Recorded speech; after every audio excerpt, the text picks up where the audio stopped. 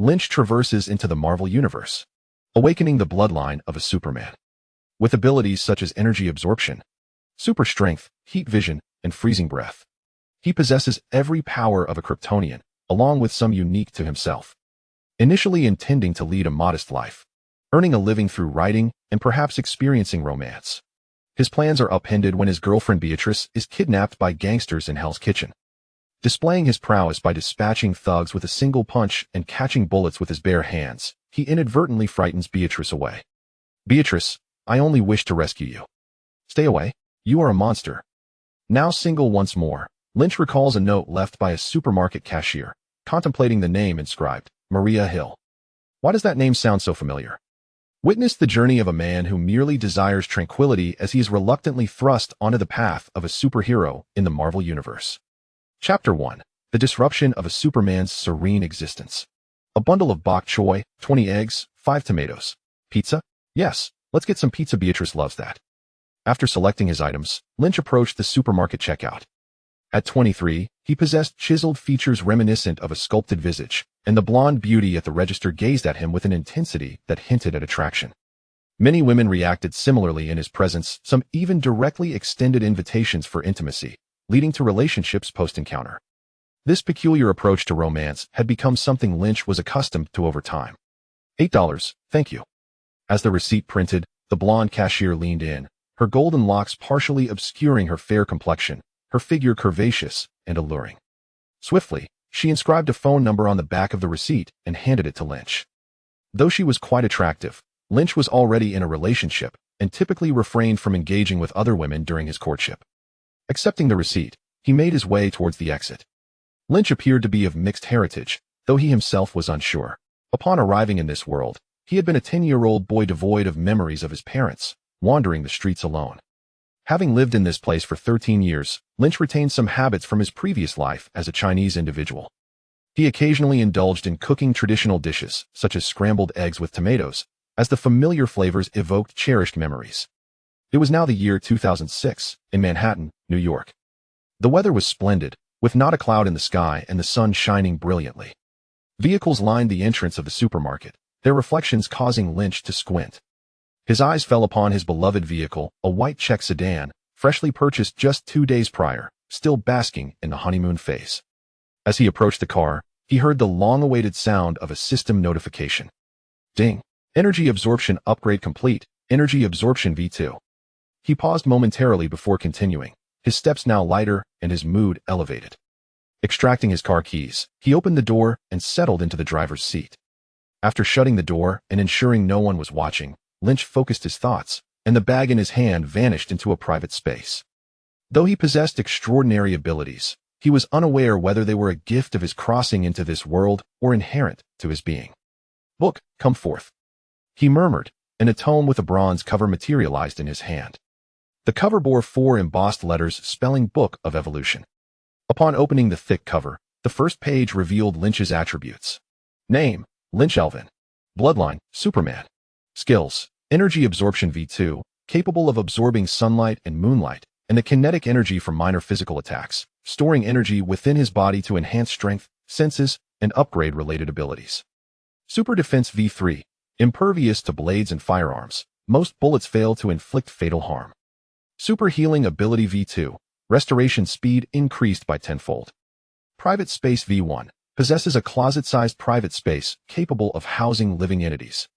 Turning to the second page of the Book of Evolution, he discovered the primary abilities of a Superman. These included energy absorption, super strength, super speed, super vision, super hearing, super endurance, super defense, super healing, super intellect, super digestion, super respiration, flight, heat vision, and freezing breath.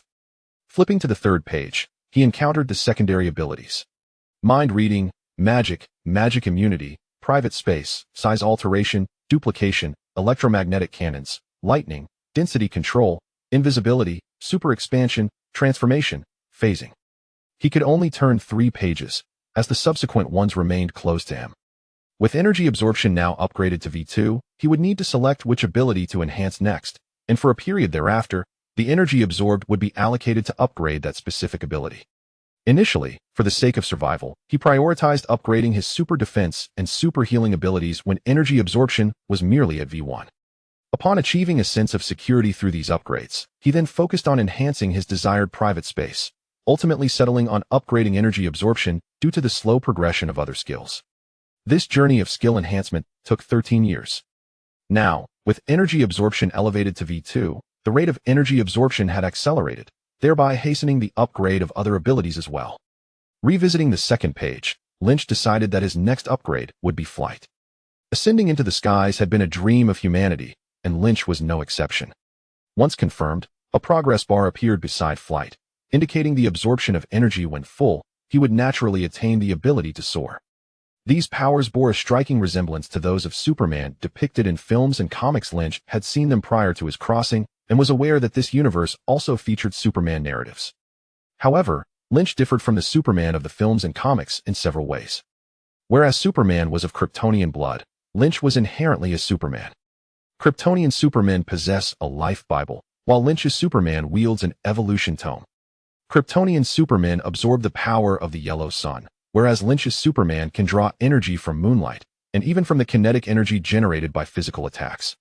While Kryptonian Supermen are formidable, embodying the pinnacle of scientific evolution strength, defense, healing, and more, Lynch's Superman also possesses extraordinary evolutionary abilities such as size manipulation, private space, and density control. Kryptonian Supermen exist within the D universe. Lynch's Superman traverses this world, now recognized as the Marvel Universe, which includes the Stark Group. Kryptonian Supermen rescue the suffering and promote universal love. Lynch's Superman is less altruistic, preferring to secure his own happiness behind closed doors. Kryptonian Supermen often conceal their identities to work as journalists. Lynch's Superman similarly masks his identity, engaging in literary pursuits, having penned works like Harry Potter and A Song of Ice and Fire, earning sufficient wealth to indulge himself. With riches and no sense of obligation to save the world, Lynch relishes his fulfilling and contented life. If given the choice, he would wish for it to remain this way indefinitely. Despite the inevitable dangers looming in a future New York under Tony Stark, Lynch remains unfazed as a Superman. As he drove homeward, he retrieved his phone, donned his headset with a smile, and dialed his girlfriend Beatrice. "My dear, where are you?" The voice of Beatrice echoed from the phone. "Lynch, I'm volunteering over in Clinton District. It'll be done soon. Wait for me." Lynch, a man of wealth, found no issue with Beatrice utilizing his resources. After they solidified their relationship, Beatrice resigned from her position as a waitress to fully embrace the role of a pampered companion. Lynch, embodying the gentle nature of a traditional Chinese man, believed that a man earns money to provide for a woman. Although Beatrice felt a twinge of embarrassment at first, she gradually became accustomed to it. With more leisure time on her hands, Beatrice occasionally volunteered, helping at orphanages, caring for children, and spending time with the elderly. While Lynch had no objections to her volunteer work, the thought of her volunteering in Clinton District caused him considerable concern. Clinton District was notoriously known by a grim moniker, Hell's Kitchen, indicative of its reputation as a veritable hell on earth. Renowned as a slum, Lynch held no disdain for the impoverished. However, desperation often drives individuals to commit heinous acts. The chaos of Hell's Kitchen was infamous, rife with gang activity. The mere thought of Beatrice, with her beauty, venturing into such a perilous environment sent shivers down Lynch's spine. "Why would you go there? It's dangerous." Beatrice replied nonchalantly, "Don't worry, it's fine. The police will protect us. After all, these are just unfortunate souls." Lynch raised an eyebrow. "All right, just be careful. Stay within sight of the police. Where are you exactly?" After removing the earpiece and placing it in the drawer, Lynch pressed the accelerator, his concern for Beatrice driving him to check on her. With his presence, he felt assured he could handle any trouble that might arise. Meanwhile, Beatrice tucked her phone away, a radiant smile gracing her face as she picked up a bag of trash and exited the dilapidated apartment building. This building, a relic from the 70s and 80s, had fallen into disrepair over the years, with many areas of the red walls pockmarked. The stairwell lacked glass, leaving square openings to welcome in sunlight, while cobwebs adorned the corners. Upon reaching the ground floor, Beatrice tossed the trash bag into the bin, only to hear a whistle nearby. "Hey, watch it." Turning toward the sound, she saw 3 men outside a bar, adorned with earrings, their chests exposed, tattoos visible, and cigarettes dangling from their lips. Clearly gang members, Beatrice shot them a glare and turned to leave. The trio, captivated by her beauty, discarded their cigarette butts and approached her. "Hey girl, how about a drink?" Feeling a hand on her backside, Beatrice flushed with anger. "Get away, or I'll call the police."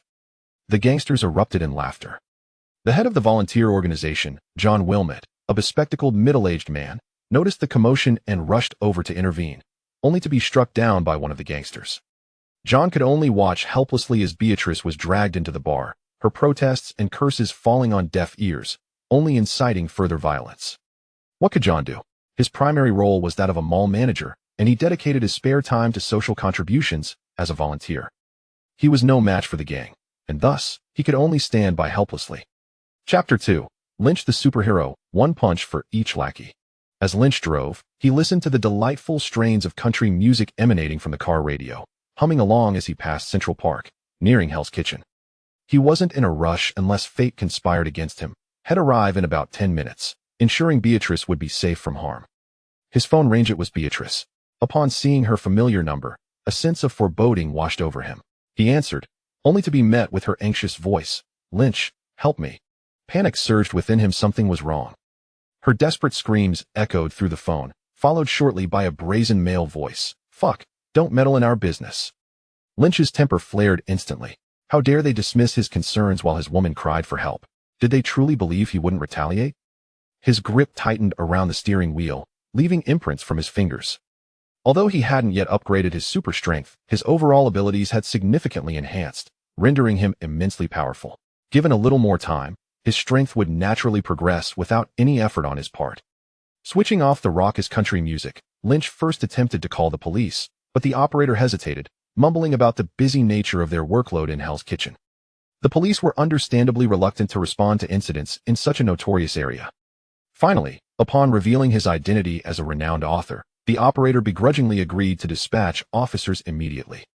By the time Lynch arrived, a police car was already stationed outside the bar, with 2 officers standing by, obstructed from entering by 2 hippies. The bar was adjacent to an old apartment building where Beatrice was volunteering, assisting a disabled person. John Wilmot, still present, hurried over to Lynch, his expression one of grave concern. "Mr. Alvin, I truly apologize. We are powerless in this situation." Lynch's face hardened as he demanded, "Where's Beatrice? What happened?" John's face bore bruises, a testament to his earlier confrontation, and upon hearing Lynch's question, he quickly relayed the events. Lynch's fury ignited as he marched toward the bar. "Mr. Alvin, you must understand, they are gang members, ruthless and unyielding. We can't take them on. Perhaps we should just let this go," John pleaded. Lynch could hardly contain himself. If it weren't for his girlfriend, John could easily suggest letting it slide, but to say so in his presence was intolerable. Did John think everyone else was as spineless as he? What kind of man wouldn't rescue his beloved? What kind of superhero would stand idle? "Get lost," Lynch shouted, kicking the middle-aged man aside before striding toward Black Dog Bar. A palpable aura of menace surrounded him.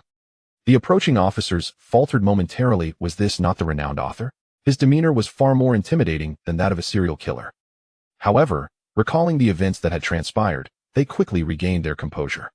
One officer approached Lynch, saying, "Mr. Alvin, we have conducted inquiries and found no unusual occurrences. Ms. Beatrice entered willingly?" Lynch pointed at John, who was rising from the ground, blood trickling from his mouth. "Did you ask him?" The officer replied, "We did," and he claimed to be unaware of what happened downstairs. With such a significant bruise, how could they simply take his word? This was an obvious deception. It appeared the police were reluctant to pursue the matter further. Though he had summoned them, they were unwilling to investigate, preferring to avoid confrontation. "Step aside." Lynch, maintaining a sliver of rationality, refrained from physically assaulting the officers, merely uttering a curse. The officer, unfazed, cast a long look at him. "Mr. Alvin, you are a notable author with a bright future ahead. Surely you can have any woman you desire. Please consider the consequences of your actions. There are many you cannot afford to cross, and a single misstep could cost you your life." With that, the officer turned and left, taking his partner and driving away, leaving Lynch to face the consequences of his own choices. Seeing Lynch's furious advance toward the bar, John Wilmot was struck with fear. Worrying the Black Dog Gang might retaliate against him after dealing with Lynch, he promptly fled the scene. For the first time, Lynch felt disillusioned with the world, understanding why so many superheroes ultimately emerged. The police proved ineffectual, leaving him no choice but to take matters into his own hands. Lynch had no desire to become a superhero, yet with Beatrice still in the bar, he felt compelled to act. At the entrance of the bar, two scruffy henchmen adorned in hippie attire had previously obstructed the police. Upon spotting Lynch's fierce approach, one of them immediately grabbed a walkie-talkie to report the situation. "Boss, we have trouble brewing." "How many?" "Just one." "Damn, only one. Can't you handle this yourself? I didn't give you a gun for mere decoration." After being reprimanded, as the henchmen turned to face Lynch, their expressions turned menacing. They retreated into the bar, brandishing their firearms, ready to stand guard at the entrance. Given Lynch's assertive demeanor, they were certain he would charge in, allowing them to take him down inside with a single shot. Although the boss had instructed them to fire, doing so on the street could attract unwelcome attention. Inside the bar, however, they could unleash their weapons without hesitation on familiar ground. Lynch, noticing the henchmen's preparations, understood they were ready, yet he remained undeterred. With a forceful kick, he sent the bar's door flying open and strode inside. The henchmen, each aiming at Lynch, squeezed their triggers. Lynch narrowly evaded one bullet by tilting his head, but the other struck his cheek, breaking the skin and drawing a trickle of blood. Yet, astonishingly, the wound began to heal at an observable rate. Before the henchmen could fire again, Lynch swiftly retaliated, delivering a powerful punch to each, crushing their skulls. It was midday, and the bar was sparsely populated. In one booth sat a balding brute, surrounded by a few lackeys eager to witness the unfolding drama. Opposite him sat Beatrice, her hair disheveled, blood trickling from her lips, her face swollen and marred with handprints, evidence of the violence she had endured. Before her lay a bottle of vodka, a potent spirit that most would shy away from. Clearly, this group was coercing her to drink, resorting to violence to enforce their will. Beatrice, once radiant, now appeared diminished and battered. Lynch's heart seethed with rage. How could he remain calm when the woman he cherished had been subjected to such brutality? "Beatrice," he bellowed, rushing toward her. Her initial joy at seeing him quickly turned to despair as the balding brute restrained her. Fuming, he glared at Lynch and barked at his subordinates. "Why are you allowing him to cause a ruckus on my territory? Eliminate him." Lynch had dispatched the two doormen in mere moments, and the surrounding gang members were still processing the scene when the boss's command rang out, prompting them to draw their weapons. The dim lighting of the bar obscured the fact that the henchmen had already been dispatched, and the boss remained unaware that Lynch had deflected bullets with his body. He was simply furious that someone dared to disrupt his domain. Turning back to Beatrice, he sneered, "Is he the one you seek? He'll be dead soon. Anyone who dares to defy me on my turf deserves no mercy. After he's gone, you'll be mine." "Not a chance," Beatrice retorted. "The police will never let you get away with this." "Police?" the brute scoffed. Despite her bravado, Beatrice's gaze toward Lynch was filled with anxiety. With the boss order given, the henchmen quickly aimed their weapons at Lynch, who was accustomed to violence and preferred firearms over close combat. Lynch's primary skill was energy absorption, which not only stored energy for upgrades, but also enhanced his physical prowess and sharpened his senses. As gunfire erupted, Lynch relied on his acute perception to dodge to the side, evading the bullets. Though he could endure a gunshot wound, he preferred not to be hit. Spotting a large sofa to his right, Lynch effortlessly lifted it with one hand and hurled it at the firing gang members, his movements as casual as tossing a doll. However, the impact upon the gang members was far from trivial. Several were severely injured as the heavy sofa crashed down upon them. Lynch's ferocity momentarily stunned the remaining gang members. Seizing the opportunity, he charged in, delivering fatal blows, leaving them incapacitated. Though he sustained 2 gunshot wounds in the process, every henchman lay defeated. Turning to the balding brute, Lynch removed his shirt to reveal 2 bullet holes, one in his abdomen and the other near his heart. Beneath the fabric, his robust muscles bore speckles of blood, but upon inspection, both wounds were miraculously unscathed. The bullets had merely grazed him, and his accelerated healing allowed him to recover instantaneously. The balding brute stood aghast, bewildered by the sight of this seemingly indestructible entity. Today's events had taken an unexpected turn, yet he saw potential. Such a talent could surely be introduced to Big Gene. Stepping away from the booth, the brute stammered, "Brother, let's talk this over. My boss is Big Gene. I can connect you with him. With Big Gene on your side, you can have anything you desire." "Are you insulting me?" As Lynch advanced toward him, the brute instinctively recoiled. He had no illusion about his ability to overpower someone who shrugged off bullets. "What is Big Gene to me? To suggest I follow him is an insult." With that, Lynch unleashed a punch that created an enormous gash in the brute's abdomen. Confusion lingered on the brute's face to him, Big Jean represented the ultimate ambition, an illustrious figure. He could not fathom why Lynch viewed an association with Big Jean as a slight. It was merely a lack of vision. As the brute's lifeless body crumpled to the floor, Lynch approached Beatrice, softly assuring her, "It's all right now, the villains have been driven away. With me here, no one can harm you." Overwhelmed, Beatrice collapsed into Lynch's embrace, tears streaming down her face, a mixture of gratitude and happiness. Yet, upon witnessing the carnage strewn across the bar, those emotions quickly morphed into fear and unease. In the days that followed, Beatrice began to avoid Lynch at all costs. Whenever he attempted to touch her, she flinched away anxiously. Their relationship became untenable. Finally, 3 days later, Beatrice left a note and departed with her belongings.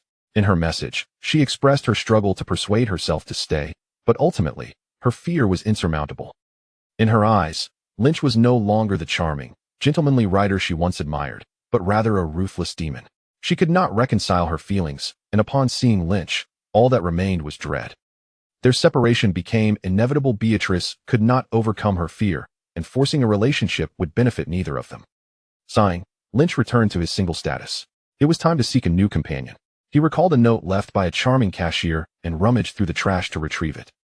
It bore a phone number and the name of a blonde beauty, Maria Hill.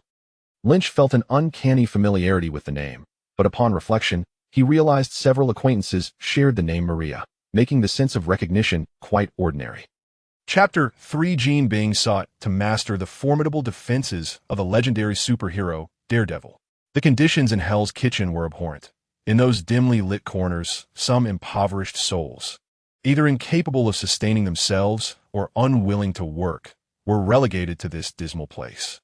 They were tattered and reeked of neglect, their expressions dulled by despair, having long abandoned any pursuit of life as promise. Just a wall away from these shadows stood a magnificent edifice known as the Fikes Building, named after its illustrious founder, Wilson Fikes. Initially, Fikes appeared as a benevolent entrepreneur, advocating for the underprivileged and pledging to improve the conditions of Hell's Kitchen, which was rife with gang violence. Upon his arrival, he unified the local gangs, ruthlessly eliminating dissent, resulting in a notable decrease in the reports of crime, at least on the surface. For some, Fikes was heralded as a transformative force in Hell's Kitchen. From his base in Hell's Kitchen, Fikes expanded his influence across New York and subsequently beyond its borders, ultimately becoming the preeminent crime lord in the entire nation. However, while engaging in nefarious activities, he operated under the alias Jean Bing, a fact that was almost public knowledge.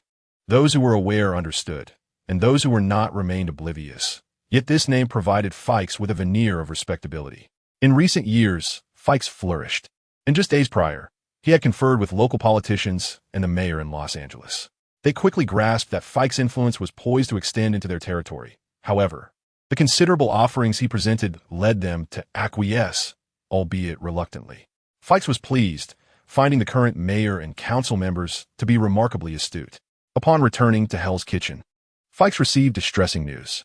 "Is there anything significant that transpired during my absence?" Fikes, a powerful figure of African descent, stood shirtless, his robust and muscular physique commanding attention as he stepped onto an electronic scale that registered a weight of 200 kilograms. He took pride in this weight.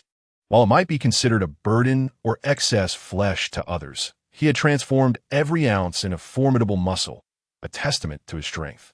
For him, this weight symbolized desire and aspiration. Before him stood his assistant, James Wesley, a middle-aged man of lean build who could also be regarded as his strategist or subordinate. Wesley had excelled academically throughout his life, graduating from prestigious institutions, and could have achieved remarkable success in either politics or business. Yet, he had chosen to serve as Fikes' right hand. Standing before the imposing figure of Fikes felt akin to confronting an indomitable fortress or a towering mountain, instilling a sense of awe and reverence for Fikes' might. Lowering his gaze, Wesley reported, "Recently, the Black Dog Gang was eradicated." Fikes, perplexed, inquired, "The Black Dog Gang in Hell's Kitchen? My people?" He had numerous subordinates, including those beneath them, and while he could not recall every individual, he was acutely aware that his loyal followers would readily lay down their lives for him. Wesley nodded affirmatively. Fikes was seething with rage, and the surrounding subordinates and service staff displayed expressions of alarm. The women attending to Fikes began to retreat, for his wrath had previously led to bloodshed. Only James Wesley could withstand Fike's formidable presence, yet he too took a cautious step back.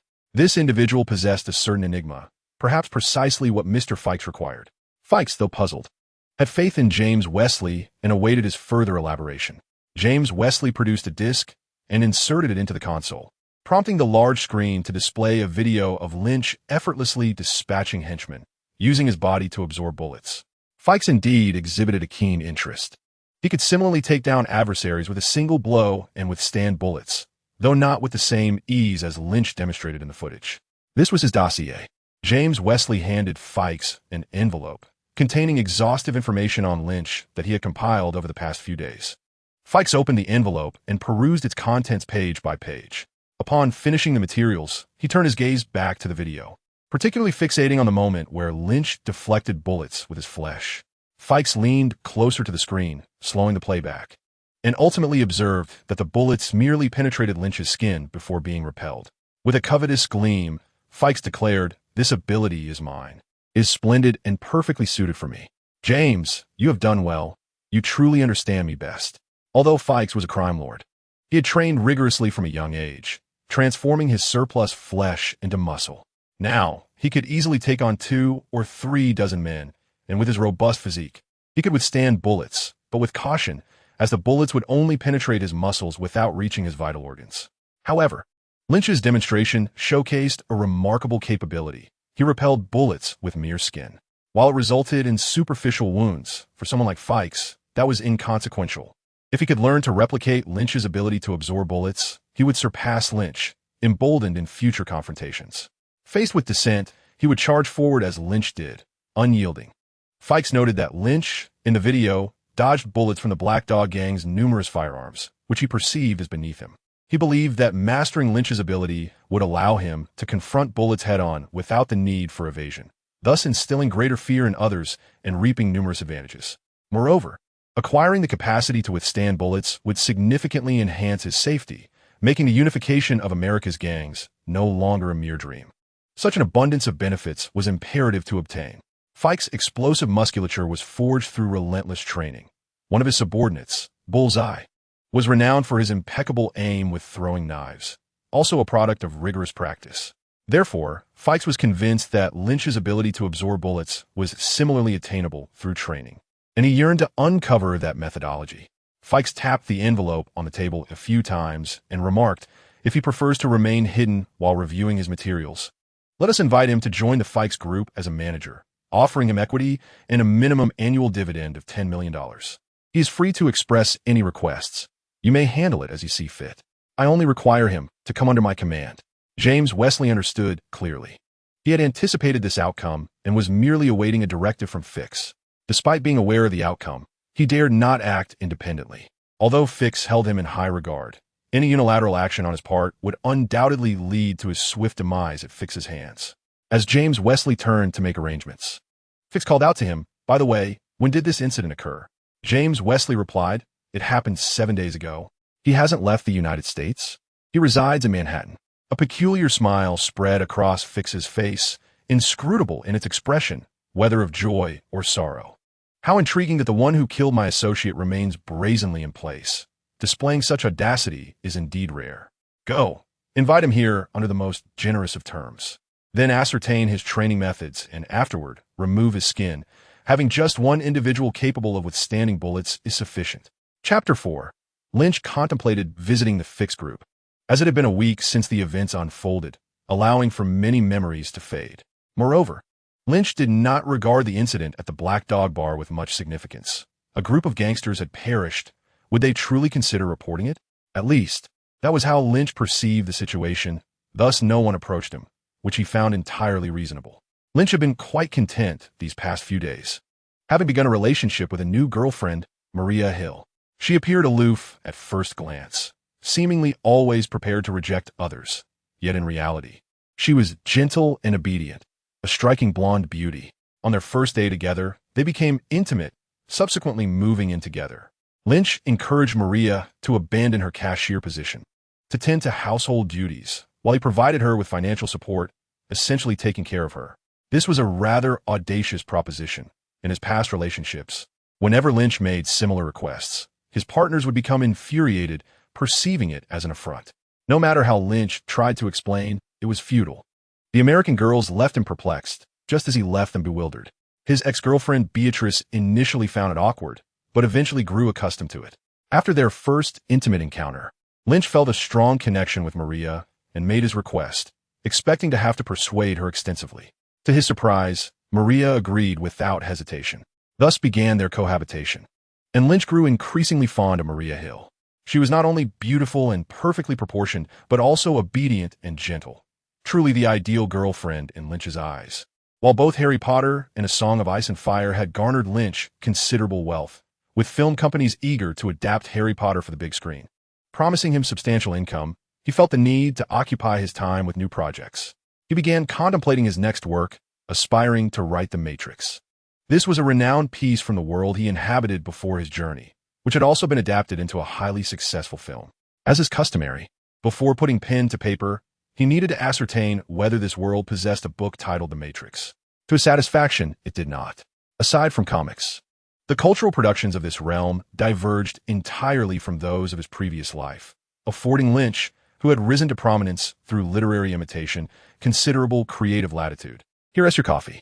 Maria, clad in a semi-transparent nude nightgown that subtly revealed her curves, placed a cup of coffee beside the computer desk. Thank you. My Maria is ever so thoughtful, Lynch remarked, lifting the coffee cup and gently caressing Maria's small hand, lavishing her with praise. Maria's expression remained unchanged, her face a mask of indifference, were it not for the moments spent entwined in sheets, during which he had glimpsed other facets of her personality. Lynch might have doubted that Maria possessed emotions beyond her characteristic aloofness. In response to Lynch's compliment, Maria maintained her stoic demeanor, yet her next words radiated a lighter tone, clearly indicating that his praise had uplifted her spirits. Are you writing a new book, The Matrix? A Tale of Hackers? The computer screen displayed the title The Matrix in bold letters. Lynch set down his coffee and replied, no. It narrates the story of a machine that exploits humans as batteries, confining their consciousness within a virtual realm. He elaborated on the premise of The Matrix. A look of astonishment briefly flickered across Maria's perpetually unchanging face. What a brilliant concept. It's simply incredible, she exclaimed. Lynch relished in Maria's astonishment, yet just then, an untimely knock echoed through the room. His brow furrowed in irritation. Who could be so inconsiderate as to disrupt this moment? He rose to answer the door, while Maria retreated to change her attire. This rare opportunity for leisure offered her a chance to unwind, especially with a handsome young man willing to indulge her, prompting a more languid demeanor as she remained in her nightgown well into the afternoon. Mr. Alvin, greetings. I am James Wesley from the Fix Group. The imposing Fix building loomed nearby, and Lynch was well aware of the Fix Group, though he had no entanglements with the company. Do you require something? He inquired. James, sporting a warm smile, replied, I have a matter to discuss with Mr. Alvin. May we enter? The capability to erect such a grand edifice surely indicated exceptional prowess, prompting Lynch to invite James inside. Once seated on the sofa, Maria had completed her change and, noticing Lynch had a guest, brought over 2 cups of coffee. As Lynch made no gesture for her to leave, she settled on the opposite side, her curiosity piqued. James cast a fleeting glance at Maria, recalling Lynch's profile, silently branding him as lecherous. Yet he felt increasingly confident in his ability to win Lynch over. Please, share the matter at hand, Lynch said, undeterred by the Fix Group's formidable reputation, speaking without trepidation. James set down his coffee and solemnly stated that they wished to extend an invitation to Mr. Alvin to join the Fix Group. Should Mr. Alvin be willing to accept, they could offer him a 10% stake in the company, along with an annual salary of no less than $10 million.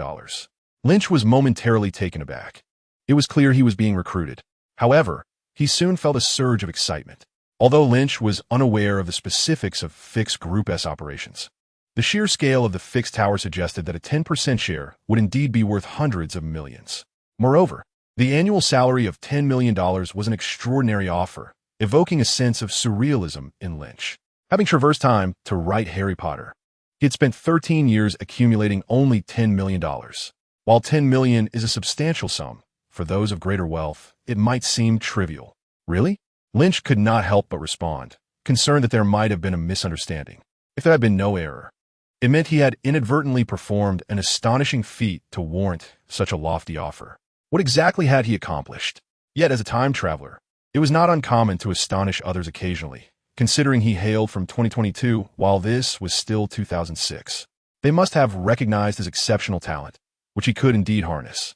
He harbored numerous lucrative ideas, but due to his limited resources, he had resorted to merely transcribing books.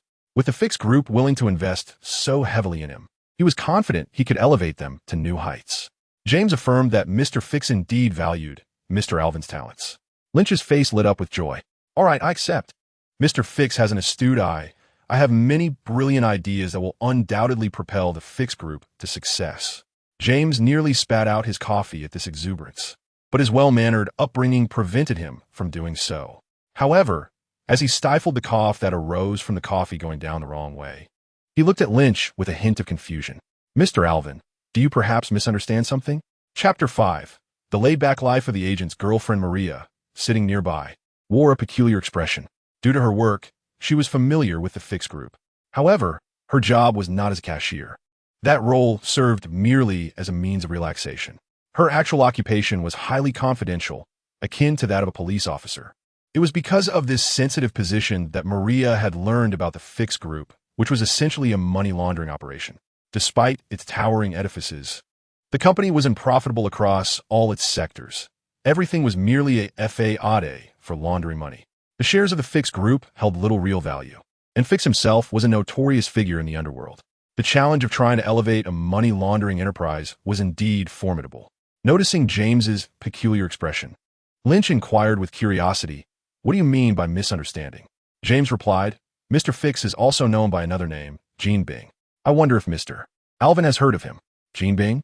The leader of the Black Dog Gang had previously mentioned Wilson Fisk, and at that time, Lynch considered him merely a gang leader, not giving it much thought. However, with the name resurfacing, Lynch found it impossible not to ponder it deeply.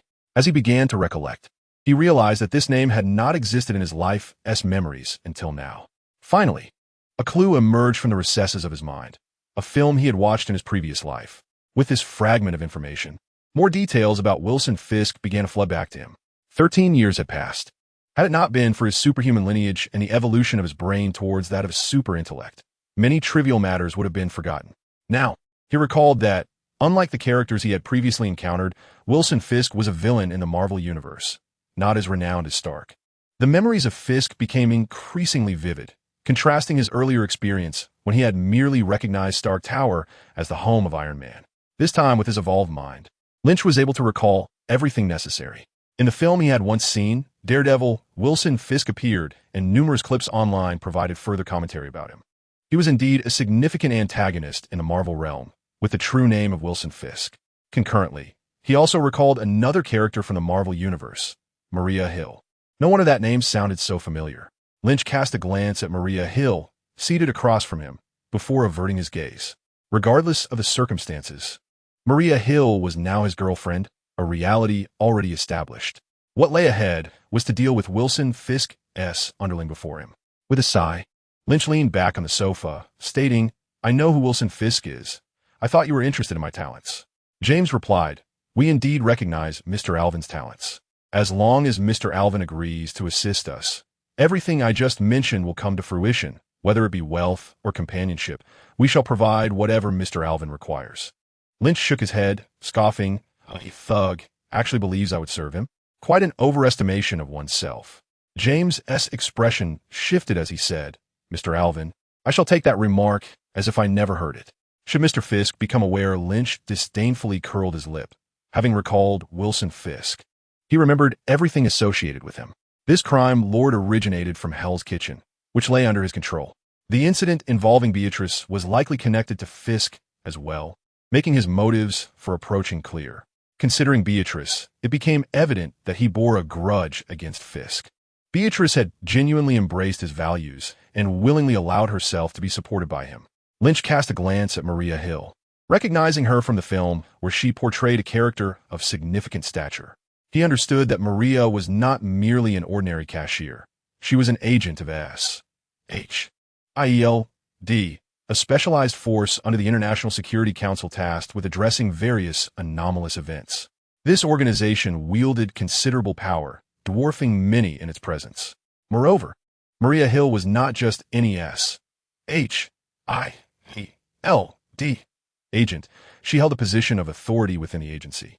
Her role as a cashier, her willingness to heed his words, and her submissive demeanor, living a life devoid of complexity and relinquishing her autonomy, could only be described as an experience of an alternate existence, one characterized by complacency.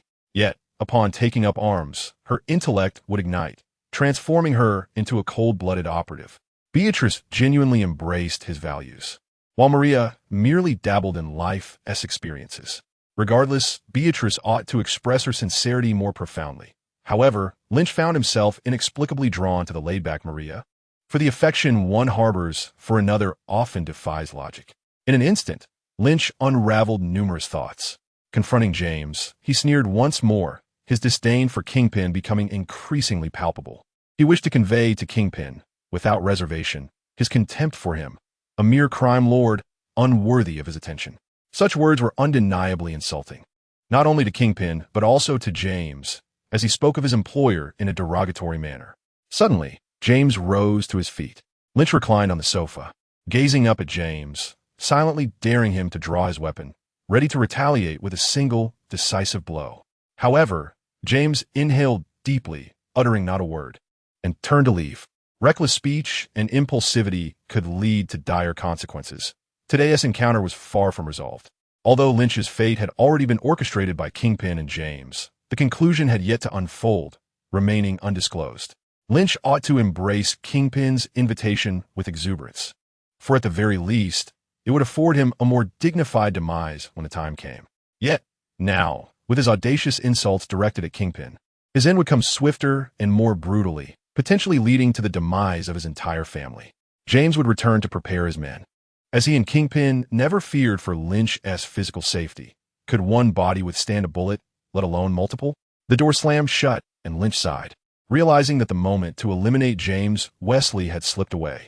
James had approached with apparent sincerity, at least on the surface, leaving no room for Lynch's ire.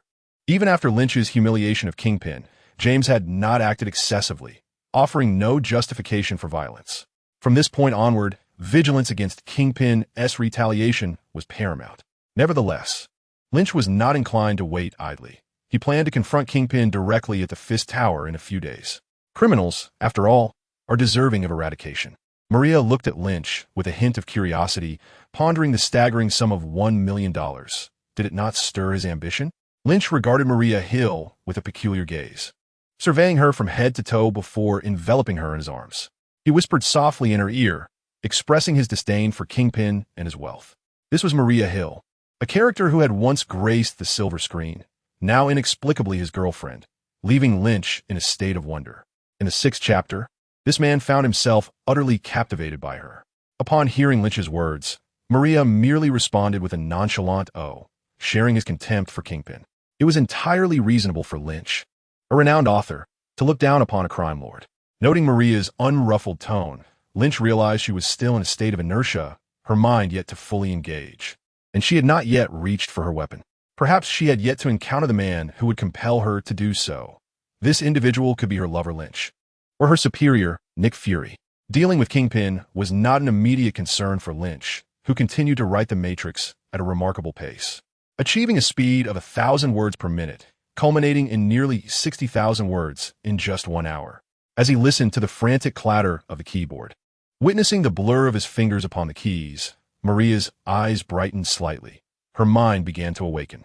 The S.H.I.E.L.D. could exceptionally recruit individuals with talent, and Nick Fury sought those with extraordinary abilities to form a special team. Lynch's extraordinary typing skill certainly qualified as an exceptional ability. Yet would they recruit him merely as a typist? Disappointed, Maria shook her head, recognizing the limited utility of such a talent. With her mind disengaged from other considerations, Maria Hill remained Lynch's devoted girlfriend, capable of household chores, providing warmth in bed, obedient and understanding, exuding a charming innocence. Ding. Flight level up. Flight level 1. While typing, Lynch heard a notification from the Book of Evolution. In an instant, he felt his body become considerably lighter, as if he could leap to great heights. Seizing the moment while Maria was engrossed in her comic books, Lynch summoned the Book of Evolution to review the details of his newfound ability. The Book of Evolution conveyed, Flight Level 1. Your body is now more agile. A single jump can reach a height of 10 meters. And you can remain suspended in the air for 30 seconds, though you cannot escape the pull of gravity. Although disappointed that he could not truly fly, Lynch acknowledged that a 10-meter leap was no small feat. Furthermore, if Level 1 could not grant flight, there was always the possibility of Level 2. Remarkably, this upgrade had taken only 8 days, far shorter than Lynch had anticipated, considering that a standard floor in a building is less than 3 meters. 10 meters would be approximately 3 stories high. The rapid advancement of a skill within such a brief span intrigued Lynch, though upon reflection, it seemed plausible. The superhuman lineage was a cohesive entity. The so-called selection of skill enhancements merely indicated a focus on specific improvements. Other abilities must also be advancing, albeit not as significantly, yielding only a modest portion of energy. Nonetheless, any energy, no matter how minimal, signified progress. For instance, with the focus on enhancing his flight skill, Lynch observed that the energy progress for this ability surged to 60%, a testament to prior accumulation. In a mere span of 8 days, I absorbed 40% of the required energy. The remarkable speed of energy absorption is attributed to the advancement in my absorption level, which has now reached Level 2. Given these factors, my flight capabilities have significantly improved, and I am poised to upgrade again. While my current ability allows me to leap no higher than 10 meters and remain airborne for 30 seconds, Level 2 should grant me true flight, I presume. However, this forthcoming upgrade necessitates a fresh accumulation of energy.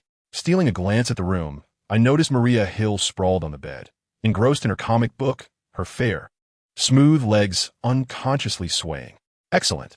She remained oblivious to my presence. With a mere thought, the Book of Evolution vanished from sight. Maria, still absorbed in her reading, briefly looked towards the door, catching only the sunlit silhouette of my figure at the computer desk. Yet, she sensed my furtive gaze upon her moments ago. Maria felt quite pleased. This handsome man was evidently captivated by her charm, even stealing glances at her while at work. Indeed, I possess an unmatched allure. She glanced at me again, the sunlight streaming through the window draping me in a golden hue. How peculiar it is to place the computer by the window, she mused. Yet she recognized that many have their own quirks or little hobbies. Just as she herself enjoyed the liberating act of lying back and allowing herself to be at ease. She observed my penchant for sunbathing. Maria found my hobby somewhat perplexing, yet it did nothing to diminish my striking appearance, which she deemed paramount. The sunlight kissed my face, and I felt no discomfort. Rather, a gentle warmth enveloped me, invigorating my spirit. Lynch, I'm hungry, Maria's voice floated from the room. Pausing my task, I inquired about her cravings. I want cake. Very well, I replied with an affectionate smile, picking up the phone to order a pizza along with the cake. Though I felt energized after basking in the sunlight and had no real hunger, it was only right to share a meal with my girlfriend. Besides, pizza is quite delightful. I reside in a luxurious apartment building, a modest 7 stories tall, with each floor housing a single resident. My abode is on the 3rd floor, comprising 5 rooms and 3 halls, complemented by a small rooftop garden. While affluent individuals often prefer suburban living, real estate in Manhattan remains exorbitantly priced, even in such limited spaces. Downstairs, a delivery person hurriedly entered, aware that peak delivery hours had arrived. A faster pace could mean more deliveries and, consequently, greater earnings. As he ascended the stairs, he encountered a young man clad in a short-sleeved shirt, exuding a robust and capable demeanor. The delivery worker, with a fleeting glance, quickly lowered his gaze. The man was clearly formidable, and he felt ill-equipped to challenge such a presence. As the two figures passed by each other, a robust and agile young man swiftly turned, delivering a precise strike to the delivery person's neck. Darkness enveloped the delivery worker as he collapsed. The young man skillfully caught the falling body with one hand while seizing the food box with the other. He propped the delivery worker against a wall, opened the food box, and retrieved a vial from his lower back, evenly dispersing the liquid onto the pizza and cake. Disposing of the empty vial in a nearby trash bin, he donned the delivery worker's jacket, revealing a smile. This seemingly nefarious youth transformed into a cheerful delivery person. He then produced a walkie-talkie, announcing that the antidote was ready and en route. A voice from the device replied that everything remained unchanged. The smiling faux delivery worker pocketed the walkie-talkie, ignoring the true delivery worker, now left in mere undergarments in the corner, along with the discarded vial, as he maintained his cheerful demeanor while ascending to the third floor. Across a distance of several meters from the luxurious apartment building lay a shopping mall, with a mall office situated directly opposite Lynch's window on the third floor. Inside the office, 5 or 6 employees were bound together, each with a strip of duct tape over their mouths.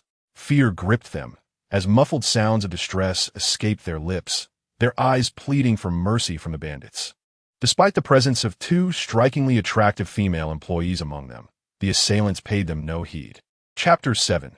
The leisurely days of the agent's girlfriend are drawing to a close. The gang, consisting of only 5 members, was heavily armed with firearms, grenades, bulletproof vests, and helmets, presenting an appearance that could easily be mistaken for preparations for war. In truth, their caution was solely aimed at one individual, a person capable of using his body as a shield against bullets. Accompanying these 5 thugs was a gaunt, middle-aged man in a tailored suit, James Wesley. Having endured humiliation at Lynch's hands, he was unwilling to delay any further.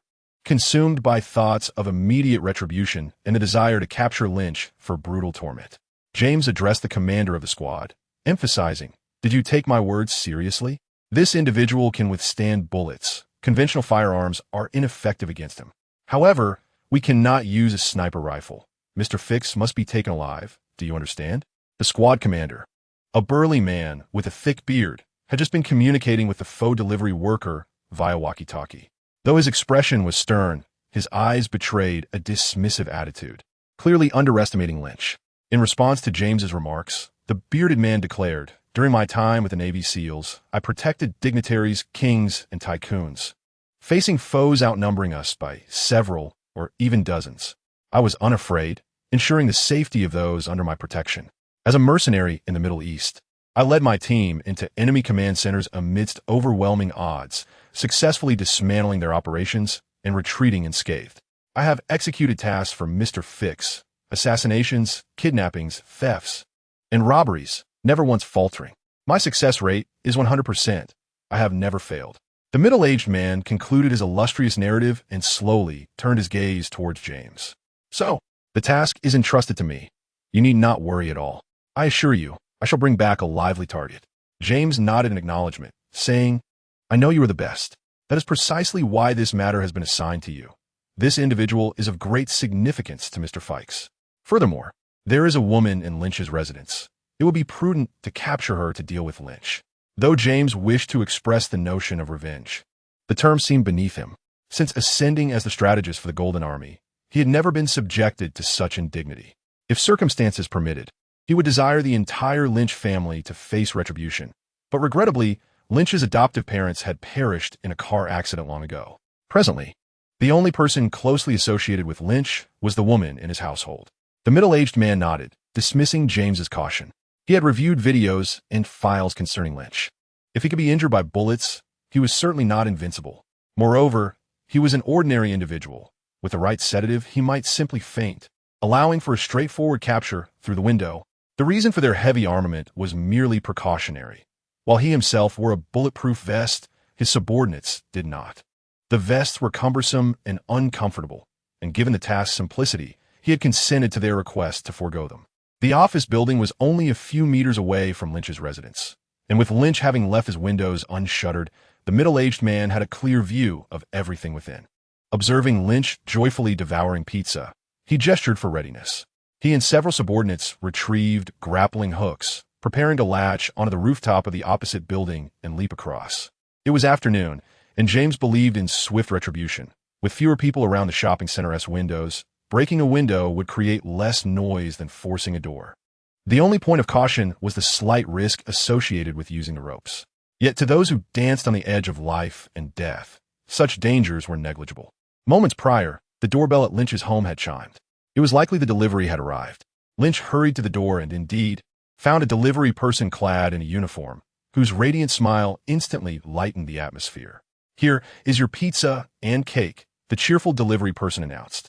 "Thank you," Lynch replied with a smile, though his expression paled in comparison to the delivery person's sunny demeanor and professionalism. After receiving the pizza, the delivery person turned to leave, and Lin Qi opened his mouth, but all he saw was a retreating figure. He then chuckled, happily informing Maria that they had a free lunch, as the delivery person had forgotten to collect payment. Is that so? Maria, having also caught sight of the delivery person from within, rose from her bed, sensing an unsettling undercurrent. Upon hearing Lin Qi's words, her instincts, honed as an agent, began to awaken. Lin Qi opened the box to reveal a pizza that was not only visually appealing, but also aromatic. He picked up a slice and took a bite, discovering that while this establishment's pizza was indeed pricey, it was exceptionally delicious. Don't eat. Upon hearing Maria's serious call, Lin Qi looked up, utterly captivated. At that moment, Maria Hill, clad in a simple white shirt and a short white skirt, had transformed entirely, from a languid, apathetic girl into a strikingly icy beauty, exuding an air of inviolable authority. Her shift in demeanor was formidable, radiating an intensity that transcended mere strength. It was a cultivated essence that could not be acquired through mere study. Lin Qi swallowed his third slice of pizza and gave Maria a thumbs up, acknowledging her coolness.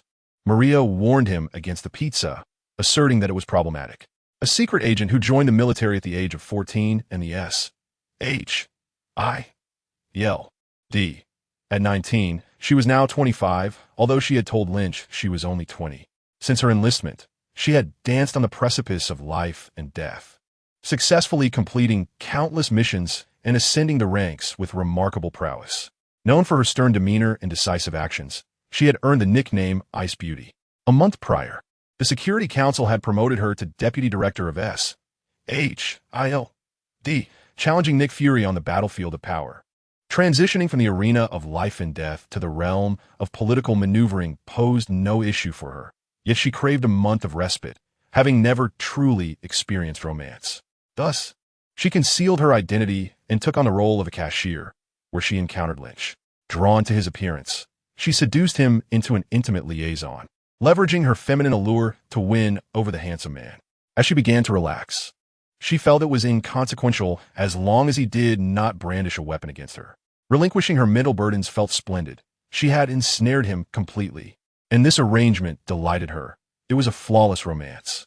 According to her plan, she would soon vanish, leaving behind only his endless yearning, a bittersweet conclusion to their affair. For they belonged to disparate worlds. Her profession demanded utmost secrecy, posing risks to her family and any intimate companions.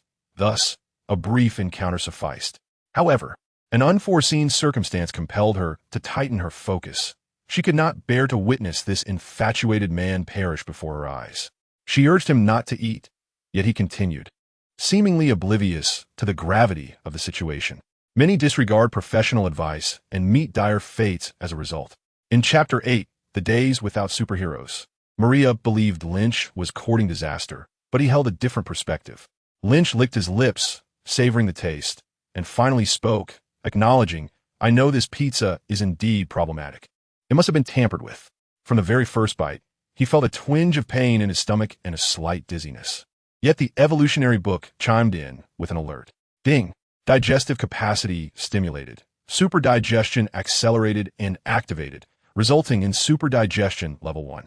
This upgrade was an instinctual bodily response. When faced with danger, the body's energy prioritized the enhancement of relevant areas. With potentially harmful substances in his stomach, his digestive functions underwent an emergency upgrade, an innate ability of his superhuman lineage, of which Lin Qi had previously been unaware. However, even if he were aware of it, Lin Qi would not place himself in a perilous situation that might trigger his body's emergency response. Such a response also demands energy, and the sudden escalation earlier had left him feeling utterly drained, his legs trembling slightly. The relentless sunlight was replenishing his energy, but not swiftly enough. In order to maintain his composure in front of Maria, he feigned indifference to the incident. The unexpected surge had undoubtedly consumed a significant portion of Lin Qi's vitality. Should it happen again, he might be left utterly spent. With the superdigestion ability, his metabolic rate increased, allowing him to convert food into energy more efficiently, akin to energy absorption, and even digest a small amount of harmful substances. A notable advantage of the upgraded superdigestion was that simply consuming food could enhance his energy levels. With this newfound ability, The dizziness dissipated instantly, prompting him to take a few more bites, all in an effort to project a gentlemanly demeanor before Maria Hill. Yet, a slight discomfort brewed in his stomach. Even with superdigestion, the medicated pizza brought him unease, compelling him to cease eating immediately. At that moment, a cacophony erupted as the window was violently shattered, and 5 armed men stormed in. Without a moment's hesitation, Maria nimbly dove into the kitchen, her movements graceful. However, Lynch remained motionless, facing 5 guns without a trace of fear. The gunfire at the Black Dog Tavern had caught him off guard, but after experiencing a handgun firsthand, he realized the harm was not as significant as he had imagined. These 5 men were part of the elite squad under Jean Bing, who had been surveilling Lynch from the office across the mall. The middle-aged man, observing Lynch devour the pizza through binoculars, initiated their assault, eager to conclude their task swiftly. Among the intruders, the middle-aged man looked at Lynch in disbelief, unable to suppress his curiosity. "Why are you not unconscious yet?" With a glint of menace in his eyes, Lynch replied, "I apologize for disappointing you, but is it really appropriate to vandalize my window? You must compensate. Even Jean Bing cannot save you now." It was evident that these men were associated with Jean Bing, though Lynch occasionally found himself in minor disputes with others. Only Jean Bing would brazenly shatter windows over trivial disagreements. Lynch had not anticipated such a swift response from them, especially in broad daylight. This nation had truly decayed and was in dire need of superheroes. The middle-aged man disregarded Lynch's rambling, holstering his gun and drawing a long knife from behind. He feared that his marksmanship might be too precise, potentially killing Lynch with a single shot. He was equally confident in his skills with a blade. "Someone wishes to see you. Come with us to avoid any bodily harm. You wouldn't want your woman to be disrespected, would you?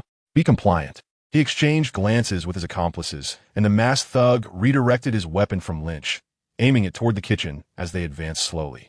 Their primary focus was Lynch, but capturing Maria was also part of their mission. To manipulate with Maria was an outrageous act that ignited Lynch's fury. He ceased his idle chatter and launched a direct assault. Phil received my blow, with his right leg firmly planted on the ground. He surged forward like a gust of wind towards the burly man wielding a knife, finding the individual before him utterly repugnant and determined to deal with him first.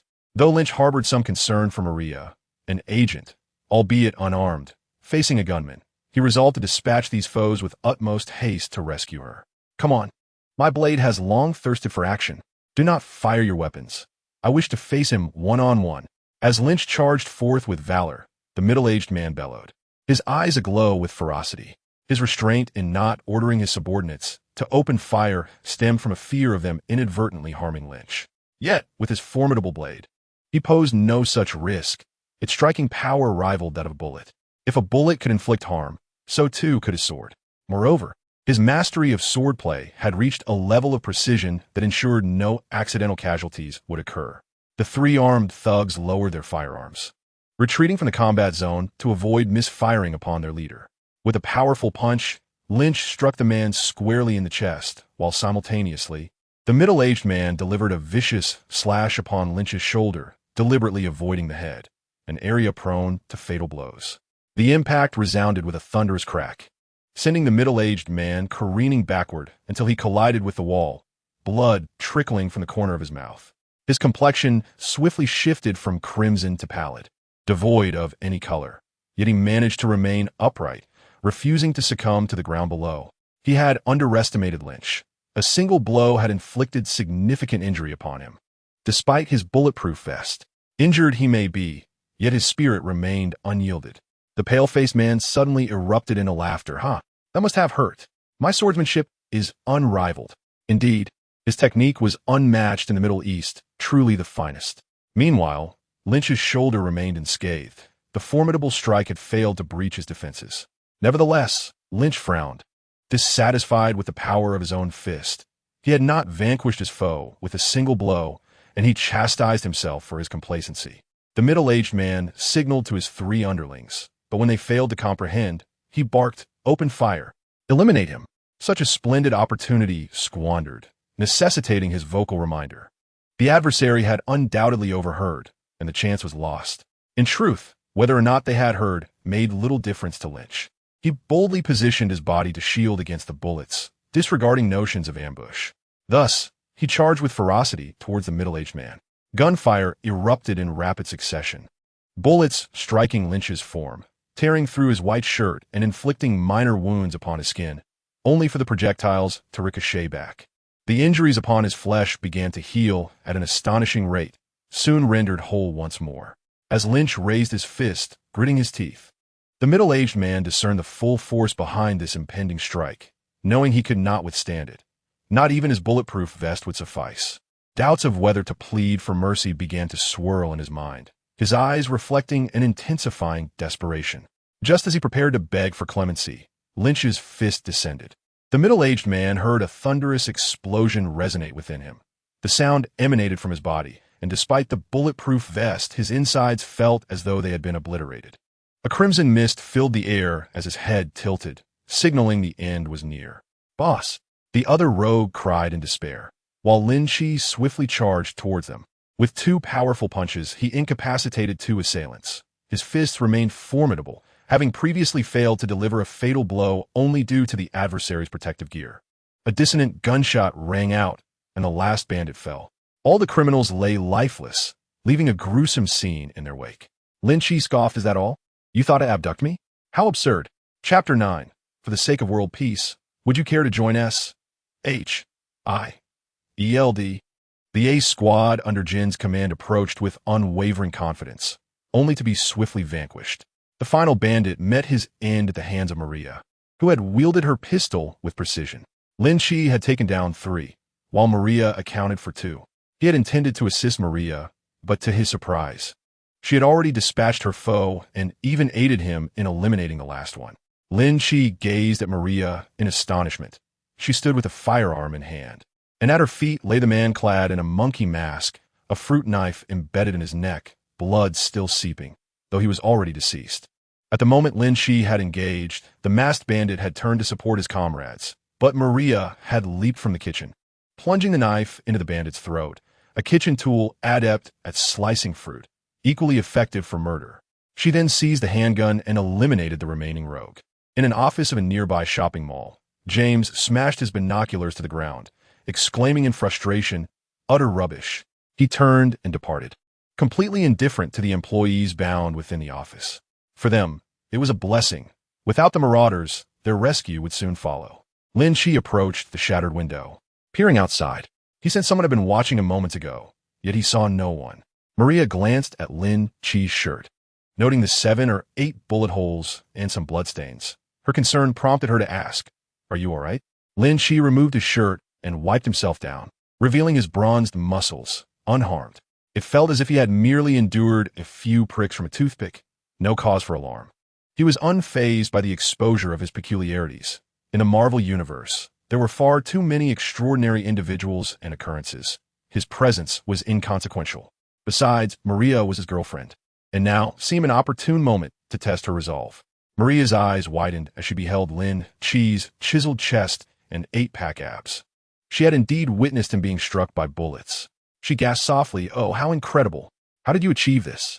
Her mind wandered back to Lin Qi's pizza laced with poison, recalling that he had suffered no ill effects. Lin Qi pondered briefly and shrugged. "The poison affects me somewhat. My stomach feels a bit off. I've experienced this since childhood. I'm unsure of the cause, but it has granted me strength to withstand bullets. I have a feeling that in a few days, I might even be able to fly." Lynch spoke the truth. He was uncertain how he possessed the bloodline of a superhero. Whether it was hereditary or simply a nonsensical stroke of luck remained a mystery to all. Maria acknowledged Lynch's assertion, noting that many extraordinary individuals and superhumans were equally oblivious to the origins of their powers. Perhaps an unforeseen incident bestowed upon them their unique abilities. Such occurrences were commonplace in a world where genetic foundations were exceedingly unstable. A moment's carelessness could lead to mutations. Maria had witnessed this phenomenon numerous times. It was rare for those who gained special powers to desire a tranquil existence like Lynch did. What constitutes talent? This is true talent. A physique that withstands bullets, immunity to toxins, the ability to obliterate opponents with a single blow, and the potential to soar through the skies. Such individuals are precisely what the S.H.I.E.L.D.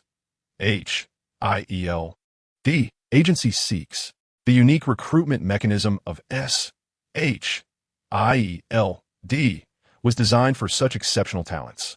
After a moment's contemplation, Maria directly inquired whether Lynch was interested in contributing to world peace, stating that her organization existed for that very purpose and required individuals of his caliber. Lynch approached her, playfully pinching her fair cheek.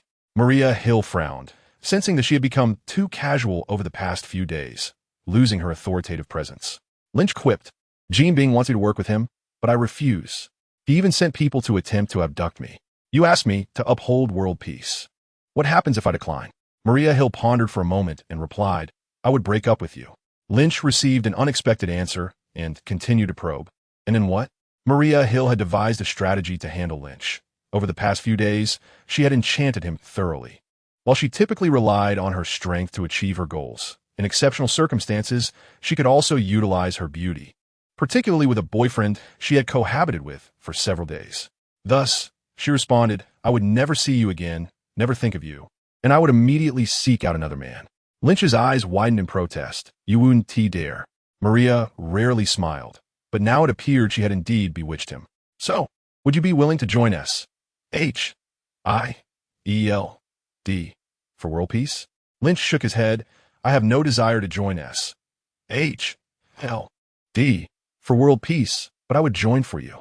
This response was anticipated. The notion of world peace was merely a corporate slogan, much like Maria herself, who did not join S.H.I.E.L.D. for the sake of world peace, but rather to realize her own value, contributing to global harmony in the process. Maria Hill nodded. "I have 3 days of leave remaining. Once my vacation is over, I will take you to report to S.H.I.E.L.D. She wished to indulge in a few more days of leisure, savoring the moment. For once she began her official duties, such tranquility would be a luxury of the past. Lynch interjected, "There's no rush. I want to take care of one person first." With her mind engaged, Maria swiftly deduced Lynch's intentions. "You intend to kill Jean Bing?" Lynch affirmed, "Yes, his aggression is excessive, and his malice is profound. I can no longer wait. I must eliminate him now, or I shall find no peace. Will you attempt to stop me?" Maria shook her head. "I am a S.H.I.E.L.D. agent tasked solely with handling extraordinary events. Jean is too insignificant. This matter falls outside our jurisdiction. However, as her girlfriend, I must accompany you. I can assist with the aftermath. You and T want the police to apprehend you. Would you?" Outside, the wailing of police sirens grew louder, accompanied by urgent footsteps ascending the staircase. The police were coming. This was not Hell's Kitchen, and a gunfight would inevitably attract attention, prompting a swift response from law enforcement. Lin Qi replied, "I need assistance with the aftermath, but you need not accompany me." Maria shot him a disdainful glance. "I acknowledge your capabilities. You can deflect bullets and possess considerable strength, but your sense of danger is woefully lacking. You failed to notice the problem with the pizza. You wouldn't even know to evade if someone burst in." Maria shook her head. "You're far too amateurish. I cannot trust you to confront Jean alone." After uttering this, Maria's gaze lingered on Lin Qi as she assessed him. Formidable defense, remarkable self-healing abilities, decent speed, and the capacity to metabolize simple drugs. Perhaps he could even fly. Suddenly, she recalled a comic she had seen earlier, featuring a superhero who adored the sun. But she quickly dismissed such fanciful thoughts. After all, what transpired in comic books could hardly occur in reality. There came a rapid series of knocks at the door. The police had arrived. Lin Qi moved to open the door, but Maria stopped him. She made a quick phone call, and after a brief wait, she finally approached the door. "I am Maria Hill." The officers outside exchanged glances, having just received a call stating that the terror attack had been resolved by Agent Maria Hill. Her earlier phone call had been to the precinct, confirming her identity. She indeed possessed credentials that were vital, as many of S.H.I.E.L.D's missions incited global panic. For the sake of world peace, S.H.I.E.L.D. identities must remain concealed, and typically, they operated under assumed names. The 3 officers at the door promptly holstered their weapons. "Officer, how may we assist you?" Maria stated, "This location has experienced a terror attack. There are bodies of the assailants inside that require your attention." Having briefed the police, Maria turned to Lin Qi. "We must find Jean swiftly. Any delay could give him time to prepare defenses." "Let us go." Lin Qi responded, shaking himself from his reverie.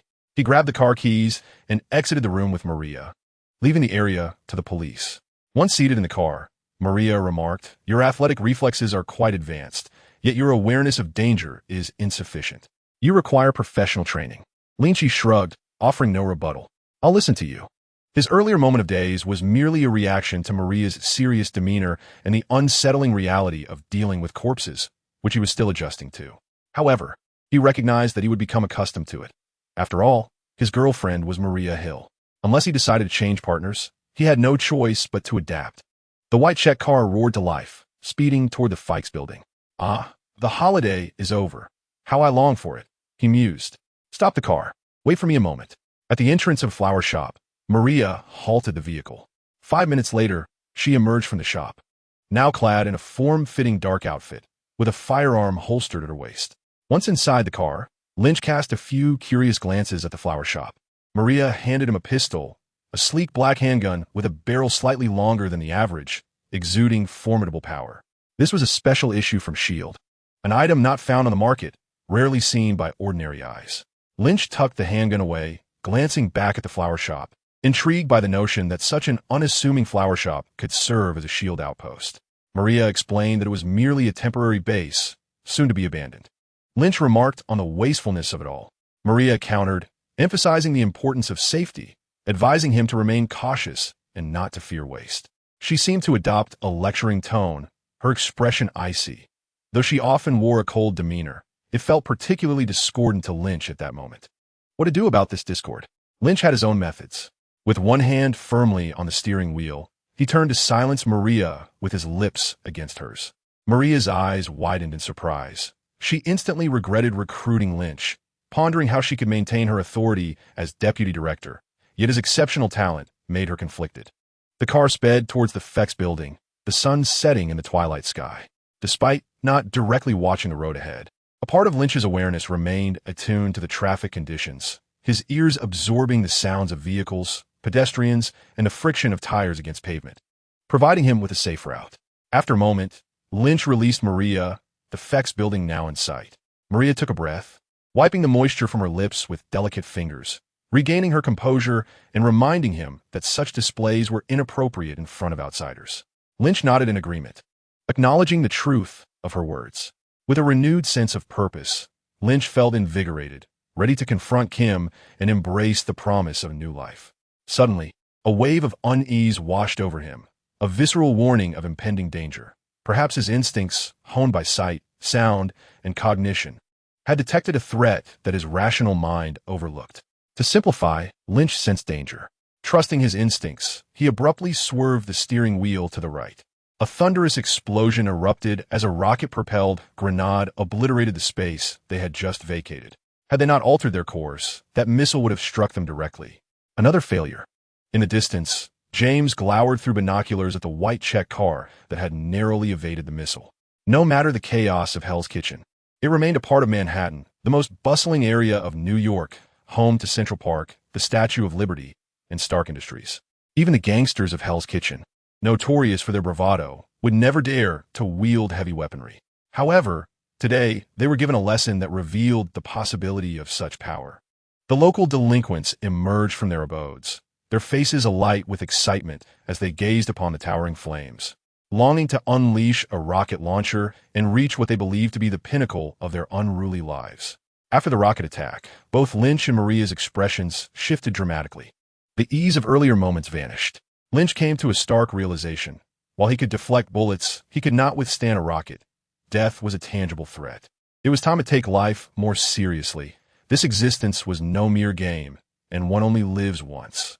In the aftermath of the rocket launch, a line of gangsters armed with firearms emerged, opening fire on the sedan. They were not far from the S.H.I.E.L.D building, having arrived on James's orders to engage in gunfire. Upon receiving James's report, Kim immediately issued a command to eliminate Lynch. It had been years since anyone had humiliated him so, and he resolved to ensure Lynch's demise. Bullets began to rain upon the vehicle. Before it could decelerate, Maria pushed open the car door, executed a roll, and evaded the hail of gunfire. Taking refuge behind a nearby wall, bullets struck the windshield, shattering it and creating a spiderweb of cracks. The windshield could not withstand the high-velocity onslaught. A bullet aimed at Lynch's head narrowly missed as he instinctively tilted away. Previously, Lynch had underestimated the danger of bullets, but the rocket attack awakened him to the peril he faced, heightening his awareness. With newfound vigilance, Lynch's evolved body and mind effortlessly dodged the incoming bullets. He had become an even more formidable version of himself. Observing that Maria had exited the vehicle, Lynch followed suit, though his exit lacked her grace. Maria rolled out like an elegant swan, while Lynch tumbled out like an awkward panda, sustaining several bullet grazes but ultimately finding cover. Another explosive roar erupted as the fuel tank of Lynch's white check car exploded. Amidst the flames, Lynch and Maria began to return fire against the gangsters across the street. Each time Lynch exposed himself to aim, he was met with bullets that struck his head like pinpricks, causing a brief sting that made him instinctively shake his head. Chapter 11. What can one do when one is inherently exceptional? Despite managing to squeeze off a few shots, he was severely hampered by the overwhelming enemy fire, making it difficult to hit his targets. Suddenly, Maria crossed his mind, sending a jolt of alarm through him.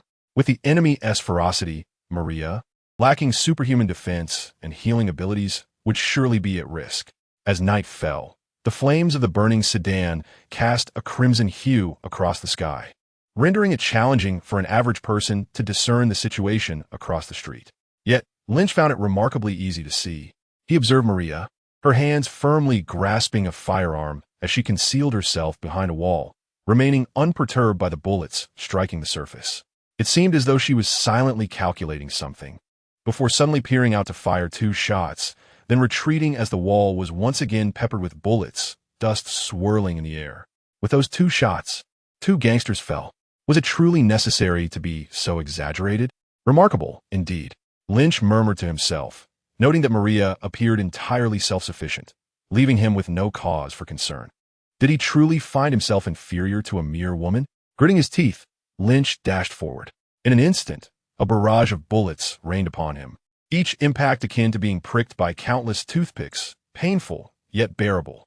Beyond the agony, a warm sensation coursed through his body, a result of his energy absorption ability, which not only harnessed sunlight and moonlight, but also absorbed a fraction of kinetic energy from physical attacks.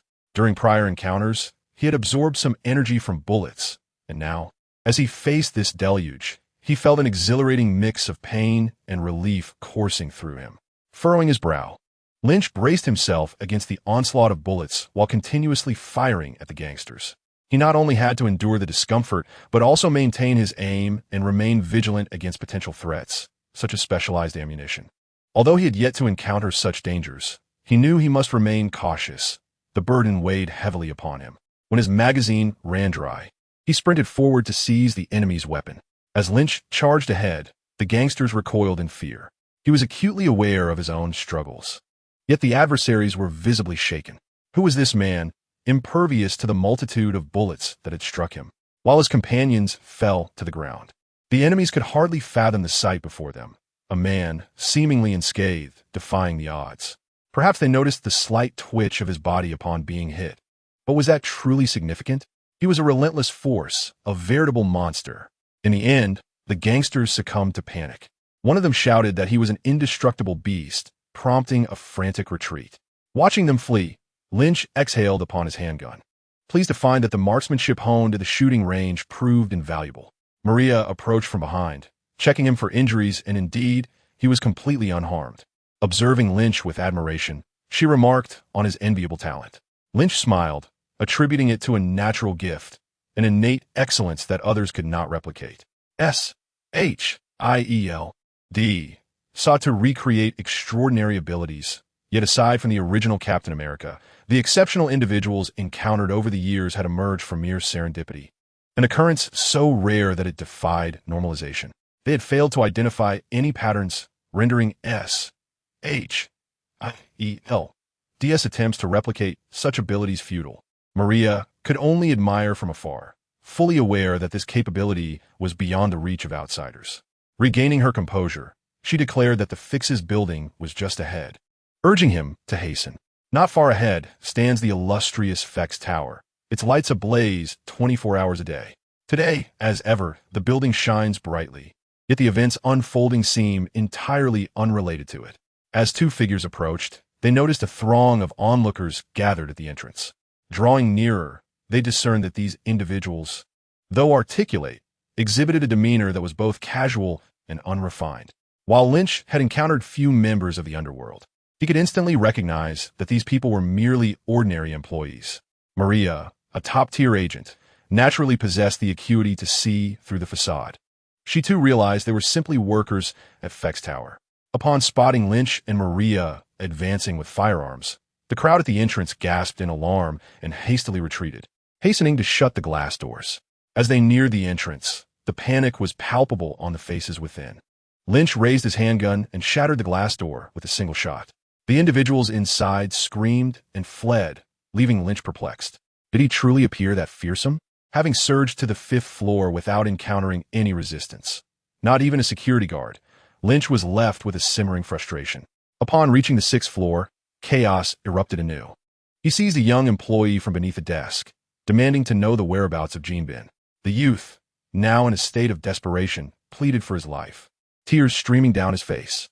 Upon hearing the question, he appeared bewildered. Who was Jinbin? Lynch rephrased his inquiry, asking where their boss, Fex, could be found. The young man, still weeping, revealed that the boss had departed for Los Angeles the morning prior and begged Lynch not to kill him, claiming his daughter was only 3 years old. Lynch was taken aback, casting a glance at this coward who had child. Maria interjected, suggesting that Jinbin might indeed be absent. Had he been present, they would have encountered more than just ordinary employees. The resources at Jinbin's disposal were surely far more extensive. Lynch pressed the young employee on who was in charge of their location. It's President Wesley, he replied, perhaps sensing that Lynch would spare him. James Wesley? Lynch clarified. Yes, that's correct. Having confirmed Wesley's location, Lynch released the young man and strode towards the staircase. S.H.I.E.L.D. Tower boasts a total of 33 floors, with James's office situated on the 32nd. According to intelligence, he was generally present there, save for rare occasions. The public elevator only ascended to the 29th floor, necessitating an additional 3 flights of stairs before they reached their destination. With a forceful kick, Lynch burst through the door of the presidential office. James Wesley sat behind an opulent desk, a smile gracing his face as he regarded Lynch. Mr. Alvin, you have arrived. Are you prepared to accept my invitation and join the FX group? His smile radiated warmth, yet Lynch remained utterly indifferent. Without hesitation, Lynch leaped onto the desk, gun aimed squarely at James's forehead, and from his elevated position demanded, "Was it you who dispatched the assailants against us? Did you also give the order to bombard me with a rocket launcher?" As the instances of being held at gunpoint increased, James now felt little trepidation when confronted with a firearm, maintaining a calm demeanor as he inquired about what Mr. Alvin had just mentioned regarding the recent rocket launcher attack, deeming it quite unfortunate. Those who had previously aimed guns at him had met grim fates, their ends often tragic. He pondered how long this latest assailant would remain unscathed. Even under the duress of a gun, James Wesley still found himself contemplating other matters. Lynch, with a mocking smile, questioned, "Do you think I would hesitate to kill you?" Turning his gaze toward Maria, he asked, "If I were to eliminate him, would that cause you any trouble?" Maria shook her head, stating that in gang conflicts, a few more fatalities were commonplace. Moreover, James had a tainted past, and an inquiry into his background would reveal a significant amount of misconduct. Gold would undoubtedly suppress any fallout. James sensed something amiss and urgently interjected, "Wait, bang!" The gunshot rang out, creating a gaping wound in James's forehead, blood erupting from the back of his head and splattering across the vicinity.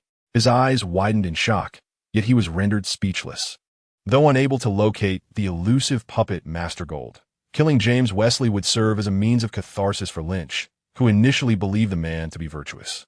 Maria remarked, "You are rather naive. The distinction between good and evil is irrelevant now. It is merely a matter of allies and adversaries." Lynch found himself momentarily speechless. Upon reflection, Maria's assessment held merit. Even if James were a good person, aiding Gold against him warranted his demise. As Lynch and Maria exited the CEO's office, they noticed a mobile phone and a telescope resting by the window. Moments prior, James Wesley had utilized this phone to issue the order for the rocket launcher attack and had observed Lynch's actions through the telescope. Now, James lay lifeless, with the need for home renovations, Lynch and Maria decided to find lodging at a hotel. After a refreshing shower, Lynch promptly burrowed under the covers. Maria settled at her computer, needing to address the incident that had transpired outside the fixed building. Gunfights were a daily occurrence, especially in Hell's Kitchen. However, the use of heavy weaponry, such as a rocket launcher, necessitated serious attention. Before long, the individual responsible for the rocket launcher voluntarily surrendered to the police. Just an hour after the incident, it was evident to all that he was merely a scapegoat, yet the case was resolved. The matter regarding the rocket launcher was concluded, and the remaining issues could be left to the police. Ultimately, it was merely another gang conflict to be glossed over. All fatalities, including James Wesley, were attributed to gang violence. As anticipated by Maria, Gold did not come to James Wesley's defense. To uncover the truth behind James's demise, one would need to investigate his records, which contained extensive incriminating evidence against Gold, along with numerous illicit dealings involving high-ranking officials. A thorough inquiry would undoubtedly lead to complications. Hence, such investigations were best avoided. Gold, too, would not dare permit the police to probe further. Attributing the death to gang violence was the most favorable outcome. Maria did not pursue the matter further. Even if she did, capturing Gold would prove elusive. Moreover, employing S.H.I.E.L.D. tactics against Gold would be akin to using a cannon to swat a fly, excessively wasteful. Furthermore, Gold posed no real threat to Lynch, leading Maria to conclude that expending time and energy on this issue was unwarranted. Maria shut down her computer and nestled into Lynch's blankets. It was improbable that Lynch would venture all the way to Los Angeles solely for the sake of Gene Ben. So the matter was left as it was for the time being. A day later, Maria took Lynch to join S.H.I.E.L.D. The headquarters was located in Washington, while there was also a branch in New York. However, as Maria had been appointed deputy director, she needed to return to headquarters, and thus Lynch directly commenced his employment there. Lynch's vehicle had been rendered unusable in the recent battle, and he concocted a flimsy excuse to approach the insurance company, but they were unwilling to cooperate. Disinterested in causing a scene, Lynch resigned himself to his misfortune. This time, they traveled in Maria's car, a striking red sports car that far surpassed Lynch's modest check vehicle in grandeur. After more than an hour, they arrived at a private airport on the outskirts of New York, where an aircraft with a distinctly sci-fi design awaited them. Its robust exterior and elegantly curved wings exuded a metallic sheen from every inch. Anyone with a passion for vehicles and machinery would surely be enamored by this aircraft. Lynch marveled at its beauty. Maria explained that this was the first-generation Quinjet, originally designed for combat, but now retired to serve as a private plane. The weapon systems had not been dismantled, allowing for use in emergencies. Lynch remarked that the designer of such an exquisite form must be a master craftsman. Maria was unable to provide an answer, as S.H.I.E.L.D. sought only the best, and she no longer remembered who had designed its appearance. As the staircase of the Quinjet descended, a flight attendant clad in a uniform, possessing a graceful figure and striking features, stood at the top. Maria led Lynch up the stairs, and the attendant greeted them with a smile, saying, "Welcome back, Director Hill." Maria nodded in acknowledgement. The interior was modest in size. Accommodating a bed would be a squeeze, but there was ample space for 2 rows of seats and a refrigerator. The flight attendant knelt slightly to pour coffee for Maria and Lynch. This was not mere formality. The aircraft's height necessitated bending to stand, making kneeling the most practical position. Despite the environmental constraints, this posture brought Lynch a peculiar sense of delight. "This is truly living," Lynch mused. Maria shot him a glance and remarked, "Ashley is a S.H.I.E.L.D. agent, serving as the co-pilot of the Quinjet. She is not merely a stewardess. Her assistance is a mark of respect towards me." Ashley, the attendant, looked at Maria with wide eyes, exclaiming, "Director Hill is my idol. It is an honor to serve you."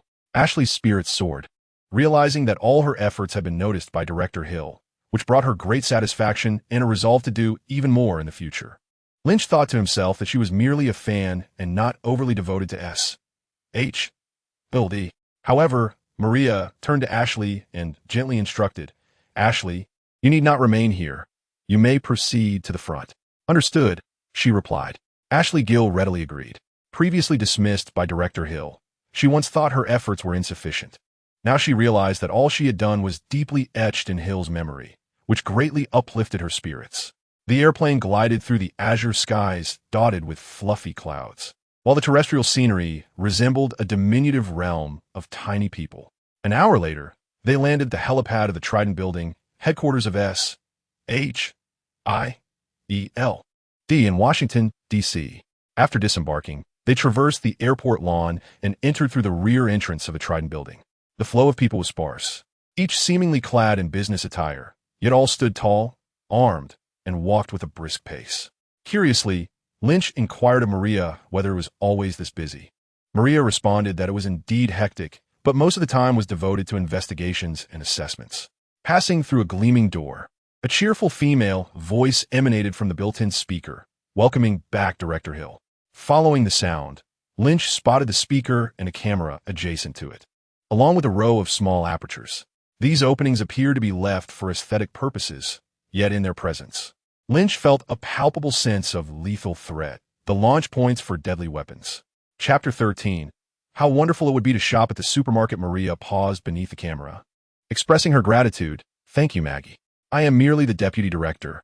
Do not omit the title. Behind the surveillance monitor, Maggie Jody smirked, her lips curling into a light laugh. Most people dislike the prefix. Maria replied, but it is the truth. Please record this individual, Lynch Alvin. I've brought him in. Maggie scanned Lynch with the camera, capturing relevant data before concluding, all set. You may enter. Thank you, Maria said as she led Lynch through the door. Just a few steps in, a young man with a buzz cut rushed out of the elevator, clutching a file, his gaze darting in their direction. Upon spotting Maria, his eyes brightened instantly. Compared to others, his demeanor lacked ironclad resolve, yet his features were well-defined, suggesting a potential for youthful charm. He hurriedly approached Maria, exclaiming, Director, welcome back. As of today, you are the deputy director. A few of us from the Secretariat have prepared a small celebration for you, and we hope you will grace us with your presence. Not interested, Maria replied, maintaining her distant demeanor throughout their passage, and this young man was no exception. The disappointment was evident on his face.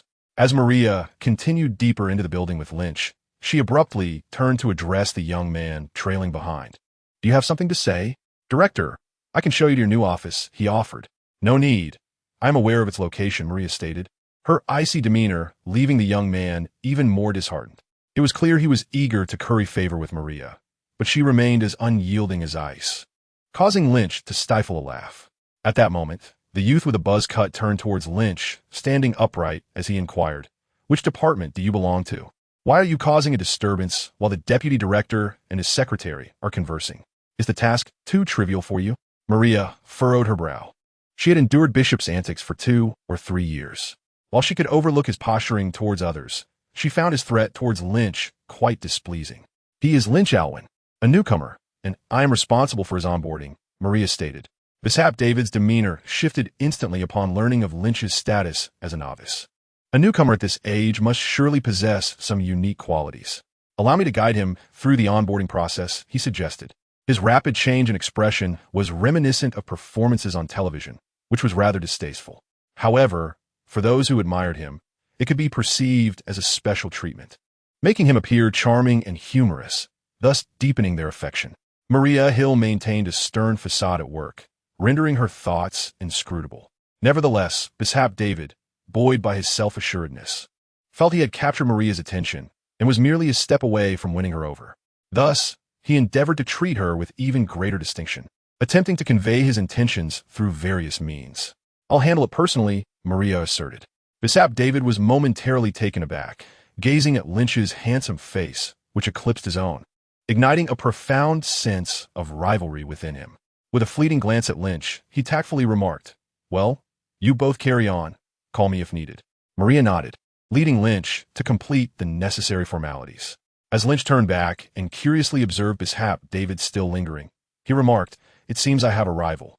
Maria's elegantly shaped brows arched slightly as she queried, Are you afraid? I fear I might be tempted to knock him out, Lynch replied. Maria quickly interjected, That would be quite troublesome.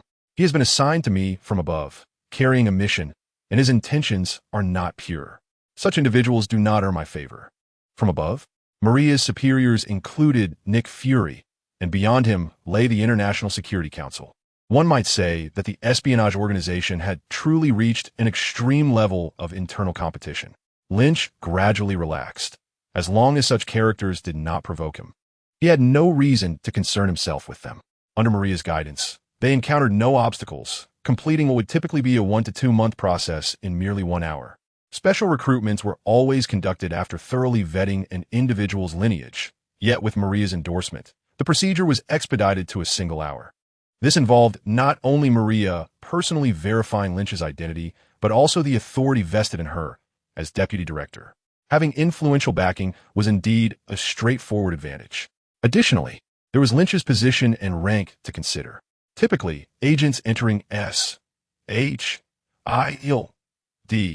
began as intern agents, subjected to daily training on the field, awaiting their names to be called, and then following the larger group on missions, serving as mere pawns. Even after achieving full status, they remained junior members, required to exert significant effort before being permitted to undertake independent field work. As for Lynch, he took out his work certification and examined it, a large portrait accompanied by the designation of field agent, level 4 adorned with the S.H.I.E.L.D. anti-counterfeiting seal, a level 4 field agent of S.H.I.E.L.D. While the rank itself may seem trivial, the significance lies in the fact that many individuals may never attain such an esteemed position. This document grants one the privilege to traverse the world freely during working hours. Currently, Lynch is directly under the leadership of Maria Hill. Is this an abuse of public office?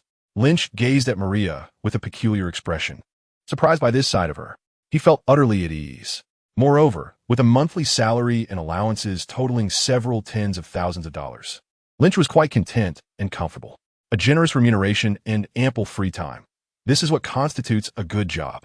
Accompanying Maria Hill to her deputy director's office, they had barely settled when Director Phillips entered, knocking at the door. "Sir, Director Fury wishes to see you in his office." This Director Fury, of course, referred to Nick Fury. Maria was well aware of the implications of Fury's summons and did not hesitate. She instructed Lynch to wait for her momentarily before proceeding to Fury's office. After Maria departed, Phillips regarded Lynch with a scrutinizing gaze. "How do you know Director Hill?" This was a precursor to trouble. Lynch clenched his fists, contemplating whether he should strike this individual. Maria had only mentioned that the demise of this person would cause complications, not that it was forbidden. With a smile, Lynch replied to Phillips' inquiry, "Our acquaintance was rather serendipitous. Maria was working as a cashier in a small supermarket to experience life, and when I went to buy something, she left me her number. You know how it goes." Lynch shrugged, casting Phillips a knowing glance. How extraordinarily simple. If only it were I who had visited that supermarket, Phillips thought to himself, his gaze toward Lynch filled with palpable envy, wishing he could take his place. He looked at Lynch and said deliberately, "You'd best not entangle yourself with Maria any further, or you will find yourself in peril." In private, he dared to address Maria by her first name. In public, he wouldn't have the audacity, even if given 10 lives. Lynch shook his head, still wearing a smile. "Why? She's my girlfriend. What danger could there be in our relationship?" The confirmation of their bond tightened Phillips' fists, consumed by a jealousy that threatened to drive him mad. Chapter 14. Nick Fury's intent to steal away, continuing this relationship, could lead to your demise. Do you comprehend where you are? This is S.H.I.E.L.D, where we confront the most perilous missions. However, not all dangers are alike. If you persist in pursuing Maria, I will assign you the most treacherous tasks, with a tenfold likelihood of fatality. Mark my words. Lynch continued to smile.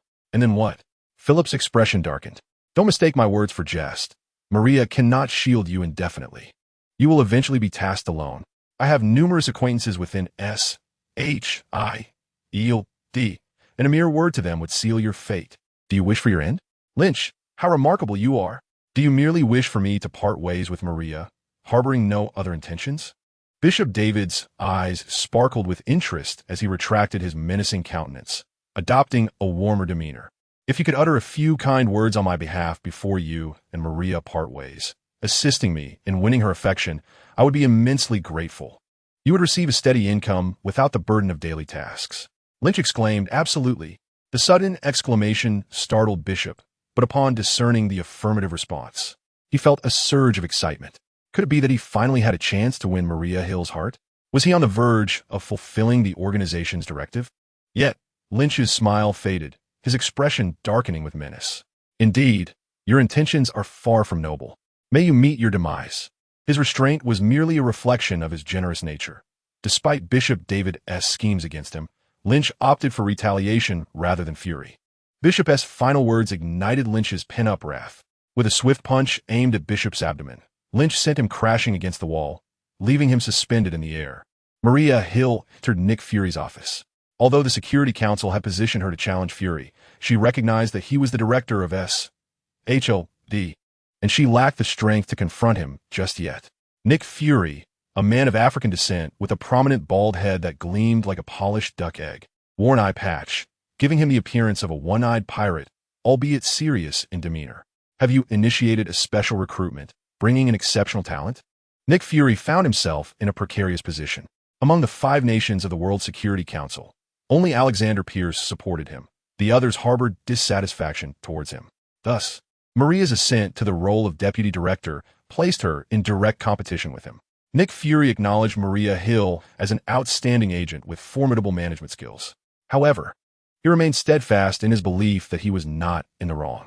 There were numerous secrets within S.H.I.E.L.D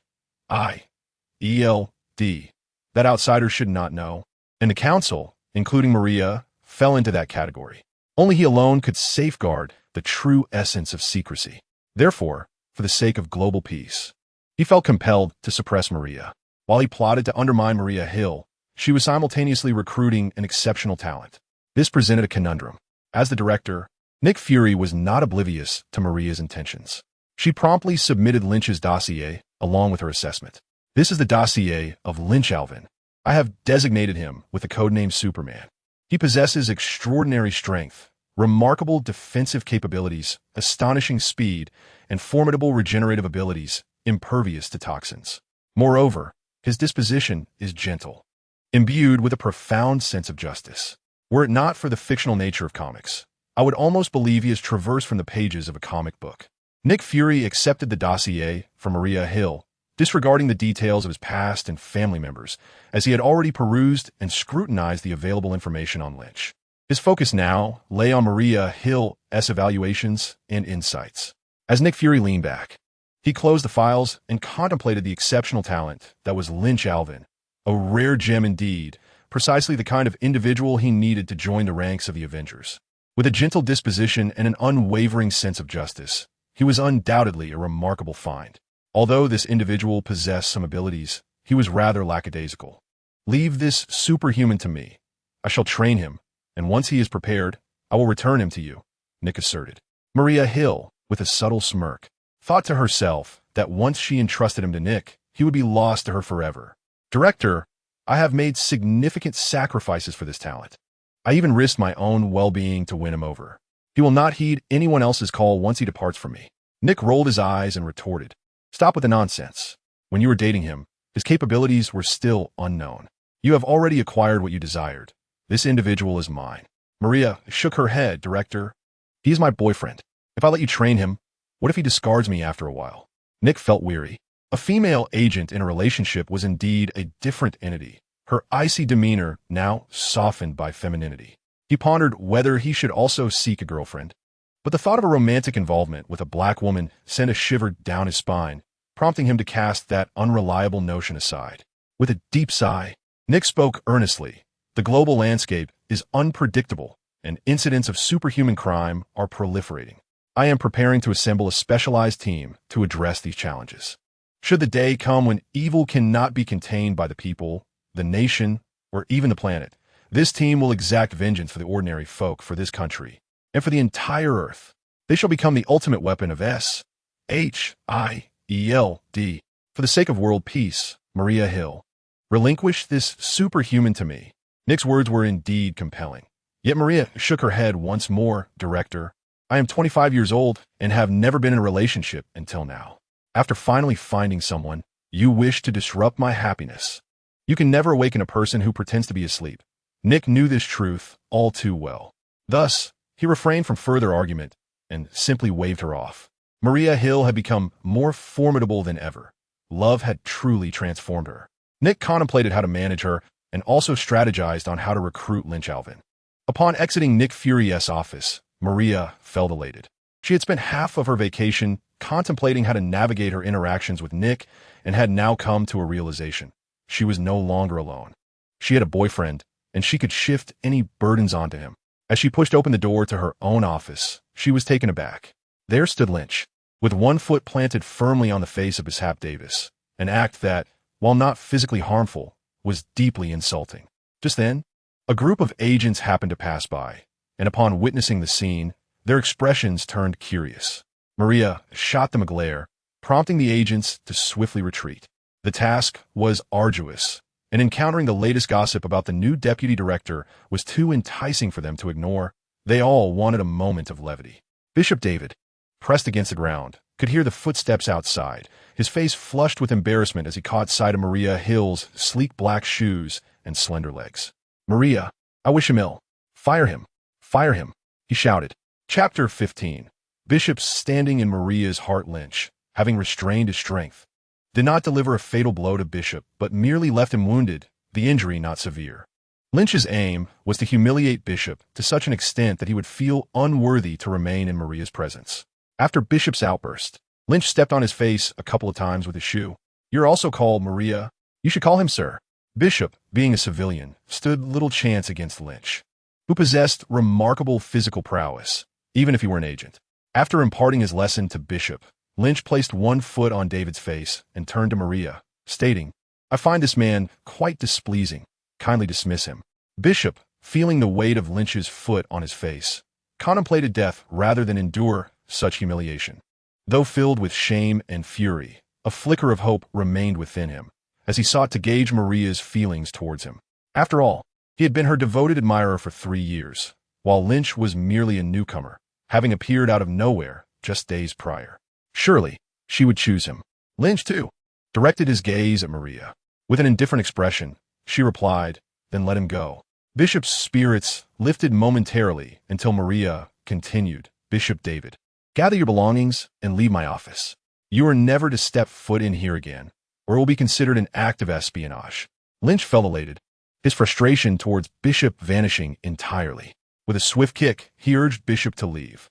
Rising from the ground, Bishop's indignation swelled.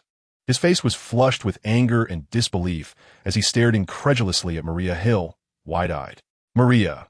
Before he could finish, Maria interrupted him, her face cold. "Am I also to be called Maria? Leave? Is this what it means for a husband and wife to be in sync?" Bishop pouted, struggling to comprehend how he could be overshadowed in Maria's heart by someone he had only just met. Feeling deeply wronged and with nothing left to say, he cast one last glance at the unyielding Maria and exited the office. As the office door closed automatically behind him, Lynch embraced Maria, planting several affectionate kisses on her face before holding her in his arms against the desk. "Maria, I am hopelessly in love with you. Let us marry." When Maria finally wriggled free from his grasp, she replied, "Marriage is easy. I can procure as many marriage certificates as you desire, all legally binding." "How many do you want?" "I only wish for one," Lynch replied, "the most authoritative one." Confronted with Lynch's piercing gaze, Maria felt a twinge of discomfort and turned her head slightly away. The notion of marriage had never crossed her mind. She had always assumed she would lead a solitary life like other female agents, never envisioning a day when she might wed. For a moment, she found herself in a state of bewilderment and uncertainty. After a considerable pause, she suggested they discuss work first, as matters of the heart could wait. Lynch nodded in agreement. Some treated marriage as a trivial affair, rushing into hasty unions only to dissolve them just as swiftly, while others, like Maria, held it in high regard and required time to ponder such a significant decision. Lynch was in no hurry, allowing time to unfold naturally. Upon hearing Maria mention work, Lynch eagerly inquired about the tasks assigned to him and when he would embark on field missions, as well as the allowances for business travel. Maria responded, "Do not dwell on field work just yet. While your physical condition is commendable, you require specialized training to harness your potential. We shall commence training for 3 months before reassessing." 3 months of training? Very well. I shall heed your guidance. Lynch acquiesced to the arrangement. "By the way," Maria continued, "I have assigned you the codename Superman. Do you like it?" Lynch's eyes widened in surprise. "Why Superman?" he asked. Maria explained, "I notice your fondness for basking in the sun, reminiscent of the Kryptonians in comics. Though you may not possess their powers, I still hope you can embody their formidable presence. Ah, I see, Lynch replied. I am not a Kryptonian. I am Superman. As for that formidable presence, it is merely a desire, but it shall be mine.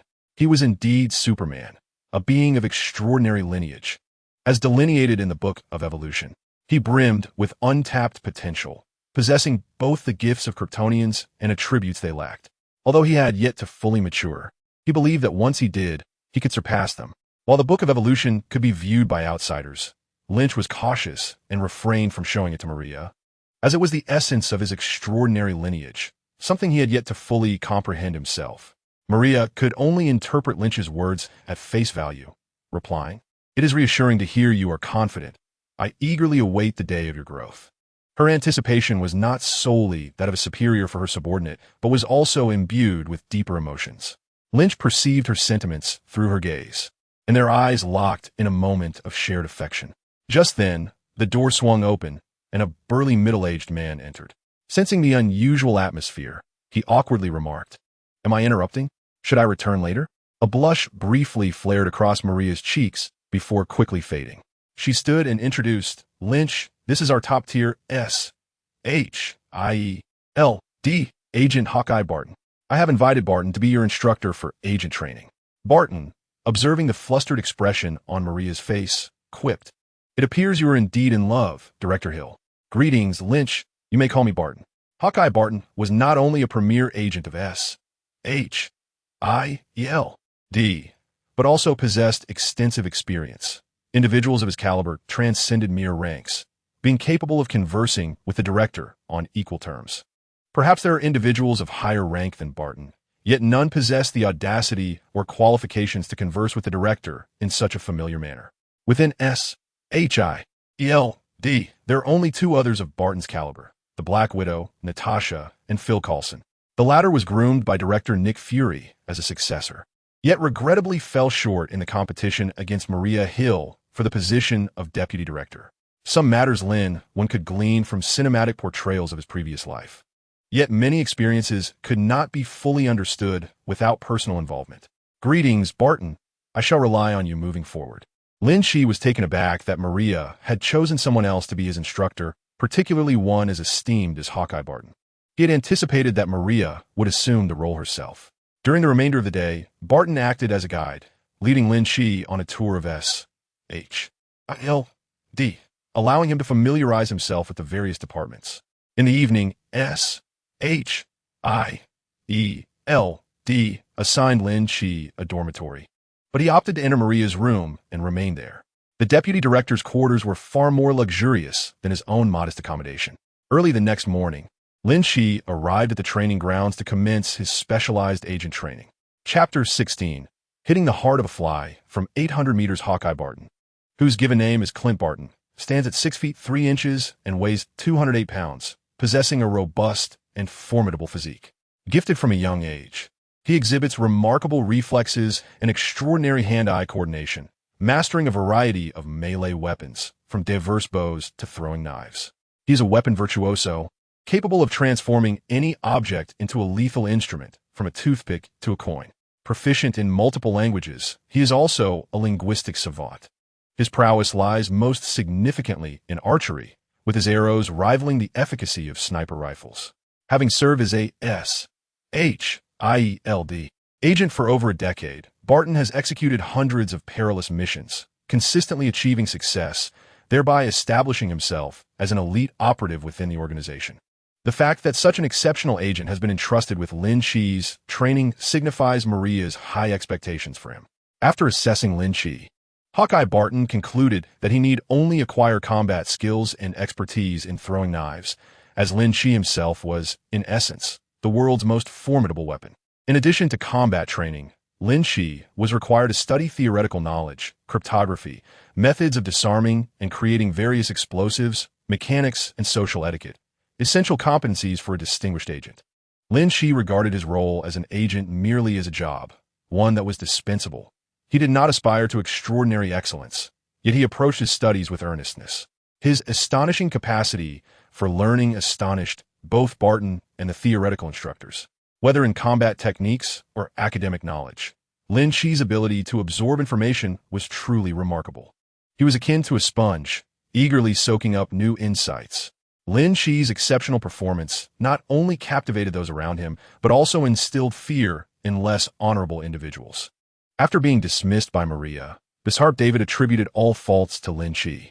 He has sought out several individuals. Whenever Lynch ventures out alone, they would create trouble for him and capture in photographs for all members of S.H.I.E.L.D.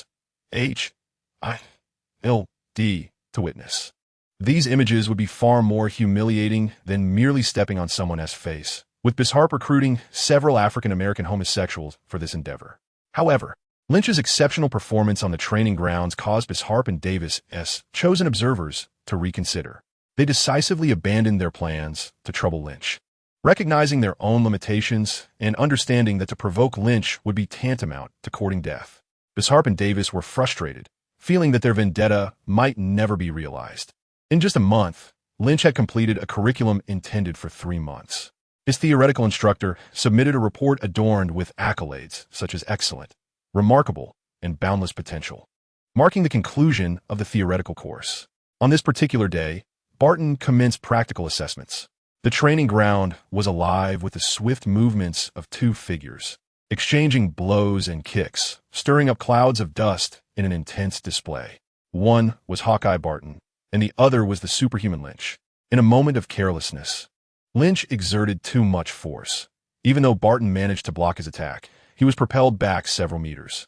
Rubbing his slightly reddened arm, Barton signaled to halt the match. From the outset, he had been unable to contend with Lynch, and it became evident that Lynch needed to refine his technique. Only by restraining his strength could they engage in a semblance of combat. Now, it appeared that Lynch's strength had surged to new heights, making it difficult for him to control his power. Reluctant to endure unnecessary hardship, Barton hastily concluded the assessment. In truth, there was no need for extensive testing. Lynch's combat prowess had already been evident during regular training sessions. I have little left to teach you. You have mastered combat techniques and knife throwing flawlessly. Now, the only skill remaining is firearms.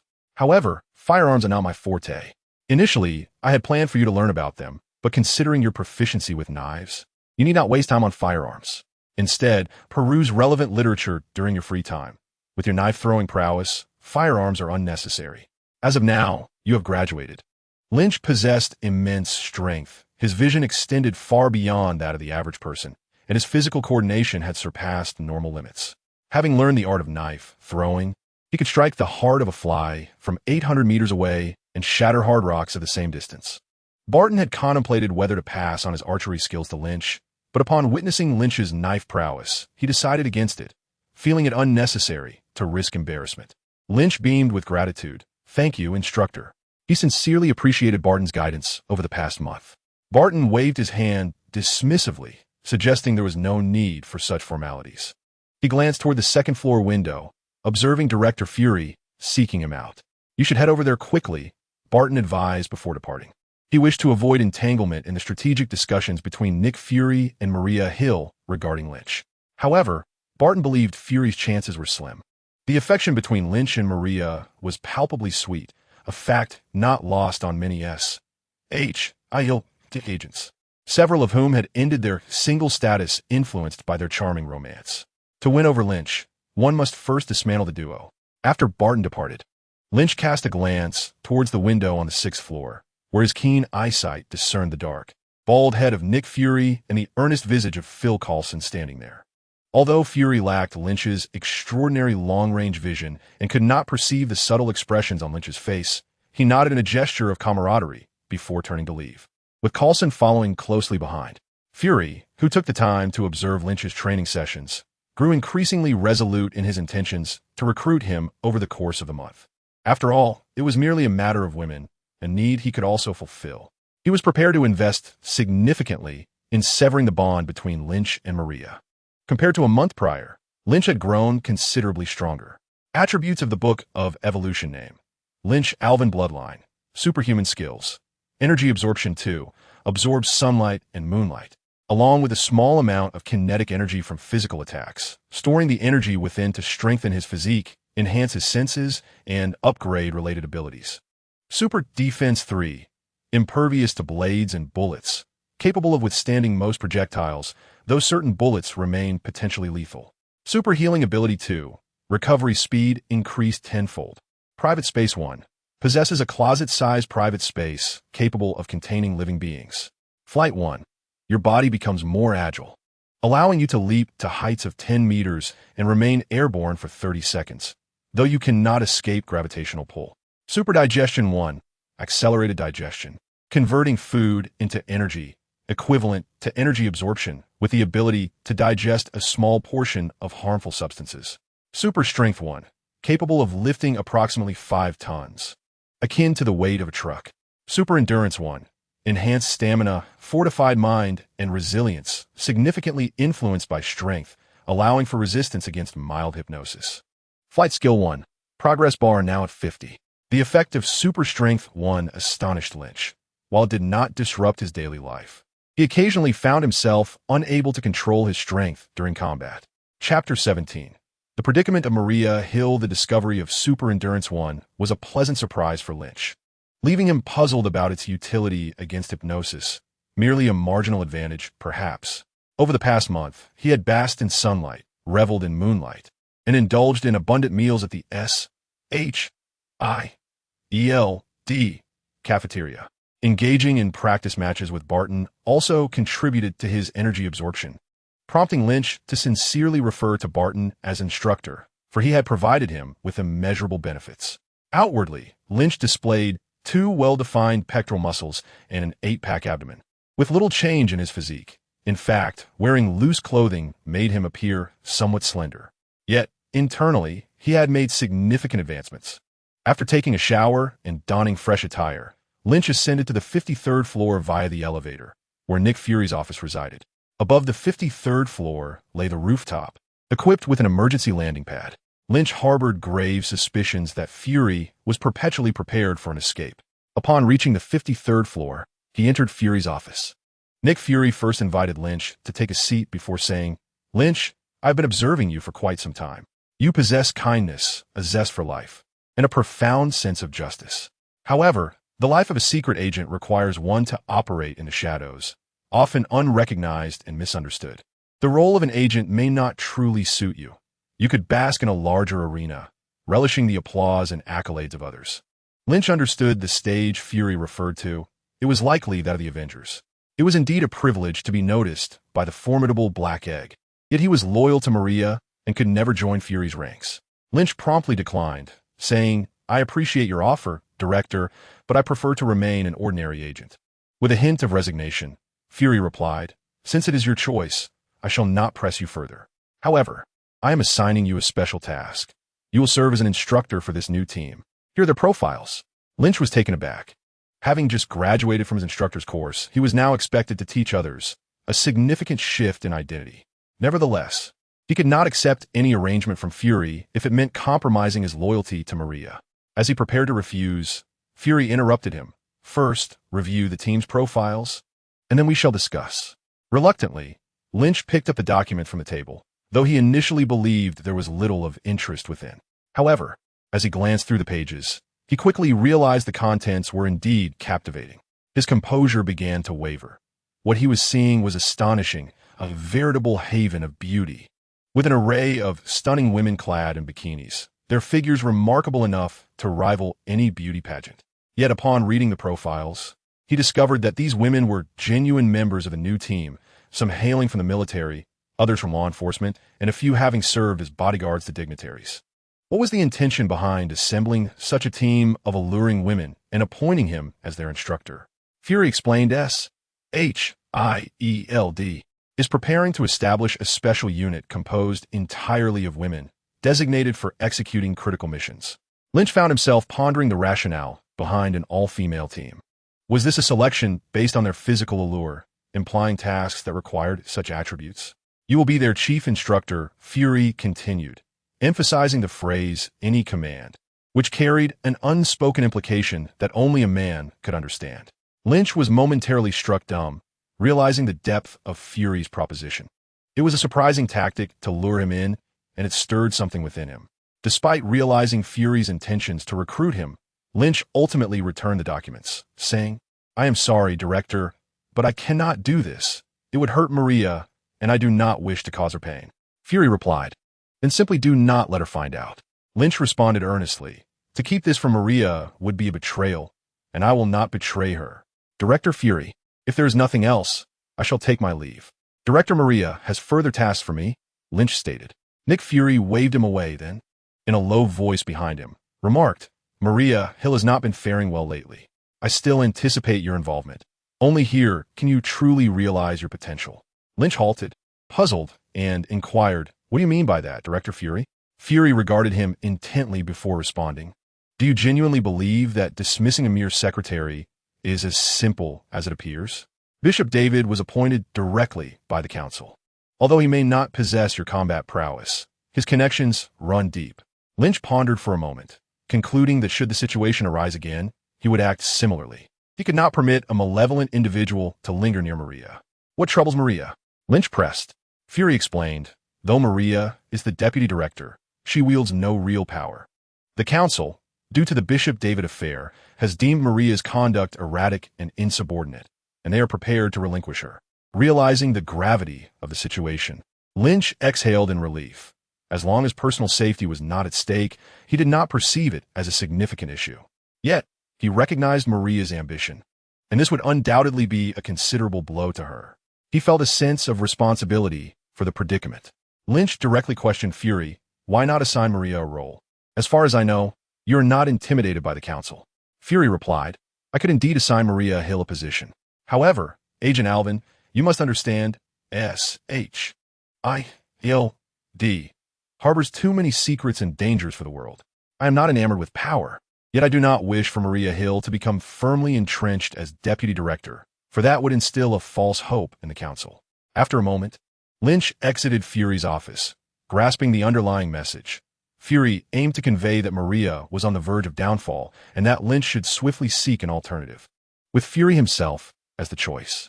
In the office, due to the nuances of Chinese politeness, Lynch had refrained from revealing his inclinations. Once outside, he scoffed. He would never work under Nick Fury. Not finding Maria in the deputy director's office, he called to discover she was at the gym. Previously, Lynch had located Maria there on several occasions, initially assuming she was merely slacking off while others toiled tirelessly. But now he realized it was a matter of having nothing to do. Upon arriving at the gym, he found Maria clad in loose attire, running on a treadmill. Why did today's training conclude so early? She inquired. Lynch shrugged. Barton is no longer my rival. His excellence has led to my early graduation. I no longer need to study firearms. My throwing knives are far more effective than a gun. Maria joyfully leapt off the treadmill, playfully punching Lynch and exclaiming, You truly are the best. Lynch replied, Of course. You must trust your instincts. In Chapter 18, the pretty boy Lynch, he noticed that Maria's expression remained unchanged, showing no signs of the disheartenment he expected. After a moment's contemplation, Lynch said, Nick Fury reached out to me. He tried to recruit me, but I declined. However, he mentioned that your situation is somewhat precarious. Maria pondered for a moment before graciously acknowledging, It is indeed a bit challenging. But do not worry, I will manage it. Lynch speculated, It must be because of Bishop David. I apologize for my impulsiveness. Maria gently placed her delicate hand over his lips, saying, No need to apologize. You are my beloved, and when ill-intentioned individuals surround me, I fully understand your protective instincts. I just hadn't anticipated your involvement with S.H.I.E.L.D. You are quite bold. Lynch chuckled and said, While I may lack many things, courage is not one of them. S.H.I.E.L.D. may be a den of danger, but I am confident in my ability to escape. However, his smile faded as he added, But I fear I may have implicated you. Maria shook her head, saying, I do not feel burdened by you at all. I am more than willing to assist you in any way I can. Lynch felt a sweet warmth in his heart as he embraced Maria's slender waist, gently brushing his lips against hers, saying, Is there something I can do for you? My fists are strong. I could help you eliminate those you dislike. Maria chuckled softly. There are many I dislike, far too many to handle. I will resolve my troubles myself. Your presence by my side is the greatest support I could ask for. Today, Maria's sweet words made Lynch feel almost overwhelmed. Lynch inquired, Is there any surveillance here? I have something wonderful to show you. Maria pulled out her phone and used her administrative account to disable the gym's cameras. All right, I have switched off the surveillance, she declared. Her curiosity piqued as she wondered what Lynch was planning. Lynch took her hand and led her inside. The environment shifted as they found themselves in a cramped space, barely larger than a wardrobe, where they could hardly turn around. They were pressed together, illuminated by a soft, diffused light that vaguely revealed their faces. Lynch observed Maria's astonished expression and said, "Welcome to my private space. From now on, you shall be the mistress of this realm." Maria, wide-eyed, surveyed her surroundings, her hand brushing against what felt like an invisible glass structure supporting the walls, with the light emanating from it. Turning to Lynch, she asked, "Where's this place?" Lynch replied, "I'm not entirely certain where this is, but I can enter and exit at will." Despite her expectations, Maria was still taken aback by his admission. "This is incredible. How did you accomplish this?" Lynch responded, "This is one of my special abilities, my private space, my domain. I am its king, and you are its queen." Maria shifted her body, realizing the confined space made movement impossible, and with a playful smile, she remarked, "Your territory is rather small." Lynch expressed that he would grow, that his personal space could expand. He then addressed Maria with earnestness, stating, "I know not from whence I came, nor do I comprehend my lineage. Yet, I am extraordinary. I possess a multitude of unique abilities, and these powers are still evolving. In the future, I shall become immensely powerful, not merely on this earth, but I shall rise to be the mightiest being in the entire universe."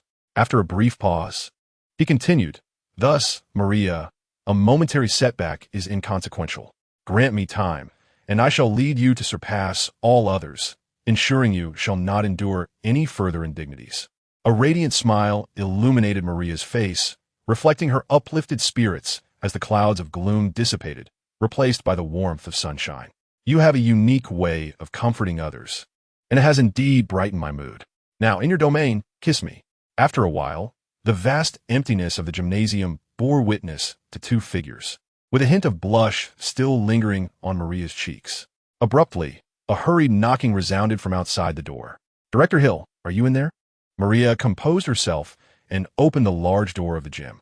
A middle-aged woman stood at the entrance, announcing, "Director Hill, urgent meeting in conference room 5. Maria nodded, took a few steps forward, and suddenly turned back to Lynch, saying, "Lynch, come with me." Lynch replied affirmatively.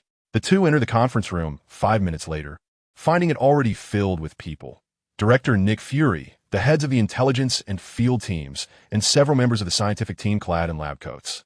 Among them were also Coulson, Barton, Black Widow, and several other senior agents unfamiliar to Lynch. This was Lynch's first encounter with Black Widow, who possessed striking red hair, an alluring figure, and captivating beauty that immediately drew attention. Noticing Lynch's scrutiny, Natasha Romanoff smiled, her smile further enhancing her enchanting allure. The conference room featured an oval table designated for the supervisors, while others occupied the chairs on either side. Maria took her seat at the round table, and as Lynch prepared to sit, Coulson interjected, "Agent Alvin, you are merely a level 4 agent. I S.H.I.E.L.D. it inappropriate for you to attend such a meeting?"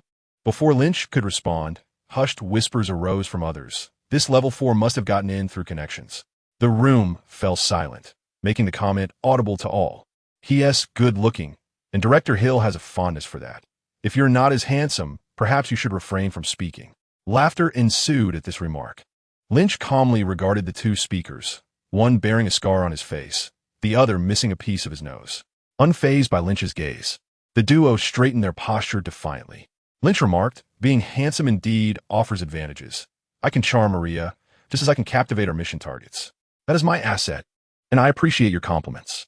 This declaration elicited laughter from everyone present. Lynch spoke the truth, for agents must occasionally employ their charm. The supervisors at the round table smiled. Yet only Maria's expression turned cold as she commanded, "Both of you leave." The scarred-faced man and the noseless fellow let out a cold grunt and exited the conference room. Maria turned to Coulson and inquired whether it would be inappropriate for Lynch to temporarily assume the role of secretary in light of my deficiency in that area. Coulson replied that it was indeed permissible and acknowledged his misunderstanding. Once everyone had settled, Nick Fury commenced the meeting, inviting Agent Chad to elucidate the situation. A dapper young agent rose from his seat, greeting the assembly. "Good day, I am Carnegie Chad, a level 6 agent from the New York branch. 3 days ago, at noon, An unusual incident transpired in New Jersey. A textile factory inexplicably emerged. The Strategic Homeland Intervention, Enforcement, and Logistics Division, S.H.I.E.L.D, is an international organization with branches in most nations, some countries housing multiple S.H.I.E.L.D divisions. The New York branch not only monitors the city, but also keeps a vigilant eye on the surrounding areas. Chapter 19. None present or capable. The events unfolding in New York should have been addressed by the local branch. However, half a month prior, the head of the New York division perished during a mission, leaving it adrift without leadership. When extraordinary occurrences arise, the New York division reports directly to the Washington headquarters. Agent Carnegie Chad continued his briefing. A textile factory, still operational with staff present, suddenly appeared in New Jersey, prompting an immediate investigation. Observing Chad's demeanor, it was evident that the New York agents were likely terrified. Through our inquiries, we discovered that the factory was ostensibly ordinary, yet the employees exhibited peculiarities. Nick Fury instructed his assistant to distribute relevant investigative materials to everyone, including Lynch. As they reviewed the documents alongside Carnegie Chad's explanations, the peculiarities of the factory workers soon became clear. In the eyes of the employees, their acquaintances remained unchanged. The truth, however, was that these acquaintances had been altered to fit the fabric of this world, with the original individuals merely endowed with false memories. Within these fictitious recollections, they believed themselves to be familiar with the factory workers, yet no corresponding experiences existed. Nick Fury posed a question regarding the perceptions of the factory personnel. Carnegie Chad responded. The factory owner, named Sloan, claims this is a boon from the goddess of fate, a reward for his virtuous deeds over the years. After pausing, Chad added, the factory workers are aware of their translocation. They recognize they have crossed over, but they have done so alongside all their acquaintances. Their belief in this crossing is rooted in broader societal observations. For instance, in their original world, the President of the United States is female, whereas in this reality, the President is male. Additionally, they find themselves unfamiliar with various film stars. This situation is shrouded in mystery and strangeness, ranking among the most enigmatic cases handled by S.H.I.E.L.D. Currently, both the White House and the Security Council are cognizant of this affair. Some journalists have also discovered the emergence of a new textile factory. Currently, this news has not been reported, as it is suppressed by official forces. But such suppression cannot last for long. Nick Fury, upon reviewing the information, remarked that our S.H.I.E.L.D. is precisely tasked with managing these extraordinary events. For the time being, this matter is under our jurisdiction. Should we fail to handle it adequately, it may be reassigned. Let us discuss how best to proceed. The head of the External Affairs team interjected, asserting that the obvious course of action is to apprehend everyone involved. Nick Fury countered, stating that this is not permissible, as these individuals are American citizens with appropriate documentation and tax contributions, and they will continue to pay taxes in the future. Moreover, reporters are stationed right outside the factory. Who will we send to make arrests? Lynch observed the documents in his hands with a peculiar expression, noting the connections to the textile factory, Sloan, Fox, and the unexpectedly emerging Wesley from an advertising agency. If Lynch's memory served him well, this resembled the plot of the film Assassin's Guild, also known as Wanted. After some reflection, Lynch sent a text to Maria, informing her that the textile factory is a base for assassins, and he was aware of it. Maria glanced at her phone, her eyes lighting up with the realization that if this matter were handled effectively, she could reclaim the power that rightfully belonged to her. Suddenly, she slapped the table and stood up, declaring that they must make arrests. Director Fury, if you lack the courage to act, then I shall take charge of this matter. Nick Fury regarded her with a penetrating gaze, recalling that Maria Hill was not typically so reckless. Maria pressed on, questioning whether they would simply stand by and allow this to transpire unchecked. Fury replied that if they were merely ordinary individuals, the situation could be dismissed as an insignificant increase in population, one that America could afford to sustain.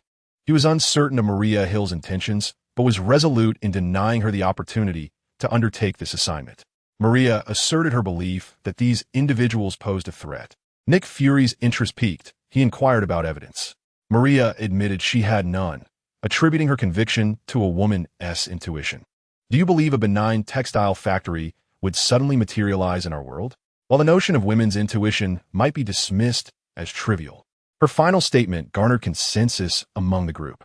Fury conceded that a thorough investigation was warranted. Maria insisted that investigating such an enigmatic organization required S.H.I.E.L.D's most formidable agents, and she believed Lin Qi was perfectly suited for the task. Chapman Boris, the head of the intelligence team and a corpulent man, chuckled at Maria's assertion, saying, "Director Hill, you seem rather biased towards your little paramour. This is a significant matter. If you wish to avoid our banter, do refrain from engaging in it yourself." Maintaining her composure, Maria Hill retorted, "I'm not being frivolous, nor am I exaggerating. Lynch is indeed S.H.I.E.L.D's strongest agent. If you disagree, you may have a contest with him. Furthermore, anyone who disbelieves can challenge Lynch Alvin directly. He is undoubtedly our most formidable operative." Hearing Maria speak of herself, Lynch rose without hesitation and declared, "Maria is right. I am indeed the strongest agent of S.H.I.E.L.D. None of you here can match my prowess. If anyone dares to dispute this, I welcome the challenge." As he spoke, he cast a glance at the portly intelligence chief, Chapman Boris, knowing full well that he could easily subdue him with a mere finger. Boris, feeling a mix of indignation and embarrassment, recalled his own formidable youth. But at the age of 43, he had long abandoned physical training, excelling only in intelligence analysis. Yet, he could not bear the thought of being belittled by a younger man and called out to Barton, "Barton, teach this newcomer a lesson." Barton, somewhat resigned, replied, "I trained him for a month. I can no longer best him." His words carried weight, and the others began to understand the true nature of Lynch. Previously, they had only heard that Director Hill had found a boyfriend whom she brought into S.H.I.E.L.D, and the two appeared to be quite affectionate. Now, however, they recognized him as a formidable individual with significant combat skills. One of the agents sitting nearby spoke up, "Can we use laser guns during our confrontation?" Laser guns, a secret weapon of S.H.I.E.L.D, were extremely powerful and could only be authorized for special missions. Lynch estimated he might not withstand such an attack, but he could evade it in a direct confrontation. Maria turned to the agent and quipped, "You might as well use a cannon." The agent laughed, just kidding," and then fell silent. In less than an hour, Chapter 20 concluded with the investigation. Marking a victorious wager, Nick Fury addressed the group, stating, "Agent Alvin, please take a seat. Agent Hill, as an experienced operative, you should understand that success in our line of work relies not solely on strength, but on intellect." Maria Hill replied, "Of course, I understand that. However, this textile factory is undoubtedly problematic and poses a danger. We need to deploy our strongest agents to investigate, or I can take charge of the matter and bear all consequences myself." Fury regarded Maria. "I appreciate your eagerness to prove yourself, but I cannot place our hopes in a newcomer who has only been with S.H.I.E.L.D for just over a month. I can, however, assign Lynch Alvin to this investigation, along with Coulson. We shall evaluate the performance of Coulson and Lynch as the standard to assess your capabilities. Should your abilities prove insufficient, perhaps it would be best for you to relinquish your position as deputy director and return to being a full-time homemaker, especially since we all know how close you and Lynch have become." Fury's gaze lingered on Maria Hill, viewing this as an opportunity to undermine her authority. As he was wary of her occupying the deputy director position, fearing the day the Security Council might once again take notice of her. What could possibly be wrong with Maria Hill? If I lose, I shall return home to embrace the life of a full-time housewife, and the affairs of S.H.I.E.L.D will no longer concern me. Lynch chuckled, jesting that there was no way he could lose. The outcome was already evident, even without investigation. If it weren't for his extraordinary prowess attracting attention, he would be inclined to reveal every detail regarding the wanted story to everyone. Nick Fury stated, "In that case, let us conclude today's meeting. The matter concerning the textile factory will be thoroughly investigated by agents Coulson and Alvin before any decisions are made." Everyone glanced at Coulson, a seasoned agent with a wealth of experience, adept at solving cases, possessing a warm demeanor and excellent social skills. Then they looked at Lynch Alvin, a novice agent with no experience, no capability in case resolution, a rather abrasive manner of speech, and social skills that could be likened to a pile of refuse, save for a single girlfriend. No, he also had a physique to boast about. Thus, there was no need for further deliberation. The outcome was already anticipated. No matter how strong Lynch's combat skills were, he could not rival Coulson in investigative prowess. The room held little faith in Lynch. Coulson shared this sentiment, yet Nick Fury furrowed his brow, troubled by a lingering question. Why had Maria Hill initially consented to capture the employees of the textile factory? This thought stirred an unsettling feeling within Fury. Noticing his leader's furrowed brow, Coulson inquired, "What troubles you?" Fury shook his head, dismissing it as nothing. Coulson continued, "Are you worried about the investigation? Rest assured, I can have a textile factory thoroughly examined within a week." Fury replied, "I certainly trust in your capabilities." Maria and Lynch were the last to exit the conference room. Maria queried, "Do you know the details about the textile factory?" Lynch nodded, indicating he had some knowledge. Maria's eyes sparkled with curiosity. "How do you know?" Lynch explained, "Having reviewed the relevant documents, I gained some insight into the textile factory." Maria regarded him as if he were a treasure, exclaiming, "You are truly impressive." Lynch grasped Maria's hand and hurried towards the dormitory. "I will share everything I know with you." Maria responded, "That's fine, but after you tell me, I must submit my report." Lynch paused, contemplating, "Is it really acceptable to be so hasty?" Maria replied, "This only illustrates the strength of your investigative abilities." After reflecting on this, Lynch recognized the validity of her statement. The two hurriedly made their way to the dormitory, passing Natasha Romanoff, who was also returning. They exchanged greetings. Natasha watched their retreating figures, unable to suppress a murmur. What an enviable couple they are. Upon arriving at the dormitory, Lynch sat before the computer, his speed at full throttle, and within half an hour, he reconstructed the narrative of the wanted story. The entire text comprised 40,000 words, and Lynch's typing speed had notably improved. Observing the script-like words, Maria asked Lynch, "Are you predicting the future?" Lynch shrugged, "Perhaps, I'm not entirely sure." Maria did not probe further. With this script in hand, the investigation was essentially complete. She made several modifications to the script. Upon reviewing the survey results, she deemed the content suitable for direct presentation to the Security Council. Subsequently, she contacted the council using her computer in the dormitory study. Lynch stood behind the camera, remaining out of sight, yet he could hear the dialogue between Maria and the 5 members of the council. "Hill, why have you reached out to us?" The 5 members had grown increasingly indifferent towards Maria Hill. "I heard you wagered with Nick Fury that the performances of Lynch, Alvin, and Phil Coulson would determine your appointment as deputy director. You were promoted to that position, yet you seem unconcerned. Hill, you have fallen deeply in love and lost your focus. Since you met Lynch, Alvin, you have undergone significant changes. We are quite disappointed in you." Their exchanges clearly expressed their dissatisfaction with Maria Hill. After they finished speaking, Maria finally interjected, stating that the newly emerged textile factory had already been thoroughly investigated. "What? So soon?" The 5 members of the council were taken aback. They had received reports indicating that S.H.I.E.L.D. had just concluded a meeting and was preparing for a comprehensive investigation into the textile factory. This was barely an hour after the meeting ended, wasn't it? A smirk appeared at the corners of Maria's mouth as she expressed with a hint of pride, "Yes, it has already been investigated, conducted by Lynch, Alvin. He possesses unique investigative methods. I've always said he is a rare talent." The 5 members of the council were aware of Lynch's exceptional abilities, but they had not anticipated his remarkable talent in the realm of investigation. Maria Hill could not possibly deceive them regarding this matter. If that were the case, it meant Coulson had indeed lost, and Maria Hill had effectively overshadowed Nick Fury. In light of this, relegating Maria Hill to a lesser role seemed a tremendous waste. The members of the council contemplated the implications of this development. Among them was Alexander Pierce, the staunchest supporter of Nick Fury, who had consistently aligned himself with Fury's interests. And this occasion was no exception. Alexander Pierce remarked, "You should report this matter directly to Director Fury." Another member interjected, "This is significant. It is permissible for us to be informed first." Except for Alexander Pierce, the other 4 members harbored discontent towards Nick Fury, which led them to decide whether to promote or abandon Maria Hill. Chapter 21. The Deputy Director with Real Power Maria explained, "The reason I am reporting to you all is that I have discovered some peculiar elements during my investigation.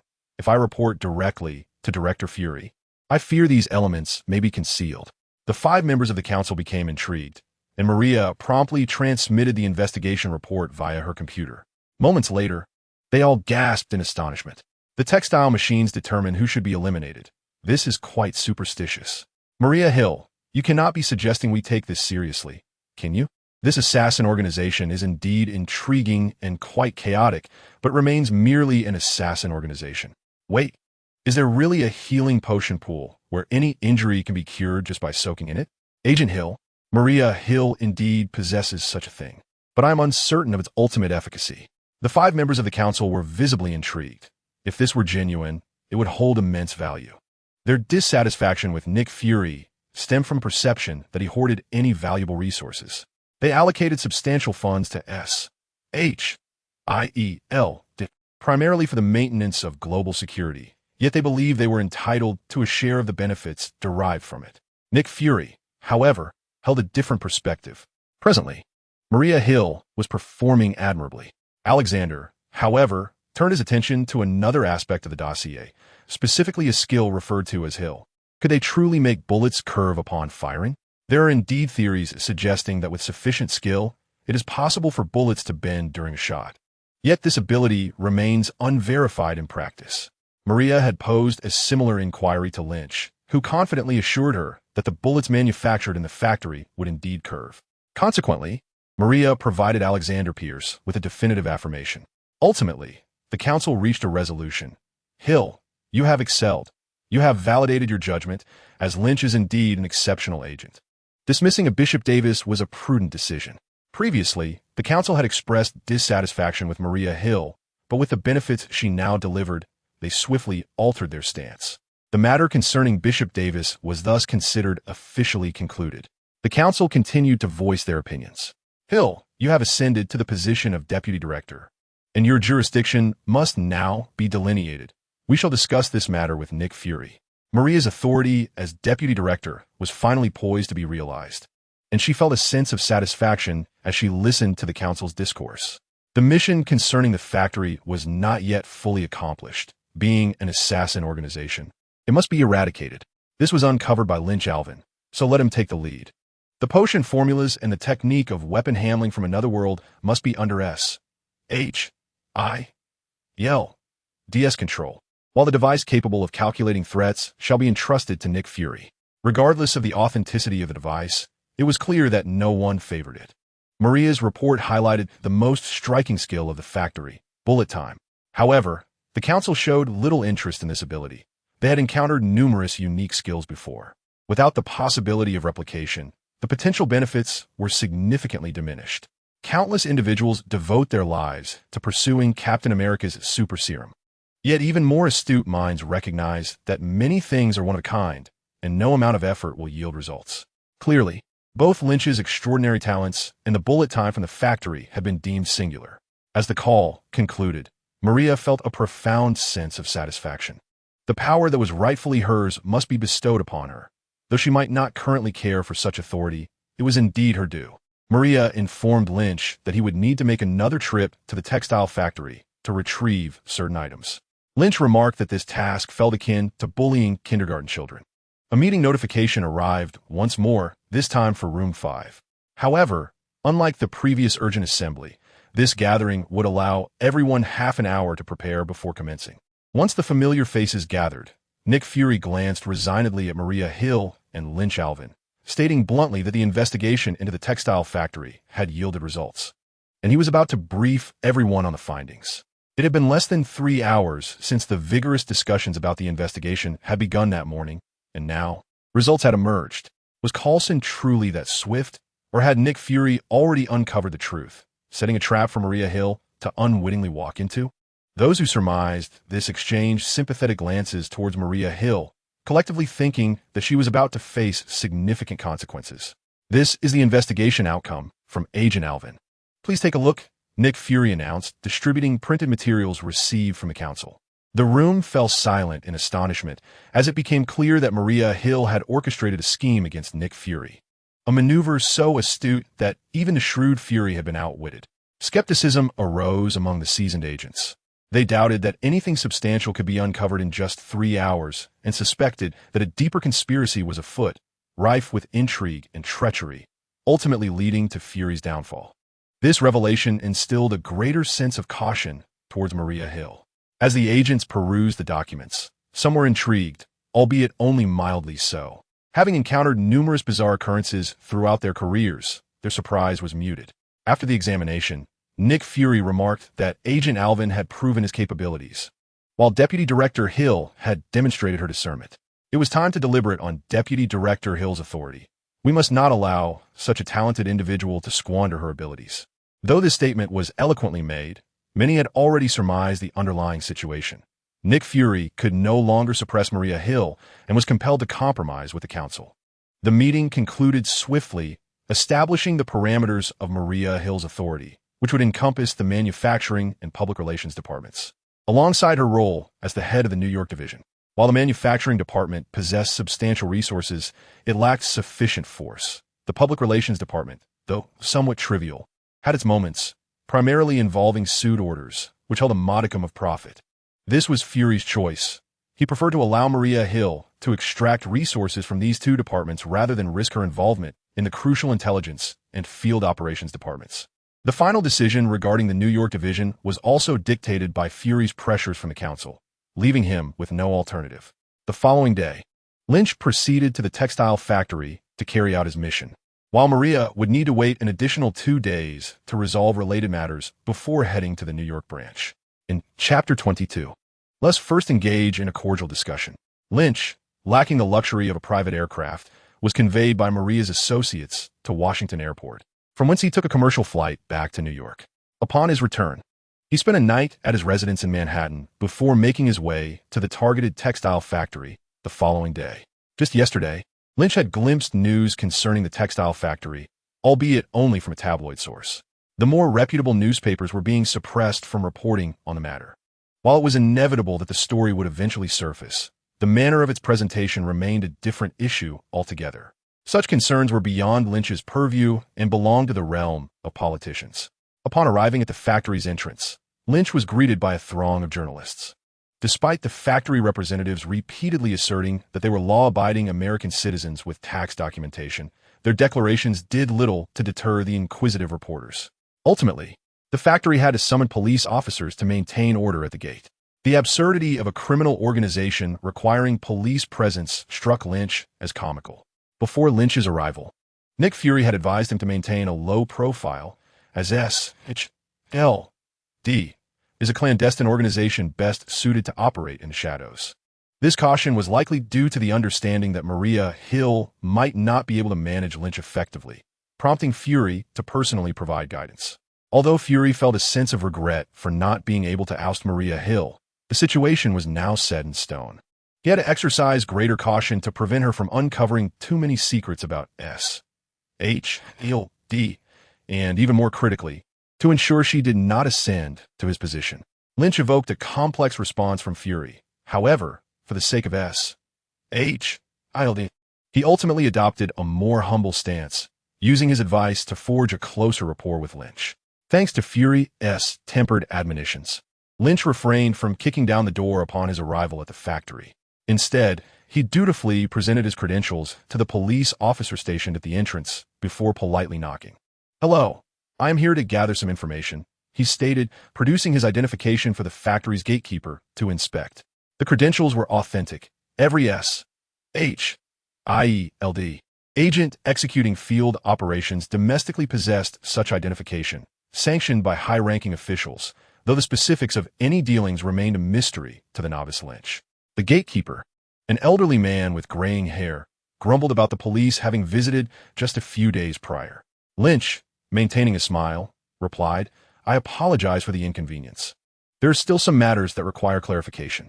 The old man responded, "Please wait. I will notify someone." After a brief pause, the security gate creaked open. The most exhilarated among the crowd were the journalists, who saw the opening as an opportunity for sensational news coverage. The sudden emergence of the textile factory sparked their imaginations. Was it an alien invasion or visitors from a parallel universe? Such speculation thrilled the reporters. Currently, the number of onlookers was modest. However, as news of the event spread, the throng would undoubtedly swell, rendering any governmental attempts at suppression futile. Thus, the journalists were in a frenzy. However, the police were not to be trifled with, as they positioned themselves to shield against the onslaught of frenzied journalists. Lynch turned to observe the madcap reporters, who snapped away with their cameras, the sound of clicks echoing in the air. Unfazed, he was a renowned author who had encountered such scenes long before. Lynch Alvin, the very author of the Harry Potter series. How could he be denied entry? A reporter shouted at Lynch, yet he merely smiled and disregarded the inquiry, turning to step into the textile factory. The security door was promptly shut, sealing the journalists outside.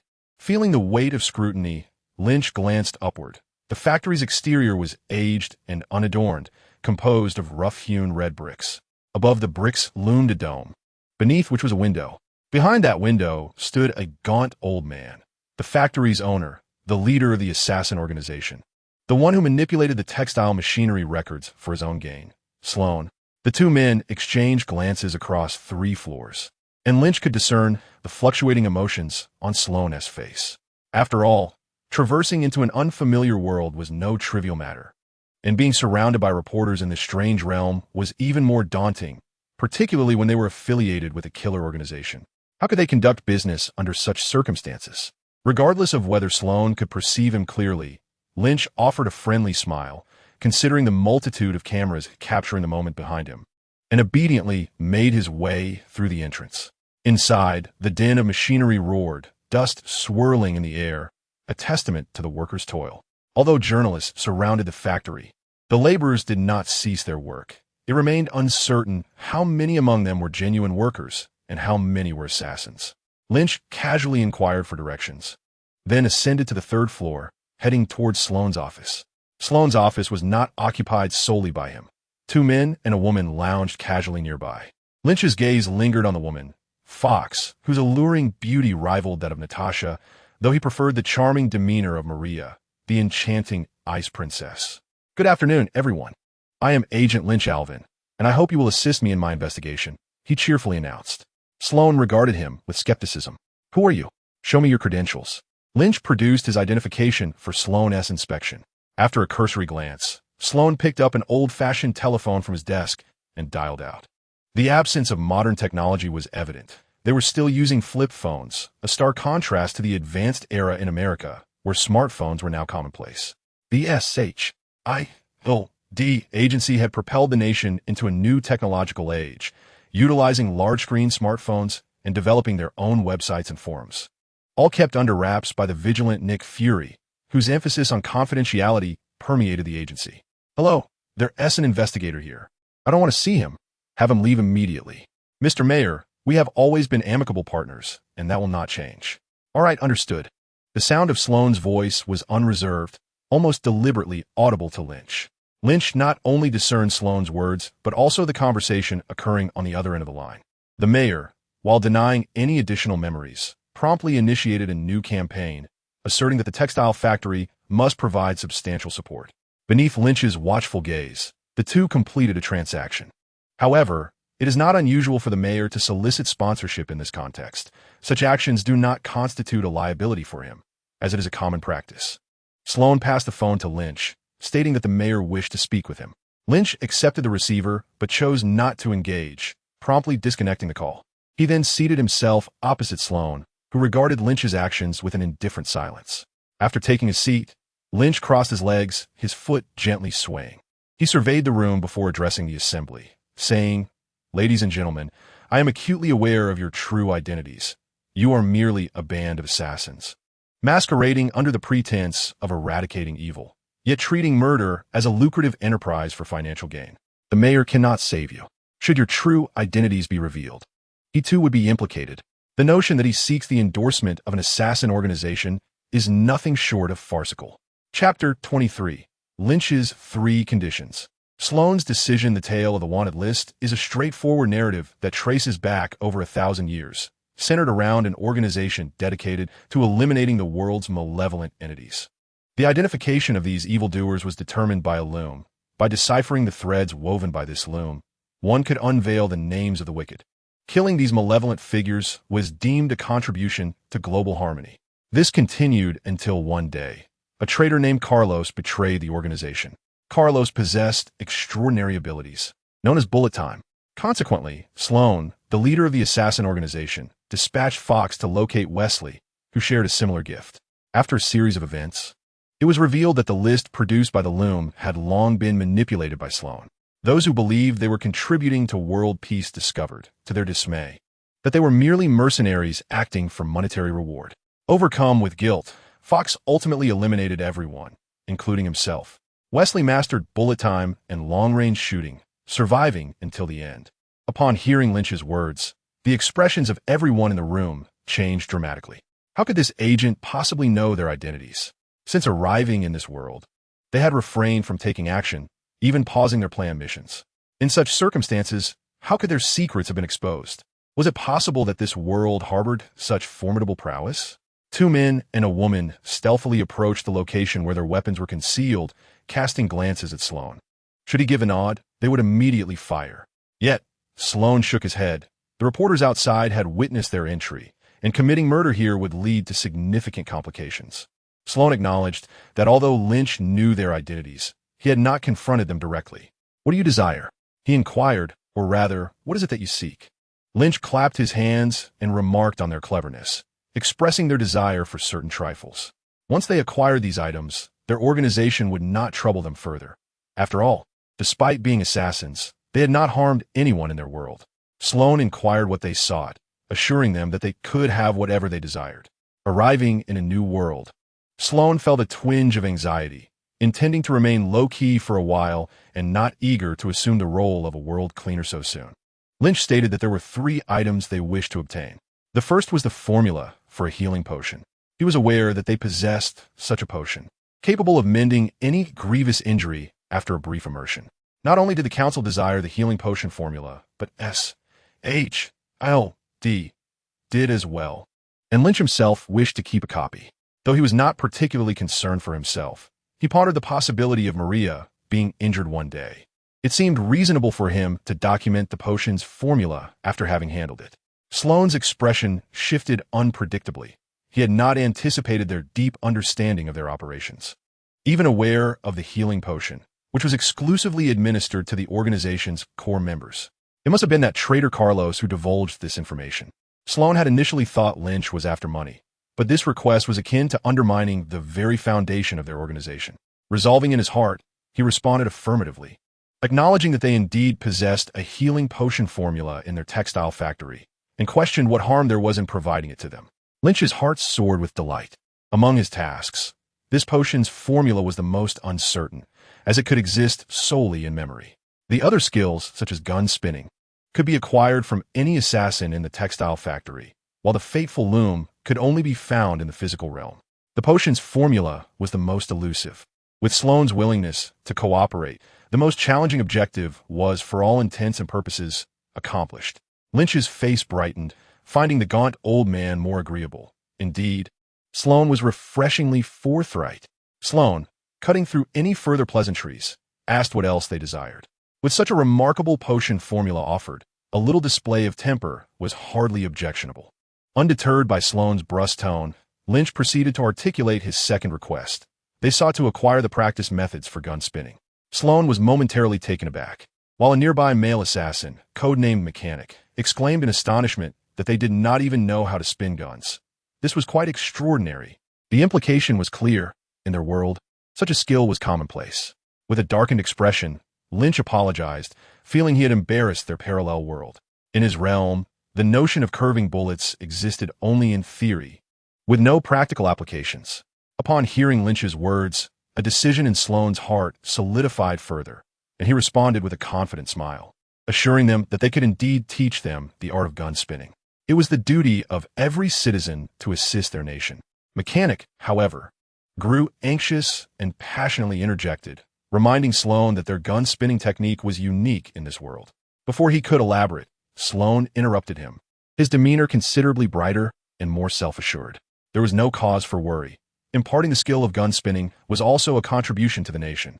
Lynch observed the expressions of these individuals, sensing their misunderstanding. Though this world lacked the art of gunplay, it boasted the presence of Captain America, alongside various unreasonable high-tech innovations and mutants. More significantly, it harbored him, a superhuman. Nevertheless, he thought it futile to elaborate further. For these newcomers were likely oblivious to the nuances. They simply desired to obtain what they sought. Lynch remarked, "As long as you are in agreement, it would be prudent for you to send someone to our location for teaching." Sloan replied, "That is absolutely no issue. You have requested 3 items, but thus far, you have only mentioned 2. What a third?" With Sloan becoming more accommodating, Lynch felt elated and replied directly, "Lastly, we seek your fate-weaving machine. The one capable of spinning names." "Absolutely not," Fox interjected, her agitation palpable. "The weaving machine serves as our operational guide. It identifies those who pose threats to the world. We rely on its guidance to eliminate dangers. If it were to be handed over to you, what would become of us?" Lynch, with a sly smile, glanced at Sloan and queried, "What? Do you intend to continue as assassins?" Fox countered, "You know us. We are not mere assassins. We do not kill for money or gain. Our sole purpose is to eliminate those who threaten the world. This is our mission, is it?" Lynch inquired with a smile, recognizing Fox's brainwashed state. Perhaps in some distant past, this assassin organization indeed followed the machine's list, but under Sloan's leadership, they had resorted to killing for profit. The so-called list had long been manipulated by Sloan. Sloan, feeling the weight of Lynch's gaze, experienced a flicker of unease, suspecting that this man knew something. However, recalling that these individuals could not even perform gunplay, his confidence surged. Regaining his composure, Sloan stated, "Having protected the world for so long, it is time for us to rest. The fate-weaving machine can be entrusted to you." Chapter 24. The Weaving Factory. Guardians of the World. Sloan began to soothe the irate Fox. Lynch remained unfazed. After all, Sloan was a cunning old man, adept at maneuvering his subordinates. In a matter of moments, Fox calmed down. Then Sloan inquired of Lynch, "Is that all?" To which Lynch replied, "These are all we require. Hand over these 3 items, and you shall thereafter live as law-abiding citizens. Do not entertain thoughts of ridding the world of threats." "Why would you need the police for that?" Lynch spoke truthfully. The weaving factory was willing to relinquish these 3 items. The individuals within posed no threat, but rather could contribute positively, provided they adhered to the law. This was the decision of S.H.I.E.L.D. After all, as they had never taken a life in this world. Sloan acknowledged, "Agent Alvin makes a compelling point. Henceforth, we shall content ourselves as ordinary citizens. Agent Alvin, you could indeed demand more, whether it be wealth or beauty. We can procure it for you." As Sloan uttered these words, he cast a furtive glance at Fox, revealing his willingness to sacrifice her for the sake of the assassin organization, driven by her stunning beauty. Fox was indeed strikingly attractive and alluring, yet not to Lynch's taste. Observing Sloan's gaze, Lynch felt not only the darkness of the man's heart, but also a sense of injustice on behalf of Fox. He shook his head and remarked that he lacked neither money nor beautiful women. All he required was for them to accomplish these 3 tasks. A flicker of disappointment crossed Sloan's eyes. He genuinely wished to corrupt Lynch, for he had no desire to oppose the world's law enforcement, despite their superior gunplay skills. Regrettably, the present Lynch Alvin was not granting him that opportunity. Conversely, it was also true that Lynch had failed to seize the moment. Sloan agreed to expedite the completion of the 3 tasks. Lynch, swinging his legs, indicated that he had delayed long enough. These tasks posed no significant challenge for them. He suggested they assign someone to accompany him, so he could impart his gunplay techniques. Sloan questioned the urgency, advocating for a little preparation time. "Tomorrow," he proposed, "you may come by. I will provide you with the prepared potion formula, the gunplay practice manual, potential candidates, and the loom of fate." Lynch nodded, acknowledging the merit in Sloan's reasoning. After all, they had raised the white flag and deserved a measure of preparation time. "Very well, tomorrow it is. I shall return in the afternoon to collect the items, Mr. Sloan. I believe you would thrive if you established a genuine textile factory." Sloan smiled, expressing his intention to consider Lynch's suggestion. As their conversation concluded, Lynch departed the textile factory in high spirits. Outside the security gates, reporters shouted his name, eager to conduct interviews. Renowned as a writer within certain circles, an interview with a celebrity about a mysterious textile factory would undoubtedly draw attention. However, Lynch did not grant the journalists an opportunity and easily slipped away from them. From the 3rd-floor window, Sloan watched as Lynch truly left, his expression darkening significantly. "Boss, do we really need to change our line of work?" Fox inquired, feeling lost and fearful about a new life and future, believing that she could do nothing but kill and that her victims were all evildoers. Sloan shook his head, stating, "No, I deceived him.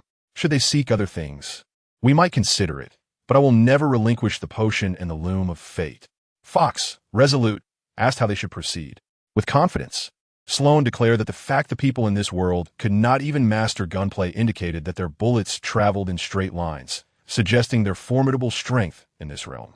If they remained hidden, they need not fear encounters with law enforcement.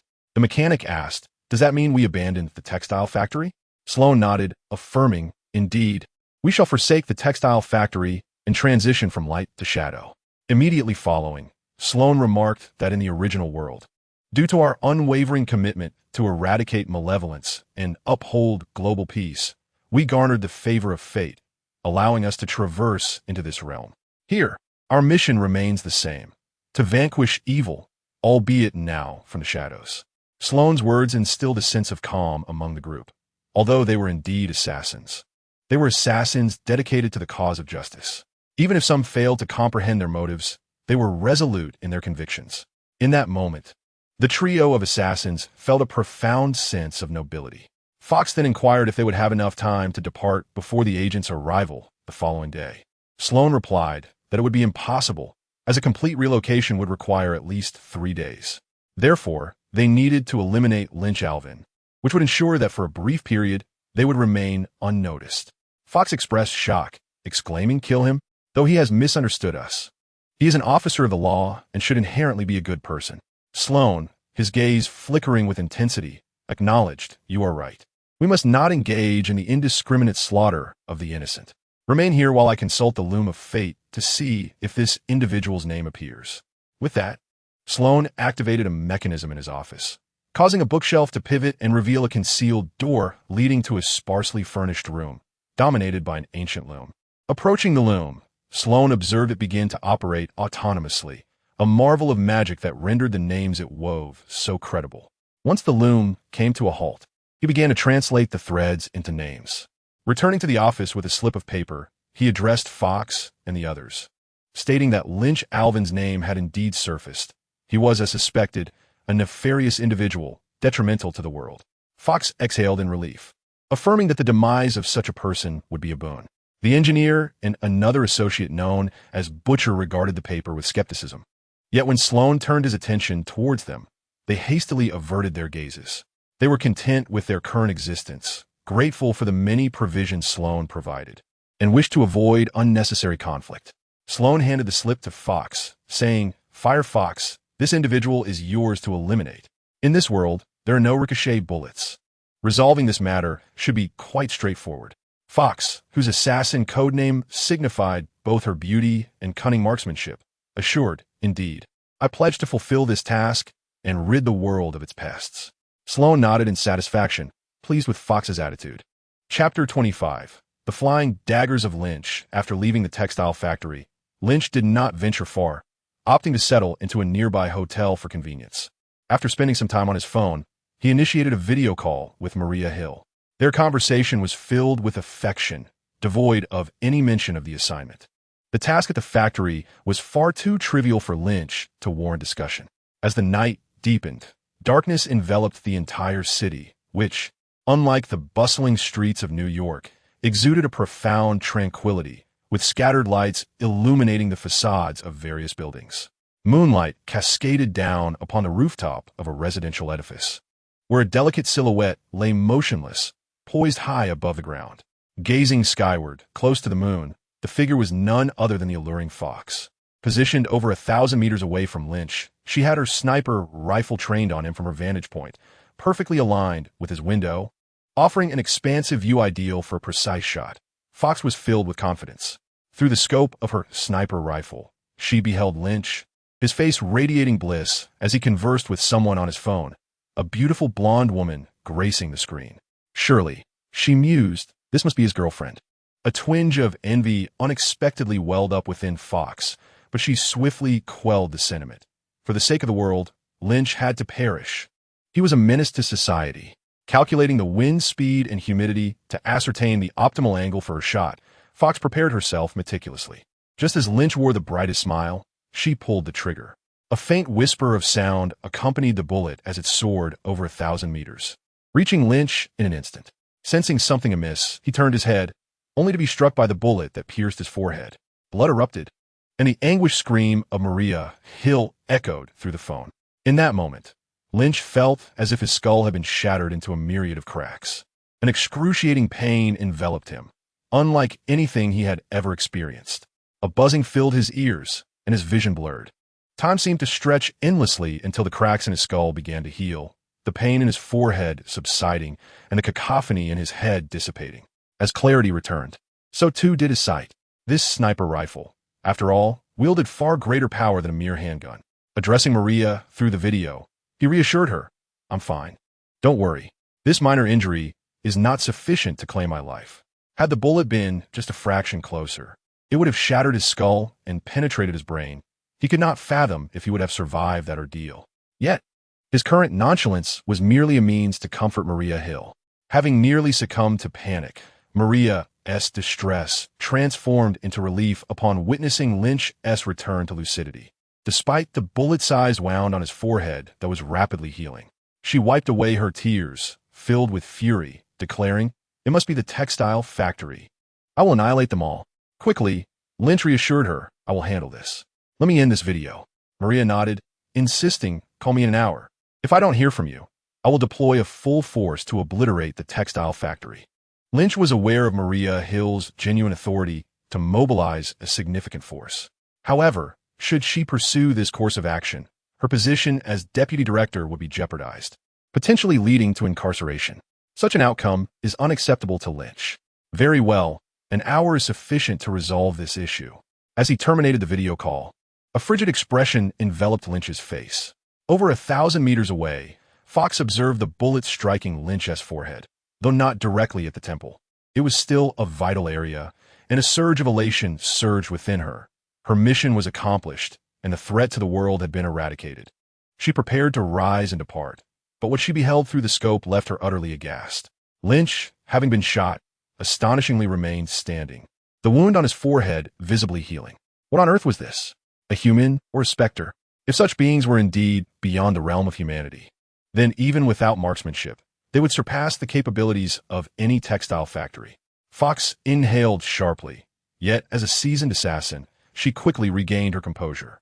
Through the scope, she saw Lynch still conversing with someone on his phone, seemingly unfazed by the bullet he had just endured.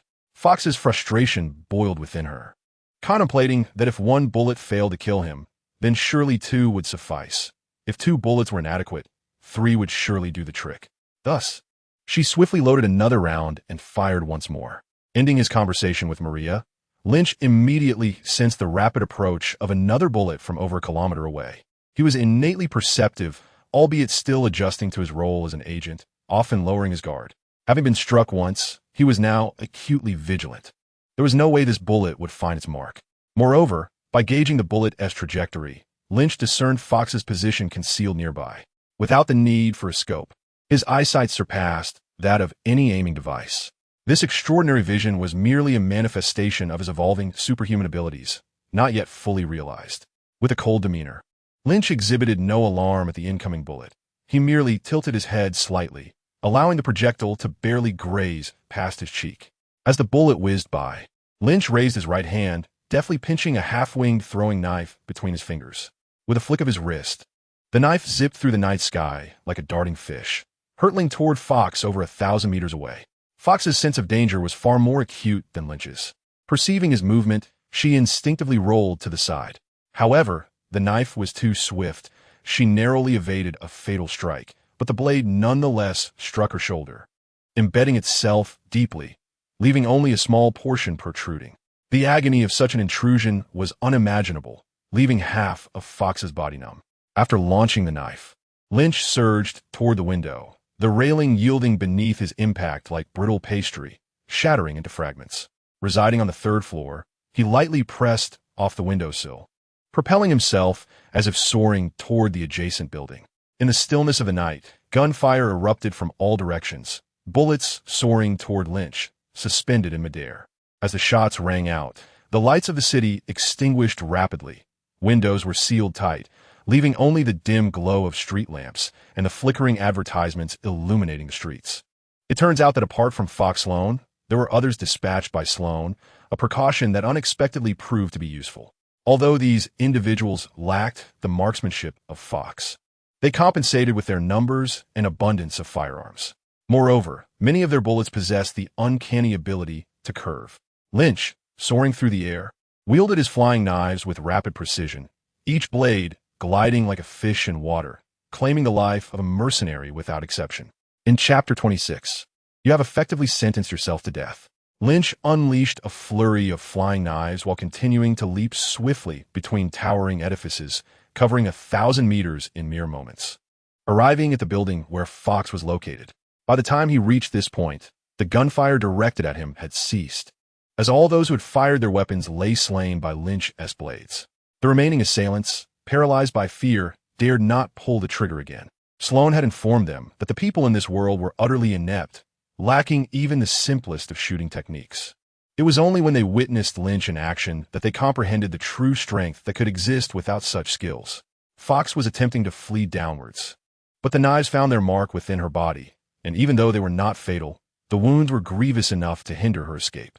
Following the trail of blood, Lynch pursued her down the staircase, intercepting Fox on the second floor. She attempted to strike him, her fist lacking power and resolve, and he easily subdued her. In terror, Fox gazed at Lynch, questioning his identity. "What are you? No, what kind of monster are you?" Lynch replied coldly, "I am merely an ordinary agent. There are many like me in this world. Yet you are indeed formidable. You nearly killed me with that sniper rifle. Now that you have not succeeded, have you considered the consequences?" Fox retorted, "No, you cannot be an ordinary person." Suddenly, a look of dread crossed her face. "Are there more like you? What will become of us?" Fox then inexplicably relaxed, declaring, "Killing you is a service to the world. Though I cannot do so now, someone will eventually end your life. Justice will ultimately triumph over evil." Lynch could not help but chuckle at her conviction. Perhaps she was the only one left in the entire assassin organization that still believed herself to be a righteous killer. He responded with a cold smirk.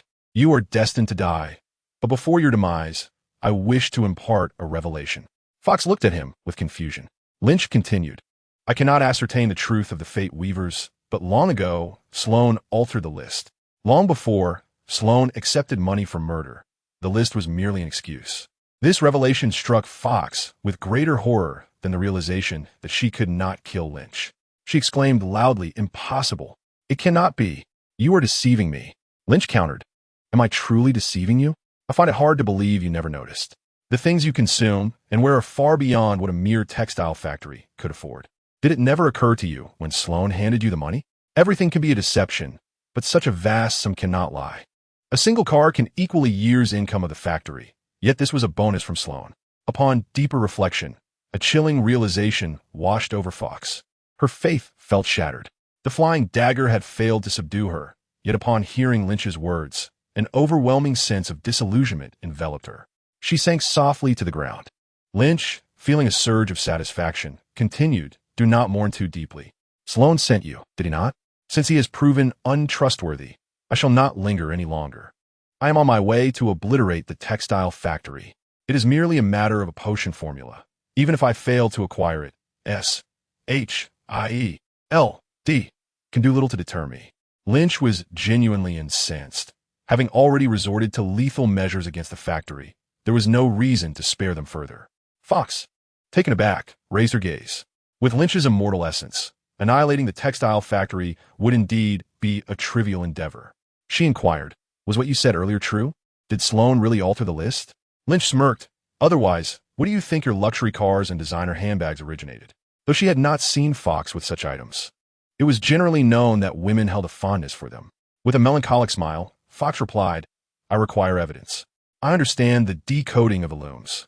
I must see the looms myself." Lynch regarded her with curiosity. "Do you think I would take you there? Have you not yet grasped your current standing?" Fox responded, "The potion formula, I am aware of it. If Sloan has indeed deceived me, I am willing to relinquish the formula to you." Lynch's eyes brightened. "You know it?" Fox asserted, "I grew up in the textile factory. No one knows more than I do." Lynch inquired, "Very well, can you still move?" Fox gritted her teeth. Pressing a hand against her shoulder, "I can manage. Exiting the building, the night was enveloped in silence, with occasional barks echoing in the distance. Despite the earlier cacophony of gunfire, not a single police officer had arrived. The New Jersey police were indeed lazy. The textile factory was not far off. Lynch had chosen this location for convenience regarding tomorrow's transaction, but now it seemed equally accessible for murder. Lynch took a couple of steps forward, noticing Fox trailing behind with unsteady steps, causing his brow to furrow. He returned, grasping the uninjured side of Fox, bending his legs slightly and with a gentle exertion, leapt onto the rooftop, continuing to bound across the rooftops and utility poles. Fox, still harboring a dart within her, felt the wound tug painfully, causing beads of cold sweat to form, yet she remained silent. Soon, the two of them vaulted into the textile factory. Despite the hour, employees were still at work. Fox explained, "Those on the night shift are genuine workers. They are unaware of our assassin status." Lynch nodded in understanding, and Fox added, "We need to go to the third floor. I must examine the looms." After a moment's contemplation, Lynch grasped her and leaped to the third floor, slipping through a window. "What are you doing?" Just as Lynch landed, a voice echoed for the darkened hall. To his surprise, there were guards on the third floor, and before he could respond, a bullet whizzed past from around the corner. The night in no way hindered Lin Qi's vision. Before him lay a grand hall, adorned with numerous cabinets, flanked on either side by rows of rooms, some offices, others dormitories. Lin Qi effortlessly evaded bullets, advancing a few steps before launching a throwing knife. A piercing scream echoed through the air as the blade struck its mark, severing the man's life with deadly precision. This agonizing cry seemed to trigger a mechanism, unleashing a cacophony of gunfire from the dimly lit third floor. The adversaries, emboldened by their advantageous positioning and their proficiency in gunplay, exuded confidence, yet Lin Qi remained undeterred. Each bullet, skillfully avoided, failed to find its target, while his throwing knives claimed a life with every throw. With Fox in tow, Lin Qi charged toward Sloane's office. Sloane, hiding in a room, peered through the door's crack, witnessing Lin Qi navigate his territory as though it were a realm devoid of obstacles. Fear gripped him. Though Lin Qi lacked the art of gunplay, his throwing knives were formidable, and the fact that he had evaded the hail of bullets was nothing short of remarkable. Observing Lin Qi's prowess, he regretted severing ties with him, realizing that perhaps this world was not as weak as he had imagined. After a lengthy hesitation, Sloane finally spoke. "Agent Alvin, we acquiesce to your terms. Please cease your actions so we may discuss." He urged Lin Qi to halt, yet failed to command his subordinates to do the same. Lin Qi, uninterested in parleying with Sloane, retorted loudly, "It is too late. By sending assassins after me, you have sealed your own fate." With that declaration, he hurled another throwing knife, which pierced through a nearby bookshelf, shattered a wall, and continued its trajectory, entering Sloane's neck from the side, emerging on the opposite side, accompanied by a spray of crimson. Sloane clutched his throat, attempting to utter words, but silence enveloped him. In the 27th chapter, Fox appeared despondent, resigned to Lin Qi's whims. Lin Qi arrived at the threshold of Sloane's office, leaving a trail of corpses in his wake, when suddenly, a voice cried out, "The boss is dead. The boss is dead." This was followed by a disarray of gunfire and the hurried footsteps of fleeing individuals. At this juncture, Lin Qi had already dragged the dazed Fox into the study. Urged by Lin Qi, Fox unlocked a hidden chamber and approached the loom within the room. As someone drew near, the loom began to operate, weaving different lengths of threads into the fabric that lay upon it.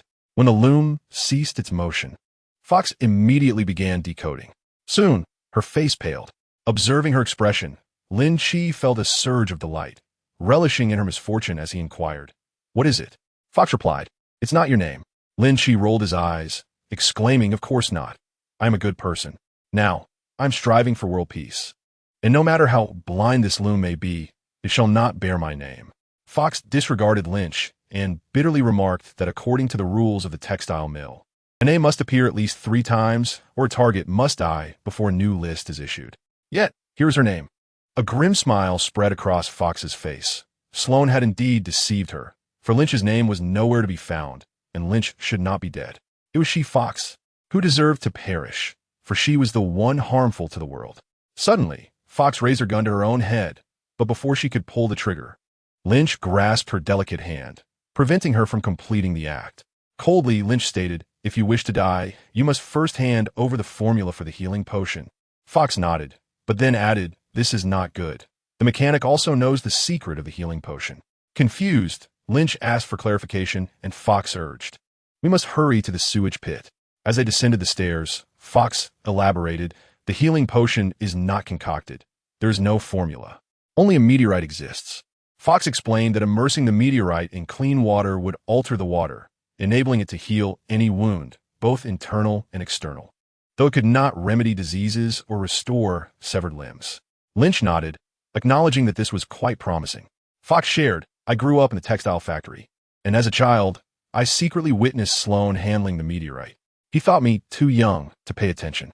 However, the mechanic personally changes the water in the pit, and he might have already discovered the secret of the healing pool."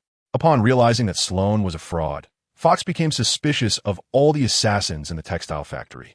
In contrast, she found a sense of reassurance in Lynch, believing that at least Lynch resembled a good person more than the assassins did. Upon reaching the first floor, the factory's employees, startled by the gunfire, screamed and rushed outside. Yet, others pushed in from the outside, armed with cameras and wearing press badges, reckless journalists. In that moment, these reporters, energized and flushed with excitement, surged forward with great fervor. By nightfall, the police had finished their shifts, and even those on duty, hearing the intense gunfire, quickly hid away. Only these journalists remained outside the textile factory, rushing in upon hearing the shots, hoping to uncover some major news. One sharp-eyed reporter spotted Lynch, exclaiming, "Mr. Alvin." He raised his camera and began snapping photos furiously. Lynch furrowed her brow, contemplating, and pulled out her identification, stating, "I am currently on official duty. This area is dangerous. Please leave immediately." However, contrary to Lynch's expectations, the journalists did not disperse. Their eyes glimmered with excitement as they snapped photos of Lynch and her credentials. One audacious reporter shouted, "Mr. Alvin, can you explain how you transitioned from a renowned author to a spy?" Lynch shot the reporter a glare, but did not slow her pace, quickly arriving at the side of the sewage pit, which was foul and reeking. Yet beyond a wall, 5 pristine pools awaited. In the midst of the pool stood a middle-aged man with a scruffy beard, hunched over as he rummaged through the water. A flicker of joy crossed his face as he raised his hand, revealing an irregular, fist-sized brown stone. He was the repairman. "We cannot allow him to take the meteorite," Fox exclaimed anxiously, her trust in the factory workers having waned, and she harbored deep suspicions about the repairman as well, fearing he might use the meteorite for nefarious purposes. The repairman, having caught sight of Lynch and Fox, recalled witnessing Lynch's prowess on the 3rd floor and knew he stood no chance against Lynch's throwing knives. Upon hearing Fox's cry, he was filled with rage and indignation and shouted back, "Fox, you traitor!" In a swift motion, Lynch flicked his right hand, sending a knife flying that split the bullet in two, its force undiminished as it pierced the repairman's forehead, creating a gaping hole. At that moment, a journalist rushed over with a camera, capturing the scene of Lynch's throw and the knife embedded in the repairman's forehead. Lynch shot a fierce glare at the journalist, who promptly fled, terrified that Lynch would target him next. Having secured the most sensational story, he felt it would be unjust to perish there. Lynch hesitated, but chose not to pursue the journalist, deeming it too troublesome and outside his remit. That responsibility lay with the intelligence department. He retrieved the meteorite from the repairman's body and fished out 4 more identical meteorites from the bottoms of the other pools. Fox explained that submerging these meteorites in water would activate their powers, with the soaking time contingent on the water volume. For their pool, 3 hours would suffice. Lynch surveyed the pool, slightly larger than a standard household bathtub. He intended to secretly keep a few of these healing meteorites, one of which could be placed directly in his bathtub at home for both himself and Maria to utilize. Lynch, still unsatisfied, inquired, "Are there only these 5? To which Fox confirmed with certainty, "Only these 5. Nodding, Lynch noticed another journalist approaching for photographs, but he paid them little mind, while Fox remained acutely aware of the cameras, skillfully avoiding the lens and donning a mask and sunglasses from her pocket. Though the journalists were curious about Fox, their attention was predominantly focused on Lynch. Irritated, Lynch dismissed them, urging, "Move along, move along." Yet the journalists persisted. "Mr. Alvin, could you share a few words about your transition from a renowned author to a spy?" Another reporter pressed, "Mr. Alvin, could you also explain the circumstances surrounding the textile factory's emergence and what transpired tonight? Were you responsible for the deaths here?" The journalist gazed at Lynch with eager anticipation. But he remained unfazed, seeking refuge in an office before recalling the chaos of the textile factory, where some assassins were dead, others fled, and there was no one left to teach him the art of gunplay. Consequently, Lynch opened the door and beckoned Fox inside. Fox removed her mask, a desolate smile gracing her lips. "Why have you brought me here? It would be better to let me find a place to die," she lamented. "Or is it that you have taken a liking to my body? Do as you please." Chapter 28. In the name of Superman, Lynch explodes with fury. Half of Fox's body was stained crimson, her form teetering precariously. "Please, take a seat over there," Lynch instructed. Upon uttering this command, he retrieved his phone and called Maria, recounting the situation in detail before requesting her to send someone for the loom. He glanced at Fox, who sat with her eyes closed, her chest still rising and falling. She was not yet deceased. He spoke into the phone. It would be prudent to send an ambulance. I may have inadvertently gone too far, and now only a wounded individual remains to teach the art of gunplay. Seeing Lynch unscathed and the situation resolved, Maria felt a wave of relief wash over her. "I will dispatch someone immediately," she assured him. The fate loom was indeed a mysterious object, not something the police could manage. Thus, Maria sent personnel directly from the New York branch. Although she had yet to officially assume her position, the necessary protocols had been completed, and with a single call, vehicles were dispatched from New York. The journey from the New York branch to New Jersey would require 3 to 4 hours. And while the transportation of the loom was flexible, the ambulance could not be sent from S.H.I.E.L.D's New York division. Lynch contacted both the hospital and the police station, but both were reluctant to operate at night due to the inherent dangers. Through persuasion and subtle coercion, he managed to convince them to respond. By the time the police arrived, dawn was breaking. Lynch had no desire to reprimand these timid officers. Instead, he instructed them to secure the loom and left the handling of the reporters to them.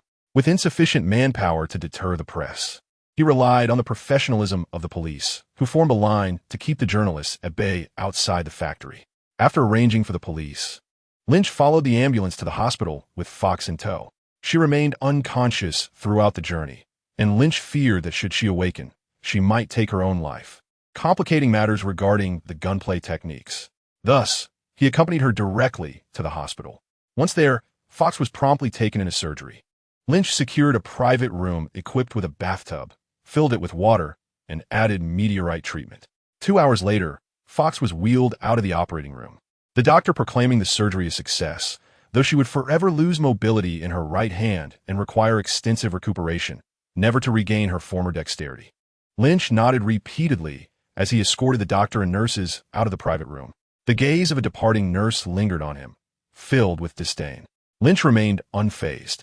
His intentions toward Fox were not as they presumed. Closing the door, he lifted Fox and placed her into the bathtub. Moments later, the clear water within the tub solidified, resembling white wax, enveloping her entirely. After a brief interval, Fox opened her eyes and emerged from the tub, her injuries fully healed. The right hand, once deemed immobile by the doctors, now deftly maneuvered a handgun. Meanwhile, S.H.I.E.L.D. and the police found themselves struggling to contain the media frenzy. There was no need to suppress the situation, but prior to the exposure, Nick Fury was extremely irate and called Maria Hill. At that moment, Maria had just arrived at the New York branch of S.H.I.E.L.D. when she received Fury's complaint. "Hill, you must understand, we are S.H.I.E.L.D., an organization meant to operate in the shadows. Now look at the mess you've created. So many people captured photographs of Lynch in action. What do you propose we do?" Maria, her tone sharp, retorted, "What should we do? Let be exposed. What do you intend to do about it?" She was still grieving for Lynch's injuries, and Fury was clearly walking into a storm. Fury insisted, "Hand Lynch over to me. I will have him change his name and go into hiding. I will train him to become a competent S.H.I.E.L.D. agent." Maria countered, "That is impossible. You might as well give up on that idea. Without me, Lynch will not remain S.H.I.E.L.D. Fury pressed on. "Then what do you suggest?" "Lynch has already been exposed," Maria replied. "Let the exposure happen. Lynch is not suited for the life of a covert agent." Fury exclaimed, "Are you out of your mind? S.H.I.E.L.D. cannot be exposed." Maria clarified, "I am not suggesting exposing S.H.I.E.L.D. S.H.I.E.L.D. I am referring to the special team, the superhero. He is a true superhero. Fury's interest was piqued. Are you implying? Maria continued. Did you not wish to assemble a superhero team? Our New York branch has plans for this, and a superhero is to be part of that team.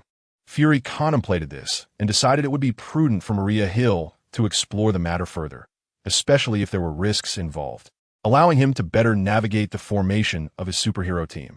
Handle it as you see fit, he instructed, but do not make a mess of it, and keep a low profile. After their conversation, Maria Hill resumed her communication with the FBI. A new day dawned, and newspapers and news outlets began to report on the textile factory incident. According to reports, the factory was classified as a den of criminals from a parallel world, who continued their nefarious activities upon arrival in this realm, only to be apprehended by the enforcers, the superhero. While Maria Hill had not reached an agreement and did not claim the superhero as one of their own, she also did not deny it. The news reported that a source, who wished to remain anonymous, stated that the superhero was an enforcer, akin to Captain America, dedicated to safeguarding and protecting the populace. Another anonymous source revealed that the superhero's true identity was the renowned author Lin Qi. This individual elaborated that Lynch had concealed his identity for many years, but was now prepared to step into the light and contribute to the greater good. Lin Qi suddenly gained immense popularity. Previously, he had only been known within certain circles, but now he was a sensation across the nation. Naturally, this drew considerable skepticism, primarily centered around 2 points. The first being that Lynch was unworthy of the title superhero.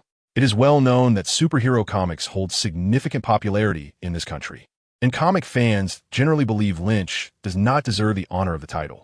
The second point of contention was that Lynch was not worthy of being compared to Captain America. Captain America has a multitude of fans who are unwilling to see their hero overshadowed by Lynch's rise to prominence. Beyond the two prevailing controversies, conspiracy theorists speculate whether the so-called textile factory from a parallel universe and the overnight demolition of that factory might be a fabrication devised by Lynch and his collaborators, aimed at promoting his new book.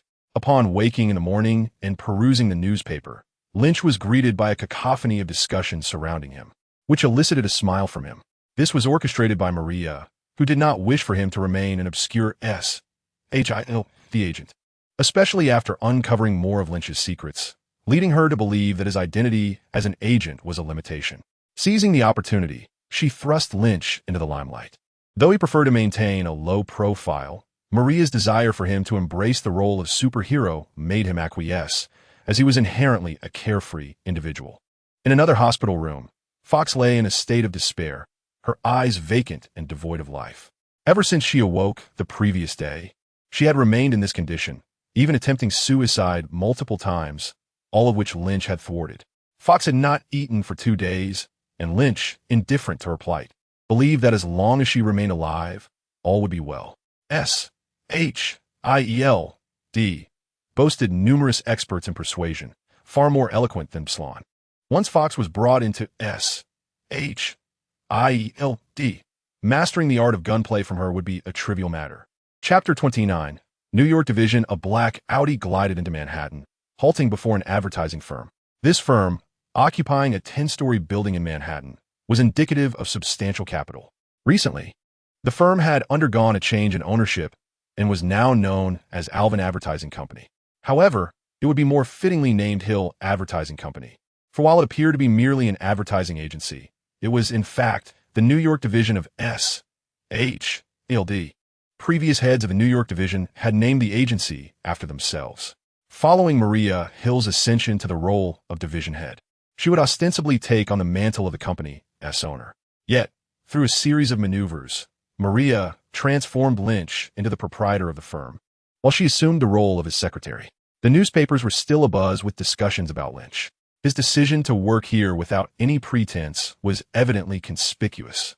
But by acquiring the establishment and becoming its owner, the scrutiny diminished significantly. Even if doubts arose, Lynch could simply claim it to be a side endeavor. Stepping out of the vehicle, he waited momentarily before the pale-faced Fox emerged from the car. Despite her injuries having healed, her body was frail from 2 days without nourishment. This was not due to Lynch's maltreatment. Rather, Fox, having learned the truth, was consumed by a desire for death, unwilling to engage in anything, even eating. As they entered the lobby, the receptionist nodded at Lynch and softly informed him that Director Hill awaited them on the 10th floor. Her voice was barely above a whisper, clearly intended to prevent the uninformed employees in the lobby from overhearing.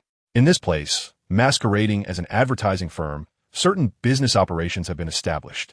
Consequently, a number of ordinary office workers have been recruited, engaging in various advertising photography tasks. Upon hearing the words of the receptionist, Lin Qi discerned that she too was an employee of S.H.I.E.L.D. He proceeded to enter the elevator with Fox, under the curious gazes of others. Inside the elevator, there were 2 men and 2 women. Upon seeing Lin Qi, one particularly gaunt man exclaimed with excitement, "Are you our new boss, Mr. Lin Qi Alvin?" Lin Qi replied, "If there isn't another Lin Qi Alvin, I suppose that must be me." "Oh, this is simply marvelous. I am an admirer of your work. And I even read yesterday's newspaper where you were referred to as Superman. This is truly fantastic. You're our boss, my goodness." The man spoke somewhat incoherently, yet Lin Qi understood he had a fan. However, noticing the man's malnourished appearance, Lin Qi had little desire for extended conversation. The man rambled on, and Lin Qi merely responded with non-committal affirmations. Another woman inquired, "Mr. Alvin, are you really a secret agent? How did you become our boss?" Lin Qi glanced at her and replied, "The salary of an agent is not substantial. I engage in a side venture." The woman hesitated, eventually asking, "Is that really permissible? Will there be no repercussions?" Lin Qi smiled and answered, "Of course." In truth, he himself was uncertain. His identity had been fluctuating over the past few days, and he still bore a rather laid-back demeanor, merely influenced by Maria's intricate schemes. Lin Qi understood Maria's motivations for such elaborate maneuvers. Firstly, she aimed to secure his future, as she did not wish for him to fade into obscurity. Secondly, she desired for them to frequently be together, hence the dazzling displays of manipulation. Now, they could openly be together, achieving Maria Hill's objective. Lin Qi, being a rather easygoing individual who genuinely cared for Maria Hill, found little concern with her actions. Should the day arise when his feelings for her waned, no amount of her machinations could retain him. For now, however, it seemed their sweetness would endure for quite some time. As the elevator reached the 3rd floor, the 2 men and 2 women exited, allowing several others to enter. Some regarded him with cold indifference, while others greeted him warmly. Among them were S.H.I.E.L.D. agents and ordinary employees alike. "Mr. Alvin, you are a good person, but you may be unaware that many in your company do not fulfill their duties, arriving late and leaving early, even absenting themselves from work. Yet they receive higher salaries than others. These parasites should be removed, Mr. Alvin. I have evidence here. Would you care to see it?" A bespectacled individual began to lodge complaints upon spotting Alvin in the elevator, unaware that in the corner stood a young man in a black suit, watching him coldly. Lin Qi smiled and said, "No need. I have matters to attend to." If it were an ordinary company, such pests would certainly need to be eradicated. However, this establishment is merely a facade, with its financial and personnel arrangements intricately linked to the machinations of S.H.I.E.L.D.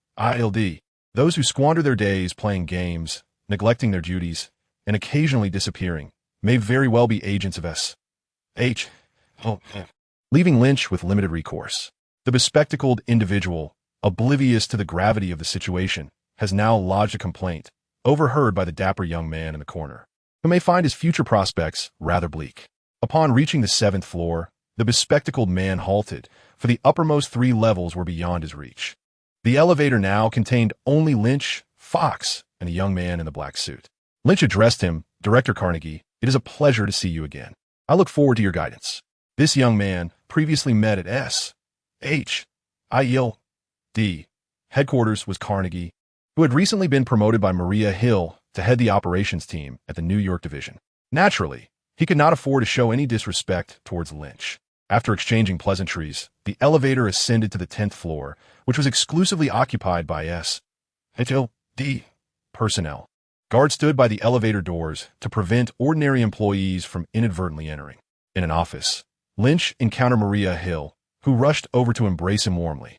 Outside the window, across 2 streets, stood Stark Tower, its name clearly visible from their vantage point.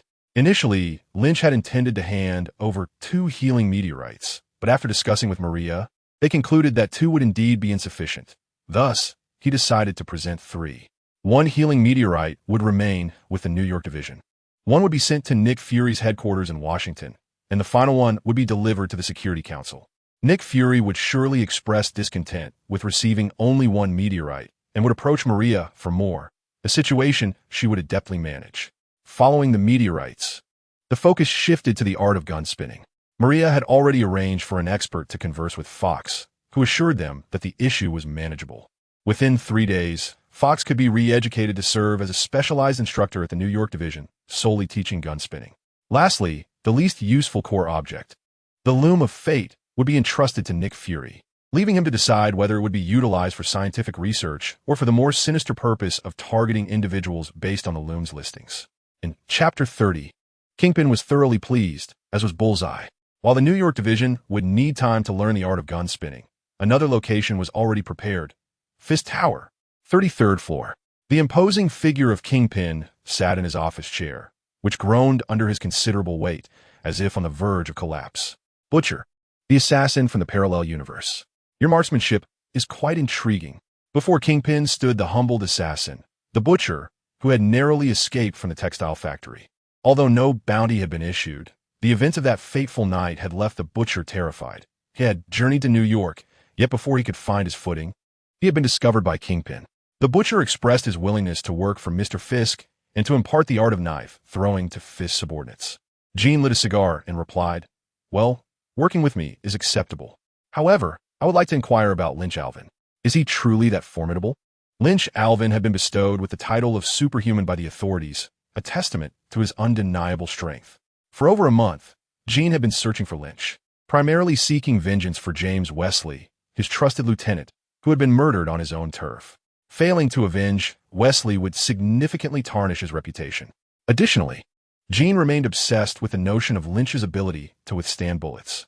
During this time, Gene's men scoured New York, yet Lynch remained elusive, leading Gene to suspect that he had fled the city. However, 3 days ago, his subordinates discovered that Lynch had returned home.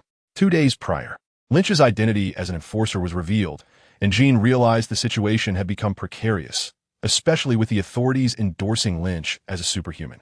This left Gene questioning Lynch's true capabilities. By chance, Gene apprehended a killer from a textile factory and seized the opportunity to inquire about Lynch. The Butcher's face turned pale with fear upon hearing the name Lynch Alvin. He recalled that fateful night when he hid on the 3rd floor, not far from Sloan. Lynch had faced numerous killers from the textile factory with an almost slaughter-like efficiency. Bullets could not touch him, yet he dispatched his foes with ease. At the moment Sloan spoke, Lynch had thrown a knife, killing him instantly. Regaining his composure, the Butcher recounted, "Lynch Alvin is incredibly swift, able to evade bullets. Despite dozens of guns trained on him, not a single shot landed. His knives are terrifyingly fast, one after another." The mere thought of Lynch's throwing knives sent shivers down the Butcher's spine. Suddenly, a whistling sound pierced the air, and a knife struck the ground at his feet. Startled, the Butcher's face turned pale until he realized it was a straight knife, unlike the half-wing knives he had previously encountered. "Fool!" A derisive voice interrupted his thoughts.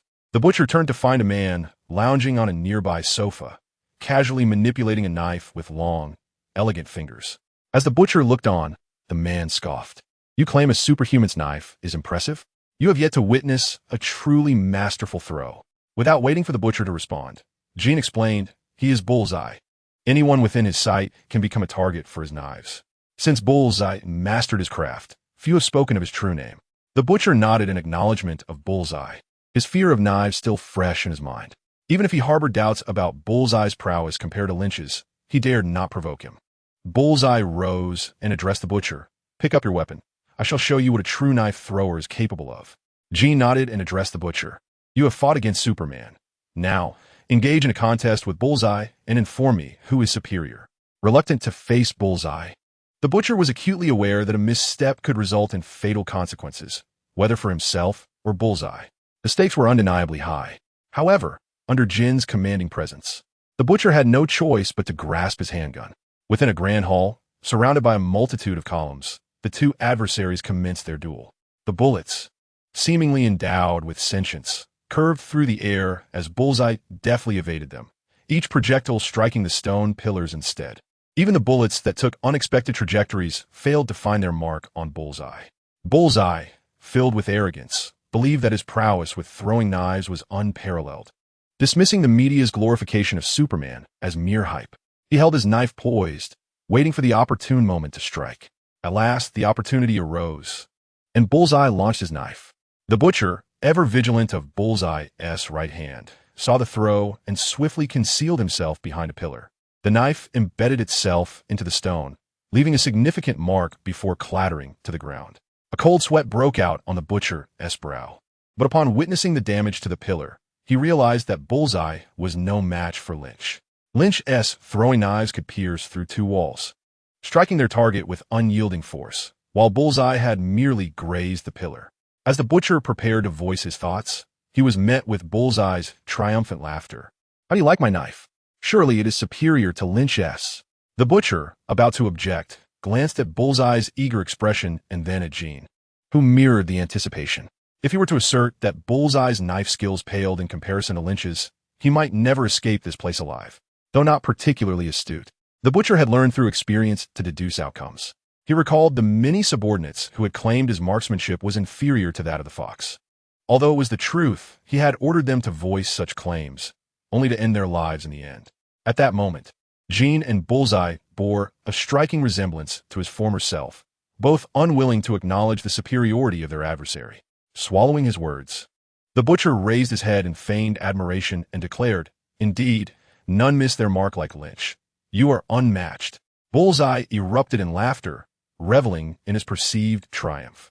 Jean, too, wore a smile. "Butcher, you are now one of my own. You need not do anything else. I have a special operations team, and all I require is for you to impart your throwing skills to them." "Understood, Mr. Fisk," the butcher replied. Jean then turned to Bullseye. "Bring Lynch to me. Those who have slain my men must pay a price, even if they join us." Bullseye, brimming with confidence, retorted, "Lynch's title of Superman is merely a construct of the officials, perhaps to establish a role model. I refuse to accept that. My knives will reveal the truth. Superman is not extraordinary." Jean nodded in approval, while the butcher regarded Bullseye with a look of deep sympathy. Suddenly, Jean Bing addressed the butcher, suggesting that they set aside the instruction of gun twirling for the time being and focus on collaborating with the target eye. The butcher immediately broke into a cold sweat. The target eye snorted disdainfully, declaring that the butcher merely needed to witness how he would vanquish Lynch, perhaps bringing along a camera to capture the moment. He intended to send the footage of his victory to the newspaper, envisioning the amusement of seeing the so-called Superman they boasted about being defeated by him. In Chapter 31, The Curved Flying Knife, 2 days later in the morning, Maria was diligently occupied at her desk while Lynch sat on the sofa, engrossed in a game on his laptop. After 2 days of languorous companionship, both Lynch and Maria's enthusiasm had waned. Maria was wholly absorbed in her work, while Lynch idly passed the time gaming in her office. With a spirited knock, Fox entered Maria's office, his demeanor notably serious as he addressed her. "Ms. Hill," Fox reporting. Maria lifted her gaze from her desk and inquired about his thoughts. Fox replied, "I realize now how foolish I used to be, having made many mistakes. I wish to dedicate the latter half of my life to atoning for them. I am willing to join S.H.I.E.L.D. to contribute to genuine world peace." Maria retorted, "Are you truly contributing to world peace?" Fox's expression grew earnest as he affirmed, "Indeed. Since childhood, I have aspired to work for the happiness of others in this world. I was deceived by Sloan, but now I see that S.H.I.E.L.D. is the place where I can realize my ideals." Lynch scratched his nose, acknowledging that Fox's level of awareness surpassed both his and Maria's, suggesting that S.H.I.E.L.D's recruitment specialists were quite adept. However, he also recognized the significant flaw within S.H.I.E.L.D, the presence of Hydra lurking within its ranks. Lynch preferred not to dwell on Hydra, a rather mysterious organization. As long as they did not provoke him and Maria, their dominion over the world seemed inconsequential. Upon hearing Fox's words, Maria expressed her admiration, stating, "You are commendable. However, your past raises some concerns. Yet, since you have not committed any malevolent acts in our world, joining S.H.I.E.L.D. should not pose a significant issue. You will need to undergo a review, but for now, you can serve as an instructor to teach the gun twirling technique." Is that acceptable? Maria held a favorable impression of Fox, unaware that he had nearly taken Lynch's life. Had she known, she would have certainly dismissed him. Fox responded, "No problem. Here is the training manual I compiled regarding the gun twirling technique." Maria accepted the manual from Fox and organized personnel to learn from him. Once Fox departed the office, Lynch picked up the gun twirling practice manual and began to peruse it slowly. As he read, he found himself developing a slight interest. The following day, Fox continued to instruct the elite agents of S.H.I.E.L.D. in the art of gun twirling. Just a wall apart, Lynch stood with his back against the wall, listening to Fox's explanations, while the training manual lay on a table in the corner. Suddenly, Lynch moved, his right hand flicking outwards, sending a half-winged flying knife soaring through the air. The flying knife did not travel in a straight line. It exhibited a slight curvature, which intensified as it distanced itself from Lynch. Ultimately, the knife traced a semicircle in the air before striking the wall behind Lynch. He had tempered his strength. Had he exerted more force, the wall would have been pierced. Lynch shook his head, somewhat dissatisfied with his curved knife technique. The true art of the curved knife should enable it to form a perfect circle mid-air, with unyielding force propelling the blade perpetually.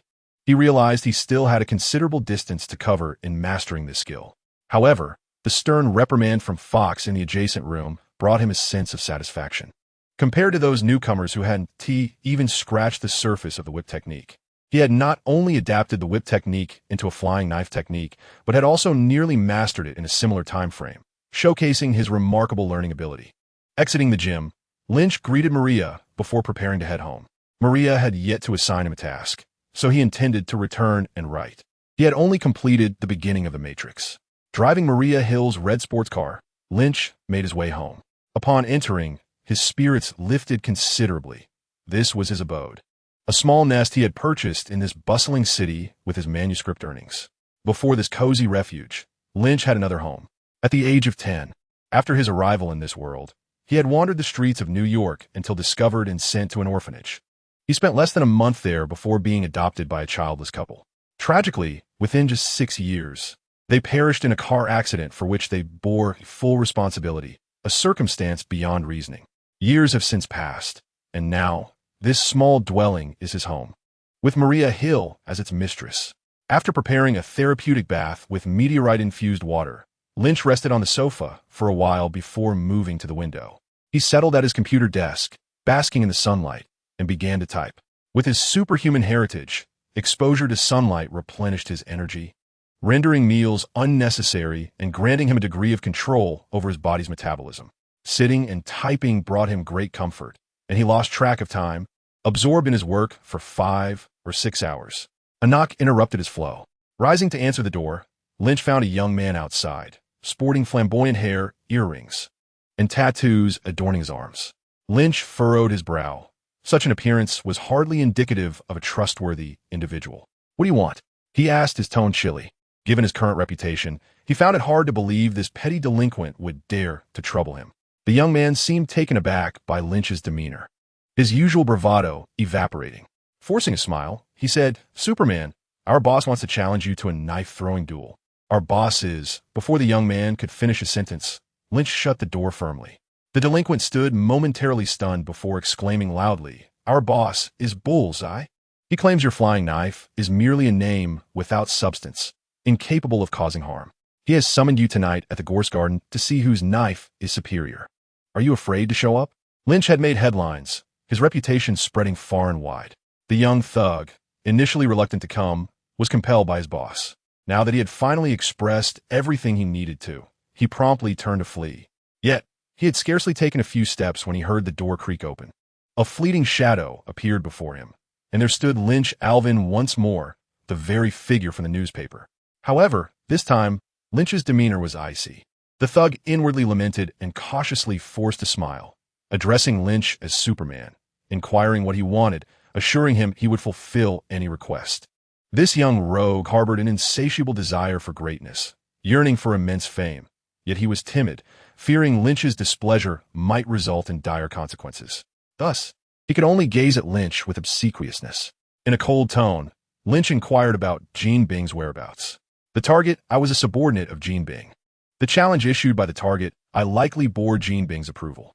Though Lynch had little interest in confronting the target eye, resolving the matter with Jean Bing would grant him peace for a considerable time. The thug dared not withhold information, hastily replying that they, the underlings, were unaware of Jean Bing's affairs, but he had heard that Jean Bing had ventured to Los Angeles, where he had established a territory. Has he gone to Los Angeles to evade me? Lynch pondered this question as he turned and retreated to his room. The young thug felt he had narrowly escaped a perilous encounter with a Superman, a tale he could boast about for a lifetime, a true credential. As for the challenge from the target eye, Lynch dismissed it from his mind. His recollection of the target eye revealed him to be merely a lackey of Jean Bing, hardly worthy of his concern. Chapter 32. An easy resolution the following day. As the sun rose, Lynch awoke bathed in its golden light. After freshening up, he prepared to head to work, contemplating the possibility of indulging in some delightful snacks along the way. With his morning plans settled in his mind, he opened the door and descended the stairs. However, his brow began to furrow as he overheard the chatter of reporters. It seemed the reporters were rather forgetful. Only a couple of days prior, Lynch had skyrocketed to fame, and since then, he had not granted any interviews. He presumed today would be free of interruptions. Yet he found an increasing number of journalists gathered downstairs. Standing at the top of the staircase, Lynch listened to the discussions filtering up from the entrance. Understanding the situation, he found it somewhat amusing. Shaking his head with a chuckle, he descended the stairs and opened the door. The sound of clicking shutters and the flash of lights immediately enlivened the morning. A beautiful woman with a beauty mark at the corner of her mouth extended a microphone towards Lynch, asking, "Mr. Alvin, what are your thoughts on the challenge from the target eye?" Lynch brushed past the reporters, moving forward while casually responding to the question posed by the attractive journalist. Boring. The journalist pressed on, "But Mr. Alvin, the target eye has kidnapped a family, claiming that if you do not comply by noon today, he will kill them."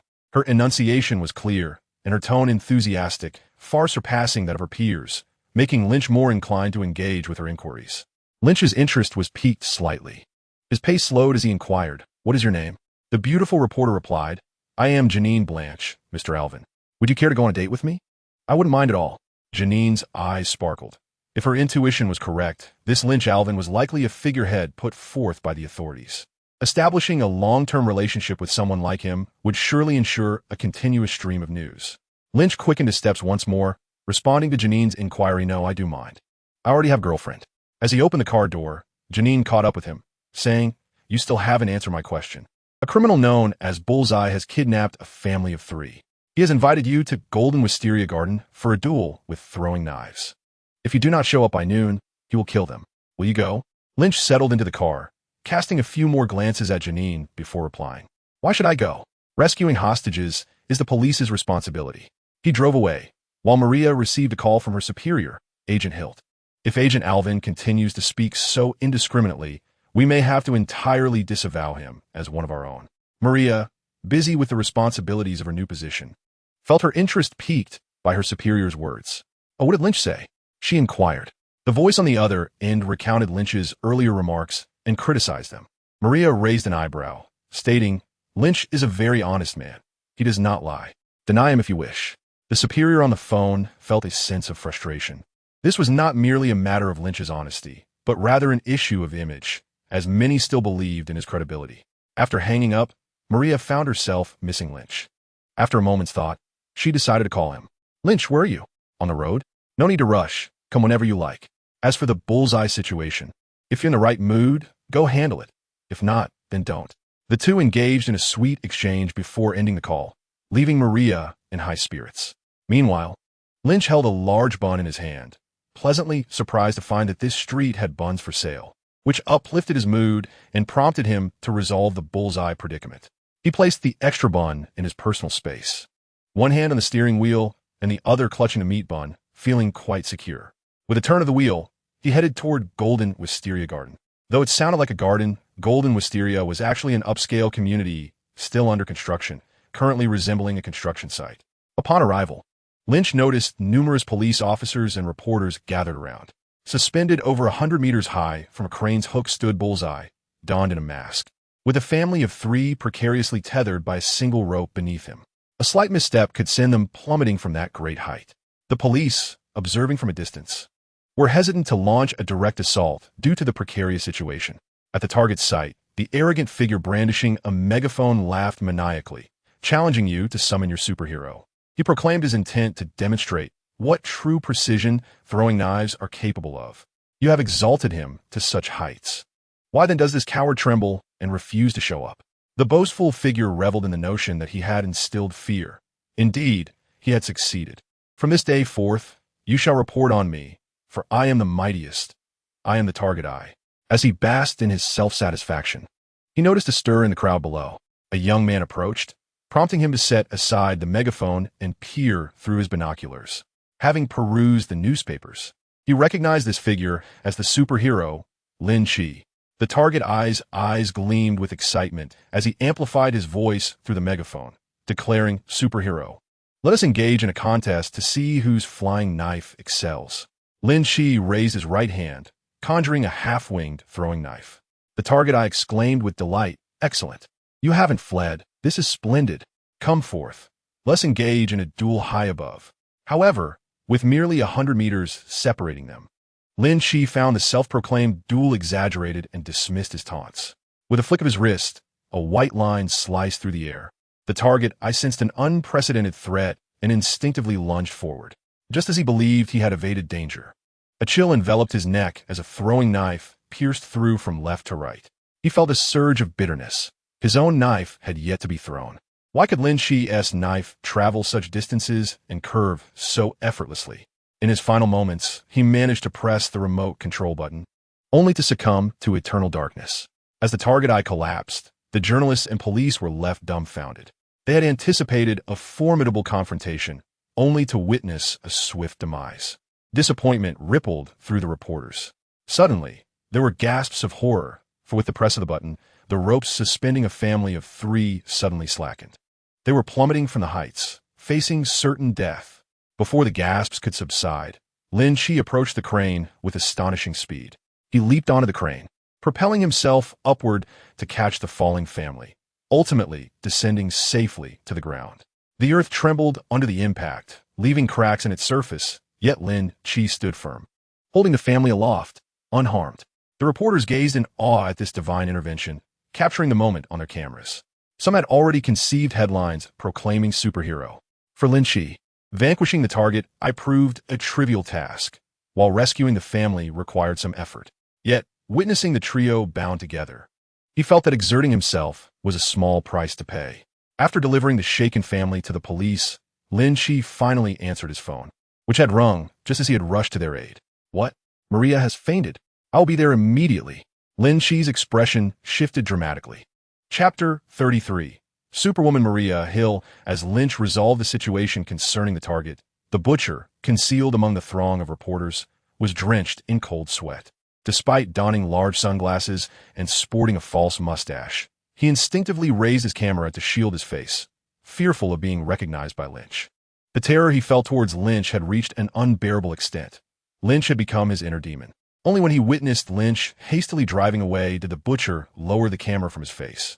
"Hey, brother, why are you drenched in sweat? Are you unwell? Work is important, but do take care of your health," a fellow reporter, also wielding a camera, inquired with concern.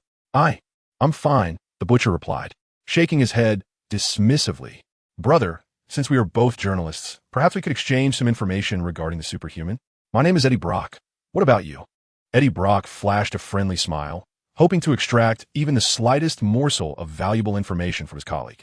The butcher cast a cold glance at Eddie Brock before turning away. With the death of the target, he had no intention of returning to confront Kingpin. He feared retribution from him and was intent on escaping. Through the past few days of observation, he felt confident in evading Kingpin's gaze. Eddie Brock watched the butcher's hurried departure with a sigh of resignation. What was he to do about today's news? The material he possessed was already known to others. While he lacked the insights that others had, it was not for lack of effort. Rather, life was fraught with helplessness. Lynch sped along in his crimson sports car, racing at an astounding speed of 300 kilometers per hour through the streets. His urgency was palpable. He wished for even greater velocity. Yet 300 kilometers per hour was the maximum speed attainable by his Ferrari. He was perplexed by Maria's sudden fainting spell. Having only been informed via phone that she had collapsed while walking down the corridor without any apparent attack. Knowing Maria's robust health, he was bewildered by her sudden collapse. All he yearned for was to reach her side as swiftly as possible. Perhaps he could be of assistance. The wail of police sirens echoed behind him, but Lynch had no time to heed them. With his quick reflexes and sharp mind, he maneuvered effortlessly at 300 kilometers per hour, deftly avoiding any obstacles or pedestrians in his path. The tires screeched, leaving a long mark on the asphalt as he came to a halt right in front of the Alvin Advertising Company. Upon exiting the vehicle, he strode inside, paying no mind to the pursuing officers. Racing through the city was illegal, and the police were intent on apprehending Lynch. However, he had no time for idle chatter with them and addressed the receptionist with urgency. The officers behind me are your responsibility. Both S.H.I.E.L.D. and the police were law enforcement agencies. A brief communication would suffice, and the receptionist, belonging to the External Relations Department, had dealt with such matters numerous times before. He hurriedly entered the elevator, ascending to the 7th floor, and then took another elevator down to the underground base, where a state-of-the-art biological laboratory awaited. After Maria fainted, she was promptly brought here, following a brief examination. The underground fluorescent lights illuminated the long corridor and the neat, polished rooms. Guided by the staff, Lynch entered one of the chambers, where Maria lay on a medical bed, surrounded by several masked figures in white coats. Lynch inquired about Maria's condition, seeking clarity on the situation. An elderly doctor, discernible by the wrinkles around his eyes, gazed intently at Lynch and stated, "You are the boyfriend of Director Hill, and the child in her womb is yours." Lynch was taken aback. Maria was pregnant. A wave of overwhelming joy enveloped him. He had always yearned for a child, and despite his numerous relationships and the absence of contraceptive measures, he had never succeeded in fathering a child. He had believed there was an issue with himself, even undergoing medical examinations that revealed nothing amiss. Yet, he was convinced the problem lay within him, something undetectable by conventional tests. Now, with Maria suddenly pregnant, he was elated. However, his joy was swiftly replaced by confusion as he questioned how it was possible for her to faint during pregnancy. The doctor replied, "That is something you must elucidate. Mr. Alvin, our examinations revealed that there is only a minuscule presence within Director Hill, confirming it is indeed a nascent life. However, this tiny being emanates an extraordinary energy that is transforming Director Hill's body, enabling her to absorb energy from sunlight to sustain her biological functions. Now, Mr. Alvin, I must ask, what exactly are you? Or are you truly a superhero stepped out from the pages of comic?" Lynch was left speechless. Maria was pregnant, yet the child was altering her life form, absorbing energy from sunlight, akin to his own energy absorption. Was Maria's lineage transforming into that of a superhero? The doctor's words were somewhat abrupt, prompting a nearby young doctor to intervene, fearing a conflict. "Agent Alvin, this is Dr. Alcott Nick, a 5-time nominee for the Nobel Prize in Biology. He is an authority in the field of biology. 5 nominations without a win only underscored the man's mediocrity. Yet the New York division could only recruit such individuals." Lynch asserted, "I am indeed a superhero, certified by S.H.I.E.L.D. In this world, aside from the characters in comics, I am the only superhero." "Dr. Nick, when will Maria awaken?" Dr. Alcott Nick scrutinized Lynch for a moment, stating, "Director Hill's body is undergoing transformation. She fainted merely due to temporary adaptation. She will awaken in 2 to 3 hours. We cannot extract anything significant from her blood, so—" "Agent Alvin, may I draw a sample?" As Lynch prepared to consent, a voice echoed in his ear, audible only to him. "Ding, the Book of Evolution has evolved. It is now the Book of Superhumanity. Ding, conditions met, the lineage of superheroes has emerged. You emerge from the realm of illusion, a fusion of the fictitious and the authentic. Arriving in this world, you possess no past. Your history is but a fabrication, shrouded in deceit. Your presence heralds a plethora of tales born from the ethereal. Your future lies suspended between illusion and reality. In this moment, you have left behind a legacy, establishing your roots firmly in this realm, transforming into an entity of undeniable existence. You bring forth a lineage of superhumans, and the world acknowledges your presence, heralding your swift ascent. The world rejoices at your arrival, and the chronicles of superhumans sing your praises. You possess the ability to bestow upon others the bloodline of the superhuman. Your flight skills have been upgraded, enabling flight level 2. A voice, akin to a melodious chant, echoes in Lynch's ears, resonating with the cheers of the world. He perceives the veil before him lifting, revealing a reality that is more vivid and lucid than ever. Chapter 34. The lineage of superhumans. At this juncture, Lynch comprehends that his past existence teetered between the realms of illusion and reality. Delving into the insights from the chronicles of superhumans, he begins to grasp the truth. Before the age of 10, he was non-existent. Post-10, he exists in a liminal space between the real and the unreal. No one questions his existence prior to that age. For all related memories have been meticulously altered, a flawless modification, devoid of the imperfections that characterize the textile factory's fragmented memories. He is a pioneer from the earliest parallel world, preceding the inception of the textile factory. Yet now, he has established his bloodline, anchoring himself in tangible reality. The concepts of illusion and reality are perceived from a higher perspective. To Lynch and those around him, he has always been a real entity. Thus, he need not confine himself to the dichotomy of reality versus illusion. Regaining his composure, Lynch gazes at Dr. Nick before apologizing, stating, "I have already undergone examination at the headquarters." Long ago, to preempt complications and attain a clearer self-awareness, Lynch had conducted tests on his blood in a private laboratory, resulting in no anomalies. He was as ordinary as any other individual. Therefore, when Maria from S.H.I.E.L.D. inquired if he would consent to a blood test, he readily agreed to minimize hassle. He was prepared to acquiesce once more, but the recent revelations from the chronicles of superhumans instilled hesitation within him. His previous existence was unstable, leading to inconclusive blood results. Now, however, he wonders if changes have occurred that would affect his blood. Regarding why Maria's blood appeared normal, Lynch pondered but could not decipher the reasoning. There are many mysteries he grapples with. Adding another to the list holds little consequence, and it might even be advantageous for Maria. Lynch declines the examination, and Dr. Nick cannot compel him, confirming that Maria would awaken in 2 to 3 hours. Lynch ushers everyone out of the hospital room, locking the door and drawing the curtains. Still uneasy, he retrieves a small counter-surveillance device from his keychain, meticulously scanning the room, and indeed discovers a hidden camera concealed within the wall clock. From the bed, Maria retrieved her mobile phone, using her finger to unlock it and access the management interface of the New York division, subsequently disabling the surveillance in her hospital room. The S.H.I.E.L.D. organization was rife with monitoring systems, and the New York branch was no exception. However, Maria possessed significant authority, allowing her to directly deactivate many of the cameras. Inside the control room, the walls were adorned with monitors displaying both internal activities and the vicinity of the Alvin Advertising Company.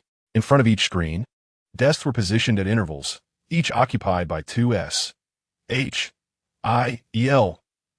agents tasked with recording any irregularities. Among the various screens managed by two agents, one displayed Maria's hospital room. The agents watched in astonishment as Lin Qi completed his actions, the screen subsequently going dark. One agent remarked, "Isn't this an overreach?" The other replied, "You could report it." "I fear retribution," the first agent confessed. "I envy Lin Qi Alvin." "So do I. Director Hill may be a bit frosty, but she is undeniably beautiful. I envy Lin Qi Alvin for having a girlfriend who is a deputy director." Once assured that there were no surveillance devices in the hospital room, Lin Qi silently invoked the book. Instantly, his blood surged. This time he felt the presence of the tome, residing within his very essence, deep within his veins, the book forged from his lineage. Its copper cover transformed into a resplendent, multicolored facade, shimmering with grandeur and nobility, inscribed with the words "The Book of Superhumans" in 4 upright, embossed letters.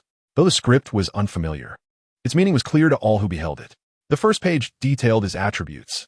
Name, Lin Qi Alvin, bloodline superhuman. It indicated that any part of his being that departed from his body would revert to the ordinary, bearing only false information. After a moment's contemplation, Lin Qi understood that any flesh or tissue that left his body could not serve as a reference for his true self. He scanned further down, overlooking the unchanged attributes, noting only that his flying skill had altered.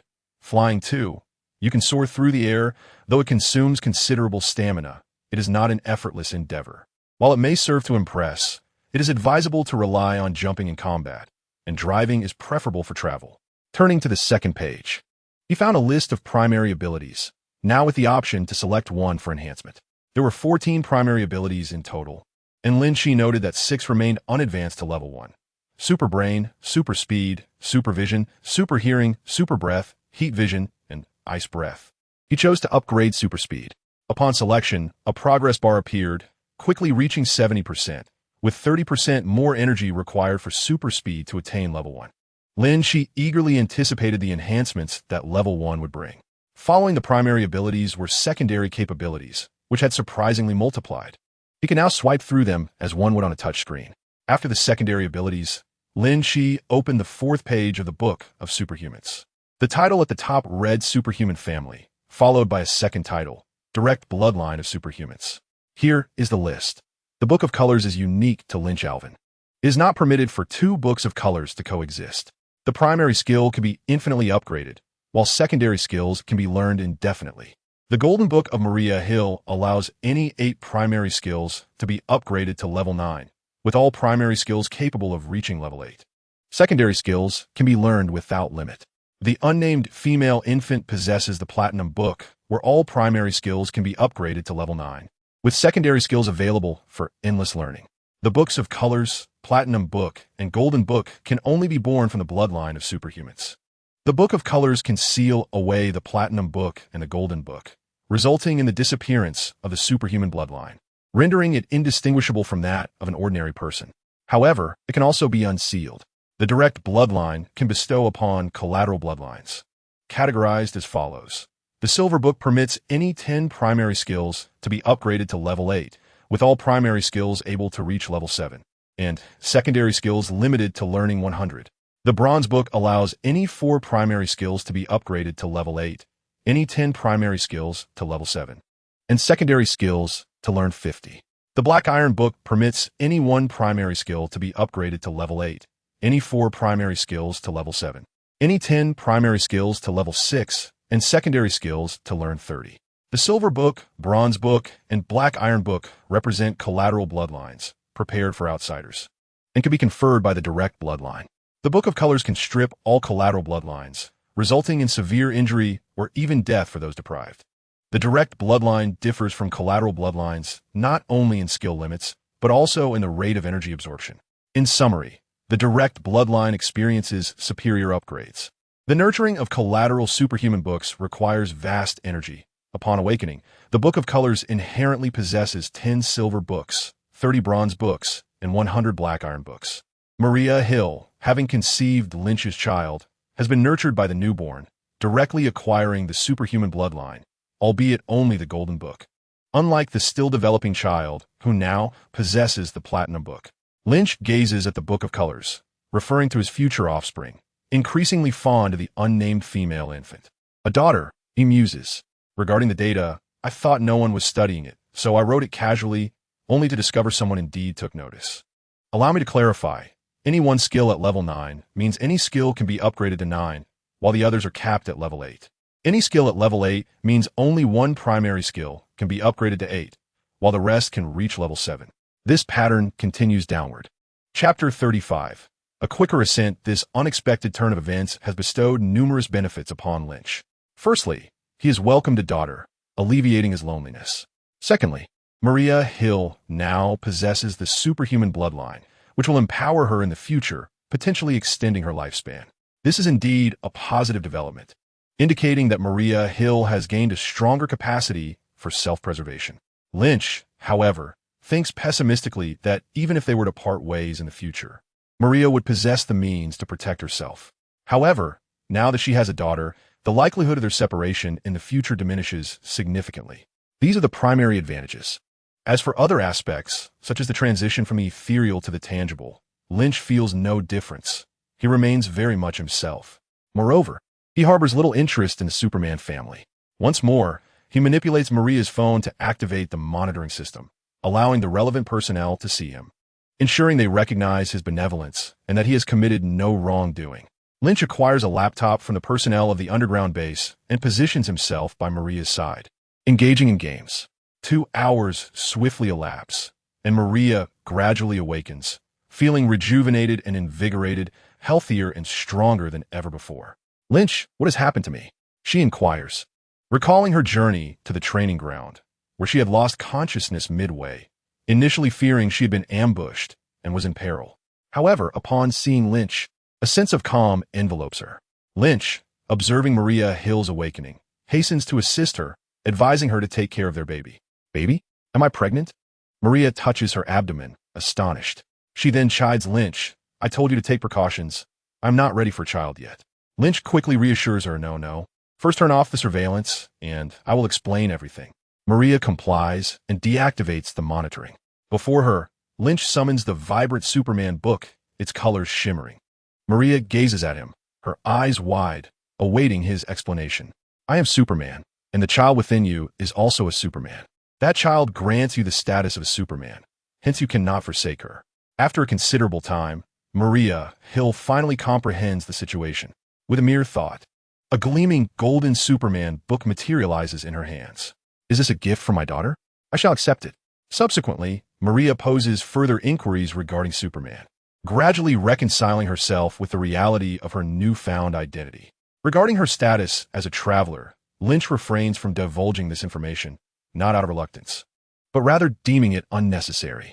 I feel as though I'm merely a bit healthier. Do I possess no extraordinary abilities? Maria queries. Lin Qi responds.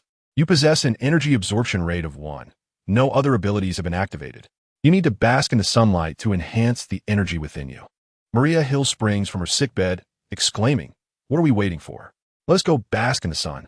At that moment, Maria's mind clears and awakens, and she recalls the formidable Captain America, contemplating the many who relentlessly pursued the super serum.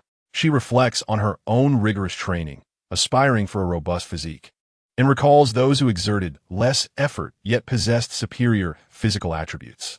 In those moments, she envied those naturally endowed with exceptional physical qualities. Now, she too has transformed into someone with remarkable physical prowess. Not just any individual, but a Superman. With the Superman lineage as her prefix, she is a superhuman, transcending humanity itself. Lin Qi hastily supported Maria, cautiously inquiring about their daughter. Maria shot him a disdainful glance, asserting that their daughter possessed remarkable vitality. Detecting a hint of jealousy in her words, Lin Qi offered an awkward smile. As they exited the hospital room, Dr. Nick awaited them outside.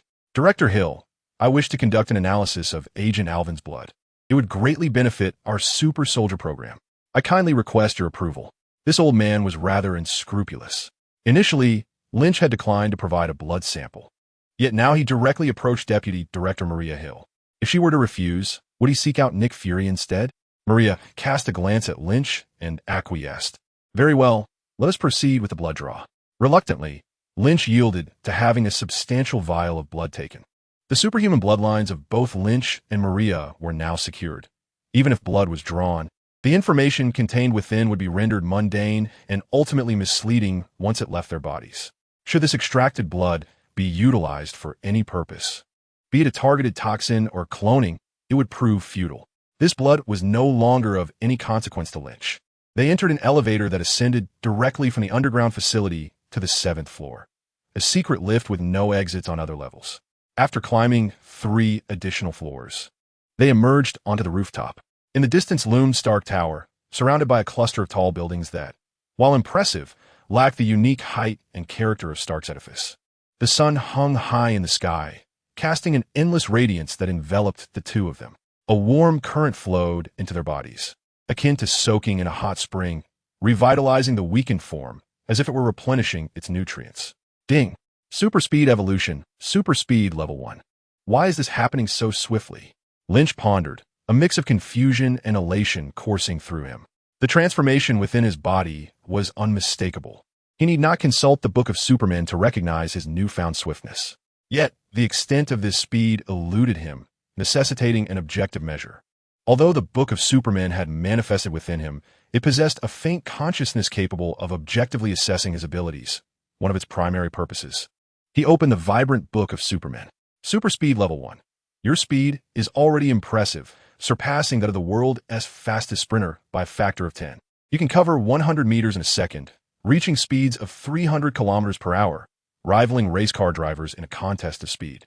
While they may require a vehicle, you need only your legs. Of course, your hands possess the same velocity. For his next evolutionary focus, Lin Qi opted for supervision. Upon making his selection, the progress bar surged to 90% at a visibly rapid pace, astonishing Lynch. Was this the accelerated ascent indicated by the Book of Superman? Perhaps his previous uncertainty had indeed influenced his energy absorption and growth rate. Ding. Supervision Evolution. Supervision Level 1. Supervision Level 1. You can discern the wings of a fly from a kilometer away. Lynch gazed around, and, indeed, his vision had improved significantly. He could now discern the Stark Tower clearly from 2 streets away. Through the windows of Stark Tower, Lynch observed the bustling interior. Within one window, rows of computer desks were occupied by busy figures, including a uniformed woman who, like a thief, glanced furtively around before lowering her mouth beneath the table, her cheeks puffing as she indulged in a snack. The Stark Group's regulations seemed excessively stringent, requiring employees to stealthily consume snacks at work, a rather unfavorable impression. Chapter 36. The world corrupted Lynch's gaze ascended to the uppermost level of Stark Group, where he noticed a middle-aged man peering at him through binoculars. Tony Stark, now 36 years old, was indeed entering middle age. Unexpectedly, Lynch found himself making eye contact with Tony Stark under such peculiar circumstances. Despite the distance of 2 streets, roughly 200 to 300 meters, he could clearly read the expression on Stark's face. Tony Stark appeared quite intrigued by the scene. His binoculars primarily focused on Maria. Lynch's expression soured. That lecher. He immediately positioned himself in front of Maria, casting a cold glare at Tony Stark. The latter, realizing he had been caught in the act of spying, felt a flush of embarrassment, for he did not relish the notion of voyeurism. It had been an accidental glance, and now, caught red-handed, even his thick skin could not shield him from the awkwardness. Upon witnessing Tony Stark retreat from the window, Lynch finally felt a sense of relief. Despite the accolades bestowed upon Tony Stark by newspapers and magazines, his reputation as a playboy was universally acknowledged. Lynch resolved that if Tony Stark dared to employ his notorious charm on Maria Hill, there would be no need for words. He would simply obliterate him. Let us descend. We can bask in the sun by the window, Lynch urged, rousing Maria. Maria Hill opened her eyes, stretched languidly, and her body crackled with the sounds of her joints, a testament to the benefits she had gleaned from basking in the sunlight. However, she still had a considerable distance to cover before reaching a state of full attainment. Maria's golden book possessed capabilities akin to Lynch's rainbow book, allowing her to select a primary ability for focused enhancement. Yet, the skills within the golden book had fixed limits, rendering it inferior to the platinum book's potential and far less versatile than the limitless rainbow book. After considering Lynch's counsel, Maria chose to enhance her super healing ability. In the subsequent week, her superbook underwent vigorous upgrades. Ding!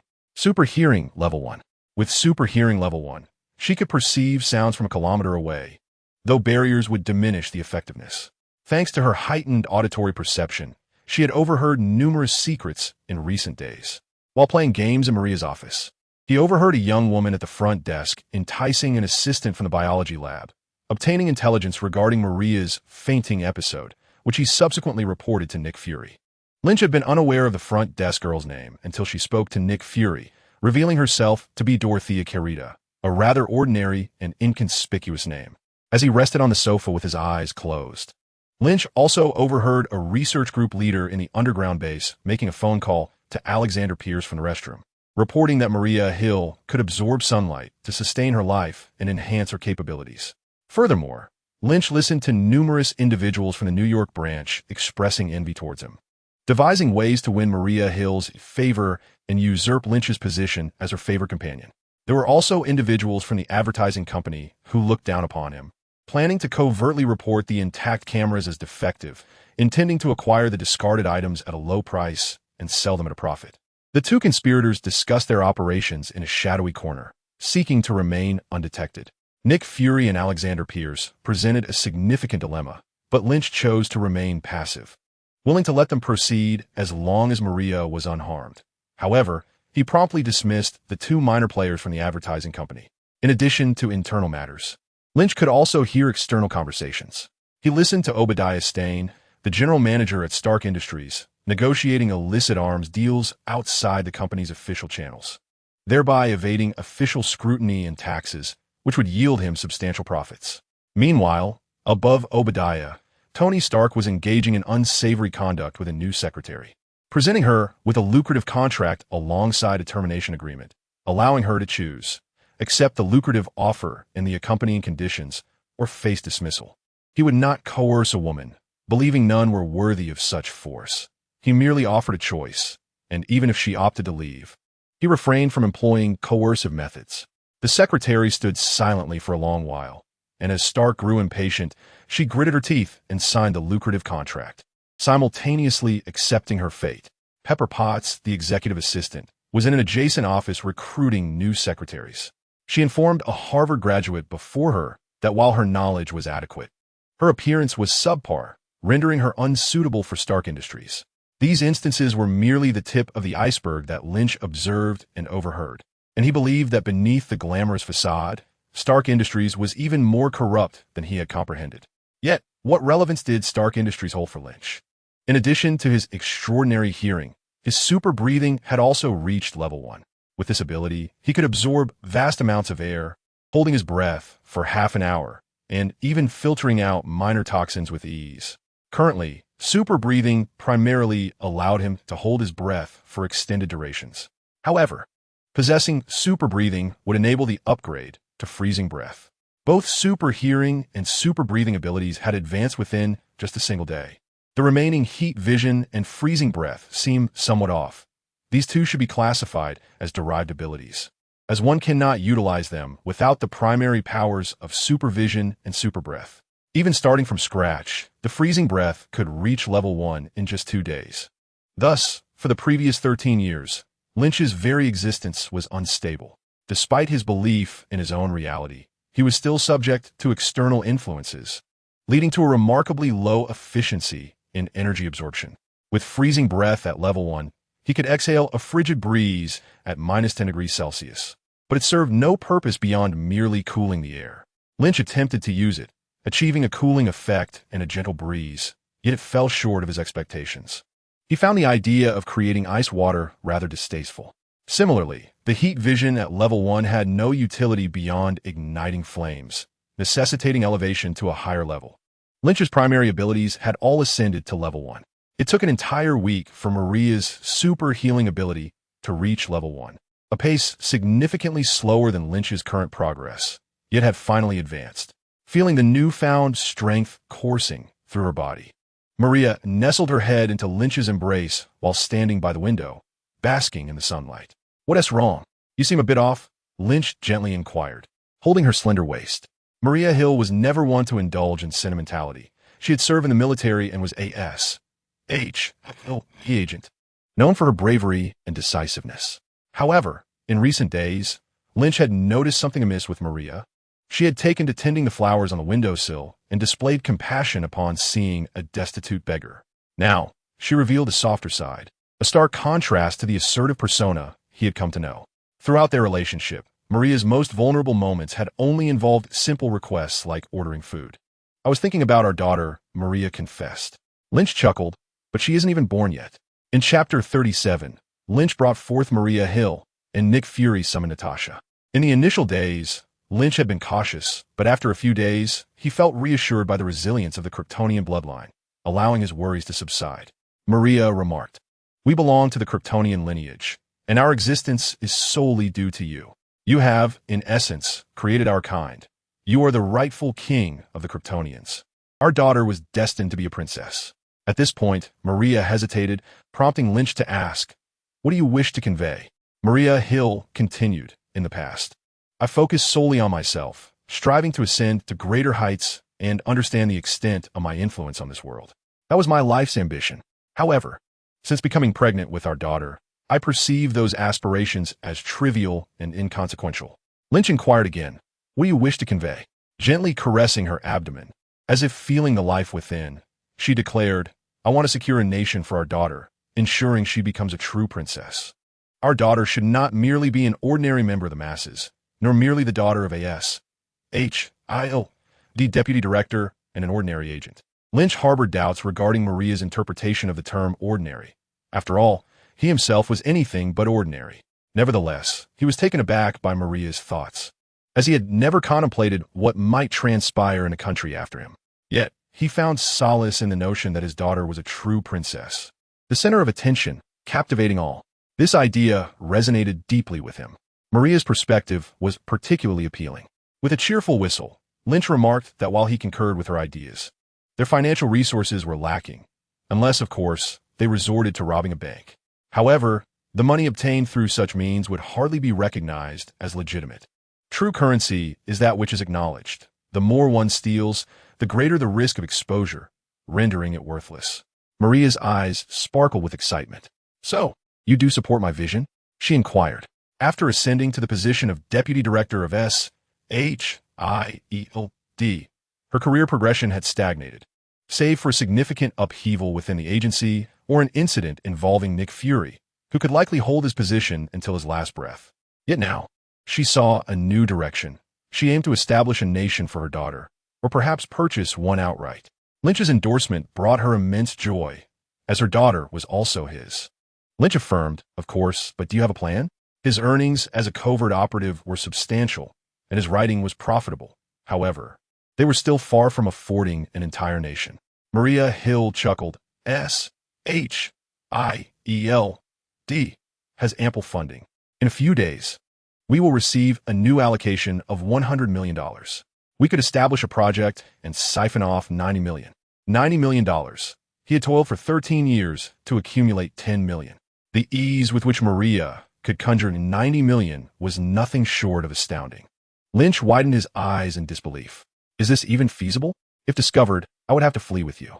Unfazed, Maria replied, "I've come across some documents recently and discovered that Nick Fury has misappropriated a substantial amount of funds. He is researching a flying bicycle and has already spent several $100 million, yet the tires have yet to be developed. He possesses only a theoretical framework that resembles something credible. We could devise our own theory, which I would approve, utilizing the funding channels from the New York division. So, Fury has hoarded these hundreds of millions for himself, and we could emulate his tactics?" Lynch mused. "Certainly," Maria Hill confirmed. "In a few years, we will amass sufficient funds to purchase a nation in the Pacific. I already have several options in mind." It seemed that Maria had indeed conducted her research and was not merely shooting in the dark. Lynch pondered, "To enable our daughter to become a genuine princess is splendid. How may I assist? I cannot leave everything to you. She is my daughter as well." Maria Hill replied, "There are tasks for you to undertake. You need to register a company for money laundering, allowing the funds I acquire from S.H.I.E.L.D. to surface legitimately.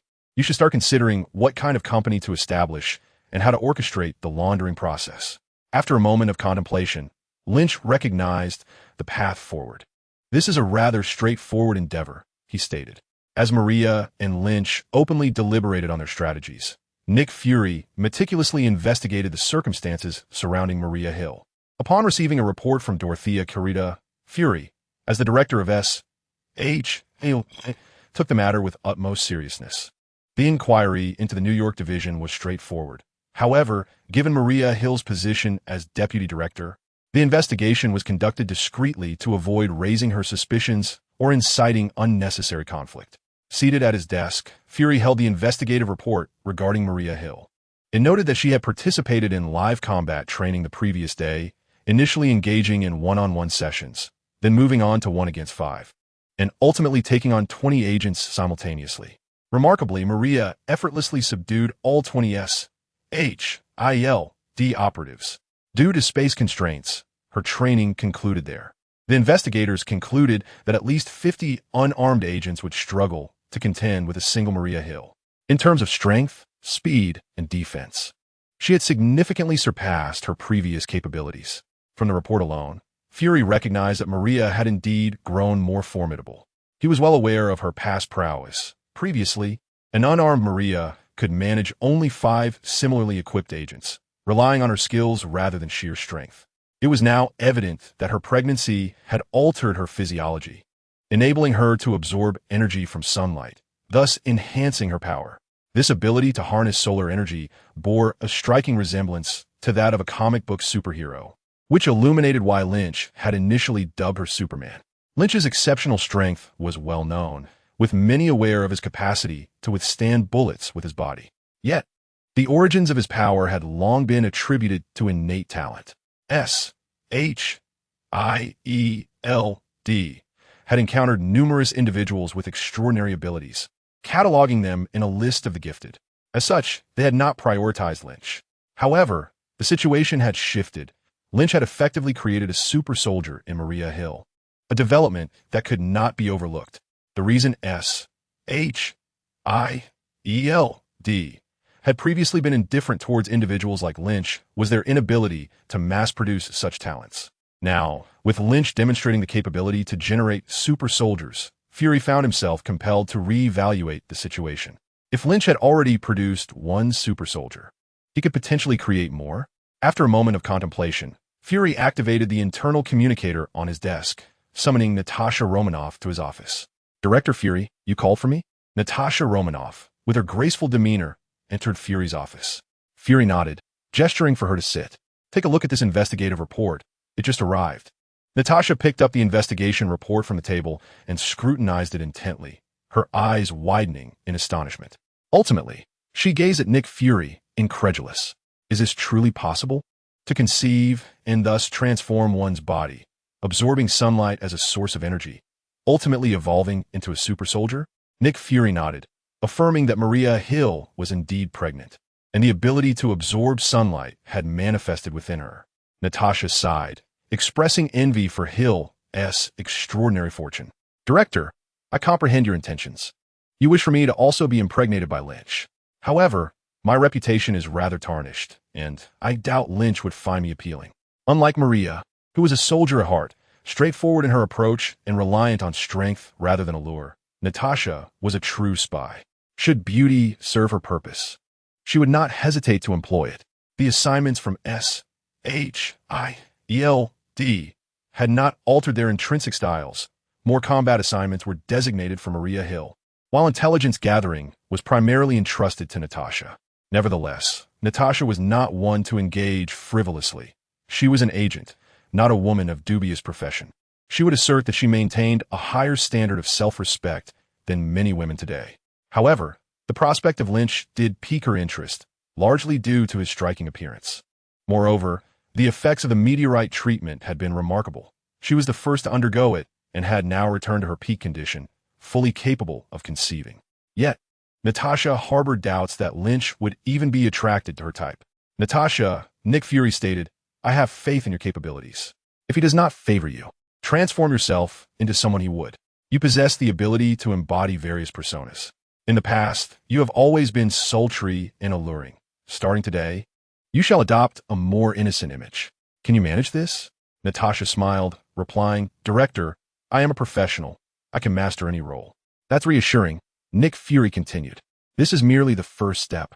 The second step requires you to enlist him into the Women's Special Operations Unit." Natasha inquired, intrigued. "The Women's Special Operations Unit? What team is that?" "It is a newly established unit. Do you grasp my meaning? I need Lynch to join this team. I do not require one or two super soldiers. I need a multitude of them, ensuring we remain composed in the face of crises." Natasha chuckled. "Director, are you suggesting that Lynch serve as a stud?" "He is too limited in his individual capacity," Nick Fury replied. "If he can influence many, it would be best to create a new lineage that would significantly amplify his utility." After a moment of contemplation, Natasha found merit in Fury's proposition.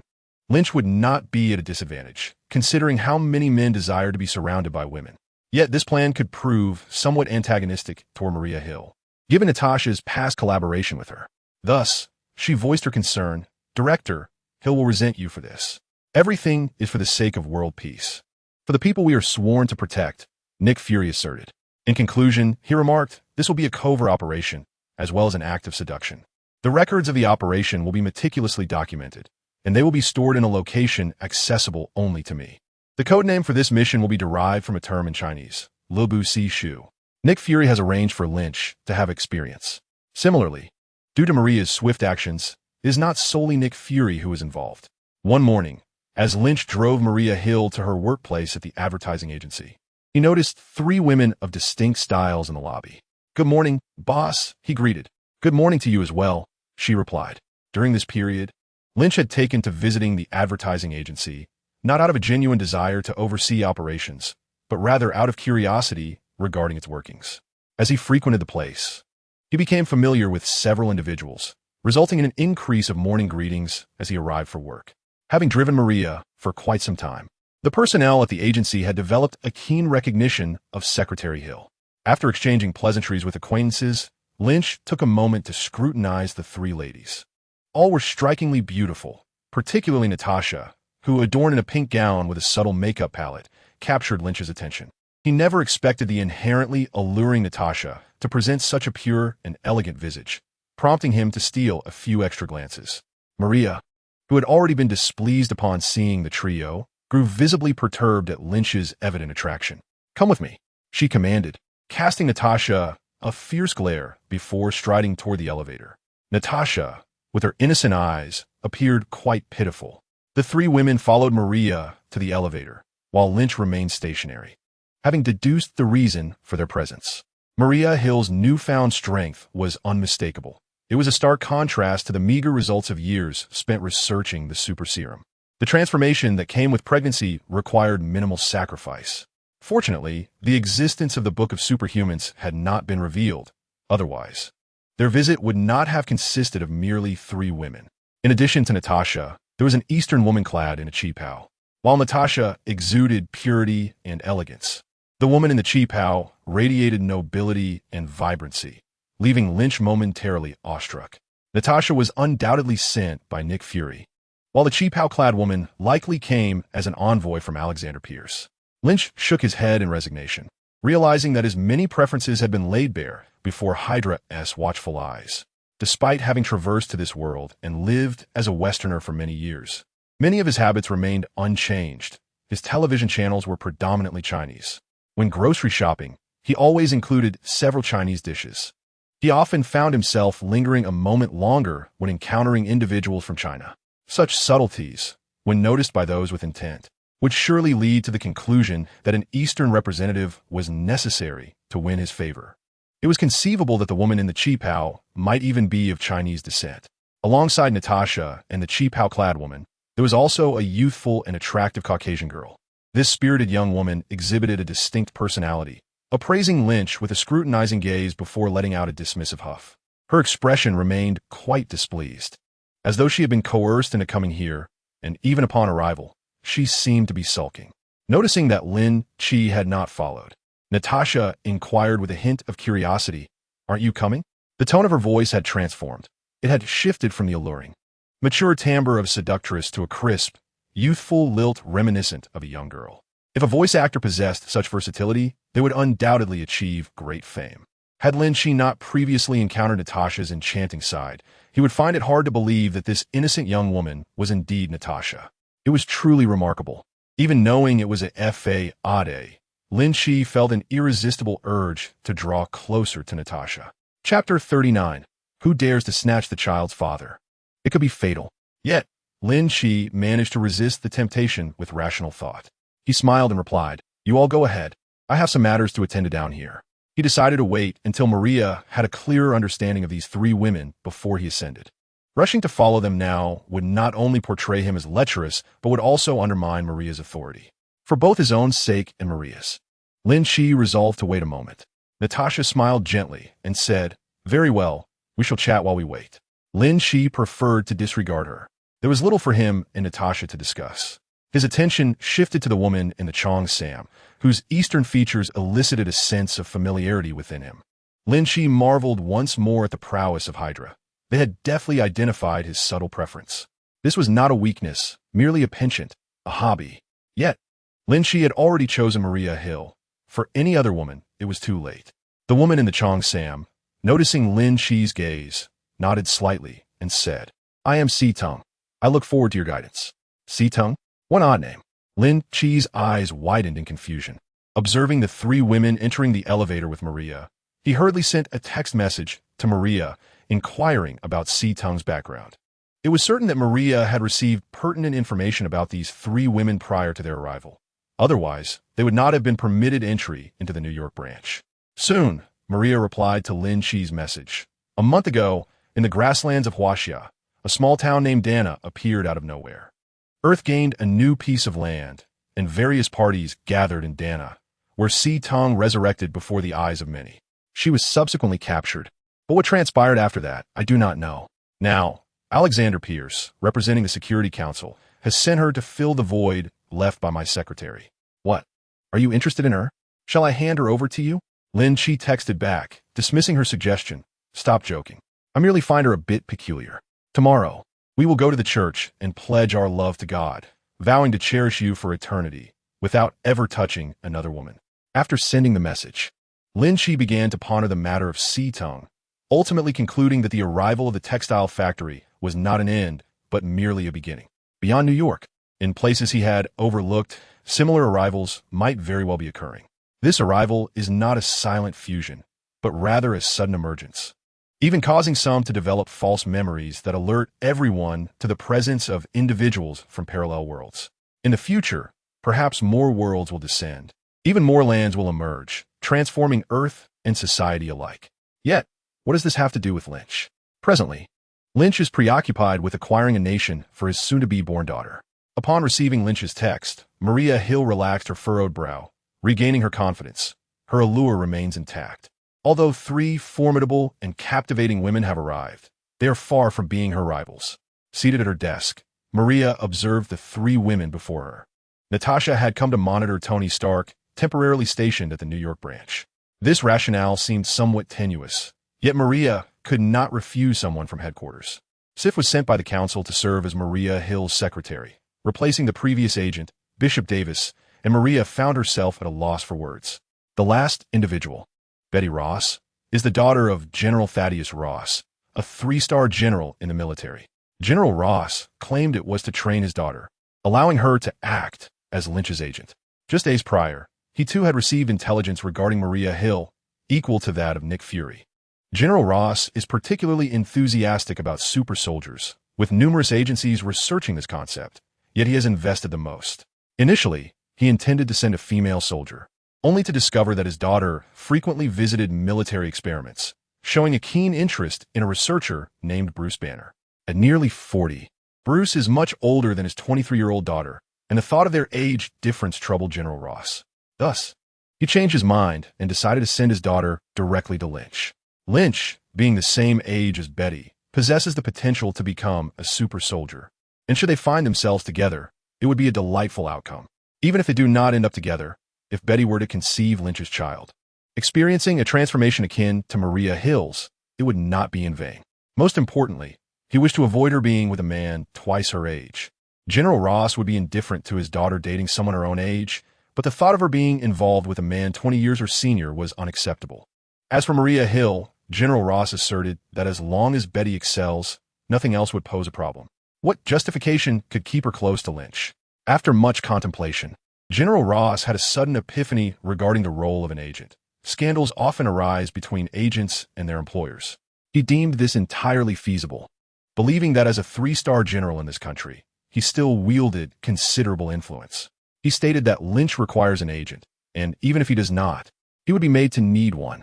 Maria initially harbored a desire to ensure that Lynch's remarkable talents would not be squandered, devising numerous strategies to enable him to utilize his abilities openly and honorably. Now, General Ross intends to procure a manager for Lynch, steering him towards the trajectory of a celebrated superhero. Due to intricate political complexities, S.H.I.E.L.D. finds itself unable to refuse General Ross's requests. Maria's perspective is that whether one sheep is grazing or 2, the prospect of a 3rd is also welcome. However, she did not anticipate that General Ross would send his daughter. Observing the reluctant expression on Betty Ross's face, Maria could easily envision her disdain for the role of Lynch's manager. Yet, for Maria, this development is fortuitous. Betty's threatening aura has diminished to a manageable level. While Maria has unwavering faith in her relationship with Lynch, she harbors concerns about the multitude of temptations that could lead him astray. It seems that a swift marriage is in order. With this thought in mind, Maria, her demeanor as unyielding as ever, addressed the 3 women before her. This is the New York branch of S.H.I.E.L.D, and here, my word is law. Nick Fury has no authority here, nor does Alexander Pierce, and certainly General Ross cannot dictate terms within these walls. Therefore, you will comply with my directives without any unnecessary actions. Otherwise, she glanced at Natasha, Sif, and Betty, crushing her water cup in her grip. Otherwise, you shall not leave New York alive. especially those who dare to vie for the father of my child. I will ensure they do not survive." A tremor coursed through Natasha. It was evident that Maria was issuing a grave warning. Clearly, matters would require careful deliberation and patience. After all, Maria S.H.I.E.L.D is a cold-blooded operative. Anyone attempting to contest her child's father would find themselves in mortal peril. Chapter 40. The Superman hotline officially opens. 3 days swiftly elapsed, and everyone began to acclimate to the presence of the three newcomers, with everything gradually returning to normalcy. Although Natasha, clad in innocent attire, was ostensibly there to monitor Tony Stark, she merely sporadically employed binoculars to observe Stark Tower. She occasionally appeared before Lynch, exchanging nothing more than simple greetings. Sif seemed genuinely intent on fulfilling her role as a secretary, exhibiting fluent, authentic American English, and demonstrating an understanding of written English. She diligently executed the tasks assigned by Maria while maintaining a polite, yet distant demeanor towards Lynch. Maria found herself easing her vigilance towards Sif, but her caution regarding Natasha intensified. Betty Ross, though dissatisfied with her father's arrangement, earnestly began her duties as Lynch's manager. She first conferred with Lynch and Maria on how to structure their endeavors. Lynch, adopting a laid-back stance, had no objections, while Maria was brimming with suggestions. Betty proceeded to package Lynch according to Maria's vision, aiming to mold him into a beloved character akin to Superman. To emulate Superman, the first step must be to rescue those in distress. Thus, the superhero Superman website has been launched, alongside Lynch's photograph. It outlines the website's mission to assist those in need. The site features a Superman hotline, which allows individuals facing difficulties to reach out via email or text. Lynch is indeed Superman, though he neither acknowledges nor denies his identity. The law enforcement officials are quite clear on this matter, and thus many people accept it. However, this is merely a superficial narrative intended for the uninformed. In reality, it is the clandestine efforts of S.H.I.E.L.D and General Ross that have facilitated the successful operation of Lynch's hotline. Otherwise, the police and other law enforcement agencies would not permit Lynch such unrestrained actions. Although the hotline is operational, the reports received are trivial matters, which Betty promptly redirects to the police department. Oh, when will this endless cycle come to an end? Betty Ross sits in her office, feeling quite helpless. Originally a biology student, she has been coerced by General Ross into becoming the manager for the newly emerged Superman. While she holds no grievances against Lynch himself, her frustrations are directed towards her father, who has frozen her assets and stationed guards at her school gate, preventing her from accessing the military laboratory. She had previously been intrigued by Dr. Banner in the lab, but General Ross's interference has extinguished her interest. She wishes to continue her education and pursue graduate studies, yet she cannot even enter the school to do so. Her father has also issued a peculiar directive. She must conceive Lynch's child in order to return home. She cannot fathom the reasoning behind such a bizarre command. Indeed, Lynch is quite handsome, and had they met earlier, a brief dalliance might not have been out of the question.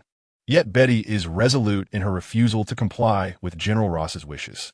Upon her arrival, she discovered that both Lynch and Maria already have children, further extinguishing any thoughts of intimacy with him. She finds herself increasingly anxious about her future, wondering if her obstinate father might truly confine her here for eternity. "Captain, we have a situation." According to Maria's plan, Betty, as Lynch's manager, has numerous responsibilities, far too many for her to handle alone. With Maria's assistance, she has established a logistical team for Lynch. The recruits are not S.H.I.E.L.D agents, but rather ordinary citizens and former police officers. Presently, a young man rushes in to report a situation to Betty. "Calm down, John," Betty replies languidly. "There's no need for such alarm. Any issues can be directly handed over to the police. We are not law enforcement. We only address significant matters." The hotline receives many minor inquiries, prompting Betty to arrange for these trivialities to be reported to the police for resolution. John Gregg, a 27-year-old man and once an upright police officer, found himself unemployed due to his integrity. When Betty sought to form her team, she invited this former officer, who was now washing dishes in a restaurant, and John readily accepted the offer. John's task was to sift through the content of the Superman hotline.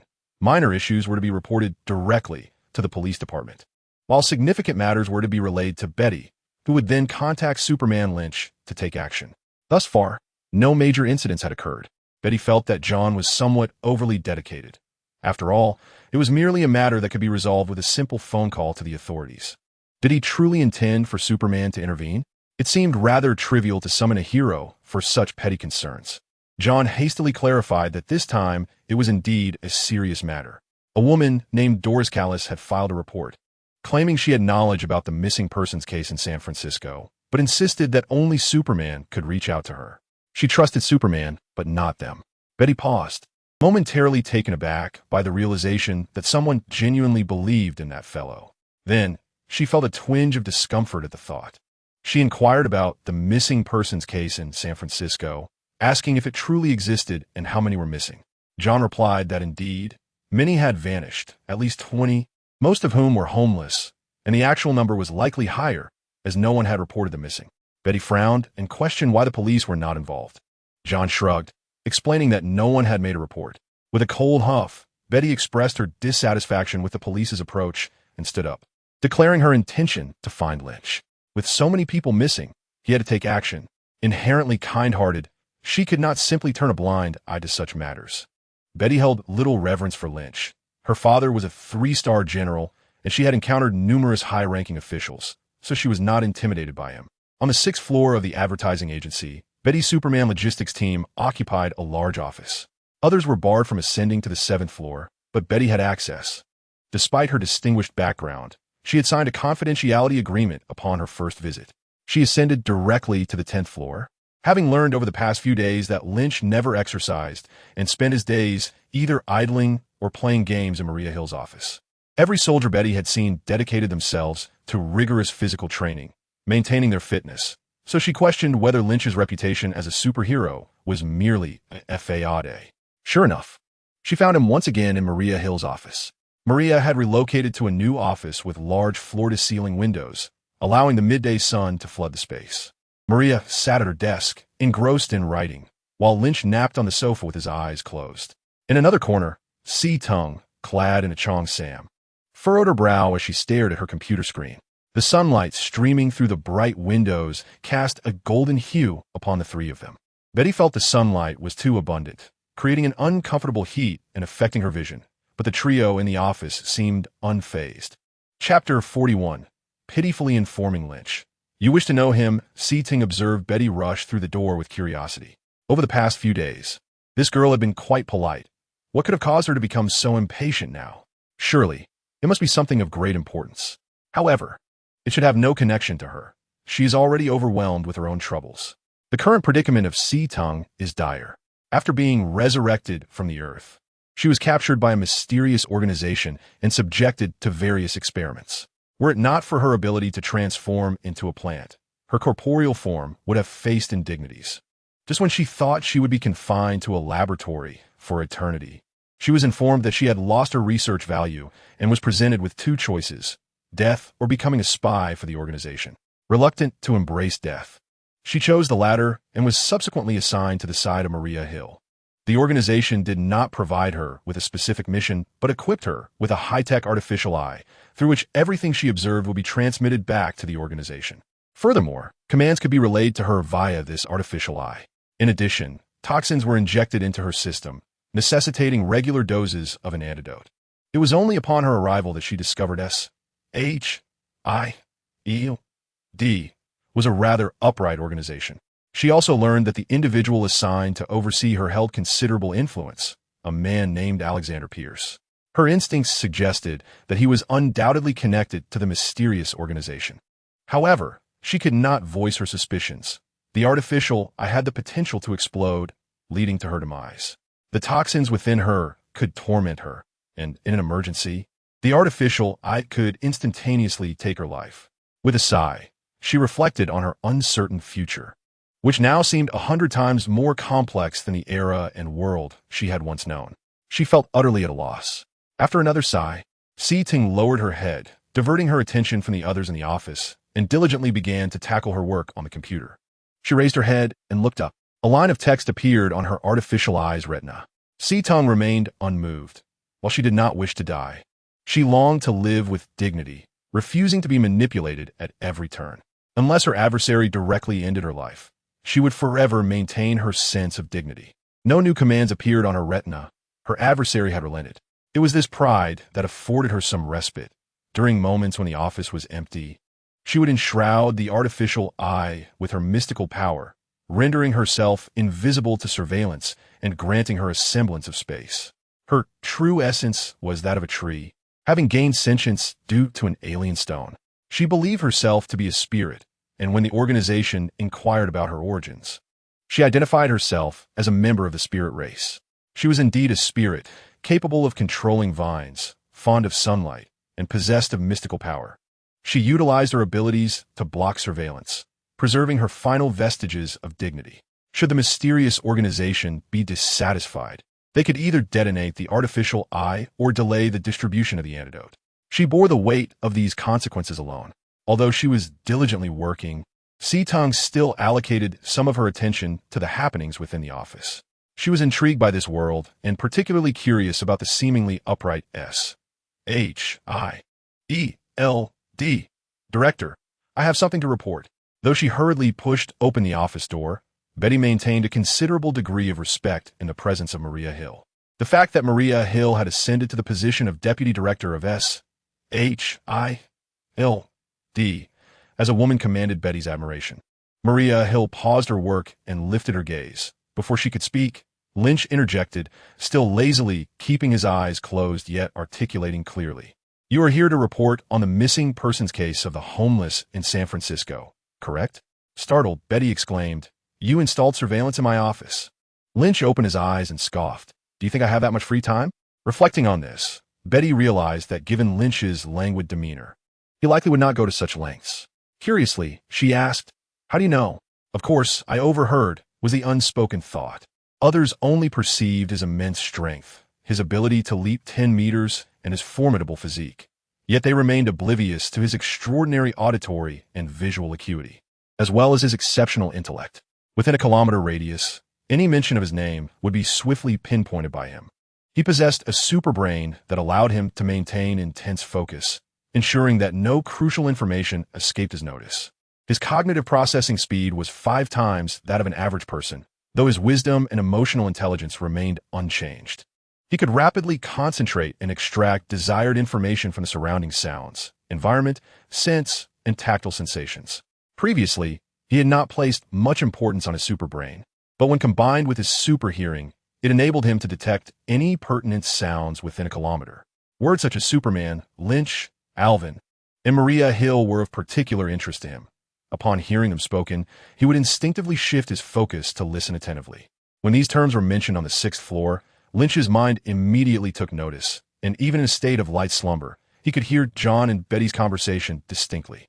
Lynch did not deliberately conceal his abilities, yet he was not foolish enough to expose them recklessly. Moreover, his super hearing sometimes allowed him to overhear private matters, which was even more reason not to disclose this to Betty. I have my ways of knowing. I will handle this matter. You may leave now, he instructed. Betty widened her eyes in disbelief. You want me to leave? I am your agent. You should discuss your plans with me first so that I can better promote you. Lynch rubbed his forehead, exasperated. Just step outside for now. I don't need any promotion at the moment. Betty was indignant. This is my job. Lynch's headache intensified. He found Betty's stubbornness frustrating. Couldn't she be a bit more adaptable? Maria Hill interjected, All right, Betty, you can step outside. I assure you it won't hinder your work. We will handle this matter, but we need to discuss it first.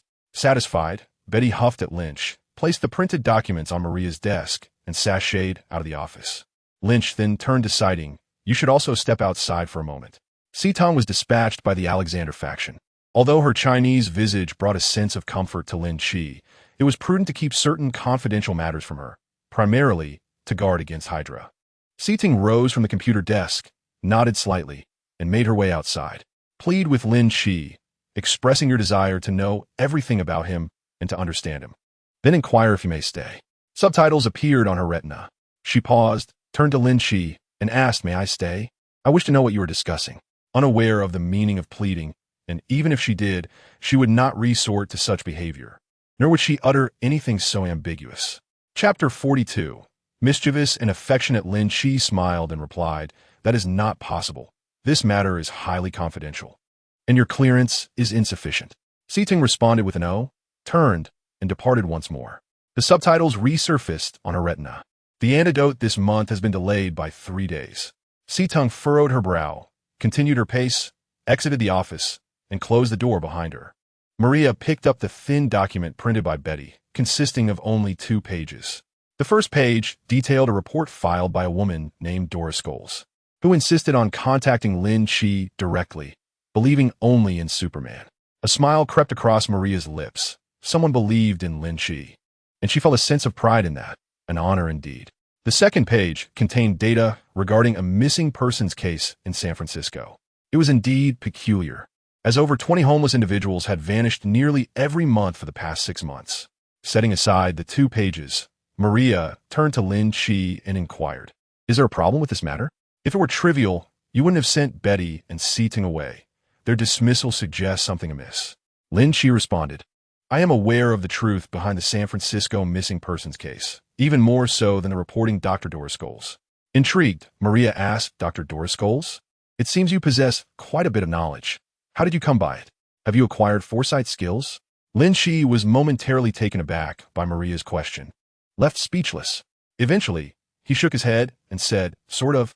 There is no need to delve into matters of his past life, which would be difficult to explain." Who knew if Maria would be curious about his age or marital status in that former existence? Thus, it was best to keep such thoughts to himself. Indeed, the Book of Superman contained foresight skills, which Lin Qi found quite enticing. However, activating primary skills consumed substantial energy, leaving none for secondary skills.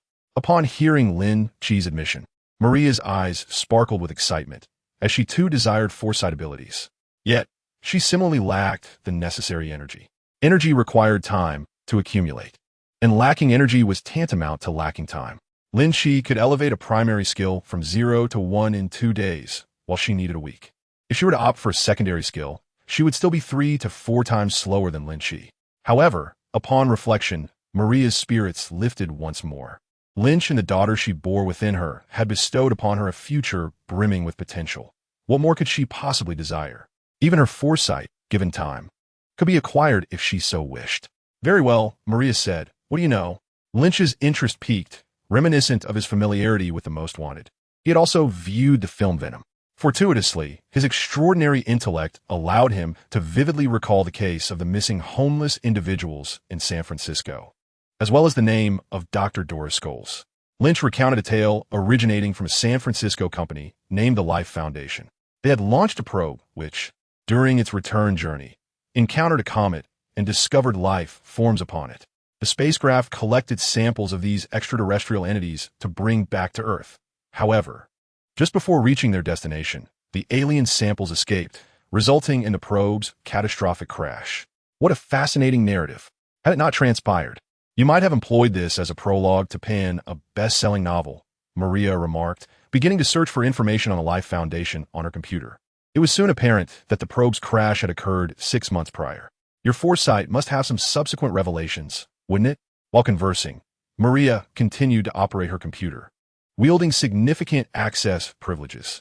Any information pertaining to the Life Foundation that appeared online or had been investigated by relevant agencies was within her grasp. The founder of the Life Foundation was Carlton Drake, a mere 28 years old, a Ph.D. in biology who invented a drug for pancreatic cancer. He rose from humble beginnings to create the Life Foundation and now stood as a billionaire. Truly a remarkable individual. With a scowl, Lynch reached over and unplugged the computer. "Do you still wish to hear me?" Maria, embracing Lynch's neck, offered a kiss and replied, "Of course, I am all ears. Whatever you wish to do, I support you wholeheartedly. If you dislike this computer, feel free to smash it." After sharing a tender kiss, Lynch's irritation subsided, and he found it in his heart to forgive Maria's transgression. He resumed, narrating the story of Venom. Eddie Brock, a journalist, had surreptitiously perused his girlfriend's confidential documents and uncovered that the Life Foundation was conducting experiments on living subjects. Eager to expose a major story, he ultimately failed, leading to his girlfriend abandoning him for another. Maria interjected, "Surely their love was not profound enough. If it were you, Lynch, you could utilize all my privileges. Everything I possess is at your disposal." Maria had long harbored affection for Lynch, and her pregnancy only intensified her devotion. The world could fall away, but Lynch must remain. The child she carried was also irreplaceable. The world could have everything else, but that child was essential. Lynch felt a warmth in his heart as he truly sensed Maria's love. Eddie Brock was indeed the protagonist of Venom. Dr. Doris Cole, a researcher from the Life Foundation, sought Eddie Brock's assistance in unveiling the organization's clandestine experiments on human subjects. Utilizing Dr. Cole's access card, the duo ventured into the Life Foundation in search of newsworthy truths, those that could instill belief. Eddie Brock found himself symbiotically bonded with an extraterrestrial entity known as Venom, thriving in their harmonious coexistence. However, they became the targets of the Life Foundation's relentless pursuit. Tragically, Dr. Cole, having betrayed her company, met her demise. In a desperate gamble, Carlton Drake, the head of the Life Foundation, fused with the alien life form, ultimately becoming a puppet of its tyrannical will. In the ensuing confrontation between the two symbiotes, Venom emerged victorious, signifying Eddie Brock's triumph. Upon concluding his tale, Lynch took a sip from Maria's water, cup resting on his desk. Maria remarked that this was the end of the story, implying that sending them away was Lynch's way of conveying it. Lynch shook his head, asserting that the narrative was of little consequence. Yet he perceived an opportunity. The Life Foundation's director was on the brink of death, and they ought to seize this moment. Maria rolled her eyes, countering that he was not yet dead, and according to his foresight, the director had not yet succumbed to the tyrant's influence and could still be salvaged. Lynch insisted otherwise, stating that there was no need for salvation, as the director's experiments on living subjects warranted his demise. They had already shown considerable mercy by granting him a few extra days, allowing for the possibility of fusion with the extraterrestrial entity. Lynch further asserted that only with the director's death could they reap the benefits.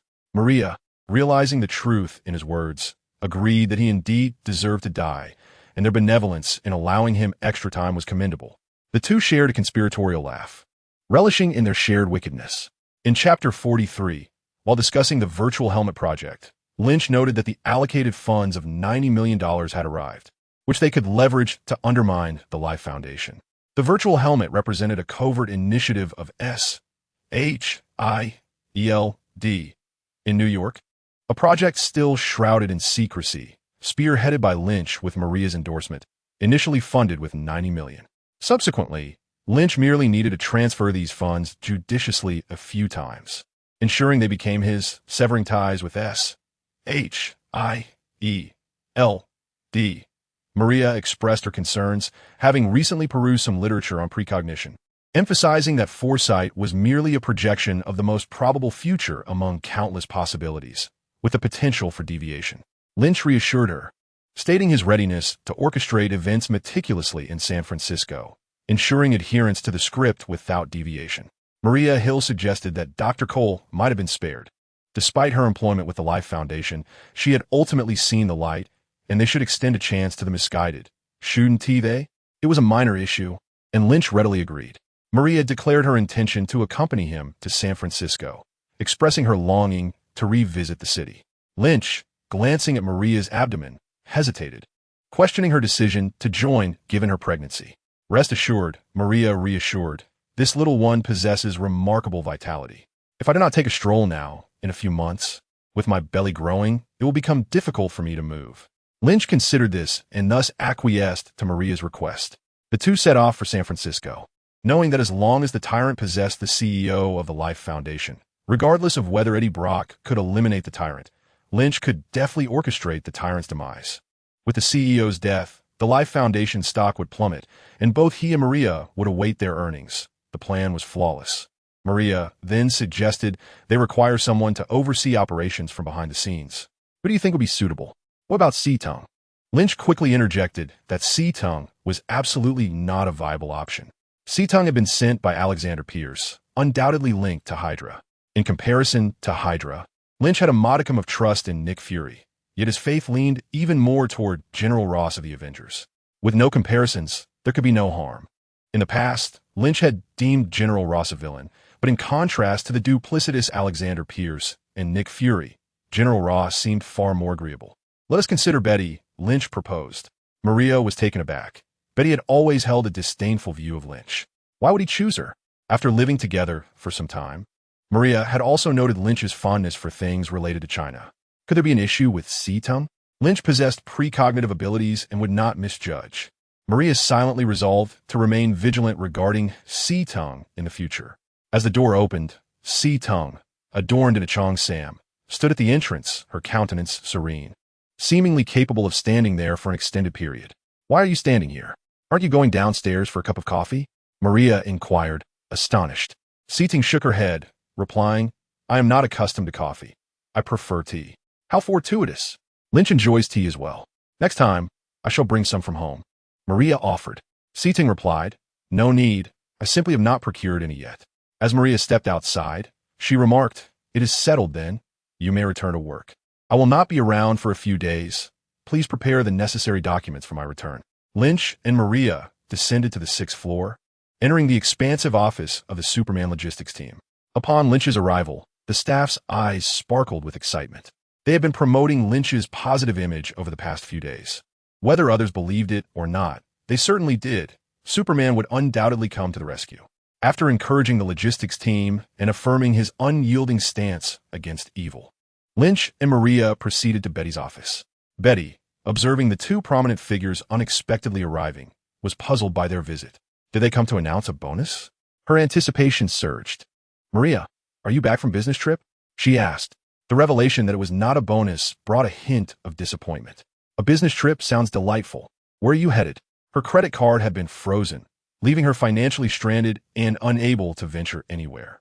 The prospect of a business trip, however, offered a delightful escape, especially since the expenses would be reimbursed, sparing her the burden of payment. Soon, Betty accompanied Maria and Lynch as they set off. Maria drove, and the trio arrived at an aging office building adjacent to the New York Stock Exchange. This structure, older than its neighbors, bore a facade of unadorned black tiles. Taking the elevator to the 18th floor, they encountered several rooms, each marked with a company's nameplate. Lynch retrieved the key and unlocked a door that bore no signage, revealing a modest space of approximately 20 square meters. The area, cramped enough to accommodate merely a desk and a double bed, was not suited for such furnishings. Instead, it housed only a worn desk and chair. Betty's eyes widened as she exclaimed, "Is this your innovative high-tech company?" Lynch responded earnestly, "Indeed, this is my innovative enterprise. We are researching virtual headsets that connect the human brain with computers, allowing consciousness to enter virtual realms. Our aim is to create an environment suitable for military training exercises in this virtual space. We possess a flawless theory. If adhered to, we will undoubtedly develop the virtual headset." Skeptical, Betty inquired about their progress. "Where does it stand? What about the researchers?" Lynch produced his phone, stating, "Our progress is currently limited to the exterior design. We are deliberating on the headset S shape. As for the company S researchers, just a moment, I will show you our roster. We are a substantial company with 300 employees." Betty scoffed, "You seem quite well prepared, but focusing solely on the headset. I doubt you can truly accomplish it. Back in school, I saw someone selling authentic materials, $10 for 100. I suspect your researchers might have sourced their information in a similar manner." Ultimately, Betty concluded, "This is merely a shell company, a facade to swindle funding. I never anticipated you would be such a charlatan. What exactly did you bring me here for? Let me warn you, if you act foolishly, General Ross won't take kindly to it." Lynch shot her an exasperated glance, retorting, "I'm the good guy, a kind-hearted superhero. I simply sought your assistance for a small task. There is no need to be so apprehensive." Betty sighed in relief, saying, "You're certainly no superhero from comic books. Speak plainly, what is it? I want to engage in anything excessive." Chapter 44. He will surely appreciate your efforts. Lynch retrieved an authorization document from his private space and declared, "Beginning today, you shall be the head of the investment department at my company. There is an investment opportunity that requires your attention." Betty, bewildered, asked, "Investment? I have no experience." The notion of Lynch wanting her to handle investments stunned her. As a biology student, she was adept at peering through microscopes and engaging in biological studies. But anything beyond that was beyond her expertise. General Ross's unreasonable insistence on thrusting her into the world of S.H.I.E.L.D. as a broker for superheroes had already caused her considerable distress, and she had reluctantly acquiesced to the situation. Now, Superman has asked her to make an investment, yet her knowledge of biology proves utterly useless. Is it true that studying biology garners such disregard? However, Lynch interjected, stating that her expertise was unnecessary. They would engage specialists. And all she needed to do was observe these individuals and monitor the flow of funds. Betty, resigned, replied, "All right, do as you wish. What investment do you have in mind?" Lynch smiled and responded, "We shall short the Life Foundation. In the stock market, there exists the notion of shorting and going long. Shorting refers to betting against a decline, whereas going long signifies betting on an increase. Although the Life Foundation appears to be thriving at present, its proprietor, Carlton Drake, is on the brink of death. By shorting now, when Carlton Drake eventually passes, Lynch stands to reap substantial profits, at least a 2- or 3-fold return on an initial sum of $90 million. Betty was astonished. As a biology student, she could not possibly be unaware of the illustrious Life Foundation. Yet, given its current prosperous position, she found it perplexing that Lynch would predict a decline. Unable to comprehend, she pressed Lynch with questions. Growing impatient with her persistence, Lynch divulged a fragment of information, revealing to Betty that the Life Foundation had connections to the disappearances of homeless individuals in San Francisco.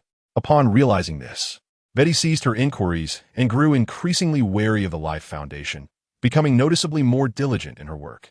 After 2 days of diligent arrangements, with Betty overseeing operations to mitigate any major issues, Lynch and Maria began preparing for their journey to San Francisco, ensuring the plot of Venom unfolded smoothly with the demise of the Life Foundation's leader.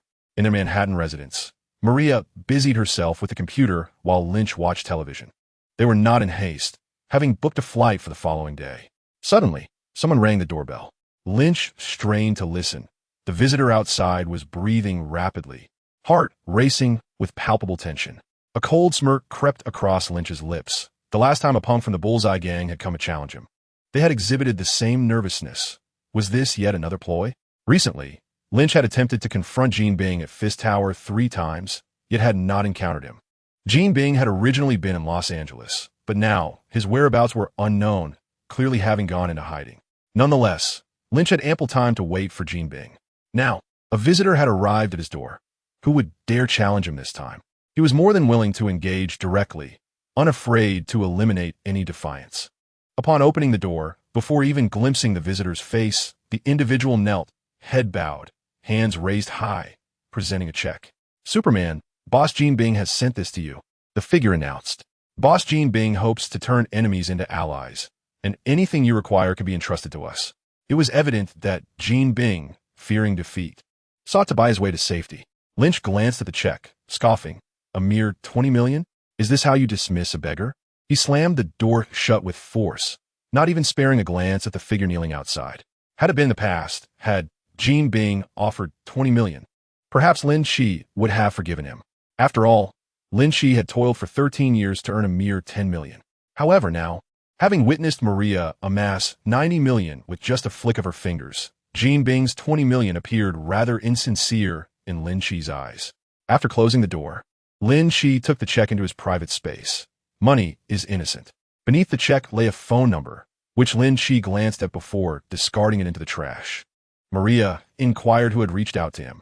Lin Qi replied that it was Gene Bing, who had come bearing gifts, hoping to turn foes into friends.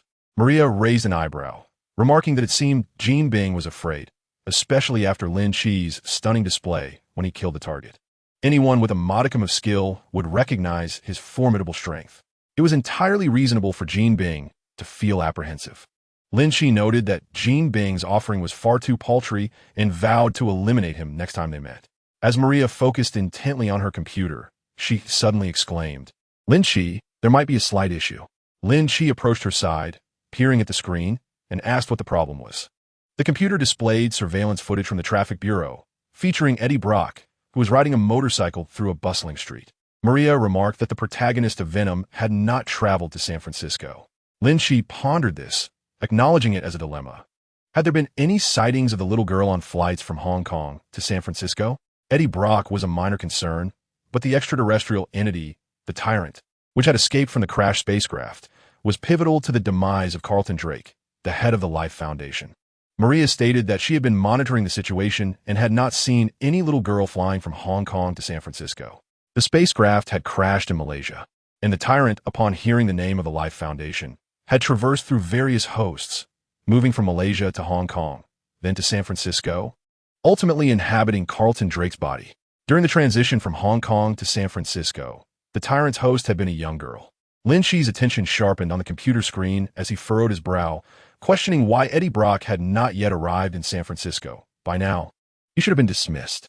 The reason for his potential dismissal lay squarely with Eddie Brock himself, who perpetually sought sensational stories and often offended those he should not. Maria, with a hint of amusement, remarked that he had reported on Superman, and the newspaper's owner deemed him still useful, thus retaining him. Lin Qi rubbed his nose, lamenting that this was his responsibility as well. This would not do. He could not remain in New York. Maria asked what their next course of action should be. Lin Qi proposed they contact his superior to have Eddie Brock dismissed, sending him off to San Francisco to reunite with his girlfriend. Maria agreed, stating it was an excellent idea. With Maria's influence, having a junior reporter removed from a newspaper would be a simple task, requiring only a few phone calls. Lin Qi paid little mind to Maria's methods, instead sitting in contemplation for a moment before suggesting, "What do you think about finding our daughter a few pets?" Maria, having finished her call, picked up the thread of conversation. "Are you referring to extraterrestrial beings?" Lynch remarked, "Of course. I worry that my daughter may not fancy ordinary kittens and puppies. However, the symbiotic kittens and puppies should be quite entertaining." Maria responded, "You may arrange it as you see fit. I gifted Eddie Brock a first-class plane ticket, seated adjacent to us." Lynch added, "He will surely appreciate your kindness. He can visit his girlfriend in San Francisco." Chapter 45. Regrettably, invisibility, from the beginning of the Venom copy to the end of Chapter 51, may be skipped. Eddie Brock was picked up by a welcoming vehicle early in the morning and taken to the airport. Although he enjoyed the privileges of first-class treatment, Eddie felt far from elated. Having been dismissed by his employer and merely compensated with a plane ticket, it was hardly a source of joy for him. This time, he was utterly perplexed as to whom he had offended, which only deepened his gloom. Once aboard the aircraft, reclining in the plush leather seat, Eddie's spirits lifted slightly. At the very least, his employer had shown kindness by providing him with an expensive ticket. Observing a couple snuggled together nearby, Eddie felt a pang of nostalgia for his girlfriend back in San Francisco. "Wait, is that Superman?" Eddie Brock suddenly sat upright. "Superman? Hi, how are you?" Lynch released Maria and smiled in response. It truly was Superman. "May I take a picture with you?" Eddie exclaimed, filled with excitement. News of Superman was quite prevalent in New York, and although less so elsewhere, he still had a following. Lynch shook his head. "It's best not to." Undeterred by the refusal, Eddie warmly introduced himself. "Hello, Superman. I'm Eddie Brock, a journalist." Lynch replied, "Eddie Brock, I believe I've seen that name somewhere." The fact that Superman was familiar with his name indicated that he had read his reports, igniting Eddie's enthusiasm. "You must have seen my work. I run a segment called Brock's Bulletin, which is quite popular." "Yes, indeed, Brock's Bulletin," Lynch acknowledged. "You have an admirable courage in exposing the darker facets of this world." Flattered by Superman's praise, Eddie felt a surge of excitement. After all, this was Superman, a celebrity in New York. "Thank you for your recognition. I will strive to do even better." Yet, as he reflected on his current circumstances, Eddie's mood swiftly descended. After years of toiling in New York, he found himself suddenly uprooted, with nothing left to his name, and he didn't even know who he had offended. Noticing the atmosphere had shifted, Lynch inquired, "Are you heading to San Francisco? There's a significant story brewing there. Do you dare to report on it?" Eddie's eyes lit up. He had always desired to uncover a major story. He confidently thumped his chest and declared, "I dare. As journalists, it is our duty to bravely unveil the truth." Lynch gave a thumbs up and leaning closer to Eddie Brock, whispering, "The Life Foundation is conducting experiments on living subjects, and the Michelin McLean law firm has shielded them from all lawsuits filed by victims' families. That law firm must possess more detailed data. Go investigate, and you will discover the truth." Eddie was momentarily stunned, for his girlfriend Annie was employed at this very law firm. During the ensuing journey, Lynch paid no heed to Eddie, engrossed instead in tender exchanges with Maria. Eddie, discerning the situation, refrained from interrupting them. 6 hours later, at 3 in the afternoon, the plane touched down at San Francisco International Airport. As he disembarked and stood beneath the sunlight, Lynch felt a surge of elation, once more hearing the familiar notification from the Book of Superman. Ding! Thermal vision evolution. Thermal vision 2. Your eyes can emit a high-temperature ray, reaching temperatures of up to 200 degrees. It can be charged. The longer the charge, the higher the temperature, capable of lethally harming a person with ease. However, your thermal rays can only reach a maximum distance of 500 meters. Beyond that, you are powerless. Lynch sensed a warm sensation in his eyes, but it quickly subsided, and he felt as though his gaze could unleash greater energy. This energy emanated from within, accumulated from sunlight, moonlight, and the sustenance he consumed. Precious resources that should be preserved for upgrading other abilities and not squandered lightly. Thus, he resolved to rely primarily on his flying knives, employing his thermal vision only as a contingency. In a week, his thermal vision upgraded from level 1 to level 2, and Lynch was satisfied with the pace of his progress. Maria gazed at Lynch's eyes in astonishment, noting, "Your eyes turned red for a moment." Lynch whispered softly in her ear, "It's the thermal vision that has evolved." Maria beamed, "That's wonderful. You've grown stronger." Lynch chuckled and shook his head, confident in his increasing strength. He inquired of Maria, "You have upgraded as well, haven't you? What did you enhance this time?" It had been half a month since Maria acquired the Book of Superman, and Lynch surmised that her second ability had likely upgraded in the past few days. He was aware that her first ability was super healing, yet the nature of her second ability remained a mystery to him. With a smile, Maria replied, "I upgraded before sunset yesterday. I can now jump 10 meters. Next, I intend to upgrade energy absorption, which is fundamental." The energy utilization of the 7-colored book was twice that of the golden book, and by elevating her energy absorption to level 2, Maria could offset that portion of time. However, Lynch was determined not to halt his own progress. His previous 13 years of upgrades had been erratic and unpredictable, leading him to adopt a laissez-faire attitude. Believing that even a lazy individual could eventually reach a high level, there was no need to rush. Now, it seemed stability had been achieved. Energy absorption was consistent, and energy utilization rates were reliable, allowing for a calculable upgrade timeline. This realization prompted him to contemplate how to advance further. For idleness could result in being surpassed by Maria, leaving him to ponder where he would stand in that scenario. As Lynch and Maria conversed, his ears were attuned to the voice of Eddie Brock. He overheard Eddie emerging from the airport, embracing a woman, their hearts racing as they exchanged sweet nothings, calling each other dear and beloved. Fortunately, the extraordinary intellect allowed for concentration. Otherwise, amidst the easily distracting environment of the airport, it would have been quite a challenge to maintain pursuit. "Let us follow," Lynch suggested to Maria, "or we shall lose him." Maria, glancing towards the airport lawn, curiously inquired, "Who are we following?" Lynch replied, "Eddie Brock. Before the tyrant arrives in San Francisco, we shall track him and uncover his narrative." Maria readily agreed. Upon exiting the airport, the duo acquired an Audi sedan from an agent of S.H.I.E.L.D. Lynch took the wheel, trailing Eddie Brock from a distance of 700 to 800 meters. This span effectively concealed them from Eddie's line of sight, relying solely on Lynch's acute hearing for tracking. Eddie Brock parked in front of an apartment building with his girlfriend, and, meanwhile, Lynch and Maria positioned themselves at the entrance of a nearby inn, just around the street corner. After dining, as night enveloped the sky, Lynch embraced Maria and soared towards the inn's rooftop. Though he could now fly, it required considerable effort. Under the luminous moon, with a gentle breeze caressing them, Lynch remained steadfast in his pursuit of Eddie Brock. From the rooftop, perfectly aligned with Eddie's apartment, Lynch utilized his enhanced vision to observe.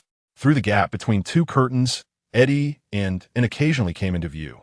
Regrettably, his level of supersight was insufficient for X-ray vision. Otherwise, he could have peered through the walls and discerned their actions clearly. In Chapter 46, Lynch deemed the protagonist of Venom to be utterly inconsequential.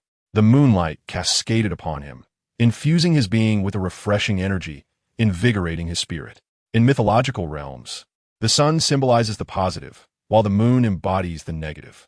Lynch pondered whether this world's moon possessed a yin quality, for the energy derived from moonlight imparted a cool sensation. Maria's energy absorption was merely one. She could only assimilate sunlight, unable to harness the moon's radiance. The rooftop was also graced with a gentle wind, and to shield Maria from the chill, Lynch drew her closer, expressing with a hint of remorse, "I was impulsive, wishing to witness Eddie Brock's tale, and thus have burdened you with this ordeal, depriving you of proper rest." Maria nestled into Lynch's embrace, softly responding, "I find it delightful." The moonlight is exquisite, and watching it with someone dear is a truly romantic experience. Lynch playfully pinched her nose, acknowledging Maria's charm. Her past record spoke only of violence, leaving him bewildered as to how she had mastered such flirtatious expressions. As midnight approached, Maria succumbed to slumber in Lynch's arms. Just as he prepared to carry her down, a distinct sound caught his attention. In Anne's apartment, Eddie Brock stealthily descended from the bed, treading lightly to avoid awakening the sleeping Anne. A smile crept across Lynch's lips. After listening intently throughout the night, he had finally awaited Eddie Brock's moment of decision.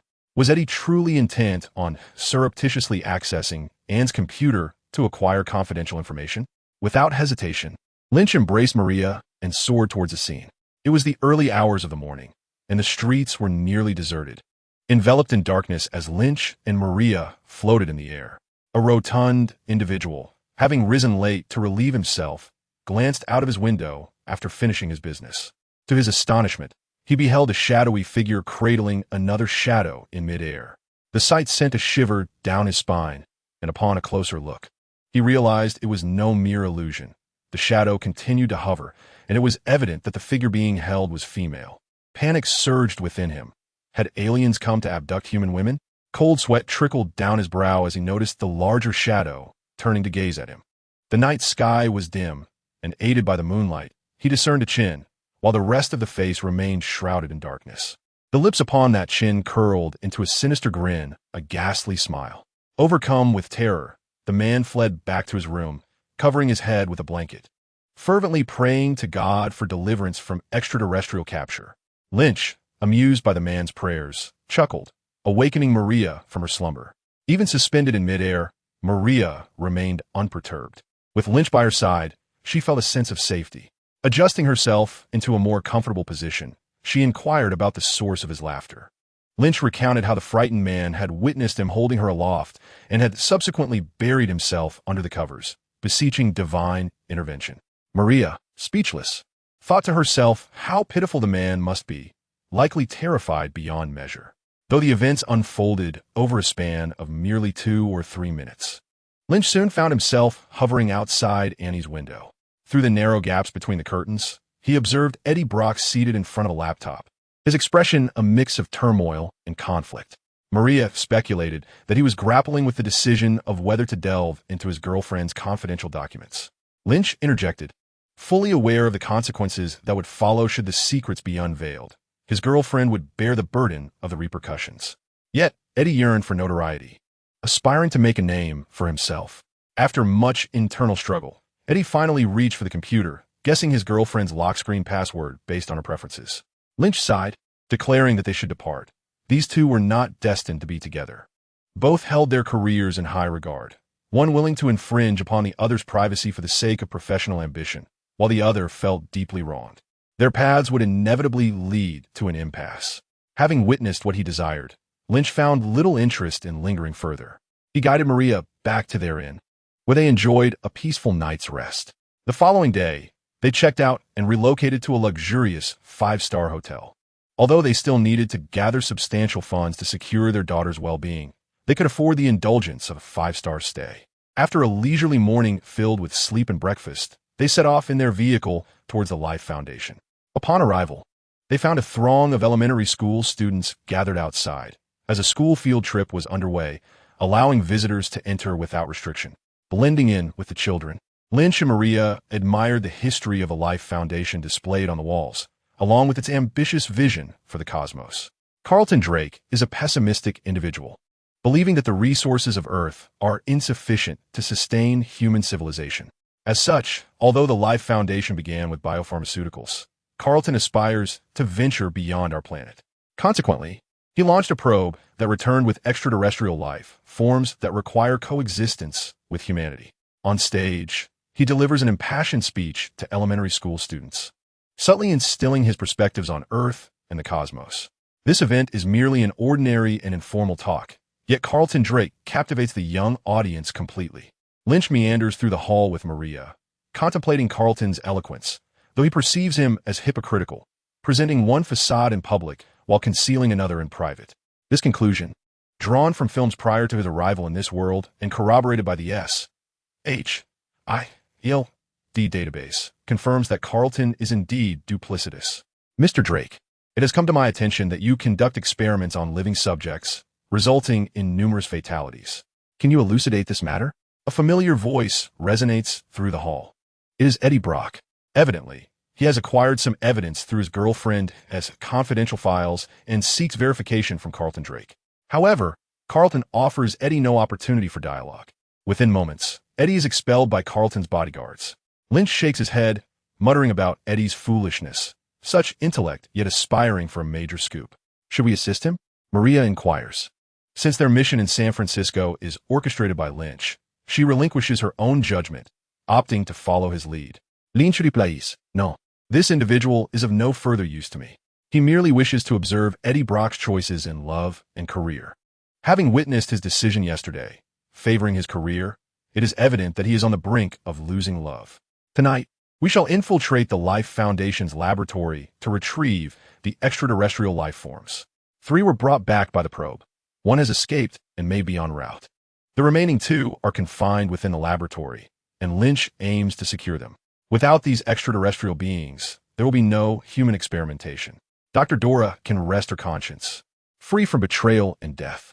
As for Eddie Brock, Lynch ponders, it seems this protagonist has become irrelevant, unable to provide him with emotional fulfillment or tangible assistance. What purpose does he serve? Chapter 47. The Identity of S.H.I.E.L.D. An Audi glides along the nighttime highway, the gentle sea breeze wafting in from the distant ocean. It tousles a few strands of Maria's hair as she delicately adjusts them. Lynch, with his close-cropped hair, remains unconcerned by the wind, relishing the refreshing air. As they continue their journey, they soon behold a brightly lit building in the distance. This is one of the Life Foundation's experimental bases, utilizing the vast database of S.H.I.E.L.D. A comprehensive data analysis has pinpointed the potential location of extraterrestrial life forms, specifically within this experimental facility. They drove the vehicle into a nearby grove, stealthily approaching the laboratory. The entire facility was encircled by towering walls. However, they posed no challenge to Lynch. Embracing Maria at the waist, he effortlessly ascended and soon cleared the high walls, landing gracefully on the grassy expanse within. Peering inward along the verdant ground, Lynch observed a rather sizable 3-story building, each level illuminated with lights. He listened intently, his superhuman hearing extending naturally, capturing every sound within a kilometer radius. On the 3rd floor of the edifice, he discerned merely a few footsteps, likely belonging to patrolling guards. From his 2nd floor, however, anguished cries permeated the air. "My stomach hurts terribly. Please end my suffering." And similar lamentations echoed, numbering over a dozen. Additionally, he overheard medical personnel deliberating on the pharmaceutical situation. Upon closer inspection, it became evident that these individuals were developing new drugs, conducting experiments directly on human subjects, which had resulted in numerous complications. Typically, new drug development would commence with trials on laboratory mice, yet they opted to substitute living humans instead. While this method may yield more precise data, such actions are unequivocally illegal. Should the occurrences on the 2nd floor be exposed, the stock prices of the Life Foundation would plummet, albeit not as swiftly as the downfall resulting from Carlton Drake's demise. As Lynch continued to listen, he turned his attention to the 1st floor, where a multitude of voices and footsteps were present, alongside the sound of something rolling and scraping on the ground. Upon closer scrutiny, it became apparent that it was neither machinery nor human activity, but rather likely an extraterrestrial life form. He also caught snippets of the on-duty doctor's discussions, revealing that prior test subjects had perished, necessitating individuals with more stable emotions for coexistence with the extraterrestrial entities. They were running low on test subjects and contemplated requesting additional ones. It was confirmed. The 1st floor was indeed engaged in research on extraterrestrial life forms, employing living subjects, which is far more inhumane than drug trials. With the location of the extraterrestrial beings established, it was time to take action. Employing his extraordinary vision and hearing, Lynch guided Maria through the periphery, easily evading the external patrols. They located a door that granted access to the laboratory, yet it required an access card. Prompting a frown from Lynch, Maria suggested contacting a computer expert to breach the electronic door, noting that S.H.I.E.L.D possessed specialists in various fields, making such tasks quite manageable. Lynch shook his head, asserting that they were S.H.I.E.L.D, an enforcement agency, and had no reason to be intimidated. Maria raised an eyebrow, questioning if they were preparing for a forceful approach. Lynch nodded, declaring the illegal drug research, unlawful extraterrestrial studies, and unethical human experimentation warranted S.H.I.E.L.D. Maria affirmed that, should they choose to act, they could do so at any time. Stealthily, Lynch intervened directly under the guise of his S.H.I.E.L.D identity. His gaze fixated on the electronic door as energy surged instinctively into his eyes, which began to emanate a crimson glow. He commenced the build-up of power, accumulating strength within his gaze, the temperature steadily rising. It took a full minute for him to complete this process. Finally, a beam of intensely heated red light shot forth from his eyes, striking the electronic door and creating a small dent.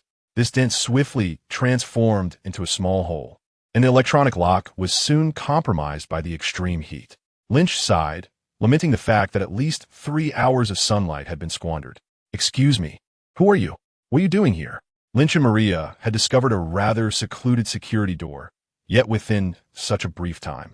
They were spotted by patrolling security personnel, indicating their diligence and duty. Lynch and Maria adeptly produced their credentials, asserting, "We suspect that highly dangerous experiments are being conducted inside. We must enter for inspection." The patrolling guard, recalling the human experiments occurring within the laboratory, genuinely felt that Lynch's assertion held merit. There was no doubt that perilous experiments were indeed underway. However, being funded by the Life Foundation, he understood that priority lay with the Foundation's interests.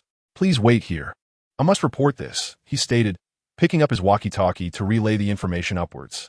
Naturally, Lynch could not afford to wait, as that would grant the adversaries precious time to relocate.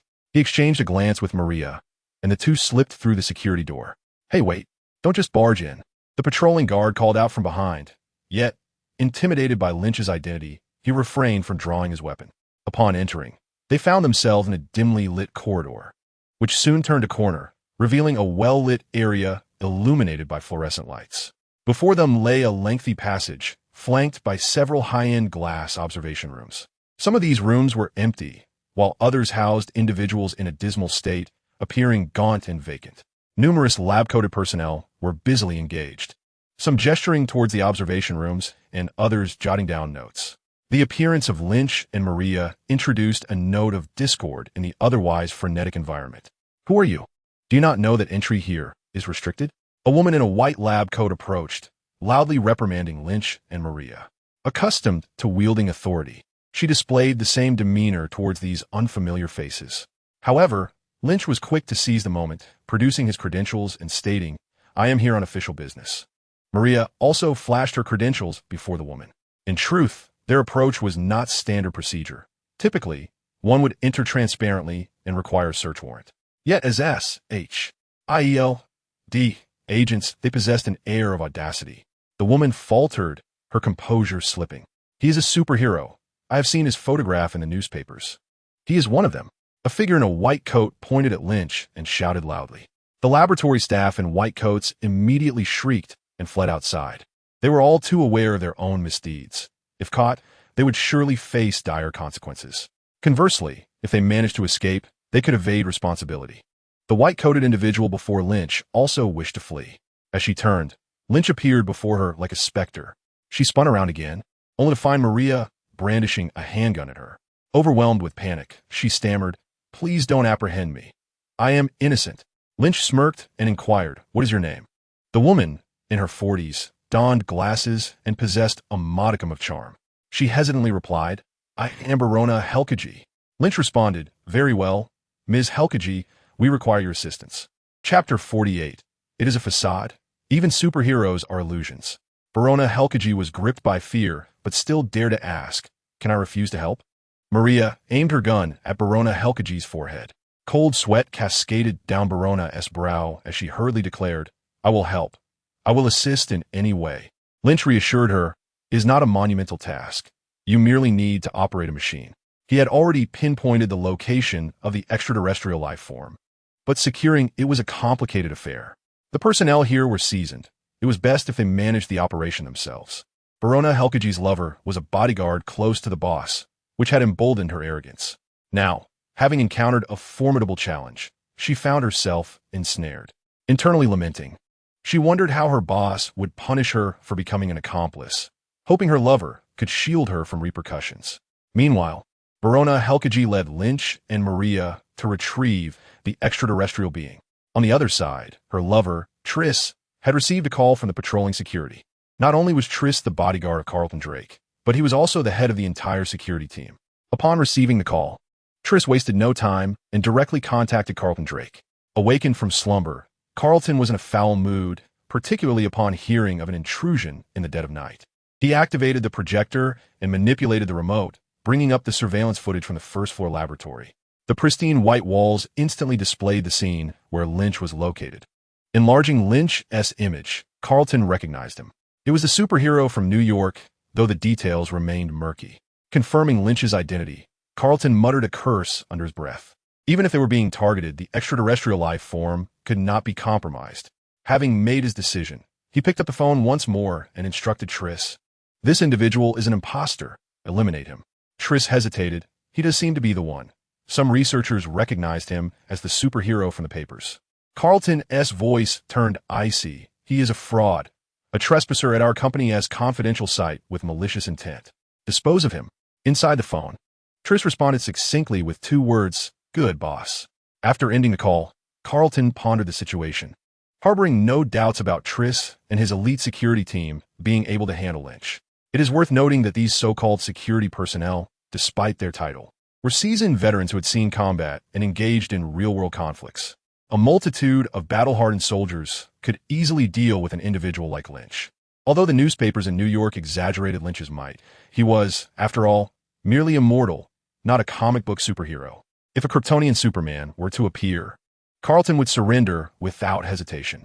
Undoubtedly, Carlton Drake had grown up reading Superman comics and was well acquainted with the hero's exploits. His main concern was how to address the accountability that would follow if Lynch were to be killed. After a moment's contemplation, he picked up the phone and called a congressman. Lynch stood before the bulletproof glass, observing the writhing entity within. It was a mass of black liquid, an extraterrestrial life form. Resembling the slimes from a fantastical realm, it lacked a fixed shape, rendering it incapable of feeding in its current state. Only when they formed a symbiotic bond with another living being did they reveal their formidable power. In one observation room, another extraterrestrial was contained. Lynch nodded. He had located his daughter's pet. Though it was rather unattractive, he resolved to find an appealing host for them. He turned to Barona Helkog and said, "It's your turn. Can you contain them?" Faced with the gravity of the situation, Barona hesitated, voicing her fear. "If I do this, the boss will surely kill me." Maria, with a frigid tone, countered, "If you don't, you will die immediately." Maria exuded an aura of lethal intent, causing Barona to tremble, genuinely fearing for her life. Without further ado, she hastily operated the machinery, using robotic arms to secure the 2 rolling masses of black liquid into specially designed containers. Each container was the girth and length of an adult's calf, with the alien life forms tumbling within, unable to escape. However, the bottles containing the extraterrestrial entities remained in the observation chamber. Lynch was acutely aware of his surroundings, straining to hear any sounds within a kilometer radius. Moments earlier, he had detected the sound of footsteps gathering outside the laboratory, accompanied by the distribution of weapons. Furthermore, the head of security was emphasizing that the Superman was a mere illusion. It appeared that this team was nearing readiness to breach the facility. Pressed for time, Lynch unleashed a powerful punch against the bulletproof glass, his strength capable of lifting a 5-ton truck, making the force of his strike formidable. The regular bulletproof glass shattered instantly under the impact of his blow, triggering the automatic alarm, which echoed far into the night. Outside, Tris, who was still orchestrating the atmosphere, cursed under his breath. Then, addressing his subordinates, he proclaimed, "You are the finest warriors. Now, enter and eliminate your foes." Upon completing his command, Tris led 30 fully armed security personnel, who charged valiantly towards the laboratory. Lynch swiftly entered the observation room, retrieving 2 vials into his private space, along with the extraterrestrial life forms contained within. Subsequently, He returned to Maria's side. The enemy approaches. Are you prepared? Although Maria's superhuman hearing had not reached level 1, it had far surpassed that of an ordinary person, and she could now discern the sound of footsteps. I am ready for battle at any moment, Lynch said with a smile. Compared to the battle-hardened Maria, he was merely a novice, freshly graduated. He then inquired, shall we shout a battle cry? Maria nonchalantly replied, if you wish. Lynch chose not to shout. Instead, he raised his right hand, and a half-winged throwing knife materialized between his fingers. As the fully armed security team entered the laboratory, they would need to turn a corner before spotting Lynch, the portal they chose being over 20 meters away from him. Have you ever seen a throwing knife that can curve? Lynch boasted, flicking the knife with his finger. It soared over 20 meters, curved elegantly, and struck the foremost security guard. Lynch heard the sound of the knife piercing through fabric, followed by the tearing of skin, and ultimately, the puncture of a heart. The leading security guard collapsed, lifeless. The soldier's battlefield experience had proven ineffective, and his armor had offered no protection. With one successful strike, Lynch did not relent.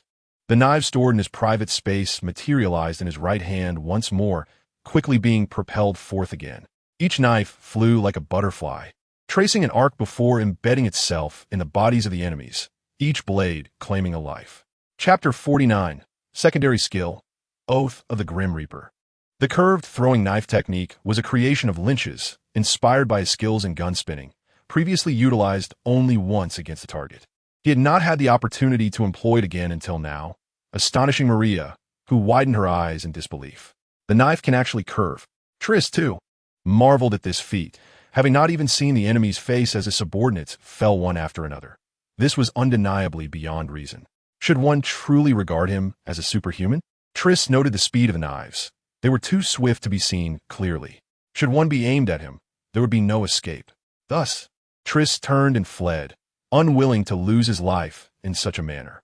This was a strategic retreat, and he trusted that his employer would not hold it against him. Maria, astonished at Lynch's innovative use of the throwing knives, remarked, I did not come here merely for sightseeing. She raised her weapon and fired. As she did, her wrist quivered slightly, channeling a subtle force into the gun, which transferred to the bullet poised to be discharged. After the bullet was discharged, it gradually altered its trajectory in midair, soaring over 20 meters before making a sharp turn and striking a security guard who had charged in. Lynch, hearing the sound of the bullet's entry, cast a surprised glance at Maria. Have you mastered the art of gun spinning? Maria, blowing gently at the gun's muzzle, found it obedient and delightful, rewarding it with a breath of ethereal energy. Only then did she respond to Lynch, I haven't had much time to practice gun spinning. My progress has been slow.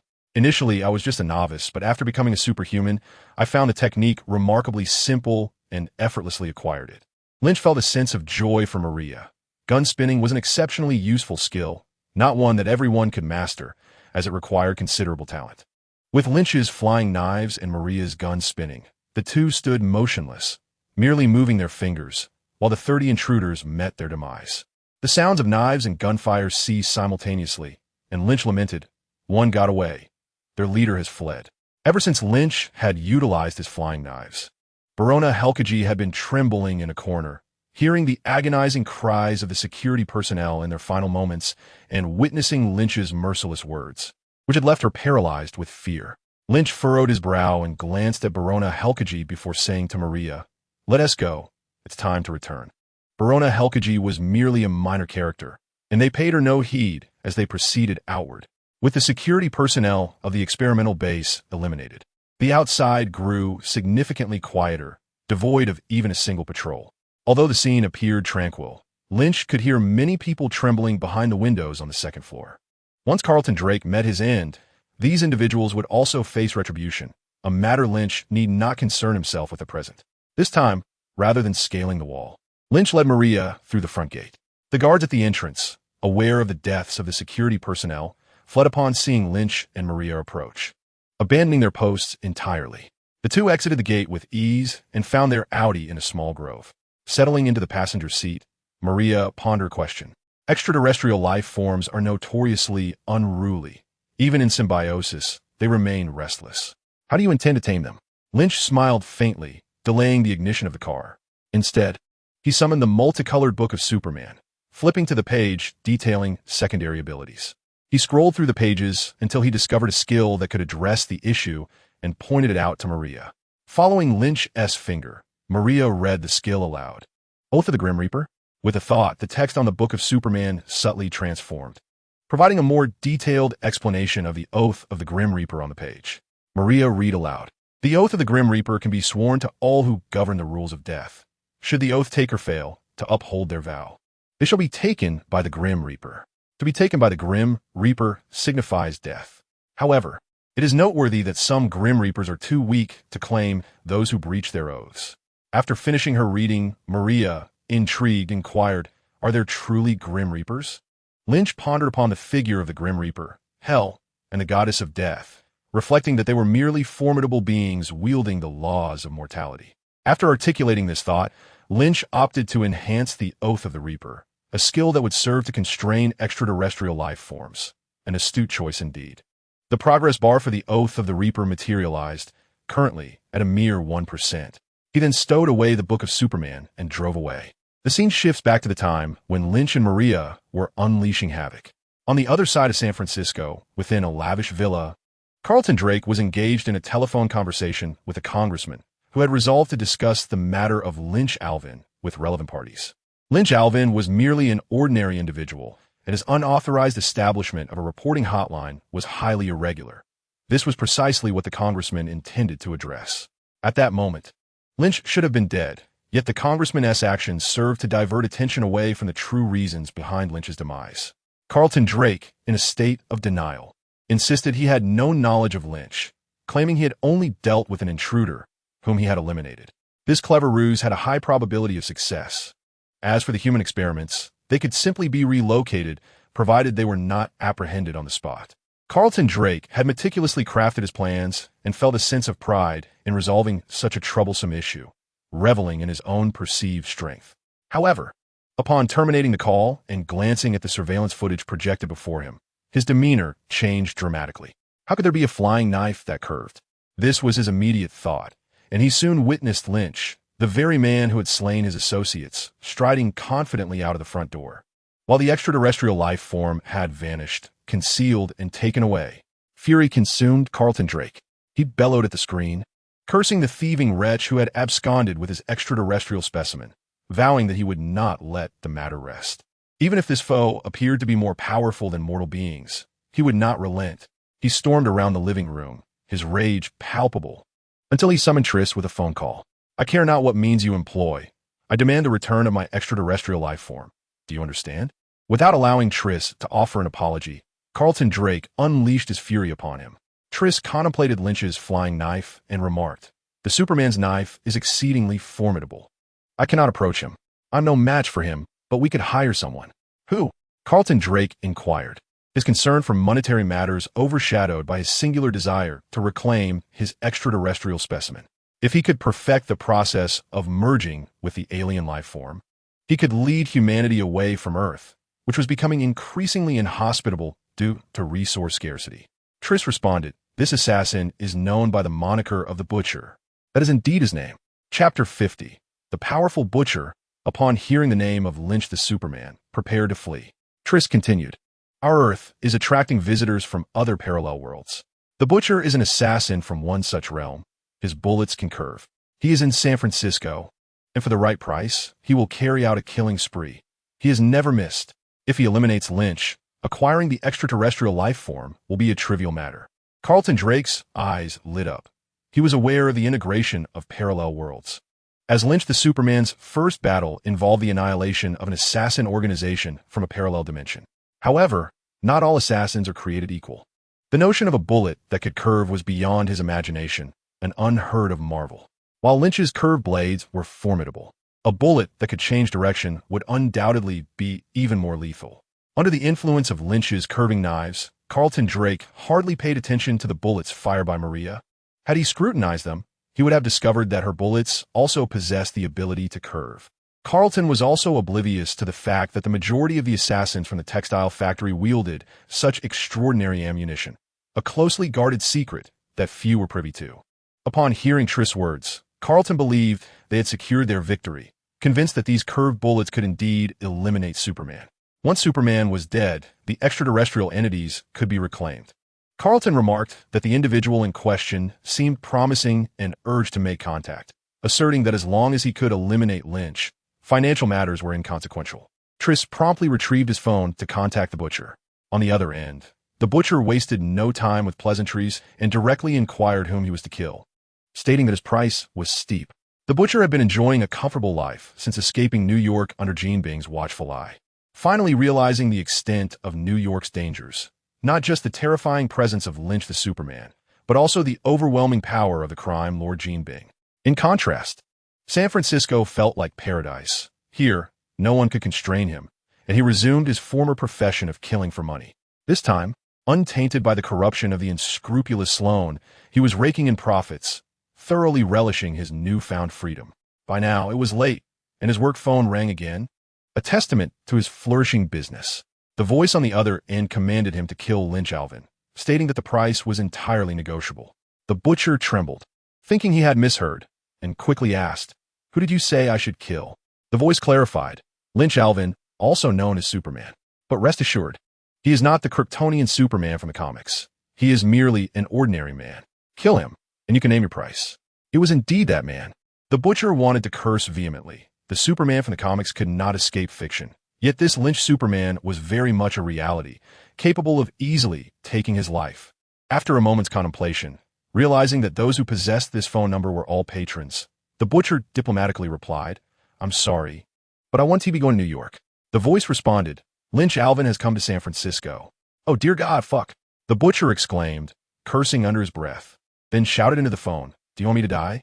Lynch Superman is someone I cannot handle. I am but a mere ordinary assassin. Find someone else for the job." With that, he abruptly ended the call, leaping out of bed to pack his belongings, hastily sending the woman beside him away. He needed to flee immediately. Lynch Superman had arrived in San Francisco, and he could no longer remain in the city. Meanwhile, Tris listened to the busy signal on the phone, exchanging glances with Carlton Drake. During the phone call, Tris had deliberately turned the volume up, allowing Carlton to hear the entire conversation clearly. Carlton Drake's expression soured significantly as he confronted Tris, questioning whether this was indeed the formidable assassin he had spoken of, one who trembled at the mere mention of Lynch's name and failed to even inquire about the price. Tris, too, wore an uneasy countenance, attempting to justify his introduction to the killer by claiming he had been misled by the media, merely misinformed. With a grim demeanor, Carlton Drake warned Tris that if he could not procure someone to retrieve his extraterrestrial specimen, he would be compelled to do so himself. Cold sweat trickled down Tris' brow. Having witnessed Lynch's extraordinary skills with a flying knife, he was loath to confront him directly, unprepared for the potential onslaught. Hesitantly, Tris suggested that he could contact a shadowy organization whose members were all named after alcoholic beverages, a group that had also traversed from parallel worlds, with operatives scattered across various nations, including San Francisco. After a moment's contemplation, Carlton Drake mused that an entire organization having crossed over must possess remarkable capabilities. Urging Tris to reach out to them, he expressed his willingness to pay, provided they could assist in reclaiming the extraterrestrial entity. Tris replied that the organization only accepted contracts for assassination, to which Carlton Drake proposed they eliminate Lynch. Tris, elated, declared he would contact them immediately. The dark organization accepted the contract without hesitation, indifferent to the individual's extraordinary nature, knowing only that they were human and thus vulnerable. The following day, Lynch took Maria to a picturesque private beach. Although the cost was somewhat steep, the serene environment and scant crowd ensured they would not be disturbed. After frolicking in the water, they retrieved lounge chairs from a nearby pavilion and positioned them in the sun, while others basked in sunlight for mere enjoyment. Lynch and Maria reveled in tangible benefits, able to sunbathe all day without the need for sustenance, feeling invigorated as they prepared to indulge in this leisurely pursuit. Sipping on a sweet and fragrant orange juice, Lynch inquired if the young girl had yet arrived. Maria responded in the negative, speculating whether something had delayed her. As she spoke, she retrieved a laptop, resting it upon her fair knees, her delicate fingers dancing across the keyboard as she navigated the device. The screen revealed a passenger list from Hong Kong Airport, which she meticulously filtered through. Moments later, Maria's eyes gleamed with excitement as she identified a white girl on a flight from Hong Kong to San Francisco. Is this her? She asked. Lynch leaned closer. His interest piqued. Maria had already extracted the girl's complete profile. She was traveling with her parents. Lynch bypassed the other details, focusing solely on the photographs and videos. The girl's appearance diverged significantly from the image he had envisioned from the film, yet there existed a hint of resemblance, an ineffable quality that resonated with him. Upon viewing the video, Lynch recognized that elusive essence. It was indeed her. The temporary host of the extraterrestrial tyrant has emerged. How far can the tyrant be? With the arrival of the tyrant, is the demise of Carlton Drake not far off? In Chapter 51, Lynch encounters a young admirer. As the plan nears fruition, Lynch experiences a moment of relaxation. Suddenly, a faint sound from 800 meters away disrupts his thoughts. It is the sound of a sniper rifle, accompanied by the unmistakable crack of a bullet being discharged. His superhuman hearing amplifies the noise. His extraordinary mind races to process the information. Reacting with superhuman speed, Lynch raises his right hand, revealing a half-winged throwing knife that materializes within his grip. He flicks the knife with his finger, launching it toward the bullet's trajectory. The knife, akin to a streak of lightning, intersects with a swiftly approaching bullet mid-flight. With the force of 5 tons, Lynch propels the knife, rendering the bullet utterly defenseless. The bullet is effortlessly cleaved in two, transforming mid-air into useless fragments of metal. The knife slightly alters its course, maintaining its velocity as it hurtles toward the sniper. In that fleeting moment, the cloaked sniper remains crouched, oblivious to the impending peril. The knife pierces the sniper's skull, causing a gruesome explosion of red and white, marking the end of the sniper's life. In a single deft maneuver, Lynch has diffused a crisis while simultaneously eliminating an adversary, achieving a remarkable twofold victory. As Lynch makes his move, Maria Hill rolls behind a pillar of the gazebo for cover. Once concealed, she observes that Lynch has already dealt with the threat. However, she refrains from emerging, wary of potential accomplices lurking nearby.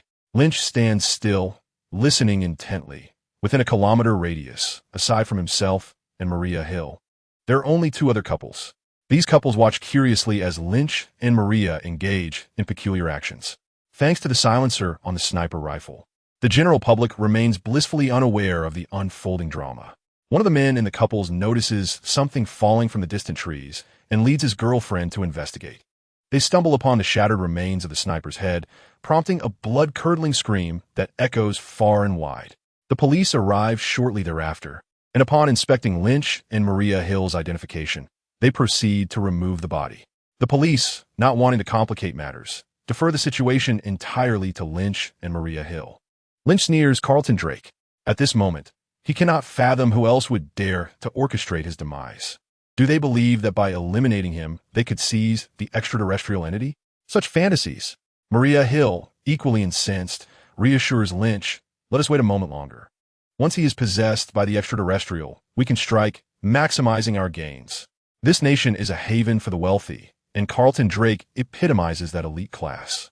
His assassination would incite outrage among the affluent, whether overtly or covertly, leading to their collective condemnation and suppression. With $90 million at stake in a short sale of the Life Foundation, Lynch stands to gain the most from Drake's demise. Thus, assassination at this juncture is imprudent unless one wishes to forsake their presence in this country. Under usual circumstances, if Carlton Drake sent assassins, Maria Hill would be the first to eliminate him. However, perfection was merely a step away, and patience was required. As Maria Hill operated the computer, she exclaimed in surprise that the young girl had entered the Life Foundation. Her astonishment stemmed from the impending possession by the tyrant. Once possessed, Carlton Drake would be vulnerable to assassination. The tyrant sought Carlton Drake specifically because he learned that it was the Life Foundation that captured the 3 of them during his escape from the spaceship. Now, to locate the other 2 extraterrestrial beings, the tyrant needed to inhabit the body of the Life Foundation's owner. Superman, were you just battling criminals? Lynch and his companion emerged from the private beach and arrived at the hotel owned by the beach's proprietor. At the entrance of the resort hotel, a freckled girl eagerly approached them. Her name was Heidi Klum, a 16-year-old visiting from New York who had been greatly influenced by the numerous reports about Superman. The arrival of the police had an immediate effect on the resort. Some guests hurriedly departed while others lingered, intrigued by the unfolding drama. Those who stayed to watch cast their eyes toward Lynch, but only Heidi could contain her curiosity and ran over. Lynch remarked, "That is not a mere criminal. That is a professional assassin, far more nefarious. They kill for money, disregarding right or wrong." "Oh my," Heidi gasped, covering her mouth, startled by Lynch's words. In her world, professional assassins were figures of fiction, found only in movies and television. With admiration, Heidi looked at Lynch and said, "Superman, you are incredible. You have rid society of another pest." Lynch replied earnestly, "It is what I am meant to do." After concluding their conversation, Lynch added, "I must take my leave. Another extraterrestrial entity awaits my resolution." Heidi's mouth fell open in disbelief at the notion of extraterrestrial beings on Earth. Yet, trusting Superman, she clenched her small fist and encouraged him, "Superman, you can do it." Lynch nodded in acknowledgement and slipped into his Audi. Even inside the car, he could hear the discussions of the onlookers nearby. Is he really Superman? He seems like a fraud. I've seen him in New York newspapers, indeed referred to as Superman, but I don't believe he deserves that title. He is just an ordinary man. He claims he is going to fight extraterrestrials? He is merely deceiving that little girl. You're nearly 30. How could you believe in such nonsense? Lynch listened to their chatter, casting a distant glance at the crowd. In 2 or 3 years, when the Battle of New York commenced, the entire world would come to accept the existence of extraterrestrials. Do not insult Superman. Heidi boldly stepped towards the group, passionately defending Lynch. Lynch smiled faintly, relishing the feeling of having an admirer. As he prepared to drive, Maria Hill, seated in the back of the car with her laptop resting on her lap, remarked, "It seems we need not search for him. He is already on his way." She accessed the surveillance cameras around the Life Foundation, using her permissions. Not long after the little girl entered, Carlton Drake hastily drove away from the Life Foundation. Maria calculated Drake's route and discovered it was increasingly approaching their location, promptly relaying the information to Lynch. He nodded slightly and said, "Excellent. We need not venture far. We shall wait here." As Lynch stepped out of the car once more, the hotel manager inquired, perplexed, "Is there anything else, Mr. Superman?" The presence of an intruder intent on murder posed a significant threat to the hotel's reputation, prompting the management to expedite Lynch's departure. "We shall not leave. We wish to continue enjoying the beach," Lynch replied. The hotel manager appeared troubled. "Mr. Superman, are you not going to confront the extraterrestrial?" Chapter 52. This planet is unordinary. What to do? I'm so scared. Lynch responded to the hotel manager, stating, "The extraterrestrial is on its way here. Hence, there is no need for me to depart. I shall wait for its arrival." The hotel manager, skeptical, thought to himself, "I can't believe you," yet recognized that as a paying customer, he could not force Lynch to leave. Lynch, accompanied by Maria Hill, returned to the beach. "Superman, where are you going? Aren't you going to fight the extraterrestrial? What will happen if it invades Earth?" Heidi Klum called out from a distance, her voice laced with concern. The girl was genuinely worried about an alien invasion. Her words elicited laughter from the onlookers, who dismissed the notion of any extraterrestrial threat, considering it mere folly designed to deceive children. Lynch earnestly addressed Heidi Klum, saying, "The extraterrestrial is indeed coming. I need to find a quieter place to confront it. Stay back and do not let it harm you." Heidi, however, was convinced by Lynch's words that the alien was approaching. Fear surged within her as she widened her eyes and covered her mouth with her hands, scanning for any signs of the extraterrestrial's emergence. Yet upon glancing at Lynch, her fear dissipated. With Superman present, what did she have to fear? He would protect her. Seeing Lynch and Maria walk away, Heidi pondered for a moment before deciding to follow them. A middle-aged woman called out from behind, "Heidi, where are you going?" Heidi turned and replied, "Mom, I'm going to watch Superman battle the extraterrestrial." The woman opened her mouth, eager to dispel the illusion, but her daughter had already dashed away. The middle-aged woman quickly urged her husband to follow. The crowd exchanged glances, bewildered by Superman's sudden departure. Let's take a glimpse into the past and ascertain whether the extraterrestrial beings spoken of by Superman are indeed real, or perhaps expose his little trick, preventing the innocent young girl from being deceived. Amidst the chaos of a hotel where a tragedy has occurred, only the daring remain, and a leader emerges, prompting everyone to venture to the beach. "You all take refuge in the woods over there," he instructed.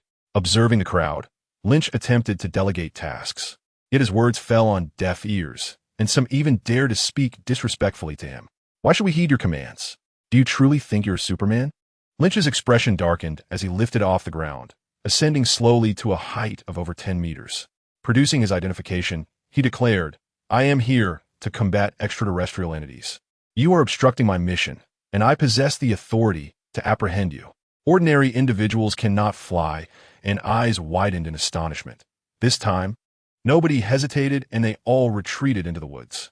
Some even excitedly took out their phones, eager to capture the moment. Lynch received a phone call, and on the other end, Betty's dissatisfied voice rang out, "Lynch, why didn't you inform me about your battle with the assassin in San Francisco? I am your agent. I must maximize your interests." Dismissing the trivial earnings of a star, Lynch inquired, "Are you prepared on your end for the short selling of a life foundation?" Shifting the topic, he provoked Betty's irritation.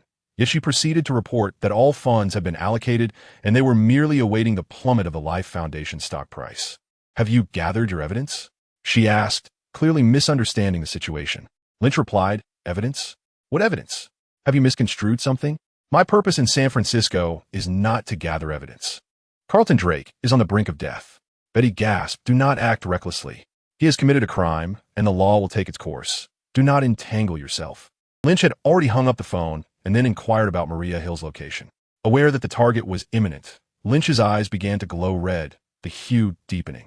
After a moment's contemplation, he donned a pair of sunglasses and retrieved 2 additional extraterrestrial beings from his private space. "I know you can comprehend my words. Your kin are about to arrive. Observe closely and witness his fate." He hurled 2 large glass bottles to the ground, continuing to gather his strength as his eyes grew increasingly crimson beneath the sunglasses. Witnessing Lynch's telekinetic abilities, the onlookers in the woods gasped in astonishment, with several young individuals gazing in envy at his remarkable power. Moments later, the hotel manager approached, accompanied by an individual. "Mr. Superman, Mr. Drake from a Life Foundation seeks your presence." Initially intending to elevate Carlton Drake's status, the hotel manager faltered upon seeing Lynch hovering in midair, promptly yielding and addressing him as Superman. Lynch greeted Carlton Drake with a slight smile, stating, "I have been waiting for you for quite some time." Carlton Drake's gaze flickered past Lynch, landing on the 2 glass bottles behind him, more specifically on the extraterrestrial beings contained within.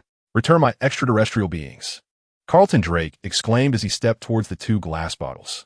A half-winged dagger obstructed his path. "You wish to defeat me?" Lynch maintained his smile. Carlton Drake, unable to contain his agitation, let out a roar that gradually transformed into something inhuman. His form began to shift, a viscous substance oozing from within, enveloping him until he morphed into a monstrous creature with a pointed head and elongated claws. The alien life form, Tyrant, revealed its true form. The hotel management was paralyzed with fear, and those observing from the woods gasped in astonishment. Indeed, this was an extraterrestrial being. Anyone who claimed it to be of Earth was a fool. The consciousness of the Tyrant dominated Carlton Drake's will, as it sought to locate its kin and consume them to augment its own strength. Witnessing the Tyrant's unveiled essence, Lynch felt a genuine satisfaction. Should this form meet its demise, no one would hold him accountable. With a thunderous roar, the Tyrant leaped 5 meters towards Lynch in the sky, its claws extending another 5 meters to grasp him. As the attack approached, Lynch calmly removed his eyewear. His eyes seemed to harbor a miniature, crimson sun, radiating red beams that distorted the surrounding air due to the intense heat. The thermal vision's rays traveled swiftly, reaching the Tyrant in an instant and piercing through its chest. This alien creature, most vulnerable to fire, was dealt a lethal blow. The Tyrant emitted a horrific scream as its slime began to retract, yearning to return to Carlton Drake's body. However, Lynch denied it the opportunity, wielding his gaze to direct the thermal vision in a slicing motion across the Tyrant's form. Though the temperature of the thermal vision began to wane, the Tyrant's cries diminished in volume. When the temperature returned to normal, the Tyrant fell silent. Lynch descended beside 2 glass vials, tapping them lightly, remarking on the fate of disobedience. The alien life form within trembled, sensing the extraordinary nature of this planet, and filled with dread. Chapter 53. Nick Fury believes Lynch would be better off as a slacker. A Quinjet approached from a distance, markedly larger than the small Quinjet used by Maria Hill. Both Lynch and Maria Hill turned to observe, their minds racing with speculations about the arrival, though they did not anticipate such promptness. The crowd, initially poised to emerge from the woods, recoiled in fear upon sighting the technologically advanced aircraft, apprehensive that it might belong to the alien-S allies. The recent transformation of Carlton Drake had left them shaken, yet they were relieved to have a superhero among them. The Quinjet landed on the beach, and outstepped Nick Fury, clad in black with a dark cloak and a single eye. He was followed closely by Phil Coulson. Approaching the body of Carlton Drake, Nick Fury surveyed the scene and remarked, "Lin Qi, you have done well. Once again, you have thwarted malevolence, upheld justice, and contributed to the safety and property of the people. Especially you, Lin Qi, the title of Superman truly befits you." Nick Fury gazed in astonishment at Lynch's eyes, reminiscent of a comic book Superman endowed with such an ability known as heat vision. Yet the Superman of the comics possessed greater might. Nick Fury had been closely monitoring the movements of Lynch and Maria Hill. When Lynch and Maria Hill confronted the Life Foundation, Nick Fury intercepted the surveillance signals, witnessing the entire episode and uncovering extraterrestrial entities. At that moment, he resolved to intervene, and his arrival, though belated, was timely. In response to Nick Fury's praise, Lynch remained silent, merely offering a smile. Maria Hill remarked that this was indeed the duty of S.H.I.E.L.D, was it not? Nick Fury concurred with Hill, yet insisted on adhering to protocol to ensure a proper conclusion. He turned towards the group emerging from the woods and instructed Phil Coulson to inform them that this was a confidential matter and that it must remain undisclosed. Phones and cameras were not to be taken along. Phil Coulson acknowledged and prepared to lead several agents over, a task they were well versed in. However, Maria Hill stepped forward, positioning herself in front of Coulson, asserting that the truth must be made known to more people, and that today's events should be shared with the masses. The crowd had gathered nearby, fearful of aliens and superpowers, yet unafraid of ordinary individuals, especially those in official capacity. Upon hearing Nick Fury's words, some in the crowd grew displeased. One young man boldly shouted at Nick Fury, "Are you trying to conceal the truth? Earth has aliens. Superman defeated the aliens and saved the planet. You wish to keep this a secret?" Lynch chuckled. He recognized this young man as the very one who had first labeled him a fraud, now turned into a fan. Nick Fury turned to Lynch, saying, "Lynch, what do you think? I have always believed in you. You should be aware of the confidentiality regulations. Ordinary people should not know of these matters, as it could incite panic." Lynch remained unfazed by Fury's accolades, feeling that much of what Fury said was insincere. He merely chose not to counter them. Now, however, he harbored new aspirations, declaring, "This is my honor, and I wish for more people to know." Lynch understood Hill's intentions. She sought to elevate his fame. In this nation, reputation is a form of wealth. With fame comes a higher social standing, acceptance by the affluent and politicians, and an increase in credibility, making endeavors considerably easier. Lynch had previously lived a languid existence, concerned that continuing on this path would render him a burden to Maria Hill. Now, he had acquired a modicum of self-defense. If Hill desired fame, he would strive for it, refusing to remain merely her decorative companion any longer. Upon hearing Lynch's words, Nick Fury was taken aback, casting a perplexed glance at Maria Hill. This change, evidently instigated by her influence, was not a favorable sign. After a moment's contemplation, Fury addressed Lynch, acknowledging his inherently carefree nature. "That demeanor suits you well. There's no need for you to force yourself. What significance does glory hold for you?" He hoped to employ his silver tongue to persuade Lynch to remain in a state of complacency. Lynch replied with a smile, "It does matter, at the very least. It will brighten Hill's spirits." Maria Hill seemed to be struck by Cupid's arrow, a delightful warmth enveloping her as she stepped closer to Lynch, standing beside him. "This is Lynch's glory. You should not diminish it. Or perhaps you would care to witness my impressive gun-flipping technique." With a flick of his right hand, a throwing knife materialized between his fingers. "Or you might prefer to see my knife-throwing skills. It can curve, you know." A few agents behind Phil Coulson recoiled at the sight of the knife in Lynch's hand, clearly aware of its formidable capabilities.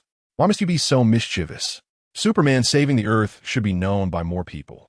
Young Heidi Klum, accompanied by others, stood beside Lynch. She harbored a fear of aliens, but remained unperturbed by the presence of law enforcement. Nick Fury cast a deep look at Maria Hill, stating, "I shall report this matter to the council. You should take heed." Hill shrugged nonchalantly. Her focus had long shifted away from S.H.I.E.L.D And even if the council sought accountability, it would not ruffle her inner peace. Noticing that Coulson showed no intention of intervening, Hill and Lynch proceeded toward the private beach, with others trailing behind. Heidi Klum, brimming with excitement, exclaimed to Lynch, "Superman, you are incredible. You defeated that alien monster with heat vision." That was indeed heat vision, right? I remember that term from the comics. You are truly amazing, just like Clark Kent.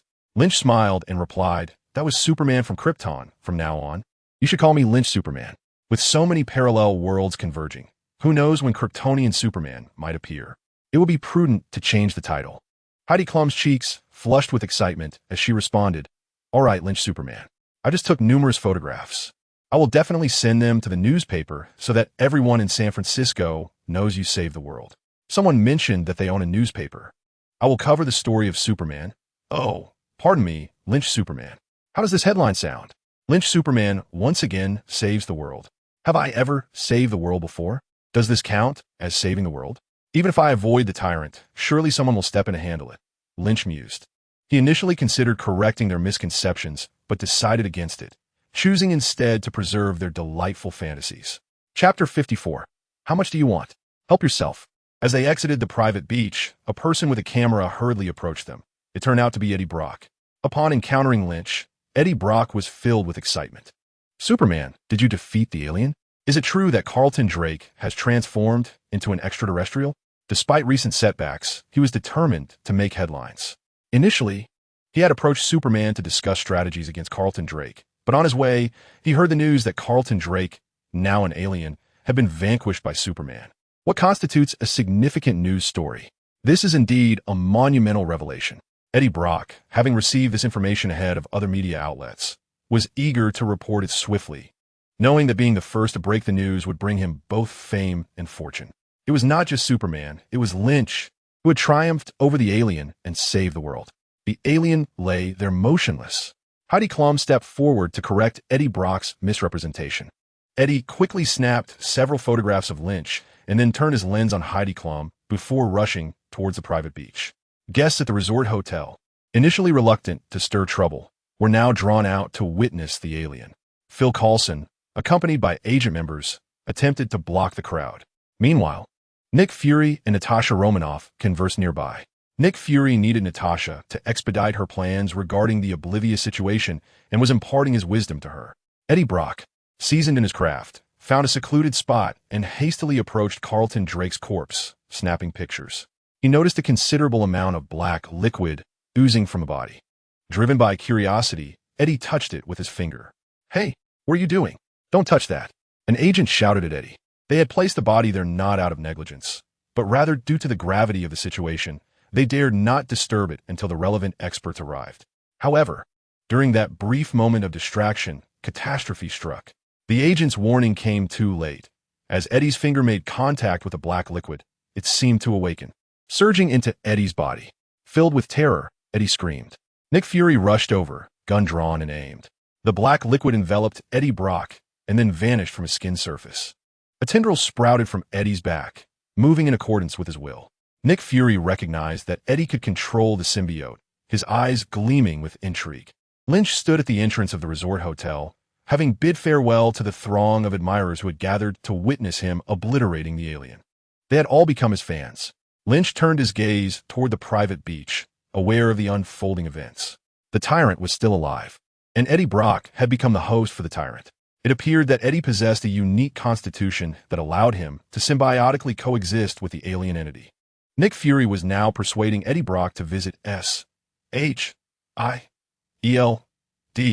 for further discussions. This has nothing to do with Lynch. In any case, Carlton Drake is deceased. The two returned to the hotel, and on the way, Maria Hill received a notification from the council, requiring her to report on her work. Both Lynch and Maria Hill understood that this was an inquiry regarding extraterrestrial life. If Maria Hill's reasoning failed to persuade the council, even if those fans submitted photographs, the council would find a way to silence the media. Maria Hill entered the study to communicate with the council via computer, while Lynch sat on the sofa in the room, engrossed in a game. Shortly thereafter, Maria Hill emerged from the study and seated herself beside Lynch. "I exchanged your future action for the public disclosure of this incident," she remarked. Lynch chuckled, surprised that his one act held such value. Maria Hill explained that they recognized his potential. The more he resembled a superhero from the comics, the greater his potential appeared to be. Lynch shook his head in amusement, realizing he had been seen through. Maria Hill continued, "We aim to purchase a nation. There exists a 30,000 square kilometer island nation in the Atlantic near Brazil, called S.H.I.E.L.D. They intend to sell the sovereignty and the throne. However, this country has a strained relationship with the United States, and if it weren't for their possession of a nuclear weapon, they would have been obliterated long ago. Many are eager to acquire this nation, but the United States interferes. If we wish to proceed with the purchase, we must possess immense prestige to compel the United States to yield. This had been previously decided." Lynch interjected, "There is another way.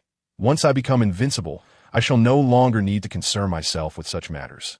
Maria Hill gently touched her abdomen, saying, "Our daughter cannot wait that long." The following day, numerous newspapers in San Francisco reported on the recent alien incident, unanimously praising the superhero. Some publications, like the San Francisco Chronicle, even intensified their portrayals of the superhero's world-saving actions, claiming that without him, the extraterrestrial beings would have taken root on Earth, leading to an influx of more aliens. The Chronicle inadvertently spoke the truth. Beyond Earth, many symbiotic entities indeed exist, yet they were mistaken in their assertion. The extraterrestrial beings on Earth did not perish. 3 had descended, and still remained 3, 2 with Lynch and 1 taken back to S.H.I.E.L.D. Headquarters by Nick Fury. Moreover, Nick Fury had instituted confidentiality measures, mandating that anyone who witnessed the event must keep it secret or face imprisonment for divulging state secrets. Given the situation in San Francisco, one could only imagine the reaction in New York, where major newspapers reprinted the San Francisco news.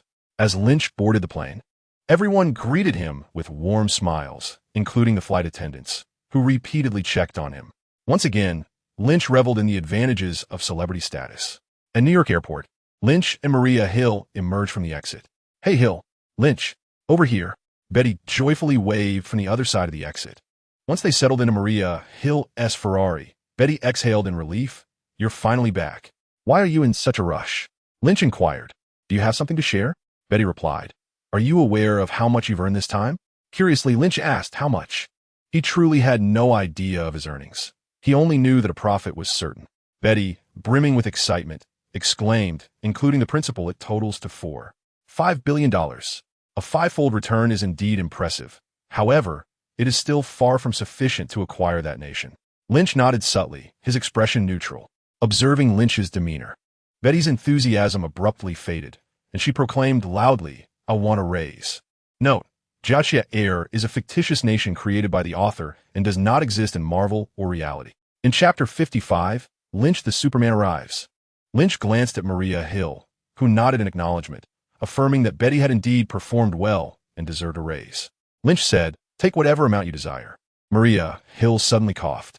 Surprised, Lynch looked at her, but she shook her head, indicating she was fine. Betty cheered and stated, "I want it now." Currently, she survived on the daily work meals and had no pocket money, living in dire straits. Lynch handed her his phone, saying, "The password is 861540830. You can take it yourself." Compared to the funds required to purchase a nation, how much could a little girl possibly spend? With a sense of glee, Betty began the transfer on her phone. Maria Hill glanced at Lynch and then at Betty, deciding it would be better for her to manage the household finances in the future.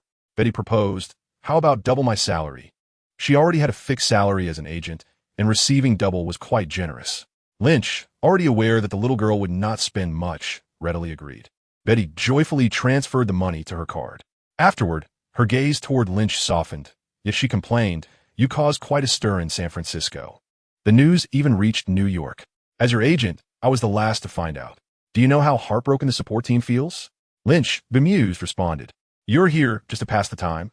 As long as you're getting by, why take it so seriously?" Betty, displeased, corrected him, "This is my job. Do you understand? A job must be done well, no matter how much you dislike it. I will tell everyone you are a hero. That is my duty." Lynch, perplexed by the girl's sentiments, rubbed his forehead. He said, "From now on, call me Lynch the Superman, not just Superman." "What is the distinction between Lynch the Superman and Superman?" Betty questioned, puzzled. "It's to differentiate between Lynch the Superman and the Kryptonian Superman," he clarified. Just as Betty was about to mock Lynch for confusing comics with reality, she noticed a building in the distance billowing thick black smoke, followed by flames leaping from it. Her expression shifted as she exclaimed, "Oh no, it's on fire!" The dense smoke and flames were particularly conspicuous on the street. Some quickly called for help. Others lingered to watch, while many, fearing the fire would spread to them, hurriedly fled. In just a few fleeting minutes, chaos erupted in the streets. Lynch halted his vehicle, flung open the door, and announced, "I shall go save lives. You all be cautious." Maria Hill reassured him, "Do not worry. I am quite capable myself." Lynch nodded, feeling a sense of trust in Hill's abilities. Betty called out to Lynch, incredulously asking, "Did you not claim to intervene only in significant matters?" Previously, during a few minor fires, Betty had eagerly sought Lynch as assistance, only to be turned away by his assertion that the situations were too trivial. Lynch replied, "That was in the past. I now deem fires to be of great consequence."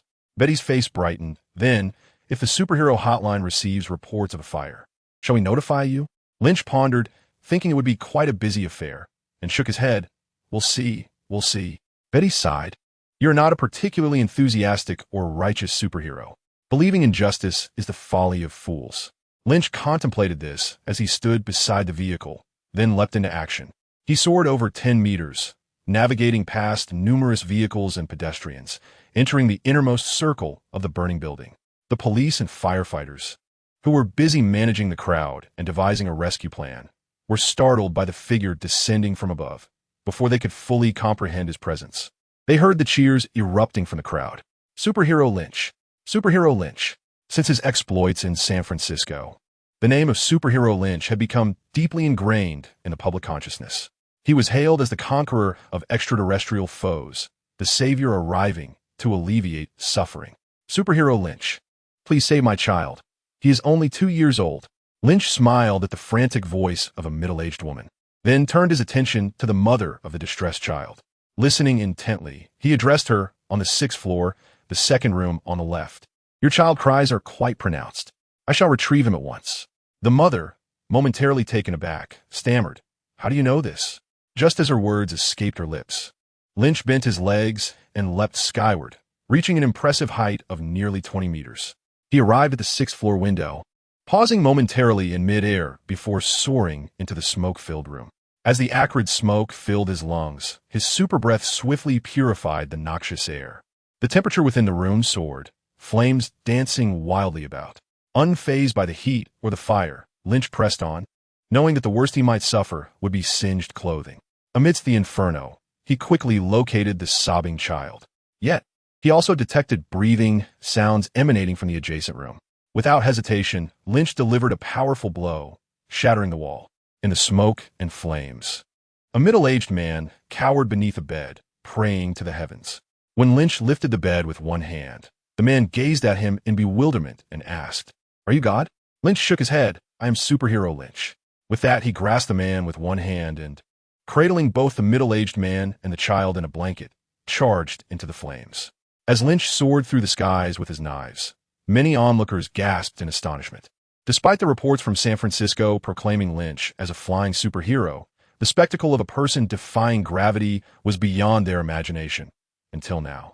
A television reporter was broadcasting live from the scene of a fire, her camera capturing the inferno engulfing a building, inadvertently capturing the moment Lynch took flight. The reporter, a striking beauty with a mole at the corner of her mouth, had once waited outside Lynch's home, eager for an interview. With her captivating eyes fixed on the camera, Janine Blanche exclaimed, "Did you all see that? Lynch can truly fly. He is the genuine superhero, emerging from the pages of comic books. He is not Clark Kent. He is Lynch Alvin." At that moment, countless viewers bore witness to a miraculous event. This was no photograph, but a live broadcast, leaving little room for doubt. Lynch leapt from the 6th floor, surrounded by smoke and flames, his clothes singed yet unscathed, rescuing both a child and a middle-aged man. After casting the shaken man aside, he returned the boy to his mother and ascended once more into the air. His flight was slow, but his leaps were powerful. As he progressed to the second level of flight, his jumps became higher, proving effective even at a leisurely pace. The fire originated on the 5th floor of the 10-story building, and Lynch tirelessly made several trips back and forth until he had rescued everyone above the 5th floor. "Thank you, Lynch. You have been an immense help," said George Stacy, the New York police chief. Upon hearing his name, Lynch paused momentarily, then shook his head and replied, "It's nothing. It is my duty." In San Francisco, he had resolved to shed his previous identity as Hill-S pretty boy, embracing a more proactive role. He viewed being a superhero as a serious commitment, believing himself capable of defeating extraterrestrial foes. No one could rival him if the big players remained inactive. It was this mindset that propelled him into action upon witnessing the burning building. "Lynch, may I interview you? Are you truly a human and not a Kryptonian?" Janine Blanche approached him with her camera in hand. Lynch nodded in acknowledgement, recalling their previous encounter when she had posed questions during the Hawkeye Challenge. "I am not a Kryptonian. I am Lynch, the superhero." After stating this for the camera, he moved toward the crowd, locating Betty, who was busy taking photographs. With a single leap, he soared over the throng, landing before his Ferrari. "Oh!" Betty exclaimed in surprise at his sudden elevation. Once back in the car, she expressed her satisfaction, assuring Lynch that it wouldn't be long before someone approached him for endorsements. "How much can I expect to earn?" Lynch inquired. Betty, having calculated the figures recently, confidently replied, "You could earn at least $2 to $3 million a year." Initially, Lynch felt a flicker of anticipation, but it quickly dissipated. What use was $2 or $3 million to him? "Please refrain from presenting me with endorsements below $10 million. In truth, even $10 million seems somewhat inadequate to Lynch. Yet it has the potential to accumulate over time. $10 million. Betty considers this figure exorbitant, believing only Hollywood superstars could command such an endorsement fee. However, contemplating Lynch's superhuman status, a living superhero, perhaps he is indeed worth that price. "Very well," Betty nodded, conceding to Lynch's perspective. "Hey, brother, are you Lynch the superhero?" The inquiry arose as Lynch, who was behind the wheel, emerged from a traffic jam. Turning his head, he spotted a more extravagant sports car, one that was not familiar to his recollections. Although Lynch was not well-versed in automobiles, he recognized the occupant. With a smile, Lynch remarked, "Why is the playboy not seeking out women, but instead greeting a humble, ordinary man like me?" The individual beside him was none other than the middle-aged Tony Stark. "I never seek women. It's usually the women who seek me," Stark replied. Lynch had heard rumors of Stark's questionable conduct with his secretaries, and given the increasing number of them, he found Stark's words hard to believe. With a cold smirk, he warned, "Should you have designs on my girlfriend, I will not hesitate to retaliate severely." Tony Stark cast a glance at Maria Hill, seated in the passenger seat, his eyes betraying a flicker of admiration, and said, "Can we compete fairly?"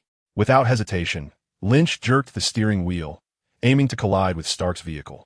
The front of Lynch's car crumpled upon impact, while Stark's car suffered no harm whatsoever. Stark laughed heartily, declaring, "This is an armored car. You won't be able to damage it. Save your efforts. I saw on television that you can fly. I came to inquire whether it's due to technological equipment or if you genuinely possess the ability to soar. I must confess, I find it hard to believe you can truly fly." Throughout Stark's speech, Lynch maintained a stoic demeanor, disregarding the fact that they were obstructing traffic as he forced Stark's car to halt at the roadside. Stark shrugged, saying, "If it weren't for my concern over pedestrians, your car wouldn't be able to stop me. Even if I were to pull over, what could you possibly do? My mention of fair competition was merely a compliment towards your girlfriend. In reality, I have no shortage of women. I could have my pick of those far more attractive than your girlfriend." The damage to the front of the car startled Betty, while Maria Hill swiftly dove into the back seat through the gap between the front seats like a nimble cat. She felt the need to protect Betty. Not only did she genuinely like the innocent girl, but out of respect for General Ross, she was determined to look after her well-being. With Maria Hill's protection, Betty felt considerably more at ease, unperturbed by the chaotic driving.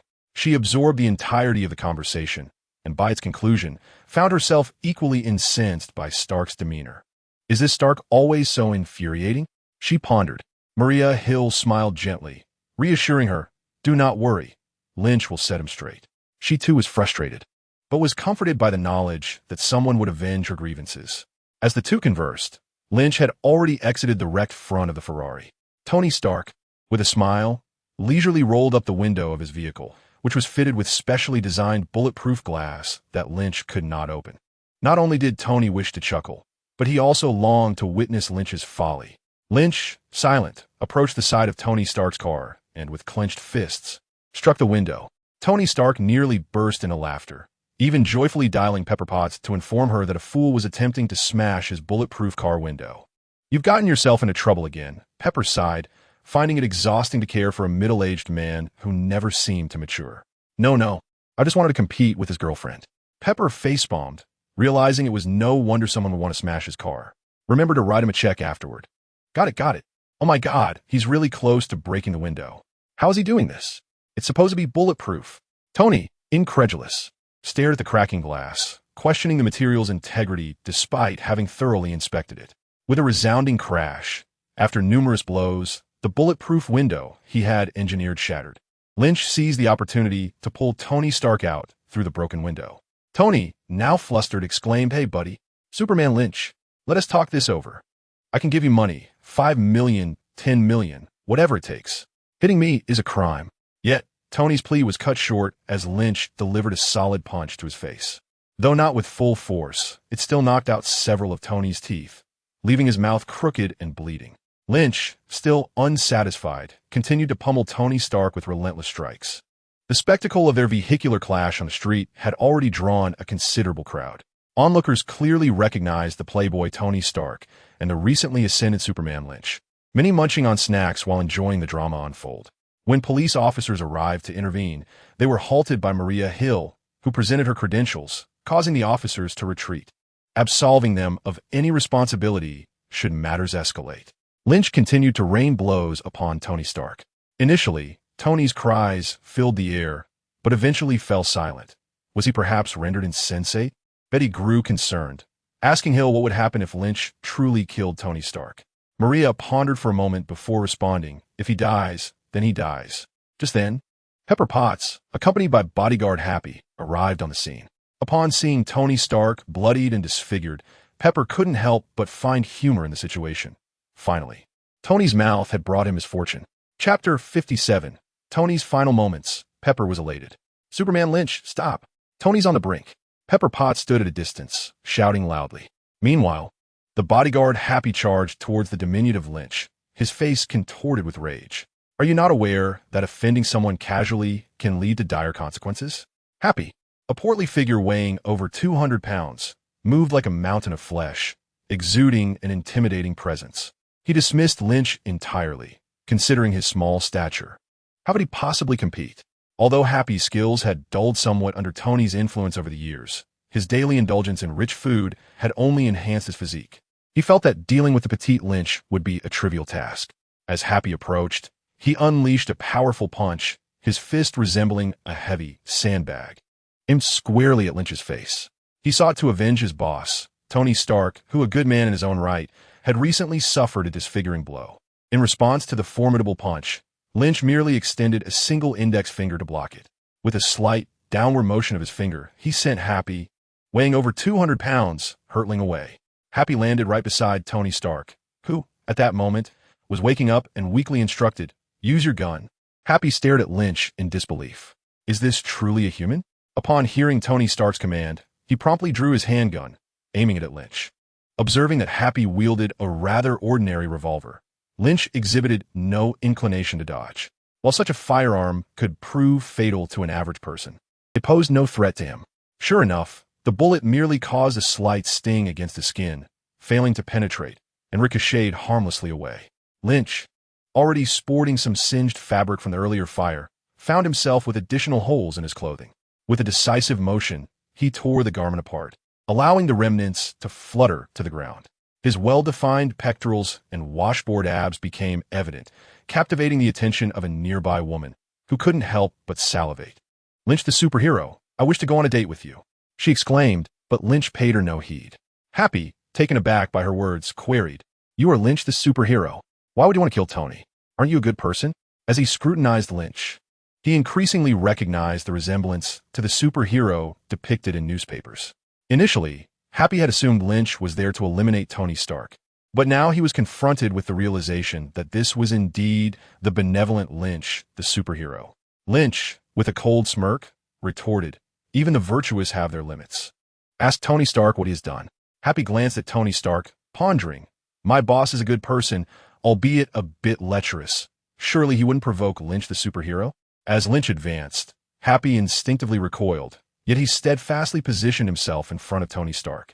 Ultimately, he found himself with nowhere left to retreat. Our boss is a good man. Lynch the superhero, perhaps you have misunderstood? Happy reasoned. At first, he used a telescope to spy on Hill, and today he tested his stance. If we do not respond decisively, will he not return tomorrow with flowers and the day after for dinner? Lynch seized the handgun from Happy, intertwining his hands as the weapon transformed in his grasp into a mere disc of iron. In a moment of bewilderment, Happy was tossed aside as Lynch, with a single hand, grasped his throat and lifted him effortlessly. Weighing over 200 pounds, Happy felt as light as a feather in Lynch's hold. No matter how he struggled, he could not break free. Lynch hurled him away, sending him crashing into Tony Stark, who stood wide-eyed, perplexed by the intensity of Lynch's fury over what he perceived as a mere woman. Tony's mouth opened as if to speak, but he ultimately fell silent, allowing Lynch to take charge of the situation. He realized he had truly messed up.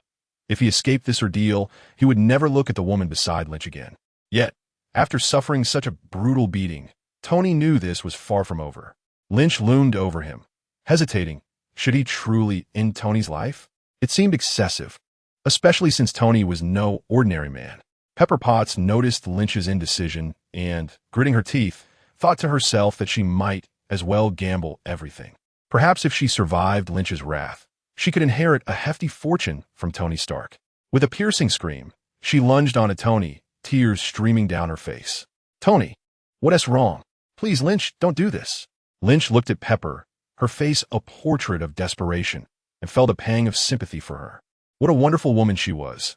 Why did she choose to stand by Tony Stark? Resolving not to strike a woman, he halted his assault. Observing Tony's injuries, it became evident that he would not last long. Conventional means of treatment would likely prove futile. As Pepper buried her head on Tony's chest, sobbing uncontrollably, she secretly reveled in her fortune. She had won the gamble. Lynch had spared her, and she would inherit Tony Stark's wealth, becoming a billionaire. To the world, she appeared heartbroken. Yet within her, joy surged. After a decade of performance, from her 20s to her 30s, all for the sake of securing Tony's immense fortune, it seemed that her efforts were finally bearing fruit. Given the nature of her relationship with Tony, she was confident he would ensure she inherited his legacy before his demise. "Tony! Tony!" Pepper cried, feigning sorrow as she called out his name. "Boss, you can't die." In the distance, Happy, the bodyguard, rushed over, crying out as he fell to Tony's side. "Tony, are you all right? You'll be okay. I've already called for an ambulance." Tony, finding it laborious to speak, managed to voice his final request. "If I die, establish a 1 billion revenge fund. Whoever kills Lynch shall receive this sum. If I were alive, I would establish a revenge fund of $500 million. Anyone who could deliver a blow to the invincible Superman Lynch would be rewarded with a minimum of $1 million, with this offer remaining in effect indefinitely. Pepper Potts, you shall execute this." With tears streaming down her face, Pepper said, "Tony, I lack the authority." Tony Stark replied, "It matters not. I've already drafted a will, and you are the heir. Pepper, I'm truly sorry. Among all women, you are my favorite. I had intended to marry you." Pepper Potts could no longer contain her tears. She began to wail, and this time it was genuine. She was overwhelmed with joy. From the moment she had guarded the entrance for Tony Stark during his escapades, she had embarked on her own acting career. Did she truly cherish Tony Stark? What a jest! Which woman would willingly witness her beloved entangled with another? Was not everything she had done leading up to this moment? She had prepared to dedicate 20 or 30 years to her craft. Yet Lynch had bestowed upon her such a delightful surprise. Chapter 58. Tony Stark activates the revenge fund against Lynch. "Tony, I will adhere to your wishes." Pepper Potts averted her gaze, concealing her expression from others. With her seasoned acting skills, she feared revealing her true emotions, overwhelmed by her elation. Step aside, step aside. He is not dead, why weep?" It was Natasha Romanoff who, upon receiving the news, hurried over. Without greeting Lynch, she first assessed Tony Stark, bloodied, with multiple fractures, his face grotesquely altered, but he could be healed.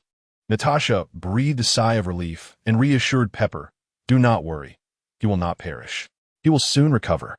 Pepper was momentarily stunned, then wept anew, feeling the weight of her hardships. To outsiders, her tears appeared as those of joy. Natasha glanced at Maria Hill and inquired, "Tony Stark cannot die. I need to take him to Washington for treatment." Conventional methods would undoubtedly fail to heal Tony Stark, but treatment for meteorite injuries was available. The pressing concern was whether Lynch and Maria Hill would permit Tony Stark to be spared. Natasha had learned the details on her way over. She believed Tony Stark deserved his fate, yet Nick Fury's directive was clear. Tony Stark must not die. Should Lynch indeed slay him, the repercussions would be too significant for S.H.I.E.L.D. to endure. Maria Hill understood Natasha's implication, but decided that this matter should be addressed by the child's father. Hill turned to Lynch, asking if he would allow them to take Tony to Washington. While the New York branch also possessed the means, Maria Hill would never permit Tony Stark to utilize them. Lynch cast a glance at Tony Stark and declared, "This time, I will spare him. If he transgresses again, I shall eliminate him without hesitation." Tony Stark, having overheard the exchange, felt a flicker of hope. He took note of Lynch's final threat, vowing to deny Lynch any opportunity to take his life. This individual is utterly inhuman. Shortly thereafter, a helicopter descended, and Tony Stark was lifted aboard, with Natasha following closely. Pepper Potts gazed at the helicopter soaring into the distance, earnestly wishing for its demise and Tony Stark's death. Happy reassured Pepper, saying not to worry, as Tony would recover. It was imperative to establish a fund for vengeance. Happy's eyes were filled with animosity as he regarded Lynch. Despite Lynch being the savior of the downtrodden, Happy could not suppress his disdain for the fact that he had injured Tony Stark. Pepper, in a subdued tone, suggested they wait until Tony returned to discuss matters further. Happy, mistaking her concern for Tony's well-being, remained silent and quietly ensured her safety as they departed. Lynch observed Pepper's retreating figure and pondered how such a remarkable girl could become infatuated with the debonair Tony Stark. Maria Hill, expressing her dissatisfaction, remarked, "Are you implying that Pepper generously permits Tony Stark to frolic with other women? Are you envious?" Lynch shook his head, replying, "No, I do not envy. I merely lament that her unwavering affection is bestowed upon a scoundrel. It is a pity. Let's not dwell on him. We should return." Lynch had also heard of Tony Stark's intention to establish a vengeance fund, but he cared not at all. The magnate was unperturbed, even in the face of a nuclear threat.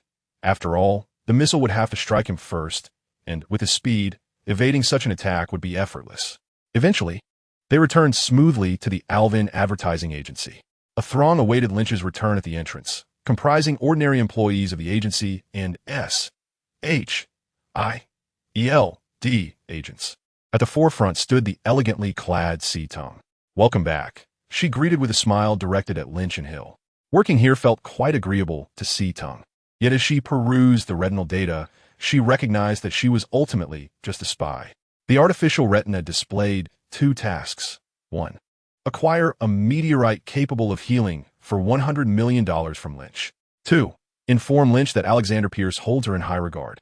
Once S.H.I.E.L.D. concluded her welcoming remarks, everyone at the agency echoed their greetings. "Welcome back, boss. Welcome back, Superman Lynch." The employees of the advertising agency and S.H.I.E.L.D. agents alike cheered. Lynch's superhero identity conferred upon him immense prestige. This month's bonuses were doubled for all. Hill was elated that Lynch had garnered such esteem and promptly announced the distribution of rewards, including both the agency's employees and S.H.I.E.L.D. agents. Long live the boss. Long live the boss lady. As Lynch and Hill smiled, they entered the elevator.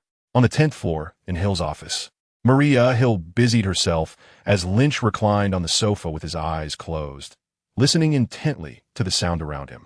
Footsteps approached, and Lynch overheard the individual reporting to Maria Hill about a recent development. A dark organization from a parallel universe was selling a youth-restoring elixir, which, once consumed, would cause individuals, regardless of age, to ultimately revert to the appearance of a 9-year-old. Maria Hill expressed her astonishment at the existence of such a remarkable item. Lynch, too, opened his eyes, intrigued by the possibility of a youth-restoring elixir. In the corner, sitting at a computer, Sif raised her head, her curiosity piqued. The informant continued to report that the potion indeed has the power to reverse aging, but it cannot extend one's lifespan. It merely transforms one's appearance to that of a 9-year-old, revitalizing the body, yet when the time comes, one will still succumb to death. Director Hill, this substance has become rather prevalent. Should we take action? Maria Hill, her expression grave, inquired about the extent of its proliferation. "Surely, we wouldn't want a scenario where everyone looks like they're 9 years old?" The mere thought of New York filled with youthful boys and girls made her realize the necessity of addressing this matter. An agent from S.H.I.E.L.D. mentioned that the youth-restoring potion is prohibitively expensive, affordable only to the affluent. Maria Hill relaxed, concluding that it was not a pressing concern since its distribution would be limited to the wealthy. She preferred to avoid unnecessary complications. Days swiftly passed, and Tony Stark returned from Washington, brimming with energy. The $500 million Vengeance Fund was officially launched. In a front-page article in the New York Times, Tony Stark declared that anyone capable of injuring Lynch the Superman and providing evidence would receive a portion of the Vengeance Fund, with a minimum reward of $1 million. This announcement stirred considerable excitement, prompting various organizations and gangs to begin researching Lynch, yet the more they delved, the more uncertain they became. Ultimately, no one dared to confront Lynch the Superman. When Tony's Vengeance Fund escalated to $1 billion, offering a minimum reward of $10 million, it indeed created further complications for Lynch. Chapter 59. The extensive false memory incident in New York. Lynch suddenly stumbled upon something exceedingly intriguing. The two extraterrestrial beings he had brought back were neither Venom nor Carnage, but rather Tyrant and Carnage. This suggested that, for some unknown reason, the creature that had initially leaped from the spacecraft was Venom. The entity that inhabited Carlton Drake's body was also Venom, and ultimately, the one obtained by Eddie Brock was Venom as well. Lynch made this discovery because his secondary skill, the Oath of Death, had been completed. The Oath of Death is not a skill in the traditional sense, but rather a form of knowledge, a ritual. Through this ritual, Lynch could connect with countless entities that adhered to the rules of death. By uttering the preordained oaths during the ritual, these promises would take effect and carry binding power. The moment the Oath of Death was fulfilled in the Book of Superman, Lynch became aware of numerous entities that governed the rules of death. 3 names etched themselves most vividly in his memory, ranked from lowest to highest: Hela, the goddess of death, and a third entity whose mere mention sent shivers down Lynch's spine. This being was far more formidable than even one of the 5 great deities of Marvel. The goddess of death. Lynch dared not even utter this entity's name. At last, Lynch resolved to compel the extraterrestrial beings to pledge allegiance to the goddess of death.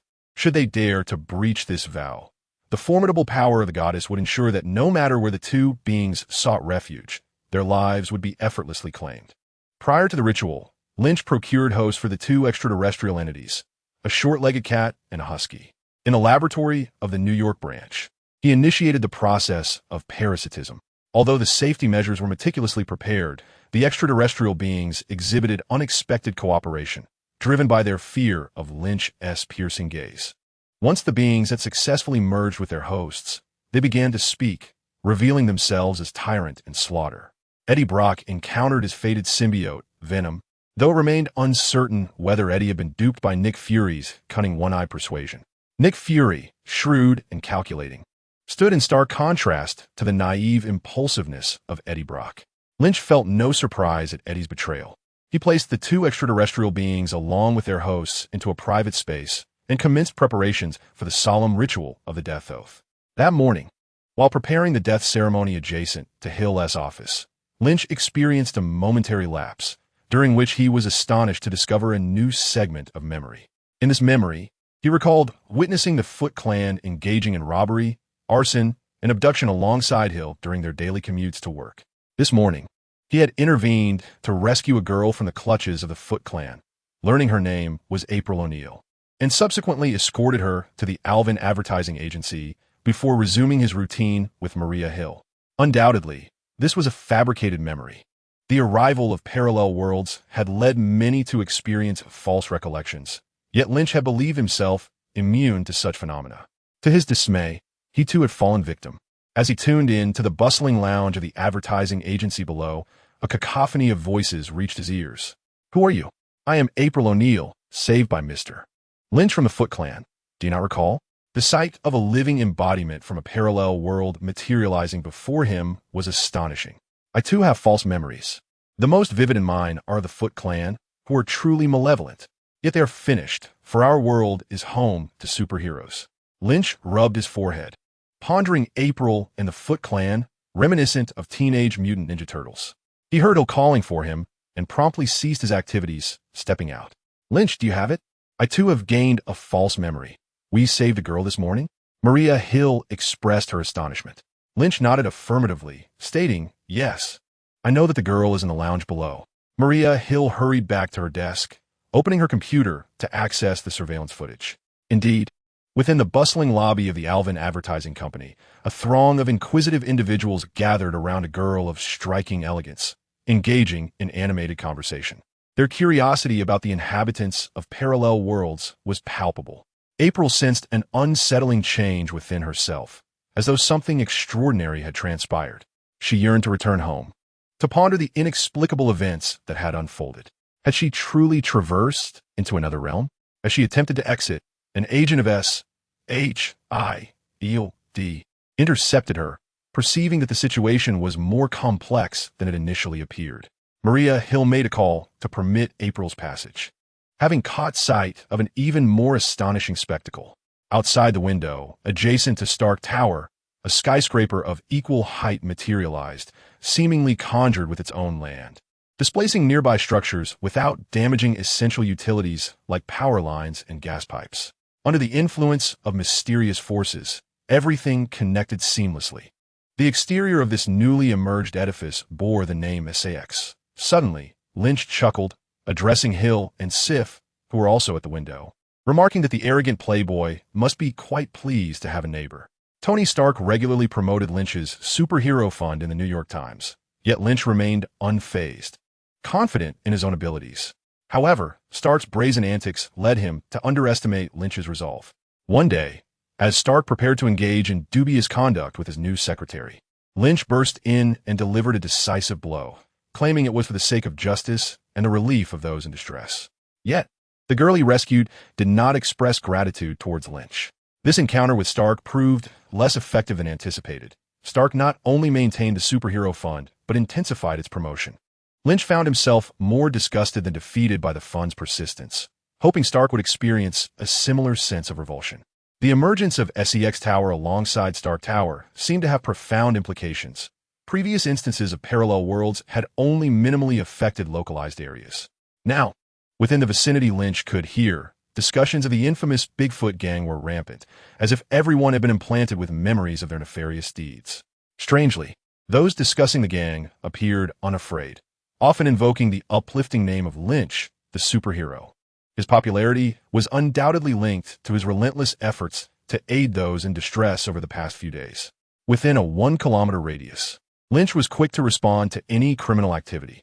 Chapter 60 emphasized the need to prevent Lynch from garnering further public favor. Beyond that kilometer, however, he would not intervene, primarily due to his lack of a flashy entrance. His mode of travel was far too slow, relying on leaps and sprints rather than a graceful flight. He certainly could not hail a taxi to engage in his heroic endeavors. Before the relevant skills reach maturity, Lynch will not concern himself with matters beyond kilometer. The kilometer surrounding the advertising agency has thus become a no-go zone for criminal activities, which is why Lynch's extraordinary talent garners such public support. The recent convergence of parallel worlds has seemingly permeated all of New York. At the entrance of the Saks building, Lynch observed a throng of media personnel arriving from various directions. Their numbers continued to swell at the foot of the Saks building. At last, the security personnel opened the doors, and the affable Eric Saks emerged, eliciting a cacophony of excitement. Here was an unexpected visitor from a parallel world, a billionaire at that. And the journalists were intrigued, sensing a major scoop. Eric Saks appeared quite composed in his circumstances as he addressed the reporters, stating clearly, "I have arrived here, and everything that belongs to me has followed suit. I am a legitimate businessman. I cherish New York, I pay my taxes, and I abide by the law. However, I must inform you that the nefarious Bigfoot gang has also descended upon this world." After a brief pause, he gauged the reporters' reactions, noticing a lack of significant concern among them, which puzzled him. Just moments ago, he had communicated with the outside from above and was aware that the terror of the Bigfoot gang had infiltrated everyone's minds. Why were these individuals not afraid? Though perplexed, he continued, "In my previous world, I sponsored the police department with numerous pieces of equipment, aiming to eradicate the Bigfoot gang. In this world, I am equally prepared to do so. Additionally, I intend to donate $10 million to the police department, thanking them for safeguarding this beautiful city and hoping they swiftly eliminate the Bigfoot gang. The media reporters eagerly documented every word. Amidst this, a police officer, tasked with maintaining order, approached Eric Sachs, having received instructions from superiors. "Mr. Sachs," he said, "our chief has asked me to express gratitude for your sponsorship and donation to the police department." With a smile, Eric responded, "I'm also a New Yorker. This is my duty, is it not?"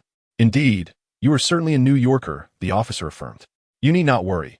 We have dealt with visitors from parallel worlds before. All interpersonal relations, data, and relevant information concerning them have been transferred to us. We recognize the legal status of these visitors, provided they do not engage in criminal activity." Eric Sachs nodded, aligning with what he had learned. He then inquired, "Do you remember the Bigfoot gang? They are quite dangerous. You seem rather unperturbed."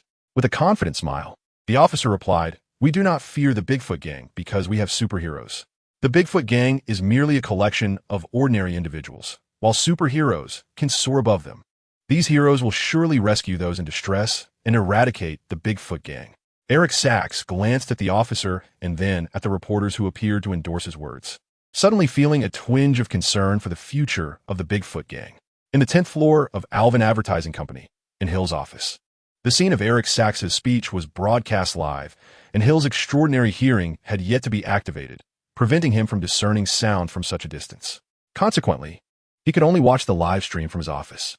He was pleased to hear that both the police and reporters believed in Lynch. Hill joyfully remarked to Lynch that his actions against the Bigfoot gang were widely anticipated, advising him to prepare for action and seize the opportunity once he identified the gang's stronghold, lest he disappoint those who looked up to him. Lynch shrugged, stating that Eric Sachs was indeed a member of the Bigfoot gang. Maria, Hill gasped in surprise, exclaiming, "What?" Lynch cast a glance at his companion, S.H.I.E.L.D, who also looked on in astonishment. Earlier, while watching television, S.H.I.E.L.D genuinely believed that Eric Sachs was a good person, sincerely aiming to eradicate the Bigfoot gang, only to discover that he was, in fact, one of them.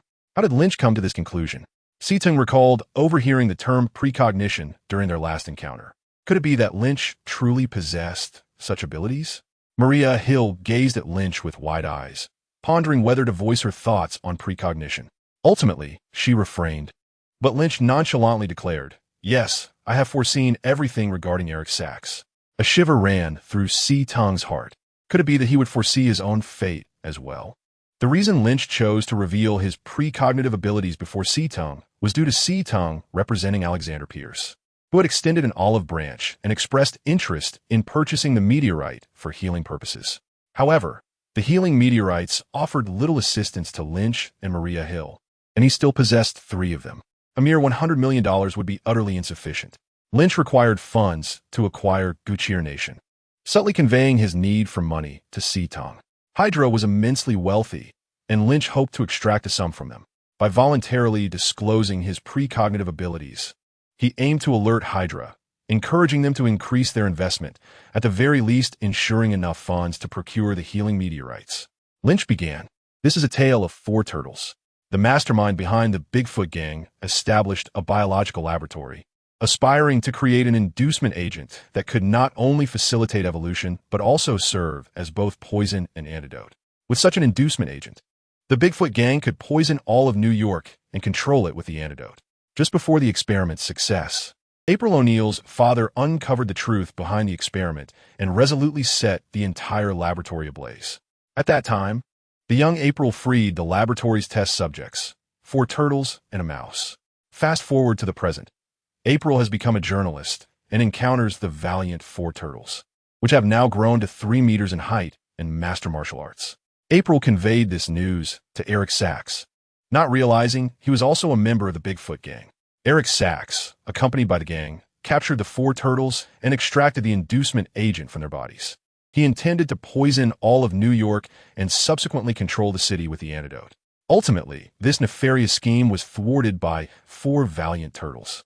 Maria Hill expressed her astonishment, questioning the existence of 4 3-meter-tall turtles that possessed martial skills and could converse. Lynch affirmed their existence with a nod. S.H.I.E.L.D pondered whether they were supernatural beings, but soon dismissed the thought, recognizing that these turtles were genetically mutated and clearly not of mystical origin. Maria Hill declared her intention to report this matter to headquarters regarding action against Eric Sachs. She felt it prudent to inform headquarters before taking action against such a wealthy individual. An hour later, Maria Hill returned to the office, her expression grim as she relayed that Nick Fury instructed them not to intervene, assuring them that he would send someone to handle the situation, specifically mentioning Lynch, whom he forbade from taking action. Lynch scoffed at this, interpreting it as jealousy, yet he wondered if they would be capable without his involvement. Chapter 61. Lynch's Disappointment. Idris hoped Lynch inquired about who Nick Fury planned to send. Was it Barton? Maria Hill shook her head, clarifying it was Venom, Eddie Brock. Lynch found this curious, speculating that Brock had formed a favorable rapport with the alien entity. Maria Hill expressed her displeasure, feeling that Nick Fury was duplicitous for deceiving her regarding intel while restricting Lynch from acting. She suggested that they could disregard Fury's orders and directly strike against the Foot Clan. Lynch shook his head, stating he had other matters to attend to and that the Foot Clan was not easily vanquished. He recalled the formidable armored figure behind the Foot Clan, sensing that dealing with such a threat would be complex. He would be content to let another take the lead, focusing solely on a 1-kilometer radius around him, a territory he would vigilantly guard. At that moment, a new development unfolded in the still active livestream. Tony Stark appeared on screen, his expression troubled as he addressed the camera, declaring that regardless of how much Saxon Industries offered the police, Stark Industries would match it doubly. After making this statement, Tony Stark turned and departed.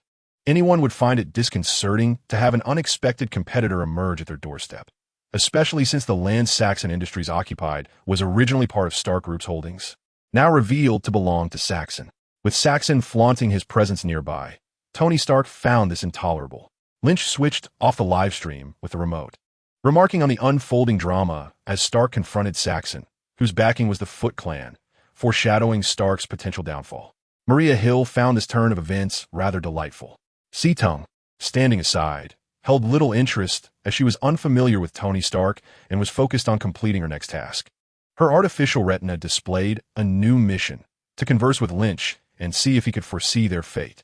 C-Tung's synthetic eyes possessed the ability to transmit real-time images and sounds, and Lynch's foresight regarding the Ninja Turtles had already drawn the attention of the mysterious organization behind C-Tung. They now seek to test Lynch. S.H.I.E.L.D, filled with a sense of urgency, has spent a considerable amount of time here, gradually unraveling the complexities of this world. She yearns to uncover the true nature of the enigmatic organization that exerts control over her. Perhaps this is an opportunity. S.H.I.E.L.D called out to Lynch, who was about to step into the adjacent room. Lynch, I wish to speak with you. Lynch glanced at her, his eyes brimming with disappointment. S.H.I.E.L.D's desire to converse surely pertained to the organization behind her, and Lynch was taken aback by how deeply she was entangled, which filled him with dismay. He had harbored fond feelings for her, even bringing back a box of tea from San Francisco, but now he was left with nothing but disappointment. When I have time. Watching Lynch's retreating figure, S.H.I.E.L.D felt momentarily bewildered, unable to comprehend the meaning behind his final gaze. Lines of text appeared on her retina, elucidating her confusion. He is disappointed in you. Where there is disappointment, there is expectation. He once held hope for you. In a clandestine underground base, a group of micro-expression specialists analyzed Lynch's final expression, subsequently submitting their findings. As Lynch's abilities grew stronger, the organization increased its analysis of him. This team of micro-expression experts was solely dedicated to that task. Unbeknownst to S.H.I.E.L.D, countless individuals were scrutinizing the images transmitted back through her eyes. She gazed at the information on her retina, astonished to learn that Lynch had expectations of her. What could he possibly be anticipating? The information continued. Our judgment is correct. Lynch harbors special feelings towards individuals and matters related to the East. Mission paused. Your current objective is to avoid disappointing Lynch. Discover what he anticipates. Engage with him more. The mysterious organization's schemes regarding Lynch escalated in tandem with his burgeoning strength. Rather than merely predicting, if they could facilitate S.H.I.E.L.D's conception of Lynch's child, they might study the child's genetics to create more individuals with precognitive abilities. The organization had obtained blood samples from Lynch and Maria Hill, but they proved ineffective, prompting their desire to explore the potential of infants. However, they had yet to disclose this ultimate objective to S.H.I.E.L.D. Contemplating, S.H.I.E.L.D resolved to uncover what Lynch expected of her. Perhaps it was time for her to take the initiative in her mission. Lynch continued his solemn ritual, the floor of the small room etched with countless intricate patterns. Suddenly, he furrowed his brow. Another fool was causing trouble in his protected area. Setting aside his work, Lynch leaped from the window, descending from the 10th floor. After punishing 2 unruly thugs, he returned to his room to continue inscribing the oath of death. By the following afternoon, the oath was finally complete. On this very day, Stark Industries began to exert pressure on Saxon Group from multiple angles, causing Saxon Group's stock to plummet. In a room adjacent to Hills, Lynch summoned the tyrant, placing it in the center of the space filled with arcane runes. The tyrant's host is a bobtail cat, from whose back extends a tentacle that unfurls into a mouth, which begins to speak. What do you intend to do? I implore you to release us swiftly. 8 million of my kin are traversing the cosmic expanse and may arrive on Earth at any moment. If you liberate me, I shall speak favorably of you. The tyrant fell silent, for Lynch's eyes had begun to glow crimson, resembling small light bulbs, fixated intently upon the tyrant. The tyrant trembled, having witnessed how those eyes dealt with venom, and was loath to meet a similar fate. What do you desire? The tyrant inquired, his tone betraying a hint of bravado. Lynch, with a cold demeanor, replied, You can read, cannot you? Recite the words inscribed upon the ground. Amidst the arcane runes lay some ordinary text, which the tyrant needed to vocalize for it to take effect. Glancing at the text, the tyrant incredulously remarked, Goddess of Death. Do you truly believe such a deity can bind me? Lynch replied indifferently, Just read it. The tyrant, skeptical of the existence of deities, particularly the Goddess of Death, dismissed the oath as mere folly, a product of Lynch's fanciful imagination. Should he feign compliance upon completing the incantation, he could then seek an escape. As the crimson light in Lynch's eyes intensified, the tyrant resolved to proceed with the recitation, hoping to act as if he were bound by the oath, while simultaneously seeking an opportunity to flee. With a determination in mind, the tyrant's tentacle mouth began to chant, Great Goddess of Death, you are the sovereign of demise. In your presence, I vow to forever obey the commands of this individual before me, and to serve the Alvin family from this day forth. Should I violate this oath, may the Goddess of Death exact her punishment upon me. Upon completing the recitation, the tyrant was about to feign being ensnared by the oath when he sensed a shift in the atmosphere, as if an omnipotent presence were observing them. A weight settled upon the tyrant's heart. He felt the oath take effect, an extraordinary sensation affirming its validity. Should he fail to abide by his vow, the Goddess of Death would punish him, with the loss of his soul being merely the lightest of consequences. Startled, the tyrant pondered how such an oath could manifest. Could it be that deities truly exist? Could the Goddess of Death be real? Lynch, sensing the success of the oath, proclaimed, From this day forth, you are my servant. When I command you to go east, you shall go east. When I command you to go west, you shall go west. If I designate you as a pet, you shall not act as a beast. Furious, the tyrant was about to utter some defiant proclamation of Orcish pride when an overwhelming sense of dread washed over him. This was the oath of death. Was there truly a goddess of death in this world? The tyrant yearned to muster the courage to resist, but ultimately succumbed. Dejected, he conceded yes. Henceforth you shall be my master. Lynch erupted in triumphant laughter. From this day on, you shall be known as the bobtail cat, and without my command, you shall not extend your tentacle. Indeed, master, although the Grim Reaper's oath is not the fabled contract of servitude, the tyrant who wishes to avoid death can only submit to Lynch as a slave. Employing the same method, he dealt with the massacre. Lynch entered Maria Hill's office accompanied by a cat and a dog. Maria Hill, surprised by the well-behaved creatures, inquired of Lynch if he had succeeded. Her interest lay not in the extraterrestrial beings themselves, but rather in the significance of the matter.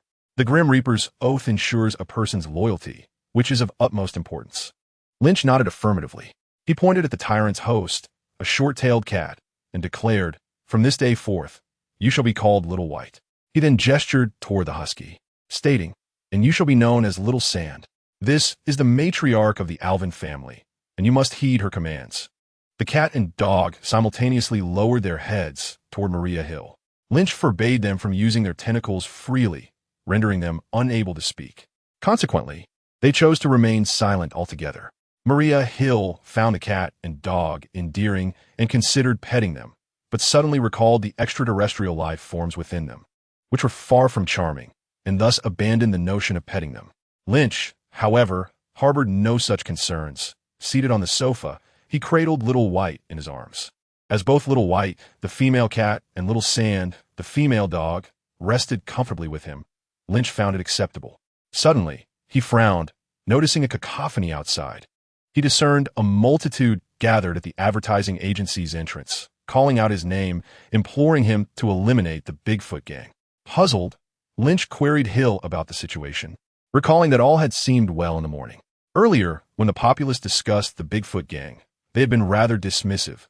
Now, they appeared frantic. Maria Hill explained that in the morning, Stark Industries' 2 factories had been attacked by the Bigfoot gang, and after a night of silence, the gang revealed its true nature, committing arson and pillage, plunging all of New York into chaos.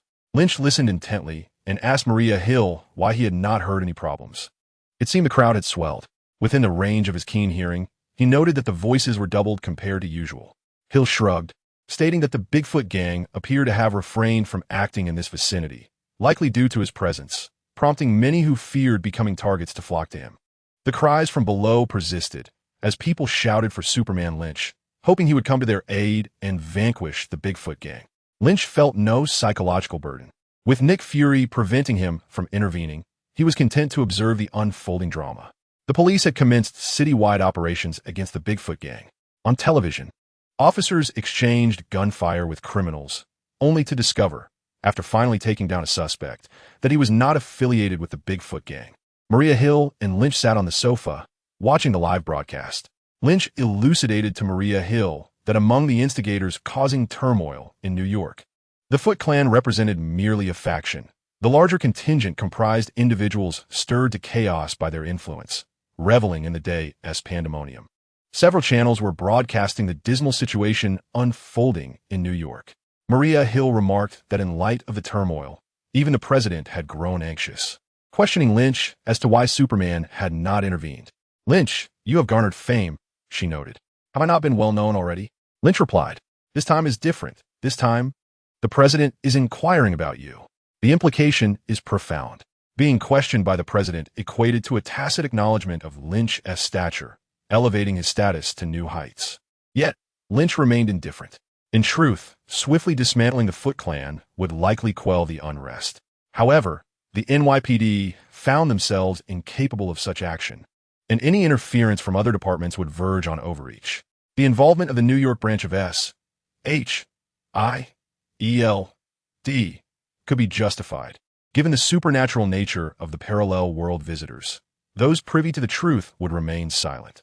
Yet, Nick Fury harbored his own clandestine motives, forbidding any intervention. Maria Hill, naturally, relished the tranquility. The television screen displayed Tony Stark, with a reporter nearly thrusting the microphone into his face. "Mr. Stark, could you elucidate why Superman has refrained from taking action? Given his prowess, locating the Foot Clan as headquarters should not pose a challenge. It was evident that merely capturing the street-level minions would prove futile.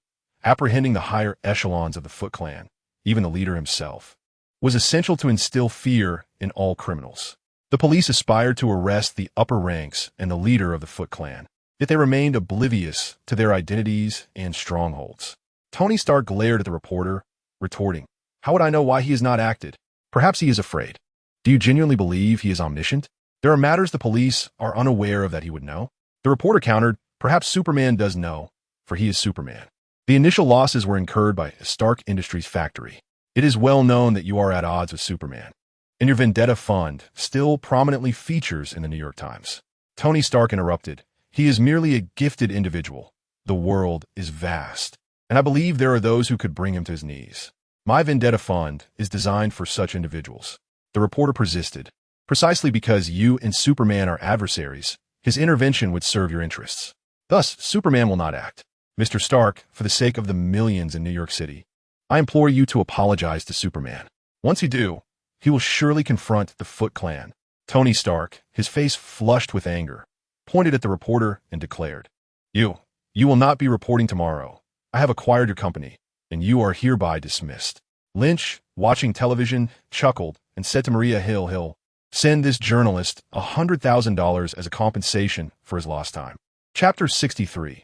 Nick Fury's Dilemma. The journalist who sought an apology from Tony Stark soon received a notification. His newspaper had been acquired by Stark, and he was summarily dismissed by the new owner. Infuriated, he lamented the injustice, thinking, is wealth all that matters? With a sigh, he regretted his predicament, pondering how he would afford his child's formula after losing his job. Just as he was mired in regret, a sharply dressed man approached him and handed him an envelope. This is from Ms. Hill, the man stated. She believes you spoke quite well. This is a reward from Superman Lynch and Ms. Hill. With that, the man departed. The journalist opened the envelope to find a check for $200,000. Overwhelmed with joy, he began to shout and dance in the street, resolved to continue his confrontations with Tony Stark in the future. Meanwhile, Lynch and Hill ascended to the 6th floor, where he was to partake in an interview. Each day, numerous journalists sought to interview Superman Lynch, yet they could not even enter the doors of the advertising agency.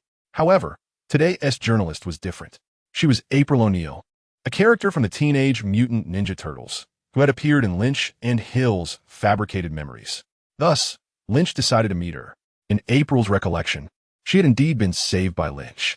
As she entered, a cameraman followed closely behind, and the interview commenced live. Many in New York were glued to their televisions, eager to understand why Superman Lynch had not intervened, while simultaneously wishing for his aid.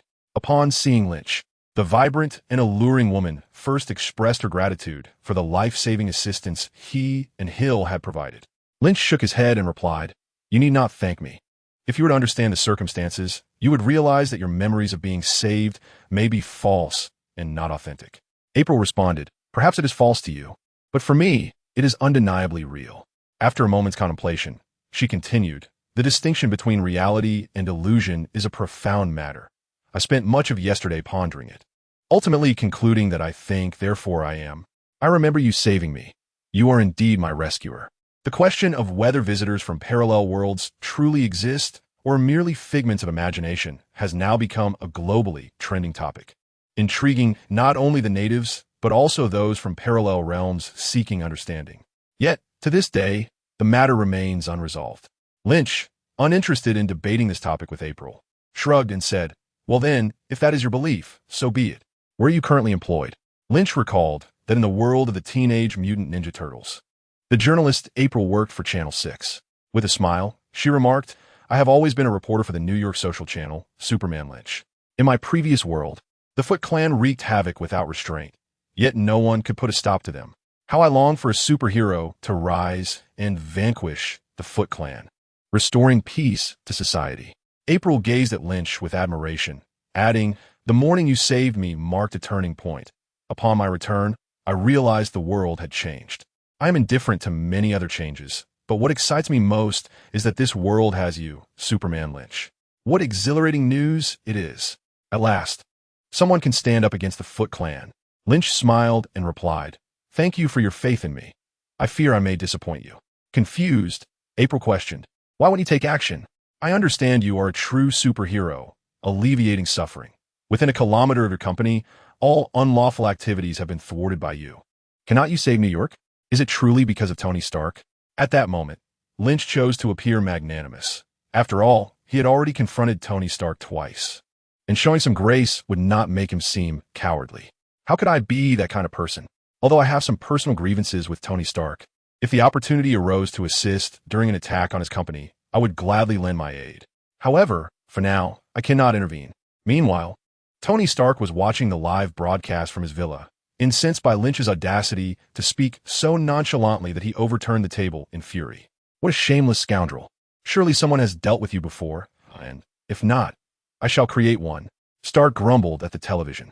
The interview continued, and April, perplexed, asked, "Why can't you take action? Is there someone threatening you?" Suddenly, realization dawned upon her. "You're a law enforcement officer, aren't you? Are you not permitted to intervene?"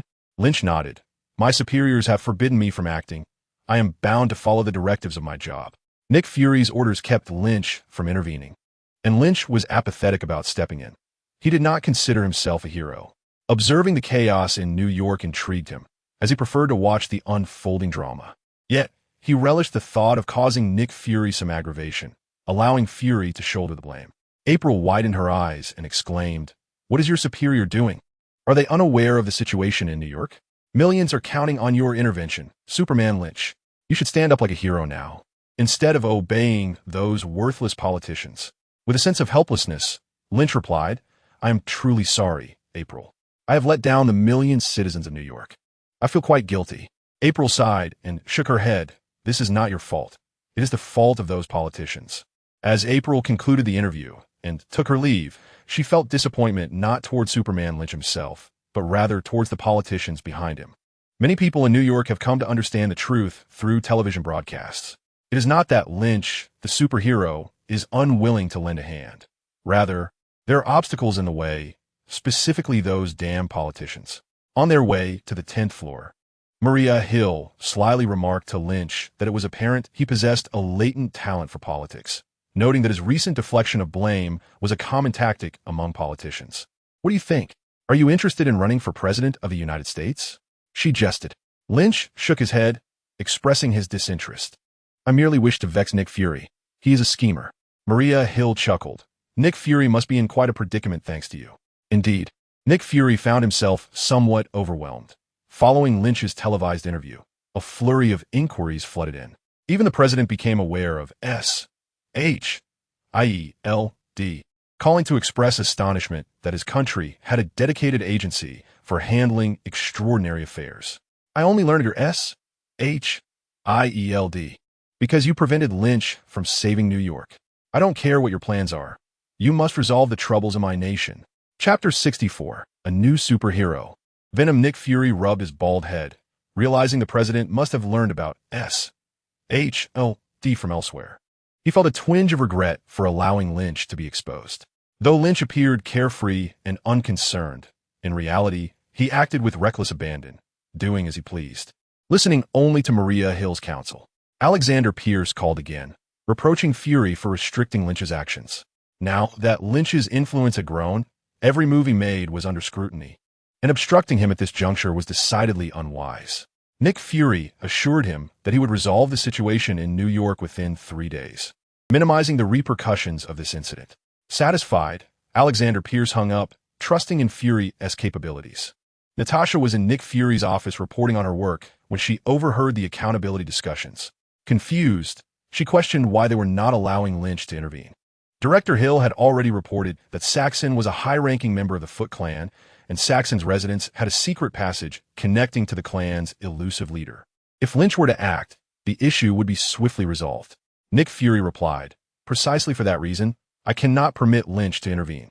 I never anticipated that superheroes would be so popular. Even someone as lackadaisical as Lynch has garnered adoration. People love him too much, and that poses a problem since he is not one of us." Natasha was taken aback, not realizing Nick Fury had delineated the factions so clearly. To her, being an agent of S.H.I.E.L.D was merely a job, and she often went through the motions without much sensitivity to such divisions. After hearing Fury's words, she fell silent. Nick Fury continued, "The popularity of superheroes can also be advantageous for us. At this juncture, we can introduce our own superhero. I believe Venom is ready. You all should head to New York tomorrow." Is Fox still unwilling to remain in Washington? After Fox completed her training in gun twirling at the New York branch, she was summoned by Nick Fury to the Washington headquarters for the same purpose. However, Nick Fury recognized the extraordinary skills of Fox and believed her to be a talent rivaling that of Black Widow, wishing to retain her in Washington. Yet, Fox preferred to remain at the New York branch. Natasha, with a peculiar expression, remarked that she had tested Fox several times, and it seemed that Fox harbored a fondness for Lynch. Taken aback, Nick Fury responded to Natasha, stating that it appeared her competition had increased. Since Fox wished to go to New York, she could accompany them. Natasha was indifferent. Bearing Lynch's child was a long-term plan, and the more exceptional Lynch proved to be, the more meticulous this plan would necessitate. Though Natasha had yet to find the opportune moment to initiate her strategy, she would seize it when it arose. As for whether their intimate encounters would lead to emotional attachment, even Nick Fury was not overly concerned. After all, how could a professional spy be swayed by emotions? The following day, Venom, Natasha, Fox, and a small team of S.H.I.E.L.D agents arrived in New York. Alongside them was a publicity team that, upon arrival, promptly invited several media reporters in the name of Superman Lynch to clarify the situation regarding the prevention of Superman Lynch from intervening. A middle-aged woman on stage provided a rather tenuous justification. She stated that it was not their intention to hinder Superman Lynch, but rather that he had done too much for New York recently and required a period of rest, urging everyone to grant him that time. April immediately challenged her, questioning how Superman could possibly need rest, accusing them of deceit and plotting something sinister. The middle-aged woman smiled at April, asserting that everyone, including Superman, required rest, even if he was merely a bit stronger than an ordinary person. April, astonished, inquired if the woman knew her. The woman replied affirmatively, requesting that April stay after the meeting as they wished to discuss something with her. Confused, April wondered what they could possibly want to discuss, fearing that they might seek retribution for her questioning. Anxious, she sent a text message to Superman Lynch, outlining her predicament, hoping that if she were indeed in danger, he would come to her aid. Perhaps it was because her world also featured superhero comics, or perhaps due to having been saved by Superman Lynch. April held a profound trust in him. Beside April, Jenkins Blanche was contemplating further. She wondered if April's retention would lead to an exclusive story. Jenkins then posed a question. If Superman Lynch was resting, who would address the issues with the New York Foot Clan? The inquiry was well placed. The middle-aged spokesperson was pleased that someone had touched upon the pertinent point, casting a more appreciative glance at Jenkins Blanche before responding that although Superman Lynch was resting, they still had other superheroes, like Venom. Eddie Brock stepped onto the stage, enthusiastically waving to the crowd. He was once among the multitude of journalists in the audience, always yearning to break a major story. Perhaps every journalist harbors the ambition of uncovering something monumental. After all, who does not desire to make headlines? It was not until he encountered Nick Fury that he realized that becoming a headline himself was far more significant than merely reporting one. Thus, he stepped into the limelight. As he stood before the cameras, a tendril emerged from behind him, dancing through the air, while the voice of the alien symbiote, Venom, echoed in Eddie Brock's mind. I will cooperate with you, but you must provide me with that delectable beef. Initially, Venom clamored for human flesh, but after indulging in the exquisite, exorbitantly priced beef, his appetite for humans waned. This was beef that cost thousands of dollars per pound, and Venom required at least 10 pounds to feel satisfied, amounting to tens of thousands of dollars daily. Eddie Brock certainly could not afford such extravagance, but S.H.I.E.L.D. could. Eddie whispered, just behave, there will be beef. Though he had yet to tame Venom, the two managed to coexist, albeit with some difficulty. The moment the tendril appeared, gasps erupted from the assembled journalists. Only Jenkins Blanche and April retained their composure. Jenkins, with a twinkle in her eye, exclaimed, "Is this the new superhero? It's absolutely incredible." Following her proclamation, she cast a smug glance at April, who had once been the star reporter of the New York social channel. Yet, suddenly, a figure from her memory emerged, one who surpassed her as a top reporter. Everyone knew that memory was a fabrication, but the higher-ups were willing to grant April the opportunity to prove her mettle as a leading journalist. Ironically, April possessed the talent to match that expectation. Consequently, Jenkins' status was precarious. She needed to find a way to reclaim her throne as the premier reporter, and this moment was her chance. Chapter 65. Nick Fury paid. Eddie had braced himself for discrimination, given the peculiarity of his tendril. Yet, when he heard someone declare the tendril to be cool, he was taken aback by the unexpected praise, especially since it came from a strikingly beautiful woman. He promised Venom a pound of beef in exchange for a more graceful sway of the tendril. Realizing this was a new superhero, the journalists quieted. A middle-aged female spokesperson remarked, "As you can see, this new superhero possesses unique abilities. The Bigfoot is merely a trifle for him." One journalist retorted, "He looks like a monster, far weaker than the Sentry." Despite the journalist's low tone, Eddie heard every word, and his expression darkened immediately. At that moment, Tony Stark's voice crackled over the loudspeaker. "Is that Venom? Give the Sentry a beating. I'll pay you $10 million. The harder you hit, the more I'll provide. There's no cap." Eddie's heart raced, yet the tendrils of Venom retracted back into his form, a fearful voice echoing in Eddie's mind. "Eddie, I have no intention of confronting Superman Lynch. Should you wish to engage him, I would not hesitate to seek another host." Eddie fell into a contemplative silence, recalling his encounter with Lynch aboard the airplane and the articles he had perused regarding the superhero.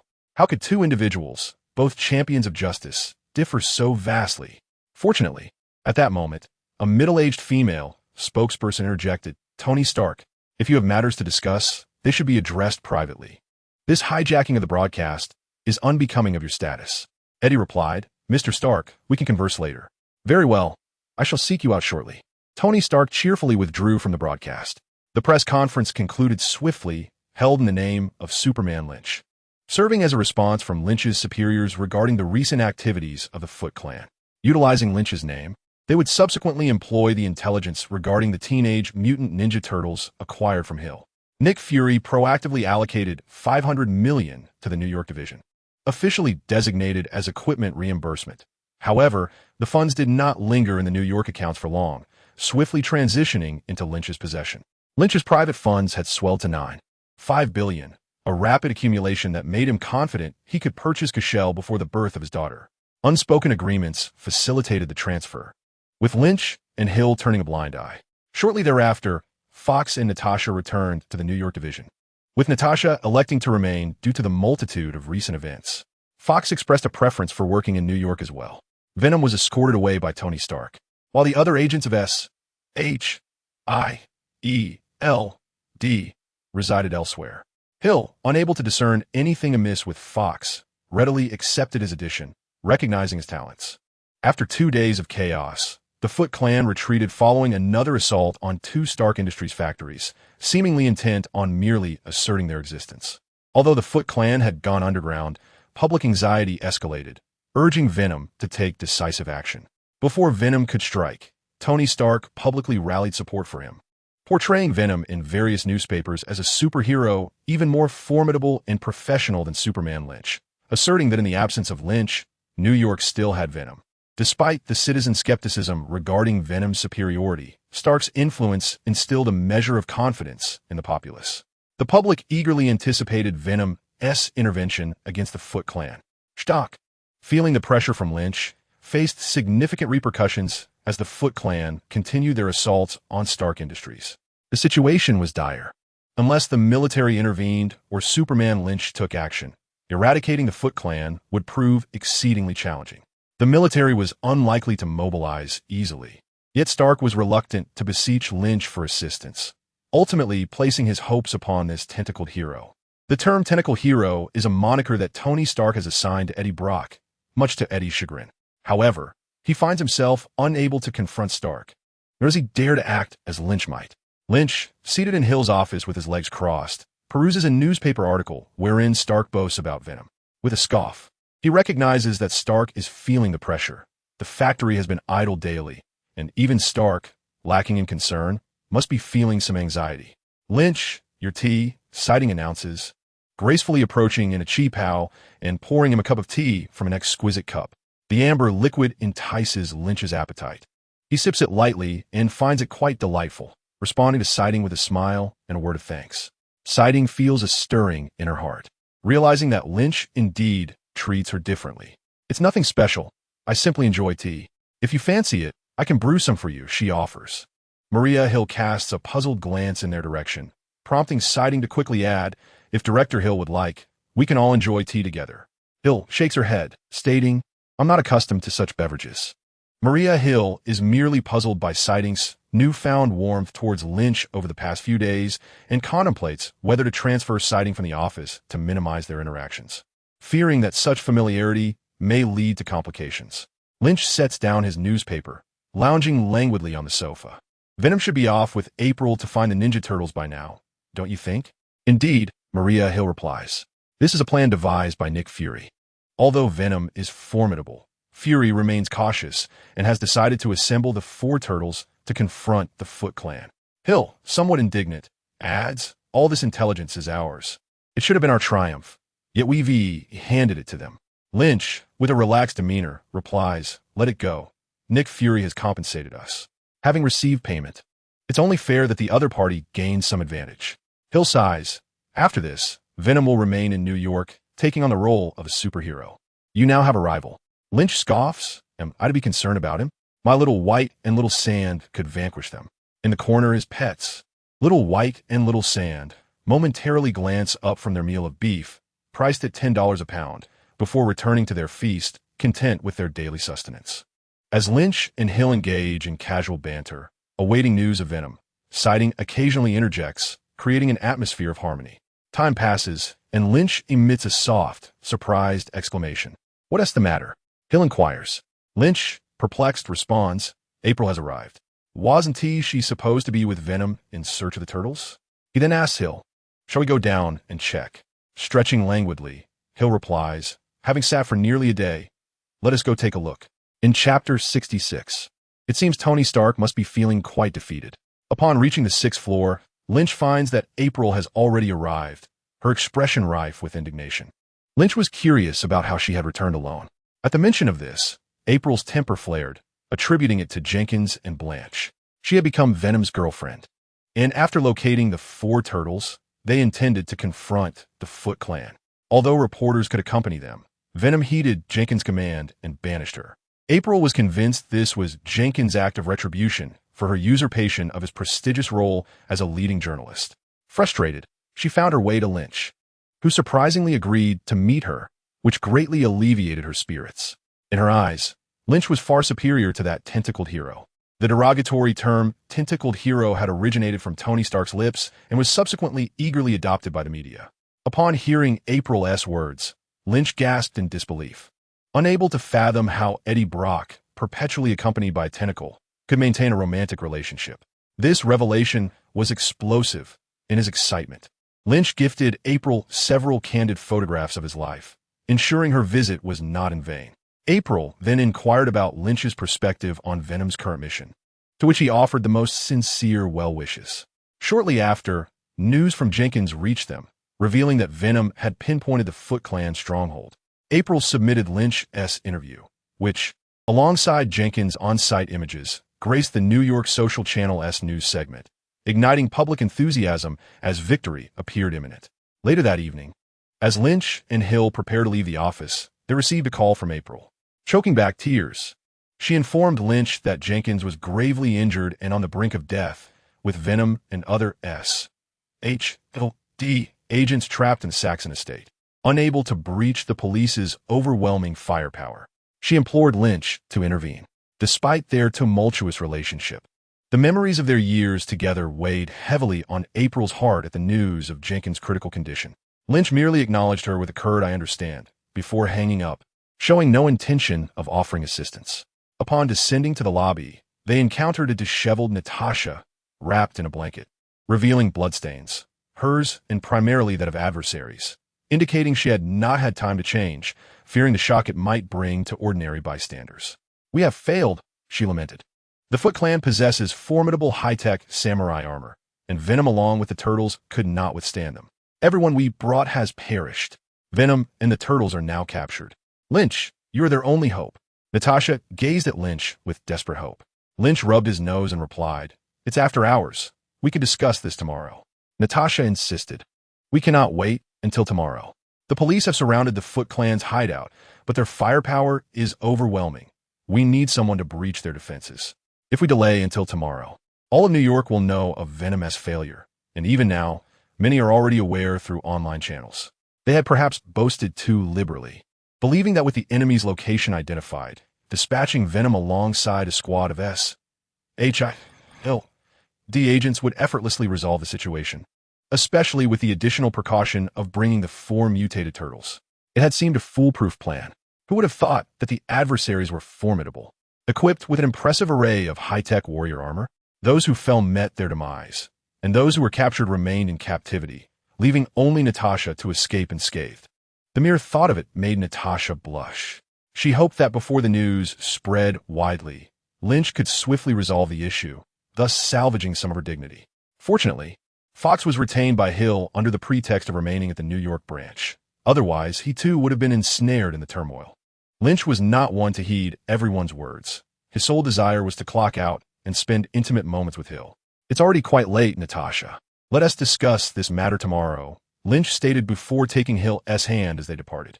Although there were accommodations available nearby, Lynch preferred the comfort of his own humble abode. Natasha gazed at Lynch's retreating figure, her mouth opening several times as if to speak. Yet ultimately, she could only watch him leave in silence. With a sigh, she resolved to disregard the matter. After all, it had been orchestrated from the outset by Nick Fury, and she had no inclination to intervene further. Let Fury deal with the ensuing complications. Upon returning to Catwoman's community, Lynch indulged in a bath. The meteorite-infused pool water, which had taken a considerable weight to access at both the New York branch and the Washington headquarters, served merely as a luxurious bath here. Although the meteorite water did not yield significant effects, it certainly proved more pleasant for bathing than ordinary water. He'll receive an invitation for a video conference. Initially, it was just her and Nick Fury conversing, but soon Tony Stark and George Stacy joined the call, transforming it into a full-fledged video meeting. Fury, of course, insisted that Lynch take action against the Foot Clan to resolve the predicament. However, Hill was not one to agree to endeavors without benefits. Saxon had a skyscraper, and the Creative Solutions Company lacked its own office space, which intrigued her greatly. Yet, acquiring that building was no simple task, prompting Stark and Police Chief Stacy to join the conversation. Tony Stark was initially reluctant to assist, having lost face due to the debacle with Venom. Helping Lynch gain an advantage now would be a blow to his pride. However, Fury informed him that mobilizing the military would take time, during which the Foot Clan could very well launch further attacks on Stark Industries. Moreover, by the time the military arrived, how much of Saxon's lucrative enterprise would remain was uncertain. Upon realizing that Saxon was a high-ranking member of the Foot Clan, Tony understood why only his factory had been targeted. Contemplating the losses sustained by Stark Industries and the tempting prospect of Saxon's substantial assets, Tony grit his teeth and acquiesced, but not without stipulating an additional condition. He would offer his assistance, but in return, Lynch could not strike him again. Upon uttering this request, Tony felt a flush of embarrassment. He was genuinely intimidated by Lynch.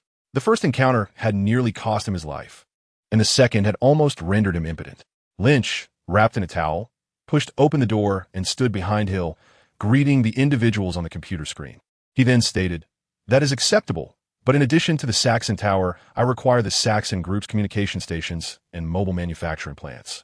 Without a moment's hesitation, Tony Stark concurred, as Stark Industries primarily dealt in arms, communication, and mobile technology, matters of little concern to him. Nick Fury and George Stacy, witnessing Stark's agreement, followed suit. The Saxon Group, in addition to its tower, communication stations, and mobile factories, possessed numerous other lucrative assets that neither S.H.I.E.L.D. nor the NYPD could fully consume. Nonetheless, they intended to secure the lion's share of this bounty. In a brief span, this division meeting concluded. Yet Lynch was resolved to act the following day, intent on causing Nick Fury and Tony Stark a measure of embarrassment. Fury, with his thick skin, might not mind, but Stark would likely be mortified. Chapter 67. Upon the conclusion of this mission, we shall wed. The civilians trembled in their homes, while the police resisted the onslaught of the Foot Clan, forcing them into hiding. However, to advance further would require a significant price, accompanied by substantial casualties. Thus, everyone eagerly anticipated the arrival of the fearless superhero, Lynch the Superman, to rescue them from despair. Yet at that moment, Lynch remained wrapped in his towel, participating in a division meeting with the director of S.H.I.E.L.D, the head of Stark Industries, and the police chief. Such a meeting would typically exclude Lynch, but his ability to resolve this matter warranted his presence. Everything verbally acquired in this meeting would only be genuinely obtained once Lynch vanquished the Foot Clan. As dawn broke, Lynch embraced Hill and opened his eyes, simultaneously awakening her. Both were creatures of habit, accustomed to closing their eyes and entering a state of semi-consciousness, despite their lack of need for sleep. Rising to greet the day, they turned on the television, which continued to broadcast news about the Foot Clan. Live footage displayed the police assaulting the Saxon estate, while crowds took to the streets, brandishing placards urging for the intervention of Lynch the Superman. Lynch yawned and leisurely consumed a bun and some fried dough before addressing Hill. "I'll be back shortly." Hill halted him, asking, "Is this how you plan to confront the Foot Clan?" Intrigued, Lynch replied, "Of course, it is a rather straightforward task." Eddie Brock, prepared with 4 mutated turtles and a small battalion of elite S.H.I.E.L.D agents, had experienced total annihilation, yet Lynch still deemed it a simple endeavor. Such a statement would surely infuriate Eddie. However, for Lynch, it was indeed a simple affair. Hill, observing him with a peculiar glance, remarked, "Before you proceed against the Foot Clan, come with me to the office." Lynch was indifferent. Whether he attacked the Foot Clan sooner or later mattered little. Upon departing the Catwoman community, he noticed a throng gathered nearby, with April at the forefront. There was no need to scrutinize her dark circles. Lynch had heard her discussing matters with other media personnel downstairs the previous night. Gazing at the expectant faces of the crowd, Lin Qi took the microphone from April and stated, "I spent last night in a video conference with the chief of the New York Police Department, finalizing our action plan.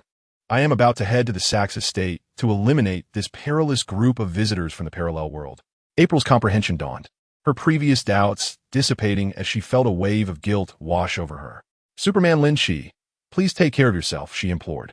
She had previously thought that Lin Qi had been unperturbed by the troubles with the Bigfoot gang, only to realize that her assumptions were misguided. Lin Qi had likely toiled through the night, preoccupied with the crisis at hand. As for his apparent vigor despite the sleepless night, it was simply a testament to his robust health. Upon hearing April's words and noticing her dark circles, Lin Qi, with a hint of exasperation, remarked, "You should also prioritize your rest, Miss April. While work is crucial, one's health is the foundation of everything." April's spirit lifted at Lin Qi's concern, and she responded, "I'm fine. Thank you for your care."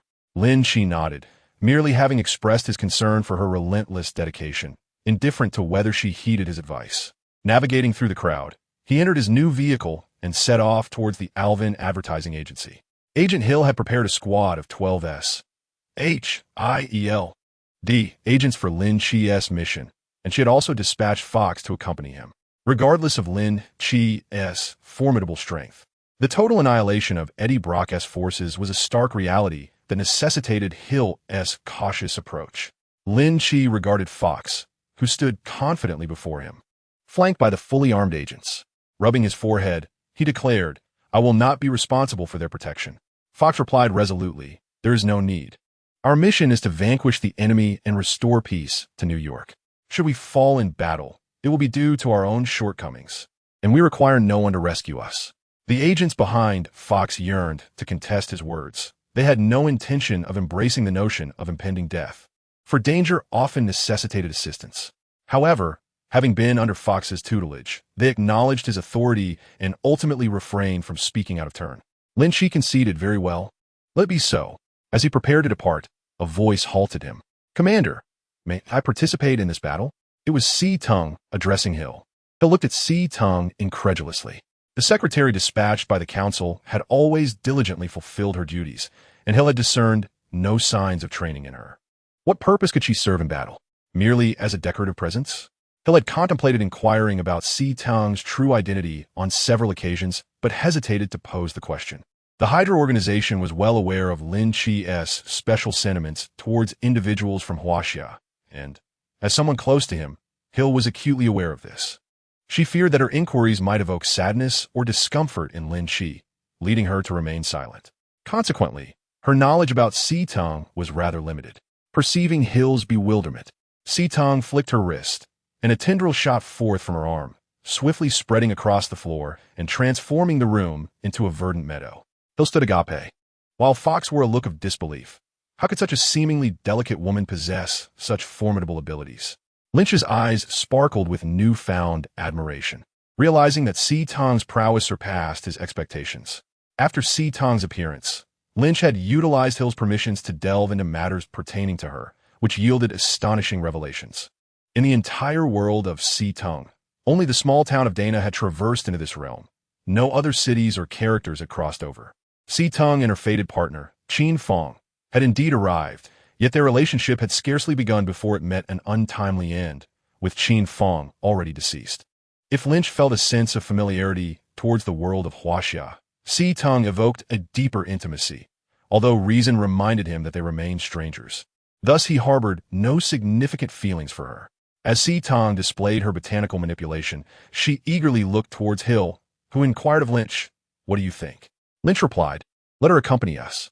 Hill nodded, though a trace of concern shadowed her brow. With a carefree smile, Lynch reassured her, "What are you worried about? Once this mission concludes, we shall wed." Hill's face brightened instantly, only to swiftly cover Lynch's mouth, admonishing him not to speak such nonsense. While she relished his words, she was also aware of the many television dramas that had depicted similar scenarios, leading her to chastise him nonetheless. Lynch laughed heartily before stepping outside.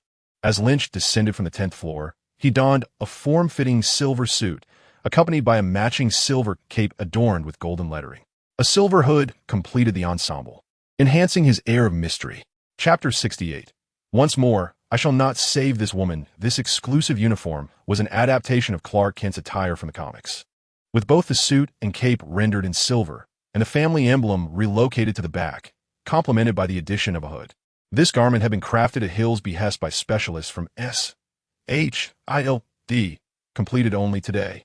Hill had ordered 3 variations, 2 large and 1 small, establishing this design as the official uniform of the Alvin family henceforth. As Lynch emerged from the elevator on the 1st floor, his uniform immediately drew attention. "Boss, that uniform looks fantastic. Go for it. Take down the Bigfoot gang." A striking lady clenched her fist in encouragement towards Lynch. He recognized her as the lead model from Alvin's advertising agency. Although Lynch rarely engaged in the management of the agency, preferring a carefree lifestyle, all the models, including this prominent figure, held deep gratitude towards Alvin, for he never compelled them to exploit their bodies. Lynch nodded, a smile gracing his lips as he responded, "Thank you. I appreciate the support." As Lynch exited the advertising agency, his colleagues were well aware of his impending mission and rallied to encourage him. Despite their boss's eccentricities, they held him in high esteem, a superhero of sorts who neither took advantage of them nor hesitated to assist them in times of trouble. Upon leaving the agency, a throng of reporters and fervent supporters trailed behind him, with some individuals even unfurling banners proclaiming Superman Lynch, deliverer from suffering, vanquisher of the Foot Clan. Lynch merely smiled and nodded in acknowledgement as a black van, its windows tinted to obscurity, maneuvered through the crowd and came to a halt beside him. Upon entering the vehicle and shutting the door, the engine roared to life, scattering the crowd as it sped away. At the wheel was Fox, while beside Lynch sat S.H.I.E.L.D. Behind them were 12 agents of S.H.I.E.L.D, each armed and wearing serious expressions, their gazes fixed ahead. Leaning back in his seat, Lynch closed his eyes in contemplation, remaining silent throughout the journey. After an hour, the sound of gunfire pierced the air, prompting the van to halt. Lynch opened his eyes to find George Stacy standing outside the door. "At last, you've arrived, Superman Lynch," George Stacy greeted warmly, shaking Lynch's hand. To an outsider, it might have seemed he had waited an eternity, though in truth, Lynch had merely arrived an hour early. The ordinary police had stood guard through the night. "My apologies for my tardiness. I should have come sooner," Lynch replied, mindful of the journalists nearby, intent on cultivating a positive public image, which he found far more gratifying than a negative one. The clicking of cameras echoed as April captured the handshake and recorded Lynch's words. George Stacy engaged Lynch in a discussion filled with concern for the nation, and their exchange was amicable, generating excitement in both April and Fox, who believed New York needed such passionate individuals. However, S.H.I.E.L.D. perceived the underlying motives and remained unimpressed, choosing not to voice her thoughts. "Feel free to proceed. I shall join you," Lynch remarked to Fox and S.H.I.E.L.D. before bypassing the police cordon and advancing directly towards the Sachs mansion. The walls and gates of the estate had been shattered, leaving the Foot Clan confined within the villa. As he drew nearer, a barrage of gunfire erupted, with intensified firepower and a multitude of bullets aimed at him. In a fleeting moment, Lynch's form flickered and vanished, only to reappear behind a large tree, clutching April in his grasp. Lynch had not truly disappeared. His extraordinary speed had rendered him invisible to both the police outside and the Foot Clan within the villa. In that brief instant, he had sprinted backward, seizing April and taking refuge behind the tree. While he was impervious to bullets, April was not. With an uncommon sternness, he admonished her. "What were you thinking? Why are you running behind me? I can withstand bullets. Can you?" April lowered her head, gazing at the camera in her hands, remaining silent. Lynch, suddenly calm again, found the situation somewhat amusing. If this woman was courting her own demise, so be it. There was no reason for him to become enraged. If given another chance, he firmly resolved that he would not save anyone. He was merely an emotionless traveler. "Take care of yourself," he softly uttered before vanishing beside April. Raising her head, April stuck out her tongue and patted her modest chest, acknowledging that Lynch's fury was quite formidable, yet she found herself secretly delighted by it. She picked up the camera but found it cumbersome. Placing it on the ground, she retrieved her phone from her pocket. Although the phone's camera was less clear, it was undoubtedly more convenient than carrying a bulky camera, allowing for greater agility in evading danger. "What are you doing here?" Fox had caught up, inquiring of April. With a sly glance, April replied, "Superman Lynch told me to follow up on the report." Fox, without suspicion, frowned and instructed, "Stay behind me, and keep your movements subtle." April, excited, promised, "I will be obedient." Fox tightened her grip on her firearm, leading the team towards the villa with a lithe grace. Surrounding Si-Tung, the vines danced, accentuating her appearance like that of a forest nymph as she made her way toward the villa's entrance from another direction. Behind them, George Stacy overheard the hushed discussions among the officers. "This woman's vines are far more aesthetically pleasing than Venom's tentacles. Indeed, I've seen Venom-esque tentacles so many times that they've lost all appeal. Why didn't they let Superman Lynch intervene from start? Why wait until now? Who knows what the officials are thinking?" George mused, "Of course, it's because Venom doesn't share the spoils." In truth, he had only guessed half of it. While Lynch was also not one to distribute wealth, he certainly knew how to allocate it. Fox and Si-Tung converged at the villa's entrance. April excitedly waved at the swirling vines surrounding Si-Tung, causing her some annoyance. Oblivious to the discomfort she caused, April asked, "Miss Si-Tung, you possess special abilities, and you're Superman Lynch's secretary. Don't you wish to become a superhero as well?" Just as Si-Tung was about to respond with a no, a line of text appeared on her retina, suggesting that she longed to be a superhero, serving the people of New York alongside Superman Lynch. This way, she could spend more time with him and understand him better. Although Si-Tung disliked being manipulated by this mysterious organization, the message resonated with her. After a moment's hesitation, she replied to April, "I do wish to become a superhero." There was more she wanted to say, but the words eluded her. April faithfully recorded this statement with her phone. As Fox and Si-Tung approached the villa, the sound of gunfire echoed, yet no enemies were visible. Upon entering, they were met with a gruesome sight. The ground was littered with the corpses of the Bigfoot gang, each body punctuated by a half-winged dagger, some in the throat, others in the heart, and some in the forehead. Fox and Si-Tung followed the sound of gunfire and discovered an underground passage where scattered enemies lingered. In Chapter 69, the foes proved formidable, causing Fox to harbor concerns for the indomitable Lin Qi. Leading a team from S.H.I.E.L.D, Fox pursued the echoes of gunfire through the passage until they arrived at a grand hall, finally catching sight of Lin Qi's silhouette.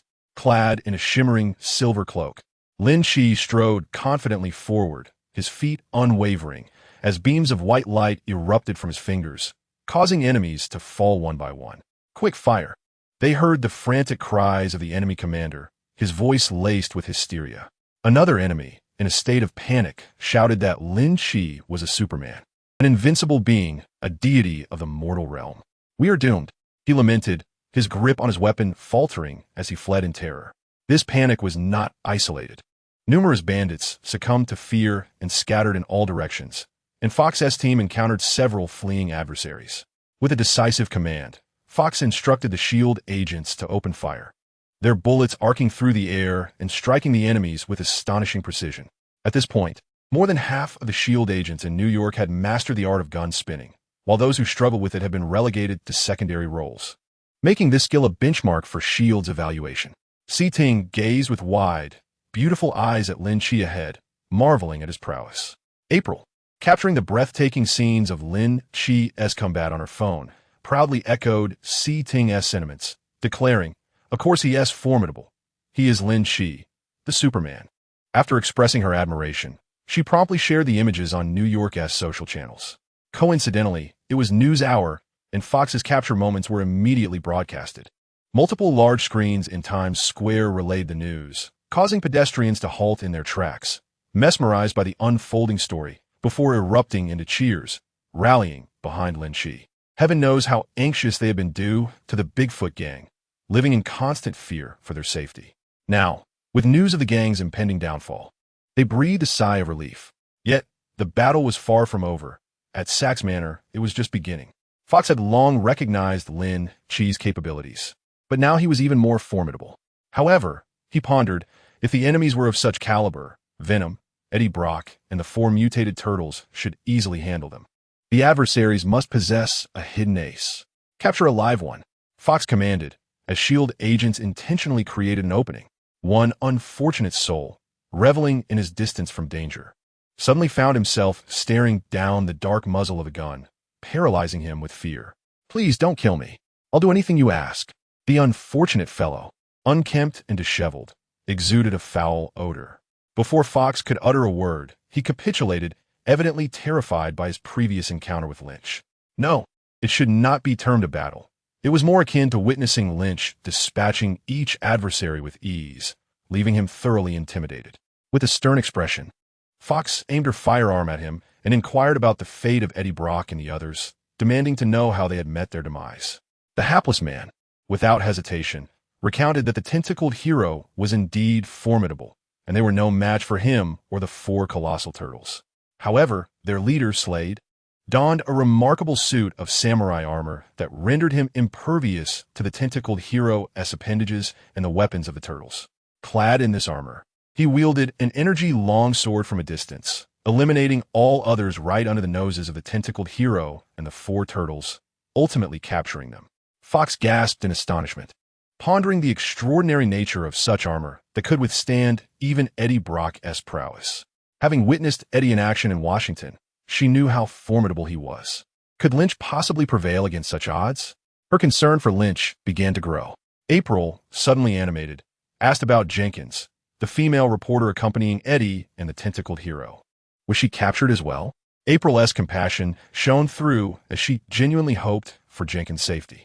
The unfortunate man, taken aback by the question, hesitated momentarily.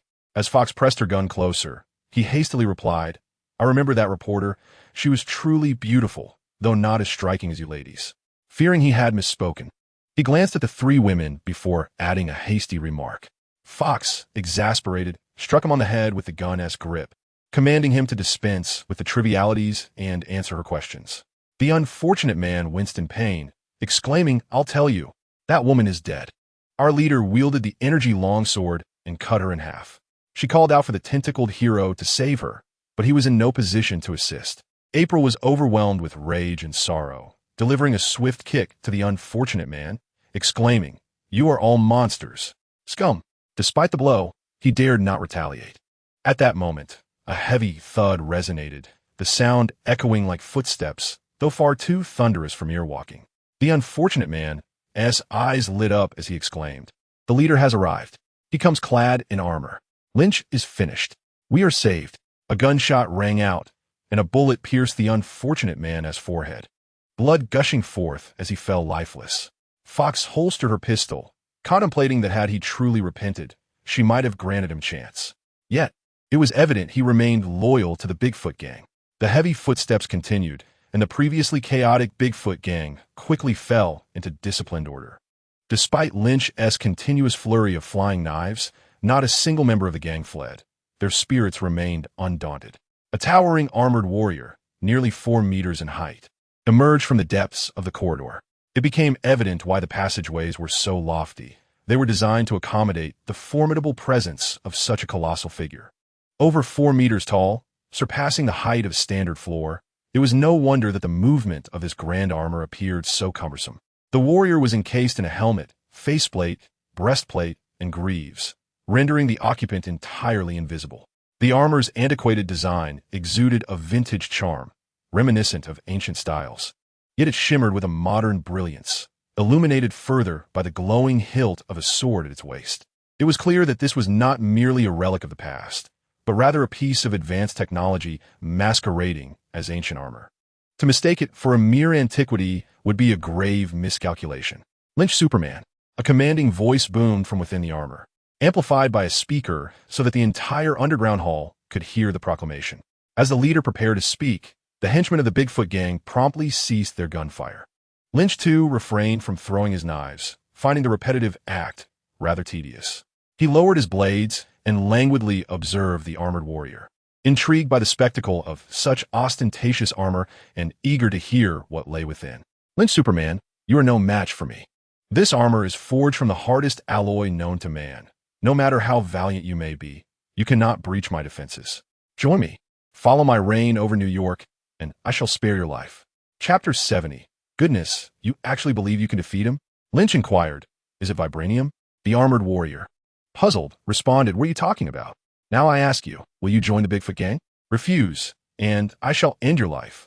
Lynch chuckled to himself, noting the warrior's ignorance of vibranium. Join you? To control New York with a virus? The armored figure was taken aback. You know, that is good to hear. My plan is nearing fruition. The virus and the antidote are already prepared. Soon, New York will be mine.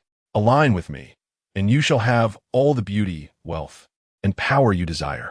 Lynch began to comprehend the naivety of this individual, who seemed utterly oblivious to the vast array of advanced technologies and formidable entities within the Marvel Universe.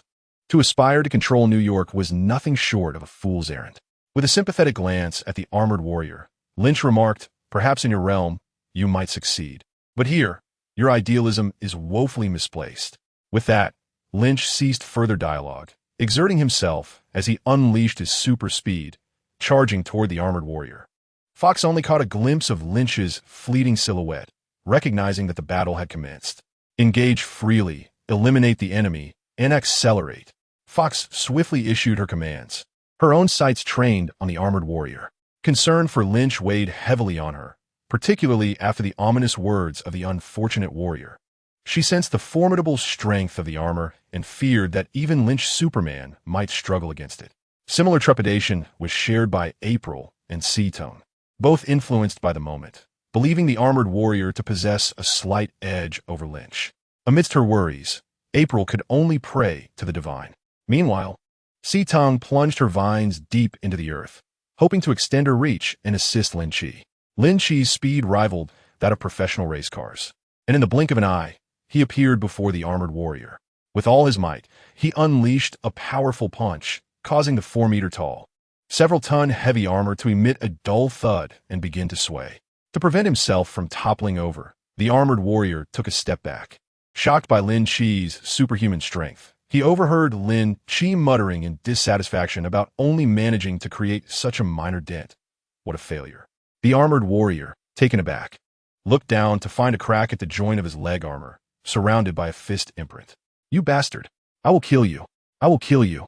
Furious and humiliated, the armored warrior, who had just claimed his armor was the toughest, found it compromised, and his pride was shattered.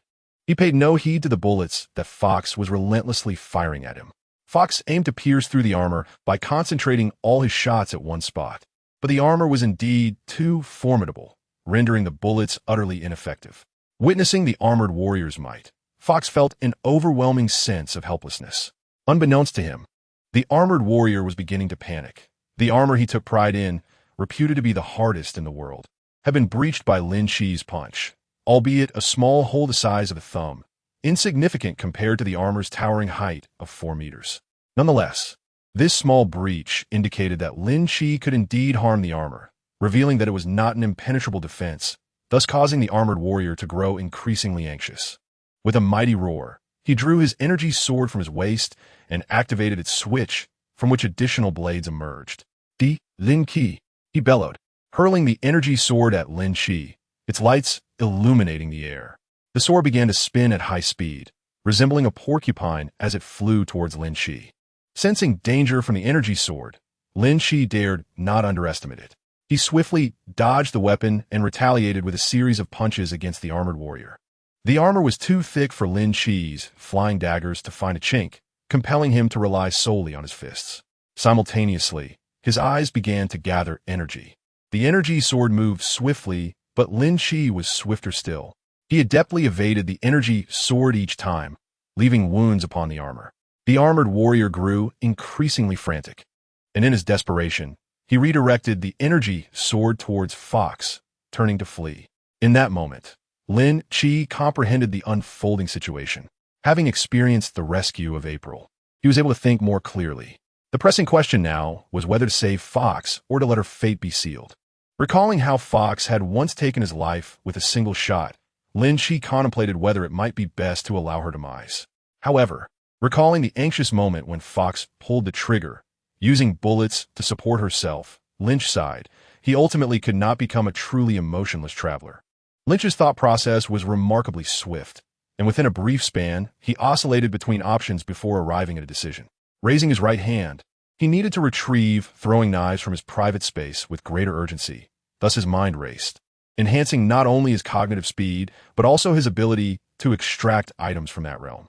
To launch the knives with alacrity, his hand's speed surged, reaching the pinnacle of his current capabilities. Deciding to exert maximum strength, a tremendous force manifested between his fingers. In the end, the throwing knives flew as swiftly as lightning, their power surpassing that of armor-piercing rounds. In a mere breath, Lynch unleashed 10 throwing knives, each comparable to armor-piercing ammunition. The 10 blades struck the energy sword, merely altering its trajectory. Without hesitation, Lynch shot forth another 10 knives, ultimately shattering the energy sword. As it fell before him, Fox broke into a cold sweat, having thought she was on the brink of death. Once again, it was Lynch who saved her. Fox found herself at a loss for words, the debt of gratitude overwhelming. This was the first act of mercy, the second a rescue of faith, and now the third was a life-saving intervention. Lynch cast a cold glance at Fox, realizing that battling alongside others was fraught with complications. Turning away, he resumed his fight against the armored warrior, who was attempting to flee. Meanwhile, April felt quite aggrieved. When Lynch rescued her, he had scolded her, yet when saving Fox, he said nothing. The armored warrior sought to escape, intending to accelerate his plan and release the virus prematurely. The more individuals infected, the safer he would be with the antidote in his possession. Just as he turned, countless vines erupted from the ground, ensnaring him momentarily. With the armored warrior detained, Lynch had already extracted Fox from peril. Without a word, he rolled up his sleeves and struck. The warrior, having lost his most formidable weapon and now hindered by the vines, became increasingly sluggish. Like a flea, Lynch darted upon the armored warrior, delivering a flurry of punches. In no time, 100 blows were exchanged, rendering the armor useless and exposing the inner layer, where the occupant began to plead for mercy. Lynch paid no heed to the pleas, yet the amassed energy in his eyes receded. Energy was precious, and every bit conserved mattered. Another 100 punches later, the inner armor was dismantled, revealing a bloodied figure within. As the warrior's breath waned, his head slumped, signaling his demise, a death by sheer force. Fox, accompanied by S.H.I.E.L.D. agents, approached after dealing with the members of the Foot Clan, incredulously gazing at the slain leader. You truly defeated him. Lynch merely brushed off his hands, as if removing dust from a simple task. Had it not been for your rescue, I could have done it more swiftly. Fox felt a blush creep upon her cheeks, realizing that not only had she and her team failed to assist, but they had also added to Lynch's troubles. Goodness, you managed to overpower him. April rushed over in astonishment. Lynch found himself at a loss, pondering just how ineffectual he must seem in their eyes. Chapter 71. The capitalist revelry. The greatest asset of the Bigfoot gang was their advanced high-tech armored warriors. With the armor now compromised and the gang leader deceased, the remaining members had disbanded into a disorganized multitude, posing little threat. Subsequently, Lynch and his companions rescued the tentacle hero and 4 mutated turtles, who had been imprisoned in glass containers from another underground chamber. Greetings, tentacle hero. I am delighted to see you alive, Lynch exclaimed. However, the tentacle hero emerged in a state of profound despondency, resembling a forlorn hound. Even Lynch's light-hearted jests elicited no response. With Jenkins gone, I see no reason to carry on, he lamented.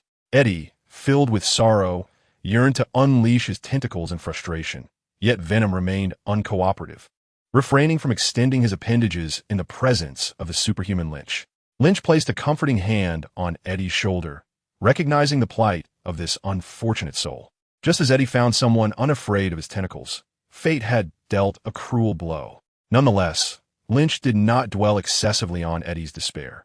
Despite the boy's current morose demeanor, Lynch was confident that a brief conversation with the experts at S.H.I.E.L.D. would reignite his spirit. Lynch, we are your admirers. We have seen your photographs battling the alien tentacle creatures. You are truly remarkable. Can we aspire to become superheroes like you? Perhaps even stay by your side? The 4 towering green turtles expressed their admiration for the superhuman Lynch. However, he declined their request to accompany him, primarily due to their considerable size. Had they been smaller, he might have acquiesced. Dejected by Lynch's rejection, the turtles appeared saddened, but Lynch suspected that Nick Fury, the emotionless figure, would not be overly concerned with their appearance. Thus, he recommended the Washington S.H.I.E.L.D to them.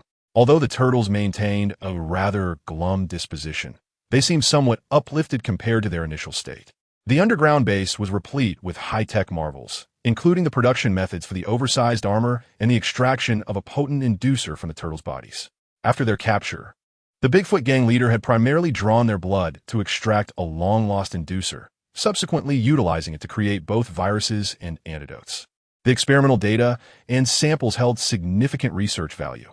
S.H.I.E.L.D dispatched specialists, and Washington sent relevant experts as well. Nick Fury, the bald figure of authority, had also come along, primarily to persuade Eddie. Through reports from the on-site agents, he learned of Eddie's reluctance to embrace the life of a superhero, and he was determined to change that. After all, it was not every day one encountered someone so willing to toil tirelessly and be exploited. Such opportunities should not be surrendered lightly. It was only reasonable that Eddie should commit to at least a decade of service, if not longer. Upon arriving at this juncture, Nick Fury was met with an unexpected delight. The four turtles sought his allegiance. Without hesitation, Nick acquiesced, offering them an exceptionally generous salary of $500 a month, an amount considerably less than the $50,000 typically earned by ordinary S.H.I.E.L.D agents. This was indeed a benevolent gesture from Fury. The turtles, oblivious to the underlying dynamics, were exceedingly pleased and introduced their mentor, a mutated rat, to Nick Fury. Although he held a certain disdain for the rodent, universally regarded as a pest, Fury accepted the large rat to secure the loyalty of the four turtles. Subsequently, he expressed his gratitude to Superman Lynch, saying, "Lynch, I did not misjudge you. I am pleasantly surprised that you introduced me to the turtles. Thank you. It is a pity you cannot join my ranks. If you were to work for me, you could choose any benefits you desire." However, Fury's words were merely a formality. Lynch promptly declined Fury's generous offer, for he recognized that, in contrast to the deceitful Nick Fury, it was S.H.I.E.L.D who genuinely desired the freedom to choose her own path. With the affairs of the Foot Clan concluded, it was time to contemplate the wedding with S.H.I.E.L.D. Lynch resolved not to procrastinate any longer. The longer he delayed, the more concern he felt, both for S.H.I.E.L.D and for the possibility of losing control. The downfall of the Foot Clan had ignited a celebration among the citizens of New York, with the Times Square billboard demanding exorbitant advertising fees of thousands of dollars per second, yet continuously showcasing the impressive feats of Superman Lynch for 3 consecutive days, truly elevating him to global recognition. The mayor of New York even contemplated erecting a statue in Times Square to honor Lynch, but the cost proved prohibitive. After much deliberation, he decided to place a statue of Lynch at Midtown High School. Lynch's statue, it seemed, would not grace a university, perhaps as a form of compensation for Lynch. The statue was constructed with remarkable speed, completed within 3 days, and subsequently installed at Midtown High School. While the populace reveled in jubilation, capitalists also celebrated. The Sachs Group, having traversed through the dimensions with their factories, research equipment, infrastructure, and sales networks intact, found themselves in a favorable position. The capitalists were elated as various transactions of power and wealth unfolded in secrecy. Within 10 days, the Sachs Group had been completely divvied up. The Chauncey Company acquired a 60-story building, along with communication towers and a mobile phone manufacturing facility. Other significant assets fell into the hands of the Stark Group, while the New York Police Department received a decade-long donation of $1 billion, disbursed at a rate of $100 million annually, unless George Stacy ceased to be the police chief, ensuring the funds would indeed materialize over the 10 years. Other companies received lesser portions. Though the visitors from parallel worlds brought about a multitude of challenges, they also bestowed numerous advantages, and capitalists eagerly anticipated an influx of such arrivals. On the day of the confrontation with the armored warrior, Sea-Tongue employed her vines to restrain the formidable foe. However, during that brief moment, many of her vines were severed, causing her some injury, as the vines were an extension of her very being. Consequently, Lynch lent her a healing meteorite for her recovery and simultaneously offered it for $500 million to Alexander Pierce. Sea-Ting became the secretary of Alexander Pierce, who was a figure of considerable intrigue. Those behind S.H.I.E.L.D sought to procure the healing meteorite, and it begs the question, who else could it be besides Pierce? This explanation is quite plausible, as Hydra remains unaware of whether Lynch is cognizant of their existence. Alexander Pierce indeed expended $500 million to acquire this healing meteorite, although the funds were funneled through a clandestine account, suggesting that this meteorite is not what the council desires, hinting at deeper machinations behind Pierce. He believes that as long as the name Hydra remains undisclosed, even if he harbors secrets, his status affords him immunity from scrutiny. S.H.I.E.L.D is oblivious to the significance of the name Hydra, thus making her a relatively reassuring presence for Alexander Pierce. After utilizing the healing meteorite to restore herself, S.H.I.E.L.D entrusted it to an envoy sent by Pierce.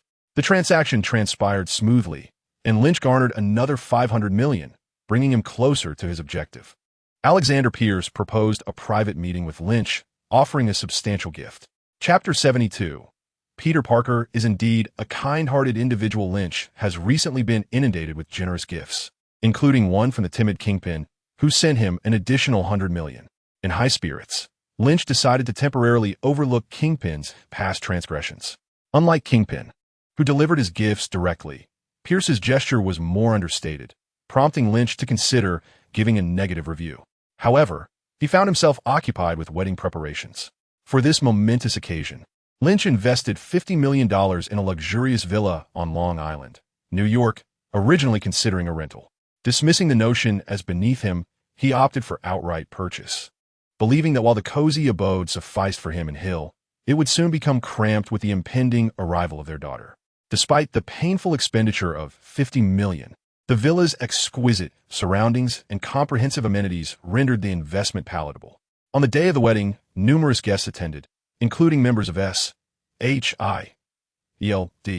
such as Nick Fury and Clint Barton, along with Fox, C-Ting, Natasha, Betty, and various other subordinates. The mayor of New York and the chief of police were also present.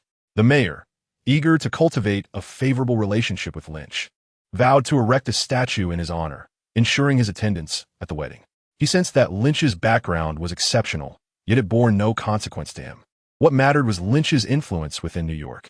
Chief of Police George Stacy arrived with his family, including his wife, daughter, and 2 young sons. His daughter, Gwen Stacy, was a striking young lady. "Hello, Superman Lynch, I am Gwen, and this is my classmate, Peter Parker," she introduced.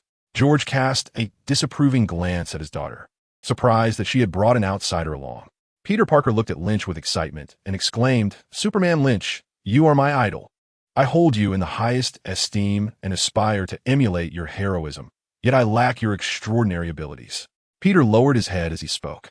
It amused Lynch to discover that Spider-Man received such admiration from Peter, though it was merely a curiosity. Addressing Peter Parker, Lynch spoke with the same grandeur he reserved for his other admirers.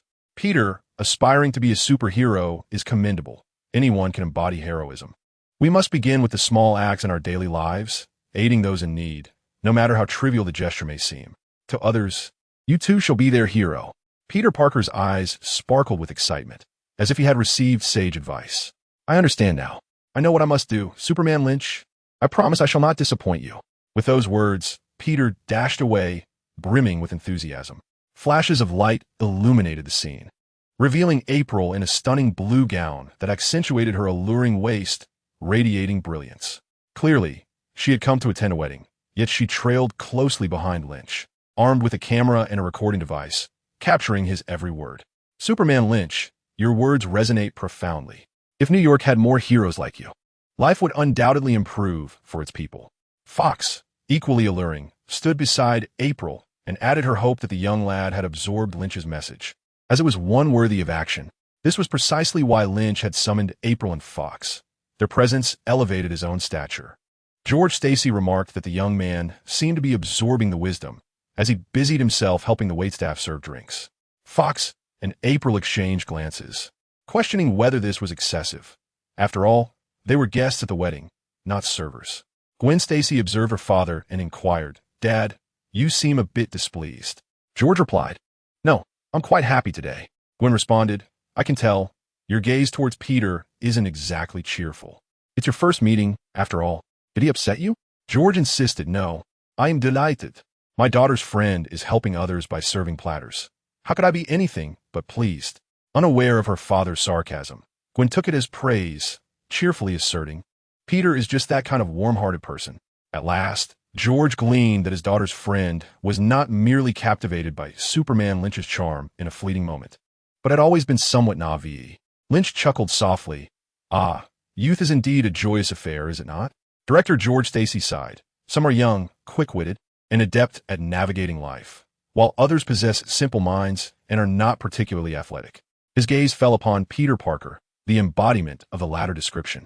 In addition to S.H.I.E.L.D, the mayor and the police chief, Lynch had also invited his former acquaintances from the publishing house responsible for the releases of Harry Potter and A Song of Ice and Fire to this wedding. Oh, the remarkable Lynch Superman. It is truly astonishing to reflect upon how far you have come. Once a mere writer, now a figure renowned by all. It is indeed extraordinary. There is a rotund editor from the publishing house who was once in contact with Lynch. Initially, Lynch intended to reach out to him after completing The Matrix. But the meager remuneration for writing dissuaded him, and thus The Matrix remained unfinished, with no further communication established with the editor. Presently, he feels no inclination to converse with the editor, and extending an invitation is merely a matter of courtesy. Lynch nodded, wishing him a delightful experience. The plump editor called after Lynch as he was about to depart, exclaiming that both of his books had become immensely popular, owing not only to his reputation, but also to the undeniable quality of the works. They were preparing for a republication and translation. He inquired what division of profits would be considered fair. The editor dared not negotiate aggressively, not solely due to Lynch's status, but also because after a decade of anticipation, both Harry Potter and A Song of Ice and Fire had proven their worth and were ready to be introduced to the global market, promising substantial profits even without coercive pricing. Lynch contemplated the potential earnings from worldwide distribution of both books, but was disinclined to engage in discussions with the editor. Betty, come here," Lynch called to Betty, who was discreetly consuming food in a corner. He introduced her to the editor, stating, "This is my agent. You may converse with her." Confounded, Betty asked about what. Lynch replied, "The republication of Harry Potter and A Song of Ice and Fire." Betty responded, "I believe I have heard of these titles, though I have not read them. However, I am merely your agent, so do not seek me out." Lynch inquired whether she desired a commission from the agent's fees. Betty promptly acquiesced, having lost hope for financial support from her military father. Self-sufficiency, even if modest, was now her aim. Thus, Betty accompanied the plump editor aside to negotiate the publishing profit-sharing. Chapter 73.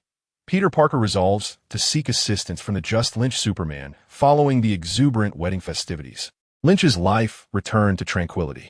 Each day, he engaged in the noble pursuit of vanquishing villains, or perhaps it would be more accurate to say he diligently upheld justice.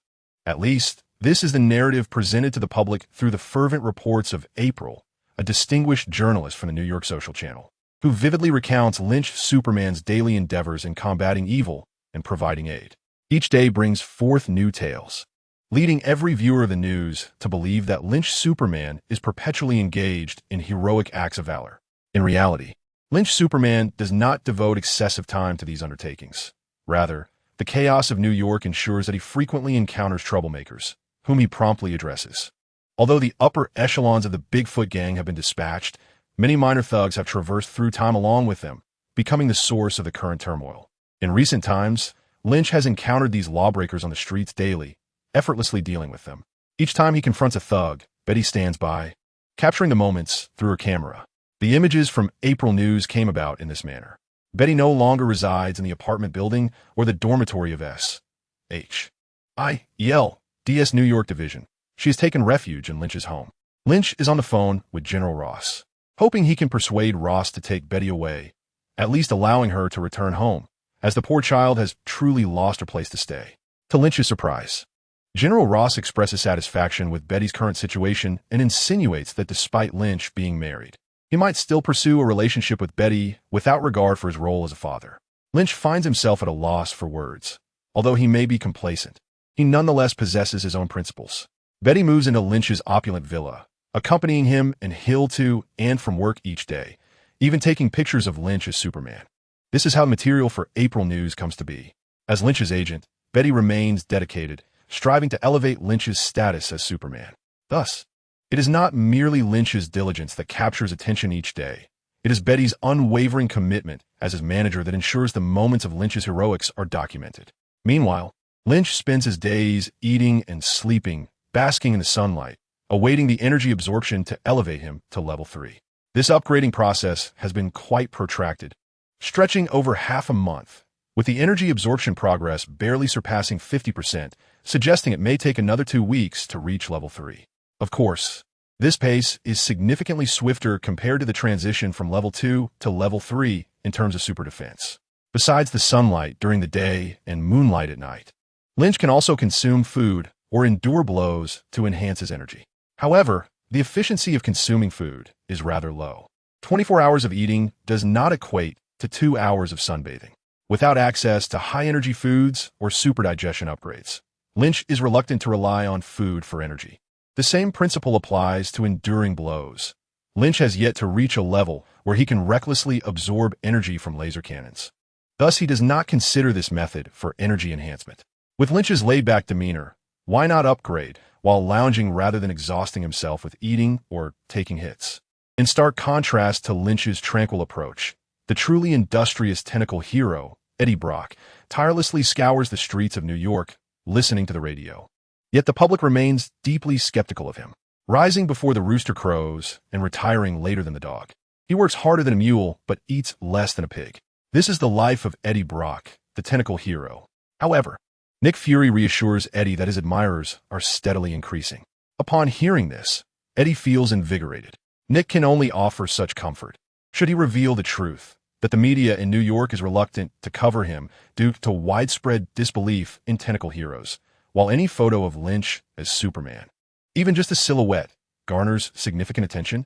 The plan to undermine Lynch's reputation using the tentacle hero has utterly failed, leaving Nick Fury exasperated, pondering how much simpler it would be if Eddie Brock did not possess tentacles. How superficial the New Yorkers are, placing such immense importance on appearances. Observing the 4 green turtles and a black mouse before him, Nick Fury decided to refrain from sending them to New York for the time being. Peter Parker, raised by his uncle and aunt, was profoundly influenced by his uncle, cultivating a kind-hearted disposition and a strong sense of justice. After the rise to fame of the legendary superhero, Lynch Superman, Peter found his life's direction, aspiring to become a superhero like him. He diligently collected every piece of news regarding Lynch Superman, repeatedly watching his heroic deeds, each time igniting a fervor within him. At school, Peter befriended the beautiful Gwen Stacy. One day, he learned that Gwen would be attending Lynch Superman's wedding, and he couldn't resist pleading with her to let him accompany her. That occasion marked the first time he encountered Lynch Superman in person, no longer merely a figure on television or in newspapers, but truly face-to-face. Overwhelmed with excitement, Peter posed questions to Lynch Superman, who graciously answered him, leaving Peter ecstatic and resolved to follow the superhero's sage advice, starting with small acts of kindness to assist those in need around him. For the subsequent month, he adhered to this principle, helping anyone who required assistance. And in doing so, his spirit was uplifted, leading him to believe himself a superhero. In a twist of fate, he discovered an old leather bag left by his father within the walls of his home. He learned that his biological father, who had abandoned him, once worked at Oscorp and was a colleague of Dr. Connors, a biologist there. Driven by an inexplicable urge, he decided to visit Oscorp. The trip proved tumultuous. He borrowed someone else's pass and was subsequently caught by Gwen, leaving him embarrassed. Nevertheless, the desire to unravel the mystery of his father overcame his shame, and he ventured into Oscorp, ultimately breaking into Dr. Connor's lab. Amidst his exploration, he was bitten by a spider. Fearing the repercussions, he hurried home, and after a night of restless dreams transforming him into a spider, he awoke to find himself endowed with spider-like abilities, a mixture of astonishment and trepidation overwhelming him. In that moment, he thought of Lynch Superman, the source of warmth and security, his idol, a paragon of integrity and selflessness. He resolved to confide in him, convinced that he could seek his guidance. A month had passed since the wedding when Lynch finally received the long-awaited notification from the Superman book. The sound chimed, indicating an upgrade in energy absorption, now at level 3. Concurrently, Lynch began to sense changes within his own body. Typically, Lynch's physique was gradually absorbing energy and evolving, albeit subtly. It was only when energy accumulation reached a certain threshold that qualitative changes would manifest, allowing him to perceive the transformation distinctly. At this moment, he experienced a profound sensation. He was not only absorbing the warm sunlight, but also felt a substantial energy emanating from the ground, flowing into his body. Lynch clenched his fist, sensing an increase in both strength and resilience. He had a vague intuition regarding this dense energy, yet it required confirmation through the Book of Superman. Upon opening the book, he quickly navigated to the section on energy absorption.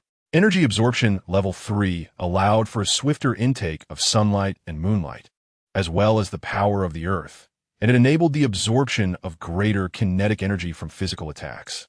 All energy was stored within, fortifying his physique, enhancing his senses, and upgrading related abilities. Indeed, it was the power of the earth. Previously, when his energy absorption was at level 2, he felt quite uncomfortable during the night in his room or on moonless nights due to the lack of energy. However, now that he could harness the power of the earth, his situation was markedly different. Standing atop the Alvin building, he could still perceive the energy flowing from the ground, indicating that as long as there was a connection with the earth, he could absorb its energy. This would certainly lead to a more comfortable experience, eliminating the possibility of energy flow interruptions. With energy absorption reaching level 3, the primary skills would upgrade more rapidly. If a skill were at level 0, it could ascend to level 1 in less than a day. Currently, all of Lynch's primary skills were at level 1 or above. Previously, it took about 7 days for a level 1 skill to reach level 2, but now, with energy absorption at level 3, it would only take 2 days to progress from level 1 to level 2, although advancing from level 2 to level 3 would still require 7 days. These time frames were manageable. The longest upgrade period belonged to energy absorption, which took a full month to transition from level 2 to level 3. It was uncertain how long it would take to move from level 3 to level 4. Nevertheless, Lynch felt no apprehension. Time was merely a factor, and although he was unaware of his exact lifespan, he sensed that he had ample time at his disposal. Setting aside the Book of Superman, Lynch had many other matters to attend to. While personal evolution was crucial, a methodical approach sufficed, basking in the sun daily, gazing at the moon, avoiding flights, and refraining from leaping into the air. As time passed, Lynch would inevitably grow stronger without the need for extensive training. Under Lynch's laid-back influence, Hill also ceased rigorous exercise, believing that simply soaking up sunlight would enhance his strength and agility. Both men exhibited a relaxed demeanor, yet their occasional displays of combat prowess astonished those around them, particularly Hill, who, despite a month without training, found no equal among his subordinates. Observers, particularly Natasha, were envious of Hill's transformation, especially as he seemed to grow stronger during his pregnancy, which stirred her own feelings of restlessness. Natasha has made several deliberate attempts to draw closer to Lynch, bending slightly to showcase her feminine allure or donning black stockings to reveal her long, elegant legs, all in hopes of capturing his attention. Yet, each endeavor has been thwarted by Hill.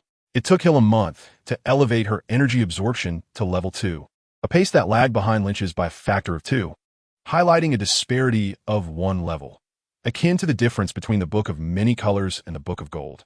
The duration required for Hill to ascend from level 1 to level 2 mirrors that which Lynch needs to progress from level 2 to level 3, underscoring the gap between the Book of Superhumans. As levels increase, so does the distinction. This comparison illustrates the divide between Hill and Lynch. While still vastly stronger than an average person, faces challenges in her attempts to engage in subtle maneuvers before Hill, whose senses are becoming increasingly acute.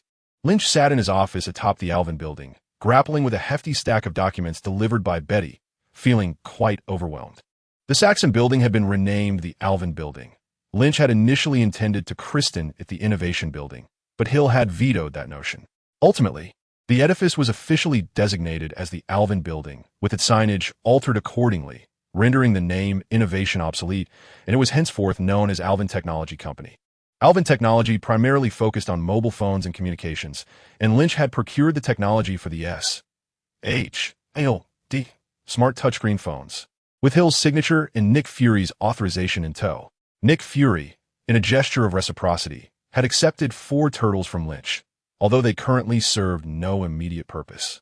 Their combat prowess was commendable, promising future utility. Consequently, when Lynch required the S.H.I.E.L.D. smart touchscreen technology, Nick Fury readily acquiesced, viewing it as a trivial matter within S.H.I.E.L.D., where elite agents utilize such technology, unlike the general populace. It was thus that Nick Fury willingly relinquished the smart touchscreen phone technology, partially as a favor and partly as a means to foster goodwill with Lynch. He remained intent on coaxing Lynch to align with him, and if necessary, he would attempt to persuade Hill as well, albeit acknowledging the considerable challenge that presented. Armed with the technology provided by S.H.I.E.L.D. and the existing communication infrastructure and mobile phone factories from Saxon, Lynch prepared to embark on a lucrative venture. Indeed, for Lynch, who possessed foresight into the future trajectory of the world, the smart touchscreen technology was a veritable goldmine. However, he had not anticipated the complexities of this endeavor.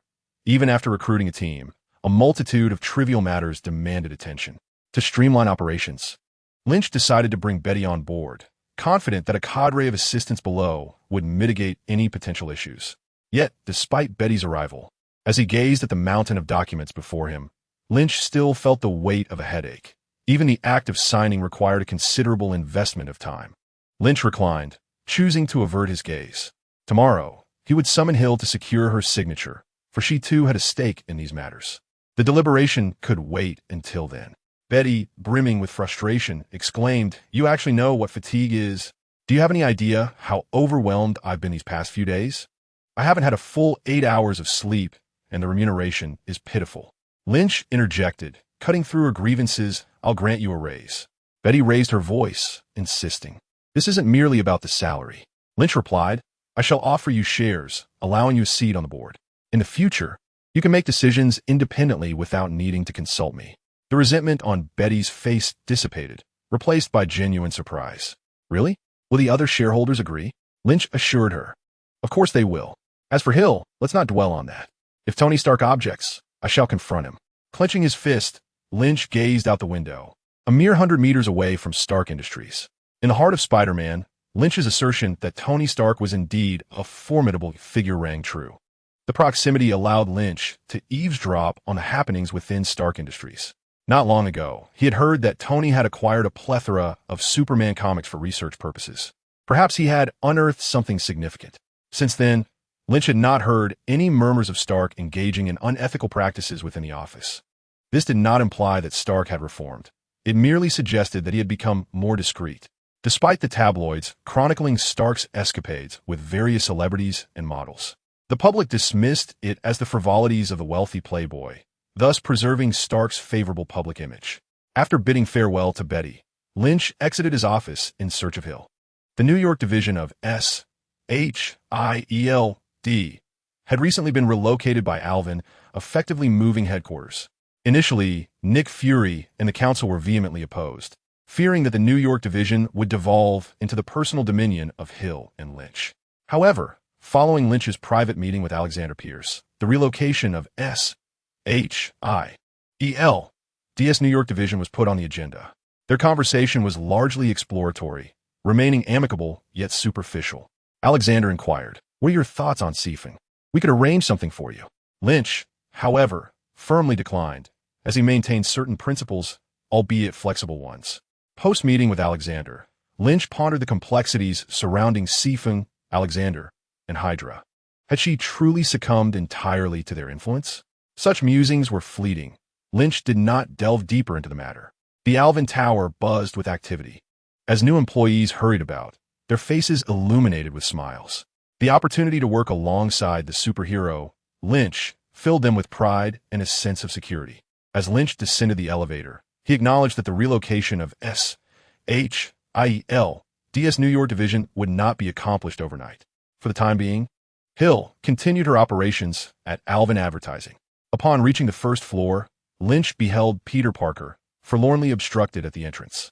"I assure you, I am acquainted with Superman Lynch. I even attended his wedding. Please grant me passage." The security guard, steadfast in his resolve, retorted that the last journalist who made such claims had been forcibly removed. "Do you desire a similar fate?" As he spoke, he flexed his muscles, a testament to the well-known might of Superman Lynch. Serving as his security, he felt little apprehension regarding robberies or thugs. Such a secure position warranted his utmost diligence. I'm not a journalist. I genuinely have pressing matters to discuss with Superman Lynch, Peter insisted. The guard, puffing out his chest, blocked the doorway, reiterating the fate of the last individual who had made a similar claim. With determination, Peter charged forward, effortlessly breaching the security line. The guard's expression shifted dramatically as he shouted, "Stop him! Do not let him escape!" Other guards quickly converged to intercept Peter. "I know Superman Lynch. I must see him," Peter proclaimed, evading the guards with agility akin to that of a spider. Just as Lynch exited the elevator, he realized that Peter had indeed been bitten by a spider, now possessing a fraction of its abilities. These ordinary guards were no match for him. "Halt! Halt! Or we shall open fire." The guards brandished their firearms, aimed directly at Peter. Startled, Peter sought to accelerate out of their line of sight, but suddenly felt a firm hand restraining him. No matter how he struggled, he could not break free from its grasp. Alarmed, Peter recognized the extraordinary strength within him. Who could possibly hold him with a single hand? Suddenly, a wave of excitement surged through him as he recognized his captor. He ceased his resistance and looked up to see none other than Superman Lynch. "Superman Lynch!" Peter exclaimed, his heart racing. Having been bitten by the spider, he felt a sense of dread.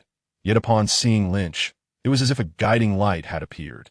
The guards, now pale, realized that this individual truly knew Superman Lynch.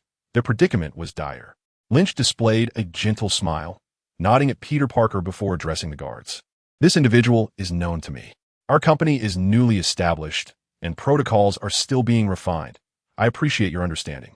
The guards, eager to appease, quickly reassured him that it was no trouble at all. Lynch escorted Peter to the reception room, where order was swiftly restored. The guards, now clustered in small groups, found their admiration for Superman Lynch growing. "He truly is accommodating. I am fortunate to be guarding this place for the foreseeable future," one guard remarked. "Indeed, had my previous employer encountered such a situation, we would have surely faced a tirade, unlike Superman Lynch's gracious demeanor. Truly, Lynch is a remarkable figure, unparalleled by other capitalists." Accompanied by Peter Parker, he entered the reception room, where the security personnel's praises reached his ears, eliciting a subtle smile upon his lips. While Lynch was indifferent to many matters, receiving compliments was undoubtedly a delightful experience. Once settled in the reception room, Lynch poured a glass of juice for Peter, advising him to take a sip before discussing any pressing issues. Surprised by the gesture, Peter accepted the juice and after a moment confessed, "Lynch, you know, I've become a monster, and I'm uncertain of what to do. I aspire to be a superhero, yet I am at a loss regarding how to proceed." Lynch took a seat across from Peter, raising an eyebrow. "What transpired? Would you care to elaborate?" Peter recounted the incident at Osborne where he was bitten by a spider without reservation. He continued, "I endured a night filled with nightmares, dreaming that I transformed into a spider, endowed with immense strength, agility, and acute senses, even possessing the ability to spin webs. Upon awakening, I discovered that I could indeed scale walls, and I found great enjoyment in doing so. Lynch, am I destined to become a monster?" Meeting Peter's hopeful gaze, Lynch spoke gently, "Rest assured, you have not become a monster. There are many gifted individuals in this world, and you are now one among them. This is a divine gift bestowed upon you, and you should embrace it with confidence." Initially burdened with heavy thoughts, Peter felt all his worries dissipate upon hearing Lynch's words. For he believed in Lynch's wisdom, convinced that whatever Lynch said must be true. Peter's straightforward mind had wholeheartedly accepted Lynch's affirmation. Even if Lynch were to betray him, Peter would still willingly offer him money, though he himself was of little value. With the weight of his psychological burden lifted, Peter's excitement began to resurface. "Lynch, now I possess great strength and speed. Can I become a superhero like you?" Lynch responded, "You can indeed be a superhero, but you must conceal your identity." Peter appeared puzzled. Lynch elaborated, "This is for the sake of your loved ones. As a superhero, you will inevitably confront villains who may seek revenge. They could target your friends and family. However, if you keep your identity hidden, they will remain oblivious." Peter nodded gravely. "I understand, Lynch. Mrs. Alvin must often face such retribution. It must be a source of concern for you." Mrs. Alvin referred to Maria Hill. Would Hill face retaliation? Did she fear such consequences? Not in the least. Hill was also a member of the extraordinary. Those who sought revenge would merely find themselves delivering groceries to her. Observing Peter's earnest expression, so deeply affected by the weight of his thoughts, Lynch pondered for a moment before conceding with a nonchalant hum, allowing the misunderstanding to persist, as he preferred not to elaborate further. Upon receiving Lynch's response, Peter felt convinced he had discerned the truth. Mrs. Alvin must have encountered numerous crises to evoke such profound sentiments from the superhero. "Fear not, Super Lynch," he assured. "I shall conceal my identity, and my code name shall be Spider-Man." Lynch merely responded with a non-committal grunt, pondering to himself, "What is there for me to be concerned about? Your fate holds no significance for me. I stand to gain nothing from you, you impoverished wretch." Suddenly, a glimmer of inspiration flickered in Lynch's eyes. Perhaps there were advantages to be gleaned from Spider-Man after all. "Peter, aspiring to be Spider-Man is admirable, but can you produce webbing? It is known that ordinary spiders possess this remarkable ability." Peter was taken aback, recalling the sheer joy he experienced in his dream last night, swinging through the air on strands of spider silk. It dawned on him that he lacked the very essence of a spider's prowess, the ability to spin webs. Thus, Peter plunged into contemplation. Lynch, respecting the silence, discreetly exited the meeting room and closed the door behind him. In the cinematic portrayal of Spider-Man, Peter was depicted as an academic prodigy, having invented a remarkably strong yet delicate synthetic spider silk. Lynch mused that providing psychological guidance to this youthful genius warranted a small token in return. Seated alone in the meeting room, Peter was engulfed in a storm of ideas, compelled to devise a substitute for spider silk. Otherwise, he would be deeply unsettled.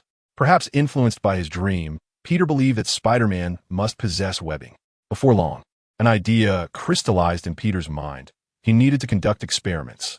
Suddenly, Peter Parker sprang to his feet and dashed home with urgency.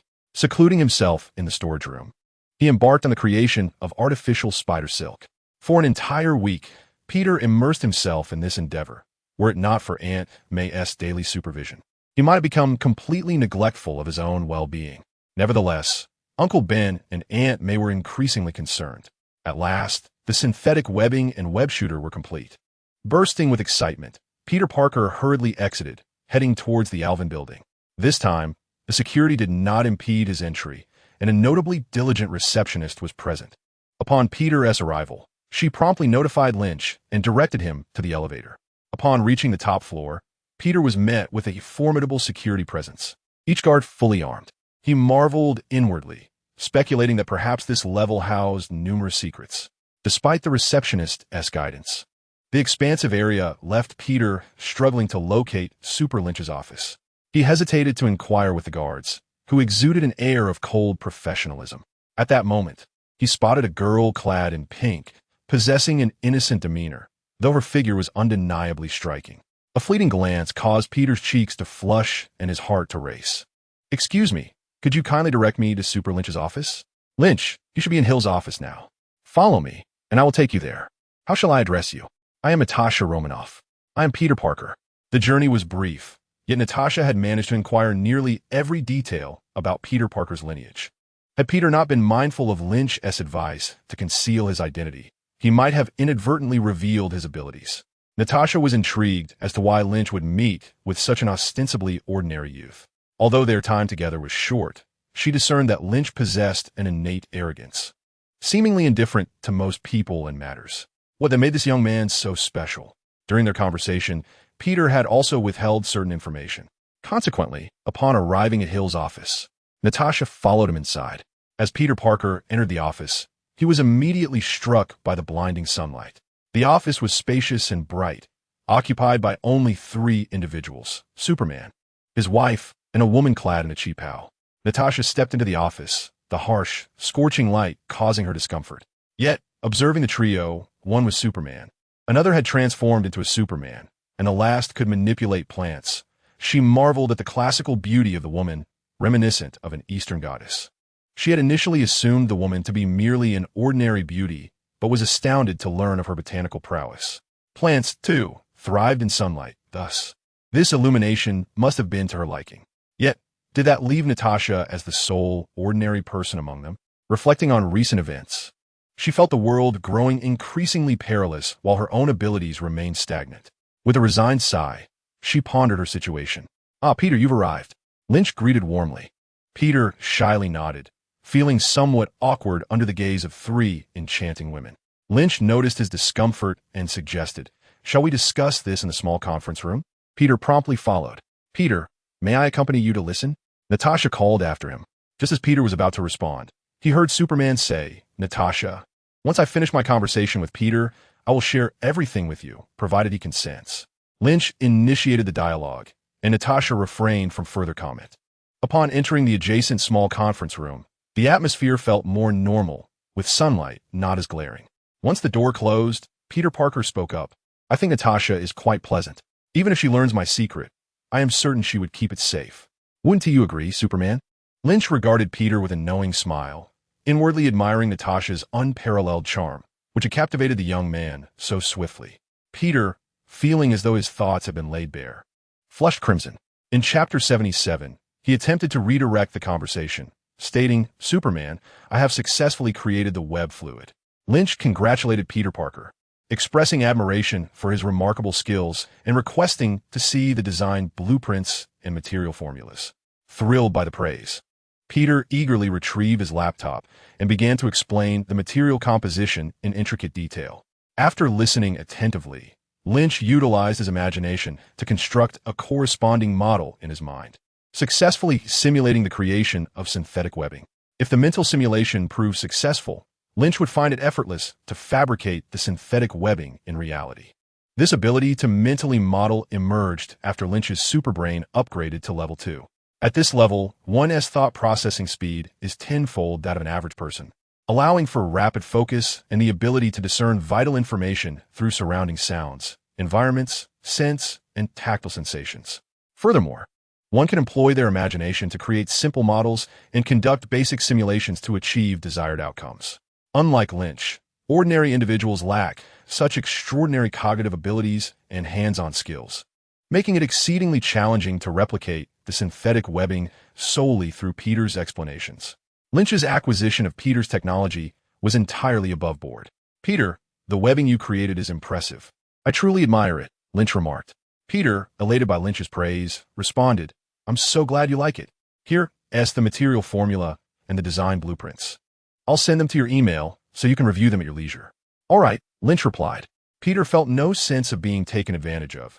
Rather, he was delighted to share the relevant technology with Lynch. Lynch then cautioned, "Peter, please refrain from disseminating this technology." Taken aback, Peter nodded earnestly and said, "I understand. If this technology were to leak and be used for nefarious purposes, it would be disastrous. Rest assured, I will never share it with anyone else." Lynch found himself feeling somewhat guilty for taking advantage of the poor boy. Ultimately, Lynch decided to expedite the release of Spider-Man's suit. "With this webbing, your agility will be significantly enhanced. However, as a superhero, it is still insufficient. You need a suit that is uniquely yours, and I shall design one for you." Picking up a pen and paper from the conference room, Lynch swiftly sketched out the design for Spider-Man's exclusive costume. He handed the blueprints to Peter, who received them with gleaming eyes and exclaimed, "Thank you, Super Lynch. I will craft the suit immediately. Once I don it, I will truly become Spider-Man, ready to rescue those in need and earn the love of the people." Lynch nodded, considering the blueprints a form of compensation. As the two emerged from the small conference room, they were met with Natasha's inquisitive gaze. Upon catching sight of Natasha's alluring figure, Peter felt a flush of embarrassment and glanced at Lynch, seeking his approval. Lynch dismissively replied, "If you wish to speak, then by all means do so." Peter was instantly filled with joy.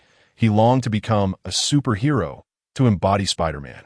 He yearned for someone to share in his elation, and the very thought of Natasha, who made his heart race and cheeks flush, was the person he desired to draw closer to. With a gentle smile, Natasha suggested, "Peter, shall we find a place to enjoy a cup of coffee?" Embarrassed, Peter agreed, his body stiff as he exited the office alongside Natasha. Half an hour later, Natasha returned. Lynch looked at her curiously and inquired, "Didn't something happen between you and that young man?" Natasha blushed slightly and replied, "Peter is quite a serious person, and I am not a frivolous woman. We merely engaged in a simple conversation." Lynch, observing Natasha's innocent demeanor, shivered and remarked, "Please refrain from speaking like that. You are a high-ranking agent. What have you not encountered? Such words are an affront to my intelligence." Natasha sighed softly. "I am just an ordinary woman. Being an agent is merely my profession, not my aspiration." He tapped her fingers on the table, stating, "Natasha, don't you have a task? Investigate how many people in New York are using the rejuvenation drug and compile a report." After her marriage, he had become somewhat lenient regarding certain matters. Otherwise, Natasha would not dare to overtly incite lynch, but such was the extent of her boldness. Although Natasha was dispatched from headquarters, Hill, as the deputy director, assigned tasks that she must fulfill. "Wait a moment." Lynch called out to Natasha as she was about to leave, tossing her a small device the size of a matchbox. Natasha caught it effortlessly and asked, "What is this?" Lynch explained, "You should have realized it while you were having coffee with Peter. This is the synthetic web he created. It can lift a car and has remarkable adhesive properties. Take it for a spin. You might just become a female Spider-Man." During Natasha's coffee break, Lynch had gathered the materials to construct this little gadget. Surprised, Natasha exclaimed, "You are giving this to me?" Lynch nodded, "Of course. This device holds little use for me and Hill, so consider it a gift." He briefly explained its usage, and Natasha quickly grasped the concept. Although she was not yet proficient, her physical prowess would allow her to swing through the air with it. "I shall practice," Natasha declared as she made her way outside, pausing at the door to ask, "If I were to fall from the sky, could I call for your assistance?" Though Natasha could swing through the air like Spider-Man using the synthetic web, her body remained ordinary, unlike Spider-Man's transformed physique. A fall from a significant height would surely spell disaster for her. Yet, her inquiry was not solely rooted in fear of falling. Lynch rubbed his forehead, realizing that a casual gift had inadvertently led to complications. However, upon reflection, if Natasha truly were to plummet from a great height, it would indeed be his responsibility. "Within a 10-kilometer radius, if you call my name, I will hear you and come to your aid. Beyond that, you are on your own." Natasha's eyes sparkled as she sensed a subtle shift in Lynch's demeanor towards her. Expressing her gratitude with a brief thanks, she sauntered out of the office, her confidence palpable. Meanwhile, Lynch experienced an upgrade in his abilities. After reaching level 3 in energy absorption, the enhancement of his primary capabilities accelerated swiftly. Over the course of the past week, not only did his super intellect ascend to level 2, but both his super speed and super hearing also elevated to the same rank. At level 2, super speed granted him an astonishing velocity. He surpassed the world's fastest sprinter by 100-fold, capable of traversing 10 kilometers in a single second. His running speed peaked at 600 kilometers per hour, eclipsing even that of an aircraft. In a mere 15 seconds, he could sprint from the northernmost tip of New York to its southernmost point, and in half a minute, encircle the entire city. Similarly, with super hearing at level 2, he could discern sounds from a distance of 10 kilometers, with diminishing efficacy when obstructed. Armed with super speed, super hearing, and super intellect, Lynch was well equipped to respond to Natasha's cries for help within that range. Yet, he continued his routine, basking in the sun after work, his protective radius remaining confined to the 1-kilometer vicinity around the Alvin building. However, his protective measures had intensified. Often, as soon as a would-be robber uttered the word robbery, Lynch, donning his silver cloak, would materialize before them, swiftly incapacitating them before the police arrived to take them away. Lynch enjoyed a harmonious collaboration with the police, bolstered by his status as a law enforcer and a cordial relationship with Police Chief George Stacy, who treated him with respect. In stark contrast, the newly minted superhero Spider-Man faced a different reality. Even the tentacle-wielding hero enjoyed a more favorable reception than he did. The day after Peter Parker returned from the Alvin building, he donned his Spider-Man suit and embarked on his superhero journey, initially rescuing the vulnerable by night and later swinging through the skies of New York City by day. In a remarkably short span, Spider-Man captured the hearts of the city's residents, who favored his acrobatics over the tentacle heroes, primarily because Spider-Man lacked tentacles. However, the New York police were perplexed by this sudden emergence of a new superhero. Unlike their interactions with Lynch and the tentacle hero, both of whom were recognized law enforcers, Spider-Man's origins remained a mystery. After Spider-Man apprehended an undercover officer, George Stacy could no longer contain his frustration, publicly denouncing Spider-Man on television and declaring to the world that he was a lawbreaker. Lynch cast a glance at the newspaper featuring George Stacy's critique of Spider-Man, letting out a soft chuckle. He turned to Natasha, sitting across from him, and inquired, "Does your director Fury not desire Spider-Man? Why hasn't he come to persuade anyone?"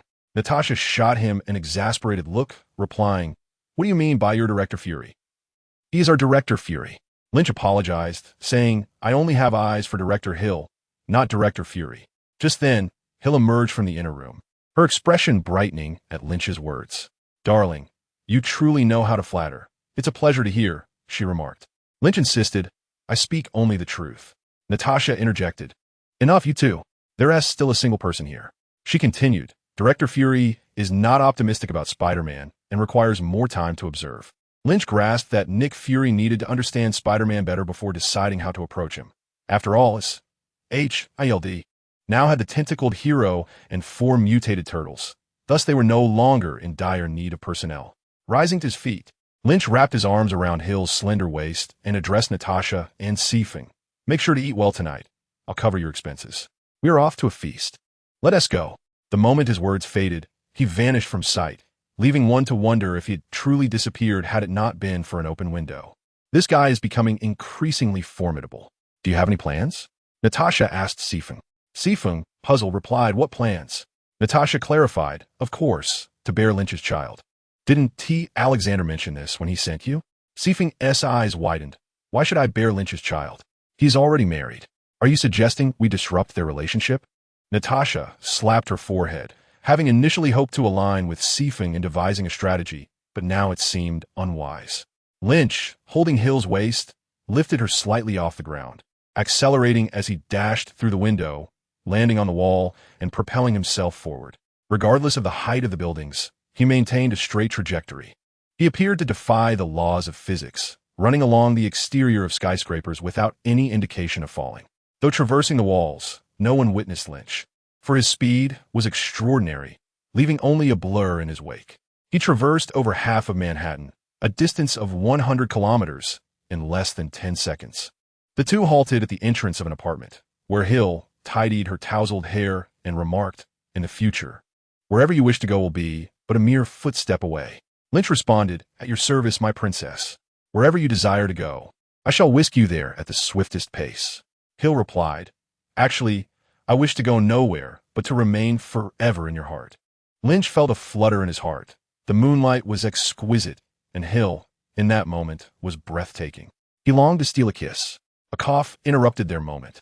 As Gwen chimed in, "Lynch, Hill, your relationship is truly enviable, but might you be more mindful of your surroundings?" Beside Gwen, Peter Parker wore an expression of embarrassment.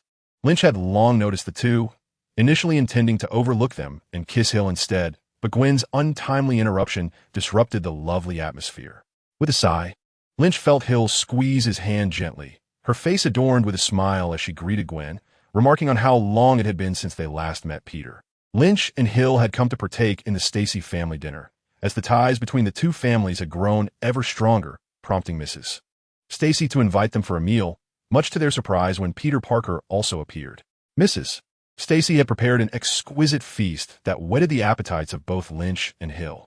George and Lynch engaged in a discussion about the security issues plaguing New York, both expressing their concerns for the nation and finding common ground. Meanwhile, Hill and Mrs. Stacy conversed about matters concerning children. Hill was 2 months pregnant, and although her belly had yet to grow, there were precautions to consider. In this regard, Mrs. Stacy, who had given birth to 3 children, was quite experienced. Gwen looked curiously at Hill's belly, pondering philosophically about the origins of the child. How peculiar it seemed. As for Peter, he listened intently to Lynch and George's discourse on the city's safety. Spider-Man, described by George as a reckless individual with a penchant for aimless wandering, drew Peter's inquiry as he interjected, asking if Spider-Man had ever harmed civilians. Chapter 79. Lynch did not wish to involve himself with Dr. Lizard upon hearing Peter's question. George felt displeased, thinking that his daughter's classmate lacked tact. Could he not learn from Lynch, who, despite his youth, possessed great strength and eloquence? On the surface, George concealed his aversion to Peter Parker and responded to his question, stating that Spider-Man's actions were illegal and he was indeed a dangerous character. Peter countered, asserting that Lynch, the tentacled hero, was also a superhero who operated similarly. "Mr. George, I believe you harbor a prejudice against Spider-Man. George's patience wore thin as he asserted that they held law enforcement authority. Mr. Lynch belonged to a secret law enforcement agency, and the tentacled hero hailed from the same institution, having duly reported their actions to the police. Their conduct was lawful. Lynch smiled, affirming that he indeed belonged to a secret law enforcement agency, though he could not disclose its name, adding that they could obtain credentials. Peter opened his mouth, having grasped George Stacy's sentiments, yet he felt justified in his actions, stating, Spider-Man merely wishes to do good. He looked imploringly at Lynch, hoping he might intercede. George, now somewhat irritated, was met with Lynch's remark that Spider-Man had good intentions but simply needed to adhere to the law. Listening intently, George's anger dissipated as he recognized the validity in Lynch's words. If Spider-Man could comply with regulations, matters would be much simpler. Peter Parker felt that Lynch's ambiguous statement resonated with him, for he considered himself a law-abiding individual. Lynch's carefully chosen words left both parties feeling satisfied. Hill observed the scene, stifling her laughter, convinced that if Lynch were to pursue a career in politics, he would undoubtedly become an exceptional politician. Gwen, noticing the apparent discord between her beloved and her father regarding the Spider-Man issue, promptly interjected to divert the conversation. Lynch, I read in the newspaper that your Alvin group is preparing to launch a new smartphone. Is that true? Lynch replied with a proud smile. Indeed. It's a smart touchscreen phone with a large display and 10 million pixels, boasting functionalities akin to a computer. You will surely adore it. Lynch's pride swelled as he recounted how, when approached by Kingpin subordinates, he had expressed numerous innovative ideas that could elevate the Fisk group. Regrettably, Kingpin, in his foolishness, was intent on treating him as an adversary, dismissing his insights entirely. Had Kingpin embraced his vision rather than opposing him, the Fisk group might have already soared to great heights. Presently, however, Kingpin was forced to confront reality, sending money daily, merely hoping to be spared from Lynch's wrath. When Lynch got married, he even sent Kingpin an invitation, yet the latter only dared to send a gift, not showing up in person. This notorious crime lord had transformed into a coward, leaving Lynch somewhat bemused. Though he had not been able to implement his ideas within the Fisk group, he was still utilizing his brilliant concepts with the smart touchscreen phone. Lynch further elaborated on the advantages and benefits of the smart touchscreen phone to Gwen, who listened with wide-eyed fascination. Aside from Gwen, the two little ones from the Stacy household were equally astonished, displaying considerable interest in the smartphone. Peter, too, found it intriguing, though his spirits were somewhat dampened due to George's disavowal of Spider-Man. Mrs. Stacy interjected, I understand. This smart touchscreen phone indeed seems remarkable, but we already have computers, so we should be cautious about this phone. Her concern was well-intentioned.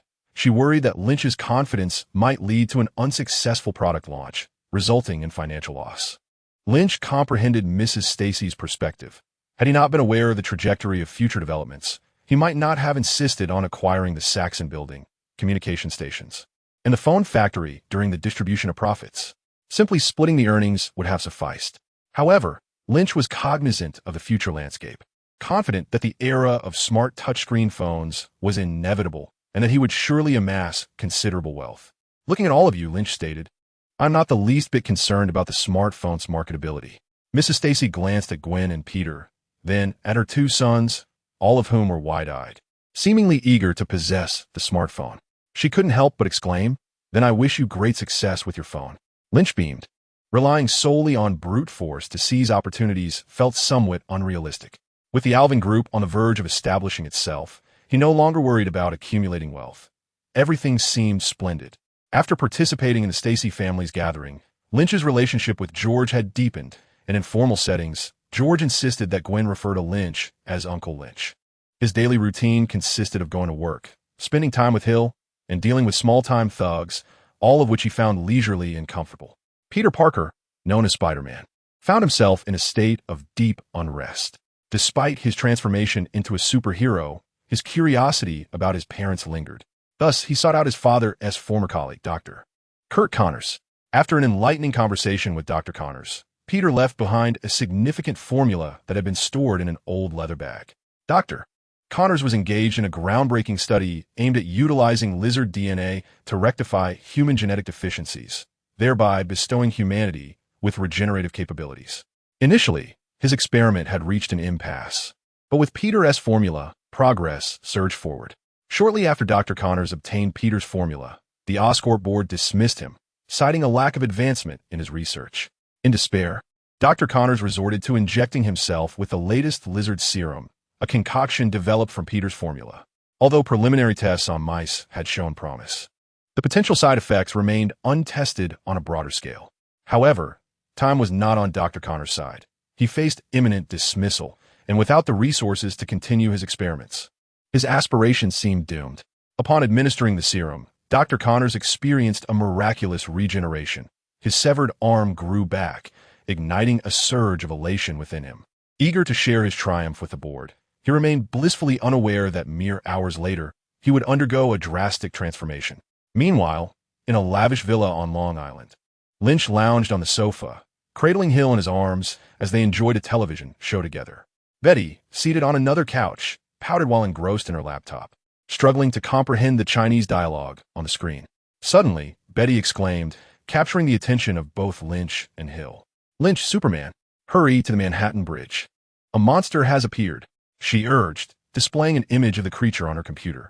Instantly, Lynch recognized the figure. The lizard had emerged. "Go, Lynch. This is serious. Chaos is reigning on the Manhattan Bridge," urged Betty. However, Lynch reclined on the sofa, reluctant to confront what he perceived as Spider-Man's adversary. Chapter 80. Lynch the Superman. Inhaled deeply, unleashing a whirlwind. At that very moment, the Manhattan Bridge was indeed engulfed in chaos. This turmoil stemmed from Dr. Connors' recent injection of the lizard serum. Initially elated by his success in altering human genetics, Dr. Connors felt an unsettling shift within his body as he entered taxi. His newly regenerated right hand underwent a grotesque transformation, and a feral rage surged within him. The taxi driver's innocuous inquiry sparked an overwhelming urge to unleash violence.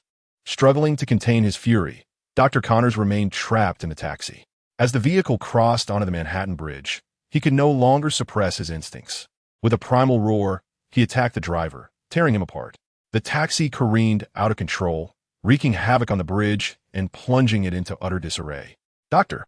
Connors unleashed his fury, his roars growing increasingly inhuman. Gradually, he transformed into a monstrous creature with green skin and a tail, standing over 2 meters tall with sharp, menacing claws. Born from lizard serum, this creature was aptly dubbed the Lizard Man. The Lizard Man rampaged across the Manhattan Bridge, smashing objects and tearing into anyone who crossed his path. Panic gripped the bridge as screams and cries echoed in chaos. Upon discovering the turmoil, reporters swiftly arrived in helicopters, cameras in tow, documenting the horrific scene on the Manhattan Bridge. Ladies and gentlemen, this is your news station in New York, and once again, we find ourselves in crisis. Ever since the arrival of beings from parallel worlds, this realm has been fraught with troubles. I detest these wretched invaders, the reporter gasped, urging the helicopter to ascend higher for safety, keeping the camera trained on the terrifying Lizard Man. Another monster has emerged today, disrupting traffic on the Manhattan Bridge and attacking indiscriminately. My God, it's horrendous. The creature has just torn apart an innocent bystander, who will come to the aid of these unfortunate souls. Oh heavens, Spider-Man has arrived. Oh my, the tentacle hero is here too. The Lizard Man is doomed. Spider-Man, alerted by the broadcast, rushed to the scene and witnessed a car being hurled off the bridge by the Lizard Man. Faced with the choice between saving lives and confronting evil, Spider-Man opted to rescue the victims. He shot out his webbing, catching the plummeting car, then climbed onto it to assist the young boy trapped inside. Not far behind was the tentacle hero, who soared through the air using his tentacles, covering several meters with each stride. He could effortlessly scale skyscrapers and buildings, matching Spider-Man's speed. The tentacle hero, unmasked, was recognized by many as Eddie Brock, the former leading reporter of the Daily Bugle, now more commonly referred to as the tentacle hero. Upon his arrival, instead of prioritizing the rescue like Spider-Man, the tentacle hero charged directly at the rampaging Lizard Man. He lashed out with a tentacle, aiming a powerful strike at the creature. Those who had retreated cheered. Although they were not fond of the tentacle hero's appendages, they would undoubtedly choose him over the Lizard Man. However, to their dismay, the Lizard Man countered the incoming tentacle with a swipe of his claws, severing it with ease. "Oh, that hurts!" The tentacle hero cried out in agony, and those familiar with him recognized that one of the cries originated from the alien entity within him. As the screams echoed, a thick, tar-like black liquid oozed from his body, enveloping him entirely. From this darkness emerged a grotesque, sinister visage, signaling the tentacle hero's transformation. The onlookers, filled with trepidation, retreated a considerable distance. It was only when they witnessed the transformed tentacle hero charging at the lizard man that they realized the metamorphosed figure had not lost its sanity, but had merely become even more repulsive. Some indecisive gold diggers, disheartened by the tentacle hero's transformation, entirely abandoned their notions of engaging in a transactional romance with him. Conversely, a few opportunistic women raised the stakes for courting the tentacle hero. Regardless, it was evident that the tentacle hero would never lack for female attention. Such varied human behaviors only manifested during the tentacle hero's transformation. Upon transforming, the tentacle hero let out a furious roar and surged towards the lizard man. The lizard man, with crimson eyes filled with brutality, did not flinch in the face of the oncoming tentacle hero and prepared for a clash. The two towering monsters rapidly approached each other on the Manhattan Bridge, obliterating obstacles in their path, until they collided with a thunderous crash. Boom! One of the monsters was sent flying, its tentacles snapping off, scattering like dark, viscous liquid across the sky and ground. The tentacle hero had been defeated. A heavy silence fell over the crowd. The merciless lizard man pursued the fallen tentacle hero, intent on delivering a fatal blow. The spectators, momentarily hushed, found themselves unexpectedly hoping for the survival of the grotesque tentacle hero. The lizard man closed in on the downed hero, raising his claw to strike. Aiming at the tentacle hero's heart, Eddie Brock, the tentacle hero, felt a chilling fear of death wash over him. He recalled his encounter with Venom. Remembering how Carlton Drake had been killed, would he meet a similar fate? Suddenly, the lizard man's hand froze midair, unable to advance. A web had ensnared his arm. Spider-Man had arrived, his webbing living up to its reputation. The crowd erupted in cheers once more. The tentacle hero scrambled to his feet, stepping back just in time to evade the lizard man's lethal strike, and together with Spider-Man, they flanked the lizard man on either side. The lizard man roared again, his eyes burning with even greater fury. He lifted a car, hurling it towards Spider-Man. Though Spider-Man dodged, he was blindsided by a second vehicle that struck him with devastating force, sending him sprawling to the ground, unconscious and uncertain of his fate. The lizard man then turned his attention to the tentacle hero, who could barely withstand a few blows before being overwhelmed. The lizard man was insufferably triumphant. The crowd's cheers had barely begun before they were abruptly silenced. From a helicopter, a reporter, with a face full of indignation, voiced the collective despair. Both the tentacle hero and Spider-Man lay defeated. Who would come to their rescue? Who would help them subdue this monstrous foe? You are quite arrogant. A calm voice resonated in the air. Though soft, it stood out amidst the crowd silence. Everyone looked up to see Superman Lynch hovering above. Superman Lynch. Superman Lynch. Superman Lynch. In this moment, the crowd was rejuvenated with confidence, fervently calling the name of the mighty Lin Qi Superman, with some even moved to tears. Lin Qi Superman, a bastion against villainy and a savior of the suffering, stands as the guardian of New York. Another helicopter approached, adorned with the insignia of the New York Social Channel. Its camera already focused on the scene, as the esteemed reporter April waved excitedly towards Lin Qi. Lin Qi Superman always appears at the most critical junctures, embodying the spirit of New York's protector. Below, the lizard man, witnessing the silver-caped Lin Qi in the sky, roared in fury. However, upon locking eyes with Lin Qi, the deranged creature instinctively sensed danger and fled. The lizard man shattered the railings of the Manhattan Bridge and leapt towards the sea, driven by the primal instinct that escape through the ocean was his best chance for survival. Initially, Lin Qi had little desire to intervene. After all, wasn't it more entertaining to watch Spider-Man battle Dr. Lizard from the comfort of home? Yet, things had taken an unexpected turn. As Spider-Man and the tentacle hero struggled against the lizard man, and Betty's incessant chatter became increasingly irksome. Thus, with a surge of super speed, Lin Qi raced across the water surface, darting past towering skyscrapers to reach the scene. Having arrived, he was resolute in not allowing the lizard man to escape. Just as the creature was about to plunge into the ocean and the crowd began to lament the loss of this monster, Lin Qi took a deep breath. A rush of air surged towards him. He inhaled deeply, drawing in more and more air until a swirling vortex began to form. The tornado whipped up vast amounts of seawater, ensnaring the lizard man before he could plunge into the depths, and it moved towards Lin Qi, suspended in the air. With his level 2 super breath, Lin Qi could absorb substantial amounts of air, creating a powerful airflow capable of forming a miniature tornado. A single deep breath allowed him to hold his breath for 3 hours while filtering out some toxic gases. The lizard man struggled desperately within the vortex, but to little avail as the tornado swiftly approached Lin Qi. As Lin Qi ceased his inhalation, the tornado continued its forward momentum due to inertia, engulfing him within its spiraling embrace. He remained steadfast in midair, immovable, while the vortex flapped his silver cape with a resounding whoosh. Within the swirling tempest, Lin Qi spotted the green lizard man. Without hesitation, he unleashed a tremendous punch, sending the creature hurtling out of the tornado, where it shattered in midair, disintegrating into countless pieces of flesh. With level 2 super strength, Lin Qi could effortlessly lift 20 tons and withstand the impact of a speeding truck. The lizard man did not even have time to utter a scream before being obliterated by Lin Qi's might. As the tornado swept past him, it gradually dissipated, showering the area with seawater and assorted debris. Below, the remnants of the lizard man fell, accompanied by the cascading water and refuse. While Lin Qi stood resolutely in the center, his presence unparalleled.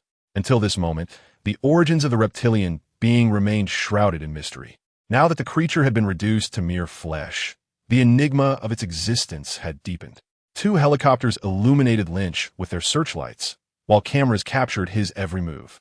Survivors on the Manhattan Bridge gazed up at him in awe, as if he were a deity. On board one of the helicopters of the New York Social Channel, April gripped the microphone tightly, hastening towards Lynch. He cast a fleeting glance in her direction before gracefully descending onto the iron chains of the bridge, vanishing like a wisp of smoke. Chapter 81. Wolverine Logan Howlett was born in 1836. At the tender age of 10, he awakened to his mutant abilities, possessing an extraordinary regenerative power, and could extend bones from his fingertips to wield them as weapons against foes. He was known as Wolverine, blessed with his remarkable healing abilities. He enjoyed a longevity that rendered him ageless. He fought in both world wars and has now surpassed the age of 150, yet his appearance belies his years, concealing a heart burdened by the weight of countless experiences. Once he loved deeply, but in a tragic turn of fate, he lost control of his powers and inadvertently took the life of the woman he cherished, leaving scars upon his already weary heart. Fearful of causing harm to others and hesitant to love again, he retreated into the wilderness, relying solely on a radio to receive news from the outside world. Though he dwelled in solitude, the world beyond had transformed. He was not merely a soldier known as Wolverine. He was the very essence of Wolverine, having never been anything else. He recalled a period when he was captured for experimentation, during which his bones were infused with adamantium, though the specifics of those experiments had become a blur in his memory. One fateful day, he discovered that his neighbor, a great grizzly bear, had been grievously wounded by an arrow, suffering immensely. With compassion, Wolverine extended his claws, piercing the bear's flesh to end its suffering. Subsequently, he emerged from a secluded cave and ventured into the nearby town, determined to find the one who had harmed the bear and seek vengeance. Cursed be the denizens of this parallel world, he thought. They should leave our realm. Upon arriving at the tavern in the town, he overheard strange phrases that baffled him, yet he had no desire to comprehend them. He intended to avenge the bear and then return to his mountain retreat. In the midst of his quest, he located the individual responsible for the bear's injury, ready to unleash his fury when a red-haired girl intervened. "At last, I have found you, Wolverine," she exclaimed. "The world has changed dramatically. We have traversed into this unknown realm. Many things are different. I feared I would never locate you again. I am the adopted daughter of Mr. Yashida. My name is Yukio. Do you recall Mr. Yashida, the young officer you saved during World War II? My adoptive father wishes to see you before your time comes to an end." Wolverine stood in stunned silence, much of Yukio's words eluding him. Yet, he retained a vivid memory of the young officer he had rescued, Yashida Isao, from the throes of war. After the demise of Dr. Lizard, Lynch awaited the next chapter featuring Spider-Man, anticipating the arrival of Electro. However, after waiting in vain, he he decided to divert his attention to his own endeavors, sketching the design for an upcoming smartphone. In a world devoid of Apple, Lynch appropriated its design. Before long, the blueprints were dispatched to the manufacturing facility, initiating the production of prototypes. Just as Lynch eagerly awaited the arrival of his samples, Nick Fury unexpectedly assigned him a mission. Nick Fury is assigning me a mission? Lynch thought incredulously, glancing at Natasha and then at Hill. Since joining S.H.I.E.L.D, he had exclusively adhered to Hill's directives, dismissing the occasional assignments from other superiors. Fury, of all people, should have known better. Why was he creating such a disturbance by giving him a task? Natasha queried. Fury is the director. Is there a problem with him assigning you a mission? Lynch chose to ignore Natasha's feigned ignorance, directing his gaze toward Hill. Hill explained that the assignment required him to travel to Japan to conduct a risk assessment of the S.H.I.E.L.D family and mutants, and ideally, to escort Wolverine back to S.H.I.E.L.D. Wolverine. Lynch exclaimed in surprise. Hill's eyes sparkled with realization. You possess the ability to foresee the future. You must know who Wolverine is. Lynch shook his head. He was aware that Wolverine was a film series he had longed to watch, but had never found the opportunity to do so. Before his transmigration, he had only seen brief clips and was not well versed in the plot. Hill expressed her astonishment. Even you are unaware? Lynch offered a resigned smile. Foreseeing the future does not grant me knowledge of everything. Hill nodded in agreement, acknowledging that if one could truly foresee all future events, it would be extraordinary. As it stood, this was the norm. Natasha and S.H.I.E.L.D noted this significant information as the deception almost unraveled. Lynch felt helpless, reflecting on his previous life where he had scarcely any leisure time to watch good films. Lynch pondered whether he should truly hone his ability to foresee the future. Hill suggested, since you are unaware, perhaps you should go and discover it for yourself. The unknown is often the most thrilling. She sought Lynch's opinion, assuring him that if he truly did not wish to go, she would not insist. After some contemplation, Lynch concluded that since he had missed the opportunity to watch the film in his past life, participating in it now would be quite delightful. Regrettably, no one would be capturing the moments on film. Let us embark together. Consider it a trip, as it has been quite some time since we ventured out together. Lynch proposed to Hill. She seemed tempted, but ultimately shook her head. Perhaps not. I suspect this journey to Japan will not be straightforward and may require action. While I am not averse to confrontation, I have been pregnant for over 2 months now, and it would be best to avoid any altercations. Lynch found Hill's reasoning compelling, especially as she added that Nick Fury's mission involved both him and Natasha. Here are the mission details. Take a look, she said, handing over the documentation. Lynch cast a surprised glance at Natasha. Recently, his extraordinary hearing had picked up an intriguing piece of information. It was rumored that conceiving his child would grant one the extraordinary ability to absorb sunlight, much like Hill. The rumor held a kernel of truth. Indeed, bearing his child could transform someone into a superhuman. However, even without that, if he so desired, he could bestow a tome of superhuman abilities in an instant. This latter secret was known only to him and Hill for the time being. With this rumor in mind, Lynch began to grasp the implications of Natasha's assignment from Nick Fury. It was no wonder he had sensed something amiss with her. Her ulterior motive was to conceive his child. Thus, during this trip to Japan, Fury's deliberate pairing of him with Natasha was perhaps an attempt to create an opportunity for her. Having come to this realization, Lynch's perception of Natasha shifted. He withdrew his scrutinizing gaze and accepted the documents handed to him by Hill. These materials included information about the Yoshida family, Wolverine, and even military affairs. Upon reviewing the documents, Lynch understood the multitude of recent events that had transpired. To begin with the military, they had unexpectedly encountered a colonel named William Stryker, causing considerable upheaval. No one had anticipated that someone from a parallel universe would materialize within their ranks. Shortly after his arrival, Stryker was detained by the military, who dismissed the false memories that had inexplicably appeared in his mind. Through their interrogations of Stryker and the insights gleaned from these memories, the military became aware of the existence of mutants. Agents from S.H.I.E.L.D, embedded within the military, also acquired intelligence concerning mutants. S.H.I.E.L.D then conducted an investigation into Wolverine, tracing the inquiry back to the Yoshida family, who had also crossed over from a parallel world. Remarkably, upon their arrival, The Yoshida family retained their status as Japan's wealthiest. The Yoshida group was formidable, and Wolverine had indeed visited there. Nick Fury subsequently consolidated these two leads into a singular mission. As someone who was relatively uninformed about mutants, Fury initially considered recruiting the tentacle hero for the task. Yet recognizing the potential opportunity, he arranged for Lin Qi and Natasha to undertake it together. If Natasha seized this chance, she could achieve the results that Fury hoped to see.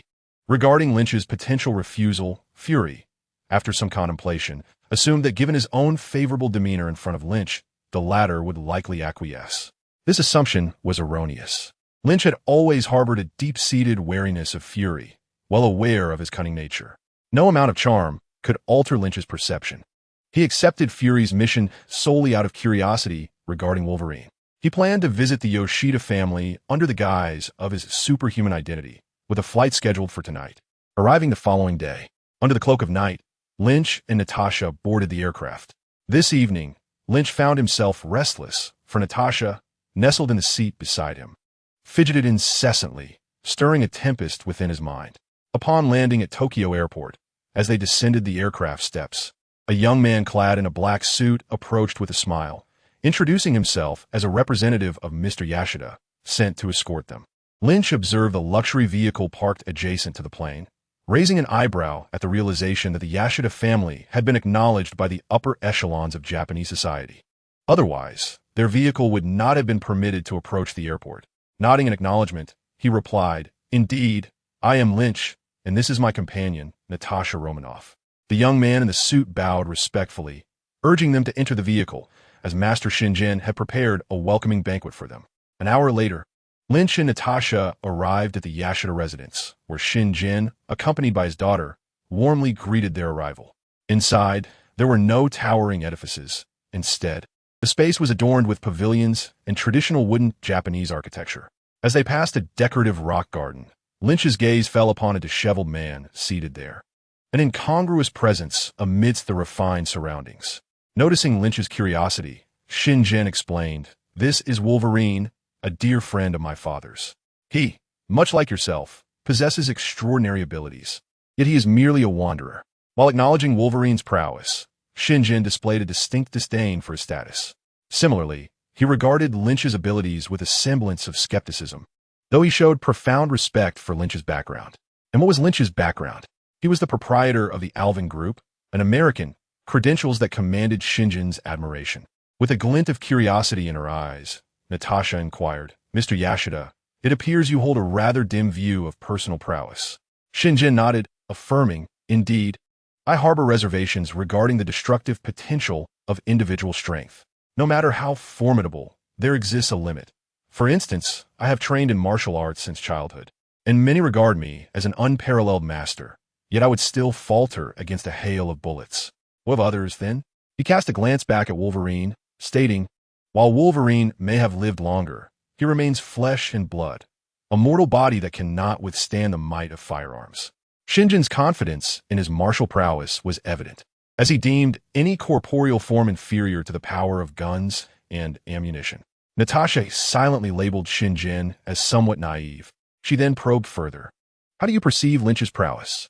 Lin Qi, too, displayed interest in Shinjin's response. Shinjin remarked, "Lin Qi has effectively promoted himself in New York, and I have faith in his promotional abilities. However, I believe this is merely a result of his marketing efforts. His martial strength is likely not as exaggerated. Am I correct, Lin Qi?" Shinjin posed his question with unwavering confidence. Lin Qi merely smiled, choosing silence over correction, for he had long transcended the age of competitive pride. Lin Qi cast another glance at Wolverine before following Yoshida, Shinjin into the room, as time was abundant, and there was no need to hasten their interaction with Wolverine. After the banquet, Lin Qi and Natasha decided to stay there. Early the next morning, Lin Qi was informed that the head of the Yoshida family, Yoshida Shiro, wished to meet him.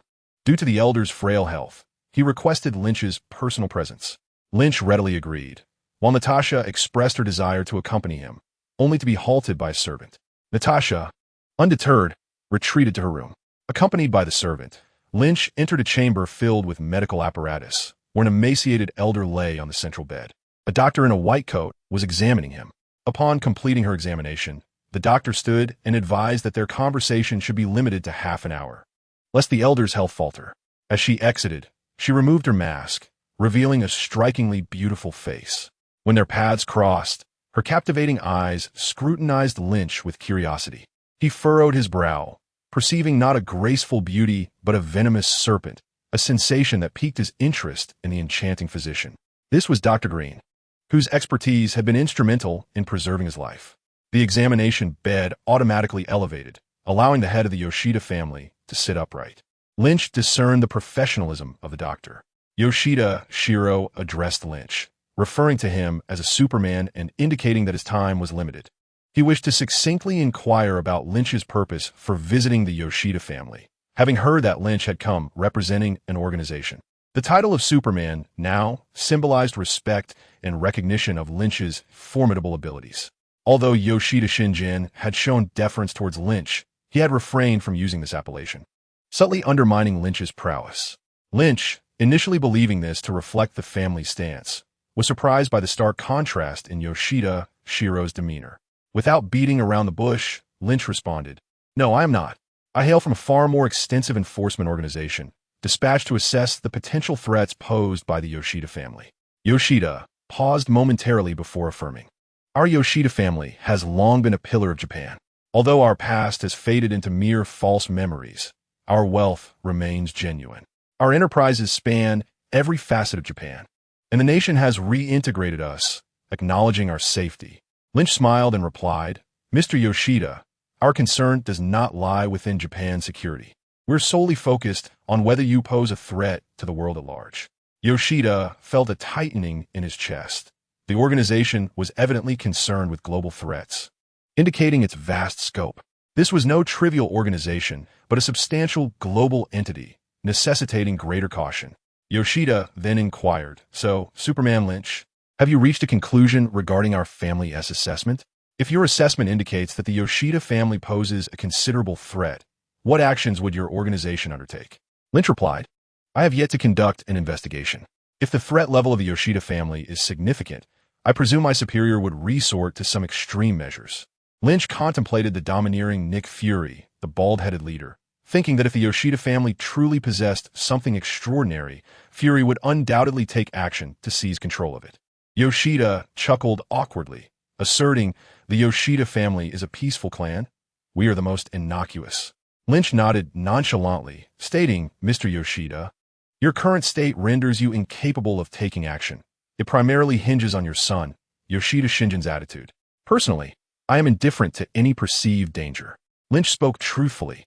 As his power grew, his concern diminished. Yoshida appeared in a poor condition. Anyone who beheld him would conclude that his days were numbered. Yet, Yoshida himself showed no awareness of his impending demise. "Lynch, you seem rather unfaithful to your organization." Lynch retorted indifferently, "I joined this organization primarily for a woman. The leader is exceedingly cunning and often has designs on me, which I find quite distasteful." The woman in question was S.H.I.E.L.D, while the one with ulterior motives was Nick Fury. Yoshida, with a glint of mischief in his eyes, inquired, "Lynch, what do you think of the Yoshida family? We are the wealthiest in Japan. A mere stomp of our feet could send ripples through the economy." Lynch marveled, "Quite impressive, indeed wealthy." Yoshida further asked, "Do you find yourself in need of funds, Lynch?" To which Lynch replied, "Yes, I have my sights set on acquiring country." At his wealthiest, Yoshida had aspired to purchase a nation and crown himself king, yet it had proven impossible, for his fortunes lay in Japan. Should he dare to declare himself king, Japan would undoubtedly seek his downfall. Yoshida declared, "The Yoshida family is willing to contribute some financial resources to assist you in acquiring a nation. However, I require a small favor in return." Lynch inquired, "What sort of favor?" He was not opposed to transactions, provided the terms were agreeable. Yoshida continued, "You must be familiar with Logan. He is a mutant with formidable regenerative abilities, allowing him to live for an extended period, yet he has no desire to continue living."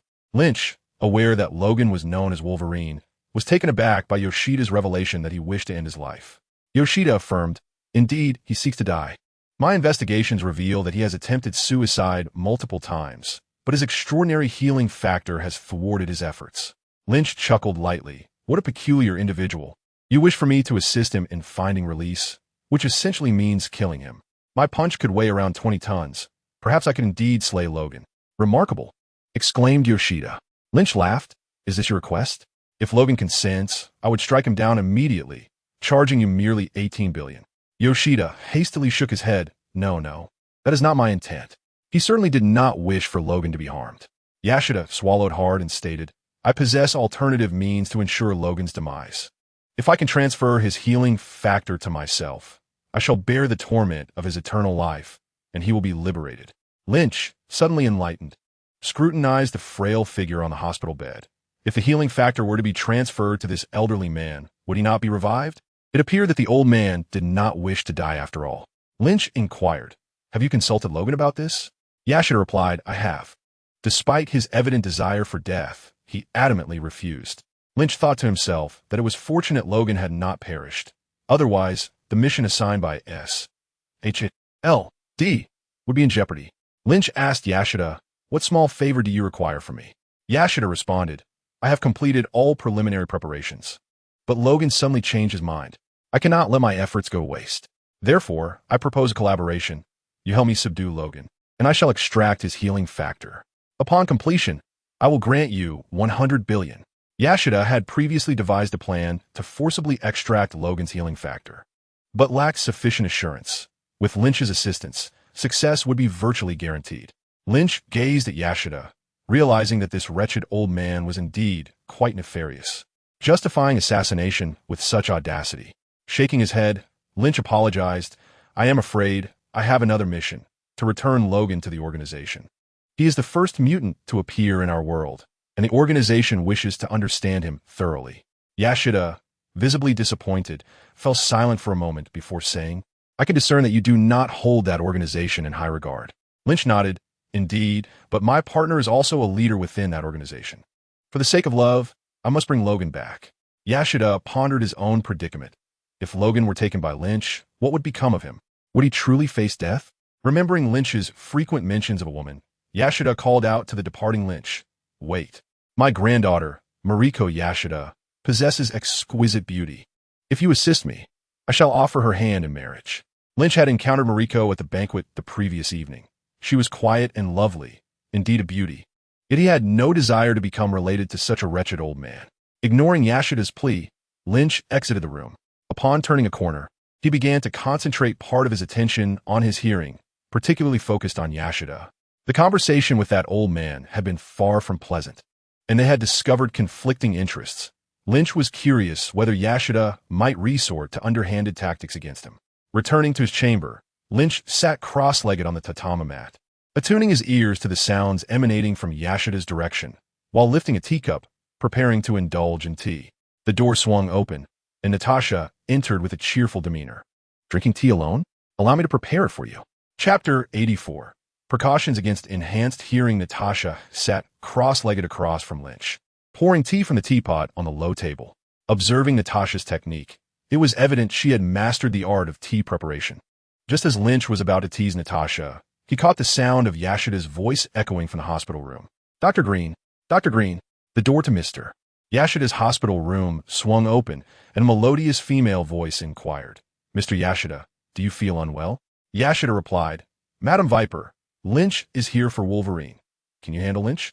Lynch was taken aback, surprised to learn that the seemingly beautiful Dr. Green possessed such a formidable alias, and inferred from Yoshida's words that this woman, known as Madam Viper, was indeed a person of considerable strength. Madam Viper? Lynch felt a flicker of recognition, recalling a post he had encountered in a forum. Initially an agent of Hydra, she had subsequently collaborated with various terrorist organizations, continuously orchestrating incidents. Although his memory was scant, it sufficed for Lynch to discern the nature of Dr. Green. To his astonishment, she was affiliated with Hydra. The information indicated that Madam Viper had indeed traversed from a parallel universe. Had Hydra become so powerful as to extend its reach into alternate realities? Lynch sipped his tea, eager to discern how Yoshida planned to confront him. But only the sound of fingers tapping on a keyboard filled the air, devoid of any spoken words. His super hearing had evidently been compromised. It seemed that Madam Viper had established contact with the local Hydra, acquiring a portion of his intel. Lynch was not adept at concealing his abilities. Most of them had been openly displayed. Even Tony Stark had deduced his super hearing through Superman comics and had taken precautions. Hydra, being a more specialized organization than Stark, would possess an even greater understanding of his powers. As Madam Viper accessed local Hydra, she could easily obtain Lynch's information to formulate targeted defenses, leaving Lynch to only hear the rhythmic tapping of the keyboard in Yashida's room. "What are you listening to?" Natasha inquired curiously. Even a supporting character like Natasha was aware of his super hearing. Lynch did not deny that he had overheard some intriguing matters. With a peculiar expression, Natasha remarked, "Are you eavesdropping on someone in bed? With Hill not around, are you feeling lonely?" As she spoke, she leaned in closer, accentuating her alluring form. This was an unmistakable seduction. Without Hill present, Natasha felt more liberated.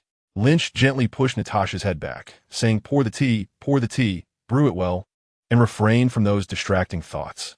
Natasha, harboring desires to bear Lynch's child, would find it far from easy to achieve her wishes.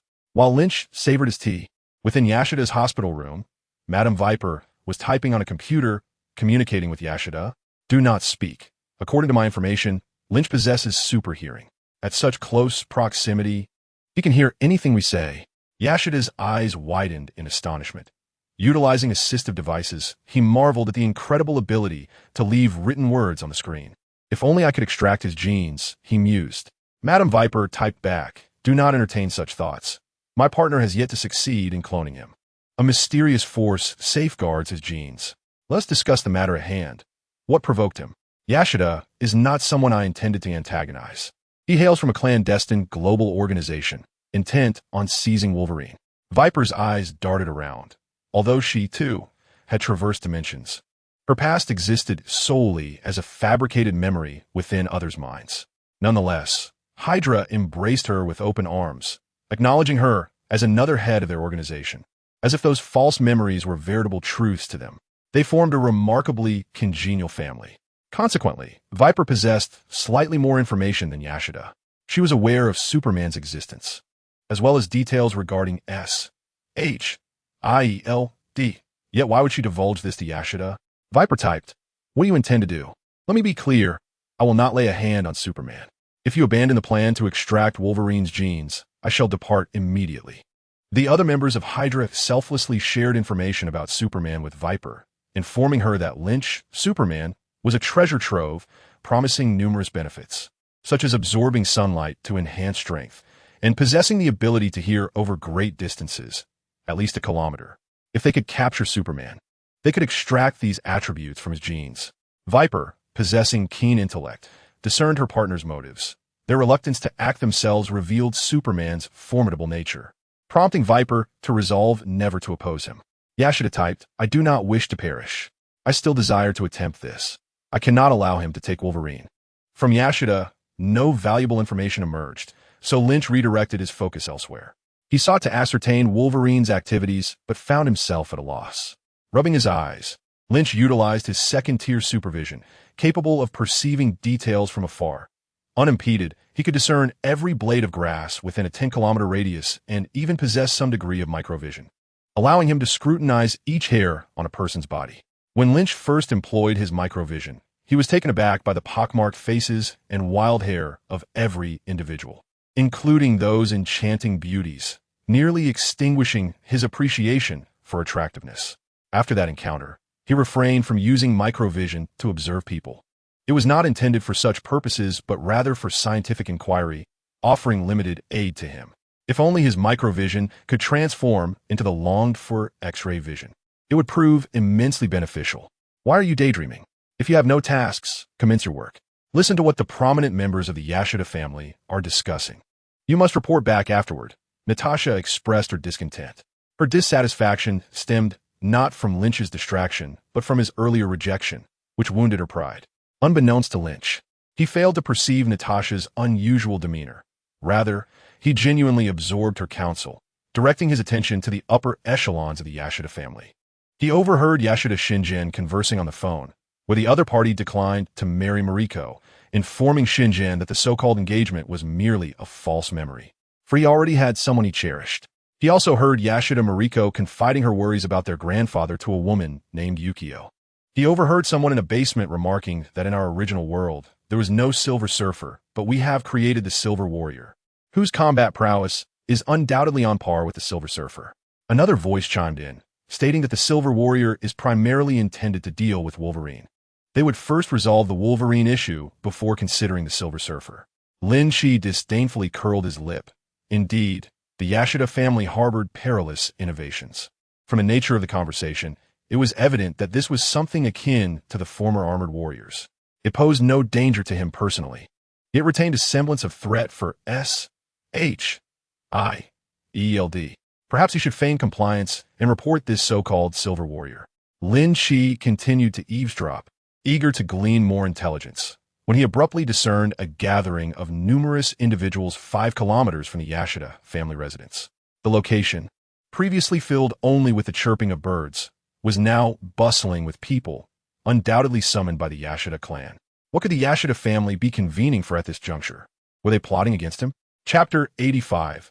A ransom opportunity arises shortly thereafter. Shingung Yashida entered the infirmary and engaged in a flurry of rapid-fire text exchanges with the head of the Yashida family. By noon, Shingung Yashida departed from the residence. Following his exit, designated personnel were to escort Wolverine, Logan, for a tour of Tokyo, and with little else to occupy him. Logan agreed to accompany them. The guise of Dr. Green, played by Viper, made a conspicuous exit from the residence. However, Lin Qi noticed Viper's footsteps echoing from other rooms within the house. Aware of her true identity, Lin Qi paid particular attention to her movements upon her return. He was alert to her presence. On the surface, the expansive residence appeared as tranquil as ever, yet beneath that calm facade, the personnel were in frenetic motion, akin to turbulent waves beneath a placid lake. Lin Qi was intrigued and speculated that the old man truly intended to take action against him. He eagerly anticipated the old man's strike, as it would provide him the opportunity to stretch his limbs. Lin Qi, something seems amiss, have you noticed? Natasha inquired, her vigilance evident. Though she lacked Lin Qi's superhuman hearing, she had picked up on subtle hints indicating something was off. Rest assured, it's merely a trivial matter.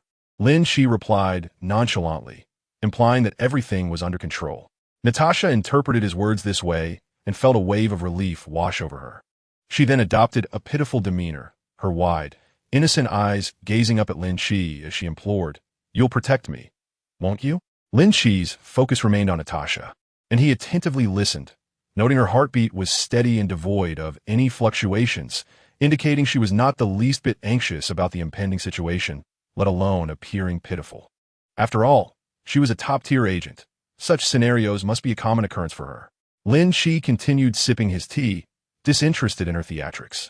A knock sounded at the door, and the lovely Mariko, accompanied by the equally enchanting Yuki, entered to greet them. Ready to take Lin Qi and Natasha on a tour of the residence, Lynch readily acquiesced to Natasha's clandestine grasp of the firearm, nodding in agreement. The vast expanse of the estate was replete with enchanting locales, yet a mere day had scarcely sufficed to explore even a fraction of it. As dusk descended, the quartet convened for dinner in a charming pavilion. Midway through their repast, Mariko and Yuki courteously took their leave. Observing the retreating figures, Natasha executed a swift roll beneath the pavilion as gunfire erupted from all directions. Masked assailants emerged from the shadows, unleashing a torrent of bullets upon Lynch. Yashida sprang into action. He first dispatched his son and Wolverine, then utilized his granddaughter and adoptive daughter to keep Lynch occupied. Once all was in place, over 80 gunmen commenced a relentless barrage. Yashida was convinced that with sufficient firepower, even Superman could be vanquished. The sheer number of assailants, many wielding formidable weaponry, generated a ferocious onslaught. Yashida surmised that even Wolverine might falter under such relentless assault. His intention was merely to incapacitate Lynch, after which Viper would intervene, an expert in toxins. Her methods proved exponentially effective against the wounded. Viper would only strike when assured of success. The other Hydra operatives still posed a concern. She harbored a keen interest in studying Lynch's genetic makeup. Moreover, Viper had meticulously disguised herself. She would not reveal her presence until the opportune moment. Unbeknownst to her, Lynch, relying on memories from his past life, was already aware of her true nature and had taken particular note of her. As bullets rained down from all directions, Lynch exhibited no inclination to evade. Instead, he tensed his muscles, enhancing his defensive fortitude. The projectiles tore through his garments but were deflected by his sinewy defenses. Even the most powerful of firearms could not breach Lynch's corporeal armor at that moment. Withstanding the onslaught, Lynch initiated his counterattack, wielding his signature throwing knives, 300 of which he kept in his personal arsenal. Should anyone succeed in depleting his supply of knives, he would resort to fisticuffs. Rarely employing his heat vision, the knives flew forth like bolts of lightning, eliciting anguished cries that crescendoed into a cacophony, soon followed by the silence of gunfire in those areas where blood began to seep forth. In the garden pavilion, Lynch engaged in fierce combat with the masked assailants. While within the confines of the residence, screams erupted from the servants.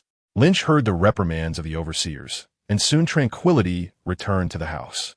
Though no one ventured forth to ascertain the situation, Natasha, concealed behind the scenes, fired a few rounds before ceasing her efforts to focus solely on Lynch's performance. His efficiency and ferocity rendered her assistance unnecessary. She relished this effortless victory. If future missions could unfold with such ease, it would be splendid. Yet, she recognized that there was only one Superman, and she could not always expect to accompany him on his endeavors. The gunfire has ceased, and all assailants have perished.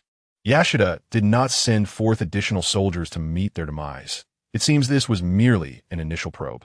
A semblance of tranquility returned, as Lynch cast his gaze toward a shadowy corner. The Viper promptly concealed herself behind the window, still trembling with trepidation as she patted her heaving chest, marveling at the prowess of Lynch, the Superman. The thought of confronting Lynch had entirely vacated her mind. Although she did not observe Viper at the window, Lynch heard the anxious inhalations from within. With a cold snort, he noted that Viper had neither attacked nor displayed hostility.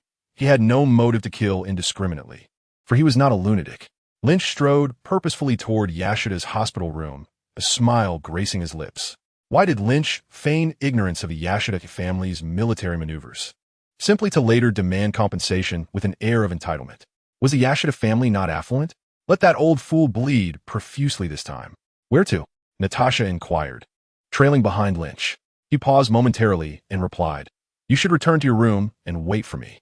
Although Natasha held a higher rank among agents, Lynch's reputation rendered that rank inconsequential. Natasha yielded, acquiescing to Lynch's lead. "Be careful," she cautioned, concern etched on her face. Lynch nodded. "If danger arises, call my name."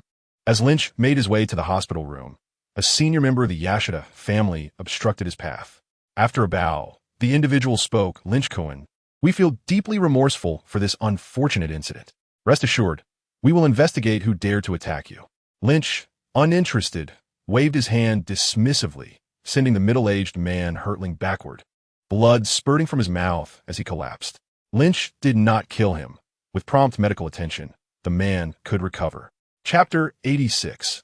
Even the granddaughter has been offered. Can extortion continue? After taking a few more steps, a subordinate clad in black bowed before Lynch. Ignoring his words, Lynch simply sent him flying. A few words were insufficient to dismiss him. This time, he was determined to extract $1 billion from the S.H.I.E.L.D. family. The price publicly stated by the Gatchel Islands was $500 billion, but according to Hill's calculations, only $300 billion would suffice to purchase the nation. The amount of money Lynch possessed was woefully inadequate. If he could secure $1 billion from the S.H.I.E.L.D. family, it would alleviate a third of his financial dilemma. Lynch harbored no apprehension that the S.H.I.E.L.D. family would refuse, for he was demanding compensation, and his fists were formidable. After dispatching 2 more obstructive subordinates in black, it became evident that Lynch was resolute in seeking S.H.I.E.L.D., and the path ahead was now unimpeded. He needed only to navigate a corner before reaching S.H.I.E.L.D.'s hospital room. Lynch had rehearsed his demands in his mind, prepared to extort S.H.I.E.L.D. Suddenly, a paper sliding door beside him was thrust open, revealing a red-haired girl clad in a kimono standing before Lynch. It was S.H.I.E.L.D., who had just shared a meal with Lin Qi. However, she was not adorned in a kimono at that time. When she donned the elegant garment, S.H.I.E.L.D. presented Lin Qi with an entirely different allure. One must admit that the old man S.H.I.E.L.D. was quite remarkable. Not only was his granddaughter beautiful, but this adopted daughter was also strikingly lovely. Lin Qi, Lord S.H.I.E.L.D. is quite advanced in age. I beseech you to spare him. I am willing to bear all his transgressions. Lin Qi scoffed. Bear? What did you possibly bear? Over the course of 2 days, Lin Qi had gleaned some understanding of the red-haired girl. On the surface, S.H.I.E.L.D appeared to be the esteemed adopted daughter of the S.H.I.E.L.D family. In reality, she bore no surname and was merely a high-ranking servant. One of many such adopted daughters S.H.I.E.L.D possessed. Could someone devoid of any power compensate him 100 billion? Lin Qi was utterly incredulous. He reached out to dismiss the girl. For the sake of 100 billion, he could easily crush her delicate beauty. However, midway through his motion, Lin Qi suddenly tempered his strength. For S.H.I.E.L.D's kimono had slipped, and his hand inadvertently brushed against something it ought not to have. How exquisite! He stifled the tumultuous surge of blood within him, turned his body away, and muttered, "Not enough." He was there to demand money. How could he be swayed by mere beauty? At that moment, the door swung open, and Mariko stood resolutely, her face a mask of determination. "Please spare my grandfather." Lin Qi was at a loss for words. That old man had surprisingly reached this juncture. He merely sought $100 million, and now it had devolved into such a predicament. What was he to do? Lin Qi felt a tumult of emotions. Yet, Mariko was unperturbed. She pulled Lin Qi into the room, while S.H.I.E.L.D, blushing, donned her kimono and followed the two into Mariko's chamber. The paper sliding door was drawn shut. Natasha, who had been pursuing Lin Qi, caught only a glimpse of 3 figures entering the room. What could they possibly be doing? Natasha easily deduced the situation, gritting her teeth in frustration as she muttered a curse about a scoundrel before retreating to her own quarters. Just around the corner lay the room where S.H.I.E.L.D was convalescing. At that moment, he appeared on the brink of death, with Viper standing beside the bed. Facing them was a monitor displaying the corridor outside Mariko's room. Viper's eyes glimmered as he remarked, "It seems that Lin Qi does not intend to harm you. Perhaps he only seeks to gain some advantage from you. Why would you offer up your granddaughter?" S.H.I.E.L.D replied, "I understand. Perhaps he truly only desires some benefit. Yet, he is far too powerful. I feel reassured about my granddaughter being with such a man." Viper pondered for a moment, then exclaimed, "Ah, so this is your strategy to win over Lin Qi. Huh. Your granddaughter likely believes that Lin Qi has come to kill you. You are truly cunning, even deceiving your own granddaughter." S.H.I.E.L.D had contemplated various outcomes before taking action. If successful, Lin Qi would be dead, and all would be resolved. Should Lin Qi survive, S.H.I.E.L.D had 2 alternatives. Either suffer a considerable financial loss to settle the matter, or another option was for Yoshida to don the silver samurai prepared for Wolverine and engage Lynch in a desperate battle. If victorious, he could extract Lynch's genes, which might prove even more powerful than Wolverine's. However, upon witnessing Lynch's formidable strength, Yoshida doubted whether he could prevail even with the silver samurai. Aware of Lynch's overwhelming prowess and unwilling to settle scores with him, Yoshida opted for a third choice. He sent a distress message to his granddaughter, Mariko. Though merely an ordinary young lady, fragile and defenseless, she was his only hope for salvation from the demonic Lynch. The only solution was self-sacrifice. This was Yoshida's plan. What he did not anticipate was that Yukio had seen the message and, wishing to spare Mariko from suffering, willingly offered to take her place. Ultimately, both women entered the room with Lynch. The addition of Yukio filled Yoshida with joy, further deepening his relationship with Lynch. In the early morning, Lynch emerged from the embrace of 2 snowy arms, glancing at the disheveled sheets stained with blood. A sense of melancholy washed over him. He aspired to be a good man, a devoted one, yet he had faltered, rendering all his efforts futile. At that moment, Mariko and Yukio awoke. Mariko, her cheeks aflame, pulled the covers over her head, recalling that yesterday had marked her first time. In her mind, she had been focused solely on saving her grandfather, but now, reflecting on it, her heart raced with embarrassment. Yukio's face also flushed as she checked her phone, revealing a command from Yoshida. Her expression shifted, and with a sigh, she rose to assist Lynch in dressing. Lynch, astonished to see Yukio kneeling before him, dressing him, remarked, "You are too subservient. Although I am not a virtuous man, I would never treat my woman as a servant." Yukio, unfazed, replied, "Lord Yoshida has given me to you. From this day forth, I am yours, and I shall always serve as a maid within the Yoshida household." Lynch was taken aback. How could that old man bestow such favors upon him? How could he still ask for money? Mariko peeked from under the covers, her expression one of discontent. How could Grandpa do this? "Yukio, I have never regarded you as a servant. Yukio smiled gently at Mariko, saying, "I know, miss, but I can no longer serve you from now on." Lynch glanced between Mariko and Yukio, questioning, "What does that old man require of me?" Mariko pressed her palm against Lynch's mouth, exclaiming, "You must not speak of Grandpa that way." Feeling the softness of her hand and noticing the peculiar emotions in her eyes, Lynch thought, "What the hell?" He believed an encounter under the sheets was trivial, yet this young girl seemed to view him as a lover because of it. Was such innocence truly a good thing? Mariko lowered her hand and, blushing, retreated beneath the covers. Lynch shook his head in resignation, asking Yukio, "What does Yoshida need me to do?" Yukio replied, "Lord Yoshida hopes that you will not involve yourself in matters concerning Wolverine." Lynch understood, as long as he refrains from interference. This decrepit old man is confident that he can extract the healing factor from Wolverine, thereby ensuring his own survival. This matter is a question of life and death, which explains why he has even sent out his own granddaughter. Lin Qi addressed S.H.I.E.L.D, inquiring whether she truly intended to obey Yashida's command to be given to him. S.H.I.E.L.D replied earnestly that it was Lord Yashida who rescued her when she was on the brink of starvation. Her life now belongs to him.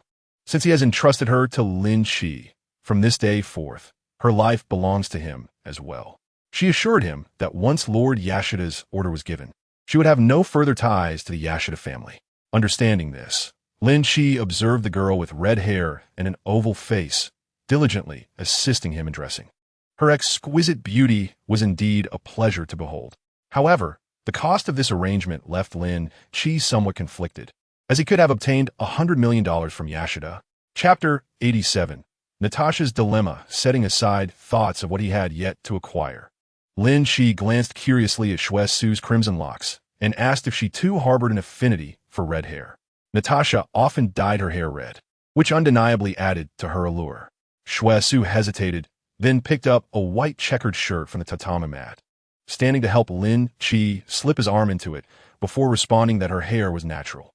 She then offered a self-deprecating smile, suggesting that perhaps every mutant possesses a unique trait, and hers was her red hair. Lin Qi expressed his surprise at her being a mutant. "Su not that?" Admitting that her ability was of little practical use, as she could only foresee death. However, she boasted commendable martial skills, offering her services if required. Once dressed, Lin Qi proceeded towards the door, intending to soothe Natasha's emotions, having overheard her scolding him throughout the previous night. As he slid open the shoji door, he heard the voice of Mariko behind him, urging him to wait for her so they could visit their grandfather together. Lin Qi regarded her with curiosity as Mariko produced a pink cell phone. Her cheeks flushed as she revealed that their grandfather was aware of the events from the previous night and had instructed her to accompany Lin Qi. The rest of her words faltered on her lips, but her rosy complexion spoke volumes. Lin Qi's expression shifted, responding affirmatively to Mariko. Exiting the room, he did not seek out Natasha. Instead, he walked with a grim countenance around a corner, encountering a security door which he smashed open with a single punch. Inside, the medical personnel in white coats were thrown into disarray. Having heard of Lin Qi's actions from the previous day, where he had killed over 80 individuals, they were terrified he had come to eliminate them as well. Viper, also clad in a white coat and wearing a mask, could not comprehend how Yashida had offended this man, yet she cautiously stepped back, seeking an escape route. On the hospital bed, Yashida quietly observed Lin Qi, his pupils constricting, clearly feeling anxious. Lin Qi approached the bedside, expressing his irritation, stating that while he had indeed slept with Yashida's granddaughter, he would not take responsibility. S.H.I.E.L.D was now his, and he would not interfere in Wolverine's affairs. They were thus free of any entanglements. Do not think for a moment that I could be ensnared by Mariko. It is nothing short of a dream. With this declaration, Lin Qi turned on his heel and departed. Although Mariko might be naive, it was implausible for her to harbor any illusions about someone who had harmed her loved ones so swiftly. It was evident that this old fool was manipulating her from behind the scenes. Mariko had fallen for his deceit and yearned for a resolution with him, which was utterly impossible. We are all adults. Why take matters so seriously? On the hospital bed, Yashida let out a sigh of relief, his grip on the remote control loosening as he addressed Lin Qi's departing figure, saying, "I merely wish to find Mariko a worthy man. I fear for her safety. If she wishes to be your lover, I implore you to consider it."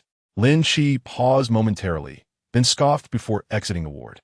The onlookers regarded Lin Qi's silhouette, then glanced at the robust security door, rumored to withstand an explosion equivalent to 1 ton of TNT. It should have been formidable, yet it had been shattered like mere parchment. Take care of the one responsible for this door, Yashida instructed his subordinates nonchalantly. Despite his grave illness, none dared defy his commands. Having resolved matters concerning Yashida, Lin Qi felt rejuvenated as he sought out Natasha. In the corridor, he encountered her, and with a hint of sarcasm, she remarked, isn't this the legitimate husband of Officer Hill? What were you up to last night? Thinking of Hill. Lin Qi sighed. Enough with the sarcasm. I invite you to dinner. Natasha moved closer, her delicate hand drawing circles in Lin Qi's palm as she spoke softly, beyond dining. I believe our relationship could progress further, much like Mariko and Yukio. What do you think? Lin Qi regarded her, stating, we will be working together in the future. I do not wish for my woman to be involved with another. Can you manage that? Natasha had no intention of settling down with a man just yet. She could not become Lin Qi's exclusive lover for the sake of a mission, whether exclusive or otherwise. Once she agreed, given Lin Qi's capabilities, she would have to adhere to it. With a sigh, Natasha replied, very well, I shall keep your activities here from Hill. Play as you wish, but do not forget your mission. Upon returning home, Yashida Shinjin learned of the events from the previous night, where over 80 gunmen had perished. Yet he felt elated, for those gunmen had been loyal to his father, and their demise spared him future troubles. Yashida Shinjin also discovered details regarding his daughter's affair from the night before and promptly summoned Mariko for questioning. Mariko explained, Lin Qi is truly a remarkable individual. My grandfather deceived me yesterday, leading me to be with Lin Qi. This morning, he texted me, stating it was for my own good, believing Lin Qi to be a man worthy of my lifelong trust. I, too, believe my grandfather is correct. Lin Qi's striking appearance and formidable strength, coupled with their intimate encounter, made it easy for Mariko to develop feelings for him.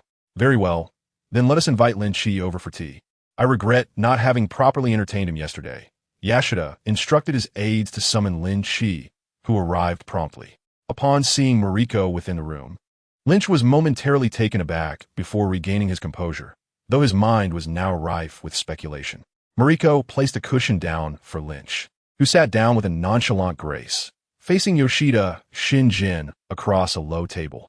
Mariko poured tea for both men.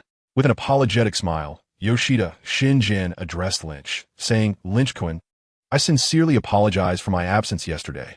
I had an urgent matter in Hokkaido. I heard you faced an attack, and had I been present, I assure you, such an event would not have transpired. This statement was intriguing. Although he was absent, the head of the Yoshida family was indeed present. Was this a veiled expression of discontent towards the family head, a bid to curry favor with himself? Lynch shared this sentiment, replying, if it were you, Mr. Shinjin, I am certain you would have ensured a safer environment here. This acknowledgement only served to amplify Shinjin's smile. Lynch too smiled, albeit at Shinjin's naivety. Shinjin was inadvertently voicing his dissatisfaction with his father, seemingly preparing to assume control of the Yoshida family. Little did he know, his father had already discovered methods to extend his lifespan. Ultimately, all of Shinjin's thoughts would devolve into mere delusions. Subsequently, Lynch engaged in light banter with Yoshida Shinjin. Lynch-kun, I heard you spent the night in Mariko's room yesterday. Although Mariko has a fiancé, I find myself leaning more towards you. You could very well become a son-in-law of the Yoshida family. Lynch had heard Shinjin's earlier phone conversation, wherein Mariko's fiancé completely disavowed their engagement, deeming it a fabrication. Originally a political marriage, with one party now fully denying it, the union was likely doomed. Whether or not Mariko's engagement would falter was of no concern to Lynch. However, the notion of becoming a son-in-law of the Yoshida family was utterly impossible. Lynch had already discussed matters regarding Mariko with the authoritative head of the Yoshida family, and was disinclined to elaborate further with Shinjin. He became somewhat aloof, and their conversation quickly reached its conclusion. As Lynch exited, Mariko closely followed him. With a bright smile, she nestled beside Lynch, saying, Lynch-kun, let me show you some videos from my childhood. Before Lynch could decline, Mariko had already tugged on his sleeve, leading him forward. Mariko was indeed quite beautiful, and Lynch was willing to indulge her for a while longer, thus quickening his pace to keep up with her. Her smile brightened even further. That evening, Lynch spent the night in Mariko's room. In the dead of night, Lynch's ears perked up without disturbing Mariko or Yuki, and upon listening intently, he discerned the sound of a serpent's footsteps. The direction taken by the serpent led towards Wolverine's location. A soft knock echoed through Wolverine's room. "Who is it?" Logan's voice called from within. "It is I, Dr. Green," the serpent replied. "What do you want?" "It's night. I'm no longer a doctor, merely a lonely woman. What do you think I want?" The door to Wolverine's quarters swung open. The night was long and restless, leaving him devoid of the desire for slumber, instead opting to engage in activities that would benefit both body and spirit. Logan closed the door behind him and, without hesitation, embraced Viper, leaning in for a kiss. Viper smiled, her crimson lips parting as a plume of green smoke escaped her mouth. Logan's eyes widened in realization, preparing to resist. Yet he had already inhaled a substantial breath, rendering his body weak and his vision dim. Soon, he succumbed to unconsciousness. Observing Logan sprawled on the floor, Viper's eyes darted about. Uncertain if her actions had been overheard by Lynch, she stood beside Logan and remarked, "Humph, looking so grotesque. Do you fancy yourself a superhero like Lynch? If you were, I might relent." Lynch, upon hearing this, closed his eyes and returned to slumber, reaffirming his resolve to remain uninvolved with Wolverine's plight. However, it was peculiar that Viper's mere exhalation had incapacitated Wolverine. As dawn broke, a palpable tension enveloped all within the Yashida residence. Even the higher echelons of the Yashida family spoke in hushed tones, proceeding with utmost caution. This day marked a significant occasion. The head of the Yashida family, Shiro Yashida, who had languished in a sickbed for an extended period, was to declare his will. When Lynch received this news, he felt a pang of discomfort. With Wolverine captured, the elderly man's schemes appeared poised for success. By merging Wolverine's regenerative factor, his lifespan could be extended, perhaps even restoring his youth. Drafting a will at this juncture seemed rather futile. The man was not yet deceased, rendering such a document meaningless. "Sir, Wolverine has vanished," exclaimed Yukio, her brow furrowed with concern as she approached Lynch. Now firmly within Lynch's circle, Yukio typically remained by his side, awaiting his commands, though she occasionally had her own endeavors. Having not seen Wolverine all morning and having searched for him to no avail, she sensed something amiss. No one seemed to know, nor care, about Wolverine's whereabouts. His sudden disappearance, which she suspected was linked to the Yashida family, weighed heavily upon her conscience. Yet, now that she had distanced herself from the Yashida clan, her only recourse was to seek Lynch's assistance. Natasha, equally surprised, turned to Lynch. "Wolverine is missing?" Lynch reassured her, "Rest assured, I will bring Wolverine back." The mission was merely to retrieve Wolverine, with no stipulation regarding his condition. Though it was assumed he would return alive, even if Lynch brought back a corpse, Nick Fury would lack the audacity to take action against him. Reassured by Lynch's words, Natasha relaxed. His formidable strength alleviated her worries regarding the mission. Nonetheless, she pondered the challenge of fulfilling the task without first securing the vital lead to pass on to others. It posed a difficulty, and she rubbed her forehead, somewhat irked by Lynch's domineering demeanor. Yukio, believing Wolverine to be safe, momentarily set her mind at ease. Around 10 in the morning, a servant summoned Lynch to the sick room, where the head of the Yashida family was set to announce his will. Upon Lin Qi's arrival, Mariko, with her reddened eyes, hurriedly approached him, her delicate hands grasping his larger one. Lin Qi remained unresponsive, knowing that once Wolverine was gone, he would return to New York, indifferent to Mariko's plight. Unless, of course, she were to unexpectedly bear his child. Though such a notion seemed highly improbable, given his history of numerous relationships without a single pregnancy, which spoke volumes about his challenges in procreation. "Upon my demise, all of the Yazida family's enterprises shall be inherited by Mariko Yazida, with 1/3 of my bank savings allocated to Shinobu Yazida." In the presence of many esteemed individuals and numerous lawyers, the head of the Yazida family established his will. Many were taken aback, casting glances at Shinobu Yazida, their lips curling into sardonic smiles. In recent days, Shinobu had been overly ambitious, attempting to insert himself into every matter, effectively positioning himself as the future head of the family, a behavior that had certainly displeased many. Should Shinobu truly ascend to the role of family head, while these individuals might harbor discontent, they would refrain from expressing it outwardly.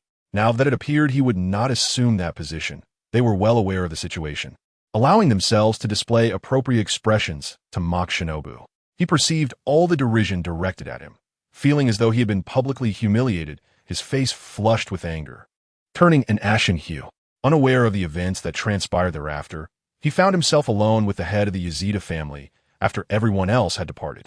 With a sinister grin, Shinobu pointed at his ailing father on the hospital bed, cursing him for his actions.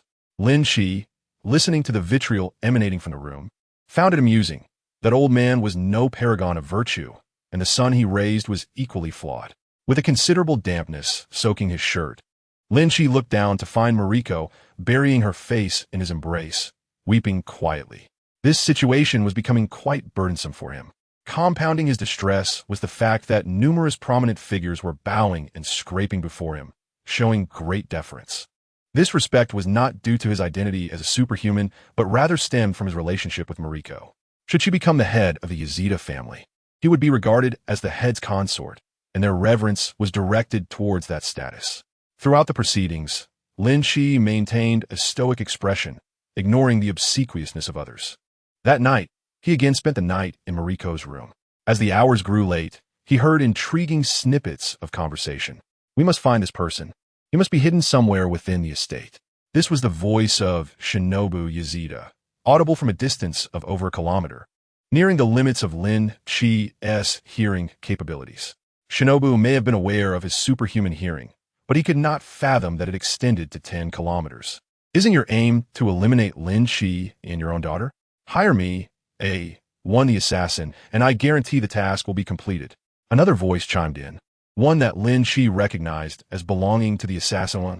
This Shinobu Yashida was truly audacious, even contemplating the murder of his own daughter. "Fool!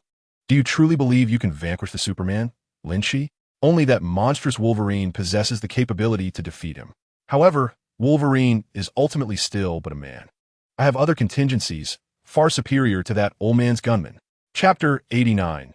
Denial and Donning Trousers. I am an assassin, and I firmly believe that any person can be slain. Yashida Shinjin remarked, "I know your prowess. You're the most formidable assassin in the realm, with no one beyond your reach. Yet, I only require your assistance in locating Wolverine." "Very well. The payment you provide dictates the terms," replied the assassin, who took a few steps toward the residential area before being halted by Yashida Shin. "General, remember, do not discuss important matters in the residential zone. Lin Qi will overhear." Scoffed dismissively, disregarding Yashida Shinjin's caution, and swiftly proceeded towards the residential area. Yashida Shinjin lingered for a moment before departing. In the early morning, Mariko pinched Lin Qi's nose, and as he opened his eyes, she promptly feigned sleep. Lin Qi paid no heed to Mariko's antics. In his current state, he no longer required slumber.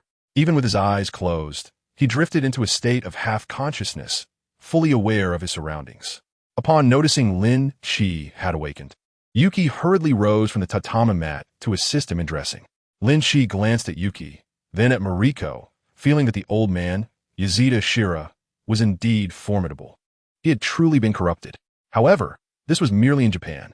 Lin Qi resolved to shed these bad habits acquired during his stay in Japan and return to being a good man upon his return to New York. Dressed and lost in thought, Lin Qi still managed to observe the movements of assassin A.E. A.E. indeed possessed considerable skill, utilizing his adept wall-climbing techniques. He infiltrated the Yashida family as if it were an unguarded realm, uncovering numerous significant pieces of information. Lin Qi eagerly anticipated the splendid expression on Yashida Shinjin's face upon learning this information. Lin Qi continued to listen intently to the activities of assassin A.E. A.E. quietly materialized in Yashida Shinjin's chamber, reporting his findings. "Oh my, do you know what I discovered? Your father intends to extract the healing factor from Wolverine's body and inject it into himself, thus extending his lifespan and restoring his youth. The final step is imminent. By the heavens!" Yashida Shinjin exclaimed, slamming his hand upon the table. The situation was far worse than he had imagined. Standing before him was not only Mariko, but also the old man who was on the verge of extending his life. If the old man succeeded in prolonging his existence, he would not perish, and without his death, Yashida Shinjin could never ascend as the head of the family. A frenzied expression crossed Yashida Shinjin's face as he declared, "Those who stand in my way shall meet their demise." With a radiant smile, S.H.I.E.L.D replied, "As long as you can afford the price, S.H.I.E.L.D can assist you in eliminating anyone." Yazida Shin Jin contemplated for a long moment before responding. "Then I entrust this task to you." S.H.I.E.L.D inquired, "What do you intend to do?" With a sinister grin, Yazida Shin Jin replied, "I shall send my daughter to meet her grandfather, thereby ensuring her separation from Lin Qi. Subsequently, I shall collaborate with Wolverine, ensuring that both the old man and Mariko meet their demise. Once they are gone, I shall naturally ascend to the position of head of the Yoshida family." Alas, Lynch's superhuman hearing. Yoshida Shinjin's expression shifted, fearing that Lynch had overheard his previous words. Yet, upon reflection, he considered that even Lynch must require rest and engage in other pursuits, making it improbable for him to listen to others incessantly. With this thought, Yoshida Shinjin's anxiety eased as he inquired about Wolverine's confinement. "There exists a subterranean passage leading to your ancestral home." Yoshida Shinjin was mistaken. Lynch not only required no rest, but could also multitask, perpetually attuned to his words. Everything he uttered was within Lynch's hearing range. A sardonic smile crept onto Lynch's lips. Compared to that ailing old man, Yoshida Shinjin proved to be significantly inferior. Lynch was seated in a modest room, savoring breakfast, which consisted of vegetable porridge, a soft-boiled egg, grilled fish, and pickled vegetables. Accompanying him were Mariko and Natasha, while Yuki attended to him, occasionally peeling an egg or placing small dishes on his plate, nearly feeding him directly. Noticing Lynch's unusual expression, Natasha's curiosity piqued as she asked, "What have you heard?" Mariko set down her chopsticks, tilting her head to listen intently, yet heard nothing. Lynch regarded Mariko with a complex gaze. Soon enough, this innocent girl would be deceived and subsequently harmed by her own father, a truly tragic fate. Mariko touched her mouth and quietly asked Lynch, "Is there something on my face?" Lynch replied, "No, you look lovely." Instantly, Mariko's cheeks flushed, her heart swelling with sweetness. Natasha scrutinized Lynch, then glanced at Mariko, as if pondering something, but before she could delve deeper, a knock echoed at the door. "Miss Mariko, Lord Shinjin requests your presence at the ancestral home. The head of the family has gone there." Startled, Mariko expressed her concern. "What does grandfather need to go to the ancestral home for? The road there is treacherous, and his health is poor." The servant outside replied thus, "Lord Shinjin hopes that Miss Mariko can check on him." "I shall go at once," Mariko hastily responded, turning to Lynch with an apologetic tone. "I'm sorry, Lynch-kun. I feel uneasy about grandfather going alone to the ancestral home." Lynch nodded. "You may go. Take care along the way." He made no attempt to retain her, feeling a tinge of melancholy. He had severed ties with that old man, and henceforth, the conflict between father and son was no longer his concern. Neither of them were virtuous individuals, and Mariko's venture into their midst could yield dire consequences. It was unfortunate, as these days, the girl's gentleness had touched him deeply. Nevertheless, it was time for everything to conclude. He found himself yearning for Shire. Lynch lifted his bowl once more, resuming his meal. With Mariko gone and the door closed, the sound of her footsteps faded into the distance. Natasha inquired, "Is Mariko in danger?" Natasha was astute, yet Lynch chose to remain silent, continuing to sip his porridge. Suddenly, S.H.I.E.L.D exclaimed that the young lady was in danger. Lynch's silence indicated the truth. Mariko was indeed in peril. Frowning with urgency, S.H.I.E.L.D declared her intent to save her. "Have you seen Mariko's death omen?" Lynch inquired. Shaking her head, S.H.I.E.L.D replied, "But sir, I am uneasy. Although she is no longer a member of the Yashitani family, my bond with Mariko endures." "Then go," Lynch permitted. Gratefully bowing deeply, S.H.I.E.L.D grasped her katana and dashed off to find Mariko. Once S.H.I.E.L.D departed, Natasha turned to Lynch, clicking her tongue disapprovingly. "You have taken her to bed, yet now you idly watch as she faces danger. Such behavior will not win you a girlfriend." Chapter 90. Awaiting the aftermath, Lynch shot her a disdainful glance. When it comes to familial strife and the feuds of the elite, Mariko has her reasons for her past. What can an outsider like me do? Assist her in slaying her father? Intrigued, Natasha asked, "What an intriguing tale. Pray tell, what transpired?" Lynch succinctly explained. Yashitani Shinjin seeks the head of the family, while Yashitani Shiro aims to extend his life using Wolverine's genes. Shinjin is prepared to commit patricide and filicide for the sake of power. Upon hearing Wolverine's name, Natasha could no longer remain idle. This was a pivotal character in their mission. Shall we go take a look? She proposed. No, Lynch replied. What is there to see? The investigation is complete, and we shall return in a few days. I assure you, I will bring Wolverine back and fulfill our mission. Skeptical of Lynch's assurance, Natasha clung to him, playfully shaking him as she pleaded, Please take me to sea. It's too dangerous for me to go alone. One to you? Feeling a surge of blood rush to his head, Lynch relented. Fulfilling her wish to take a brief glance would not be too burdensome. Wrapping his arm around Natasha's delicate waist, the two vanished from the room, leaving only the sound of the window colliding with the wall. Within the S.H.I.E.L.D residence, many inhabitants sensed a fleeting disturbance, as if a gust of wind had swept past them. Blinking in confusion, they soon dismissed the oddity, unaware that someone had passed right before their eyes. Stop, Natasha commanded as they reached their destination. Her complexion had turned pale, and she leaned heavily on her knees, retching. Her dark hair fell, obscuring her face. Lynch smacked his forehead in frustration. He had been careless. Natasha was no S.H.I.E.L.D agent. Lacking the superhuman bloodline, she was merely human. If they traveled too swiftly, her body could not withstand it. Fortunately, Natasha's regular training had granted her exceptional physical prowess among ordinary individuals, and Lynch had not run for long. Otherwise, it could have ended in catastrophe. He resolved to remember this lesson. In the future, he must refrain from taking ordinary people on such swift journeys. Lynch placed his hand gently on Natasha's back, helping her to regain her composure. Gradually, her labored breaths began to subside. Are you feeling better? He inquired, retrieving tissues and bottled water from his private space to offer her. Natasha accepted the items, rising to her feet and turning her back to Lynch, presenting only the back of her head. She wished to conceal her disheveled appearance from him, although a spy should typically be indifferent to such matters. Given the time at hand, she preferred to reveal her most polished self to Lynch. My makeup is a mess. Do you have a mirror and cosmetics? She asked, noting that the items were originally meant for Hill. After some time, once Natasha had reapplied her makeup and tidied her hair, she finally turned to face him, feigning annoyance. Are you trying to kill me? Lynch, feeling rather sheepish, replied, I didn't notice truly. My apologies.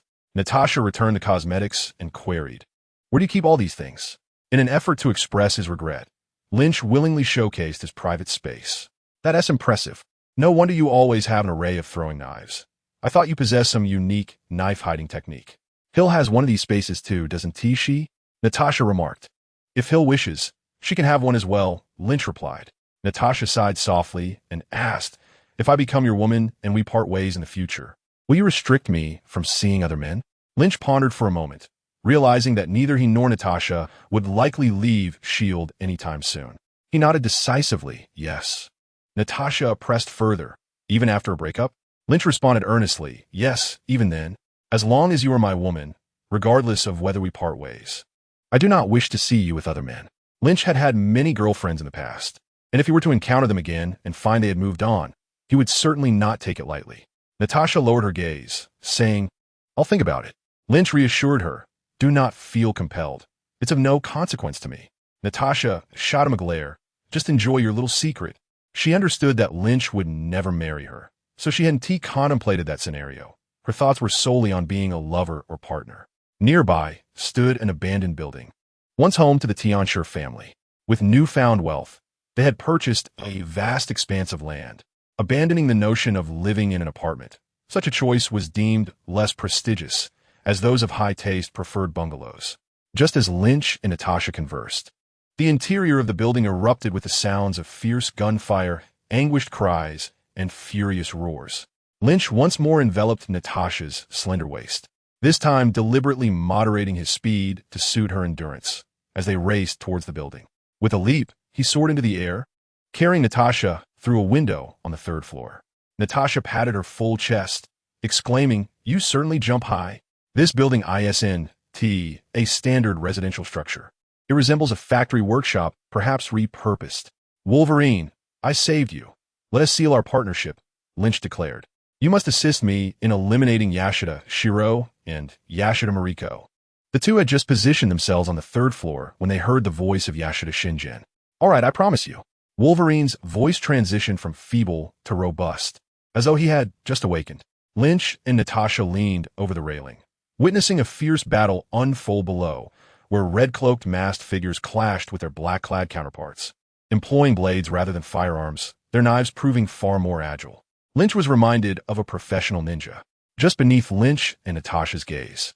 Yashida Shinjin liberated Wolverine from a complex contraption, removing the multitude of needles embedded in his body, allowing Wolverine's strength to gradually return. "Where is Yashida Shiro?" Wolverine demanded, his face etched with murderous intent. He sought vengeance, fueled by rage, unwilling to perish by treachery. Yashida Shinjin, elated, felt he was one step closer to reclaiming his position of power. Over there, he is donning a silver battlesuit. A woman who can emit toxins is guarding him. Shinjin pointed in a direction. Upon hearing of the toxin-emitting woman, Wolverine surmised it was the treacherous Dr. Green, intensifying his murderous resolve. A towering figure clad in silver metal emerged, ruthlessly dispatching the red-cloaked ninja without hesitation. "Shinjin, my dear son, I should have disposed of you long ago. You ruined my longevity plans, but it is not too late." The voice of Yashida Shiro resonated from the silver suit.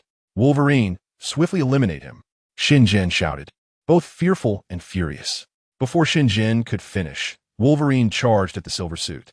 His adamantium claws pierced the surface, sliding downward with force, as Wolverine attempted to dismantle the armor, yet his formidable claws merely sparked against it. Yashida Shiro laughed, proclaiming, "The metal of this samurai suit is composed of the same adamantium as your claws. Wolverine, you shall become a part of me." Lynch scoffed, dismissing it as yet another variant of samurai armor. "Whom do we assist?" Natasha inquired. "Neither. Let's observe and then collect the bodies," Lynch replied. Wolverine and the Silver Samurai engaged in fierce combat, while Yashida Shinjin confronted Viper, the two evenly matched. The red-cloaked ninja faced off against the black-clad ninja, their numbers dwindling on both sides. "Your woman has arrived," Natasha remarked. "In Chapter 91, as long as you save me, my life shall belong to you." Lynch looked down to see Yukio protecting Mariko as she burst onto the scene. Lynch furrowed his brow, exasperated by the arrival of these two foolish women. Yashida Shinjin's decades of martial skill were not in vain. Wielding a longsword, he maneuvered with effortless precision, targeting Viper's vital points with high and low strikes. The Viper is characterized by its remarkable flexibility, often contorting its body into exaggerated angles, enabling it not only to evade the blade of Yashida Shinjin, but also to launch attacks from seemingly impossible positions. Frustration mounted within Yashida Shinjin as he realized that this woman, though clearly no match for him, possessed an uncanny ability to evade his confident strikes due to her extraordinary agility. His peripheral vision suddenly caught sight of Mariko entering, yet he noticed nothing of the lurking Lin Qi beside her. Overjoyed, he shouted, "Kill her!" In that moment, all paternal affection vanished from his heart, replaced by the thought that if his daughter died and he himself perished, he could inherit the Yashida family legacy. Natasha, observing Lin Qi's fluctuating demeanor, inquired, "Aren't you going to assist?" Lin Qi sighed heavily, replying, "Who am I to help? Assist Mariko in slaying her father? She may not even appreciate it. And Yashida Shiro would likely think I am ensnared by Mariko, leading to even graver consequences. Should I, in a fit of rage, kill Yashida Shiro, it would mean the deaths of Mariko's grandfather and father, and she might very well issue a bounty on my head, leaving me with no choice but to eliminate her as well." Natasha was at a loss for words. The entanglements of these affluent families were fraught with too many complexities for an outsider to navigate. At the behest of Yashida Shinjin, the crimson-clad ninjas commenced their assault on Mariko. It dawned on her, with a jolt, who her father's orders targeted, and her complexion drained to a pallid hue. She was bewildered by the chaos that had unfolded, the multitude of deaths, and the inexplicable intent of her father, her own flesh and blood, to kill her. Mariko felt herself teetering on the brink of despair. In contrast, Yukio, seasoned in executing assassination missions, reacted with greater speed. As the red-clad ninjas descended upon them, her sword was already unsheathed, its cold gleam flashing as the ninjas fell, their bodies severed. Yukio positioned herself protectively in front of Mariko, her senses alert to the surroundings. "Miss, this place is far too perilous. We must retreat." With so many individuals present, none of whom appeared ordinary, Yukio struggled to distinguish friend from foe, fearing they might all be adversaries, thus urging Mariko to return. Yet Mariko shook her head defiantly. I must see my grandfather. I need to confront my father and ask why he wishes to kill me. Yukio, feeling helpless, could surmise the rationale behind Yashida Shinjin's decree, yet the reality of such a command chilled her heart on Mariko's behalf. Miss, I will protect you. Lord Yashida Shiro should be within that silver armor. Having made her decision, Yukio led Mariko towards the silver warrior, but the need to contend with the ever-looming threat of the red ninjas inevitably slowed their pace. Upon witnessing Mariko still alive, Yashida Shinjin erupted in furious curses, momentarily distracted, resulting in a deep cut to his arm. Instinctively, he retreated, distancing himself from the Viper. Remaining vigilant, the Viper, licking her red lips, taunted, "Why run so far?" Yashida Shinjin scoffed, "Do not presume I am unaware. You, like Wolverine, are a mutant, and you possess the ability to spit venom." The Viper's expression shifted slightly, poised to mock Yoshida Shinjin, when she noticed an eerie smile spreading across his face, accompanied by a chilling gust of wind from behind. Realizing her imminent demise, a cold shiver ran down her spine as a dagger plunged into her lower back. Turning to look, she recognized a man with a stubbly face.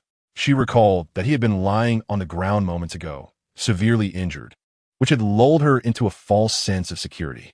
Her gaze fell to the man, who was also bleeding. Sensing her confusion, he smiled and explained, "I dealt myself a grievous wound, then waited for you to arrive to deliver another." Impressive, isn't it? Such ruthlessness warranted his reputation as the foremost assassin in Japan. Gritting her teeth, the Viper turned to flee. She still had the strength to escape, believing there might be a chance for salvation. He watched her retreating figure, first touching his wound on his abdomen, then his face, blood cascading down, enhancing the sinister quality of his smile. "This woman is mine," he declared. Yoshida Shinjin did not respond, instead making his way toward the Silver Samurai, intent on collaborating with Wolverine to exact vengeance on his father. The mere escape of the Viper held no weight in his mind. Clutching her wound, the Viper noticed E closing in. In normal circumstances, she could have easily dispatched someone of his caliber, but now, gravely injured, she was no match for him. With no path ahead, she grasped onto the steel structure. Climbing to a platform, breathing heavily, she lifted her head only to find two pairs of eyes fixed intently upon her, one belonging to the mighty Luke Cage, and the other to Natasha Romanoff, the Black Widow, a top-tier agent of S.H.I.E.L.D. The Viper's mind raced, recalling the dossier her partner had provided. "Save me, and from this day forth, my life is yours," she implored, her voice strained. Desperate to survive, she was willing to offer anything, though whether she could uphold her end of the bargain remained to be seen. Luke Cage listened intently to her bodily state. Blood continued to pour from her, showing no signs of abating. "You are beyond saving. Prepare for death," he stated bluntly. "I can still be saved. I am a mutant with remarkable regenerative abilities. Just help me fend off those pursuing me." The Viper retorted. Luke Cage inquired, "If I save you, does your life then belong to me?" Her eyes sparkled with hope as she flashed a seductive smile. "Of course. If you rescue me, my life is yours. I will do whatever you ask." Assessing the bloodied Viper, Luke Cage shook his head. "I have no interest in you, but your identity intrigues me." A jolt of fear shot through her. Her first thought was of Hydra. Just then, he climbed up from below, and upon seeing Luke and Natasha, his legs buckled, and he staggered toward the Viper, lamenting, "Why do you have to stab my kidney? I loathe you. My kidney is gone. I will never forgive you." As he approached the Viper, his body swayed unsteadily, and from his hand emerged a slender surgical knife, swiftly aimed at Luke Cage's neck. Yi's lips curled into a smile, his reaction, his performance, and the swiftness of his strike were all flawlessly executed. He had reached the pinnacle of his assassin career, and today he was destined to extinguish the myth of Lynch, the Superman of New York. This moment would be etched in the annals of history.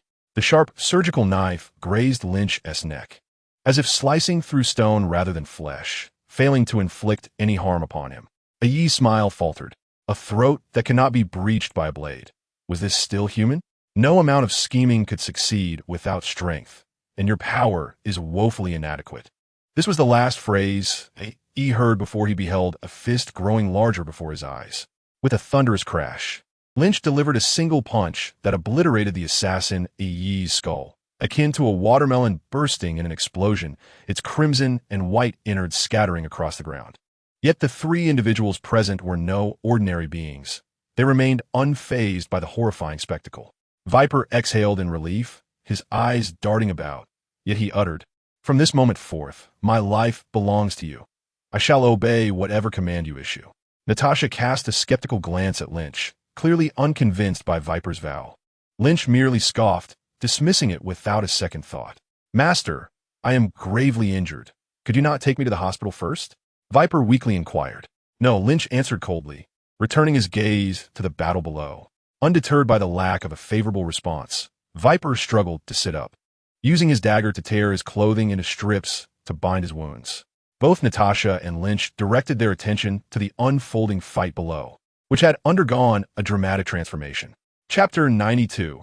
Natasha accidentally incinerates Yashida Nobushige. Though Wolverine's claws could not damage the Silver Samurai, the joints of the armor revealed its vulnerabilities. Wolverine seized upon this flaw, prying open the cockpit of the Silver Samurai, exposing Yashida Shingen. The Silver Samurai, which Yashida had crafted at great expense, indeed proved formidable, enabling the frail and aging man to contend evenly with Wolverine. However, the Silver Samurai was ultimately just a contraption, riddled with weaknesses. Yashida Nobushige leaped high, driving his sword down fiercely towards his father. The anguished scream of Mariko pierced the air. "Grandfather!" The blade plunged deep into the crown of Yashida Shingen, resulting in his immediate demise. As Yashida Nobushige descended, he turned to see Mariko in tears. "Why, father? Why did you kill grandfather?" Yashida Nobushige sighed deeply. "I truly apologize. Mariko, this is all for the sake of the Yashida clan. As a girl, you are ill-equipped to manage the family." Mariko wept. "I can give you what you desire. Just say the word, and I will provide it. Why must you kill grandfather?" Yoshida Shingen shook his head and declared, "It's futile. Your grandfather's will is clear and transparent. Even if I were to seize the assets from you, I would be ridiculed by the upper echelons of society. Therefore, I implore you to perish. Only through your untimely demise can I legitimately and uncontroversially inherit the Yoshida family legacy." Wolverine, proceed. Turning away, Yoshida Shingen had no intention of witnessing Wolverine take the life of his daughter. He could not bear it. Yet he felt powerless, as that old man had bequeathed the inheritance to Mariko. Surrounding them were the red-clad ninjas, while the black-clad ninjas hastily retreated after Yoshida Shiro's demise, leaving no one to protect Mariko. "What's the holdup? Was it not I who saved you? Do you not wish to acknowledge my act of salvation? Are you having second thoughts?" Yoshida Shingen inquired, his tone growing more insistent as he observed Wolverine's hesitation. Logan was reluctant to harm a woman, yet he had indeed promised Yoshida Shingen that he would eliminate Mariko and was torn between his conscience and his word. "My apologies," Logan muttered, as his claws extended with a swift motion from between his fingers. Yuki tightly gripped the hilt of her sword. She had already vanquished many red-clad ninjas and proven her prowess, yet she was acutely aware that she was no match for Wolverine. "Am I to perish? Alas, I will never serve Lord Rinnichi again. Must I die without a final farewell to Rinnichi-kun?" Suddenly, Mariko felt a deep yearning for Rinnichi, realizing her impending fate. "Hey, what are you all doing?" Rinnichi sighed helplessly as he descended gracefully from above, landing beside Mariko and Yuki. Upon seeing him, Mariko collapsed into his embrace, weeping bitterly, as if to release all her pent-up grievances.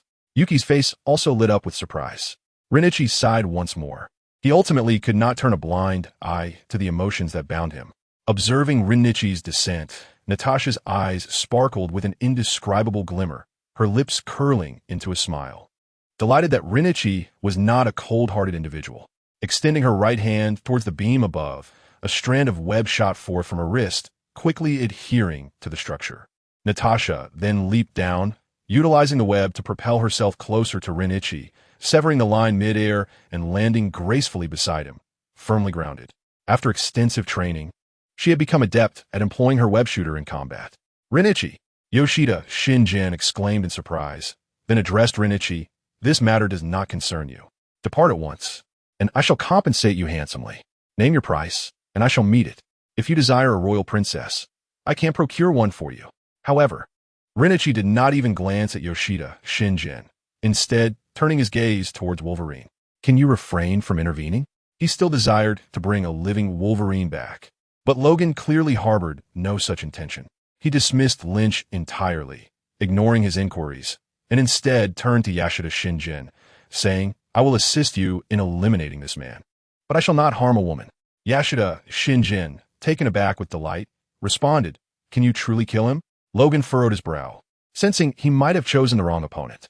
While in the mountains, he had caught snippets of broadcasts, but upon arriving in Tokyo, he neither watched television nor followed the news, leaving him utterly unaware of who Lynch was.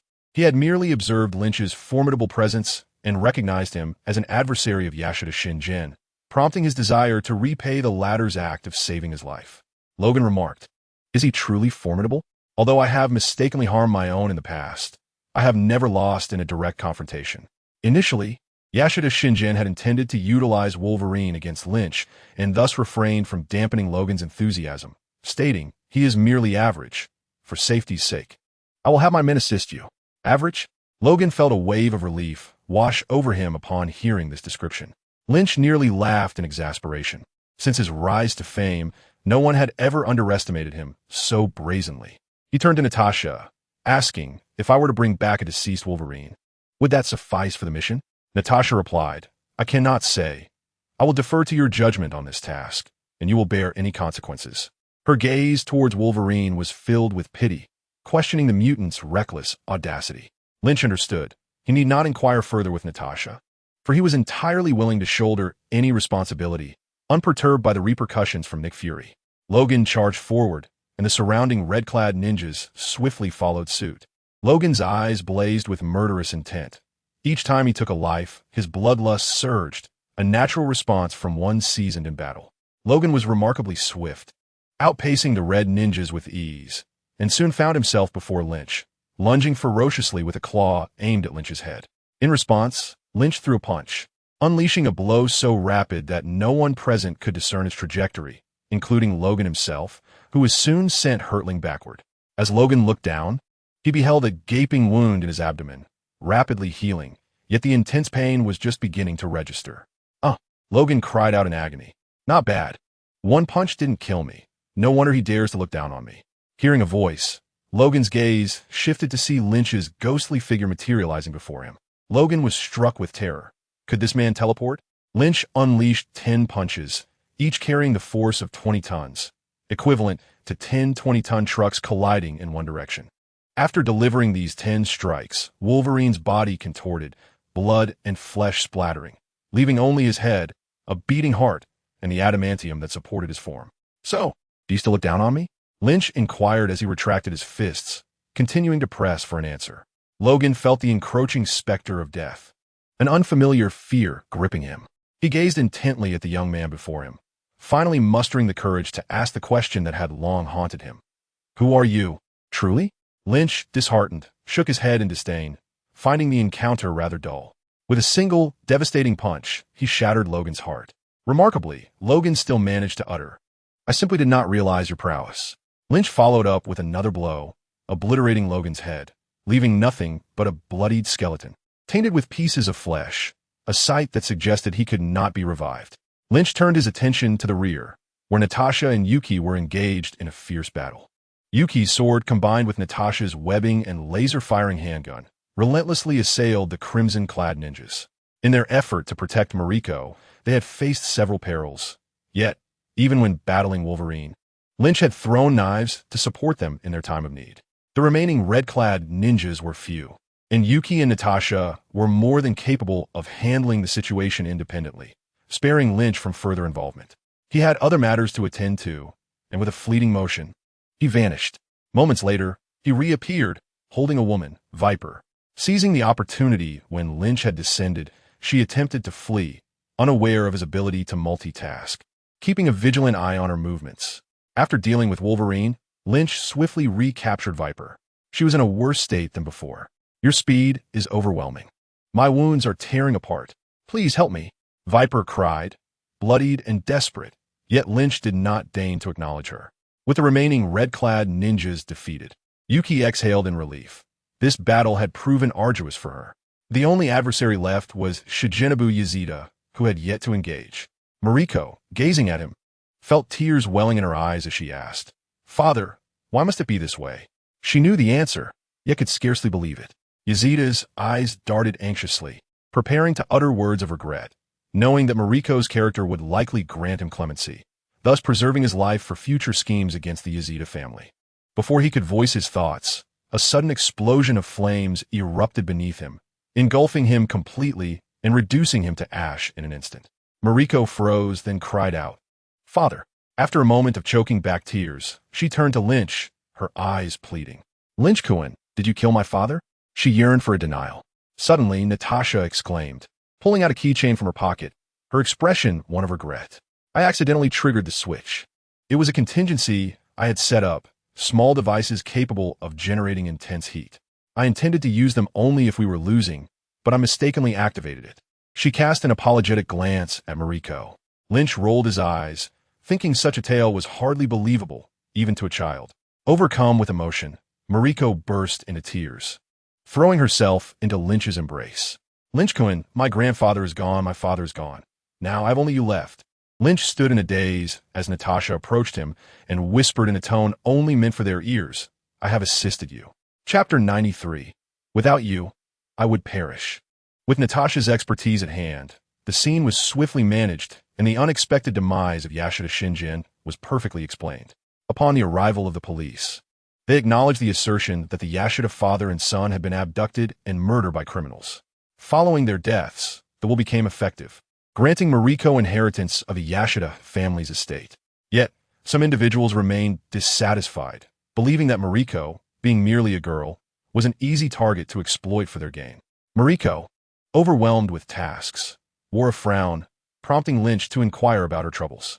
Upon learning of the scheming against her, he could no longer stand idly by. He took matters into his own hands. Those who dared to cause trouble were met with late-night knocks on their doors. For those with a more amiable disposition, a warning sufficed, while the more troublesome ones met their demise. This ruthless approach instilled fear in all, and soon, no one dared to undermine Mariko or act insincerely toward her. Her position became increasingly secure. Time swiftly passed, and half a month had gone by. "I will return to New York tomorrow." On the eve of his departure, Lynch informed Mariko that Hill had been pregnant for over 3 months, and her belly was beginning to swell.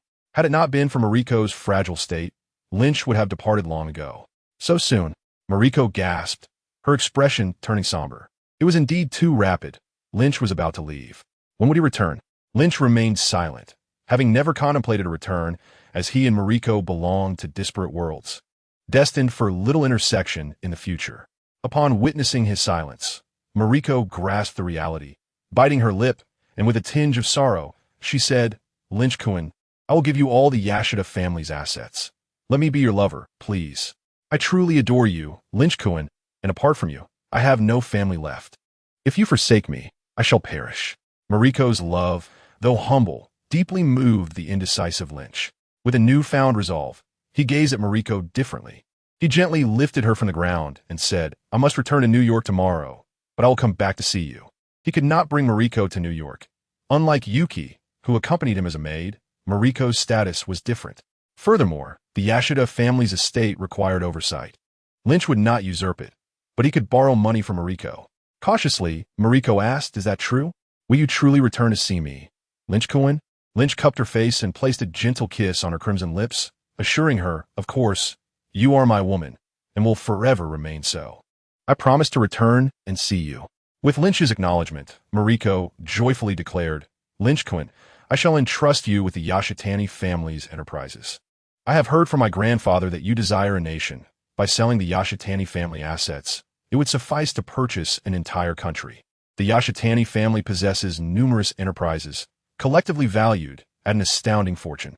However, this wealth does not solely belong to Mariko. There are many shareholders involved, with Mariko holding the largest portion, thus wielding decision-making and management authority over these assets. Currently, the funds Mariko can extract are limited, amounting to approximately 10 billion. Yet, Divesting her shares would be sufficient to acquire a nation akin to S.H.I.E.L.D. This is akin to sacrificing a hen for its eggs. Lynch, having embarked on industrial development himself, would certainly not encourage Mariko to relinquish these valuable enterprises. Lynch responded, "There is no rush. Allow me to show you something." With a mere thought, a book emanating shimmering seven-colored light appeared in his hands, inscribed with the words "The Book of Superman." This extraordinary sight elicited expressions of astonishment from both Mariko and Yukio. Curiously, Mariko inquired, "What is this book? Where did it come from? How did you summon it?" Although her questions were posed slowly, they were plentiful. Lynch glanced at Mariko and Yukio, explaining, "This is the Book of Superman, formed from the essence of the Superman bloodline. It materializes in reality only when summoned." As the bloodline condenses into this book, Mariko, intrigued, exclaimed, "The Superman bloodline? Are you referring to Kryptonians?" In her quest to understand Lynch, she had recently delved into the popular Superman comics from America.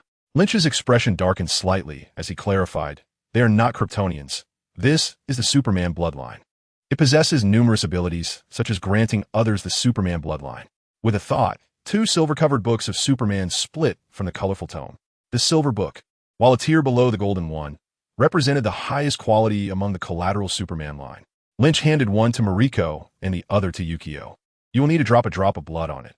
It will take some time to merge, but by tomorrow morning, the fusion should be complete. Once merged, you will possess the Superman bloodline, and your strength will gradually enhance, enabling you to better protect yourselves." Having acknowledged Mariko as his own, Lynch was generous with his resources. Yukio, accepting the silver book of Superman, expressed her astonishment. "My lord, is this truly for me?" She recognized the rarity of such a tome. In the outside world, it would be priceless and could incite unimaginable bloodshed. The fact that Lynch so casually bestowed one upon her deeply moved Yukio. Lynch nodded, stating, "Your strength is somewhat lacking. With the Superman bloodline, you will become significantly stronger." Yukio solemnly replied, "I will serve my lord with the utmost strength." Raised by Shirin Yashitani, who had saved her life and nurtured her, Yukio understood that she owed a lifetime of gratitude. Viewing it as a transaction, she grasped this principle from an early age. Yashida Ichiro merely regarded her as a tool for his cultivation. However, upon entrusting Yuki to Lin Qi, the gratitude naturally transferred to him. Even after Ichiro's demise, Yuki felt little sorrow. Yet now, upon receiving the precious book of Superman from Lin Qi, she found herself somewhat moved. The two women pricked their fingers, letting their blood fall upon the book, which instantly transformed into a crimson mist that enveloped them, drawing into their very beings. Their eyelids grew heavy, and soon they succumbed to slumber. Lin Qi opened the door and stepped outside, where patrolling guards greeted him with respectful nods. He soon arrived at a sealed chamber, where a guard promptly produced a key to unlock the door. Inside, a woman was restrained by thick iron chains, Viper, who appeared quite haggard. Lin Qi did not torment her. Instead, he allowed her to recuperate, the chains merely a precaution against her potential escape once healed. Chapter 94. Natasha discovers a great secret. Lin Qi inquired, "Have you recovered from your injuries?" Though Viper had not been mistreated, the confinement weighed heavily upon her. As a leader of Hydra, she had never endured such torment, and inwardly she cursed Lin Qi's ancestry. Nevertheless, upon his arrival, she mustered a smile. "I'm well, master. I can serve you now." While she feigned humility, her mind devised various malicious schemes against Lin Qi. Unfazed, he retrieved materials from his private space and began to inscribe the ritual diagram of the Oath of Death upon the chamber's floor. This was his second time drawing the diagram, and he executed it with far greater proficiency, completing it in under an hour. He stepped to the center and recited the words inscribed on the ground. Viper watched him with uncertainty and asked, "Master, have you made a pact with the devil?" In her past, she had encountered such entities, each time narrowly escaping with her life. The symbols on the ground resembled those used to summon demons. Lin Qi scoffed, "The devil is hardly worthy of a transaction with me. If you're frightened, I can send you on your way without any ritual." Gritting her teeth, Viper approached the center of the diagram and cautioned, "My lord, the devil is no benevolent being. He only digs pits for others." Lin Qi, uninterested in her warnings, pointed to the ground and commanded, "Read the phrases inscribed there." For the sake of her life, Viper steeled herself and recited, "O great goddess of death, You are the sovereign of mortality, the supreme existence. In your presence, I vow to remain eternally loyal to the one before me." As she uttered the first line, the symbols on the ground began to glow. When she completed the final line, the brilliance faded, and she sensed a formidable presence observing them. "Oomph. Next time you wish to utilize my power, a sacrifice will be required. This time, I shall let it pass." A crisp female voice resonated within the confines of the enclosed chamber, causing the very air to grow heavier. Lin Qi was taken aback, wondering if it was the goddess of death who had arrived. The viper, too, was overwhelmed. Standing at the center of the ritual, she could acutely sense the boundless power contained within that voice. Just a mere hint of it rendered her breathless, nearly suffocating her. Fortunately, the goddess of death uttered but a single phrase before vanishing into thin air. The oppressive atmosphere in the room suddenly lifted, and the air began to circulate once more. However, the viper felt a profound weight settle upon her heart, as if ensnared by an invisible force. The oath she had just taken. Should she fail to adhere to it? Should she betray Lin Qi or the Alpha family? She would face dire consequences. Death, with her soul reaped, or worse, a twisted existence devoid of self. Reduced to a mere puppet of the goddess of death. Cold sweat cascaded down the viper's brow. Who is she? Her voice trembled slightly. Observing the viper's evident distress, Lin Qi found a sense of calm within himself. The appearance of the goddess of death was an unexpected event. Yet her failure to target him indicated that the death oath could indeed be wielded further, provided a sacrifice was offered. It is the goddess of death. Did you not realize this when you recited the oath? Lin Qi's nonchalant words nearly brought the viper to tears. She recognized that this time she could not resort to trickery. Her life was genuinely in Lin Qi's hands. Lin Qi began to inquire about the Hydra, and the viper resigned herself to her fate, divulging all she knew without reservation. Lin Qi gleaned several secrets regarding the Hydra and ultimately acquired various covert communication methods, each capable of reaching different tiers within the organization, from the lowly minions to the serpent heads themselves. Armed with these methods, Lin Qi could effortlessly masquerade as a member of the Hydra, or indeed become a genuine member, with the Viper vouching for him.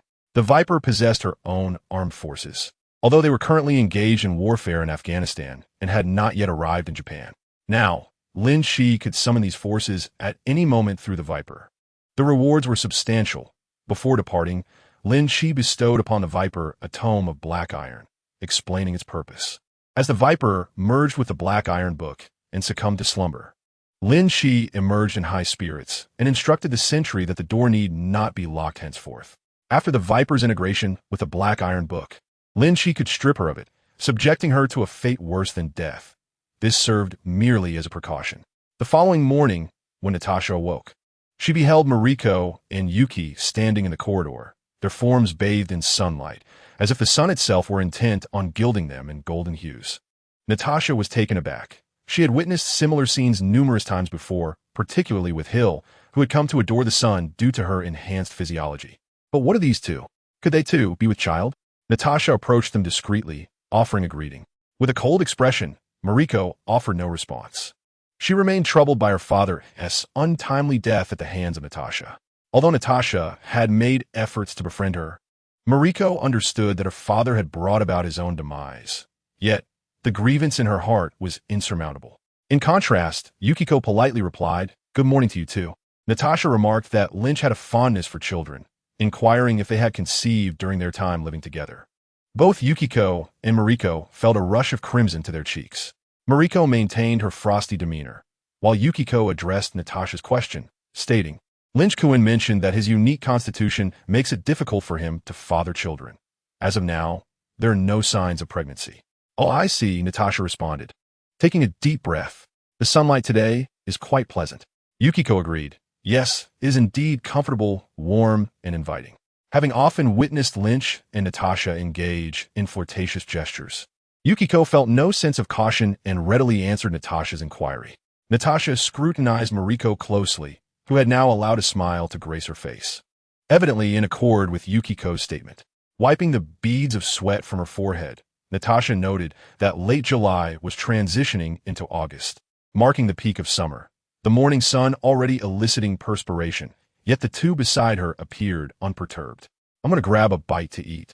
Natasha declared as she turned to walk towards the house, her heart racing with excitement. She had unearthed a significant secret. While everyone believed that only through pregnancy could one attain superhuman abilities, the truth was that such prowess could also be achieved without conception. A method known solely to Lin Qi. This was crucial intelligence. If disseminated, a multitude would seek out Lin Qi, as the allure of gaining strength without side effects would drive many to madness. Nick Fury was examining the lifespans of Lin Qi and S.H.I.E.L.D., unable to conduct cellular analysis and relying solely on visual observation. The results brought him joy. S.H.I.E.L.D. appeared more youthful and radiant than ever. Though the observation period was too brief for absolute certainty, the potential for superhuman abilities to extend life was considerable. Nick Fury shared this information with Natasha to expedite her completion of the mission, as superhuman abilities equated to prolonged life and formidable power. Moreover, the prospect of achieving such abilities without pregnancy would incite global frenzy. Gradually, Natasha's expression grew grave. This was Wolverine, the asset Nick Fury needed. Lin Qi placed a box in front of Natasha, stating, "You will write the risk assessment report. Inform Nick Fury that Mariko is now my woman, and she is quite safe." Natasha replied, "It is precisely because she is your woman that she may not be safe. Do you have any idea how many eyes are on you?" Chapter 95, My Stomach Hurts. Could you help me massage it? Lin Qi fixed his gaze on Natasha, asserting, "Who would dare to lay a hand on my woman? Do they wish for their own demise?" Natasha's words hinted that someone might indeed be plotting against his beloved, and Lin Qi was immediately disinclined to accept such a notion. Natasha remarked that while no one was taking action at present, should the ability of ordinary individuals to absorb sunlight and attain superhuman attributes be revealed, a frenzy would ensue, with many seeking you out, possibly even inciting war. In such a case, your woman would be in peril. The concept of bloodlines was a reference made by Lin Qi from the attributes described in the Book of Superman. However, in the eyes of S.H.I.E.L.D. and other organizations, S.H.I.E.L.'s ability to absorb sunlight was indeed considered a superhuman trait. Lin Qi, taken aback, inquired how she knew. Natasha replied, "Do not compare us professional agents with your amateurish insights. Besides, both Truth and Snow have made no secret of their fondness for sunlight." Lin Qi slapped his forehead, realizing his oversight in not advising them. "Will you report this to Nick Fury?"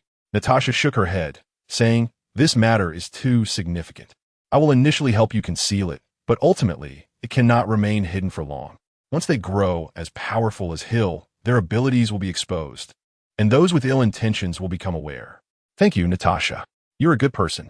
I had intended to grant you superhuman attributes as well, but it can only be achieved through my unique essence, which allows the manipulation of DNA components."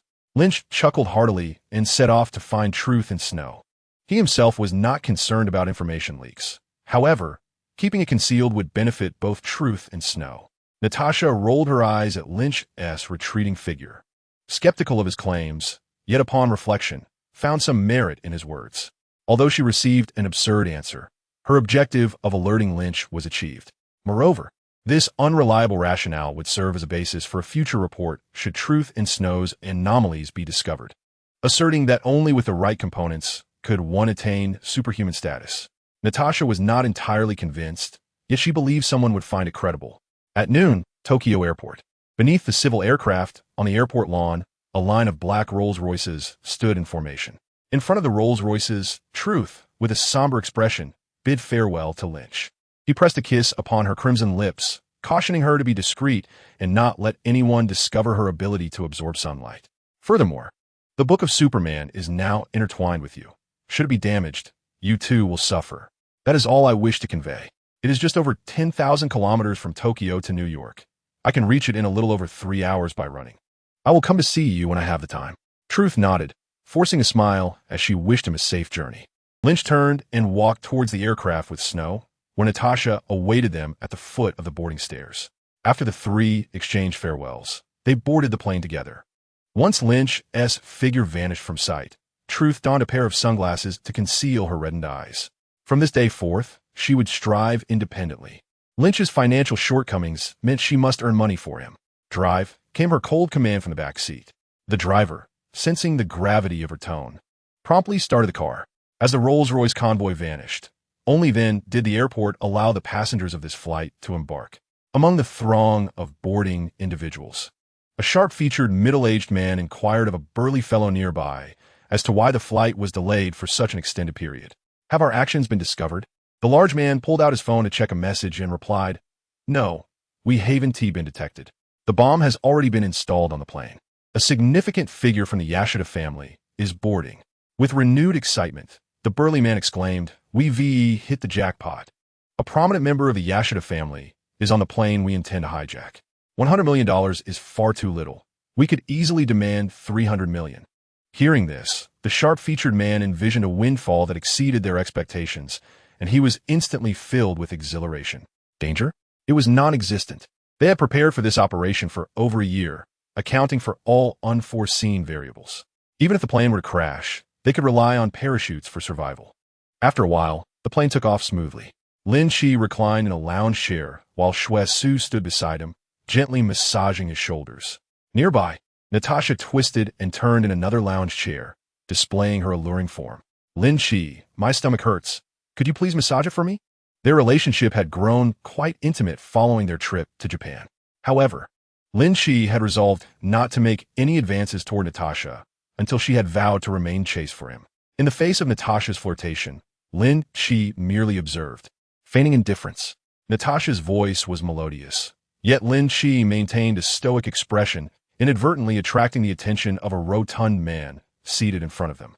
The man leaned closer, and upon catching sight of Natasha's captivating curves, he immediately donned a lewd grin. Beautiful lady, may I offer you a massage? Natasha's expression turned icy as she pointed the dark muzzle of a gun at the man. And no, I was just joking.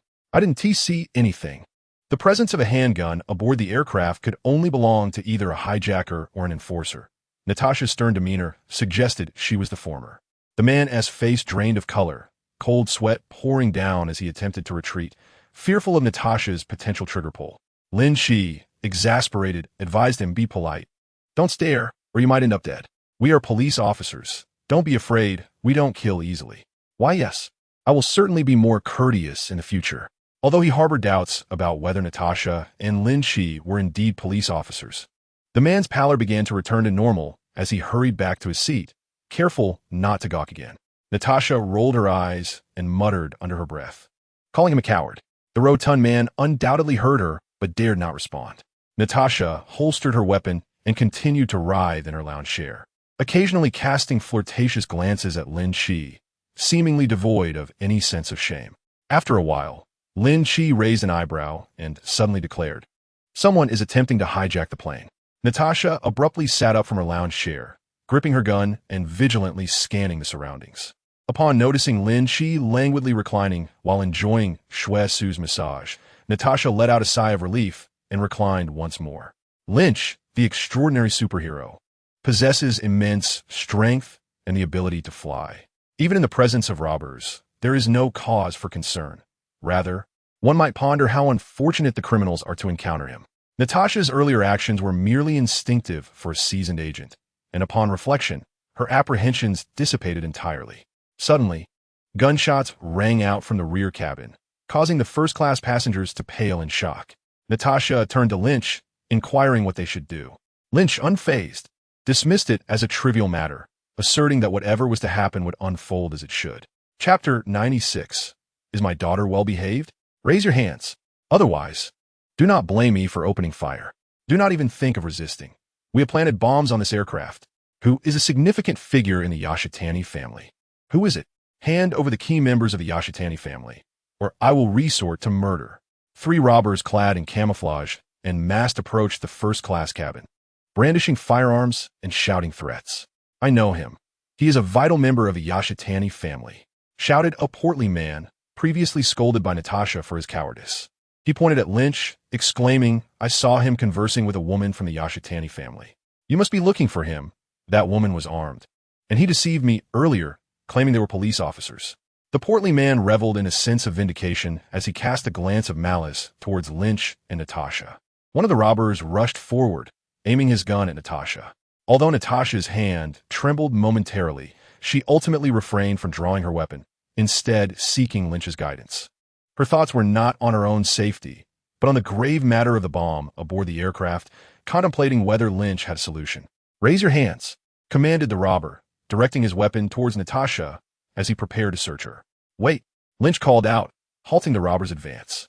He approached Natasha, and amidst the robber's incessant shouts to remain still, he discreetly retrieved a firearm from Natasha's waist and tossed it to the robber. "My colleague dislikes being touched by others," Lynch explained casually. Natasha shot him a grateful glance, her spirits lifted. The robber, drenched in cold sweat, feared Lynch's possible retaliation. Ultimately, he restrained himself from shooting Lynch, only exhaling in relief once the weapon was relinquished. "I'm a significant member of the S.H.I.E.L.D family. What do you want with me?" Lynch had overheard their discussions about extorting money from him, realizing that their intentions were opportunistic rather than premeditated. "Call the S.H.I.E.L.D family and demand money. We will release you for $200 million. No, $300 million. The robber initially sought to extort $100 million from official channels and $200 million from the S.H.I.E.L.D family, but then hastily revised his demand to $300 million. Lynch nodded in agreement. "I am indeed important to the S.H.I.E.L.D family. They would not hesitate to pay $300 million for my release. If he were to be captured, Mariko would undoubtedly arrange for the ransom. Yet, would he truly be apprehended? After all, he was Lynch the superhero. Here in Japan, his fame was not widespread, and those who recognized him were few. If seen in New York, the robbers might reconsider their course of action." Upon hearing Lynch's words, the robber instantly regretted his earlier decision to spare him. Lynch continued, offering a sum of money but demanding that the hefty man be killed. The hefty man, who had been reveling in his reprisal against Natasha and Lynch, was taken aback by Lynch's proclamation, pondering whether the robber could truly be so foolish. Suddenly, the robber's gun was aimed directly at him. In a state of panic, the hefty man opened his mouth to plead, but a gunshot rang out, and he collapsed to the ground, a bullet lodged in his chest. As he teetered on the brink of death, he managed to utter, "You cannot do this. I was the one who helped you find him." After dispatching the hefty man, the robber pointed his gun at Lynch, commanding him to move forward and contact the S.H.I.E.L.D family using his satellite phone. Complying obediently under the threat of the gun, Lynch stepped ahead, while Natasha and Yuki attempted to follow, but were halted by the robber's gun. Natasha reluctantly paused, not out of concern for Lynch, but because she felt a greater sense of security by his side. In contrast, Yuki furrowed her brow, anxiously watching as Lynch was taken away. Natasha whispered in her ear, "Do not worry. Lynch's body can shield against bullets." Yuki nodded. "I know, I just see so many deaths." Natasha, feeling reassured, asked, "Whose?" Yuki replied, "Theirs." Natasha felt even more at ease. "Do not speak. Everyone come out, stand straight, and raise your hands," commanded the robber remaining in first class, his gun trained on the passengers. The first-class passengers, sensing the gravity of the situation, quickly complied, raising their hands and stepping forward. Natasha and Yuki exchanged glances before also complying and raising their hands. As Lynch walked backward under the robber's watchful eye, he observed all the passengers being forced to stand with their hands raised. Suddenly, a voice exclaimed, "Lynch the Superman." This was a flight from Tokyo to New York, boasting passengers from both cities, and it was rare for New Yorkers to have not seen Lynch the Superman on television. With the first exclamation, others quickly echoed, "Lynch the Superman. It truly is him. He has been kidnapped, right?" The robber, aiming his gun at Lynch, remarked, "I didn't expect you to be a celebrity." He had only considered Lynch's fame without contemplating further implications. At that moment, another robber, similarly masked, hurriedly approached, calling out in a state of panic, "Where is Lynch the Superman? Is there a mistake? How could there possibly be a Lynch the Superman?" Most of the robbers had dark eyes, but this one had striking blue eyes. Lynch speculated whether it was a collaboration between New York and Tokyo gangs. The robber, still pointing his gun at Lynch, responded, "He's right here. I didn't realize you knew him too. He must be quite the star. How could a mere celebrity be an important figure in the S.H.I.E.L.D family? Was there a misunderstanding?" The blue-eyed robber scrutinized Lynch closely, comparing him to the Lynch the Superman he had seen on television, ultimately arriving at a chilling realization. It was indeed Lynch the Superman. The blue-eyed robber's legs weakened, and he stumbled to the ground. Even the most dim-witted of the robbers, with a gun pointed at Lynch, realized the gravity of the situation. Their fingers hovered over the trigger as they demanded to know who Lynch truly was. Lynch furrowed his brow, initially intending to toy with these assailants, but was taken aback when they confirmed his identity. Meanwhile, the leader of the robbers pressed the switch for the time bomb aboard the aircraft, donned a parachute, and prepared to flee. This mastermind understood who Lynch was and lamented his ill fortune. After over a year of meticulous planning for this hijacking, it was all crumbling before him. Yet, there was no choice. Lynch, the superhero, was far too formidable, compelling him to make a hasty exit. The leader planned to abandon ship and detonate the entire plane along with Lynch. In the present moment, blood sprayed dramatically, and the robbers within the cabin began to shriek in agony, their hands pierced by throwing knives, blood gushing forth, rendering them incapable of holding their firearms. Lynch's figure had already vanished from cabin. One individual, in a state of excitement, declared that Lynch could not be kidnapped after all, with him present. They were assured of their safety. When another inquired about who this superhero was, the former enthusiastically began to recount the heroic deeds of Lynch.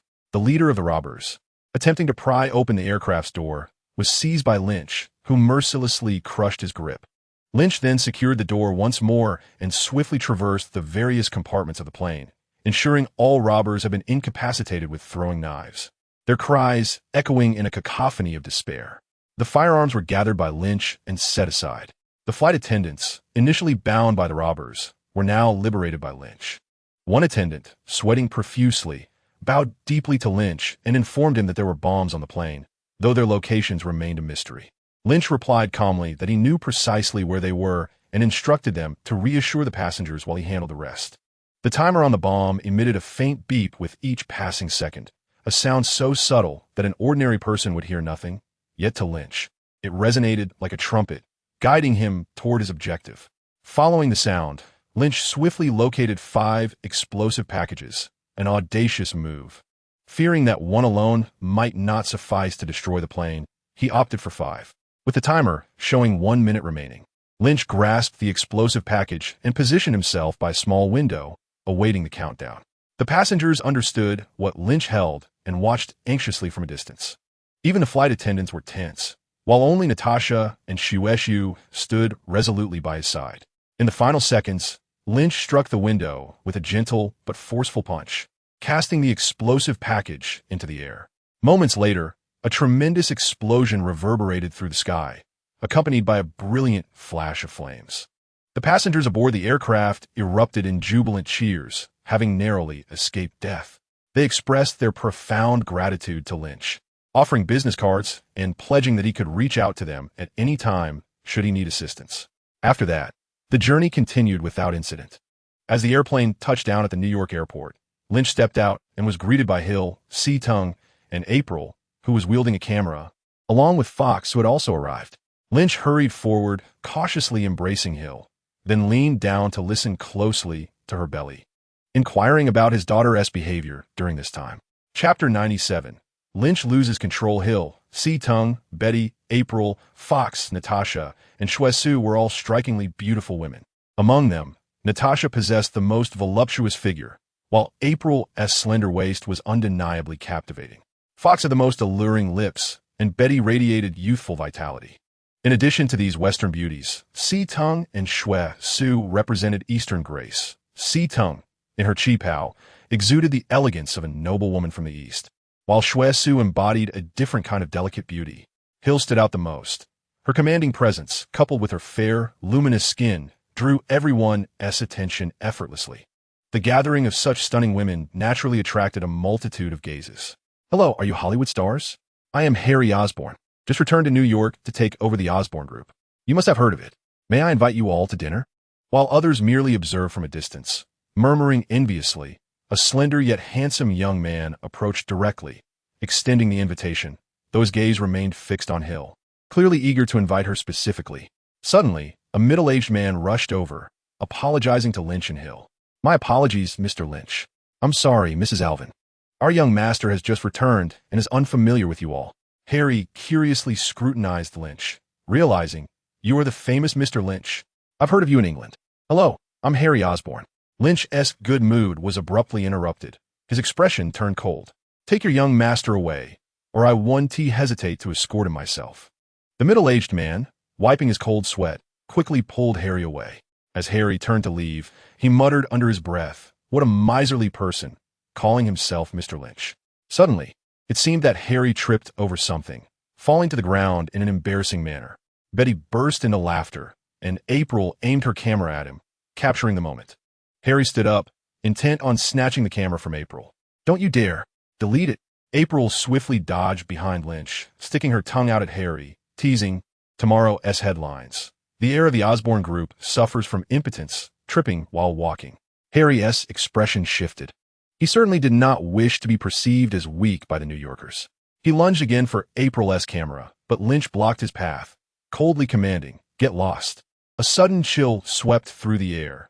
In the midst of summer, Harry's hair and brows began to freeze, his entire body trembling with cold, becoming rigid. With the ability of Ice Breath Level 2, he could exhale a frigid breeze at a temperature as low as -20 degrees Celsius in an instant. And he could also charge up, with the intensity of the cold air increasing the longer he concentrated. Harry's subordinates, sensing the situation was amiss, promptly lifted him away. Clearly, their master had suffered a setback, yet even in defeat, confronting the likes of Super Lynch in New York was ill-advised. The public scorn could drown them. Hill approached, gently taking Lynch's hand and smiling softly. "Oh, do not be angry. He is merely a child." Harry Osborn had yet to reach the age of 20. Sharing the same youthfulness as Spider-Man and Gwen, 6 years junior to Hill and 4 to Lynch. Indeed, a mere child. April, camera in hand, declared tomorrow, his weakness will be common knowledge across the nation. This bodes poorly for his reputation. She turned to Lynch. "Did you just now cause him fall?" Lynch refrained from answering April's inquiry. Was such a question even worthy of response? That insolent boy deserved a minor lesson, and tripping him and freezing him were but trifles. With the crowd thickening, they decided to split into 2 vehicles for the return journey. In the first vehicle, driven by Fox, Hill and Lynch took their seats, while Betty and April hurriedly squeezed in ahead of the others. Snow, feeling somewhat at a loss, recognized her duty as a competent maid was to remain at her master's side. Only when Lynch issued a command did Snow join Si-Ting and Natasha in the second vehicle. Inside Lynch's car, April incessantly snapped photos of him, brandishing a recording device. "Super Lynch," she inquired, "could you share what you accomplished during your recent trip to Japan with the people of New York?" Lynch replied nonchalantly, "There is little to convey. I received word that the Yashida family from Japan, who recently crossed over, were in peril, prompting my urgent visit. Regrettably, I failed and could only rescue Mariko Yashida." April's expression dimmed as she consoled him. "Do not be disheartened, Super Lynch. After all, you're not a deity and cannot save everyone. Might you recount your rescue efforts?" Lynch began to fabricate tales, transforming familial disputes into tales of vendetta and portraying investigative endeavors as heroic rescues. Those privy to the truth remained silent, while the ignorant perceived him as a paragon of virtue. Once more, his persona was solidified, though Lynch harbored no desire for a savior's image. The discomfort of being revealed as selfish compelled him to maintain this facade. Thus, he unwittingly became the embodiment of benevolence. April diligently recorded every word, her gaze toward Lynch brightening with admiration. Betty, seated across, grimaced. She found it hard to believe in Lynch's grandeur, yet lacked the means to contest it. Fox, behind the wheel, increasingly acknowledged Lynch's valor, the memory of injuring him weighing heavily on her conscience. The more Lynch appeared as a savior, the more Fox regretted her past actions. Had he perished then, many would now suffer without his aid. Each reflection filled Fox with guilt, igniting a desire to assist Super Lynch in any capacity, even if it were something as simple as driving, which would ease her conscience. Hill observed Lynch, who was speaking eloquently, and merely smiled softly. She was well aware of the situation in Japan, as there were already other S.H.I.E.L.D. agents stationed there. However, those individuals were solely responsible for intelligence gathering. Although these operatives had not entered the residence of the Shidajima family, they were adept at collecting information through various means, such as bribery and seduction. As the vehicle made its way into Manhattan, Lynch returned to this familiar place. In the following days, Lynch found himself entangled in trivial matters, first submitting the remains of Wolverine. Subsequently, he engaged in a video call with Nick Fury, exhibiting an air of indifference, unwilling to maintain any facade before Fury. Nick Fury discerned the underlying tension and presented another mission to test Lynch, only to be met with an unwavering refusal. Fury then suggested that the mutant, Yukio, should come to headquarters for a medical examination. Believing that Lynch would not reject him a second time, Fury was taken aback when Lynch resolutely declined once more. It dawned on Fury that Lynch had completely unraveled, or perhaps he had never truly controlled him from the outset. Chapter 98. A leading role for over 20 years, renowned by all, yet oblivious to his own impact. He had mistakenly thought he could sway Lynch's thoughts, which were merely reflections of Lynch's own demeanor. Realizing this, Fury cast a deep glance at Lynch, feeling as though he had been outmaneuvered. What could he do? Dismiss Lynch? His abilities made it difficult for Fury to part ways with him, imposing confinement as punishment, not to mention whether Hill would approve. But if Lynch were indeed confined, Fury suspected he would retaliate, resulting in considerable complications. Fury sensed the threat posed by Lynch, yet recognized that there was still potential to be gained from him. For the time being, there was no need to confront Lynch directly, only to expedite matters on Natasha's end. In addition to managing Fury, the Alvin Corporation smartphone was set to launch soon. This device had been promoted for over a month, and many young people were eagerly awaiting its release. Even some middle-aged individuals, eager to support Lynch, were prepared to purchase an Alvin smartphone. The launch would take place simultaneously in the United States and Japan, with the latter cooperating with the Shitajima family. Mariko was delighted to assist Lynch in negotiating prices, willing to incur personal losses to ensure Lynch reaped greater benefits. Another week passed, and the promotional efforts in Japan were solidified. On the eve of the simultaneous launch in both regions, individuals began lining up in New York, Tokyo, and several other cities, eagerly awaiting the release of the smartphones. By the following morning, the streets surrounding the Alvin sales points were congested, prompting authorities to deploy police to maintain order. Fury watched the news broadcast, observing the long lines of people waiting to purchase a single smartphone.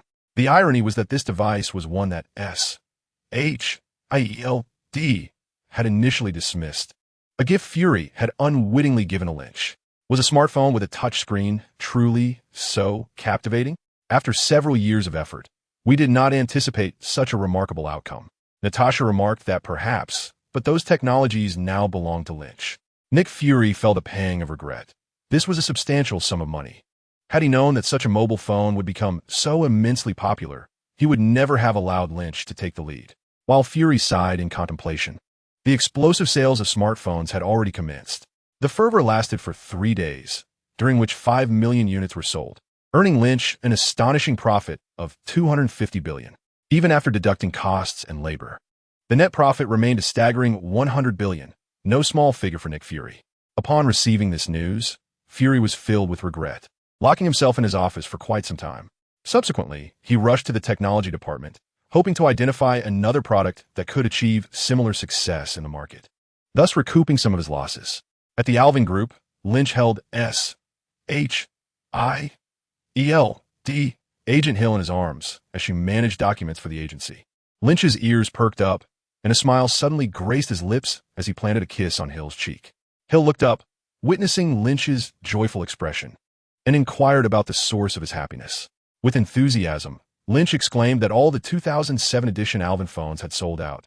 The 5 million units were entirely gone. This time, we would reap nearly $100 billion in pure profit. My decision to venture into smartphones was indeed astute. Before long, we shall amass enough funds to acquire Garchel. Hill replied, "Your foresight is admirable. I've never doubted your judgment. As for the financial matters, did you not resolve them in Japan? Provided your little lover, Rico, sells some shares, money should not pose a problem." Lynch felt somewhat awkward. He had confidently disclosed his relationship with Rico to Hill, bracing for the worst-case scenario where Hill might demand a divorce. However, to his surprise, Hill merely sighed and acknowledged Rico. Yet, every time Hill mentioned Rico afterward, her tone was laced with sarcasm, compelling Lynch to feign ignorance.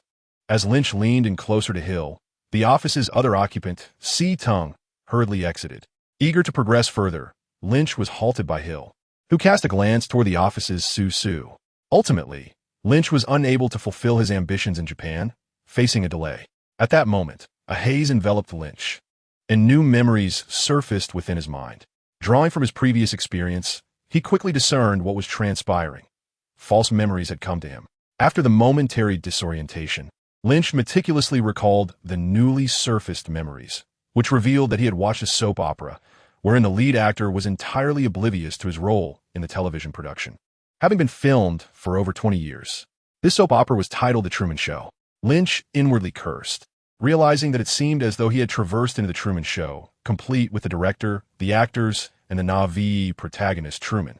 Hill furrowed his brow and remarked, "My fabricated memory is of a wildly popular soap opera called The Truman Show." His voice slightly rose. How could they do such a thing? How could they confine a person for over 20 years merely for observation? This is unlawful. Susu also frowned, saying, "I too possess this segment of memory. So, this is how we exist in your minds. However, that Truman truly suffers. Does this show genuinely exist?" Lin Qi shrugged. To ascertain its authenticity, one need only turn on the television. Within the false memory, the channel for The Truman Show was 108. So, Lin Qi switched on the television and tuned to channel 108. Simultaneously, countless others were engaged in the same endeavor. Compared to the previous instance of false memory within New York, this occurrence was far more widespread, affecting nearly all English-speaking nations in the West, while diverse groups in the East were also caught in its web. Many individuals simultaneously thought to verify by turning on their televisions. As Channel 108 came to life, the screen revealed two young men who were crouched in a landscaped area. Peering onto the street, a woman in a pink outfit, exuding charm, strolled by. A young man wearing a baseball cap quietly remarked to his companion, "Truman, what do you think of that girl? Her name is Meryl. She is a nurse, and I'm about to introduce you to her." Captivated by Meryl's beauty, Truman nervously inquired, "Do you think I stand chance? Will she like me?" "Of course, she will. You're the most popular," responded his friend, Marlin, as he handed Truman a mobile phone. "Use this to contact Meryl." Still preoccupied with thoughts of the lovely Meryl, Truman absent-mindedly took the phone. Marlin produced another device, unobtrusively raising it to the center of the screen, promoting the Alvin smartphone, a new generation of smart devices for chatting, socializing, and entertainment. Equipped with a 10-megapixel camera to capture life-s moments, all for the price of $5,000. Truman curiously asked Marlin, "What are you doing?" Marlin replied, "I'm informing you of the phone's capabilities." "Oh," Truman responded, not suspecting anything amiss. Outside the screen, Hill covered his mouth with his hands, exclaiming, "He truly doesn't know. This is real." Truman has been deceived for 25 years. Lin Qi commented, "It seems quite intriguing, especially that segment with the advertisement. But why am I unaware of our company's phone being advertised in The Truman Show?" Hill inquired, "Shouldn't we assist this poor soul?" Lin countered, "No. Don't you find this show rather fascinating?" Hill, of course, did not argue with Lin Qi on this trivial matter. Lin Qi then redirected his attention to the surrounding discussions, listening intently. Prior to watching the television, everyone believed that confining Truman for entertainment was unethical. However, after merely a few minutes of viewing, such sentiments had notably diminished. Many individuals are engrossed in discussions about The Truman Show, indicating that this program has garnered a substantial following and few would dare to reject it. The office door swung open hurriedly, and the only person bold enough to enter in such a manner was none other than Betty, that silly girl. "I recently acquired a false memory suggesting that our company is collaborating with The Truman Show. Betty, a shareholder of the Alvin Group, has the authority to make decisions regarding external partnerships. However, this revelation exists solely within the realm of false memory, prompting Betty to feel it necessary to mention it." Lynch acknowledged, "Yes, I am aware that our phones are advertised within The Truman Show. How much did we spend?" Betty replied, "Not a penny. Director Christopher requires you to make a cameo appearance." Lynch raised an eyebrow. "Did you consent to this?" Betty pointed to her brain, stating, "The false memory consented." Chapter 99. Lynch's reputation, the integration of this parallel world, not only generated false memories globally, but also incited discontent among some moral guardians. The reality show, The Truman Show, encompassing everything from its director to its actors and filming locations, became fully immersed in America. Vigilant individuals in the United States, taking it upon themselves, raised the banner of human rights and commenced a grand protest, hoping Washington would impose sanctions on these interlopers from the parallel world. They argued that the production of this television series was entirely illegal, constituting a crime against its star, Truman. However, Washington remained silent. In the subsequent week, The Truman Show continued to soar in popularity, with viewership skyrocketing from an initial billion to an astonishing 20 billion. Following its traversal, the entire television program became an affiliate of the network, much to the delight of the upper echelons. Behind the scenes, powerful conglomerates began lobbying Washington, asserting that the show must continue as it yielded immense wealth daily, allowing affluent magnates to revel in the joy of financial gain. The nature of the dealings between Washington and these tycoons remains a mystery to outsiders. Nevertheless, a week later, the relevant legal provisions were amended. The Truman Show was legitimized as a lawful and just television program. The demonstrators found themselves devoid of legal grounds, and their numbers dwindled. This was the outcome of political maneuvering. The Truman Show boasts over 20 billion viewers worldwide, an immense fortune that cannot be overlooked. Lynch and Hill were packing their belongings, discussing the Truman Show with smiles. They struck gold, as the Truman Show had directly crossed over to their domain. April remarked that their boss had been red-eyed these past few days, wishing fervently for the Truman Show to traverse once more and become a program on the New York social channel. Lynch and Hill prepared to head to the filming location of the Truman Show on Paradise Island, where they would portray a young couple in a cameo. Peach Blossom Island, a veritable isle, descended alongside the Truman Show, nestled within the Hawaiian archipelago. This diminutive land, spanning over 20 square kilometers, is enveloped entirely by a vast curtain, resembling an immense film set.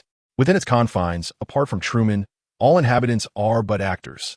This program, rooted in the collective false memories of the populace, captivated genuine viewers' hearts within a mere week.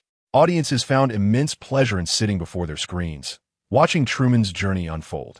Periodically, the Truman Show would invite various luminaries to make guest appearances, elevating the show's prestige and enticing a broader audience. The show's producer, director, and supervisor, Christopher, cherished memories of the superhero, Lin Qi, who was equally virtuous and benevolent, embodying a savior of the downtrodden, indistinguishable from reality. Aware of Lin Qi's esteemed reputation, Christopher, during his collaboration with Alvin's company, merely requested Lin Qi to make a cameo in The Truman Show, foregoing any advertisement fees from Alvin's end. Even as the world underwent profound transformations and The Truman Show soared in popularity, Christopher remained convinced that Lin Qi would elevate the show to greater heights. This exemplifies the benefits of celebrity. Remaining at home, one can still experience fortuitous events. Indeed, as Christopher anticipated, the confirmation of Lin Qi's cameo in The Truman Show immediately heightened audience expectations, particularly in New York, where some individuals had initially protested against Truman's confinement. The news of Lin Qi's participation swiftly quelled the demonstrations. Such was Lin Qi's renown in New York, surpassing even that of the city's mayor. When Hill first introduced Lin Qi, little did he foresee the immense acclaim he would garner. The Truman Show surged in popularity globally, prompting Hollywood directors to emulate its success by creating their own orphans, tracking and surveilling them, in hopes of producing a sequel akin to Truman's Tale. However, the outcome proved unsatisfactory, as the Truman Show employed advanced technologies, such as weather control devices capable of generating wind and rain at will, alongside artificial suns that regulated the cycle of day and night, and signal blockers ensuring only filtered transmissions reached the show. The latter was somewhat manageable, requiring mere human and material resources, yet the former two technologies remained beyond the reach of the world. According to Christopher, these innovations were custom designed by Stark Industries, attributed to the late Howard Stark, who could no longer speak for himself. Due to these advanced technologies, Nick Fury assigned Hill the task of safeguarding these rare specimens from theft and damage until security personnel could arrive at Peach Blossom Island. In light of this mission, S.H.I.E.L.D. even procured 2 highly coveted tickets to The Truman Show for Hill. The origin of Hill's ticket is quite intriguing. The production of The Truman Show thoughtfully revised the script to feature both Lynch and Hill on screen simultaneously. Nick Fury directly assigned the task to Hill. Although Hill is one of Fury's subordinates, and they have held differing political views, their long-standing camaraderie compelled Hill to accept the assignment. Upon learning of this, Lynch became incensed, frequently venting his frustrations in the presence of S.H.I.E.L.D. agents, vehemently criticizing Fury for his lack of empathy in sending a pregnant woman on a mission. Naturally, these remarks reached Fury's ears, leaving him somewhat exasperated. Reports indicated that Hill had been engaged in rigorous training at the newly established facility, participating in unrestricted combat exercises with agents. Remarkably, she effortlessly subdued 50 armed S.H.I.E.L.D. D. Agents without breaking a sweat. How could such a formidable super soldier be reduced to the status of a feeble pregnant woman in Lynch's narrative? Fury was aware of Hill's pregnancy. However, her superhuman physique rendered her quite unlike an ordinary expectant mother. This was precisely why he entrusted her with the mission. Additionally, both parties understood that Hill would undoubtedly have Lynch accompanying her, and with his superhuman prowess, any daunting task would be rendered exceedingly manageable. Nevertheless, Fury, unfazed by Lynch's insults, chose not to engage in a debate, prioritizing the successful completion of the mission above all else. Early one morning, Lynch, along with Hill and S.H.I.E.L.D, set off for New York Airport. Their tickets were graciously provided by the Truman Show production team, necessitating a stop in Los Angeles before transferring to Hawaii. Upon arriving in Hawaii, they would then embark on a boat to reach the entirely secluded Paradise Island. The journey would span over 10 hours. This trip to Paradise Island was not exclusive to the trio. Several other notable personalities from New York were on the same flight. Initially, the production team had invited Tony Stark for a cameo, to which he had happily agreed.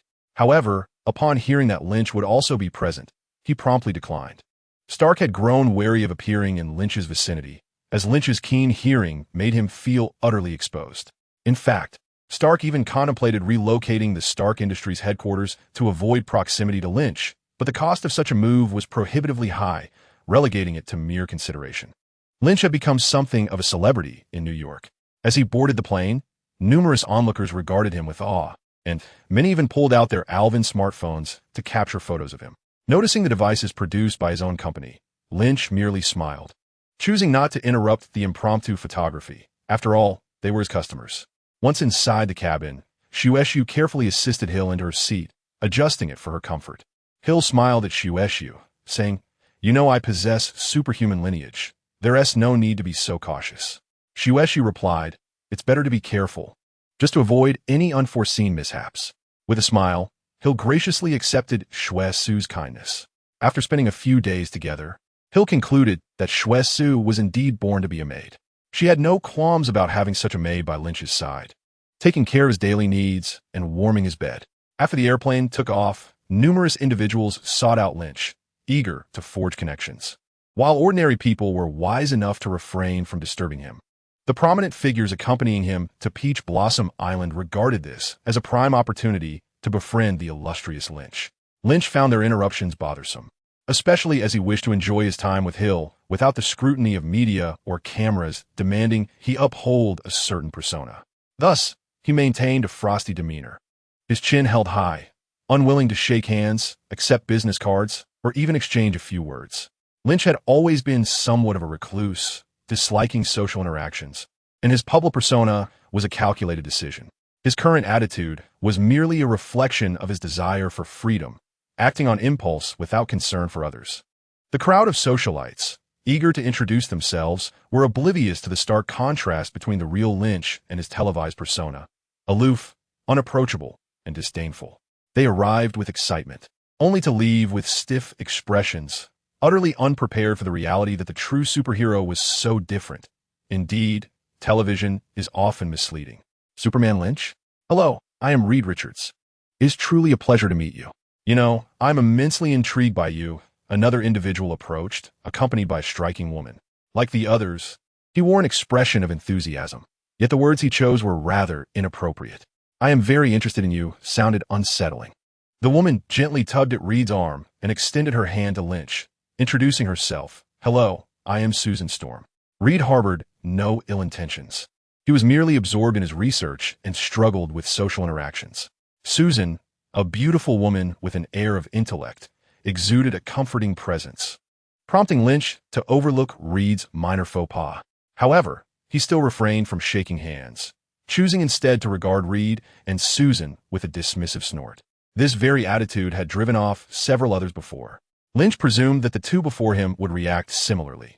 Indeed, Susan's face became stiff, clearly preparing to depart.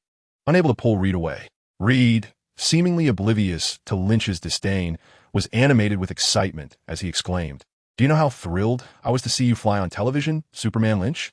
You are a treasure of humanity, a divine gift. If we can thoroughly research your genes, our understanding of humanity could advance by at least a century." Reed's gaze towards Lynch resembled that of a researcher examining a specimen rather than that of a person. Lynch's expression grew increasingly cold, radiating an aura of menace. Susan found Lynch's demeanor quite terrifying. She quickly covered Reed's mouth and turned to Lynch, explaining, "Superman Lynch, Reed simply struggles with communication, but he is a good person." Susan felt an impending sense of doom. Lynch's demeanor was terrifying, and she feared that a single misstep could lead to her and Reed's demise.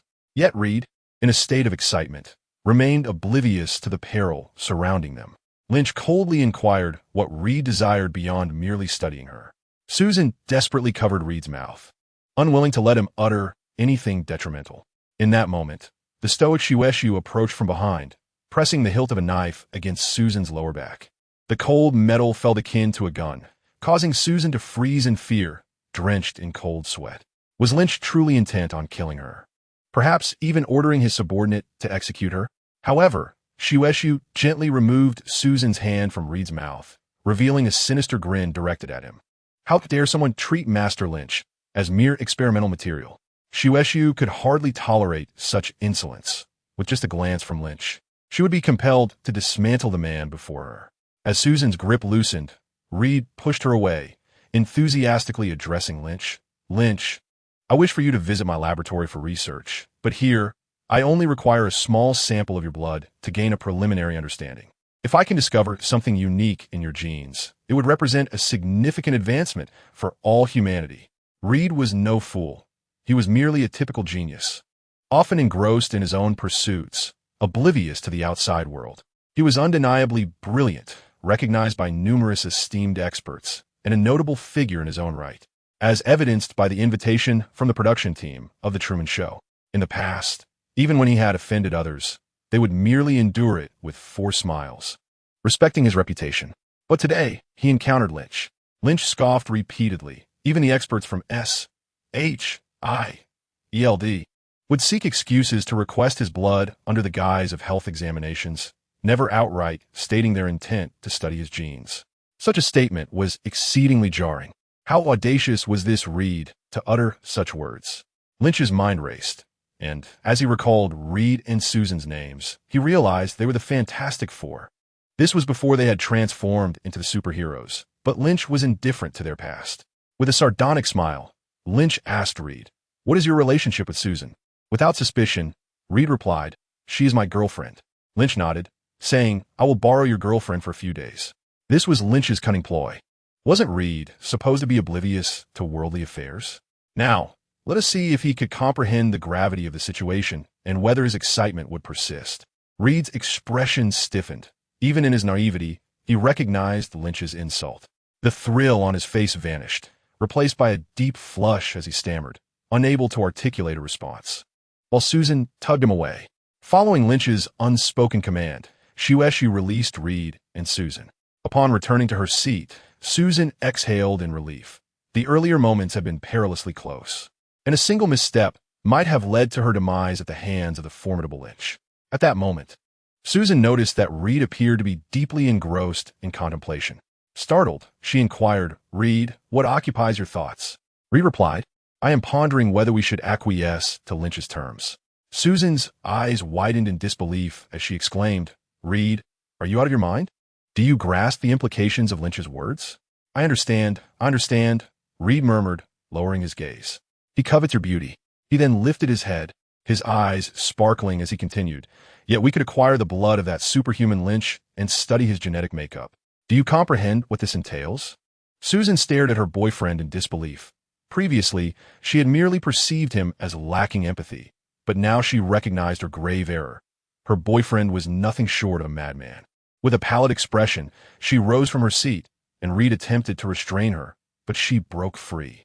She no longer wished to share a space with Reed and contemplated whether to end their relationship.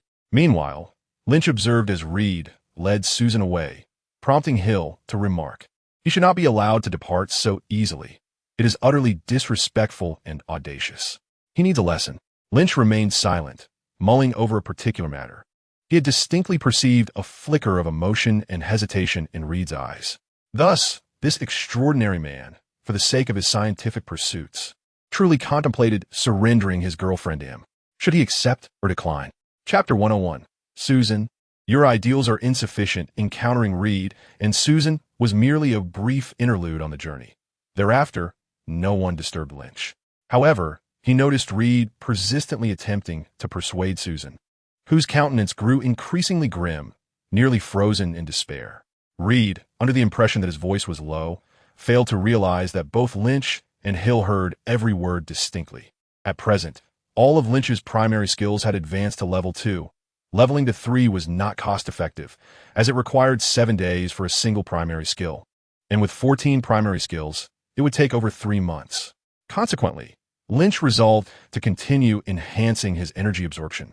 Upon reaching level 4, he planned to subsequently elevate his primary skills to level 3, which would be accomplished within a month.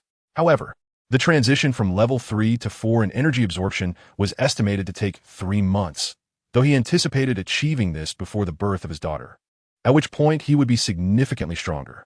All of Lynch's primary skills had reached level 2, while Hill's primary skills were at level 1. Hill had also commenced upgrading his energy absorption. However, elevating it to level 3 would likewise require 3 months. This disparity illustrated the difference between the Book of Gold and the Book of Color, forever a level apart, with the gap widening as levels increased. With all of Hill's skills at level 1, his super hearing had also reached level 1, enabling him to discern sounds clearly within a 1-kilometer radius. Thus, the dialogue between Reed and Susan was fully audible to both Lynch and Hill. Susan, we are engaged in scientific research. Consider this. If we could obtain Lynch's blood, the secrets within his genes would be unveiled before us. By deciphering his genetic code, humanity could make tremendous strides forward. Advancements in the treatment of diseases, enhancement of strength, and prolongation of life. The benefits are immeasurable. Reed implored Susan earnestly. Infuriated, Susan's face flushed crimson as she bit her lip and retorted. So you wish for me to share a bed with him? You must understand, I am your girlfriend, your woman. How can you ask me to sleep with another man? Are you even a man? Reed replied gravely, Susan, your perspective is limited. Compared to the evolution of humanity and the exploration of the unknown, such interactions are mere trivialities. Lynch's proposition only reflects his mediocrity and shallowness. You must recognize that knowledge is the eternal truth. Such exchanges are insignificant. Turning away, Susan chose to ignore Reed. Susan, this is nonsense. I refuse to believe you do not grasp this principle. Reed pursued her. Lynch and Hill exchanged glances, both revealing expressions of disbelief. They had not anticipated that the renowned genius could be such a person. Understanding Reed's nature illuminated the words he had spoken on the plane, and Lynch's anger dissipated entirely. Hill remarked with a meaningful glance, Susan possesses a commendable figure. Lynch paused, then replied earnestly, Hill, you must be mistaken. You know I am not that kind of person. After spending the entire day aboard the plane, they finally arrived in Hawaii by nightfall. Following a night stay in Bali, the next day, the crew of the Truman Show arranged for them to board a series of small boats. A middle-aged woman wearing glasses approached Lynch. Hello, Superman Lynch. I am Shirley, one of the screenwriters for The Truman Show. Allow me to explain the roles and plot you will be portraying. Lynch and Hill found a spot to sit, while Shirley stood by, ready to assist. S.H.I.E.L.D. had provided Hill with 2 tickets to The Truman Show, but Lynch had already received an invitation, resulting in an extra ticket. For this ticket, Betty and April had sung Lynch's praises countless times. Fortunately, during that period, Natasha had returned to headquarters. Otherwise, she would have undoubtedly joined the fray over the tickets. The 2 girls vied for the tickets, but Lynch offered none to either and ultimately decided to bring along Shirley. The screenwriter, named Shirley, cast a curious glance at Shirley, who stood aside, before stating, the upcoming plot of The Truman Show revolves around Truman's romance. Superman Lynch and Ms. Hill will portray a newlywed couple vacationing on Paradise Island, while Ms. Shirley will play the role of Superman Lynch's sister. Shirley paused, reviewing her script before continuing. Superman Lynch's role is pivotal. We have established that Superman Lynch is Truman's love mentor. Truman will face challenges in love, and only the golden advice from Superman Lynch can lead him to win the heart of his beloved. Once again pausing while persuading Truman, Super Lin Qi felt free to improvise. The girl Truman was pursuing was also one of our actors, and she would cooperate with Super Lin Qi. Lin Qi raised an eyebrow, realizing that this performance was exceptionally effortless. After all, the entire Taoyuan island comprised several hundred individuals, with everyone but Truman being an actor. It was remarkably easy to manipulate Truman in such a grand ensemble. At that moment, Sherry was reminding Lin Qi of certain precautions when an unsettling voice emerged from a nearby small boat. I refused to play a couple with him. If there's no role for me, to send me back, I'm not going. It was Susan S.'s voice. Nearby, a scriptwriter was attempting to coach Reed and Susan. But Susan had changed her mind and no longer wished to portray a couple with Reed. Seeing Susan S. outburst, the editor hastily reassured her, suggesting they could alter the script. With Susan S.'s stunning looks and exceptional figure, she would undoubtedly attract a multitude of fans. Not to mention that she was a renowned beauty and a top scholar. The small boats were close enough for Sherry to overhear the commotion, and she promptly inquired of Lin Qi whether there were any issues that needed addressing. If there were, they would resolve them immediately. While others sought to appear on The Truman Show, Super Lin Qi was in a position where the show sought his cameo, a disparity in status that was undeniable. Lin Qi replied, "No, I merely hope the camera doesn't T-focus too much on me, as I am here to unwind." Sherry nodded in agreement, internally marveling at how many aspired for more screen time, even a fleeting second, striving earnestly for it. Some would engage in countless undisclosed transactions just for that extra second of exposure. Yet this Super Lin Qi seemed unconcerned. If those who sacrificed so much for a mere second of footage were to discover this, one could only imagine their sentiments. As the small boat gradually came to a halt, Lin Qi scrutinized the surroundings and noticed an obstruction, a layer of fabric concealing the view ahead. This fabric appeared to possess the same capabilities as a chameleon, blending seamlessly with the environment. As the sea breezed past, ripples danced across the fabric, rendering it nearly indistinguishable to the average observer. However, under Lin Qi's enhanced vision, the color-changing fabric was entirely exposed. This was undoubtedly another marvel of advanced technology. Contemplating the formula for this fabric, Lin Qi discreetly summoned the Book of Superman. He opened the book to review his attributes. Name: Lin Qi Alvin Bloodline, Superman. Any part that leaves the body becomes ordinary and carries only false information. Primary skills: energy absorption level 3. Absorbs sunlight and moonlight more rapidly, can also draw upon the Earth's power, and can absorb a greater amount of kinetic energy from physical attacks. All energy is stored within, enhancing physical strength, sharpening senses, and upgrading related abilities. Super defense level 3. Impervious to blades and bullets. Most ammunition cannot inflict fatal harm. Super healing ability level 2. Recovery speed is significantly accelerated, enhanced by tenfold, though it cannot restore bodily injuries that result in permanent damage. At level 2 of flight, one possesses the ability to soar through the skies. However, it is a considerable drain on energy and not an effortless endeavor. While it may serve to impress, it is advisable to rely on jumping during combat, and to utilize a vehicle for traversing distances. At level 2 of super digestion, the speed of metabolism is significantly enhanced, enabling the conversion of ingested substances into energy, even allowing for the digestion of toxic food. Level 2 of super endurance grants prolonged stamina and a fortified spirit, exhibiting resilience that is further influenced by physical strength, thus allowing one to withstand typical mental impacts. With super strength at level 2, one can confront a 20-ton truck head-on. At level 2 of the superbrain, one's cognitive processing speed is tenfold that of an average individual, allowing for rapid concentration of focus, discerning necessary information through surrounding sounds, environments, scents, and tactile sensations. Furthermore, one is capable of employing imagination to construct simple models and simulations to achieve desired outcomes. Level 2 of super speed endows one with extraordinary velocity, being 100 times faster than the world's swiftest sprinter, capable of covering 10 kilometers in a single second, reaching speeds of 3,600 kilometers per hour.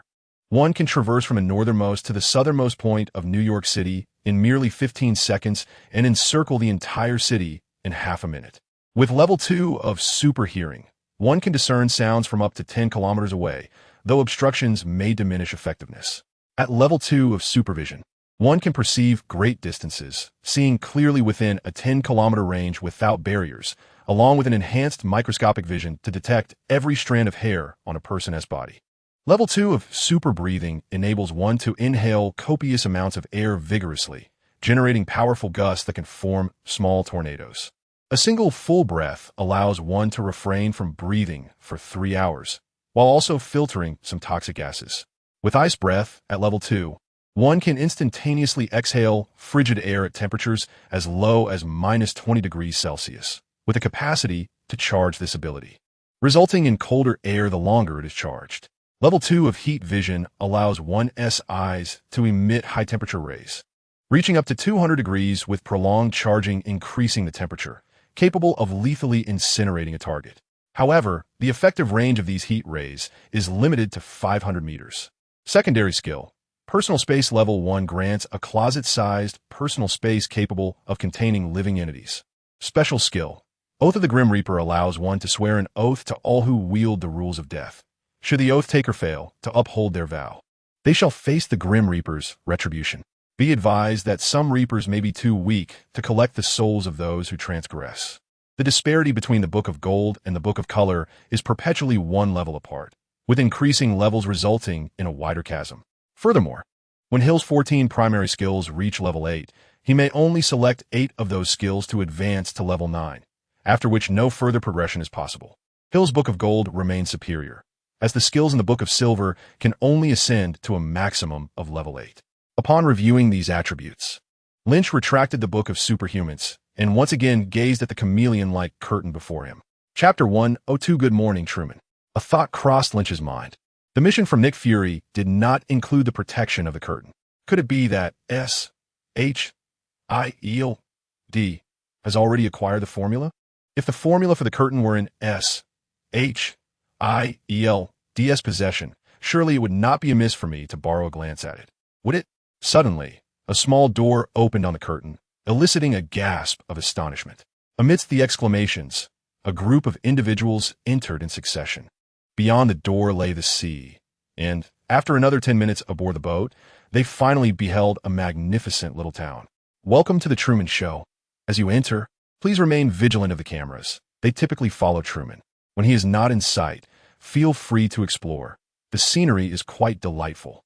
Remember, we have signed a confidentiality agreement, so do not let anything slip in Truman's presence, as it could lead to legal consequences. After the production team's announcement, everyone disembarked in an orderly fashion.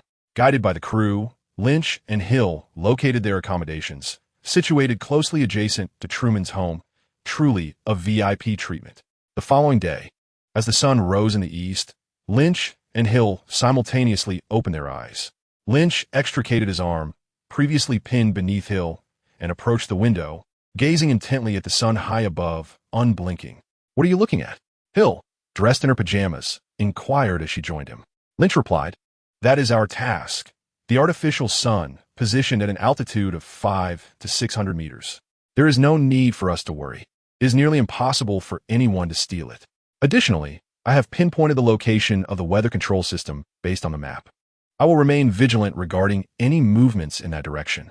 Before their arrival, Lynch and Hill had acquired a map of the Paradise Island, marking the location of the weather control system.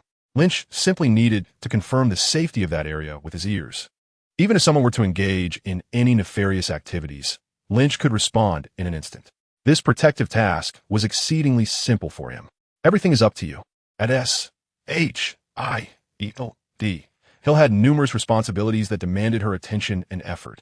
However, when working with Lynch, she felt at ease, reclining without concern, entrusting everything to him. Lynch received a call from Betty. Quick, turn on the television to channel 108, Truman Network. Your trailer is about to air. Lynch blinked in confusion. What on earth? Betty explained. It's the trailer for your appearance. We simply edited together footage from your previous videos. Our superhuman logistics team did the editing, selling it to the Truman Show production team for a whopping $100 million. Such a maneuver exists? Lynch recalled telling Betty that he would not accept advertisements below $10 million. Now, merely compiling his past footage had garnered a sum far exceeding his expectations. Betty added, What do you think? Impressive, right? Remember to get me tickets for the next Truman Show? Goodness, having earned $100 million and still thinking of tickets. Nevertheless, acknowledging Betty's diligent efforts, Lynch readily agreed. Upon concluding his conversation with Betty, Lynch switched on the television and tuned into channel 108, only to find nothing but a blank screen indicating that the signal had been disrupted. Hastily, he contacted the production team, and after a brief flurry of activity on their end, the screen on Channel 108 flickered to life. Known as the Truman Channel, it primarily broadcasted The Truman Show, though it occasionally aired other programs while Truman slumbered. Soon enough, Lynch was greeted by a preview of his entrance, showcasing his striking and charismatic demeanor, exuding an aura of a superhero. Following the advertisement, The Truman Show commenced, revealing Truman wide awake in bed, accompanied by some rather inappropriate antics, including him frolicking about the house in the nude. If Truman were to discover this, it would undoubtedly be catastrophic. Lynch and Hill observed with rapt attention, finding the voyeurism quite amusing. Suddenly, the telephone on the table rang, and Lynch answered. It was a call from a production team. Superman Lynch, in 10 minutes, you and Ms. Hill will step outside and encounter Truman, marking your first scene. An astounding one. 7 billion viewers will be watching. The caller seemed to allow Lynch a moment to absorb this staggering information before adding. However, this vast audience is even more eager for your appearance. We just aired your preview, and the viewership surged by an additional 100 million. Everyone is anticipating your arrival, Superman Lynch. Lynch chuckled and shook his head. In an era where superheroes were confined to New York, his ability to fly and withstand bullets hardly stirred excitement. The voice on the other end continued, Superman Lynch, do not be anxious as you step out. Simply behave as you normally would. It is best to convey the happiness and sweetness between you and Hill. After a few more reminders, the call concluded as the time drew near. Lynch and Hill adjusted their attire calmly before opening the door. Lynch remained unfazed, possessing an unflappable demeanor as a traveler of worlds, while Hill exhibited signs of nervousness, considering the enormity of the audience. Good morning. A young man from the adjacent room swung open his door. It was Truman, the very figure who had just engaged in whimsical antics on The Truman Show. Truman was greeting a passing African-American couple and their child. Good morning, Truman, the couple responded amiably. Truman, brimming with enthusiasm, cheerfully remarked, perhaps we want to run into each other later, so I'll wish you a good afternoon and a pleasant evening in advance. After bidding farewell to the couple, Truman spotted Lynch and Hill, his expression shifting to one of surprise. Are you new here? He inquired. Hello, I'm Truman. Lynch, holding Hill's hand, replied, hello. I'm Lynch Alvin, and this is my wife, Hill. We moved in yesterday, as my wife is expecting, and we decided to reside in this picturesque little town for a while. I need to be here to support her. In this moment, a staggering 1,700,000,000 people across the globe are glued to their screens, captivated by the encounter between Superman and Truman. Perhaps some yearn to see more of Superman, while others are eager to witness Truman. Yet the viewership continues to swell, soon reaching 1,800,000,000, then 1,900,000,000. Truman, with wide eyes brimming with astonishment, gazes at Hill's slightly protruding belly and asks, oh really? A little life is about to be born. You are to become a father, you fortunate soul. Truly, you are incredibly blessed. Lynch replies, indeed, I feel immensely fortunate to have married my wife. Truman reflects, you may not seem very old, yet here you are with a wife and a child. It is truly enviable. Lynch encourages, you too can find someone and welcome your own little one. A hint of shyness washes over Truman as he scratches the back of his head and admits, my brother is indeed preparing to introduce me to a girl. But enough about that. I must get to work. I may not see you later, so I wish you both a good afternoon and a pleasant evening in advance. Hill, rarely showcasing such genuine warmth, responds, I wish you a good afternoon and a pleasant evening as well. Watching Truman's retreating figure, Hill muses, what an optimistic individual. What a pity. Although Hill feels a twinge of regret for Truman, she has no intention of rescuing him. The wealth Truman has the potential to generate is colossal. Even Washington has amended laws due to him. To intervene now would be tantamount to opposing the American government, a risk Hill is unwilling to take. Chapter 103. C-Town believes Lynch is truly handsome in a luxurious villa on Long Island, New York. Betty hangs up the phone with glee, exclaiming to April. Lynch has agreed. Next time there are tickets for The Truman Show, he will get them for me. April seizes Betty's arm and shakes it vigorously, gritting her teeth as she accuses. You traitor. We agreed on fair competition, yet you secretly made a reservation. Both women understand that with Lynch's immense fame, it is improbable that The Truman Show would only invite him once. Tickets will likely be directly distributed in the future. Thus, They had agreed on fair competition regarding the tickets Lynch would receive thereafter. Despite the uncertainty of the future, their longing for tickets to the Truman Show remains unwavering. Betty, though slightly shaken by April's grip, bursts into laughter and retorts, "Well, that is what you get for not working for Lynch. Not only do I toil for him, but this time I've helped him earn $100 million. $100 million. Do you realize how much money that is? The average person Lin Qi earned that much in a lifetime, while I merely edited a video with my team and raked in $100 million. If Lynch doesn't show some appreciation, I might just walk away." April rolls her eyes and replies, "Is that really your achievement? It's entirely Lynch's doing. He is so handsome and possesses extraordinary abilities. Even though it was just a teaser, it served as an advertisement for the Truman Show. Those eager to see Lynch as Superman soaring through the skies or deflecting bullets will flock to the Truman Show with such a vast audience. You're only asking for $1 million? I think you're selling yourself short." Betty dismisses her friend's comment. I can hear someone sounding a bit envious. April, of course, felt a twinge of jealousy. Betty had amassed a fortune merely from her commission on this single deal, a sum that far surpassed what she had earned over her many years as a journalist. "Why don't you quit being a reporter and become the agent for Super Lynch?" Betty suggested. "I'm also managing for the Alvin Group and am quite overwhelmed. I could easily pass that position on to you. Lynch adores you, and he would surely agree." April's cheeks flushed, and she replied, "Don't be ridiculous. Super Lynch is upright, kind-hearted, and a true hero. How could he possibly have feelings for someone like me?" Betty scoffed, rolling her eyes. "Lynch and Hill have practically emptied the funds of the S.H.I.E.L.D division. Such selfish individuals. There is no way I believe he genuinely saves people from peril. There must be some ulterior motive at play. Only a naive person like you and that fox from S.H.I.E.L.D would regard Lynch as a saint." Naturally, the matter of Lynch and Hill's financial impropriety was considerable, and Betty, having participated in it herself, couldn't disclose it to others. Right, you're absolutely correct. Lynch is indeed a true hero. How about you come and be the agent for your hero?" "I'm really overwhelmed," Betty continued. April immediately shook her head vigorously. "I love being a reporter." Betty was about to persuade her further when a voice interrupted from the side. "All right, enough chatter. The trailer is about to start." Betty quickly exclaimed, "Let us watch the television. Afterward, you'll see just how incredible Super Lynch is." Lynch, Hill, and Snow had gone to the Truman Show, and Betty, feeling rather bored at Lynch's Long Island villa, had invited April and S.H.I.E.L.D over. Due to their mutual connection with Lynch, Betty and April had developed a close friendship, while S.H.I.E.L.D, who often met with them and occasionally dined together, was also someone Betty found pleasant. Wanting to add some liveliness to the gathering, she invited S.H.I.E.L.D to enjoy some time at Lynch's villa as well. Neither April nor S.H.I.E.L.D declined Betty's invitation. As the three girls intently focused on the television, a cat and a dog beside the sofa also turned their attention to the screen. Once extraterrestrials with countless tentacles, they were now bound by an oath that forced them to retract those tentacles within. However, Lynch had instructed them to protect Betty, allowing them to unleash their tentacles should she ever come under attack. Presently, they hoped for an unwitting assailant to confront Betty, providing them a chance to stretch their limbs. Remaining coiled was quite tiresome. The television began to showcase Lynch, first displaying his everyday life, then shifting to a scene where he hurled a flying knife, striking the bullseye over 100 meters away. In a swift motion, he approached a crane, leaping to catch a family of 3 plummeting from above, lifting them high above his head before they cascaded down, stirring up clouds of dust that cracked the ground beneath.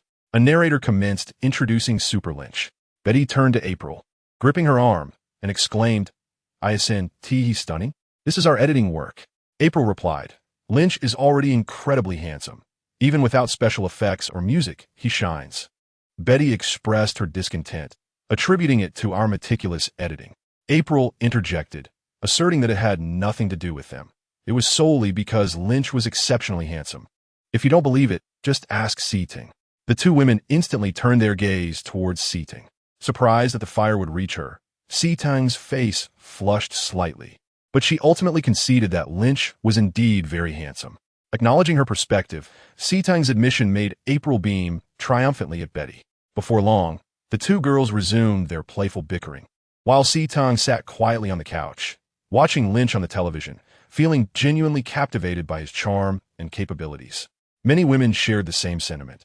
Initially, they were mere bystanders watching Lynch's trailer, but soon they erupted into various exclamations. "He is so handsome. He can really fly. How incredible." The allure of his striking appearance garnered him a vast fan base, significantly contributing to the soaring viewership ratings of The Truman Show. As Truman departed from Peach Blossom Island, the hidden cameras in the sky and surrounding areas also withdrew.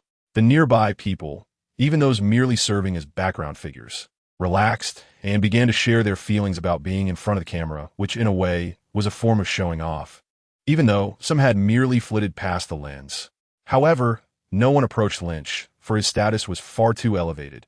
If these individuals were akin to extras, then Lynch was a superstar, their levels of existence so disparate that they could not possibly attempt to impress him. Nonetheless, some staff members approached Lynch, exclaiming, "Superman Lynch, during your brief appearance, the viewership skyrocketed beyond 2 billion. You are incredible. Here are wireless headphones. The next scene will take place this afternoon, and you can use these for communication." The viewership of The Truman Show once soared to over 2 billion, nearly a third of the Earth's population, but it soon declined, as not everyone was captivated by the show. Chapter 104. Firstly, I must clarify that this is not acting. Lynch accepted the headphones and placed them in his bag. In public, he generally avoided private spaces to prevent drawing undue attention. Once he donned the headphones, he curiously inquired, "Can you accurately calculate the number of viewers?" The staff member replied, "How can we possibly be precise? There is an error margin of about 1 million. After all, some people turn on the television but do not actually watch."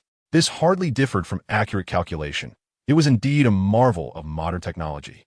After handing the headphones to Lynch, the staff member departed. Lynch turned to Hill and asked, "Do you have any place in mind that you'd like to visit next?" Hill replied, "Let us go to the beach. I want to play on the sand."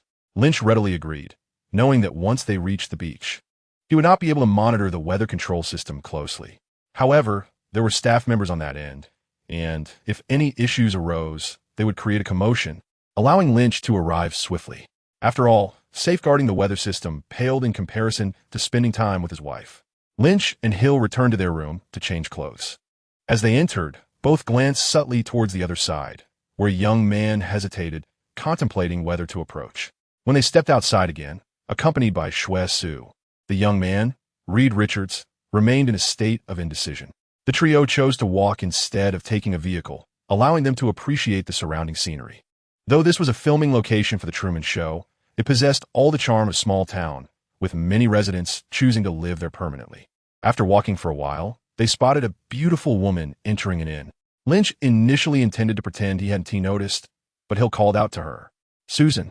Startled, Susan recognized Lynch and his companions, her gaze lingering on Lynch's face for a few seconds before a blush crept across her cheeks, and she feigned nonchalance, greeting them. Hill seemed oblivious to Susan's embarrassment as he approached her warmly, taking her arm. "What brings you here? Are you still upset about what happened on the plane?" Lynch was equally flustered at the time and spoke without thinking. "Please don't take it to heart." Susan quickly replied, "No, it's nothing. Reed was in the wrong, but I'm not Reed Richards' girlfriend anymore, so please don't target me, Lynch." Hill feigned surprise, asking, "You two broke up?" "Reed is a decent guy, very talented and promising. Why would you part ways?" Lynch and Sue exchanged glances, both perplexed by Hill's inquiry, as the reason for their breakup was quite clear. At that moment, Susan recalled Reed's words urging her to accompany Lynch. Stealing another glance at him, she couldn't help but admire his striking appearance, thinking perhaps there was no harm in sharing a bed with him. Suddenly, panic flickered in Susan's eyes. Such thoughts were too tumultuous to entertain. Lynch and his companions, perceptive as they were, noticed her unease. Hill discreetly pinched Lynch, while Sue regarded him with admiration, contemplating how a man like Lynch could captivate such an exceptional woman. Susan believed she had concealed her emotions well. Steadying herself, she racked her brain for a plausible explanation for Hill. "Reed and I previously shared an apartment. Initially, things felt good, so we decided to give it a try, but now it seems unsuitable, hence the breakup." Upon uttering these words, a weight settled in her heart. They had known each other for nearly 5 to 6 years, and had been dating for over 2. Could it truly end like this? Hill responded, "I see. So you were simply trying out a relationship." With a strained smile, Susan said, "I have a few things to attend to, so I must head in." She gestured towards the inn, bidding farewell to Lynch and the others. having not played a romantic partner with Reed. Susan no longer enjoyed the privilege of residing in a villa and was relegated to a hotel, the expenses of which were, of course, borne by the production team. They required Susan to appear in certain scenes around Truman, serving as a mere backdrop. Just moments ago, she had passed by Truman, briefly presenting herself on camera. Although Susan was indifferent to this, she recognized that if she continued her romantic involvement with Reed, she might have one or two opportunities to converse with Truman. With Reed no longer in the picture, her circumstances took a sharp downturn. Susan lamented the significant fame Reed possessed, and her thoughts drifted to Lynch, whose renown surpassed even that of Reed, proving him to be even more remarkable. A sudden wave of irritation washed over Susan, an inexplicable turmoil brewing within her. Lynch, offering a rueful smile, remarked to Hill, "Why are you provoking her? This could lead to trouble." Hill retorted, "Isn't this a testament to my discerning eye in your allure? When you ascend to kingship, surely you'll require several consorts. Am I not doing you a favor by scouting a few?" Lynch felt a flicker of temptation, yet hesitated to pursue the topic, fearing that once the floodgates were opened, there would be no turning back. The beach was exquisite, with soft, pristine sands and crystal-clear waters. Numerous women in bikinis roamed the shore, and Lynch found himself quite popular, especially with his chiseled pecs and defined abs, eliciting admiration from the women nearby. They eagerly passed him notes, which he unhesitatingly tossed into the trash, leaving the ladies disheartened.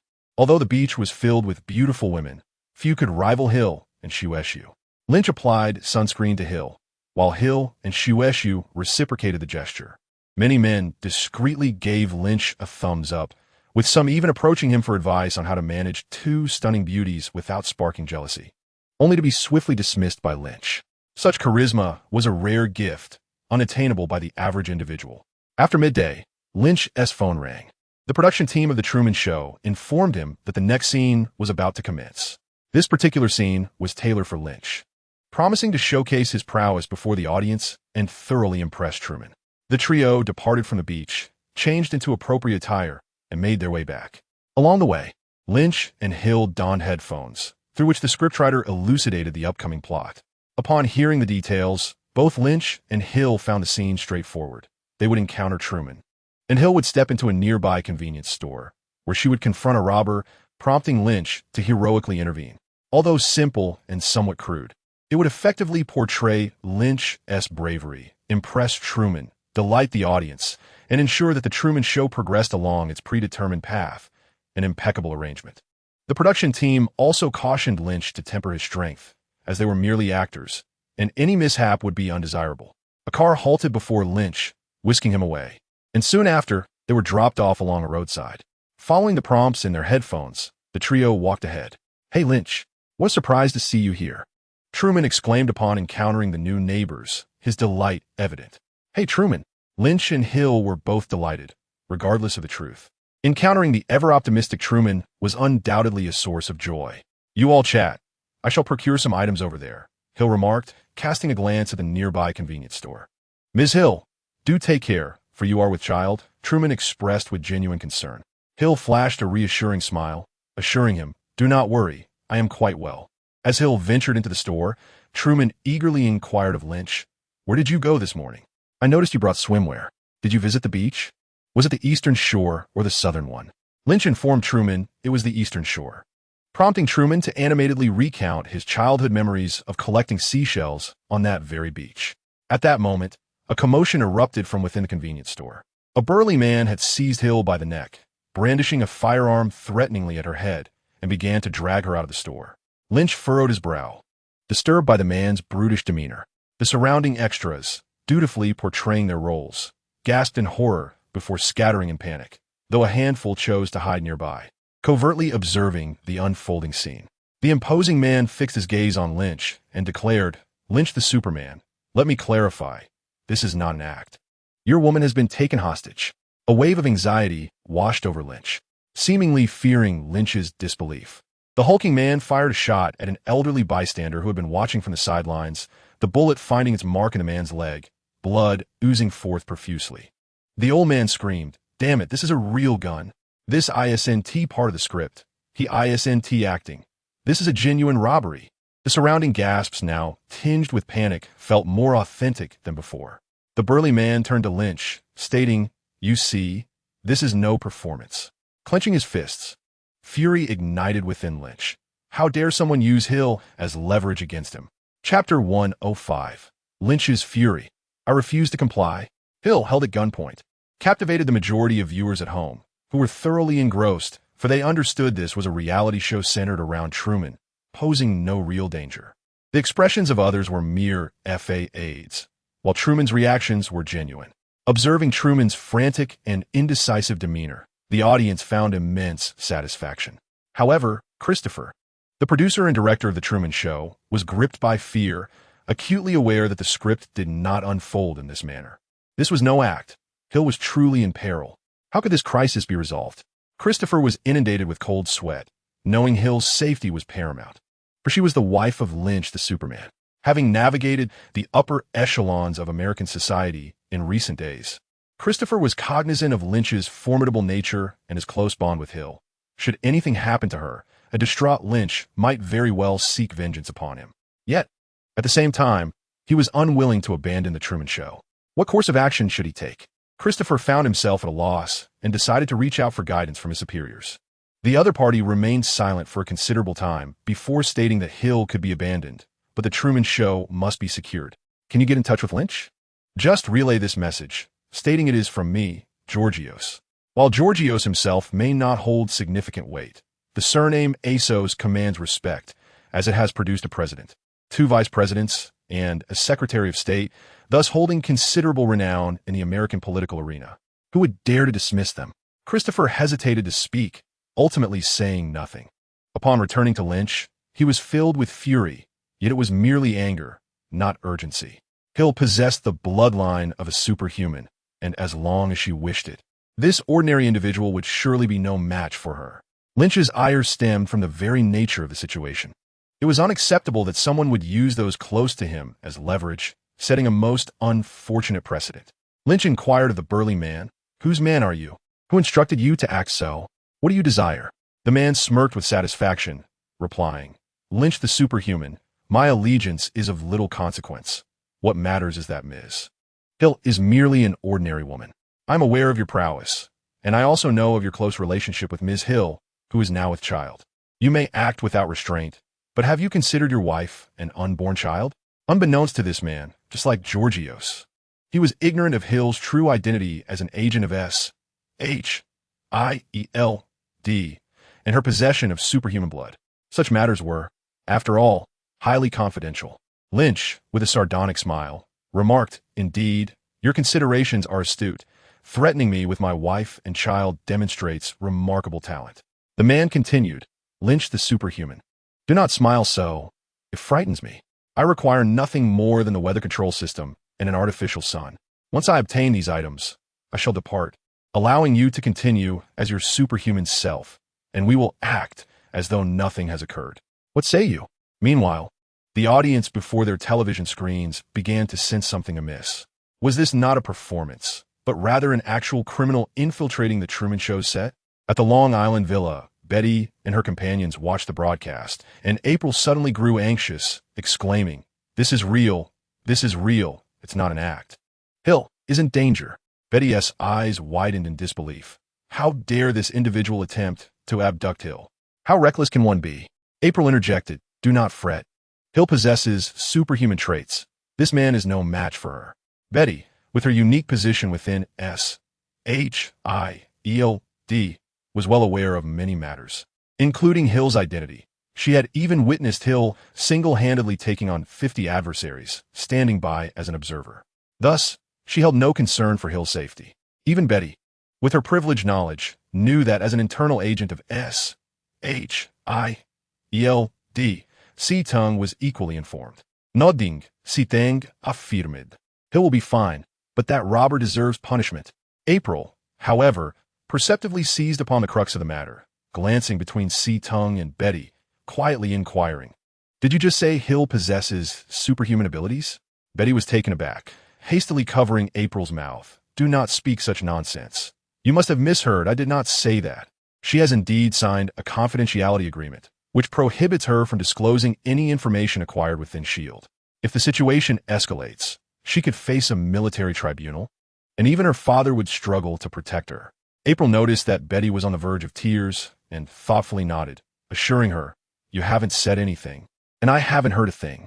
Overjoyed, Betty embraced April, exclaiming her gratitude for their sisterly bond. Returning to Lynch, he aimed to extract information about the individuals behind the scenes, intending to strike a decisive blow.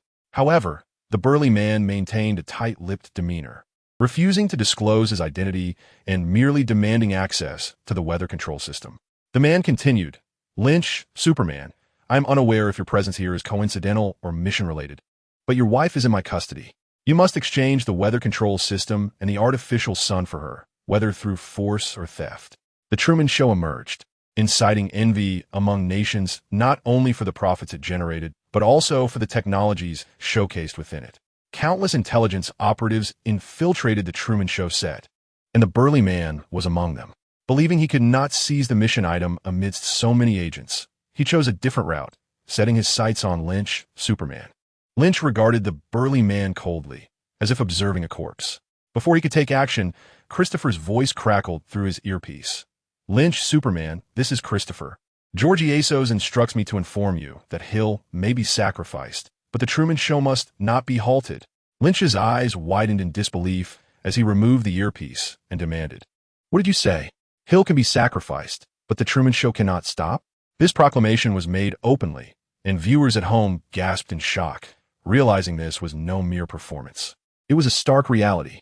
Nick Fury, watching the broadcast, appeared unperturbed.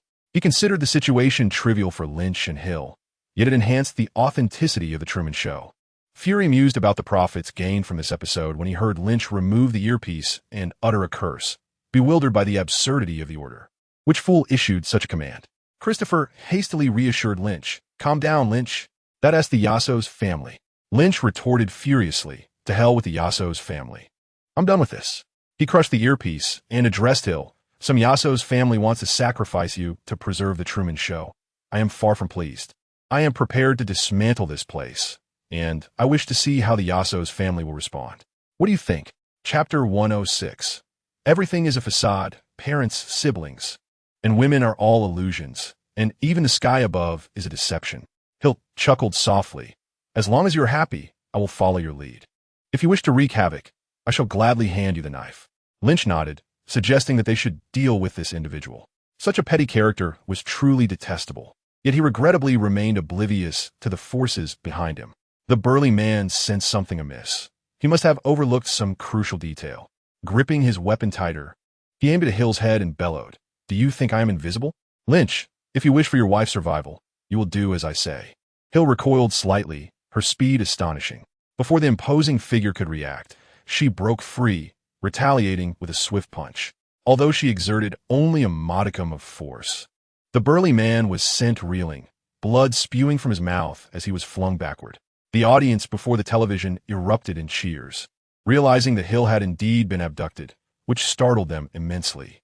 Christopher exhaled a sigh of relief.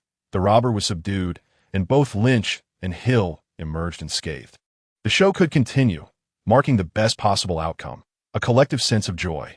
However, Lynch did not share this sentiment of universal delight. He felt aggrieved, convinced that the matter was far from settled. The cameras capturing the Truman Show were cleverly concealed within various structures, nearly imperceptible to the untrained eye. Yet Lynch easily identified them.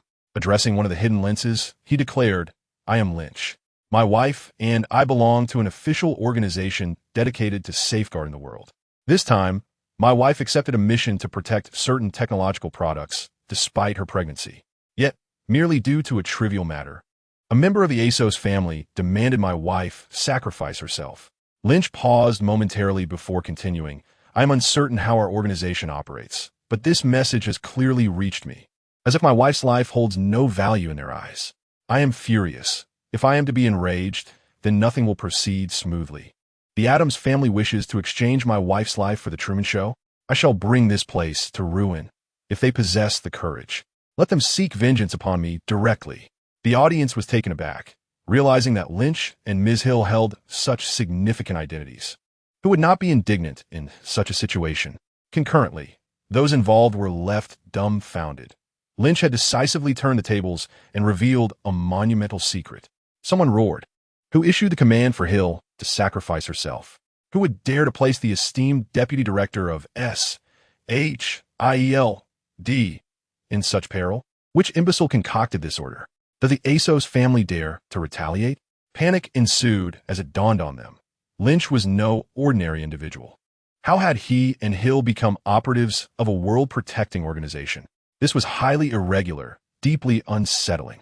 Christopher lamented, "It's over, it's all over. The Truman Show represents over 2 decades of my labor." He pointed the finger at Lynch, exclaiming, "You cannot do this." No, it is George Adams who bears the blame. This loss must be borne by him. Betty, observing Lynch's furious visage on the screen, too began to exclaim in excitement, "It's over, it's over." Lynch is furious. Chaos will ensue.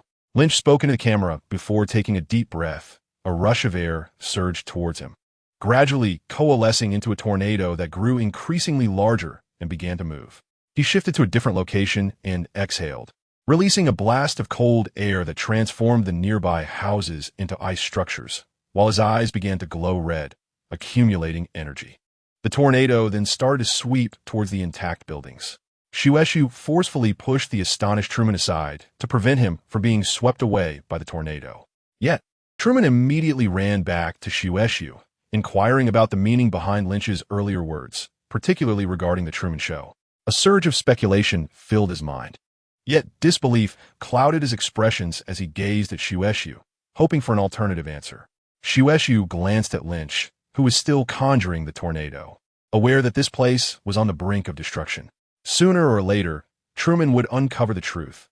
Thus, she responded, "As you know, you must watch television. You are the star of the Truman Show, and everyone else is merely playing a role. They are all actors." This revelation left Truman in a state of disbelief as he observed the people fleeing into the distance. Familiar faces from the town now felt alien to him. "They're all actors?" he asked incredulously. S.H.I.E.L.D confirmed, "Yes, they're all actors, including your parents, your lifelong friends, and even the girlfriend your friend introduced to you.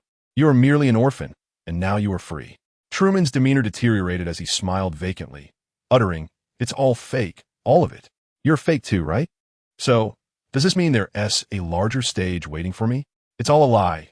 No parents, no brothers, no Sea Haven, no Lynch, no America." S.H.I.E.L.D observed Truman's unraveling sanity with a furrowed brow, pondering his lack of resilience. According to the narrative Lynch was familiar with, Truman eventually emerged from the Truman Show. But in that story, he discovered the truth gradually, with a psychological preparedness for the revelations. Here, however, Truman was thrust into the truth without any forewarning, resulting in a profound shock. Disregarding Truman's disarray, on another front, Hill finally connected the call. As Lynch crushed the earpiece, Hill's phone began to vibrate. Upon seeing it was Nick Fury calling, he decisively slipped the phone back into his pocket, feigning ignorance. As Lynch's tempest wreaked havoc, demolishing numerous buildings, Hill answered the call. "Hello, Nick Fury. How do you call me? You had me, a pregnant woman, undertake a mission only to sacrifice me in the end. What do you mean by this?" Nick Fury, taken aback, replied, "That man is not your adversary." Hill's expression turned cold as she remarked, "However, there are whispers of abandoning me, and it is the Yassos family behind it. Do they believe that I, the deputy director of S.H.I.E.L.D, am easy to intimidate? Nick Fury, if you neglect your subordinates being bullied, then perhaps you should reconsider your position as director. Allow me to take over." Nick Fury replied, "Let us not dwell on S.H.I.E.L.D. at present. Lynch is intent on destroying the Truman Show. Do you comprehend the magnitude of this fortune? The U.S. government is growing impatient." Hill scoffed. "Then let them come. Who is afraid?" Fury softened his tone and added, "The Truman Show cannot be salvaged now, but we must preserve the weather control system and the artificial sun." Hill retorted, "It is too late. Are you still watching television?" She glanced into the distance, where Lynch stood, his eyes emitting a crimson beam that bypassed the crowd, devastating all in its path. The artificial sun above was struck, plummeting from the sky and crashing into the ocean, creating a significant splash. With the loss of this light source, darkness enveloped the surroundings. save for the red ray extending into the sky. Then, the heavens broke, allowing light to pierce through. A delicate layer descended from above, revealing a new sky. The deranged Truman looked upward, beholding the newly manifested sky, emitting meaningless laughter and uttering, "All that is false is indeed false. The fake sky has shattered, and another false sky has appeared." Chapter 107. Such a small character as Lynch must be punished. The island of paradise housing the Truman Show was modest. Spanning merely 20 square kilometers, Lynch was resolute in his destruction, whether it was the artificial sun above, the weather control system on the island, or the enormous curtain capable of obscuring the sky. All were torn to shreds by Lynch's fury. Midway through his rampage, having likely damaged the signal station, viewers before their televisions were left with only static.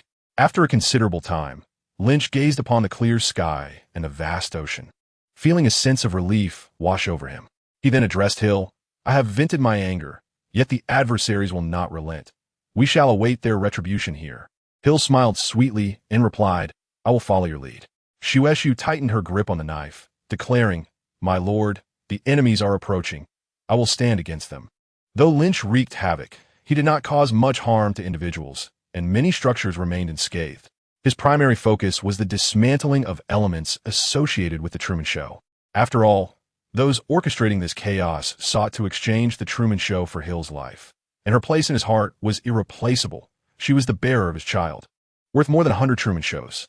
He intended to demonstrate to all that while his temper may be gentle, he is capable of fury, and when enraged, even he fears his own wrath. Lynch's madness sent the extras on Paradise Island into a state of panic as they hurried towards the shoreline, where boats awaited, eager to escape. Even some agents were uncertain, harboring fears that Lynch might embark on a rampage, eliminating everyone in his path. Though they were agents, they were merely ordinary individuals, witnessing the tempestuous winds and the piercing rays of light emitted by Lynch. They found it incomprehensible that such feats could be accomplished by a mere human, leaving them bewildered and fearful. As people jostled to board the vessel, they noticed that the nearby town of Taoyuan was gradually calming. Even the tornado seemed to show signs of abating. The urgency to embark soon diminished. One individual, wiping the sweat from his brow, exclaimed, "That was terrifying. I genuinely thought Lynch had lost his mind." Another chimed in, "It's all that damned robber's fault. How could the crew of the Truman Show allow him in? If it were me with my wife held hostage, I'd surely go mad too." Someone cautiously surveyed their surroundings and remarked, "I've heard that the robbers are not the real issue." The true instigator gave orders for Lynch not to rescue Hill, to disregard the robbers' threats, and to allow Hill to be sacrificed. While this meant Hill's demise, at least the Truman Show would be preserved. This infuriated Super Lynch. Unlike those outside, the residents of Taoyuan Island were not fully informed about the events, yet they possessed their own means of acquiring knowledge. Another interjected, "I've heard the same. It said that both Lynch and Hill are members of a clandestine government organization. Even when the robber aimed his gun at Hill, she could have escaped. But someone informed Lynch before she could, condemning her to death." Just imagine how furious Super Lynch must have been upon hearing this. Now, as a result of that statement, he is enraged, and it's quite entertaining. A curious bystander asked, "Aren't you afraid?" The interjector scoffed, "What is there to fear? I'm a New Yorker, you know. Super Lynch is our guardian deity. He embodies justice and kindness, never indiscriminately taking lives. I dare say, despite the chaos, not a single person will be harmed." Do you believe that? Although others remained skeptical, their hearts were somewhat reassured. As long as Lynch posed no threat to them, they felt satisfied. Even if Taoyuan Island were to be ruined, Lynch did not reduce the island to ruins. Instead, he ceased his destruction after obliterating nearly all facilities associated with the Truman Show. Just as the New Yorker had speculated, during this wave of devastation, Lynch steered clear of crowded areas, resulting in no fatalities, with only a few unfortunate souls sustaining injuries. Lynch wrapped his arm around Hill's waist and said, "Let us find a place to settle down. We shall continue our enjoyment here. The scenery is indeed delightful, perfect for a vacation." The two, accompanied by S.H.I.E.L.D, sought a villa by the sea. The town's management and police indicated that those who fled first had left Taoyuan in a state of disarray, rendering the villa available for occupancy.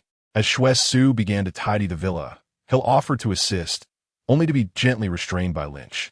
He was on the phone, speaking with Mariko. "Lynch-kun, how are you? Are you all right? Have you been injured? Upon witnessing the unsettling situation on television, Mariko felt a wave of anxiety and promptly called to inquire. It was only now that Lynch had the opportunity to answer. I'm fine, don't worry. It's merely a trivial matter. After much persuasion, he managed to calm Mariko down. Just as he was dealing with her concern under Hill's peculiar gaze, another call came in. To his surprise, it was Viper, who inquired if Lynch required assistance and expressed unwavering loyalty. Although the power of the Book of Iron Man was limited, Viper had genuinely experienced its benefits and believed that demonstrating loyalty would ease Lynch's mind, preventing Lynch from overly fixating on him and inadvertently digging his own grave. Lynch responded to Viper in a frosty manner before abruptly ending the call, confident in his multiple means of control over Viper, and was not the least bit concerned about Viper escaping his grasp. Meanwhile, a secret meeting related to him was convening in Washington. This year alone, the income was in the range of 50 to 60 trillion, now squandered by Lynch. He was a butcher, a perpetrator undermining national stability. He must be dealt with harshly. Leniency is not an option. The elderly gentleman speaking, with a head full of white hair, was a member of the ASOS family, the largest backers of the television station. Initially elated about their crossover into the station due to The Truman Show, they were now in despair over this incident, each feeling profound sorrow. As the ASOS family members spoke, all present nodded in agreement, expressing a collective desire to impose severe punishment on Lynch. These individuals represented a significant portion of the American political landscape, and their consensus mirrored that of the majority of the nation's political figures.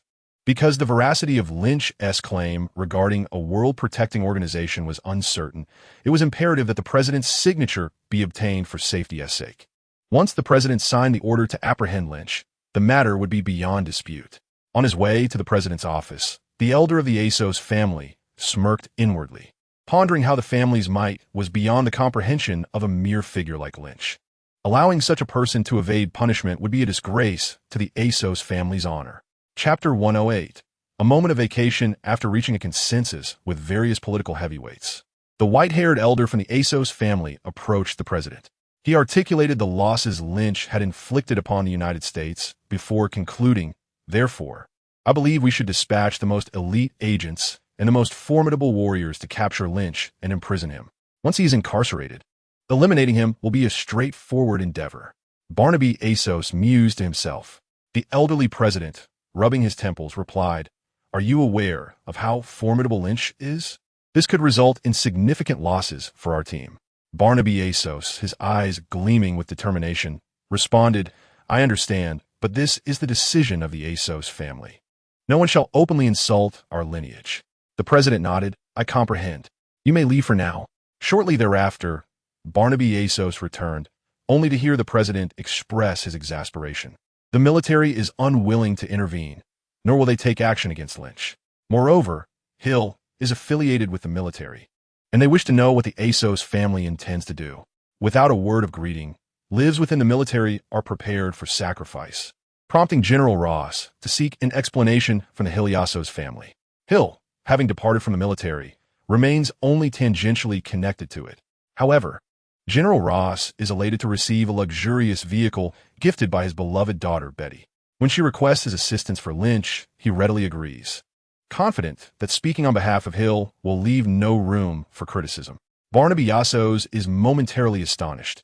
How could it be that Hill, a military figure, remains unknown? Yet, his perplexity deepens.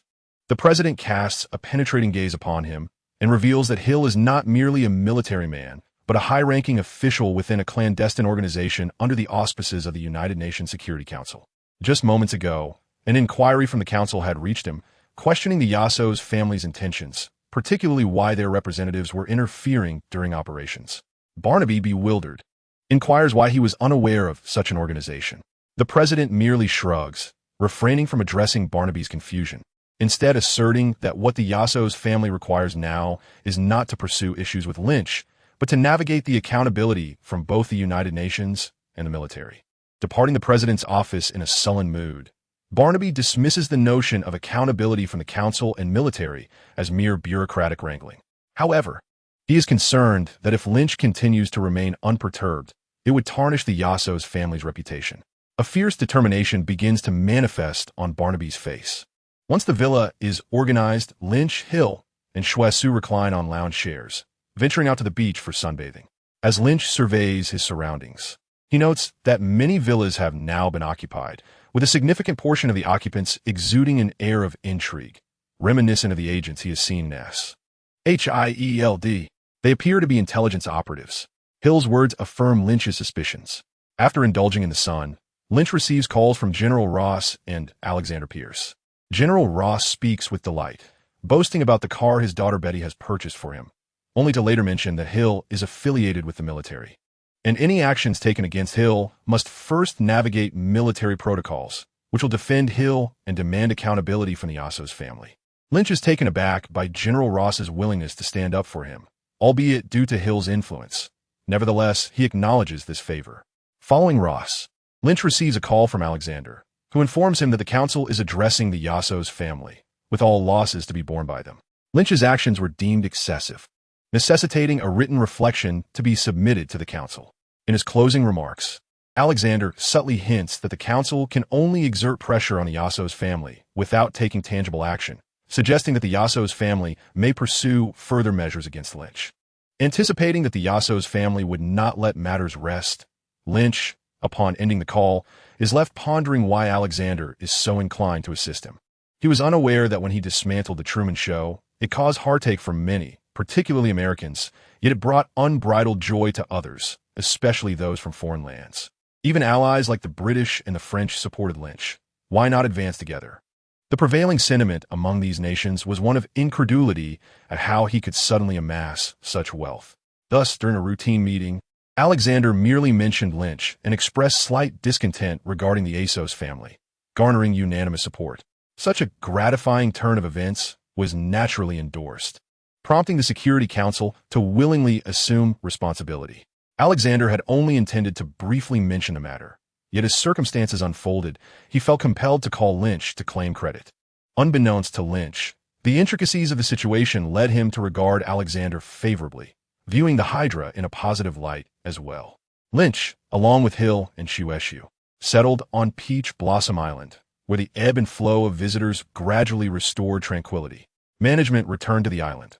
Although the Truman Show was no more, it could still thrive as a tourist destination. Lynch did not seek out Reed and Susan, nor did he encounter Truman again. When Truman gazed upon others, he wore a bemused expression, perpetually adorned with an enigmatic smile. Lynch attempted to engage Truman in conversation, but the dialogue faltered as Truman regarded him as a fool, embodying a sense of enlightenment in a world of folly, which left Lynch feeling quite uncomfortable. Subsequently, a television network arrived on Peach Blossom Island to whisk Truman away for a continuation of The Truman Show. This time, it was a genuine production, with no secrets withheld from Truman, and the narrative adhered strictly to the script. The show achieved great success in America, yet without the support of advanced technology, it could only reach a domestic audience. More than a month passed, and Hill, now 4 months pregnant and nearing 5, found her belly increasingly prominent. Betty, April, C-Tongue, and Fox all gathered, but as the crowd grew, Lynch grew concerned for their safety and insisted they return. Betty was reluctant, believing Lynch's concerns were merely an excuse to send them back to work. After Betty and April departed, C-Tongue and Fox refused to leave, convinced of their own ability to protect themselves, especially in light of the Yasso's family's relentless pursuit. Chapter 109. An overconfident adversary, Fokker, a mercenary, returned to his hometown to open an auto repair shop after losing his left hand. However, he found little satisfaction in this new venture. Not only was the income meager, but he was also reduced to servility, catering to others while facing oppression from his peers. At times, he fantasized about eliminating those who forced him to bow and scrape. This nostalgia for his mercenary days deepened, recalling a time when wealth flowed swiftly and he could kill without remorse. Ultimately, Fokker could no longer endure this monotonous existence and reached out to his former comrades, yearning for a thrilling and lucrative opportunity. Soon enough, a job proposition arrived. This individual, named Lin Qi, recently infamous as Lin Qi Superman, was the subject of much media buzz. The voice on the line belonged to Victor, a robust middle-aged man with prominent brows and eyes. A former ally of Fokker from his mercenary days, now serving various corporations. Fakre's eyes sparkled with excitement as he exclaimed, "Of course. I've seen the outing show. This fellow is remarkable. Are we to eliminate him?" His exhilaration was palpable. If his re-entry into the world of action began with vanquishing Lin Qi Superman, his name would surely echo across the lands. Although he had witnessed Lin Qi's formidable abilities on television, his capacity for flight, the chilling breath he exhaled, and the searing heat emitted from his gaze, Fakre reminded himself that he was merely a man, not a deity. There were myriad methods to eliminate a target: sniper rifles, poisons, and traps, without the necessity of direct confrontation. Victor's expression shifted, and he cautioned, "What are you thinking? If Lin Qi Superman were so easily dispatched, he would have perished long ago. This time, you are only tasked with observing him on Taiyuan Island." Disappointment washed over Fakre at the prospect of mere surveillance, deeming the assignment far too simplistic. Victor, however, insisted with seriousness, "This is anything but simple. Lin Qi possesses keen senses. Monitoring him is no trivial endeavor. Are you unwilling to undertake it?" Fakre retorted, "It's too easy. I have no desire to participate." Victor persisted, "The surveillance will last at least a month, possibly two. The remuneration is $1 million, and the target is vacationing in Hawaii. All your expenses while in Hawaii will be covered by the employer. Will you accept?" Instantly, Fakre's eyes gleamed with newfound interest. It was not the simplicity of the task that deterred him, but rather the inadequacy of the financial incentive. With sufficient funds, he was willing to engage in any assignment. Presently, Fakre lounged on the beach, relishing a massage from a beautiful woman while sipping juice. In the distance, he observed Lin Qi, surrounded by four stunning women with fair skin and alluring figures, causing Fakre to drool with envy. Truly, the affluent know how to indulge in life. Through the crowd, he fixated on the quartet, his mouth nearly watering. Although he had initially adhered to Victor's instructions to maintain a considerable distance from Lin Qi, the overwhelming beauty of those women drew him closer for a better view.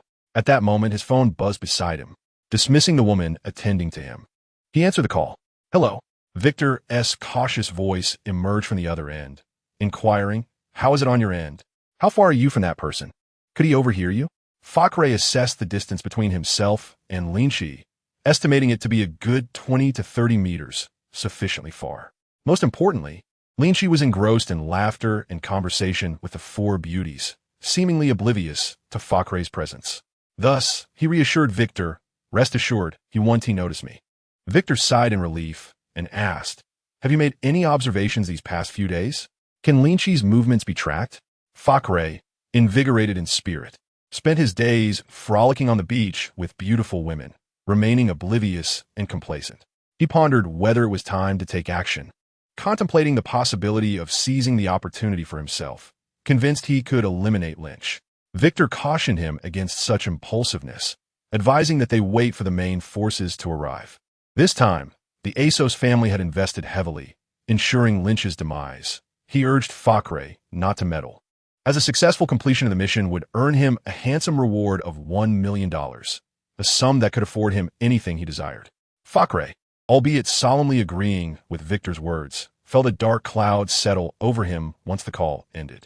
$1 million wouldn't even suffice for a bathroom in Hawaii. However, should he succeed in dispatching Lynch, the S.H.I.E.L.D. family would undoubtedly reward him generously. With a reckless determination, akin to turning a bicycle into a motorcycle, Fakre resolved to proceed with his plan. As the sun dipped below the horizon, he returned to his opulent villa, the grandeur of which only fortified his resolve. When the last rays of sunlight vanished, Fakre donned his night gear and retrieved a vial from his pocket.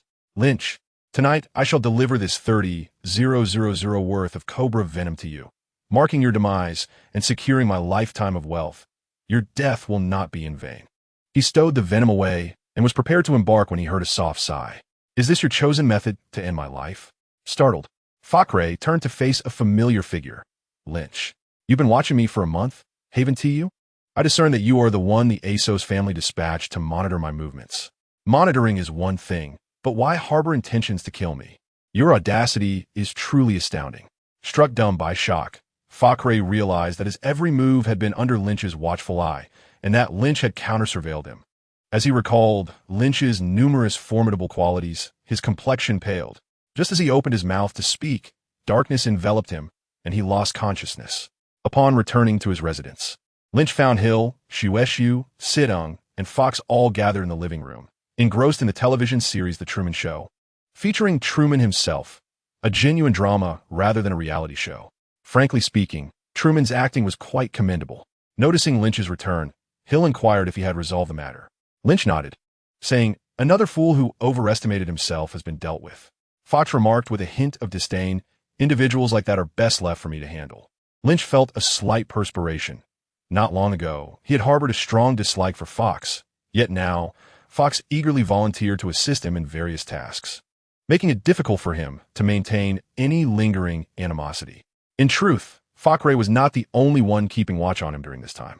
Typically, upon discovering a surveillance attempt, Lynch would incapacitate the individual and send them away. Only those with malicious intent, seeking to deal a fatal blow, would face his decisive action.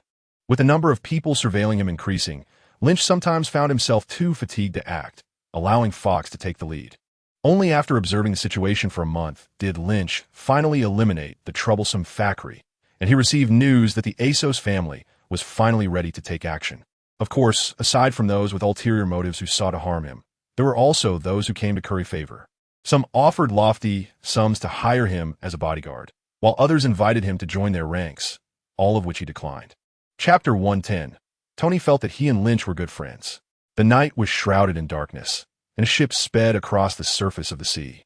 Upon reaching its destination, the vessel gradually slowed, and with a thunderous roar, a missile was launched from the ship, targeting Lynch's villa. At that moment, Lynch, resting within the villa, suddenly smiled coldly and said, "Here it comes." He'll also opened her eyes wide. "Let us go." Lynch swiftly embraced Hill and dashed out of the villa, arriving at a small hillside far from the villa. In a series of rapid movements, he managed to bring the other 3 women from the villa to safety within mere seconds. A missile, trailing a long plume of fire, arced through the sky and struck the villa with deadly precision. Amidst the deafening roar, the villa was utterly obliterated. Under the fiery glow, Lynch, with a face as solemn as water, retrieved his phone and dialed Viper's number. "How prepared are your people? I want the ASOS family annihilated." During this time, Lynch had not been idle. Upon realizing that the ASOS family would take action against him, he had mobilized Viper's armed personnel to be ready. Now that the ASOS family had truly made their move, Lynch felt no need for restraint. "You all wait here. I'll be back shortly." Hill insisted. "Are we going to kill? I want to join." Lynch immediately refused, saying, "No, you can't go.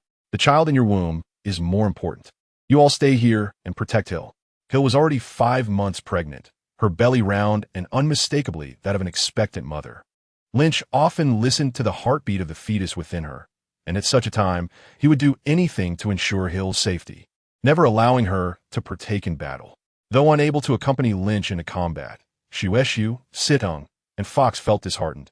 Yet, the weight of their responsibility to protect Hill made them feel even more burdened. After reassuring the 4, Lynch vanished from sight, sprinting towards the sea, his speed enabling him to run upon the water's surface. However, halfway through, he sensed danger. A long missile was locked onto him and shot forth. Lynch was startled. The enemy could track him. Yet, he reacted swiftly, sidestepping the missile just in time. Following it, a barrage of bullets rained down, but Lynch faced them without fear, welcoming the onslaught with his body. Soon, he boarded the armed ship, and the slaughter commenced. 10 minutes later, an explosion resounded across the sea as the armed vessel detonated, ultimately sinking to the ocean's depths. As Lynch addressed the armed vessel, the stronghold of the ASOS family, located in a quaint town in New Mexico, was subjected to a ferocious bombardment. Despite the valiant resistance of the town's 383 inhabitants, they ultimately met with a tragic demise. Not long after Lynch had fallen asleep, he received a call from Nick Fury, inquiring whether he was responsible for the attack on the ASOS family headquarters. Lynch, infuriated, uttered a curse and abruptly hung up, assuming Fury would call back. To his surprise, there was no further communication from Fury. The simultaneous attack on the ASOS family headquarters and Lynch's own missile assault on the same day left everyone pondering the connection between the 2 events, though no one anticipated the magnitude of the unfolding situation. What astonished them further was the remarkable power that Lynch wielded. In Washington, The cacophony regarding these incidents persisted for several days, ultimately categorizing them as acts of terrorism. The primary rationale was that the ASOS family had initiated the aggression, while Lynch merely retaliated, displaying restraint in his might, which provided a sense of relief to all involved. As long as the rules of engagement were upheld, there was hope for salvaging the situation. Days later, Natasha arrived on the island bearing a message from Nick Fury, instructing Hill to return to New York to oversee operations. As the city could not remain leaderless for long, Hill was to return after the birth of her child. Natasha glanced at Hill's burgeoning belly, bemused, realizing there was still much time left. In 2008, Lynch and Hill had celebrated Christmas on Peach Blossom Island. Shortly after the festive season, an unexpected visitor arrived on the island. "Hey, Lynch, long time no see. I hear you've been doing quite well." Tony Stark beamed as he appeared before Lynch. Lynch, taken aback, exclaimed, "You dare to show your face here?" Tony retorted, "What is there to fear? After all, I'm still a shareholder of the Alvin Group." Initially, it had been agreed that Lynch would acquire the Saks Tower and the mobile manufacturing plant, but in light of Lynch's then limited reputation, others may not have accepted it. To avoid unnecessary complications, Lynch had enlisted the support of S.H.I.E.L.D. and Tony Stark, who held only a minor stake in the venture.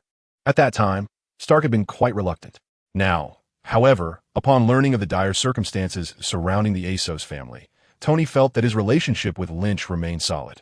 He also expressed interest in the origins of the Truman Show, leading him to bring a cadre of Victoria's Secret models to the island. Observing the two models flanking Tony, Lynch remarked, "Keep the noise down at night. My hearing is quite acute." Stark's face flushed a deep crimson. Despite their camaraderie, Tony recognized the need for discretion and resolved to spend the night aboard his vessel, maintaining a distance of at least 10 kilometers from Lynch. As Tony prepared to depart, Lynch called out to him, "I saw on television a couple of days ago that you're heading to Afghanistan for a weapons expo."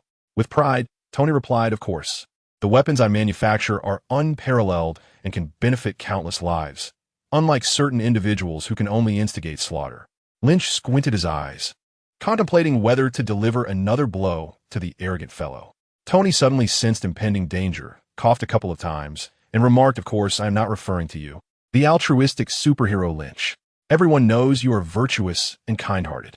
Tony quickly silenced himself, perhaps realizing he lacked the ability to express himself well. It was then that Lynch spoke, advising him to exercise caution during his upcoming trip to Afghanistan. Tony immediately grew anxious, questioning, "What do you intend to do?" Lynch replied, "What do I need to do to you in Afghanistan? I merely believe you are likely to sustain serious injuries there." Tony widened his eyes, dramatically exclaiming, "Do you know why I'm going to Afghanistan? I'm going to bring peace to the Afghan people. The Afghan army needs my weapons. They will beg me for assistance and protect me fiercely. Anyone who dares to harm me will face their wrath."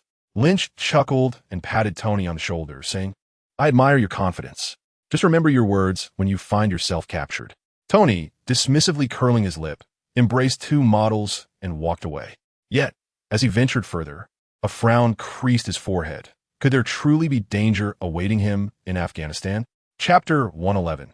Tony's regret after leaving the idyllic Peach Blossom Island. Tony Stark found himself in a state of deep contemplation. Pepper Potts, intrigued by his unusual demeanor, inquired about his thoughts. Initially, Tony hesitated to speak, feeling too embarrassed to articulate his feelings. However, with Pepper's persistent questioning and her lack of reservations, he divulged, "I encountered Lynch on Peach Blossom Island, and he warned me that my trip to Afghanistan could be perilous. I was somewhat skeptical, yet I have heard tales of Lynch's precognitive abilities. Could it be that I am destined for harm?" Pepper, her heart racing with excitement, resolved to ensure Tony did not embark on this journey. She expressed her admiration for Lynch, exclaiming, "Isn't it remarkable that he can foresee your future, Tony? Since Lynch has said this, it is clear that you will encounter danger in Afghanistan. Therefore, you must not go." Tony could hardly bear to hear a woman praising another man, especially when that woman was the one he cherished, Pepper Potts. Though he initially considered avoiding Afghanistan, her words ignited a determination within him to witness the situation for himself. He refused to believe that Lynch possessed such extraordinary insight. Lynch was merely a muscle-bound brute. What could he possibly know? He had never even been to Afghanistan. So how could he understand the events unfolding there? At this moment, Tony was solely focused on disproving Lynch's claims, dismissing any notions of danger or injury. Meanwhile, Lynch, accompanied by Hill, continued to enjoy a leisurely life on Peach Blossom Island. However, ever since Natasha's visit, Hill had become more attentive to matters concerning the New York division, often found seated at her computer, working diligently for extended periods. Certainly, every time she worked for more than half a day, Lynch would take her out for a sunbath. And today was no exception. Before noon, Lynch whisked Hill away. He felt the rhythm of the little one's heartbeat within her, each pulse bringing him immense joy. Just as they settled onto the beach, Lynch received a call from Natasha, informing him that Tony was missing. Raising an eyebrow, Lynch remarked, "I had already warned him to be cautious. His trip to Afghanistan would be perilous. He disregarded my advice, and now, it seems, he has encountered danger." Astounded, Natasha inquired, "You knew all along?" Lynch replied, "When Tony came to see me, I noticed a dark cloud over his brow, foretelling misfortune. I calculated that his journey to Afghanistan would likely lead to peril. I selflessly advised him, and had he heeded my warning and not gone to Afghanistan, nothing would have happened. Yet, he dismissed my words and insisted on going. My good intentions were met with stubbornness." Natasha interjected, "It seems you take pleasure in his misfortune. Your warning was not out of concern for Tony, but rather a desire to see him regret not listening to you when he truly encounters danger." Lynch chuckled. "Clever of you to deduce that." With a sigh, Natasha expressed, "You mustn't think this way. Tony Stark is not an ordinary individual. He is the owner of Stark Industries. If he faces trouble, it destabilizes the entire company, which in turn affects military weapon orders and the livelihoods of millions of workers. Even the stock market would suffer." Lynch grinned. "What does that concern me? He is a rogue, having caused distress to countless women. You needn't worry about him." Natasha countered, "Tony's prolonged disappearance will lead to serious issues. The military has already dispatched personnel to Afghanistan to search for him, but they have found no leads. I believe if you intervened, you could locate him swiftly." Lynch firmly stated, "I will not go. I have no fondness for that man." Natasha ceased her persuasion. After concluding his conversation with Natasha, Lynch promptly called Betty, saying, "Tony Stark is missing. The news hasn't leaked yet. I trust you know what to do." Betty gasped, "Goodness. Lynch, have you killed Tony?" Lynch, perplexed, retorted, "What nonsense are you speaking?" Betty continued, "Isn't it true? You mentioned shorting the Life Foundation, and mere days later, the owner was killed. Now you intend to short Stark Industries. Are you prepared for that? That is unfounded. Do not speak carelessly. Focus on your own duties." Lynch replied before hanging up. He stroked his chin, pondering Tony Stark. Could it be that he had truly encountered a grave mishap in Afghanistan? Shaking his head, Lynch concluded that if Tony Stark were genuinely dead, Obadiah would have swiftly moved to seize Stark Industries. The absence of any action from Obadiah indicated that Tony was, for the time being, safe. Indeed, Tony Stark faced no life-threatening danger, yet he was gravely injured, with countless shards embedded in his body. Had it not been for his cellmate Ethan's assistance, he might have perished. Tony Stark is currently imprisoned, with his cellmate using a large magnet to hold the fragments lodged in his chest. Upon awakening, Tony fashioned a rudimentary device with basic tools, designed to similarly attract the debris within him. Unlike Ethan's contraption, which required wires connected to a generator, Tony's device merely needed to be affixed to his body. Despite its functionality, Tony was far from pleased. Who would willingly choose to have metal embedded in their chest? Looking at the reactor on his torso, he lamented, "Before I came here, someone warned me that I would encounter danger. At the time, I dismissed his words, and now I find myself in this wretched state. Had I heeded his advice, I would not have ended up like this." Ethan interjected, "It's too late for such reflections, Tony. They want you to build missiles. What will you do?" Tony's expression shifted as he resolutely declared, "I would rather die than manufacture missiles for them. I create weapons for peace, and giving them to those savages would only lead to the slaughter of innocents." Ethan replied, "Tony, if you refuse to cooperate, they will kill you. It would be wiser to feign compliance, to fabricate something trivial. After all, this band of brigands are illiterate and will not comprehend your work. This way, you can buy time and await rescue." Initially reluctant, Tony ultimately acquiesced after the gang brutally assaulted him. Recalling an animated series from his childhood, Tony pondered the possibility of creating a suit of armor to combat evil. The efficacy of such an endeavor remained uncertain until it was actualized. Day by day, he diligently constructed his makeshift armored suit while awaiting rescue. though his captors were unrelenting. Every few days, they would come in and beat him, each incident deepening his regret for not heeding Lynch's warning. He lamented, questioning why he had allowed himself to engage in a petty rivalry with a being who transcended humanity. Lynch was a god. Surely his words were infallible. Chapter 112. The visit of Nick Fury. While Tony wallowed in regret, the U.S. military had mobilized numerous personnel to search for clues regarding his disappearance. However, as the search area expanded, no trace of Tony was found. The operation was overseen by S.H.I.E.L.D, the liaison between the military and Tony, primarily due to the substantial weapon orders the military had with Stark Industries. As time passed without any leads on Tony's whereabouts, S.H.I.E.L.D grew increasingly anxious. His role as a liaison would be rendered meaningless if Tony were to perish, and it was not simply the position that concerned him. The financial benefits were significant. If Tony died, where would he find such lucrative prospects? Compounding his stress, Pepper Potts incessantly called, tearfully urging them to find Tony. Did this foolish woman not realize that if Tony died, she would inherit a fortune? Though he thought this internally, he refrained from voicing such sentiments. S.H.I.E.L.D repeatedly assured Pepper that they would locate Tony, yet as nearly 10 days passed, hope for his safe return dwindled. The news of Tony Stark's disappearance has finally come to light, causing Stark Industries stock to plummet dramatically, akin to a dive. Lynch, reveling in his financial gain, found himself in high spirits, as he now had sufficient funds to purchase the nation of Gatcher. He and Hill deliberated on how to initiate the acquisition. However, the primary obstacle to this purchase lay with the United States. Persuading them proved to be a daunting task. Forget it, Lynch mused. Let's simply acquire the nation. If the U.S. is unwilling, we can resort to force. Hill rolled her eyes at Lynch's suggestion, retorting, can you withstand missiles being launched at you daily? This presented a genuine dilemma. Openly antagonizing the U.S. would lead to significant complications. Lynch, rubbing his temples, acknowledged the troublesome nature of the situation. As he grappled with the complexities of purchasing a nation, a familiar figure appeared in his line of sight, Nick Fury. Lynch's expression soured immediately, and he turned to leave. However, Fury called out to him, stating, Lynch, due to your exemplary performance, S.H.I.E.L.D has decided to promote you to level 7 agent. Lynch paused momentarily. Despite having completed numerous missions, his rank within S.H.I.E.L.D remained at level 4. Even Hill's attempts to elevate his status had been thwarted by this imposing figure. Fury's unsolicited promotion raised suspicions in Lynch's mind, prompting him to resume his stride. Intent on ignoring Fury. Unperturbed by Lynch's apparent displeasure, Fury followed closely behind. Are you dissatisfied with your treatment at S.H.I.E.L.D? He inquired. Fury's audacity was remarkable. After having been insulted in the past, he now approached with a friendly demeanor. Lynch shook his head, responding, I am quite dissatisfied.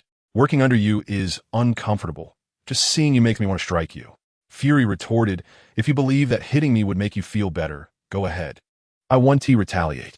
Lynch scoffed, you need to possess the ability to fight back. He then pulled a chair from his side, assisting Hill to sit before asking Fury, what do you want? Speak. Lynch was skeptical of Fury's sudden amiability, suspecting he had ulterior motives. Fury stated, we would like to enlist your assistance in locating Tony Stark. Lynch scrutinized him, you have a plethora of talented agents. Surely you can find one person? Fury replied, at present, they are all occupied with missions, which is why we are turning to you. In truth, Fury had dispatched numerous agents to locate Stark, but to no avail. Initially, he had sent Coulson, accompanied by a full scientific team, utilizing advanced technology that had yet to be unveiled to the public, but they found nothing. Subsequently, Fury had dispatched the Ninja Turtles, Venom, and Spider-Man to investigate, yet they too failed to uncover any leads. Now, Spider-Man was also among Fury's ranks, as he had named his superpowered team the Avengers. Due to various factors, this small team currently consists only of the Teenage Mutant Ninja Turtles, Venom, and Spider-Man, with neither Hawkeye nor Black Widow present. Returning to the present, despite Nick Fury's numerous efforts yielding no results, he refuses to allow Lynch to underestimate the Avengers. A sardonic smile crept across Lynch's lips as he remarked, I see. Then we shall wait until your people are free to come. Nick Fury replied earnestly, we can afford to wait, but Tony Stark cannot. 10 days have already elapsed, and I fear for his safety. Indifferently, Lynch responded, what could happen? He might just die. Nick Fury's lips twitched. Indeed, that was a possibility. Superman, just tell me, what must happen for you to take action and locate Tony Stark? Lynch replied, cryptically, make Hill the director of S.H.I.E.L.D, and I will immediately find Tony Stark. Upon hearing Lynch's words, Nick Fury exhaled deeply. He would never relinquish the position of director. He merely discerned an underlying implication. Tony Stark was not dead. Superman possesses precognitive abilities, and his statement implied that Stark was indeed alive. This was the reason behind Nick Fury's relief. Superman, I will not allow Hill to become the director of S.H.I.E.L.D. I trust her, but I do not trust those who stand behind her. Lynch paused, well aware that Hill's rapid ascent to power was encouraged by the Council. Nevertheless, the Council's perspective held merit. They funded S.H.I.E.L.D's payroll, and if S.H.I.E.L.D. acquired something beneficial, it was only reasonable for the benefactor to claim it. Lynch found this reasoning agreeable. The Council was the employer, providing funds to S.H.I.E.L.D., and if S.H.I.E.L.D. obtained valuable assets, the employer had every right to request them. Nick Fury managed to disregard the employer's demands, citing the dangers posed by the acquired items. Lynch scoffed at Fury's mindset, truly believing himself to be the owner of S.H.I.E.L.D. If that's the case, so be it. You may continue waiting. It won't be long before news of Tony Stark's demise reaches us. Lynch had no ulterior motives. He spoke plainly, aiming to intimidate Nick Fury. Perhaps that old Lecter Stark was busy crafting his Iron Man suit and would soon emerge. Unfortunately, Nick Fury had little of value to extort. As Lynch prepared to leave, Hill stopped him, suggesting perhaps Director Fury could assist us in resolving our troubles. Chapter 113. The ironworker Tony Stark. Nick Fury feared Lynch's indifference. Lynch having needs was a positive development for him. Instantly invigorated, he declared, whatever troubles you face, do not hesitate to share. I will assist you. After some contemplation, Lynch considered that although Nick Fury was merely the director of S.H.I.E.L.D., his influence permeated various domains. Perhaps he could indeed sway the U.S. government to facilitate the acquisition of S.H.I.E.L.D. Lynch spoke, there is indeed a matter at hand, but I wonder if you would be willing to lend your assistance. Nick Fury generously welcomed Lynch, declaring him to be the mightiest agent of S.H.I.E.L.D. He assured Lynch that he would assist him with any difficulties, provided that Lynch, in return, would lend a slight hand to S.H.I.E.L.D. Lynch, well aware that this slight hand involved Tony Stark, found no challenge in the request. He boldly stated, I wish to acquire S.H.I.E.L.D. with the United States' consent. Nick Fury immediately recalled the island nation that had been on the market for 7 or 8 years without a buyer. With a hint of surprise, he inquired, do you aspire to be king? Lynch shook his head and replied, no, I wish for my daughter to be a princess. Observing Hill's prominent belly, Fury asked, have you confirmed the gender? After organizing his thoughts, he continued, your idea is commendable. However, I believe you need not go to such lengths. S.H.I.E.L.'s asking price is $50 billion. You could simply negotiate with the mayors of some small towns with your financial means. The entire town would gladly regard your daughter as a true princess. Fury added, if you struggle to find a town that offers such a service, I can assist you in locating one. Lynch remained indifferent to Fury's words, stating, just tell me if you're willing to help. If not, kindly leave us to our rest. Perhaps Tony Stark will return on his own in due time. Though Lynch spoke the truth, he employed a touch of cunning, making his words seem implausible to those who heard him. Fury, recalling Lynch's precognitive abilities, grew increasingly concerned for Tony Stark's safety. With a sigh, he admitted, I lack the power to alter the United States' stance on S.H.I.E.L.D. Lynch turned to leave, but Fury quickly grasped his arm, urging him to stay. What is there to discuss? You want to even assist with this minor task? Lynch retorted. Fury's lips twitched. This was far from a trivial matter. It was a shift in Washington's political disposition. After weighing the situation, Fury concluded that a nation less than 30,000 square kilometers in size could hardly compete with Tony Stark's worth. Thus, he proposed, I have a list here. As long as you can establish connections with the individuals on it, once you acquire S.H.I.E.L.D., you shall become king. Lynch's eyes sparkled with interest. Fury's suggestion was indeed astute.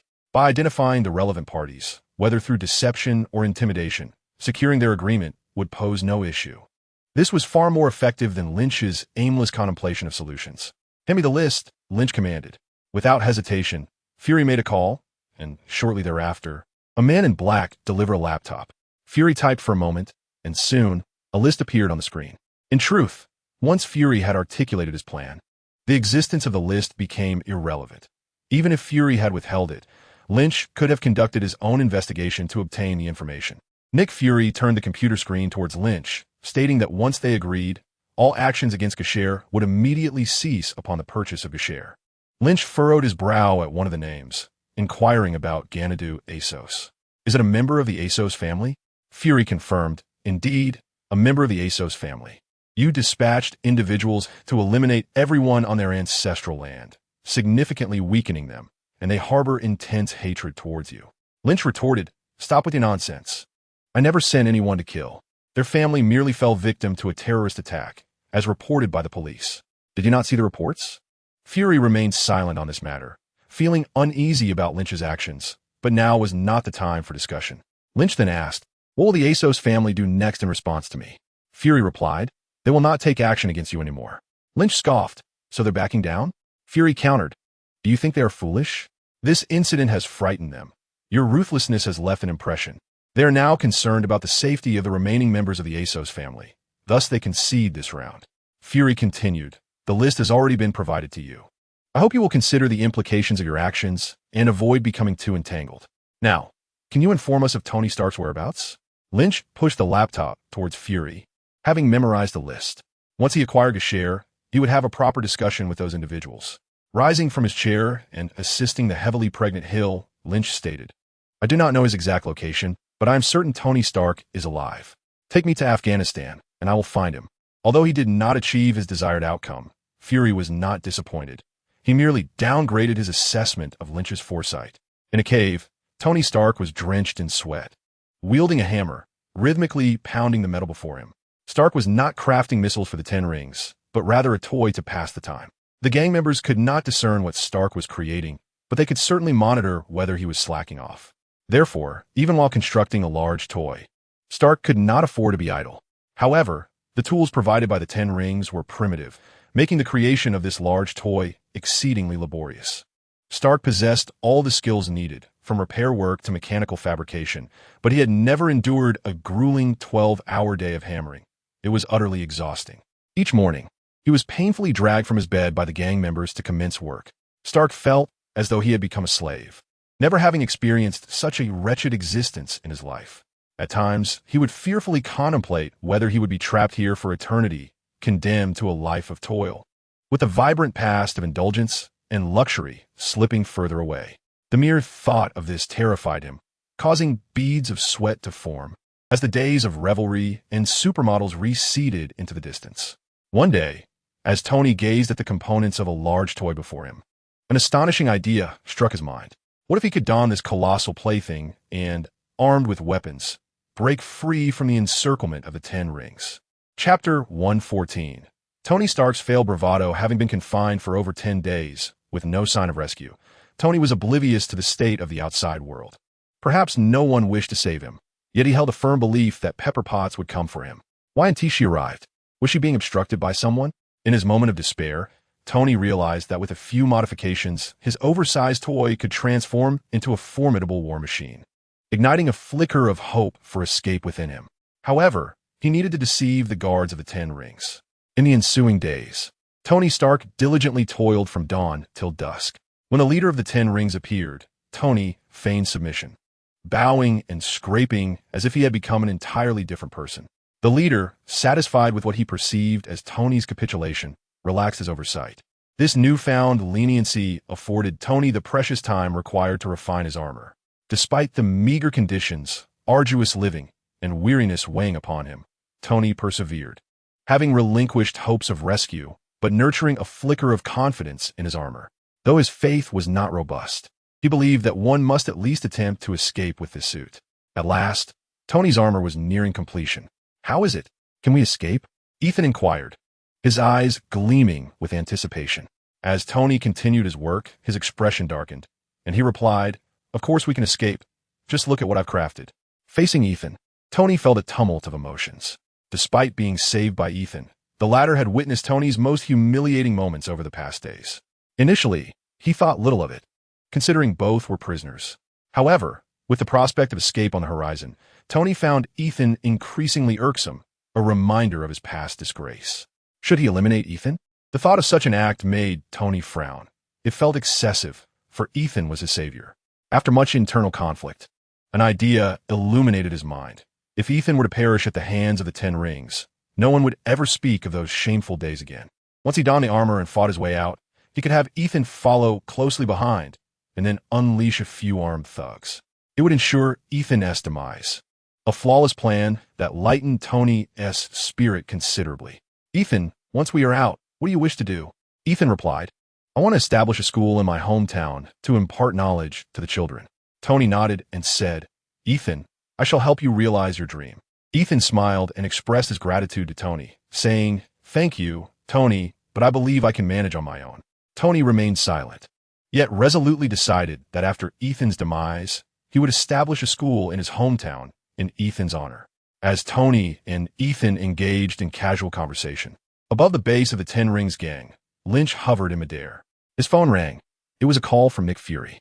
"Haven't you located Tony yet? Why haven't you made your move?" Lynch responded, "I've found him. I'm about to take action." Nick urged, "Hurry up." After ending the call, Lynch listened intently to Tony and Ethan's exchange, realizing that Tony was preparing for an escape, prompting Lynch to ready himself as well. Initially, he refrained from intervening, wanting to see Tony Stark endure a bit more hardship. However, now that Tony's suit was complete, Lynch was unwilling to allow Tony Stark to bask in his own glory any longer. Slowly, Lynch descended from the sky, landing in front of the 10 Rings thugs. "Who goes there? Open fire, kill him." Countless bullets whizzed toward him, yet Lynch did not flinch. Tony Stark conducted a final check of his armor, though rudimentary. It was combat ready. The other side of the cave lay under surveillance, but at that moment, he could not afford to worry about that. He began donning the suit. The armor was fully exposed to the cameras, and while Tony expected someone to investigate promptly, no one appeared even after he had donned the suit. Although the situation was unusual, it was advantageous for Tony. Clenching the control lever, he felt a surge of confidence. With this formidable weapon, he could exact revenge on the 10 Rings gang. They had imprisoned him for days, denying him rest and sustenance, and it was time to settle the score. Before unleashing his wrath, Tony earnestly advised Ethan, "Be careful and stay close behind me." Ethan, wielding a metal rod, replied affirmatively. Thus, Tony maneuvered the suit toward the exit, delivering a powerful punch that obliterated the locked door. He was prepared for battle, yet despite the commotion of his exit, no one appeared. Perplexed, but emboldened by his armor, Tony strode forward. He traversed the corridor, still encountering no one, though gunfire echoed in the distance. After advancing a few more paces, the gunfire ceased, revealing corpses before Tony and Ethan. Ethan exclaimed joyfully, "Tony, someone has come to rescue us." Inside the suit, Tony nearly choked on a surge of frustration. After enduring so much and preparing for this moment, rescue had arrived just as he was ready to showcase his prowess. It felt as if he had struck at empty air, his fervor losing its aim. "Good afternoon, Tony Stark," a familiar voice resonated. "Lynch, you're here to save me." Regardless of the circumstances, escaping the clutches of the 10 Rings gang was undoubtedly a blessing. No longer would he suffer. Tony was deeply grateful to the heroic Lynch for coming to his rescue. Lynch revealed that he had actually arrived 3 days prior, but refrained from disturbing Tony, believing his armor was not yet ready. Now that the armor was complete, he hoped he hadn't interrupted anything. Infuriated, Tony Stark nearly choked on his indignation, suspecting Lynch had deliberately allowed him to embarrass himself. Regardless of Lynch's intentions, Tony had been saved. Outside the 10 Commandments gang's base, Lynch contacted military personnel. Rod arrived swiftly in a plane, and upon seeing Tony unharmed, he beamed with joy, his eyes glistening with emotion. "Tony, you're safe. I've been searching for you for so long, praying daily for your well-being. To see you unscathed is truly a relief." Touched by Rod's words, Tony patted his shoulder and declared, "I have a villa in Queens. Henceforth, it shall be yours." Rod was taken aback, pleasantly surprised by this unexpected gift.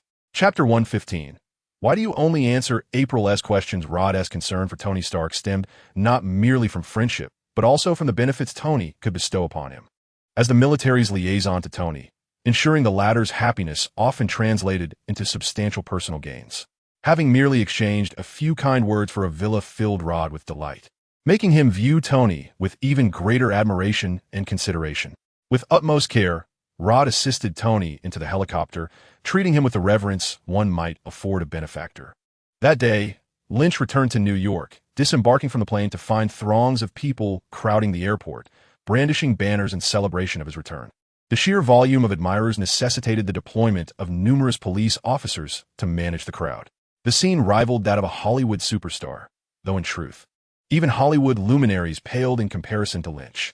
While officers restrained the eager crowd, they could not deter the reporters. Many journalists surged forward, among them the captivating April, microphone in hand, and followed closely by a cameraman. Spotting Lynch, April's face lit up. Lynch, you've been away from New York for quite some time. Will you be leaving again? The people of New York have missed you dearly. Do you have a message for them? Other reporters posed their questions, thrusting microphones forward. Yet Lynch appeared oblivious to their inquiries. Only after April had finished speaking did he pause, offering a slight smile as he responded, "This trip was merely a vacation. Due to certain other circumstances, my stay extended longer than anticipated."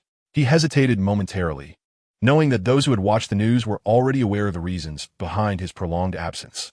In The Truman Show, Lin Qi Superman made a cameo appearance, creating chaos and illusion, successfully deceiving many.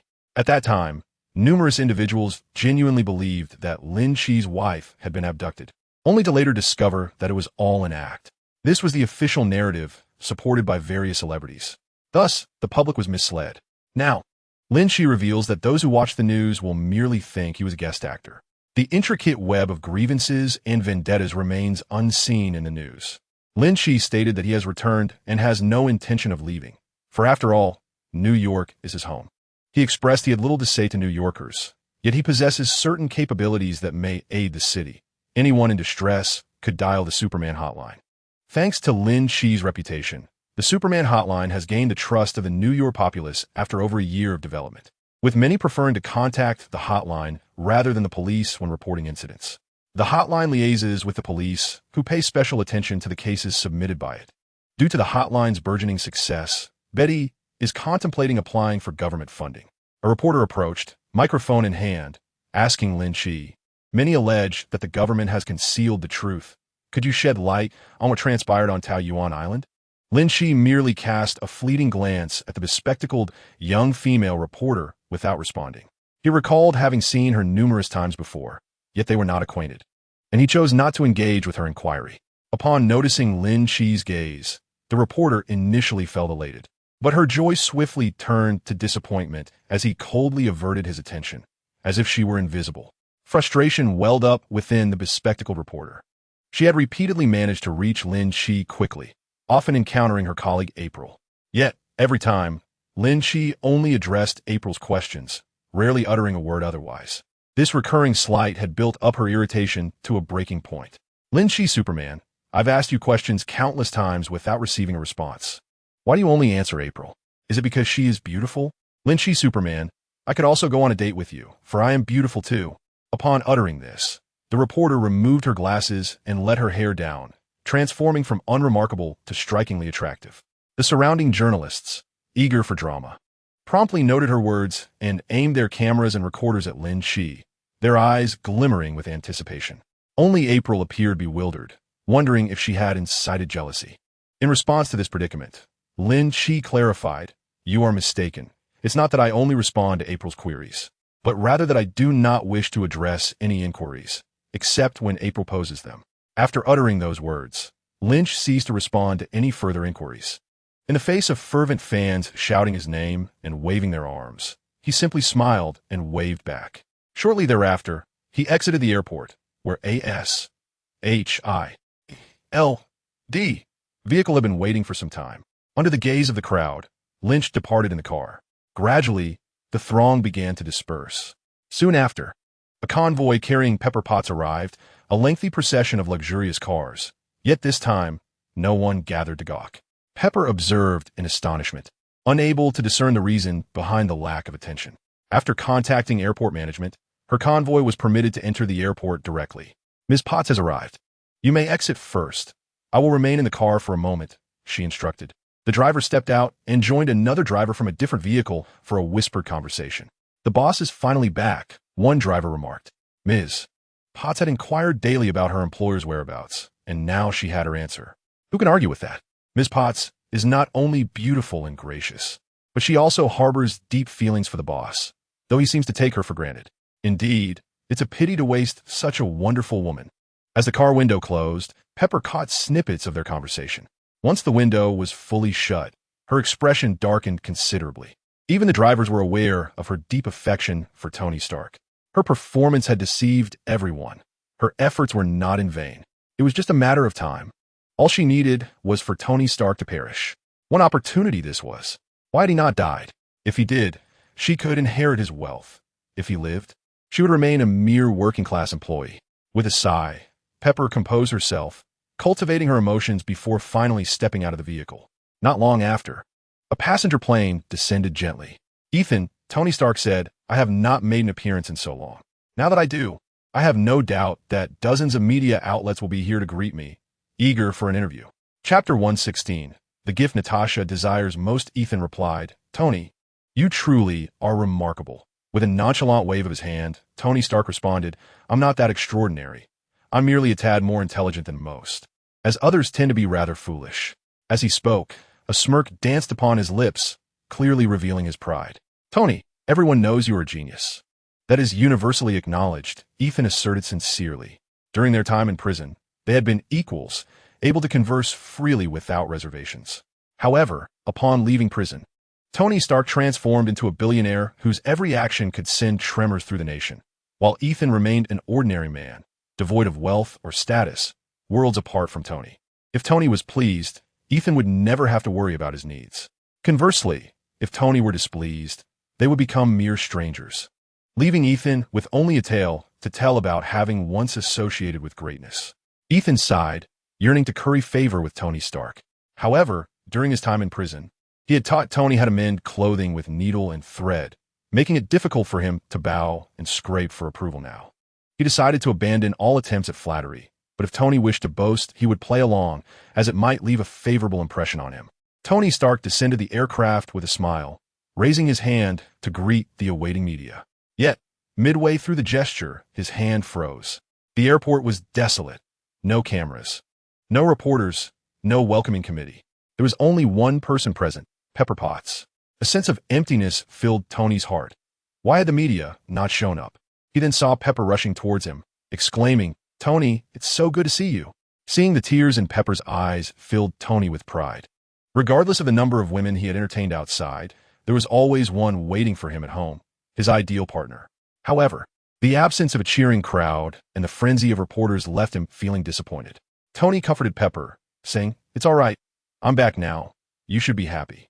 Yes, I am happy, Tony. You're finally back, Pepper replied, tears streaming down her face once more. Tony frowned, asking, Why are you crying again? With tears flowing, Pepper responded, I'm happy. I can't help but cry because you're back. Tony smiled and patted Pepper on the shoulder, thinking it was quite normal and an affirmation that he hadn't misjudged her. He then inquired, Why are there no reporters today? Didn't those pests usually love to bother me? I was fully prepared to evade them, and their absence is truly a blessing. Pepper quickly discerned Tony's feelings. It was evident that the lack of reporters had disappointed him, though he was reluctant to admit it. She replied nonchalantly when Lin Qi returned. All the reporters flocked to him. One even asked if Lin Qi only liked beautiful women. Tony scoffed. Lin Qi, that lecher, pretends to be virtuous. But after a trip to Japan, his true colors were revealed. At least I'm open about my preferences. Pepper nodded earnestly, in complete agreement with Tony's sentiments. Yet, in her heart, she acknowledged that Lin Qi, with his youthful wealth, striking looks, and unmatched prowess, would have been an enticing prospect had she not already devoted herself to Tony Stark. Originally, Lin Qi had planned to return to Paradise Island after handling matters in Afghanistan, but he lingered for an additional 2 days, eager to witness Tony's misfortunes. Lin Qi ultimately spent a total of 7 days in Afghanistan. Due to Lynch's departure, the women on Peach Blossom Island found their stay uninteresting and promptly returned to New York. Upon his return, Lynch made his way directly to the villa in Long Island. Once there, he spotted Hill leisurely strolling in the garden, accompanied by a cautious Shue, Sue, and Natasha. Lynch hastened to Hill, embracing her belly and pressing his ear against it to listen intently. The rhythmic thumping of a heartbeat filled his ears. It was the heartbeat of his daughter. And a profound happiness spread across Lynch's face. Hill playfully pushed him away, exclaiming, "Stop that. If you keep it up, I might get jealous." Lynch stepped back from her belly and planted a gentle kiss on Hill's face. "You've worked hard. Do you feel any discomfort?" Hill replied, "No, I feel wonderful. I can bounce and jump. My body is quite agile. After all, I'm not an ordinary person. I belong to the superhuman lineage and do not need to be as cautious as regular individuals." Nevertheless, Hill heeded the doctor's advice and treated herself like an ordinary pregnant woman, just to be safe. Her concern for their unborn daughter was no less than Lynch's. Natasha chimed in, "Hill, are you showing off?" Hill responded, "Indeed I am. If you have the capability, why not find a man and have one yourself?" Natasha, slightly irritated, shot a resentful glance at Lynch. Sensing the brewing trouble, Lynch interjected, "Natasha, I have a favor to ask. Would you be willing to assist me?" Natasha readily agreed. Lynch then revealed that he wished for Natasha to represent him in visiting the Gatchel Nation to express his intent to purchase. Upon hearing this, Natasha's expression turned more forlorn. "It sounds like it will take quite some time." Just before Hill could see the look of discontent, Lynch positioned himself between them. "It won't take long, I promise. Once I acquire Gatchel, I will prepare the gift you desire most." Natasha inquired with curiosity, "What gift?" Lynch replied, "Whatever you desire, I will provide." Natasha's eyes lit up. "Are you serious?" Lynch nodded earnestly, "Of course, I'm not deceiving you." Overjoyed, Natasha declared, "Then I'll go right away." As she turned to leave, Lynch grasped her arm, saying, "Wait, let's discuss this further. You could depart tomorrow." Natasha nodded in agreement. Her spirit lifted with joy. Meanwhile, as Lynch observed Natasha's beaming expression, he pondered another matter. What did Natasha truly wish for? Was it an intimate relationship with him, or the desire to possess superhuman lineage? Chapter 117. To eliminate Tony Stark. One must first deal with Lynch. Obadiah was a shareholder in Stark Industries and had co-founded the company alongside Tony's father. After Tony's father passed away, Obadiah devoted himself wholeheartedly to assisting Tony, becoming one of his most trusted confidants. At this moment, the individual whom Tony Stark holds in the highest regard is furiously slamming the table, seething with rage because Tony has not been killed. Obadiah is irate. A meticulously crafted plan has been thwarted due to the greed of the Ten Rings gang, resulting in the current predicament. Why must you act in such a manner? Would it not have sufficed to have Tony create new missiles to eliminate him earlier, thus avoiding this dire situation altogether? Before Obadiah lies a screen displaying the disheveled leaders of the Ten Rings, who appear as though they haven't bathed in months. The scruffy man on the other end is equally incensed, lamenting the loss of a base and nearly 300 personnel due to this assignment. We were on the verge of eliminating Tony Stark, mere moments away, but then that accursed Lin Qi superhero intervened. Damn Lin Qi, always meddling. Obadiah harbors a deep-seated resentment towards Lin Qi, not solely for this incident, but also for the unsettling information gleaned from Tony regarding Lin Qi's extraordinary hearing. According to Tony Stark, even from hundreds of meters away in the Alvin building adjacent to Stark Industries, Lin Qi could eavesdrop on their conversations with remarkable clarity. This was not mere hyperbole. On several occasions, Tony found himself interrupted by Lin Qi while attempting to engage in illicit activities with his secretary. Learning from these experiences, Tony realized he was being monitored by Lin Qi. Upon understanding Tony's experiences, Obadiah felt a surge of panic. He had engaged in numerous illicit dealings within the office. After several days of agitation, Obadiah developed a profound animosity towards Lin Qi, yet he adopted Tony's strategy, ensuring that any sensitive matters were dealt with exclusively within Stark Tower, away from Lin Qi's prying ears. Now, with both new and old grievances converging, Obadiah's hatred for Lin Qi had reached a boiling point. He angrily addressed the Ten Rings leaders on the screen, insisting they momentarily disregard Lin Qi and focus on eliminating Tony, having already compensated them for their efforts. The Ten Rings leader shrugged, stating that based on their previous actions, it was evident that Tony was under Lin Qi's protection. Obadiah raised his voice in disbelief, insisting that the two had a vendetta against one another. The Ten Rings leader countered, explaining that Lin Qi or members of other official organizations would undoubtedly spring into action if Tony were in danger. With Lin Qi present, any of their attempts to take down Tony would be futile.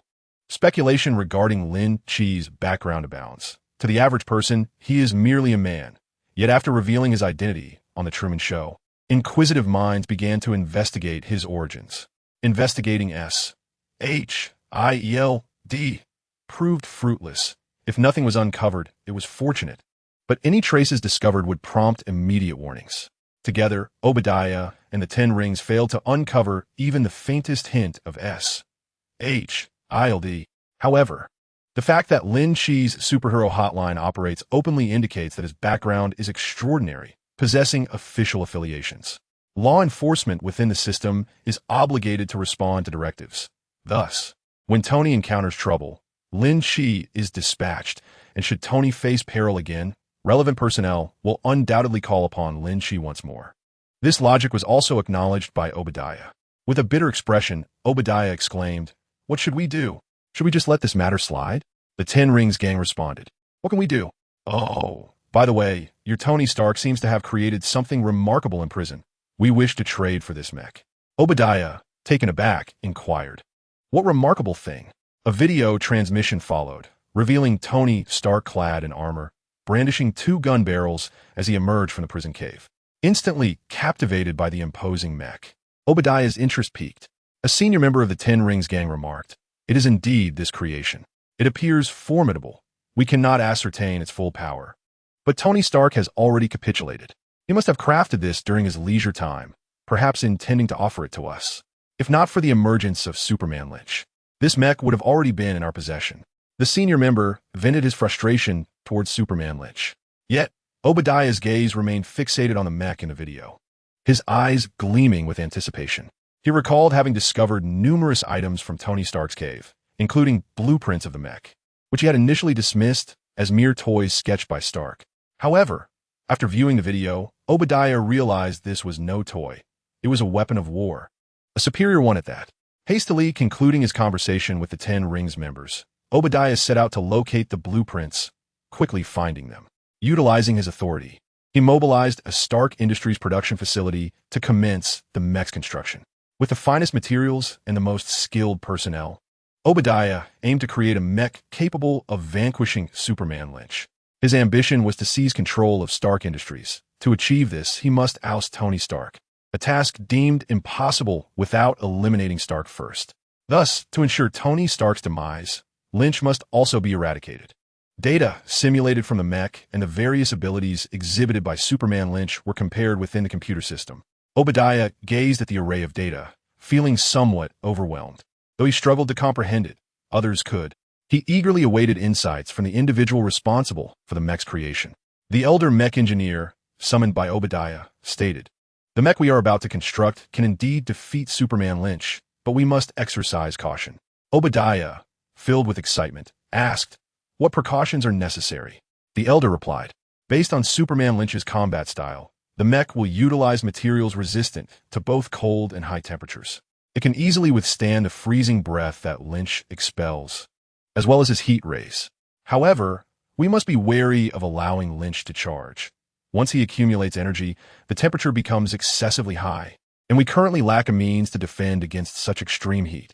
Obadiah nodded, recalling having witnessed Lynch utilize heat rays, fully understanding the catastrophic consequences of allowing him to charge.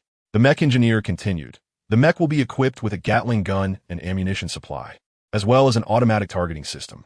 Whether Lynch is airborne or on the ground, once locked on, he'll be struck, and he will sustain injuries. Gatling gun bullets are not easily deflected. Thus, regardless of who dons this mech, they will be capable of confronting the formidable Lynch." Obadiah gazed at the design blueprints with satisfaction, patting the shoulder of the mech manufacturer as he remarked, "You have indeed not disappointed me. Expedite the creation of one." In Chapter 118, Lynch yearned for a deeper intimacy with Ceton. The resources at Obadiah's disposal paled in comparison to those wielded by the true mogul, Tony Stark.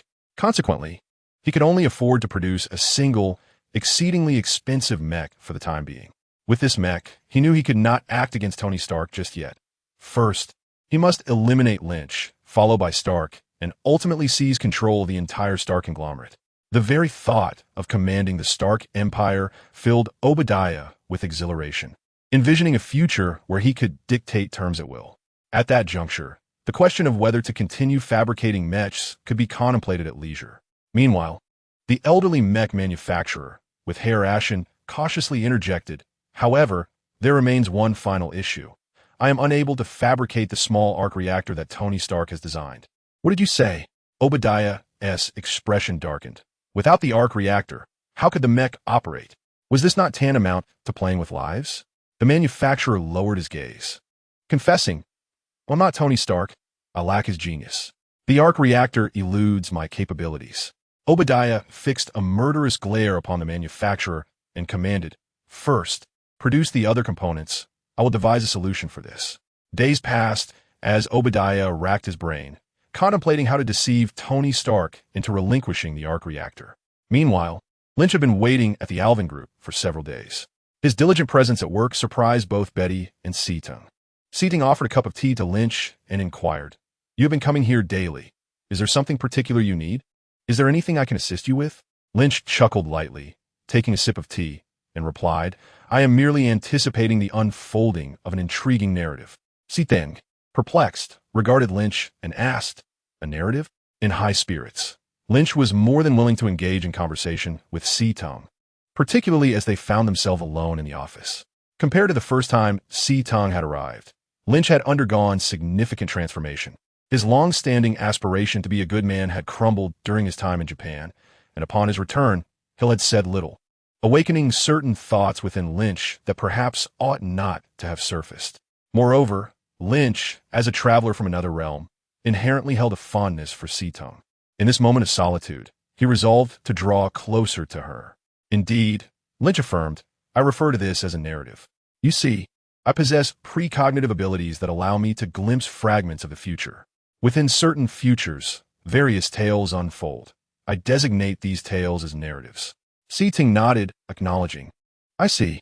So, what narrative are you waiting for?" Lynch expressed his anticipation for the inevitable rift between Obadiah and Tony Stark. He believed that Tony Stark's recent disappearance was orchestrated by Obadiah's contacts. In the wake of this, Obadiah would utilize the blueprints Tony had drawn during his captivity to construct a formidable suit of armor, codenamed Iron Tyrant. The mere thought of a confrontation between Obadiah and Tony Stark brought a gleeful smile to Lynch's face, for it would undoubtedly be a sight to behold. With a smug grin, Lynch mused that Tony, the notorious womanizer, would never suspect that his beloved uncle had betrayed him. "No, I must call him to warn him," he thought, reminiscent of when he had cautioned Tony against venturing to Afghanistan. Yet, he was certain that this time, Tony would dismiss his warning just as easily. Lynch dialed Tony Stark's number, stating, "Tony, your Uncle Obadiah intends to kill you. Be cautious." Tony, initially expecting a serious matter, was taken aback by Lynch's nonsensical claims and abruptly retorted, "Get lost." Amused by the busy signal that followed, Lynch remarked to S.H.I.E.L.D. that once events unfolded, Tony would surely regret ignoring his advice. S.H.I.E.L.D., upon her arrival, had found many aspects of this place peculiar, particularly the directness with which people spoke. However, when conversing with Lynch, she felt none of that discomfort.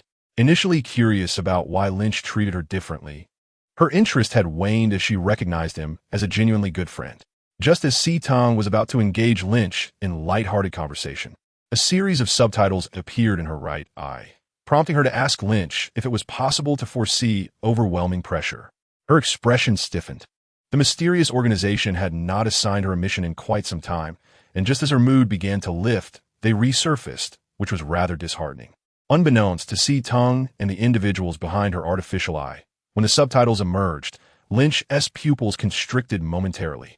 However, his superhuman reflexes and mastery over his body allowed him to regain composure almost instantly, unnoticed by S.H.I.E.L.D. and the others. With his enhanced vision, Lynch swiftly discerned an unusual light source when the subtitles appeared.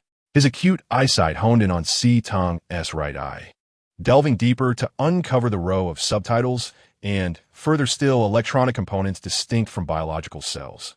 Realizing the gravity of S.H.I.E.L.D.'s situation, Lynch's pupils constricted further, understanding that he had been on the verge of confronting Alexander. Yet, upon seeing S.H.I.E.L.D. in such a state, He resolved to avoid direct engagement with Hydra for the time being, opting instead to maintain the ruse. He would observe C-Tone, assessing her worthiness for his involvement and her willingness to allow him to act. C-Tong then inquired, "What is your opinion of Alexander?" As Lynch casually sought to dismiss the issue at hand, Tony Stark, ensconced in his seaside villa studio, paused his work and stepped outside, gazing silently at the vast ocean. This moment of contemplation was precipitated by Lynch's recent phone call. Lynch had gravely misjudged his standing in Tony Stark's regard, having experienced regret once. Tony could not afford to disregard Lynch's words any longer. The weight of that statement left him in a tumult of emotions. Initially, Tony had been engrossed in optimizing the armor he had crafted in Afghanistan. Now, however, a heavy heart rendered him unable to continue his work. Pepper Potts emerged from the bathroom and, upon discovering Tony absent from the studio and instead gazing at the sea, sensed that something was amiss. "Tony, what is wrong? What happened?" Pepper was not merely Tony Stark's assistant. She was also his confidant. Often, Tony relied on Pepper's capabilities for professional purposes, yet now, freshly returned from captivity in Afghanistan, he found a sense of security in her presence that no other woman could provide. Thus, he clung to her for companionship. Yet, feeling himself restored and having found solace in Pepper, he was ready for her to return to her work. Chapter 119. Pepper Potts is discovered. Tony Stark held unwavering faith in Pepper Potts, and thus, when she inquired about Lynch's call, he responded without hesitation. "Lynch just called to say Obadiah wants to kill me." Pepper paused to consider this, quickly countering, "Impossible. Obadiah is a close friend of your father's, dedicated to the company, and has always gone to great lengths to assist you. He could never wish you harm. On the contrary, your relationship with Lynch is tenuous at best. He must be trying to sow discord between you two, aiming to unsettle you." "Don't fall for it, Tony. I share your sentiments," Tony replied. "But on Tao Yuan Island, Lynch warned me that I would encounter danger in Afghanistan.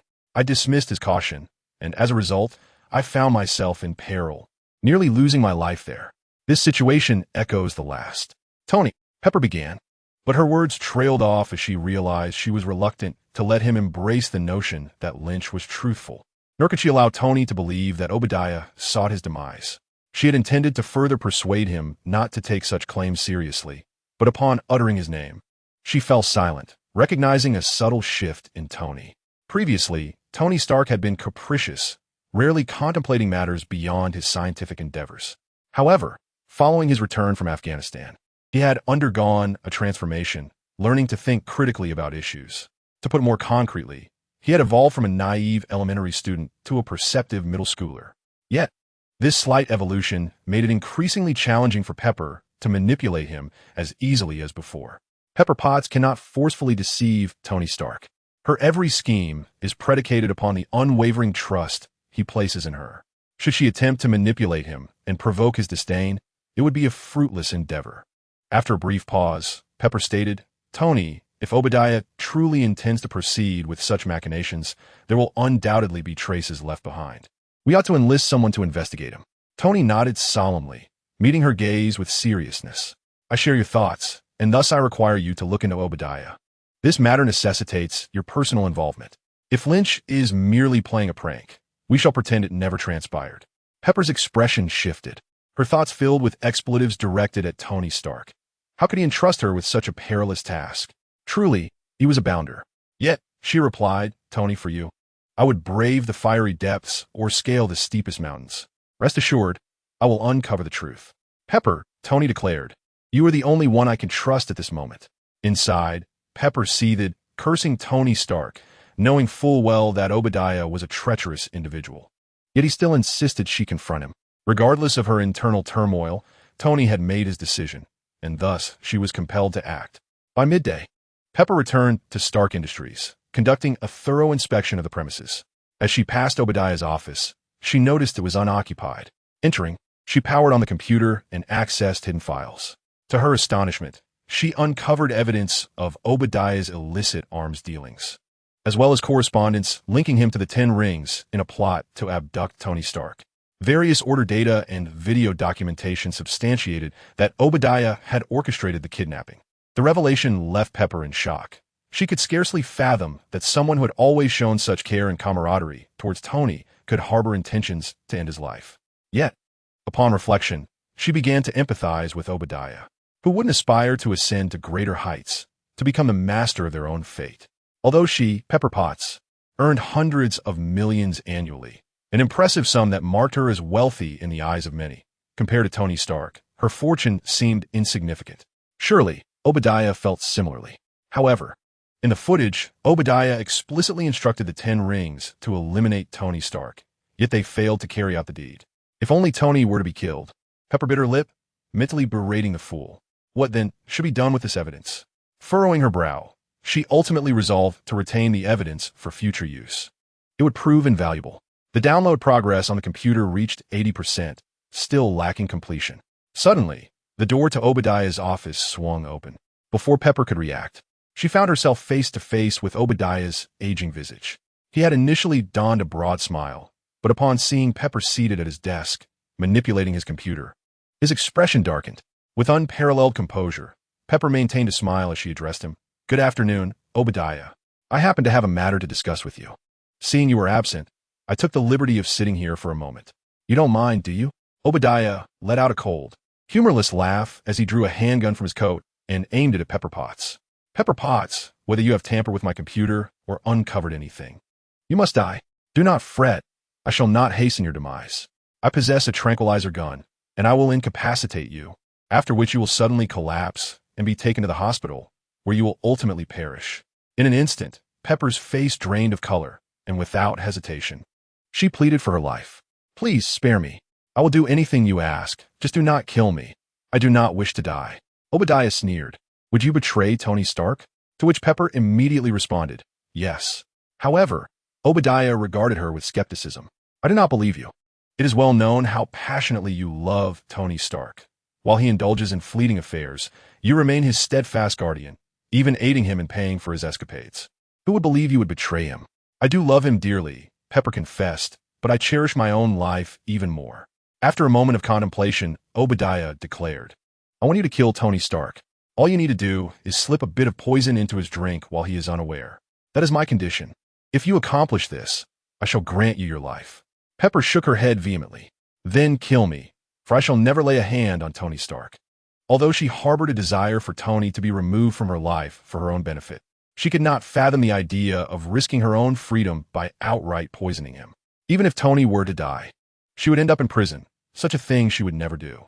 Obadiah merely sought to test her resolve. Had she agreed, he would still have remained wary. He had already contemplated how to utilize Pepper for his own gain, which could prove to be immensely beneficial. "I need you to procure an arc reactor for me. If you cannot accomplish this task, then you may as well prepare for your demise." He raised his gun higher. Chapter 120. Aside from Lynch, Pepper recalled the arc reactor that Tony had previously removed during his captivity in the clutches of the 10 rings. He had constructed a rudimentary arc reactor, which he later detached and stored upon his return. The mere request for the arc reactor was far too simple for Pepper. She could retrieve it with ease. "No problem. I will fetch the arc reactor for you," she assured him. Obadiah lowered his weapon. In the Alvin building, Lynch sighed as he rose from his chair and approached the floor-to-ceiling window, gazing toward Stark Tower. His enhanced vision allowed him to perceive everything within a 100-kilometer radius with remarkable clarity, magnifying even the minutest details. A shard of stone, a single strand of hair, beyond the surface to reveal deeper layers, yet he remained unable to see through solid objects. From his vantage point in the Alvin building, he could not view Obadiah's office and was thus oblivious to Pepper's expression. The betrayal of Pepper Potts against Tony Stark was an unexpected turn of events for Lynch. As for Obadiah, with Pepper's assistance in acquiring the arc reactor, he no longer needed to incapacitate Tony Stark himself. Did this deviation in the plot arise from his own butterfly effect? Nevertheless, the inevitable clash remained between Obadiah's Ironmonger and Tony Stark's Iron Man. Lynch resumed his seat in Hill's office, while on the opposite side of the desk, Seifeng was preparing tea. Hill's belly had grown considerably, and she was increasingly disengaged from S.H.I.E.L.D. affairs, focusing instead on nurturing her pregnancy. Hence, Lynch would occasionally drop by, merely to remind those involved of his presence. Aside from asserting his existence, Lynch often found himself in Hill's office sipping tea and monitoring the activities of Stark Industries. Today, he finally heard something significant, yet Pepper's unexpected demeanor left him sighing once more. Curiously, Seifeng inquired about his repeated sighs. Lynch remarked that he was merely lamenting the fragility of love in this world. S.H.I.E.L.D responded with a hint of intrigue, suggesting that it seemed Lynch had encountered news worthy of reflection, appreciating that he could stay informed about the outside world from the comfort of home. Lynch chuckled softly, opting not to respond. After leaving Stark Industries, Pepper made her way to Tony's seaside villa. With the arc reactor in hand, she contemplated returning to Stark Industries but deemed it unsafe. Therefore, she called Obadiah, and they arranged to meet at an aerial safe.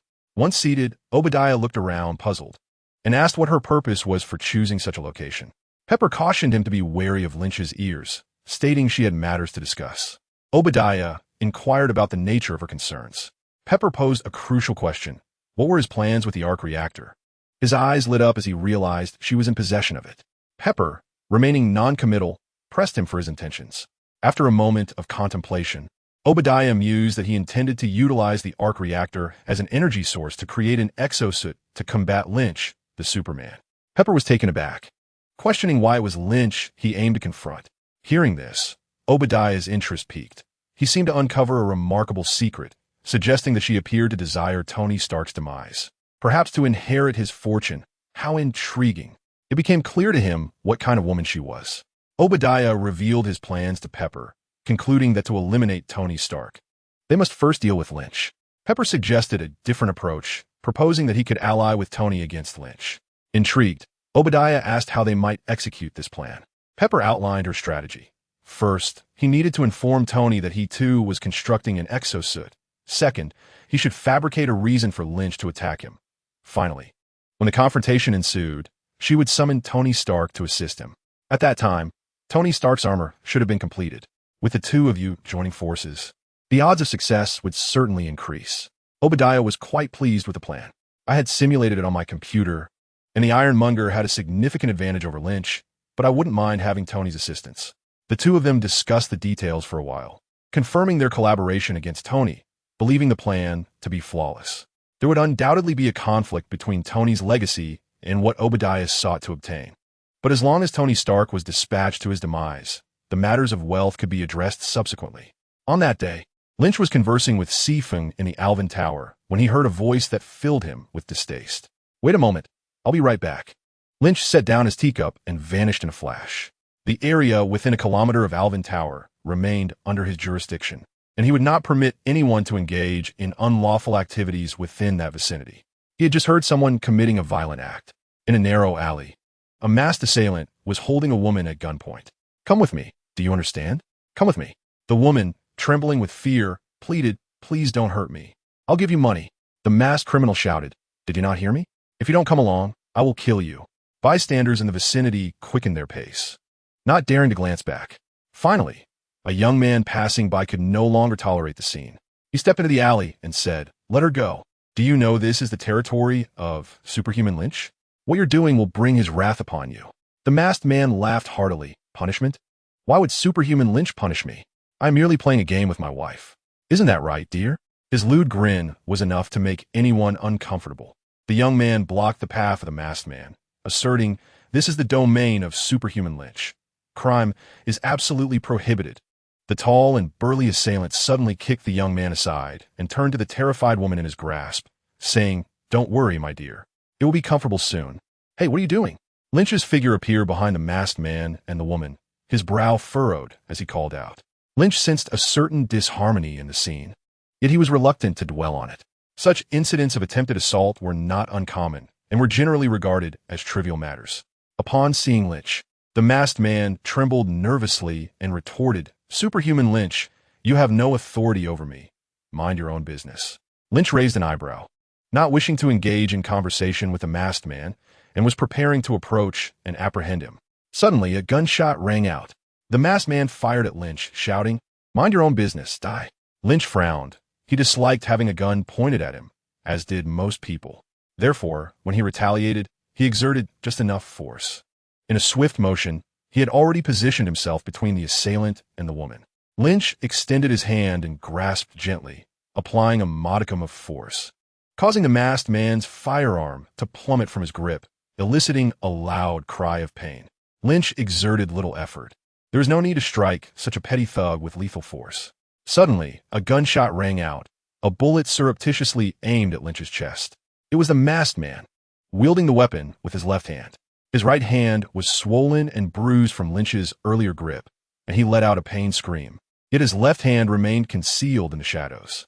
Just as Lynch rescued the woman, the masked man's hidden left hand unexpectedly fired, catching Lynch off guard. Irritated, Lynch resolved to deliver commensurate punishment, and with a slight exertion, he struck the masked man with a punch.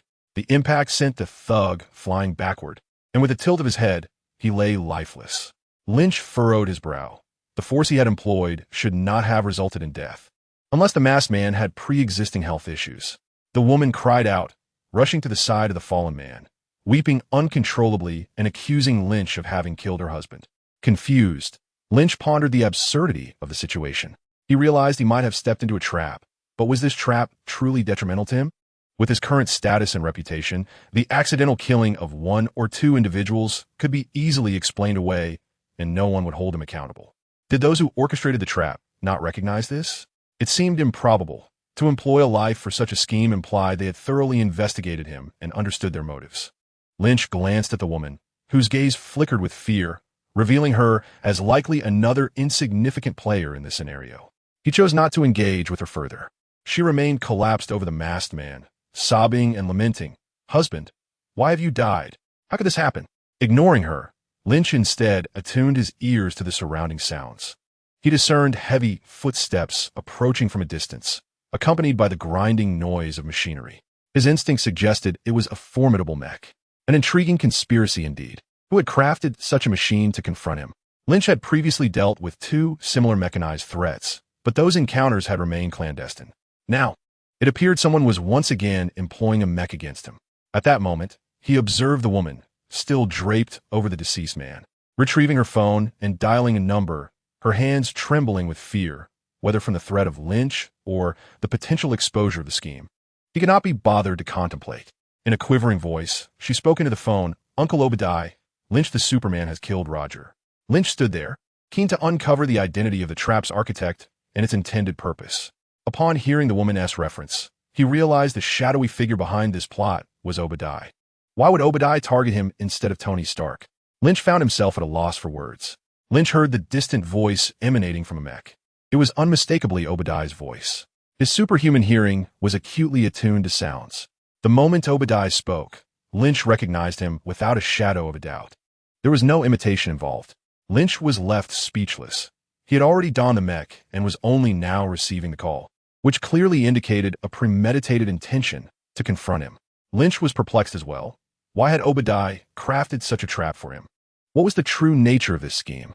However, if Obadiah believed that merely arriving in a mech would suffice to defeat him, he was gravely mistaken. Obadiah was courting his own demise. Lynch was determined not to let him escape. Soon, the heavy thuds of the mech drew nearer. The resonant sounds disturbed the night, prompting many to emerge from their homes or peer out of windows, where they beheld the imposing figure of the mech. With each step, it approached Lynch. Gasps of astonishment filled the air as people recognized the superhero, Lynch. Is that Super Lynch? Is he about to battle the villain again? Lynch regarded the mech with a cold smirk and remarked, "Obadiah, do you seek your own destruction?" From within the mech, Obadiah's voice, laced with anguish, echoed, "Super Lynch, you killed my son, and instead of apologizing, you threatened me. Do you think yourself so formidable?" Lynch found this amusing. "That robber was your son?" Obadiah retorted, "Super Lynch, do not distort the truth. There was no robbery. My son and daughter-in-law were merely playing around when you emerged and killed my son. You, a murderer of the innocent, shall pay for my son's death." Lynch scoffed, "If you wish to confront me, then do so directly. I fail to understand why you indulge in such trivialities. Is this truly your son? I suspect you merely hired an actor for this charade." Obadiah insisted, "Lynch, do you admit to killing my son without cause?" Lynch replied, "I have no interest in idle chatter. You are already suited up in your mech, clearly prepared for combat. Thus, I shall not be courteous." Obadiah declared, "Tonight, I am testing my mech, codenamed Iron Tyrant." Lynch, uninterested in Obadiah's ramblings, unleashed a powerful punch. His speed was remarkable. As he lifted his arm, his feet were already in motion, and by the time he swung his fist, he was right in front of Iron Tyrant. The punch struck with the force of a 20-ton truck, resulting in a thunderous crash. However, Lynch was left disappointed. His formidable blow merely left a shallow imprint on the towering mech. Iron Tyrant did not crumble as Lynch had anticipated. Stunned for a moment, Lynch then smiled and remarked, "Interesting. It seems you have put considerable effort into this." Inside the mech, Obadiah felt a surge of anxiety. He was uncertain whether he could withstand Lynch's punch. But now the outcome was clear. His mech had indeed withstood the blow.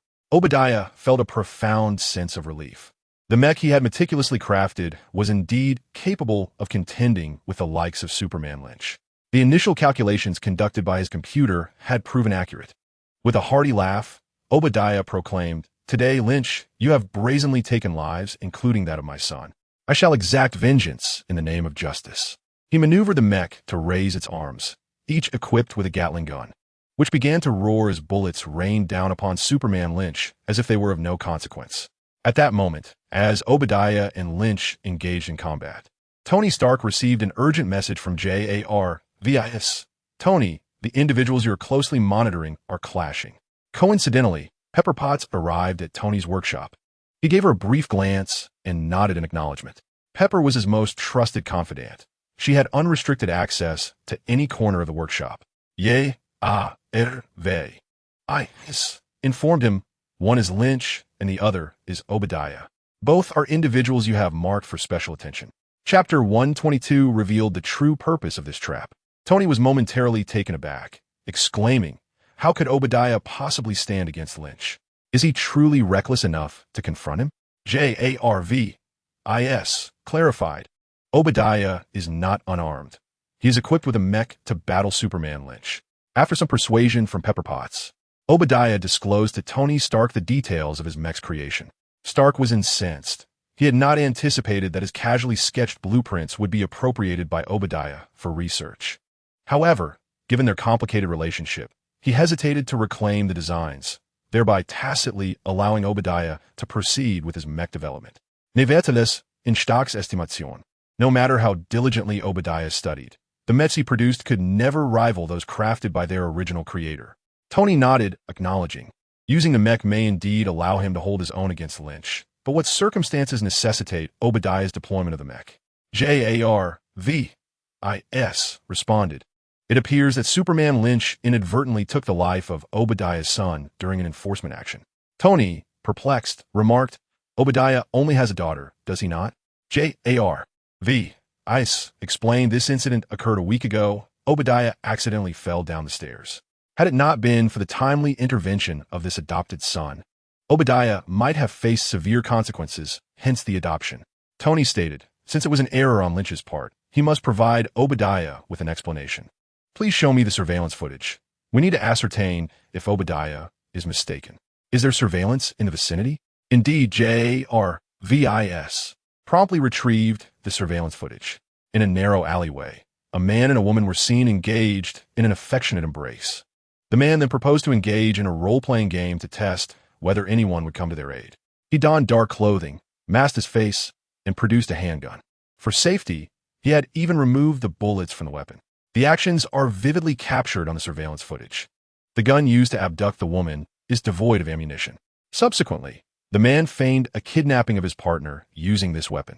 A young man then attempted to rescue the woman, only to be forcefully kicked aside by the masked assailant. At that moment, the heroic figure of Lin Qi appeared, inadvertently causing the demise of the masked man. Shortly thereafter, Obadiah emerged, with Lin Qi striking first. After reviewing the surveillance footage, Tony Stark realized the entire incident was attributable to Lin Qi. Frustrated, Tony questioned Lin Qi's motives. How could he commit such a grievous act and continue to take lives? Pepper Potts suggested that they alert the authorities, emphasizing that Obadiah was a crucial figure within Stark Industries and that Lin Qi's reckless actions could not be tolerated. Urging immediate action, she warned that failure to act could lead to dire consequences. Tony, observing the live feed, responded to Pepper, stating that it was too late. As Obadiah's armor could not withstand Lin Qi's power, he feared that by the time the police arrived, Lin Qi might already have claimed more lives. He instructed Pepper to remain behind while he rushed to save Obadiah. As Tony donned his self-engineered armor, Pepper called out, reminding him to be cautious, yet imploring him to save Obadiah, a pivotal member of Stark Industries. Tony reassured her, acknowledging her concern.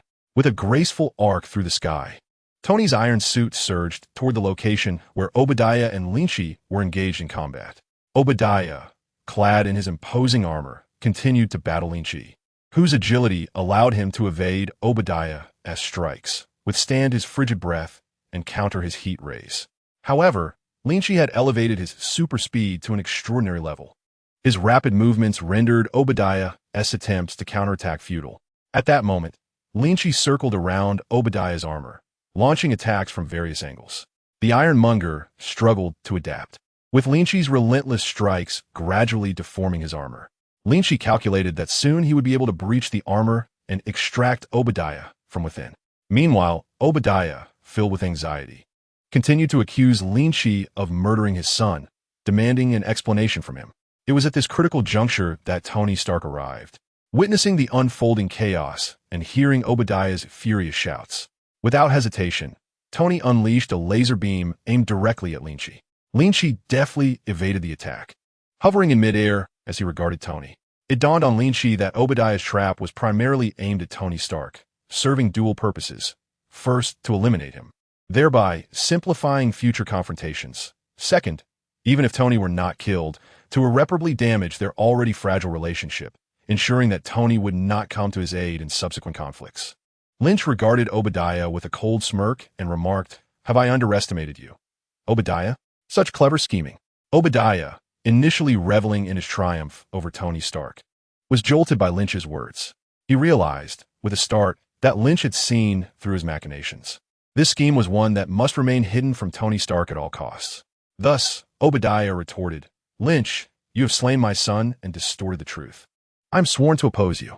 Lynch fixed his gaze upon him and declared, "You are doomed. No one can save you from your fate." Obadiah's heart raced with trepidation.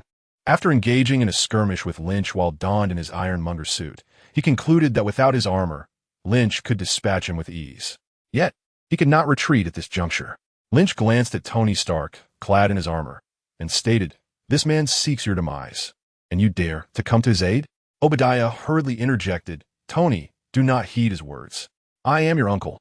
How could I ever wish you harm?" Tony Stark, still oblivious to the evidence of Obadiah's betrayal, remained skeptical of Lynch's claims. "Lynch," Tony asserted, "you have just mistakenly killed Obadiah's son, and you must provide him with an explanation. The fault lies with you, regardless." Lynch queried, "So, you align yourself with Obadiah? You are concerned for him?" "Indeed," Tony replied. "Though I count you as a friend, my bond with Obadiah is far deeper." Lynch responded, "My relationship with you is secondary. However, is your connection with Obadiah truly as close as you claim?" Chapter 123. Tony falls into the trap. Tony Stark hovered in the air, encased in his crimson armor, alongside Obadiah, who was similarly airborne in his ironmonger suit. Before them stood Lynch, suspended in the sky. Observers, their eyes alight with wonder, beheld this extraordinary spectacle.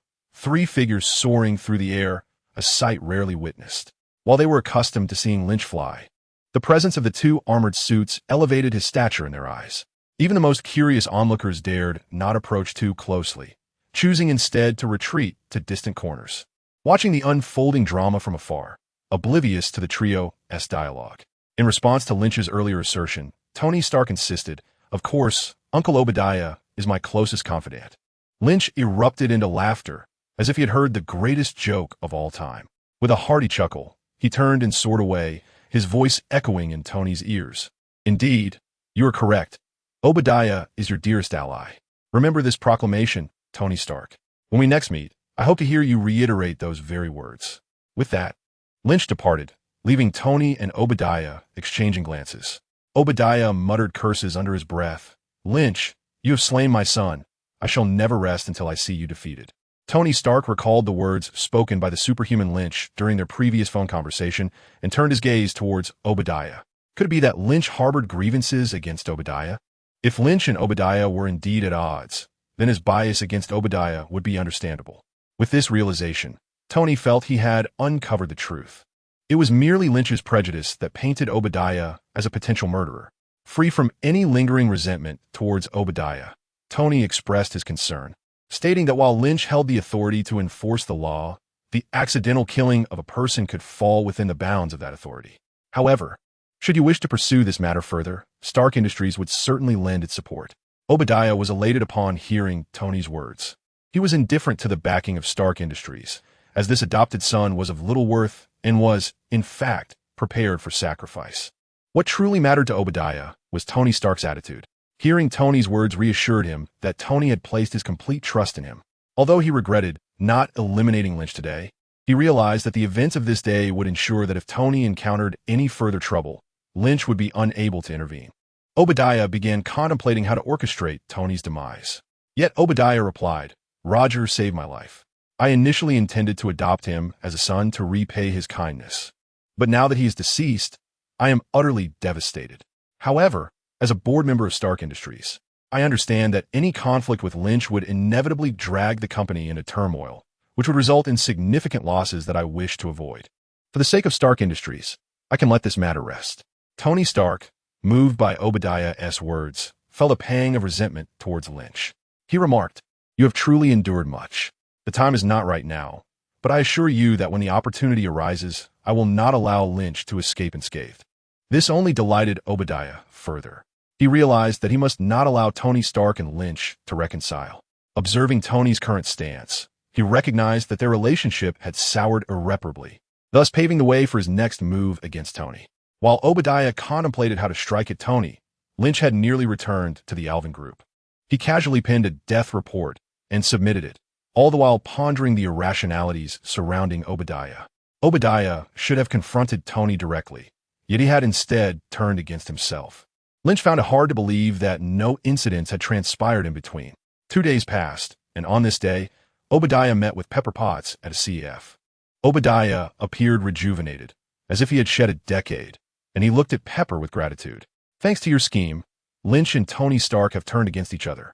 Now, regardless of what befalls Tony Stark, Lynch will not come to his aid. I see the glimmer of success on the horizon. I feel 10 years younger, and my future is resplendent." Pepper Potts remarked that one should exercise caution with Superman Lynch, for if you scheme against him, he will not hesitate to retaliate when the opportunity arises. Obadiah sighed, admitting that he initially intended to eliminate Superman Lynch. However, Lynch's speed was astonishingly swift. While he could anticipate the attacks and breach his defenses, he could not match his velocity. Nevertheless, Lynch possessed a compassionate heart, evident from his past deeds, which revealed his character. He would hardly regard someone like Obadiah, nor would he take him to heart. Observing Obadiah's lingering hope, Pepper Potts silently scoffed, yet voiced, "Superman Lynch is magnanimous. He will not dwell on such trivial matters." Hearing her affirmation provided Obadiah with further reassurance. He expressed that at first, he believed her affection for Tony Stark was genuine, and her love moved him. Yet, it now appeared that her motivations were merely financial. Struck by the truth of his words, Pepper Potts, unfazed, responded, "If it were not for the money, why would I remain by Tony Stark's side? He is old, inarticulate, and physically impaired. All my efforts are solely for his wealth." She then inquired about Obadiah's forthcoming plans, but he merely smiled in silence. As she posed additional questions, Obadiah remained unresponsive, leading Pepper Potts to realize that their collaboration had reached its conclusion. Undeterred, she recognized that if Obadiah succeeded in eliminating Tony Stark, she would inherit his fortune, a monumental gain. After parting ways, Pepper Potts proceeded to the parking lot, opened the car door, and settled into the vehicle, preparing to start the engine. Suddenly, the opposite door swung open, and another individual occupied the front passenger's seat. None other than Lynch himself. Startled, Pepper's mind raced as she speculated on Lynch's intentions, cautiously inquiring, "Superman Lynch, what brings you here?" Lynch turned to face her. With her golden hair, striking features, azure eyes, rosy lips, and fair complexion, Pepper exuded beauty, coupled with an air of competence. Lynch sighed and confessed, "I always believed you to be a good woman. Your unwavering devotion to Tony Stark moved me deeply, and I often wondered why I had never encountered a woman as remarkable as you." Chapter 124. Pepper Potts pleads for mercy. Pepper's expression darkened, realizing that Lynch had uncovered her secrets. Unlike the petty Obadiah, she feared that Lynch would expose her transgressions, as she lacked what he sought. If their conspiracy became public, Tony Stark would undoubtedly cast her aside, and she could hardly fathom the consequences that would follow. Lynch continued, "I never anticipated that you were such a woman. You truly astonish me." Pepper Potts, her complexion pale, lamented, "Initially, I truly admired Tony Stark. Yet, time and again, he professed his love to other women before my eyes, shattering my heart. I no longer believe in love. With wealth, one can find any type of man." Lynch was rendered speechless. "So it is still Tony Stark's fault?" Pepper continued, "Now that you are aware of my circumstances, what do you intend to do with me?" Lynch inquired, "Was it your idea to have Obadiah set a trap for me?" He had followed Obadiah, suspecting his unusual behavior, which ultimately led him to Pepper. Pepper paused, realization dawning upon her. The issue lay in this revelation. Her eyes darted as she pondered how to extricate herself from the situation. Observing her expression, Lynch discerned the answer he sought. "What do you desire, death?" Pepper's countenance turned ashen once more, her body trembling. She had never contemplated her own demise. Even if Tony Stark uncovered her and Obadiah's scheme, she believed she would merely endure a life of hardship, never imagining it would culminate in her death. She implored, "Please, spare me. I am willing to do anything for you. I can offer you money, or even become your lover. The truth is, I do not care for Tony Stark. I am genuinely attracted to a man like you. Handsome and powerful." Lynch retorted with a cold smirk, "You devised a plot against me, and now seek my mercy? Who do you think you are?" Pepper replied, "I am but a woman, a frail and helpless woman. I promise, I will never dare to confront you again. If you doubt my sincerity, feel my heart." As she spoke, she had already shifted from the driver's seat to the passenger side, positioning herself upon Lynch's lap and engaging in suggestive gestures. Lynch widened his eyes. He was not a man of lewd inclinations, yet Pepper's allure was undeniable. A passerby caught a glimpse through the car window, her face flushing crimson as she hurried away, muttering about the audacity of such acts in broad daylight, suggesting they should have sought a hotel instead. Time elapsed, and Lynch emerged from the vehicle, invigorated. Pepper, drenched in sweat, reclined in her seat, utterly drained. As he turned to leave, she hastily called out, "Can I still reach out to you in the future?" Reflecting on their earlier encounter, Lynch acknowledged that a seasoned individual indeed possesses a greater understanding than a novice. He was open to discussing the philosophies of life with this adept. Nodding, he replied yes. After a brief pause, he added, "Consider this matter resolved, but know that should you attempt to deceive me again, it will not be so simple." As Pepper watched Lynch's retreating figure, a smile graced her lips. This unforeseen alliance with him had provided her with a potential escape route.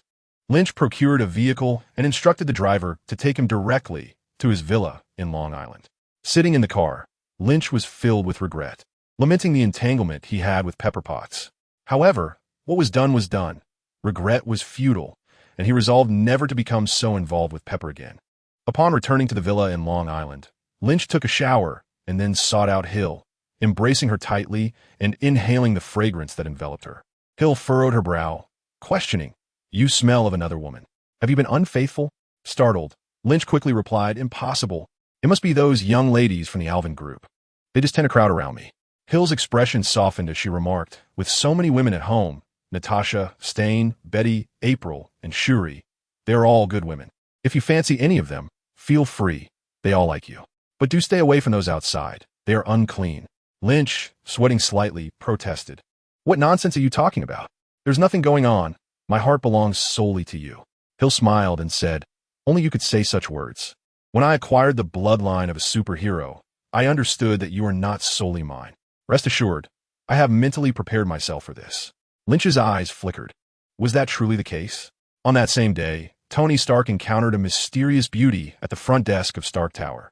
The woman, with her dark hair and deep-set eyes, was tall and slender, captivating him instantly. Approaching her, Tony asked, "Hello, beautiful, are you new here?" The woman, maintaining her cool demeanor, replied, "Hello, Mr. Stark, today is my first day. My name is Kiki." Tony was enchanted by this icy beauty, feeling a thrill of excitement. He smiled and said, "Kiki, that's a lovely name. When you finish work, how about we grab a drink together?"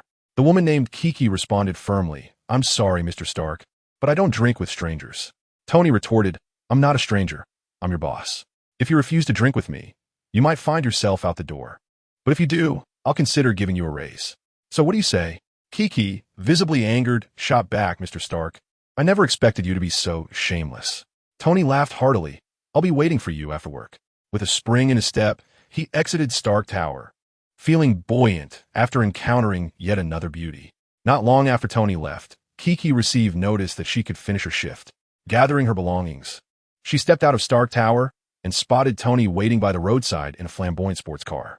As she emerged, he waved at her. The passers-by, men and women alike, observed the scene with varied expressions. Did they not know what their boss was like? As Kiki approached, her cheeks flushed, she asked, "What are you planning to do? Tony Stark invited you for a drink, didn't he?" On the surface, Chi-Chi appeared reluctant, yet internally she reveled in her triumph. The plan was a success. Tony Stark was ensnared. From a tender age, Chi-Chi had been abducted, ultimately finding herself on a desolate island subjected to military training. She was not alone. Over 300 girls, all strikingly beautiful, shared her fate. Those who were less than comely were not accepted. Had these girls been with their families, they would have undoubtedly been cherished like princesses. Instead, they were taken to the island for rigorous training, orchestrated by a shadowy figure known only as the Madam. Each day, these young girls endured grueling drills, boxing, running, and as they matured, combat training, makeup application, and stealth tactics. Some attempted to escape, but those who strayed from their quarters faced immediate execution by armed guards. Many perished during training, and the survivors were subjected to brutal elimination rounds, pitting them against one another until only 3 remained: Chi-Chi, Yaya, and Xing. But the ordeal was far from over. The final stage involved a process of dehumanization. To achieve this, the girls were forced to engage in profoundly humiliating acts. Completion of this phase marked their graduation, allowing them to heed the Madam's commands and embark on assassination missions worldwide. Leveraging their feminine allure, they thrived in their endeavors. This time, the Madam received a lucrative contract from Obadiah, who demanded the assassination of Tony Stark and provided detailed information about him, with only one condition: expedite the task. After studying Stark's profile, the Madam dispatched Chi-Chi. Predictably, within a day, Tony Stark had taken notice of her. One reason was Chi-Chi's undeniable beauty, which aligned perfectly with Stark's tastes. The other was Stark's lecherous nature, drawn irresistibly to attractive women. When faced with Stark's invitation, Chi-Chi feigned reluctance, a display that only fueled his desire. He relished such playful banter, preferring it over overt advances.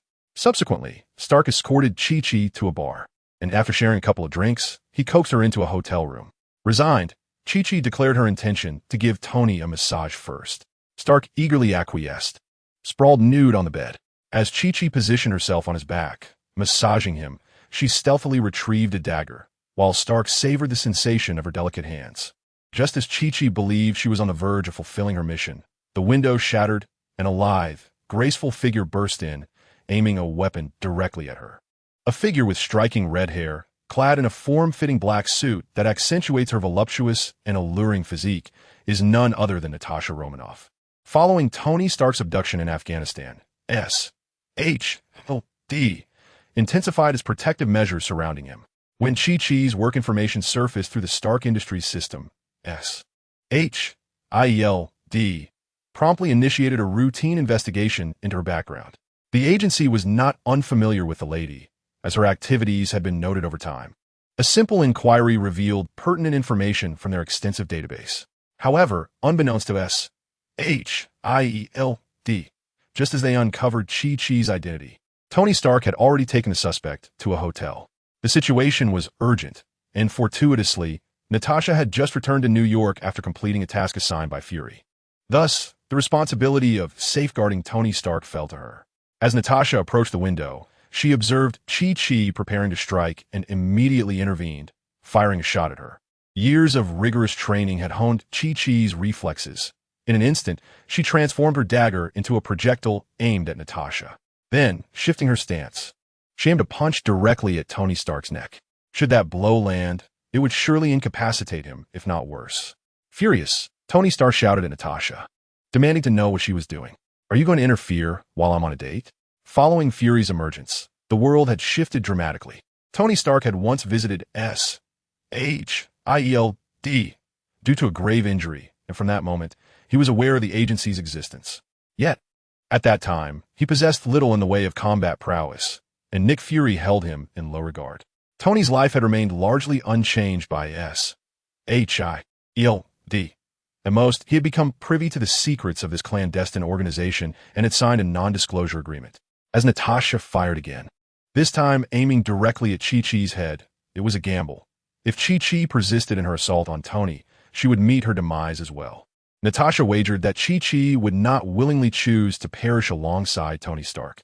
Realizing the gravity of the situation, Chi-Chi opted to retreat, flipping backwards and landing on the floor.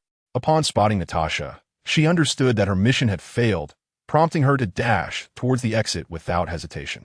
Natasha fired several more shots. Despite her expert marksmanship, Chi-Chi evaded them and escaped through the door. Just as Natasha prepared to pursue, Tony Stark interjected, questioning, "Wait, who is she? Why are you trying to kill her?" Natasha halted her pursuit, and by the time she glanced back, the woman had vanished into the distance. With her opportunity lost due to Tony Stark's interruption, Natasha felt no motivation to seek vengeance on his behalf. With a sardonic smile, she remarked to Tony, "Your date came armed with a knife, and I couldn't even kill her with 2 shots. What do you think she intended to do while meeting you?" Tony Stark, not devoid of insight, glanced at the dagger Chi-Chi had dropped, a chill of realization washing over him. Was she here to kill me? Natasha remarked that he wasn't entirely foolish. She was a professional assassin who had long been targeted. Unfortunately, the moment she revealed herself, he fell for her trap. Had he taken a few more days to realize, there would have been an operation to apprehend her. Tony Stark felt a twinge of embarrassment. Had he delayed even slightly, this woman intent on his demise might have been captured. Natasha stated that now he was safe, she should take her leave. He needed to be more vigilant. They could not protect him at all times. With that, she strode purposefully toward the window. Observing Natasha's alluring figure and shapely thighs, Tony Stark inquired, "Natasha, would you care to stay for a drink?" Natasha turned her head, her gaze icy as she fixed it upon Tony Stark. "Do not entertain such thoughts. I am Lynch's woman."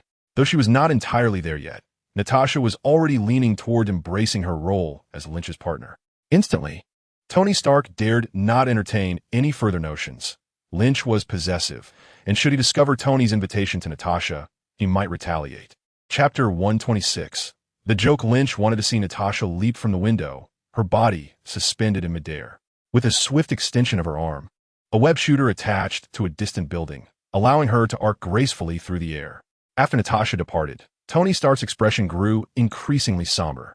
He vividly recalled the assassin named Kiki, an employee of his company, no less, who worked as a receptionist. Who had placed Kiki in that position? With a furrowed brow, Tony Stark returned to his seaside villa. "Jarvis, retrieve all call records associated with Obadiah." The artificial intelligence's voice resonated within the villa. "Sir, this contravenes the rules you established. You previously stated that you would not use AI to investigate others." Tony Stark replied, "Just this once. I am perplexed. If I do not clarify this matter, my mind will remain restless. Allow me to see." As an AI, Jarvis could not refute him. Denying him was merely a preset protocol. The call record from Obadiah were soon in Jarvis's grasp and transcribed into text. As Tony Stark perused the documents, his expression darkened. He discovered Obadiah's involvement in arms smuggling and his connections with the Ten Rings, even paying a hefty price to have them eliminate him. A chill ran down Tony Stark's spine. He had previously asked Pepper Potts to investigate Obadiah. Regrettably, Obadiah had concealed his actions too well, and Pepper had uncovered nothing. At the time, he had felt relieved, believing Obadiah posed no threat. He further noted Obadiah's contact with an assassin organization and the arrangement for the female assassin Kiki to come to work, where he had divulged his preferences. So, Kiki had indeed been hired by Obadiah. Tony Stark closed his eyes. Jarvis, destroy these documents. He could hardly fathom that Obadiah truly wished to see him dead. He recalled the words spoken by Lynch, who had repeatedly warned him that Obadiah intended to kill him. Regrettably, he had dismissed those warnings entirely. Had he heeded the words of Lynch, today as tragic events might have been averted. He had narrowly escaped death, had Natasha not intervened. The assassin named Kiki would likely have succeeded in taking his life.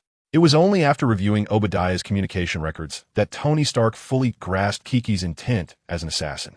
Through these records, he also uncovered the true cause of the conflict between Obadiah and Lynch, realizing that Lynch was merely acting to protect him. In a moment of self-reproach, Tony slapped his forehead, feeling utterly ashamed to face Lynch, wishing he could vanish into the ground. As for Obadiah's repeated meetings with Pepper Potts, Tony had overlooked them entirely. As a senior executive of Stark Industries, Their discussions of business seemed trivial and unworthy of suspicion. He had never once entertained the notion that Pepper might betray him. While Tony Stark commanded JARVIS to investigate Obadiah's communications, the latter was immediately alerted. Even though it was late at night, Obadiah awaited news. Knowing that Tony had taken the bait and had likely retreated with the female assassin, he anticipated good news forthcoming. Yet, the first message he received was not about Tony's demise, but rather a warning indicating that his communications were under scrutiny. Obadiah had been a close friend of Tony's father and was well acquainted with the artificial intelligence, JARVIS. Thus, the moment he entertained the idea of betraying Tony Stark, he began to delve into research regarding his own artificial intelligence. Over the years, he had yet to develop a fully functional AI, but he did create various gadgets related to the concept. This warning system was one such invention. The moment the alert sounded, Obadiah understood that JARVIS was investigating him, as the system was specifically designed to target JARVIS. With a sigh, Obadiah realized that when JARVIS unleashed its unrestrained capabilities to probe into matters, nothing would remain hidden. Tony had established a rule long ago prohibiting JARVIS from spying on others. Obadiah knew that one day this rule would be broken, but he never anticipated that Tony Stark would breach it for his sake. Taking a deep breath, Obadiah donned the Ironmonger suit, hoisting a missile as he ascended into the night sky, heading towards Tony Stark's seaside villa. Although the Ironmonger flew boldly through the night, it evaded detection. Soon, he approached Tony Stark's coastal abode. Without hesitation, Obadiah launched a missile at the villa, resulting in a thunderous explosion. A villa by the seaside erupted in flames, and amidst the blaze, Iron Man soared into the sky. Two armored suits stood facing each other, as Obadiah addressed Tony Stark, questioning, "Why do you persist in living? If you were to perish, matters would be much simpler and far less troublesome. However, should I eliminate you now, there remains a flicker of hope."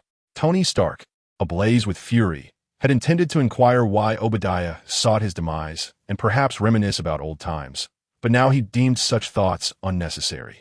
The two mechanized giants engaged in a fierce confrontation beside the villa, with Stark's laser cannons clashing against Obadiah's Gatling guns in a tumultuous exchange. Amidst this chaos, a figure suddenly appeared above them. Lynch, clad in casual attire, hovered in midair, observing the battle below. He chuckled, "Tony Stark, what has led to this conflict? Did you not proclaim Obadiah to be your closest ally?" Lynch had been engrossed in his mobile device at his Long Island villa when he noticed the images of Iron Man and Obadiah battling it out.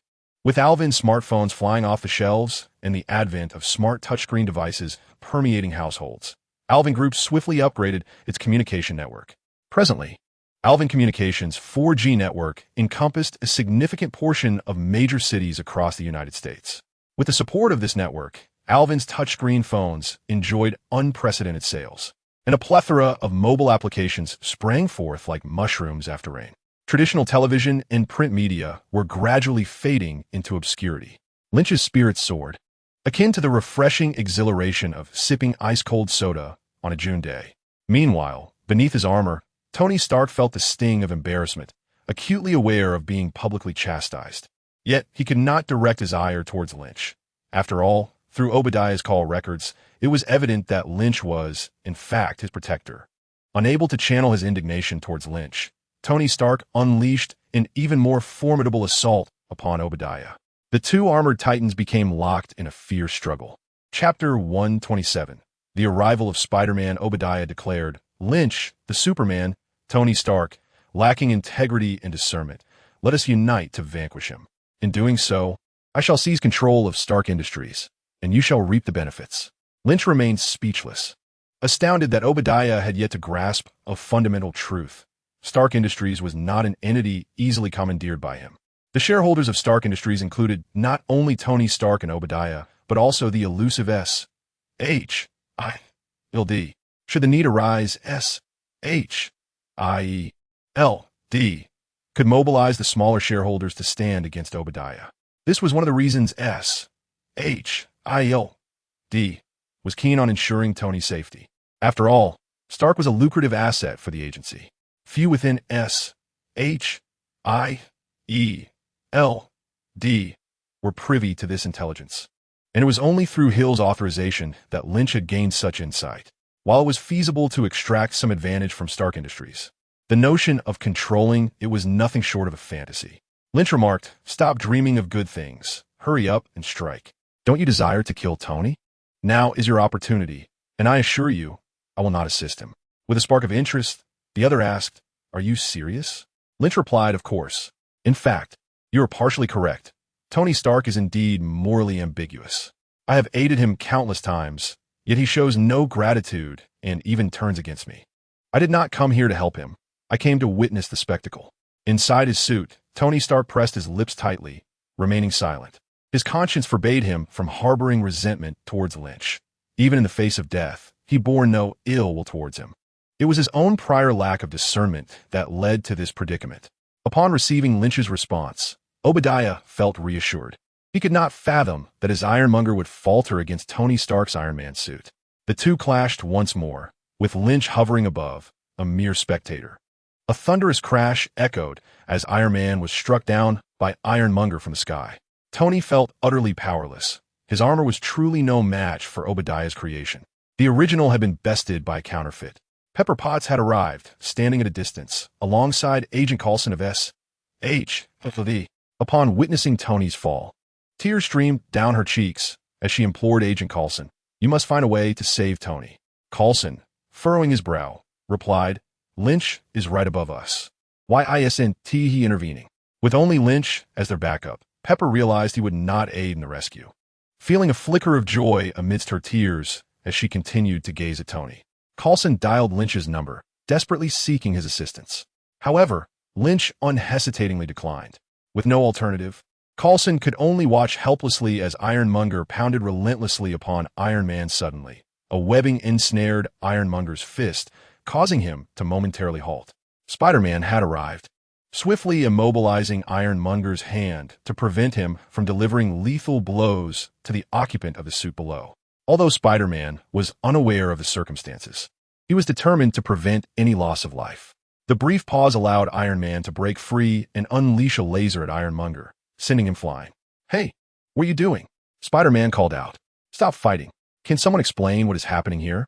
As Iron Man prepared to attack again, he was intercepted by Spider-Man. Then, Ironmonger gained the upper hand, only to be obstructed once more by Spider-Man. To Spider-Man, it was not chaos, but rather a righteous endeavor. He wished to avert death, still grappling with the unfolding events. Upon comprehending Spider-Man's intentions, Tony Stark promptly revealed his identity and informed Spider-Man that Obadiah sought to eliminate him, having already obliterated his villa with missiles. Stark's elucidation enabled Spider-Man to discern the distinction between righteousness and malevolence. Confronting either Iron Man or Ironmonger proved arduous for Spider-Man. However, his supportive presence significantly influenced the battle. Due to Spider-Man's repeated interference, Ironmonger was struck by Iron Man's laser, resulting in mechanical debris strewn about, ultimately collapsing to reveal Obadiah within. Once downed, Ironmonger could no longer rise. Despair engulfed Obadiah as he realized his predicament. He was undoubtedly facing a grim fate, potentially behind bars for the remainder of his life. At that moment, Obadiah's expression shifted dramatically upon spotting the formidable Superman in the sky, his eyes glowing ominously. He recognized this as heat vision, a power documented in comic lore, previously wielded by Superman to rend the skies above Paradise Island. Now, Superman was once again gathering his heat vision, aiming it squarely at him. Panic-stricken, Obadiah cried out to Tony for salvation, exclaiming that Superman sought to kill him in retribution. After incapacitating Obadiah, Tony Stark found himself in a moral quandary, ultimately deciding to incarcerate him. Despite Obadiah's treachery and multiple attempts on his life, Tony could not shake off the memories of the assistance Obadiah had provided him. Just then, Tony heard Obadiah's desperate pleas. Before he could react, two beams of crimson light descended from the sky, striking Obadiah squarely in the chest. Tony turned to see the source of the beams, Superman. With a smirk, Superman remarked that he was merely helping, asserting that Obadiah was poised to commit murder, and he had acted as any enforcer of justice would. Tony, displeased, retorted that this was a calculated act of vengeance stemming from their prior encounter. Superman denied the accusation, claiming he had long forgotten that incident, asserting that Obadiah had framed him unjustly. He insisted that his intentions had been genuinely to save Tony. Tony was left speechless, recognizing Superman's shamelessness. However, with Obadiah now deceased, he felt no need to dwell on the matter further. Meanwhile, Spider-Man, filled with indignation, confronted Superman, questioning the rationale behind his actions, emphasizing that Obadiah was now incapacitated. Superman reiterated that he acted out of a fervent desire to protect, maintaining that an armed assailant deserved immediate execution, and he had committed no wrongdoing. Spider-Man remarked, "Do not attempt to deceive me. This is nothing but revenge. I am aware of certain matters between you. Yet I could never have anticipated that you would resort to murder in your quest for vengeance. You have truly disappointed me. I misjudged you." Chapter 128. Lynch stepped forward to discuss business. Upon uttering these words, Spider-Man swung away on his web. Shortly after his departure, several tendrils rushed in from the distance. The tentacle hero surveyed the scene and inquired, "Am I too late?" Pepper Potts and Coulson soon arrived as well. Pepper, filled with concern for Tony, was nearly in tears, and an onlooker might easily mistake her heartfelt display for a profound love for Tony Stark. Lynch, observing from the shadows, smirked subtly before accelerating away, disappearing from sight. As Lynch ran, his super speed had ascended to level 3, enabling him to traverse a staggering 10,000 kilometers per hour. A flight from New York to Tokyo typically took 13 hours, yet he could cover that distance in merely 1 hour on foot. His velocity was so extraordinary that even the ocean could not impede him. Instead, it served as a source of propulsion, allowing him to run atop the water without the fear of falling in. Having resided on Taoyuan Island for over 3 months, Lynch's energy absorption had progressed to level 4, granting him the ability to harness the power of celestial bodies, sunlight, moonlight, and starlight. The variety of energy he could absorb had expanded significantly. While sunlight and moonlight might seem akin in their luminous qualities, there were subtle distinctions. To elucidate this concept to S.H.I.E.L.D, Lynch explained that he had previously been unable to absorb the sunlight reflected by the moon or that emanating from the stars. But now he could. This rationale sufficed for S.H.I.E.L.D, who found it comprehensible. It had taken her 3 months to elevate her energy absorption to level 2, allowing her to absorb moonlight. The Silver Book was a tier below the Golden Book. With his energy absorption now at level 4, upgrading his primary skills would become a straightforward endeavor. In the blink of an eye, Lynch returned to the villa on Long Island. Upon entering, he found only Sue awaiting his arrival. Hill, due to her pregnancy, had succumbed to fatigue and had already gone to sleep, while Betty never waited for him. It was only Sue who remained, anticipating his return. Upon seeing Lynch, a smile graced Sue's delicate features. "Sir, you are back. I shall prepare a bath for you." As a new day dawned, various news reports centered around the clash between Iron Man and the Iron Overlord, with Lynch's presence also being frequently noted. Prior to this, Iron Man had intervened on several occasions in New York, assisting the suffering populace and even embarking on a mission to Africa, where he eliminated several members of the Ten Commandments gang. Consequently, Iron Man had garnered a degree of fame among the citizens of New York, though it paled in comparison to the illustrious names of Superman, Spider-Man, and the Tentacle Hero. After all, his appearances were fleeting. However, as Iron Man's public outings increased, particularly following the fierce battle against Ironmonger yesterday, accompanied by Pepper Potts, the president's assistant of Stark Industries, speculation regarding Iron Man's true identity began to swirl. Many began to suspect that Iron Man was, in fact, Tony Stark. At 10 a.m. today, Tony Stark convened a press conference to address the pressing questions that weighed on the minds of the media. Meanwhile, Lynch sat in his living room, eagerly awaiting the broadcast of the anticipated address. With prior knowledge of the fluctuations in Stark Industries stock and its eventual trajectory, Lynch had already instructed Betty to purchase shares when the stock plummeted. Consequently, Lynch could now be considered a minor shareholder in Stark Industries.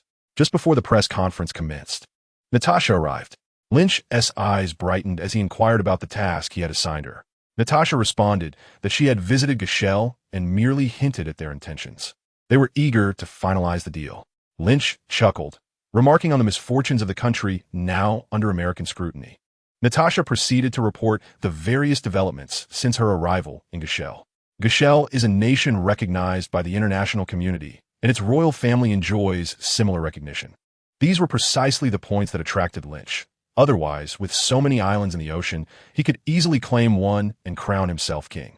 Now, with the payment, the dominion over S.H.I.E.L.D, along with its royal title, would belong to Lin Qi, allowing him to alter the designation as he pleased. The Alvin Group's mobile and 4G networks were immensely profitable. For Lin Qi, spending $50 billion to acquire a nation was hardly a concern. The crucial issue was how the American government would respond to such a transaction. Many had coveted S.H.I.E.L.D, and the U.S. had aspirations of annexing it. Yet S.H.I.E.L.D remained unyielding and resisted American overtures. Nonetheless, with the list provided by Nick Fury, securing the individuals on that list would render S.H.I.E.L.D easily attainable. Reluctant to handle the intricate negotiations personally, Lin Qi placed a call to Viper, delegating the task to her. At 10 a.m., the press conference hosted by Tony Stark began.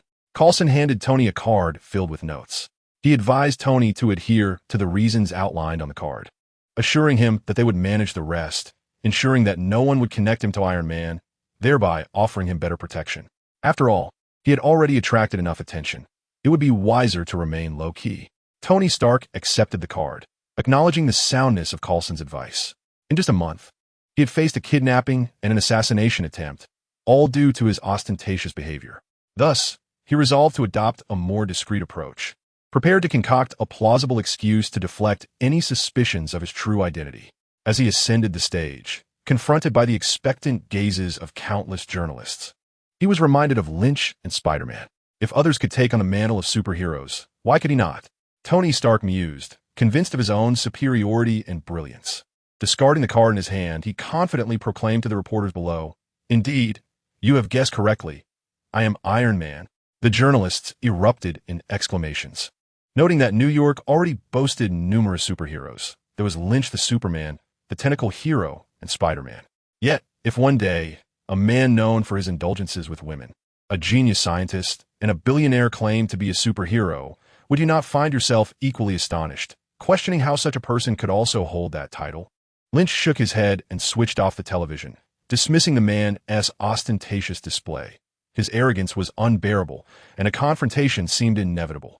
His phone vibrated, and upon inspection, he discovered a text from Pepper Potts requesting a meeting to discuss issues pertaining to the Alvin Group's communication towers. The rationale was sound, prompting a peculiar expression to cross Lin Qi's face. Natasha inquired about the matter, recalling his promise of a gift from their last conversation. Chapter 129. The Electric Man is vanquished. Lin Qi rose, stating, "I must attend to a matter briefly. I shall return with your gift." After bidding farewell to Hill and Fury, he departed the Long Island villa. Though running would have been swifter, he preferred the dignity of driving and less pressed for time. As he navigated through a bustling square, Lin Qi was suddenly engulfed by a cacophony of chaos. Screams and frantic footsteps reverberated through the air. He turned his vehicle towards the source of the outcry, witnessing a throng of panicked individuals fleeing in terror, seemingly escaping from some monstrous apparition. Lin Qi halted his car and stepped out, advancing a few paces. After traversing several hundred meters, he reached the epicenter of their fright. A humanoid figure, crackling with electric energy, stood in the midst of the square, its hands grasping live wires, currents surging towards it, enveloping the being in a dazzling electric glow. This square, once teeming with life, now bore witness to an extraordinary entity, inciting fear among the masses as they screamed and fled for their lives. The moment Lin Qi beheld the Electric Man, recognition struck him. He realized it was the villain from Spider-Man's second film, finally making his appearance. Lin Qi had anticipated this character's arrival for some time, not due to any extraordinary qualities of the Electric Man himself, but because his presence was a requisite for the Spider-Man narrative. As the Electric Man absorbed the electrical energy, the flashing neon lights of the skyscrapers began to flicker erratically, the power waning. Ultimately, the Electric Man had absorbed a sufficient charge, gradually levitating into the air. At this moment, the police arrived, parting the crowd and aiming their guns at the Electric Man. "Don't move. Drop your weapon." The police's command seemed to infuriate the Electric Man, who retaliated by unleashing a surge of electricity that obliterated nearby signs and electrical wires. Lin Qi, no longer interested in spectating, deemed the Electric Man unimpressive. He took 2 swift steps forward, his speed augmenting as he traversed the distance of several meters to stand directly beneath the Electric Man. With a powerful leap, he suspended himself in midair, aligning with the Electric Man before delivering a decisive punch, that created a gaping hole in the villain's abdomen. Superman Lynch. The Electric Man, upon seeing Lynch, initially wore a smile, but it quickly faded as he looked down at his grievous wound. Weakly, he uttered, "Superman Lynch, you are my hero, my idol. Why must you?" His words faltered as he collapsed from the sky to the ground, lifeless. According to the original plot, he was meant to have a more extensive role, but Lynch's punch abruptly ended it. Surrounding the Electric Man, the police, who were previously drenched in sweat and desperately calling for backup, finally noticed Lynch's presence as he leapt into action, much to their relief. With a single blow, he had incapacitated the once formidable Electric Man, who appeared as feeble as an ant in front of Superman Lynch. The fleeing crowd, witnessing Lynch suspended in the air and the Electric Man, now severely injured with a massive chunk missing from his chest, transformed their panic into astonishment. They turned back towards Lynch, chanting his name in admiration. Initially fearing harm from the electrified monster, they now felt genuine gratitude towards their guardian, Superman Lynch, who had miraculously saved them. As the people cheered, Lynch's image appeared on screens outside the skyscrapers. Merchants had broadcasted Lynch's live likeness, and soon, screens all around the plaza displayed his figure, a gesture of appreciation from the businesses. Lynch waved, and the images on the screens mirrored his gesture, allowing even distant onlookers to see. Lynch began to speak, his voice resonating through loudspeakers. "Anyone who harms the people is my enemy. I will not coexist with criminals." After delivering this declaration, Lynch disregarded the escalating cheers of the crowd, preparing to depart as he had another engagement. However, he spotted New York Police Chief George Stacy arriving. As they shared a few amiable exchanges, Lynch paused before finally taking his leave. Arriving at the hotel for his rendezvous, he knocked on the door, and Pepper Potts greeted him with a radiant smile. "I thought you weren't coming," Lynch replied. "I was delayed by some matters on the road." Lynch entered the room, and Pepper Potts closed the door, advising, "Let us refrain from discussing matters beyond work over the phone. Jarvis has the capability to intercept any electronic information." The notion of a future seemed absurd to Lynch, yet the mention of Jarvis made him furrow his brow. In this era, whoever wields artificial intelligence reigns as a deity in the digital realm, and without a doubt, Tony Stark epitomizes such divinity. However, it is somewhat foolish that Stark has not fully exploited Jarvis's potential. Just because he does not utilize it now does not imply he will abstain in the future. As the saying goes, one should harbor no ill intentions, yet maintain vigilance against others. Presently, all operations of the Alvin Group are intertwined with the internet. Should Jarvis choose to do so, he could not only seize the secrets of the Alvin Group, but could also dismantle it at any moment. This is a situation that warrants caution. Days later, Lynch found himself in the same hotel as Natasha, indulging in frivolous banter. And Natasha successfully acquired the book of the Silver Superman. Lynch also welcomed Natasha into his inner circle. Although Hill had consented, Lynch remained wary of overstepping. During their clandestine meetings, they confined themselves to the hotel. Suddenly, his phone rang, and Lynch chose to ignore it, but when it rang again moments later, he reluctantly picked it up. It was George Stacy calling. Lynch gestured for silence to Natasha and answered the call. "Lynch, this is George Stacy. Please save my daughter Gwen." George's voice was filled with urgency, bordering on panic. "What's happened to Gwen?" Lynch inquired swiftly. "Gwen has been abducted by a masked creature on a skateboard at school. I have no idea where she is." "Lynch, you're a superhero, immensely powerful and resourceful. I implore you, save my daughter. Don't worry, George. Stay calm. I will certainly rescue Gwen. After all, she calls me uncle. Rest assured, I already know who the perpetrator is." Chapter 130. Spider-Man's suspicion. George's voice grew heavy with concern. "Who is it? Is Harry Osborn, the owner of Oscorp? Is it really him?" George was taken aback. Although Oscorp may not rival Stark Industries, it is nonetheless renowned in New York, and George certainly recognized Harry Osborn. However, he could not fathom why Harry would abduct his daughter. Lynch explained, the Osborn family has long suffered from a hereditary genetic disorder, leading to a shortened lifespan. Harry Osborn seeks Spider-Man's blood to cure his affliction, but when Spider-Man refused, he resorted to kidnapping Gwen. George Stacy remained puzzled. What does his desire for Spider-Man's blood have to do with Gwen? Because Spider-Man is Peter Parker, and Gwen shares a very close relationship with Peter. Thus, Harry Osborn intends to capture Gwen to use her as leverage against Peter Parker. On the other end of the line, George Stacy comprehended the situation. He exclaimed, "So that is the case. Harry Osborn, that dog food-nourished villain, intends to deal with Spider-Man by abducting my daughter. After berating Harry Osborn, George Stacy continued, Lynch, since you are so well-informed, it must mean that your S.H.I.E.L.D has been monitoring Harry Osborn all along, hasn't it? Lynch rubbed his nose, casting a glance at Natasha beside him, who was gazing back with sparkling eyes, having just acquired the Book of Silver. Natasha remained intrigued by many of Lynch's abilities. Lynch spoke into the phone, stating, H.L.D. is not monitoring Harry Osborn. The matter concerning him and Spider-Man is known solely to me. However, I have only foreseen a portion of the events and did not expect Osborn to capture Gwen. Rest assured, I will certainly assist you in rescuing her. George Stacy expressed his gratitude, saying, I appreciate your help, Lynch. Lynch reassured him, do not worry, I will bring her back swiftly. Await my call. Upon hanging up, Natasha inquired, do you know where Gwen is? Lynch shook his head, replying, I do not know yet, but I shall soon. He then focused, allowing the myriad sounds of New York to flood his ears. With his enhanced hearing, he could perceive sounds from 100 kilometers away. Such an influx of information could overwhelm a lesser mind. Yet Lynch possessed a super intellect that organized the cacophony, enabling him to sift through it for the desired information. Before long, he heard the name Gwen. A middle-aged woman anxiously implored, George, please save Gwen. You are the police chief. Do not let any harm come to her. This was Gwen Stacy's mother. Lynch redirected his attention, swiftly analyzing the valuable intelligence, until he finally honed in on a significant voice. Peter Parker, Gwen is in my possession. If you wish to save her, come to this location as per my demands. This was Harry Osborn's voice, which Lynch recognized from their earlier encounter at the airport, where Osborn had sought to target Hill and had been lightly punished by Lynch. Now, Osborn's tone was more piercing and distinct. Yet Lynch's acute sensitivity allowed him to discern its nuances. Do not harm Gwen. I will be there shortly, Peter Parker responded.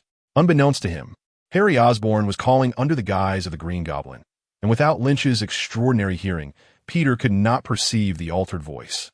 After the call ended, Peter's mind raced with the realization that Osborn's abduction of Gwen was aimed at him, exposing his identity as Spider-Man. Upon reflection, Peter recalled that only Lynch and Gwen were aware of his secret identity. He was unaware that S.H.I.E.L.D. had already discerned his identity as Spider-Man and had contemplated enlisting him into their ranks, though no contact had yet been made. Peter Parker mused that Gwen could not have orchestrated her own abduction. Therefore, the only perpetrator must be the enigmatic Superman Lynch. Reluctantly, Peter grappled with this conclusion, but the memory of Lynch's ruthless execution of Obadiah left him unsettled. Such actions bore the hallmarks of a shadowy criminal rather than a champion of justice. As this realization settled in, a wave of regret washed over Peter for having placed his trust in Lynch.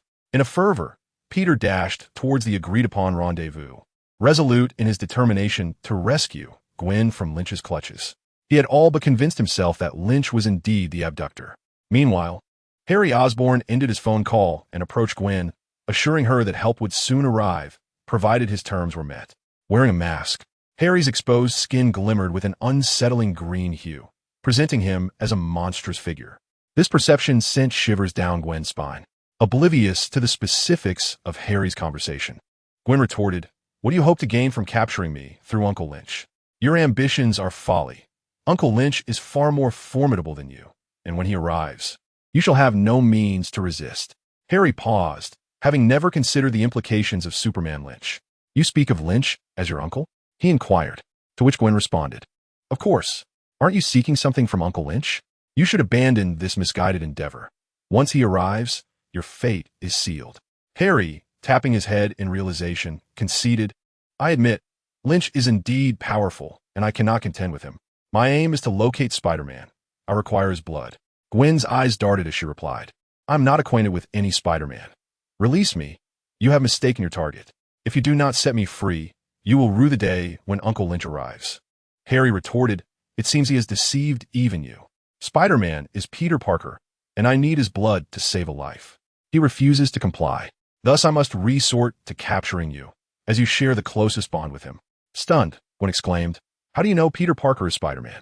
Indeed, Gwen and Spider-Man shared a profound connection, teetering on the brink of romance.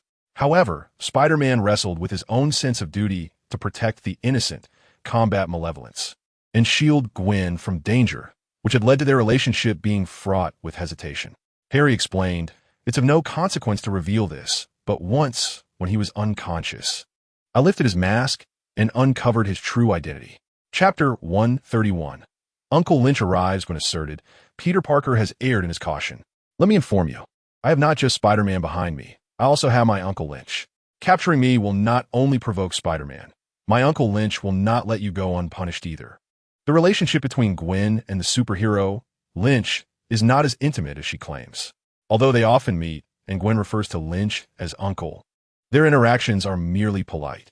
In this moment, to intimidate the person before her, Gwen deliberately exaggerates the closeness of her bond with Lynch. Harry Osborn, dismissing Spider-Man, asserts that he believes he could easily overpower him. However, he acknowledges his inability to contend with Lynch. Desperate, he implores Gwen for assistance, stating that he only requires a minuscule amount of Spider-Man's blood, claiming he would perish without it. He promises to spare her if she acquiesces and pleads with her not to allow Lynch to hunt him down. Though frightened, Harry does not intend to let Gwen off the hook. He seeks her help, hoping she will assist him. Gaining the upper hand in the conversation, Gwen, though still bound, feels a sense of calm. She questions Harry about his identity and his need for Peter Parker's blood. Harry prepares to remove his mask, eager to reveal his identity. Having been friends with both the unmasked Spider-Man and Peter Parker, he had already established a connection with Gwen. However, as Harry Osborn, he realizes he cannot obtain Spider-Man's blood through legitimate means, prompting him to resort to kidnapping Gwen.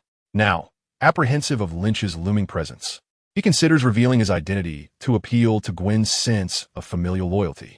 As Harry's hand hovers over his mask, a disembodied voice inquires why he would kidnap Gwen if he is so afraid.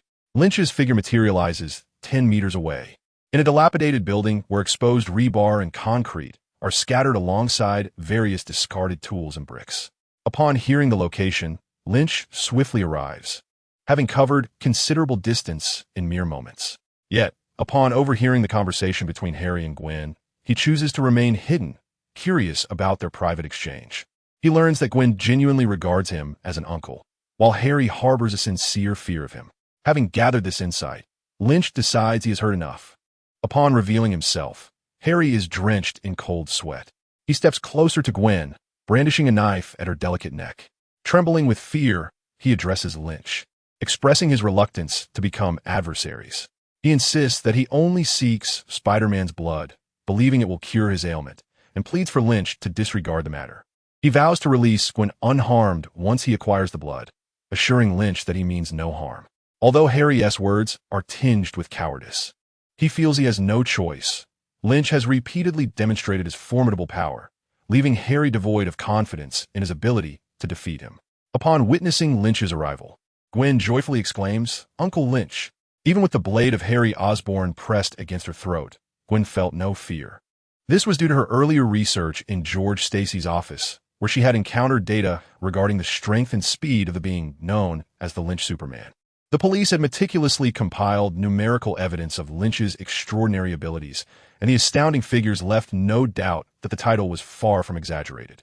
Being an academic prodigy, Gwen calculated Lynch's speed and determined that, even accounting for any potential delays, he could rescue her before the knife could slice her throat. Thus, she found herself quite untroubled. Noticing Lynch's silence, Gwen exuded confidence, which only heightened Harry Osborn's anxiety. "Lynch Superman, you who saved the suffering, why not save me? I am gravely ill, and only Spider-Man's blood can save me.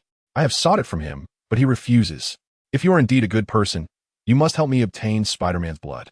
Lynch shook his head. "Had you approached me sooner, I might have been able to assist you. However, now you have injected yourself with the Green Goblin serum. While it may enhance your strength, it also threatens to alter your very nature, rendering you more beast than man. They call me Lynch Superman, and I must bear the weight of that responsibility." Lynch did not genuinely possess the time to aid others. His words were but empty rhetoric. Yet, Harry Osborn absorbed them, filled with regret for not seeking Lynch's assistance earlier, leading to his current predicament. In a fit of anger tinged with shame, he declared, "Lynch Superman, I may have missed my chance, but you can still help me. If you refuse, I shall kill Gwen." With that, Harry Osborn thrust the knife closer to Gwen's neck, and a flicker of trepidation crossed her mind. A primal instinct for survival, as her trust in Lynch had yet to surpass her instinct for self-preservation. At that moment, however, Harry Osborn found himself unable to move. Lynch had swiftly approached and seized Osborn's hand that held the knife. His speed was so extraordinary that it appeared to Gwen and Osborn as though he had teleported. Lynch's strength was immense. With a mere grip, he rendered Harry Osborn immobile. With widened eyes full of terror, Osborn pleaded, "Spare me, Lynch Superman. I am Harry." But the remainder of his words faded as Lynch delivered a swift punch to his chest. The impact shattered Osborn's internal organs, causing blood to surge from his mouth and seep beneath his mask. With a flick of his wrist, Lynch discarded Osborn's lifeless body, which rolled twice before revealing his face, now tinged with a sickly green hue. Without a glance at the corpse, Lynch turned his attention to the chains binding Gwen, preparing to free her. "Lynch, the superhero, I never expected it to truly be you. I foolishly placed my trust in you, and to think you have kidnapped Gwen." A single strand of web connected to the distant rooftop as Spider-Man, clad in his red and blue attire, swung towards them. Lynch paused momentarily, exerting force to sever the chains binding Gwen. Overjoyed, Gwen attempted to explain herself, but Spider-Man had already launched a web towards her. Lynch, with a swift motion, intercepted the web aimed at Gwen, and with a powerful tug, pulled Peter Parker back towards him. Peter, propelled by the force, charged forward and threw a punch at Lynch's face. Yet, Lynch would not indulge him, although he refrained from using excessive force out of respect for their past. A mere flick of his hand sent Peter crashing against the iron railing. "Gwen, why did you attack Uncle Lynch?" Peter asked, concerned. "Are you all right?" Gwen rushed to help Peter to his feet. Since becoming Spider-Man, Peter's physical prowess had significantly increased, and his recovery was swift. What appeared to be a severe fall was merely a minor setback for him. Peter leapt back up, positioning himself protectively behind Gwen. "Gwen, he hasn't harmed you, has he? Don't worry, I will protect you." Gwen, exasperated, replied, "Lynch has a very close relationship with my father. He is my Uncle Lynch. How could he harm me? I should be asking you, why did you attack Uncle Lynch?" Realizing he had made a grave error, Peter felt a pang of regret. Lynch, having disregarded Peter entirely, had already shown mercy once. He had exhausted all goodwill. Should Peter continue to provoke him, he would not hold back again. Lynch asked Gwen, "Would you like to return with me?" Peter shifted uneasily, still placing himself as a barrier between them. Gwen pushed Peter aside and said to Lynch, "Thank you for rescuing me, Uncle Lynch. I'm fine now, and I can go back on my own." Lynch nodded, his gaze softening towards Gwen. The girl truly regarded him as an uncle, and he was not one to be petty. "Call your father. He and your mother are very worried about you." With that, Lynch's figure vanished before Gwen and Peter. To others, it appeared as if he had simply disappeared into thin air. "Uncle Lynch is so impressive," Gwen marveled. Peter, wishing to change the subject, asked with concern, "Who kidnapped you?" Gwen pointed to the corpse nearby, saying it was that guy. "He kidnapped me to threaten you and draw your blood." A sense of foreboding washed over Peter. He recalled how Harry Osborn had once expressed his desire for Spider-Man's blood in front of both his identities. Peter Parker approached, his heart sinking as he beheld the visage of the lifeless body before him. Harry Osborn. Gwen stared in disbelief at the corpse of Harry Osborn, utterly shocked that her captor had been none other than him. The darkness clouded Peter's face. It was indeed Harry Osborn. The very thought that the Superman had taken his life was unbearable. Gwen retorted that it was to save her. Peter insisted that he could have apprehended Harry and turned him over to the authorities. Gwen, filled with anger, argued with Peter, feeling he cared little for her life. Yet Peter reiterated that Harry should not have perished.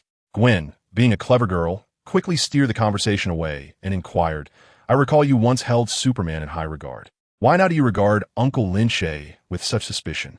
Peter responded, "Because he is reckless with lives, leaving no room for mercy. He previously killed Obadiah, who stood no chance, and now he has taken Harry's life. I believe his actions are no different from those of the most nefarious supervillains." After voicing his thoughts, Peter said, "Let us go. I will escort you downstairs. You ought to minimize your interactions with Superman henceforth." He reached for Gwen's hand, but she shrugged it off, declaring, "You may leave. Uncle Lin Qi is very kind to me and has saved my life. I do not perceive him as a villain." Peter insisted, "Do not be foolish. We are on the 15th floor, and the stairs are still under renovation. You cannot descend alone." Gwen replied, "I do not require your assistance. Uncle Lin Qi will come for me." Though uncertain about Lynch's arrival, she was resolute in rejecting Peter's help. At that moment, a familiar voice inquired, "Does Gwen require my assistance to descend?" Gwen's eyes sparkled with delight as she spotted Lin Qi nearby, exclaiming, "Uncle Lin Qi, you haven't left." Lin Qi replied, "I had returned home, but upon hearing my name, I felt compelled to come back." Gwen acknowledged Lin Qi as her uncle, which elevated her status in his eyes, prompting him to care for her even more. Lynch's concern would lead him to pay closer attention to her words. With his enhanced hearing, he could now perceive the sounds of all of New York City, and with Gwen mentioning his name multiple times, his focus sharpened on her, allowing him to hear her clearly. Thus, Lin Qi reappeared before her. Gwen was astonished. "Uncle Lin Qi, your speed has increased again." Lin Qi merely smiled, taking her hand as they glided through the air as if walking outside a derelict building. With a sudden leap, they soared into the sky, Lin Qi securing Gwen at the waist, not out of impropriety, but to ensure her stability while airborne. Peter watched from behind, a pang of jealousy swelling within him. He wished to voice his feelings, but ultimately remained silent. Lynch descended with Gwen, only to lift her up once more, navigating at a pace bearable for an ordinary individual, until they arrived at a bustling district. Upon setting Gwen down, he noticed her slightly breathless state and, with concern, inquired if she was all right and if she could manage such speed. Gwen smiled and replied, "I'm fine, thank you, Uncle Lynch." Lynch chuckled heartily, saying, "Now that you've called me uncle, I cannot let that be in vain." Gwen's cheeks flushed a delicate hue. Lynch then took out his phone and dialed George. Upon learning of his daughter's rescue, George was filled with joy and promptly drove over. After a brief chat between Lynch and Gwen, George arrived, visibly relieved to find Gwen unharmed. He expressed profound gratitude to Lynch and invited him and Hill for dinner at his home in the future. Lynch nodded in agreement before vanishing from sight. 2 days later, Lynch traversed from New York to S.H.I.E.L.D, an astounding distance of 8,000 kilometers, accomplishing the journey in less than an hour without breaking sweat. The shores of S.H.I.E.L.D were patrolled by numerous American warships, yet Lynch's swiftness went unnoticed by them. Standing by the coastline, he gazed upon the ships, envisioning a future where S.H.I.E.L.D would fall under his dominion, and he would certainly not permit these vessels to roam the waters of his realm. Chapter 133. Truly capable of flight, not a circus act. S.H.I.E.L.D spans a mere 30,000 square kilometers, roughly the size of 30 New York cities or 5 Shanghais. Yet it is a nation, while the latter are merely urban landscapes. Within S.H.I.E.L.D, there exists 1 city and 3 small towns, with a total population of less than 30,000, much of which remains cloaked in primordial forests. Even the city appears antiquated, reminiscent of 1950s America. The country's sole claim to fame is its possession of a nuclear weapon, though this asset is excluded from any dealings with Lynch. The tensions between the United States and S.H.I.E.L.D have persisted for decades, rooted in historical grievances. Within S.H.I.E.L.'s solitary city lies a palace, where a banquet is currently underway. Despite S.H.I.E.L.'s poverty, the palace is merely a slightly larger 3-story villa, which stands as the tallest structure in the nation, nestled among lush greenery, offering unique charm. Inside the palace, the Black King occupies the upper seat, flanked by black princesses and princes, while below sit courtiers who have not changed their clothes for months. S.H.I.E.L.D is not devoid of water, yet it lacks laundry detergent and garments. The courtiers indulge in roasted meat, feasting heartily. The forests of S.H.I.E.L.D are teeming with various animals, ensuring a steady supply of food. With a sigh, the S.H.I.E.L.D prince set down his roast and lamented, "What is the end of these days? I have heard of a world beyond, where there exists the internet and computers, where people can play games and work on their devices. Yet here we struggle even to access electricity." On the other side, Princess Gatcher expressed, "A few days ago, a strikingly beautiful woman visited us, claiming she intends to purchase our nation. Surely, we shall soon be able to leave this place." The prince disdainfully scoffed. "Do you genuinely believe the words of that woman? Though she is indeed captivating and speaks with an air of confidence, can her assurance rival that of our adversaries? They would never permit anyone to acquire our country." The princess retorted, "This situation is different. The fact that she managed to reach our island signifies that she has already breached the blockade." The prince replied, "In the past, there have been others who stealthily approached us, seeking to buy our nation. Yet in the end, it came to naught. Our opponents are too formidable. No one can unilaterally purchase our land." The princess insisted, That woman is unlike any other. She is distinct. Princess Gatcher held an unwavering confidence in Natasha, the visitor from days prior. She could not pinpoint the source of her conviction, but she felt with certainty that Natasha was not comparable to those who had come before. Perhaps the individuals backing Natasha truly possessed the capability to procure their nation. Thus, the princess inquired of her father, the king. Natasha mentioned a superhuman named Lin Qi, who desires to buy our country. Surely, this must be genuine. Moreover, Natasha asserted that Lin Qi is a superman, far superior to ordinary individuals. And even the President of the United States must accord him respect. Princess Gatcher gazed intently at her father, the king. Except for Princess Gatcher, all the ministers regarded the king with eager anticipation. They had long yearned to sell the country and indulge in the pleasures of the world. Yet their adversaries would not allow it. They had persevered thus far solely due to a fervent spirit. With a sigh, King Gatcher responded, "Natasha is not to be trusted. There have been many like her in the past. We ought to seek alternative solutions." Unyieldingly, Princess Gatcher retorted. Natasha claimed that superhumans can fly, conjure winds, and breathe fire, rendering them invincible across America. Such a powerful entity wishes to acquire our nation. Who dares to oppose? King Gatcher shook his head, saying, "Foolish child. Such beings do not exist in this world. Even if they did, they would hardly desire our humble Gatcher." Nevertheless, he maintained that such extraordinary figures were mere fictions. Princess Gatcher pressed on. "Then why did you warmly welcome Natasha and agree to her proposition of selling Gatcher a sovereignty and royal status for $3 billion? King Gatcher replied, "It must have been exceedingly difficult for Natasha to breach the blockade. I merely sought to comfort her. Even if I acquiesced to her demands, would others agree? Ultimately, it would be a futile endeavor, akin to previous attempts." Instantly, Princess Gatcher's spirits plummeted, and the roasted meat in her hand lost its appeal. The atmosphere in the grand hall weighed heavily as all present felt disheartened. They no longer wished to remain in this place. Yet they dared not surrender it to the United States, for they belonged to Wakanda, a mystical land shrouded in secrecy, known to only a select few in the world. They were merely a branch of Wakanda, often bound to follow its directives. Just as the atmosphere grew heavy with despair, a figure rushed in from outside.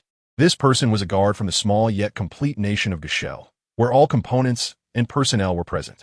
Upon seeing the flustered guard, the king of S.H.I.E.L.D straightened his posture, his face adopting a more serious and commanding demeanor, and inquired, "Why the haste? Whatever transpires, one must maintain composure." The guard, panting, replied, "Your Majesty, there is someone flying in the sky." The king of S.H.I.E.L.D paused, incredulous. "What nonsense are you speaking? How could anyone possibly fly in the sky?" The guard insisted, "It is true. This individual not only soars above, but claims to be named Lin Qi, here to discuss matters of state trade with the king." "Is it truly the Superman Lin Qi?" The princess of S.H.I.E.L.'s eyes sparkled with excitement as she exclaimed, "Father, he can fly. He is indeed invincible. No one would dare to obstruct this trade."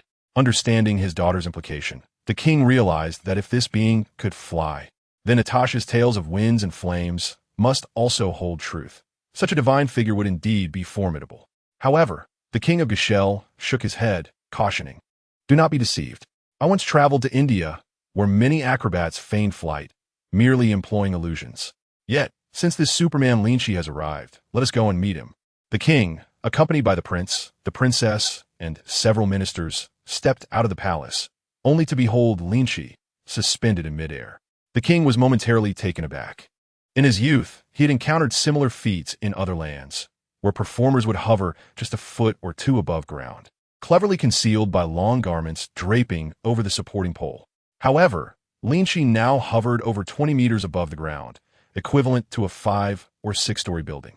Above him was the azure sky, and no tree or hill in the vicinity could match his altitude. Such elevation left no room for deception.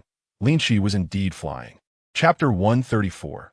Profiting to sustain the nation before the king could utter a word, the others from S.H.I.E.L.D were left astonished and knelt in reverence. Fortunately, the royal family and ministers remained standing, being educated and cultured individuals, while the common folk, often unlettered, displayed a certain naivety.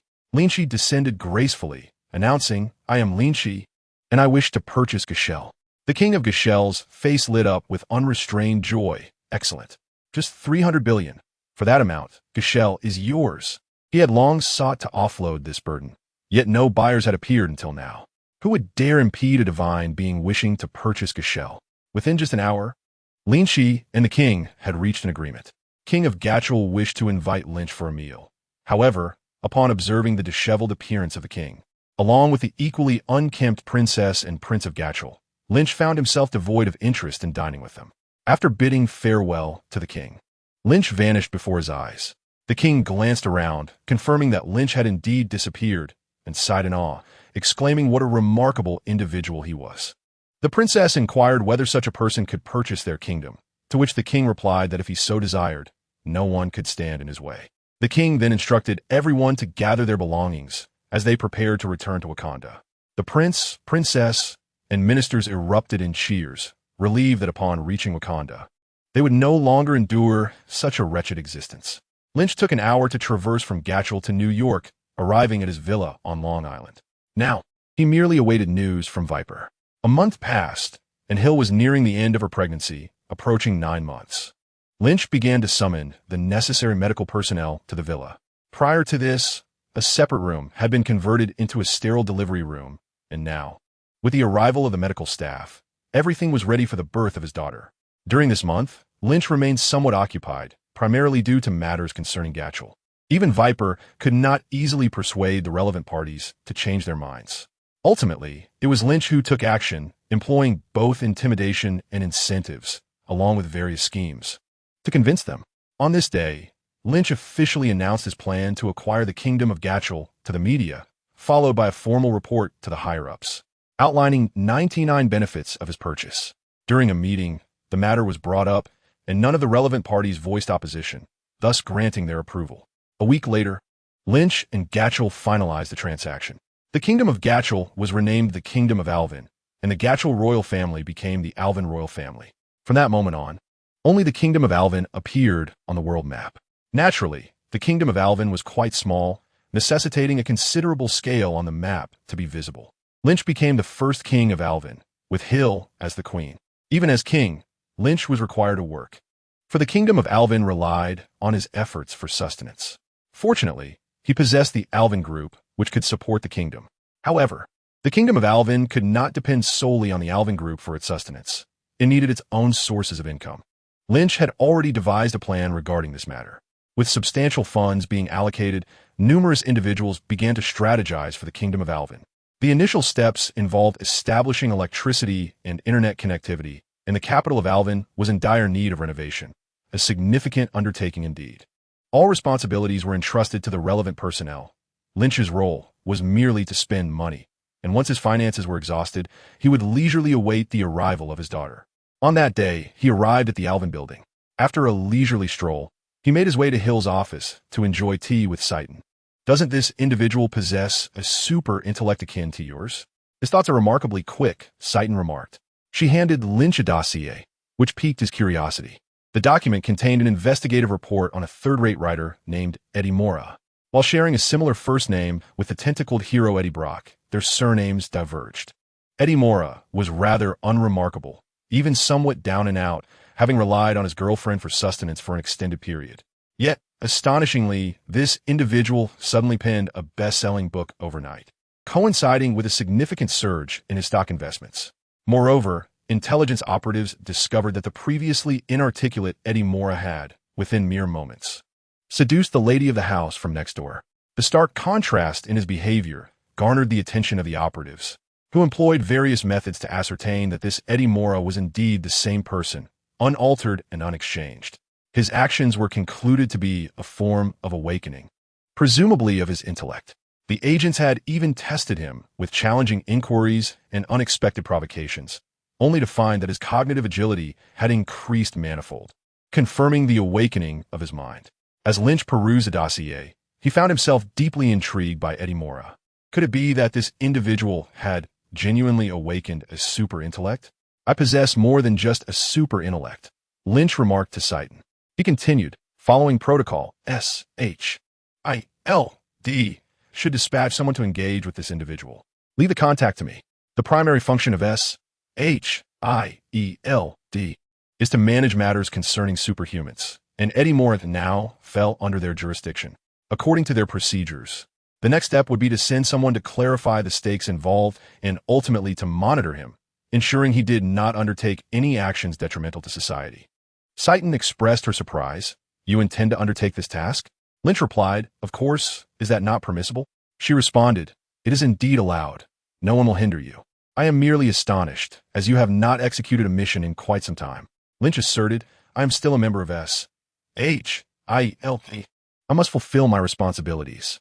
S.H.I.E.L.D harbored doubts about his sincerity, suspecting that Lynch was simply seeking a task out of boredom. Much like her speculation, Lynch was indeed feeling somewhat restless. His daughter had yet to arrive, which left him both anxious and listless. Additionally, he had recently been besieged by reporters due to matters concerning the Alvin Kingdom, which had only just subsided. Now he sought a mission to unwind. With Eddie Mora's address in hand, he exited the Alvin building and shortly found himself in the vicinity of Eddie Mora. At this juncture, Lynch donned a pair of glasses and affixed a couple of false mustaches, ensuring that no one could readily identify him as the extraordinary Lynch. Otherwise, he could forget about completing any tasks. Lynch, while seated at an ice cream parlor, ordered a scoop and gazed through the glass window at Eddie Mora. Chapter 135, Lynch's Superhuman Pills. At that moment, Eddie Mora appeared haggard and disheveled, his eyes devoid of life. A far cry from the spirited young man depicted in the records. Lynch found it intriguing how dramatically a person could change. Eddie Mora, carrying 2 bottles of beer, entered his apartment. Lynch took note of Eddie's voice and footsteps, preparing to utilize his super hearing to monitor him. After finishing his ice cream, Lynch hailed a cab home, realizing that monitoring Eddie would not yield immediate results. He resolved to spend 3 days uncovering the underlying reasons for Eddie's fluctuating demeanor, driven by his curiosity. If by the end of 3 days he remained perplexed by Eddie's transformations, Lynch would confront him directly. The contrast between Eddie's vibrant demeanor and his current state of exhaustion was stark and easily noticeable. Just by observing Eddie's photograph with those lively eyes, one could discern his elite status. However, upon witnessing Eddie in person, his vacant gaze suggested a lack of intelligence. Certainly, changes are inevitable. Yet photographs of operatives are typically taken within a span of 2 days, not 2 years. Such rapid transformations within merely 2 days piqued Lynch's interest. He sought to unravel the reasons behind this, pondering whether Eddie had suffered a setback or if his extraordinary mind was faltering. Initially, Lynch planned to take 3 days to investigate this matter, but while sitting in the taxi, he soon overheard something significant. His super hearing extended beyond the confines of New York, enabling him to catch any sound he desired from afar. He attentively tuned into the commotion surrounding Eddie Mora. Someone had knocked Eddie to the ground, threatening him. "I want that same pill from last time. Give me that pill." Eddie, bewildered, responded, "What are you talking about? I don't understand." The low, menacing voice retorted, "Don't play dumb with me. I got that pill from you. After taking it, I felt like a Superman, just like Lynch. It was incredible, too powerful, too wonderful. I can now relate to Lynch's superhuman experience. Now give me another pill." Eddie replied, "I don't have any left, Jason. Listen, I owe you money, and you've already beaten me up and taken my Lynch superhuman pill. Do you know how much that pill costs? I no longer owe you anything." The man named Jason chuckled. "So it's indeed the Lynch superhuman pill. After taking it, I felt like Lynch himself. I'm not here to negotiate. I don't care if you owe me money. Just tell me, do you have the pill or not?" Eddie exclaimed loudly, "I don't have any left. I only have one last pill, and I'm reluctant to consume it." Then Lynch heard the sound of fists striking flesh, accompanied by Eddie Mora's anguished cries. Eddie Mora was being assaulted. "Stop the car," Lynch commanded the taxi driver. The black driver showed no intention of halting, instead questioning, "What's the matter? Aren't you headed to the Long Island villa? We've got plenty of time." Lynch replied, "I'm not going anymore. I want to get out." The driver's eyes darted, revealing a shrewd glint as he retorted, "That's not how it works. Since you mentioned Long Island, I must take you there." By releasing Lynch, he would receive merely a meager fare, but delivering him to the villa would yield a substantial reward. For the promise of a hefty sum, the driver was prepared to engage in unscrupulous conduct. Lynch removed his glasses and whiskers, inquiring, "Are you certain you want to stop to let me out?" The driver scoffed dismissively. He was a hardened character, unafraid of mere pedestrians. However, as he glanced in the rearview mirror, he was taken aback by a familiar visage, one that frequently graced newspapers and television screens. and one he could never forget. Slamming on the brakes, he parked by the roadside. Despite the prohibition against stopping, cold sweat trickled down his brow, yet he spoke with a tinge of obsequiousness. "Mr. Lynch, you're my idol. I was merely jesting. I'm a kind-hearted person. I have various merchandise of yours at home. And look, my shirt bears your image." The driver lifted his jacket to reveal a white shirt emblazoned with Lynch's likeness. "That's counterfeit," Lynch remarked as he stepped out of the vehicle. Since his rise to fame, his likeness had been subject to rampant piracy. The Superman support team devoted much of their time daily to combating these violations. Yet the problem persisted. While there were penalties for piracy in this country, those who dared to engage in it were often quite cunning. Once outside, Lynch's figure vanished from the driver's sight. The driver exhaled a sigh of relief, grateful that the esteemed Mr. Lynch chose not to hold a grudge against him. From the snippets of conversation he had overheard, Lynch began to piece together that Eddie Moore's sudden burst of intelligence was attributed to a substance known as the Lynch Superman pill. Lynch found himself too exasperated to critique the name. What manner of pill could transform an ordinary individual into someone so astute? His curiosity piqued. Lynch resolved to intervene upon hearing Eddie Moore was in distress, lest he be fatally harmed by the man named Jason. However, he was momentarily delayed by the taxi driver, and by the time he exited the vehicle, the situation involving Eddie Moore had already been resolved. Eddie had turned the tables on the individual demanding the pills.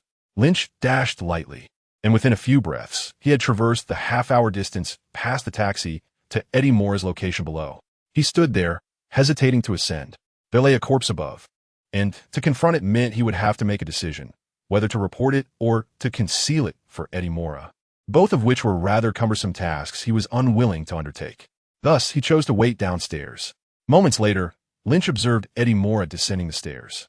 At that moment, Eddie appeared invigorated and radiant, a stark contrast to his previous pallor, as though he had undergone a transformation.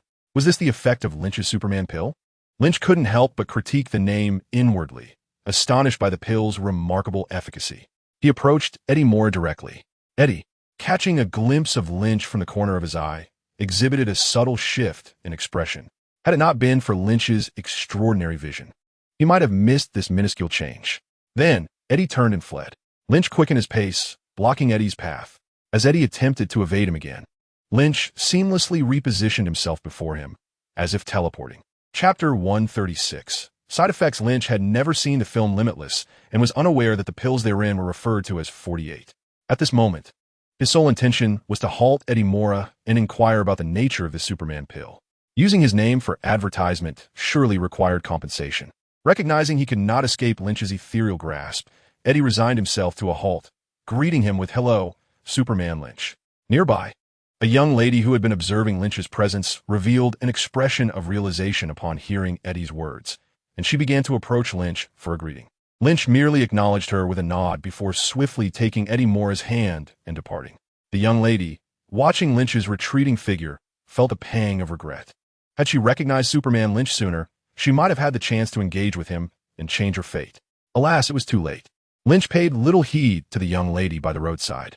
Though she was attractive and well-proportioned, he had encountered many beauties before. Numerous women had approached him, yet he was already surrounded by enough company, despite being Superman and unfazed by the prospect of physical exertion. He had yet to master the art of duplicity and was struggling to manage his current social engagements. With a firm grip on Eddie Moore, Lynch accelerated and burst into a private booth of a nearby CF. Eddie, panting heavily, struggled to catch his breath after their rapid pace had nearly overwhelmed his heart. Lynch remained silent.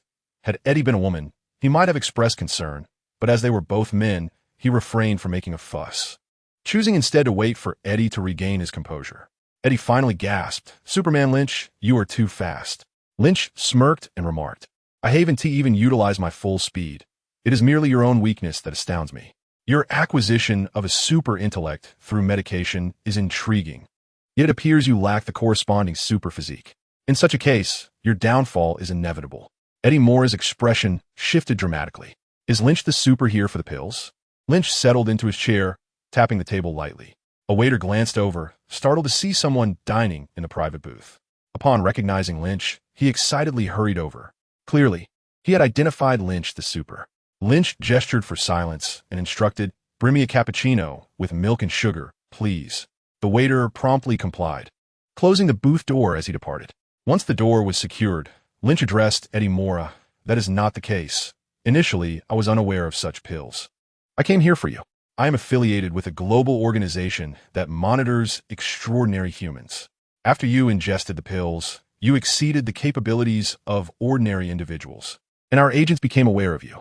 Lynch paused before continuing. Our organization believed you had awakened a super intellect, but it seems you merely consumed medication. I'm now quite curious about these pills, particularly why they bear my name. Could you enlighten me? The fact that Lynch served a worldwide secret organization was already well known. Yet ordinary people remained oblivious to its name. Eddie Mora, a member of the general populace, had just taken Lynch's pills and now found his mind exceptionally agile. A multitude of strategies flashing through his thoughts. However, he soon realized he was out of options and could only speak the truth. It turned out that Eddie Mora had procured Lynch's pills from his uncle. This medication was also referred to as 48. The term Lynch the super pills was merely a descriptor, implying that consuming them would allow one to experience the world as Lynch did. Upon hearing this explanation, Lynch's expression became peculiar. It dawned on him that his perception of the world differed vastly from that of ordinary individuals. Eddie Mora continued to elaborate on the situation. His uncle had previously been in the drug trade and was now employed by a pharmaceutical company, which produced the new medication known as Lynch the super pills. Eddie also provided Lynch with his uncle's address. Since Eddie Mora had not genuinely awakened super abilities, the S.H.I.E.L.D protocol could be deemed unnecessary. How to deal with Eddie Mora was a matter for the others at S.H.I.E.L.D. Having obtained the information he sought, Lynch had no immediate intention of departing. Sipping his coffee, he casually inquired, "A super intellect ought to be complemented by a super physique. My enhancements are holistic, therefore, regardless of how swiftly my thoughts may race, I can endure it. You, however, are merely an ordinary person. Even if you forcefully elevate yourself to a super intellect through medication, there must be some side effects. Could you share what those might be?" Confronted with the dilemma, Eddie Mora averted his gaze and remarked that there were no side effects. "We, the ordinary folk, merely wish to experience a fraction of your extraordinary abilities, Superman Lynch. There would be no other repercussions, and I am meticulous with my usage."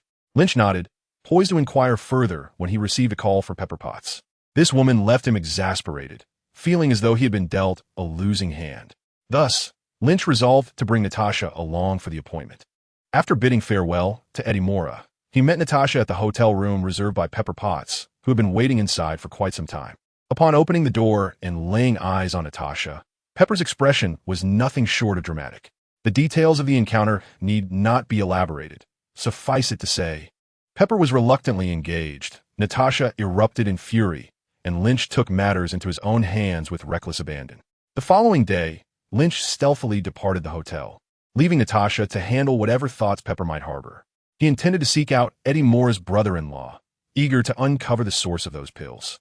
If production could be scaled up, the world would transform. Envision a reality where everyone possessed superhuman intellect. What a dazzling era that would be. The creators of such a pill would surely be immortalized by the populace. After a brief moment of heightened perception, Lynch furrowed his brow, vanishing from sight only to reappear before Eddie Mora. At that moment, Eddie appeared vacant, utterly worn, like a soulless specter wandering the streets. His demeanor bore an unsettling resemblance to those lost souls on the corners of Philadelphia, overdosed on ambition. Eddie? Lynch called twice, receiving no response. Shaking his head, he fetched a cup of water and splashed it onto Eddie's face. Startled, Eddie shivered, his eyes refocusing, and he returned to consciousness. "Where am I?" he murmured, still somewhat disoriented. Lynch chided him. "I asked you yesterday whether the Superman pills had side effects, and you insisted they did not. Yet, judging by your current state, the consequences are evidently severe. Your body cannot endure the strain on your brain. You should refrain from taking those pills in the future." Chapter 137. Disappointment in the 48 pills. Lynch felt disillusioned. He had once believed that these pills could usher in a new epoch. Yet it seemed he had merely indulged in fanciful dreams. Eddie Mora, now fully alert, rubbed his head and, with a sorrowful expression, responded to Lynch's inquiry. "How could I possibly abstain? Without the Superman pills, I would remain a third-rate writer incapable of composing even a single coherent sentence. a stock trader enduring daily losses, a tenant bullied by my landlady. You are Superman Lynch, born with a golden key in your mouth. You cannot fathom the struggles we ordinary individuals face. If I possessed even a fraction of your abilities, I would not resort to these pills. Unfortunately, I do not, so I must rely on them to elevate myself. Even if I cannot reach your heights, I have surpassed 99 of the common populace.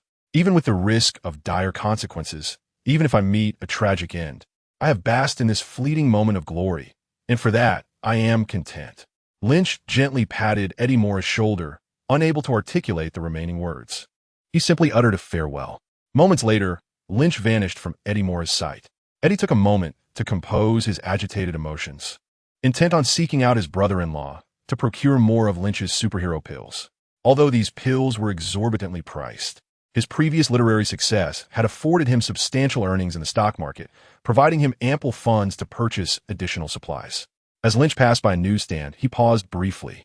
The proprietor, a middle-aged man in flip-flops, was furtively watching inappropriate videos on his phone, wary of being discovered. Suddenly, a figure materialized before him, causing the man to startle. Upon recognizing Lynch, his unease intensified, pondering whether his minor transgression of watching forbidden content would attract the superhero's attention. "What brings you here, Superman?" The anxious man inquired cautiously. "I wish to purchase a book.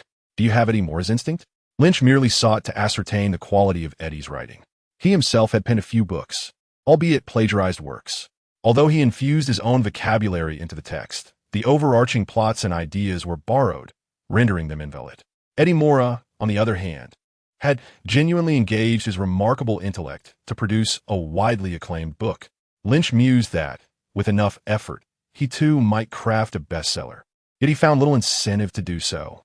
The proprietor exhaled a sigh of relief upon realizing Lynch's benign intent. "Yes, here is Eddie Moore's instinct. It's quite popular right now. By the way, Superman, I heard your Harry Potter is set to be adapted into a film. Why hasn't it been made yet?" As he handed the book to Lynch, he casually inquired, his son being the actual fan, seeking to ease his own tension. "The Harry Potter film is on hold for the time being. My daughter is about to be born, and I plan to have her play the role when she grows up." The man paused, feeling somewhat inadequate as a father compared to Lynch. Lynch responded nonchalantly, paid for the book, tucked instinct into his personal space, and resumed his swift pace. In the next instant, he found himself at the base of Flotus's apartment building. Ascending the stairs, he discovered the door ajar, and the absence of any sounds within piqued his concern. Upon entering, he was met with disarray, and at the center lay Flotus's lifeless body. He had perished. Lynch furrowed his brow. Nevertheless, even in Flotus's death, he possessed the means to trace the origins of the superhero pills. Upon returning to the Alvin building, Lynch settled himself at Hill's desk and accessed her computer, utilizing her credentials to dispatch a series of tasks. Upon receiving these assignments, the recipients, recognizing them as orders from Hill, understood the underlying circumstances. It was, without doubt, Lynch, the Superman, once again issuing directives under the guise of Commander Hill as authority. Such occurrences were not infrequent. Initially, some had reported this to higher-ups, yet no action was taken, and ironically, those who reported were met with repercussions. This time, however, everyone dutifully undertook their tasks without interference. 3 days later, intelligence related to Floridas and the Superman pills was presented before Lynch. The S.H.I.E.L.D. operatives, possessing extensive resources, had indeed managed to procure some of the Superman pills, although they were referred to in the report as 48 pills. Florida's pharmaceutical company had become desolate, and the remaining employees were blissfully unaware that their firm had once manufactured the 48 pills, rendering them innocent bystanders. Upon investigating the vanished personnel of the pharmaceutical company, S.H.I.E.L.D. discovered that they had all relocated to South Korea. Further inquiries would necessitate international cooperation, potentially engaging with the East Asian branch of S.H.I.E.L.D. Furthermore, the raw materials for the 48 pills had been identified as a substance extracted from the bodies of fetuses. The extraction process was notably complex, requiring fetuses to be within a specific gestational window of 48 months. Based on the remnants of documentation from the pharmaceutical company, it was inferred that they had significantly altered their approach to 48, resulting in the creation of a new type of product, ominously named 4. It appeared that their intention was to produce a recreational substance, rather than to bestow individuals with superintelligence, which promptly diminished Lynch's interest in matter. He resolved to close the case, primarily due to his aversion to the prospect of traveling to South Korea for reports, approvals, and archiving, thus concluding the assignment. In the following weeks, Lynch adopted a more languid demeanor, yet as Hill's due date approached, his anxiety began to mount. He remained vigilant within the villa, ensuring all potential mishaps were averted, while Snow remained steadfastly by Hill's side. Betty, aside from her work obligations, spent considerable time engaging in conversation with Hill to alleviate her emotional turmoil. Notably, she observed that Lynch's interactions with Snow and Natasha had grown less formal, which left her feeling somewhat perturbed. Nevertheless, she continued to reside in Lynch's Long Island villa, despite having earned enough to afford her own place. Her feelings toward Lynch were devoid of romantic inclinations. Rather, she harbored a vague sense of anticipation, yet found herself unable to relinquish her reservations. S.H.I.E.L.D and April made regular visits to check on Hill. Their relationship with Lynch remained entirely platonic. However, unbeknownst to S.H.I.E.L.D, Lynch had begun to develop certain thoughts regarding her. Presently, with Hill pregnant and on the cusp of giving birth to their daughter, S.H.I.E.L.D did not seem to reciprocate any chemistry with him. Lynch tucked this notion away in his heart, preparing to pursue it in due time. In summary, S.H.I.E.L.D had now entered his list of potential conquests. Chapter 138. Lina Alvin in merely 2 years. Lin Qi transformed from a pure-hearted young man who valued emotions deeply into a flamboyant playboy, ready to showcase his predatory instincts. During this period, numerous events unfolded in Lin Qi's life, most notably his remarkable surge in physical prowess, the allure of beautiful women during his sojourn in Japan, the temptations posed by pepper pots, and the indulgences encouraged by Hill. All these experiences profoundly altered Lin Qi and imparted lessons on the art of seduction. One day, when Gwen visited Hill, she was taken aback by the sight of numerous women in the room, sensing an eerie atmosphere that prompted her to flee in haste, leaving her reluctant to return for quite some time. Eventually, on a fateful day, Hill experienced abdominal pain and was swiftly taken into the delivery room. With remarkable ease, before any anguished cries from an expectant mother could be heard, a resounding wail of a newborn echoed from within. Lin Qi initially felt a surge of joy, but his expression soon darkened as he vanished from the doorway. Inside the delivery room, he seized the hand of the portly female doctor, who was poised to inject the newborn with a needle. "Get out of my way. I'm in a good mood today. I shall spare your life. But if we cross paths again, I will not be so lenient," he declared, forcefully hurling the hefty doctor out of the second-floor window. The unfortunate physician scraped against branches, sustaining grievous injuries, and upon crashing to the ground, she suffered a broken leg, her condition dire. Bloodied and battered, the plump doctor staggered to her feet, dragging her injured limb away in desperation, while a few terrified nurses trembled nearby. Lin Qi had been meticulous in his selection of a physician, exercising utmost caution. Yet the temptation proved too great for some. Many sought to explore the extraordinary physiology of Lin Qi and Hill, but even when their blood, scalp, and hair were collected, no useful information could be gleaned. Consequently, their focus shifted to the infant who possessed the potential for superhuman traits. Though Lin Qi remained vigilant against those with malicious intent, he found himself without the luxury of time when the threat finally emerged. He committed the voice of the plump doctor to memory, but his heart and mind were wholly captivated by the arrival of his newborn daughter. This tiny being, drenched and wrinkled, with sparse hair and closed eyes, clenched her tiny fists and wailed, tears streaming down her face. Lin Qi gazed at her with overwhelming joy. This was his daughter. Suddenly, the infant ceased her crying, and in a miraculous transformation, the amniotic fluid vanished. Her wrinkled skin smoothed out, becoming fair and tender. It was as if the ugly duckling had metamorphosed into a graceful swan within mere breaths, an astonishing spectacle unfolding before Lin Qi and the awestruck nurses. They marveled at the sight, questioning if the child had aged or simply undergone an extraordinary change, a testament to Lin Qi's remarkable lineage. The young nurses gazed at Lin Qi with affectionate eyes.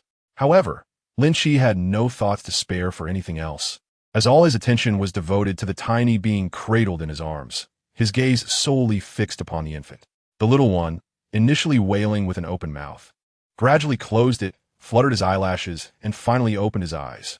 In that very instant, a radiant white light, imbued with a metallic sheen, erupted from the child. This luminous glow illuminated the entire room, leaving the nurses momentarily blinded by the overwhelming brightness. Even the women waiting outside were affected by this brilliance. Yet Lin Qi, standing at the center of the light, remained unaffected. He beheld the infant's newly opened eyes, dark orbs framed by golden hair and smooth, tender skin. The little one resembled a cherished doll, instantly evoking affection and tenderness. The child, with his striking black and white eyes, stared intently at Lin Qi, and eventually, a smile broke across his face, accompanied by a delightful giggle. Floating beside the infant was a book titled The Book of Superman, a tome of platinum caliber. One tier above the golden edition. Its cover bore a hue reminiscent of silver, yet when compared side by side, the platinum book exuded a far greater elegance. The little one extended two delicate hands, one reaching out to grasp Lin Qi's face and the other to seize the book.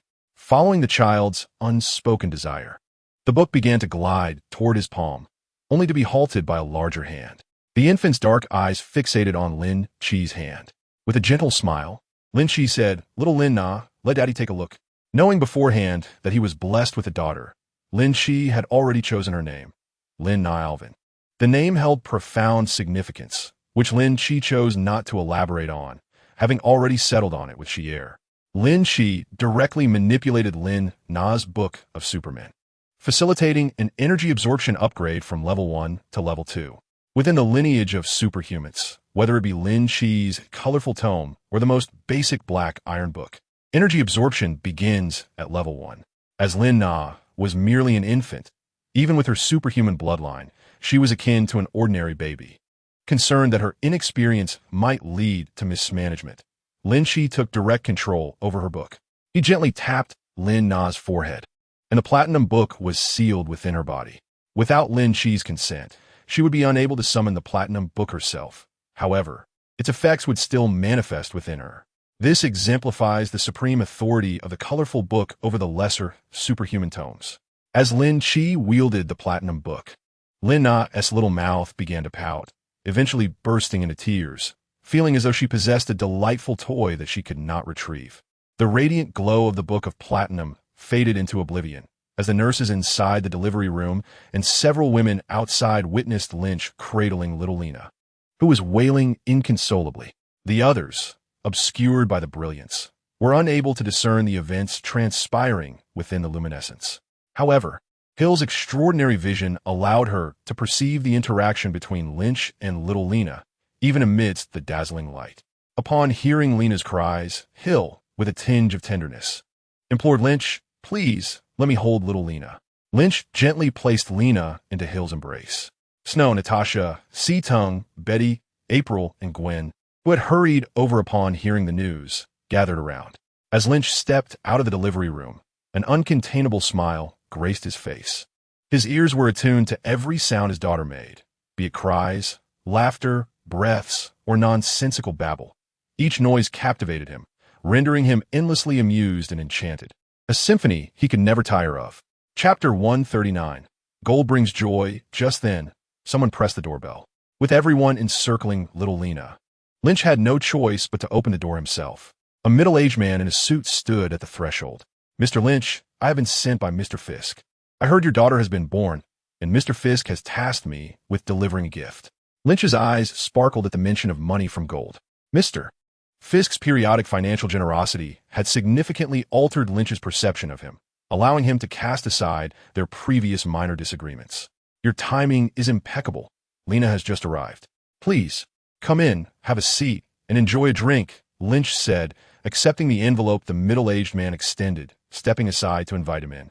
Though not able to host a lavish feast, it was customary to offer guests a moment to sit, sip water, and indulge in some celebratory sweets upon the birth of a daughter.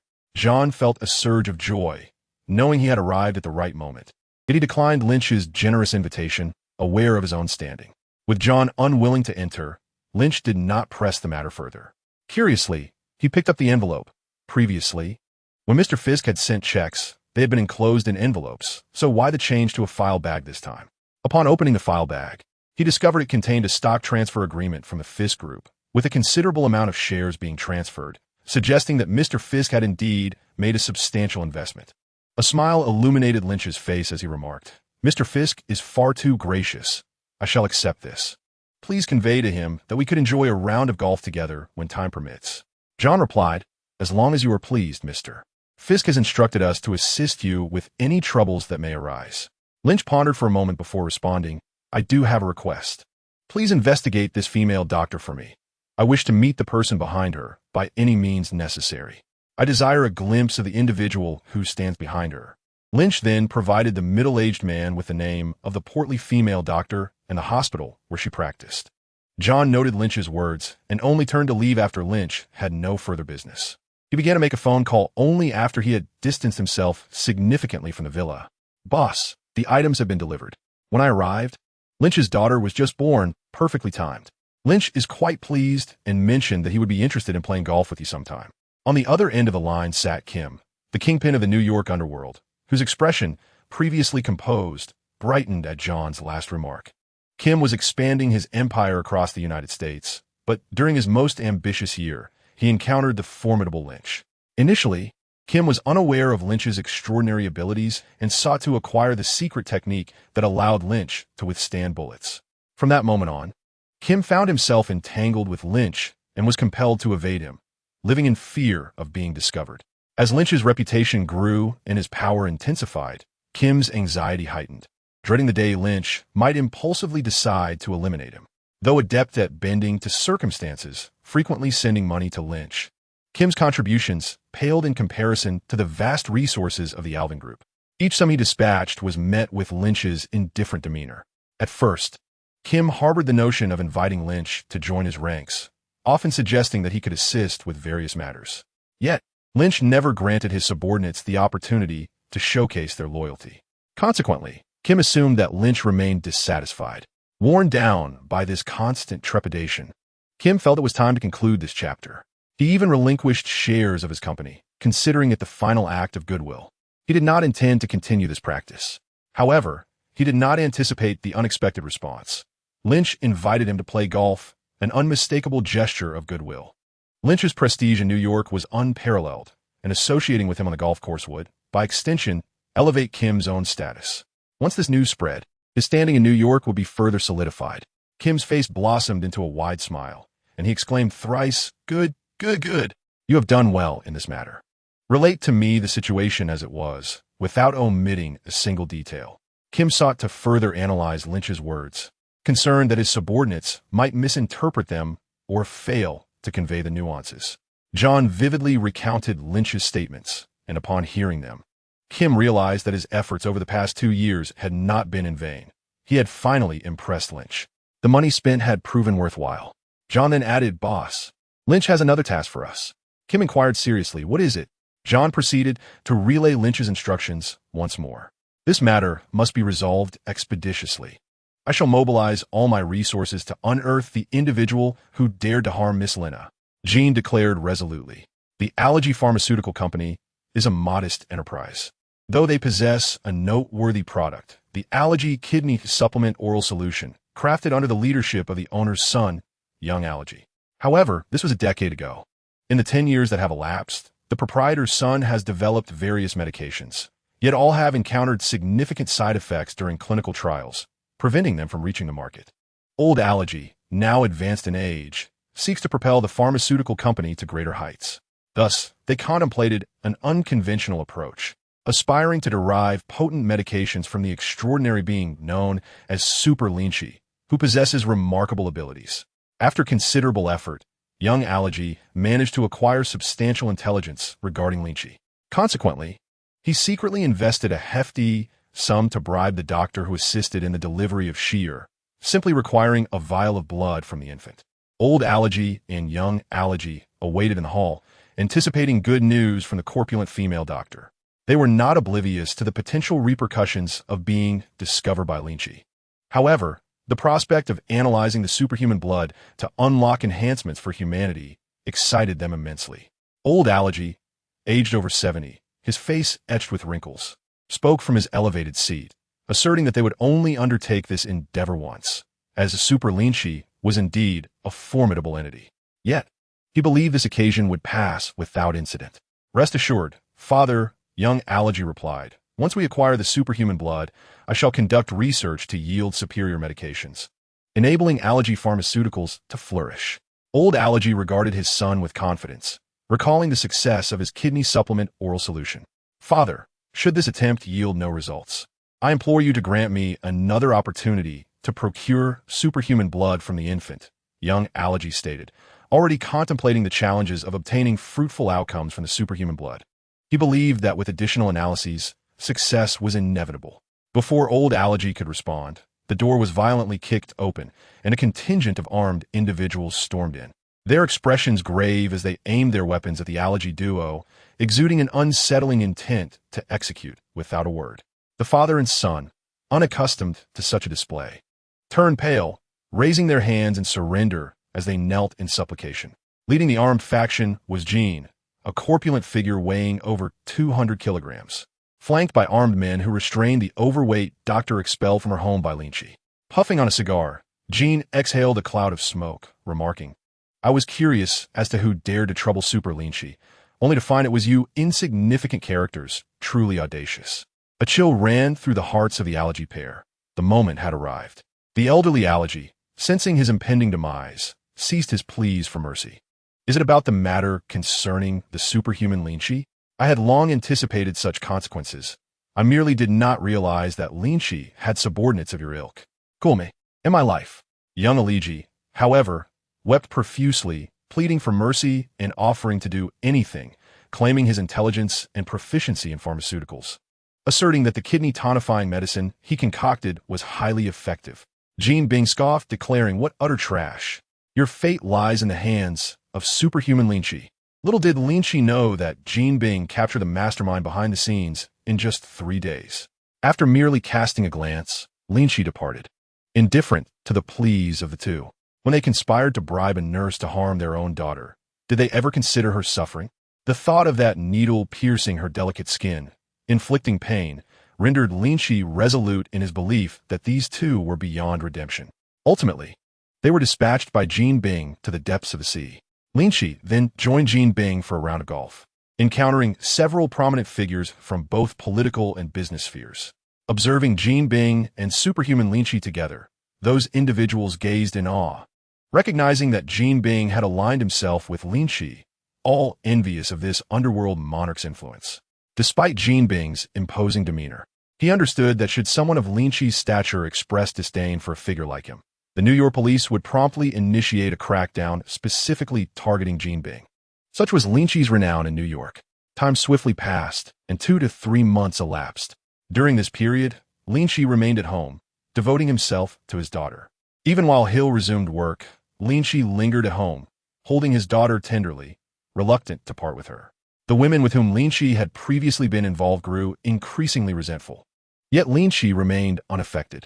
The mere sight of his daughter's joyful countenance uplifted his spirits immeasurably.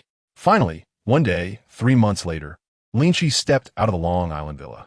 Lena was entrusted to the care of Su Su, with the security duties assigned to Bao El and Tu Sha. Bao El and Tu Sha were 2 extraterrestrial symbionts that Lin Qi had subdued, confined within the bodies of a cat and a dog. Originally intended as pets for Lena, Lin Qi had previously prohibited these creatures from utilizing their appendages. Now, as they truly became Lena's pets and bodyguards, their abilities were no longer restricted. With these 2 guardians and Su Su present, Lena's safety was assured. Most crucially, as long as Lin Qi remained within a reasonable distance from New York, he could hear any commotion from the villa and return for assistance at any moment.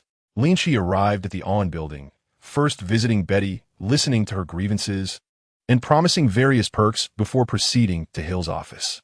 Hill was absent, leaving only Si-Tung within. Lin Qi's eyes brightened as he approached Si-Tung, a smile gracing his face. Si-Tung looked up at him, puzzled, and inquired, "What's the matter? Is there something you need?"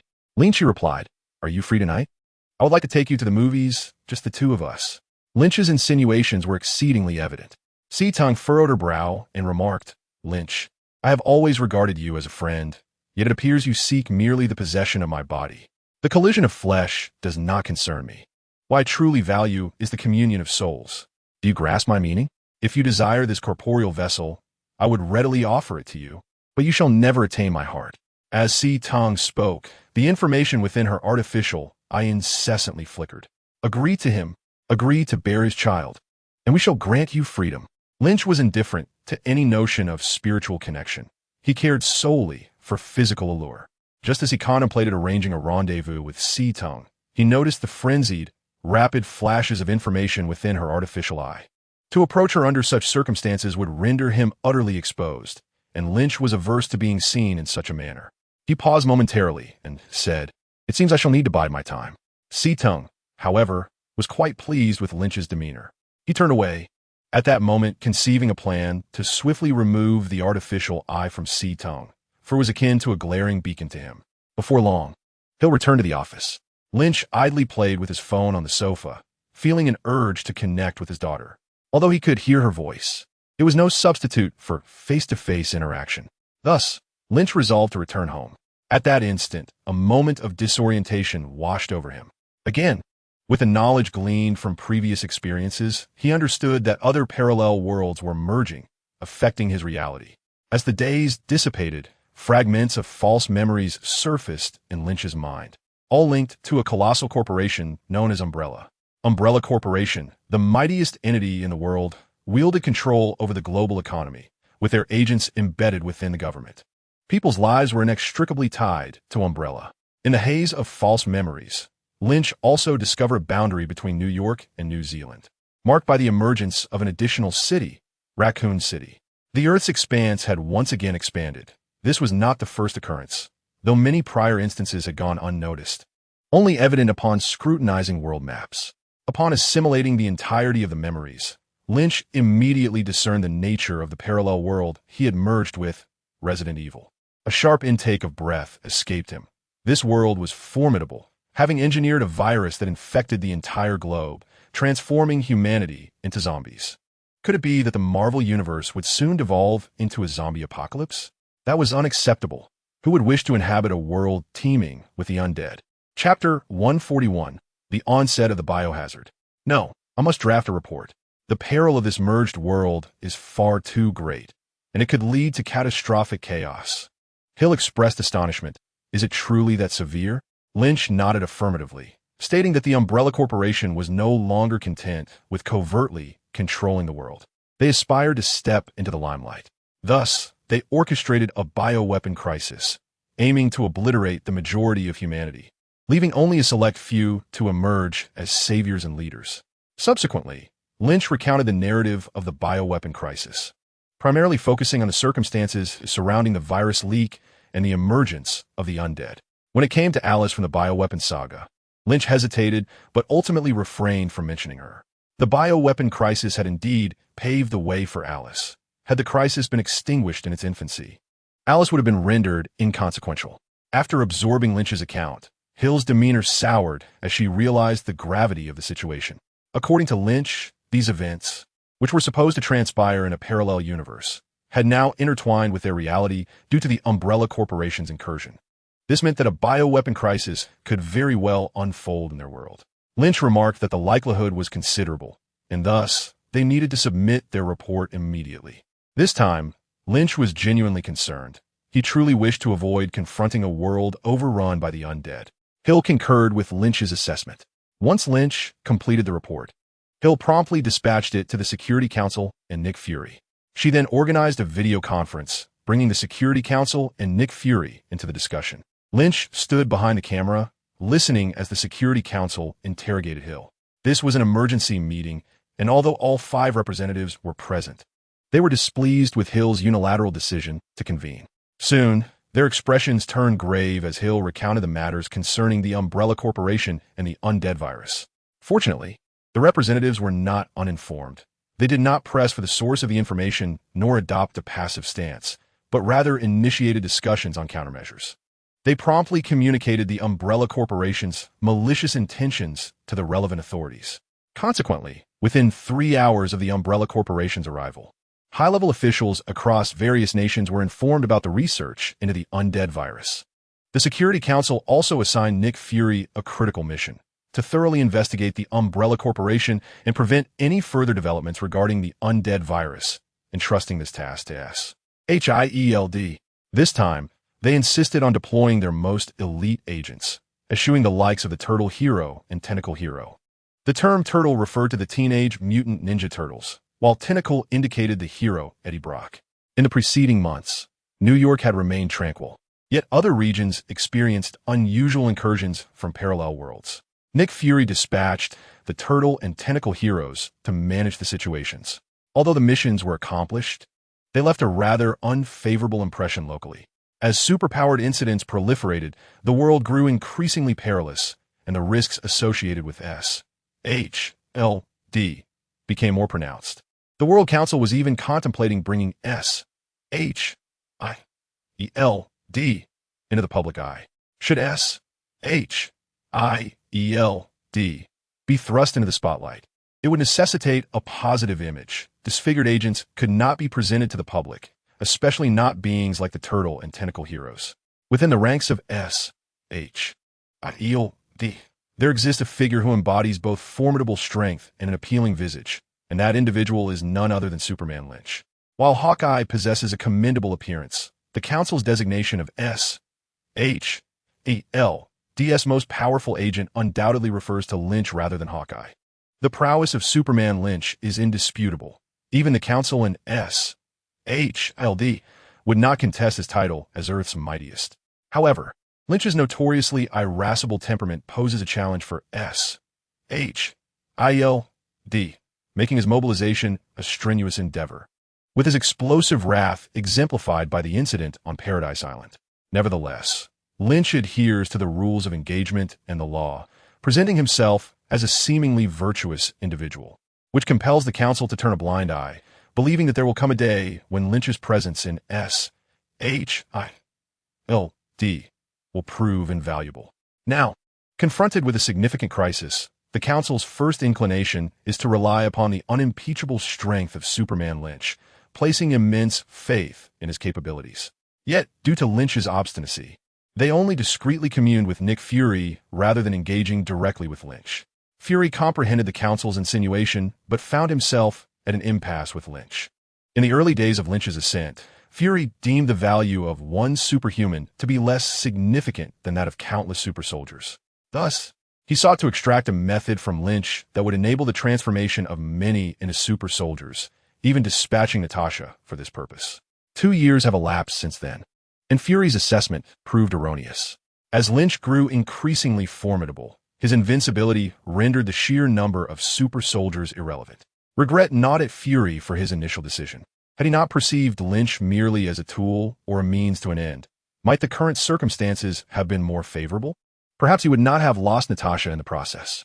Through various channels, Fury became aware that Natasha had aligned herself with Lynch. He remained perplexed, questioning how a seemingly emotionless agent could become so enraptured by Lynch.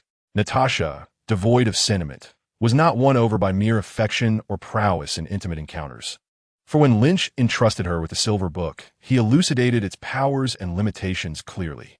Though the Silver Book remained under Lynch's control, it offered Natasha the prospect of evolution, and more significantly, the allure of immortality and eternal youth. No one can resist the temptation of everlasting life and perpetual youth, and neither could Natasha. In that moment, she irrevocably became bound to Superman Lynch.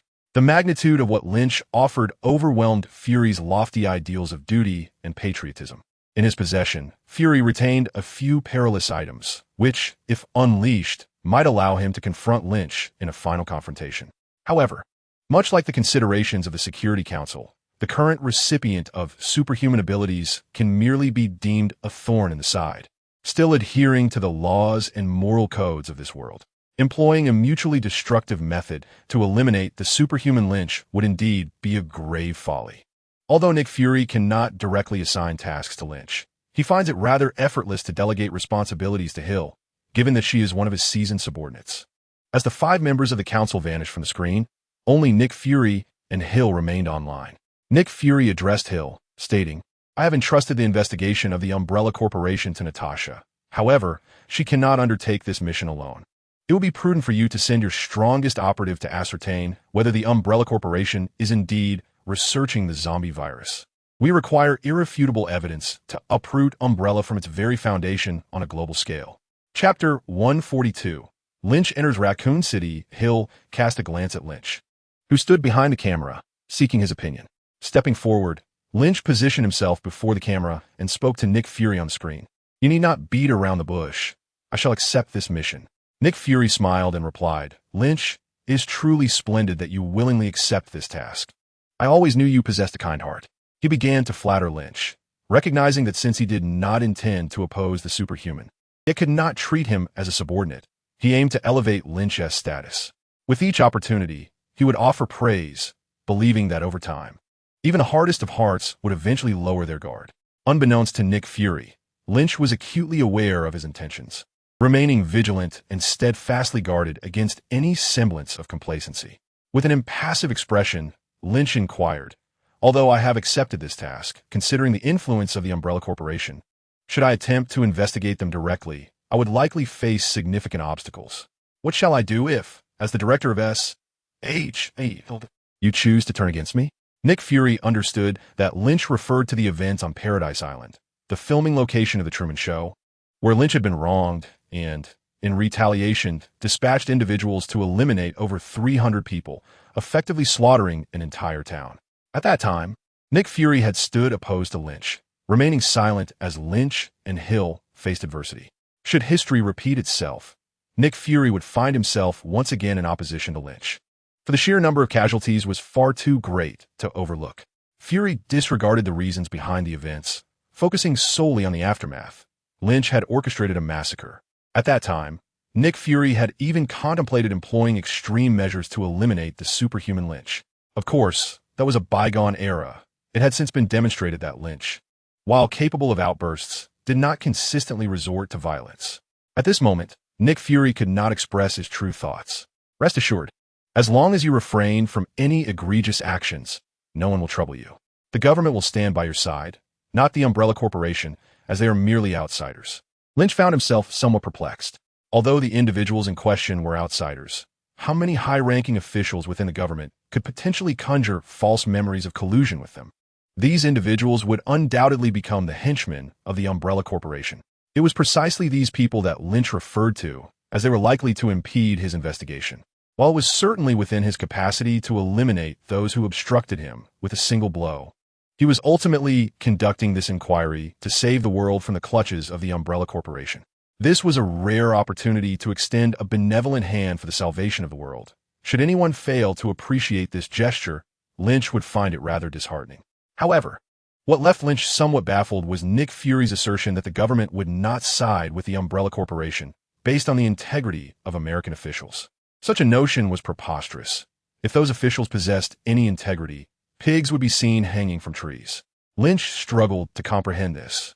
And after a moment of reflection, a task he had not engaged in for quite some time, he realized that as his strength had grown, he often grasped the essence of matters at a mere glance, requiring little mental effort. Whether it be conspiracies or business traps, they could not escape the keen eyes of Lynch. Consequently, he felt an increasing sense of simplicity in the world, along with a recognition of others' folly. Yet this time, he was compelled to apply a modicum of thought. Typically, when Lynch contemplated an issue, the mental exertion he expended was roughly equivalent to what an ordinary person would expend on a scale of 1 to 112. This time, however, the slight mental engagement he employed was akin to what an average person would expend on a scale of 1 to 123, allowing him to discern the meaning behind Nick Fury's words. The reason false memories were deemed false was that they were indeed fictitious. Once individuals acknowledged these false memories as real, they could transform into reality, if the incentives were substantial enough. High-ranking officials would not hesitate to affirm the authenticity of these false memories, much like the mayor of New Zealand who obstructed police inspections for a textile factory killer. However, the Umbrella Corporation was distinct. It exerted control over all officials, which dissuaded the high-ranking individuals from endorsing these false memories, rendering them unacknowledged. The Umbrella Corporation's alleged control over officials would simply amount to empty rhetoric. Having unraveled these complexities, Lynch felt a significant sense of relief. While the Umbrella Corporation may have been formidable in their own realm, upon entering the Marvel Universe, they were merely an ordinary enterprise that the government officials would not support. As a senior agent of S.H.I.E.L.D, Lynch had no qualms about investigating a commonplace corporation. The following day, Lynch, accompanied by Natasha, drove towards Raccoon City. New York was originally adjacent to New Zealand, yet the arrival of the Umbrella Corporation had forcibly separated the two, introducing the intermediary Raccoon City. There existed but a singular route from New York to Raccoon City. Other pathways were either narrow waterways or treacherous mountain passes, making traversal exceedingly difficult. As their vehicle entered Raccoon City, they were met with a bustling throng of people, individuals who had also traversed dimensions.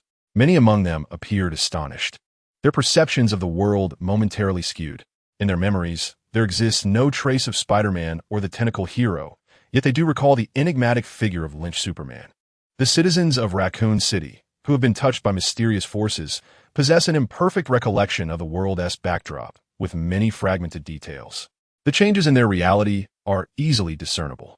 However, the populace of Raccoon City only expresses fleeting astonishment before resuming their own affairs.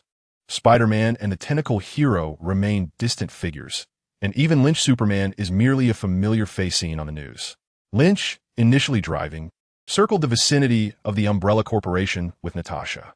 The duo resolved to act stealthily, intending to capture an employee of the Umbrella Corporation to ascertain the situation within, particularly regarding the zombie virus. Utilizing his superhuman hearing, Lynch quickly identified a mid-level employee, likely privy to certain secrets and less likely to attract the attention of higher-ups should complications arise.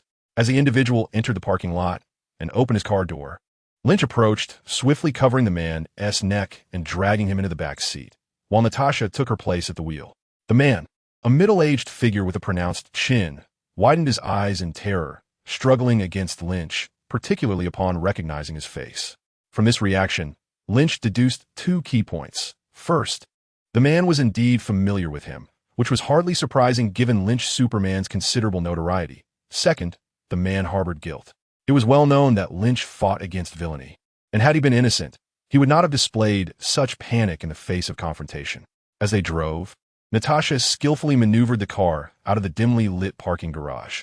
In the back seat, Lynch kept the man pinned to the base of the seat with one hand. Natasha navigated through a few turns until they reached a secluded alley, an ideal setting for their illicit dealings. Lynch pulled the man upright and inquired, "Do you recognize me?"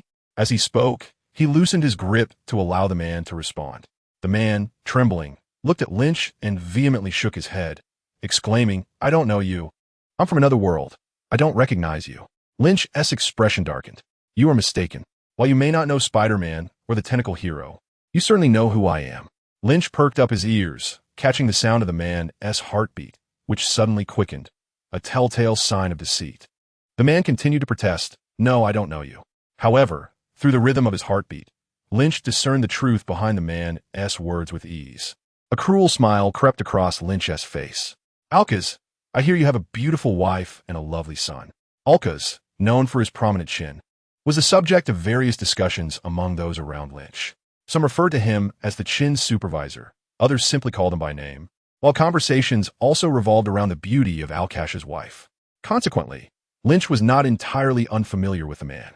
However, despite having heard information about Alcash, Lynch was still eager to learn about the Hive, a topic that had eluded him. Thus, he felt compelled to confront Alcash directly. Displaying an expression of terror, Alcash inquired about Lynch's intentions. With a sinister smile, Lynch replied, "I merely wish to pose a few questions. Should your answers fail to satisfy me, your beautiful wife and precious son may find themselves in peril." Alcash protested, "No, you cannot act this way. You are the paragon of justice. How could you stoop so low?" With a cold laugh, Lynch retorted, "Such ideals are simply a fade for the outside world. I have no regard for notions of justice, goodness, or light. I excel in the arts of destruction, indulgence, and vice. And those who defy me often face ruin and despair." In that moment, despair enveloped Alcash. He was acutely aware that he would not escape unscathed, especially considering the heinous acts he had committed. Yet, he had not anticipated that Lynch, the symbol of justice and goodness, would be the one to confront him. He had harbored hopes of evading responsibility, believing that figures of such stature would refrain from extreme measures, even against criminals. However, Lynch's words shattered his preconceived notions of a superhero. The concepts of justice and redemption he had once revered were laid bare as mere illusions, crafted for the benefit of outsiders, much like his own carefully curated persona. Beneath the surface of a genteel gentleman, he was guilty of unforgivable sins. Sharing a similar plight, Alkash quickly found himself believing Lynch's assertions, which only intensified his terror. A man like Lynch, unbound by morals, could easily resort to any means necessary against him. In a moment of capitulation, Alkash pleaded, "Do not harm my wife and son. I will divulge whatever you wish to know."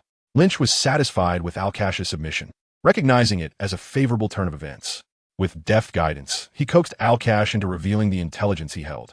Alkash confirmed that the Umbrella Corporation conducted experiments on living subjects to research biochemical viruses, acknowledging his role as one of the researchers involved in such inhumane endeavors. Some subjects were sourced from the prison in Raccoon City, while others were unfortunate homeless individuals found on the streets. Upon hearing this, Lynch furrowed his brow. He never considered himself a virtuous man, but the notion of conducting experiments on living beings was utterly intolerable to him. "Do you work at the Hive? Have there been any significant developments there in recent days?" Lynch inquired, testing the waters. Alkash, astonished, gazed at Lynch. "How do you know about the Hive?" "That is information restricted to our internal personnel, held in the utmost secrecy. The Umbrella Corporation's surface facilities are hardly significant.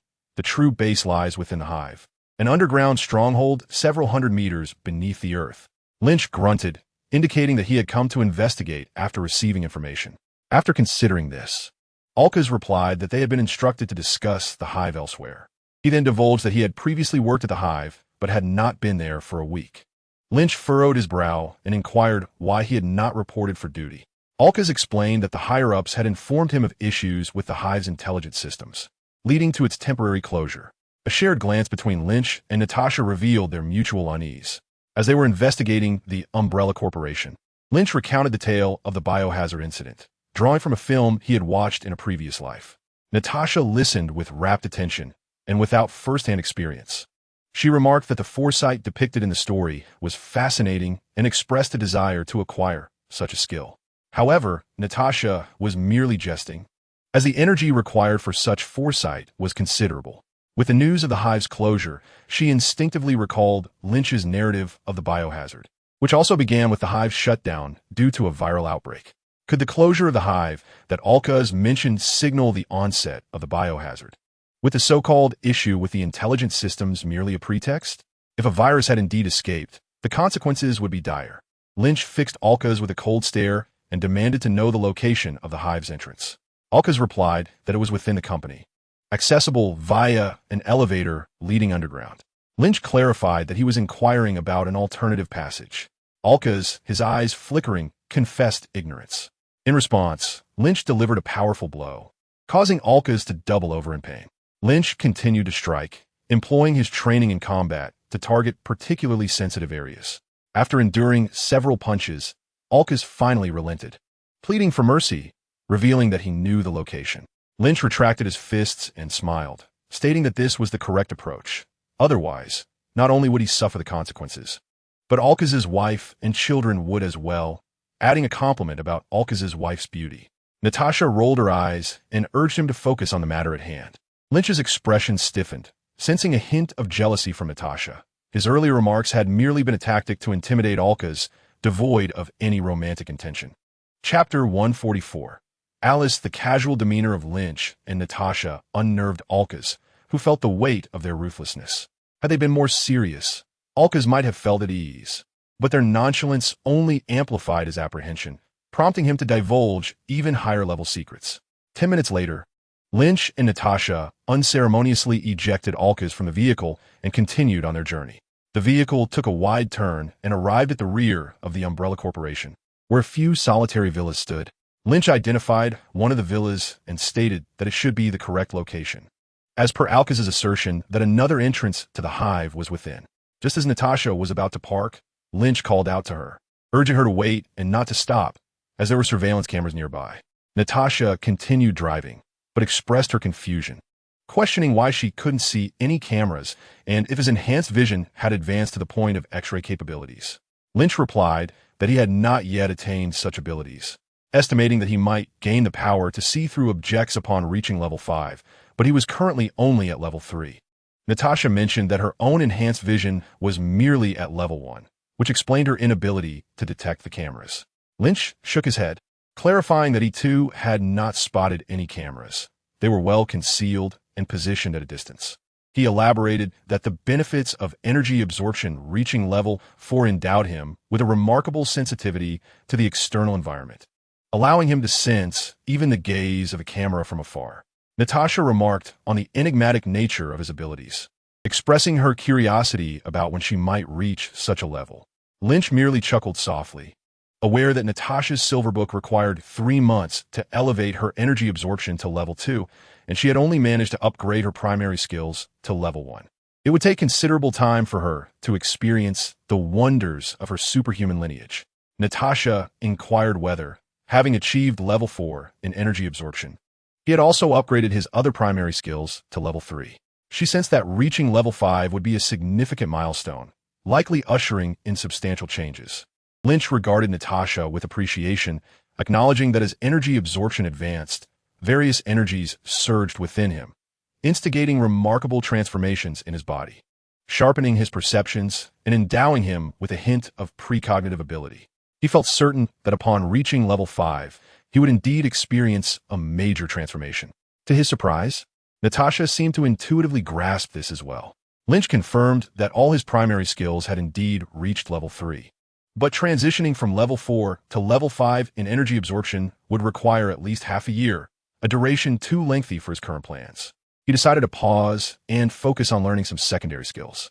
Natasha's eyes brightened as she asked which secondary skill he intended to pursue, for there were many intriguing options that piqued her interest, though she recognized that her optimal upgrades did not lie in secondary skills at this moment.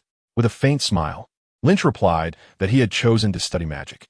Up until yesterday, Lynch had been intent on elevating his energy absorption to level 5, but after encountering S.H.I.E.L.D, he resolved to slow his progression in primary skills and first address the risks associated with her artificial eyeballs. Among the various methods he contemplated, magic appeared to be the most straightforward solution for discreetly removing S.H.I.E.L.D's ocular implants.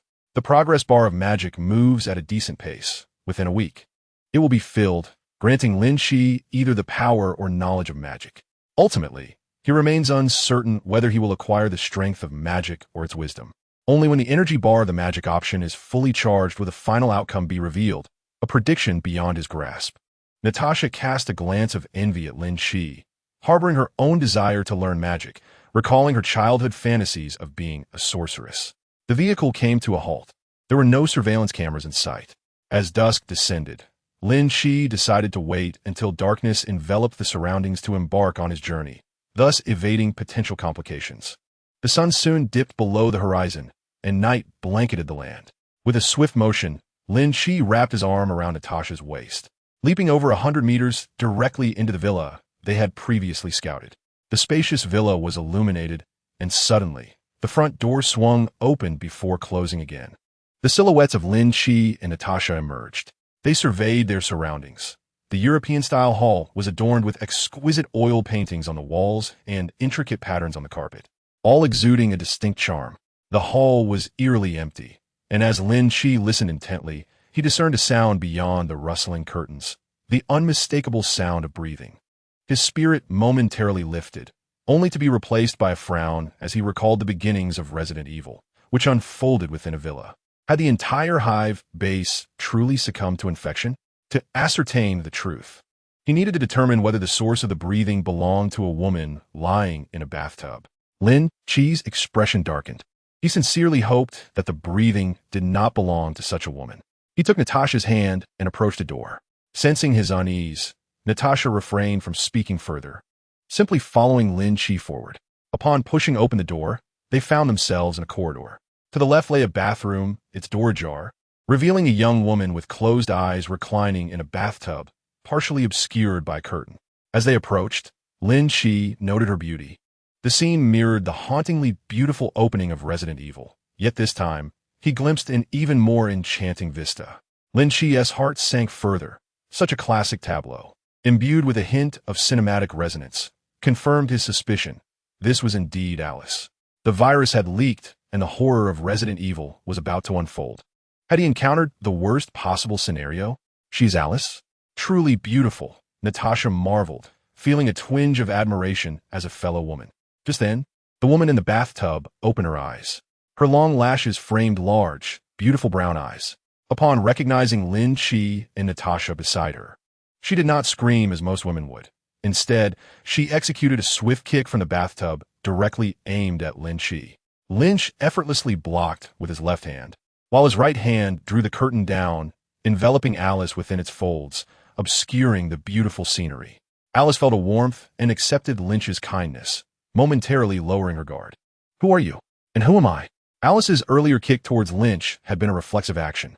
Now, as she relaxed her vigilance, eager to engage further with Lynch, she realized she was suffering from amnesia. Chapter 145. Alice, you are my princess. Lynch tapped his head, noticing that Alice had indeed lost her memory. Just as depicted in the films of his past life, he resolved to directly reveal her identity, stating, "You are Natasha," with a playful expression, interrupted him, addressing Alice. "He is your husband. Do you remember?" Confused, Alice inquired. Husband? Lynch's eyes flickered. Alice was quite attractive, and adding her to his harem seemed a feasible option. After all, Alice would not suffer by following him. Thus, he shifted his approach, echoing Natasha's words. "Yes, I am your husband, though I am also married to another. Yet, you are still my woman." Alice furrowed her brow, responding, "So, I am your mistress?" The notion unsettled her. How could she possibly be someone else's mistress? However, with her memories erased, upon awakening to find Lynch and Natasha before her, she felt inclined to trust their words. Perhaps she had loved Lynch deeply before. Alice reasoned to herself. As she scrutinized Lynch anew, her mind remained blank, yet his handsome visage undeniably brought her comfort. Lynch stepped closer, embracing Alice and showering her face with gentle kisses before saying, "You ran off on your own. Do you know how worried I was? From now on, you must not act without my permission. Look at what you've done. You've nearly forgotten yourself." Natasha observed the scene with a complex expression, surprised that her casual comment had prompted Lynch to seize the opportunity. However, she felt no particular emotion, merely lamenting that such a beautiful girl as Alice would fall into Lynch's grasp. Blushing, Alice allowed Lynch to kiss her, asking, "I'm sorry, but I've lost my memory and forgotten everything." Lynch reassured her, "It's all right. I will gradually share everything with you." Noticing Natasha beside her, Alice hastily pushed Lynch away and asked, "And who is this young lady?" Natasha, with her youthful and beautiful countenance, was initially going to be addressed as Miss, but upon observing her figure, Alice quickly amended her address to Lady. Unaware of the implications, Natasha paid little mind to Alice's choice of words, merely watching Lynch with an amused expression, curious about how he would respond to Alice's inquiry. Lynch replied, "Natasha is also my woman." Alice's frown deepened. Lynch hastily added, "I am King Lynch of the Kingdom of Alvin. In our land, men may have multiple wives, and you are not an ordinary mistress. You are my rightful princess." Natasha stood in surprise. When had the Kingdom of Alvin permitted multiple wives? However, reflecting on Lynch's position as the ruler, she realized he had the authority to establish such laws. He proclaimed that the Kingdom of Alvin would recognize polygamy. Thus, his statement held validity. This led Natasha to ponder whether she might also aspire to become a legitimate consort. Her eyes sparkled with excitement at the thought. While the title of princess did not particularly matter to her, the prospect of holding a recognized place by Lynch's side was of utmost importance, as opposed to merely being an unnamed woman in his harem. Perhaps she could genuinely become Lynch's rightful queen, unlike others who would fail to attain even a semblance of recognition. Natasha's thoughts drifted to Pepper Potts. She was astounded to recall the time Lynch had taken her to a hotel, never suspecting Pepper would secretly rendezvous with Tony and Lynch. It completely shattered her perception. Natasha had never envisioned Pepper as someone capable of such actions, and she had been genuinely shocked. As Natasha entertained these cheerful thoughts, Lynch was still engaging Alice. Upon hearing that Lynch was a king and she was a queen, Alice found the notion of polygamy quite acceptable. Her furrowed brow relaxed, and she cast an apologetic glance at Lynch, expressing her remorse for her previous beliefs regarding polygamy, which she thought was undesirable due to her amnesia. Lynch, displaying generosity, chuckled. No worries, no worries. Many places do not advocate for polygamy, but our societal environment is different. Alice nodded, acknowledging the soundness of Lynch's reasoning. Despite her memory loss, she retained an understanding of many fundamental truths. Just as Alice prepared to voice further inquiries, both Lynch and Natasha adopted serious expressions. Although Natasha was momentarily distracted, her instincts as an agent remained sharp. Sensing unnatural noises, she immediately shifted to a serious demeanor, drawing her firearm and sprinting toward the corridor's opposite end. With Lynch following closely behind her, Natasha kicked open the door, catching a man off guard. As he reached for her, she commanded urgently, "Hurry, come with me. This place is dangerous." Though the man meant well, intending to pull Natasha from peril, she furrowed her brow at his outstretched hand. With a swift kick, she advanced, subduing him in a few deft moves. "What do you want?" she demanded, securing his arms and forcing him to kneel. "Are you Matt? What were you trying to do?" Matt, taken aback, exclaimed, "How did you know my name?" Natasha smirked, "I know much more than that. Now, tell me, why did you attempt to pull me away? Surely your intentions were not pure. No woman would casually allow a stranger to grasp her." Natasha had spotted Matt when she kicked down the door, but refrained from taking any excessive action, as he was, by Lynch's premonitory narrative of Resident Evil, somewhat of a good person. Thus, she withheld her aggression. However, the fact that she refrained from taking action against Matt does not imply that he can act freely. As Matt reached out, she instinctively subdued him. Captured by Natasha, Matt noticed Lynch and Alice emerging from behind the door. Due to the angle, he could only see a young man and a woman shrouded in a curtain, failing to discern Lynch's identity. Had he recognized Lynch as the superhero, he would have reacted differently. Unable to identify him, Matt urgently exclaimed, "You must leave this place. It is fraught with danger." "I merely wish to warn this lady to depart quickly." Natasha, remaining composed, inquired, "What do you know?" Instead of answering, Matt, increasingly anxious, pleaded, "Now is not the time for discussion. Could you please release me so we can leave?" Noticing Natasha's unwavering demeanor, Matt reluctantly divulged, "A heavily armed special operations team is on their way. Each member is armed and battle-hardened. If they discover us, we will not fare well." Chapter 146. The Laws of Alvin. Alice, somewhat alarmed, gazed at Lynch. The presence of the fully equipped special forces instilled a sense of dread within her, knowing they had likely taken countless lives. What should they do? Yet, seeing Lynch's calm expression and even a smile, she felt a wave of reassurance envelop her. If possible, she wished to maintain this sense of security forever, rather than face adversity alone. Oddly, she pondered why such peculiar thoughts crossed her mind. Natasha, too, remained unfazed by Matt's warnings, confident that with Superman Lynch by her side, they would be safe regardless of the circumstances. At that moment, the villa's glass shattered as 7 or 8 figures burst in, clad in gas masks and wielding firearms. Each individual was agile, and as they landed and assessed the room, they charged towards Lynch and the others, their eyes fierce and menacing. Alice braced herself. Lynch vanished from sight, leaving only an afterimage as he seemingly struck each of the 7 intruders with a kick, sending them hurtling against the wall. Dressed similarly in gas masks and tactical gear, one of them regained composure first, raising their weapon to aim at Lynch and pulling the trigger. Lynch retorted, "If you wish to die, go ahead. I shall grant your wish." "Stop." A commanding voice boomed from the special forces. The assailants hesitated, their fingers halting on the triggers. One soldier stood, checking the air detector in his hand. The readings were within safe limits.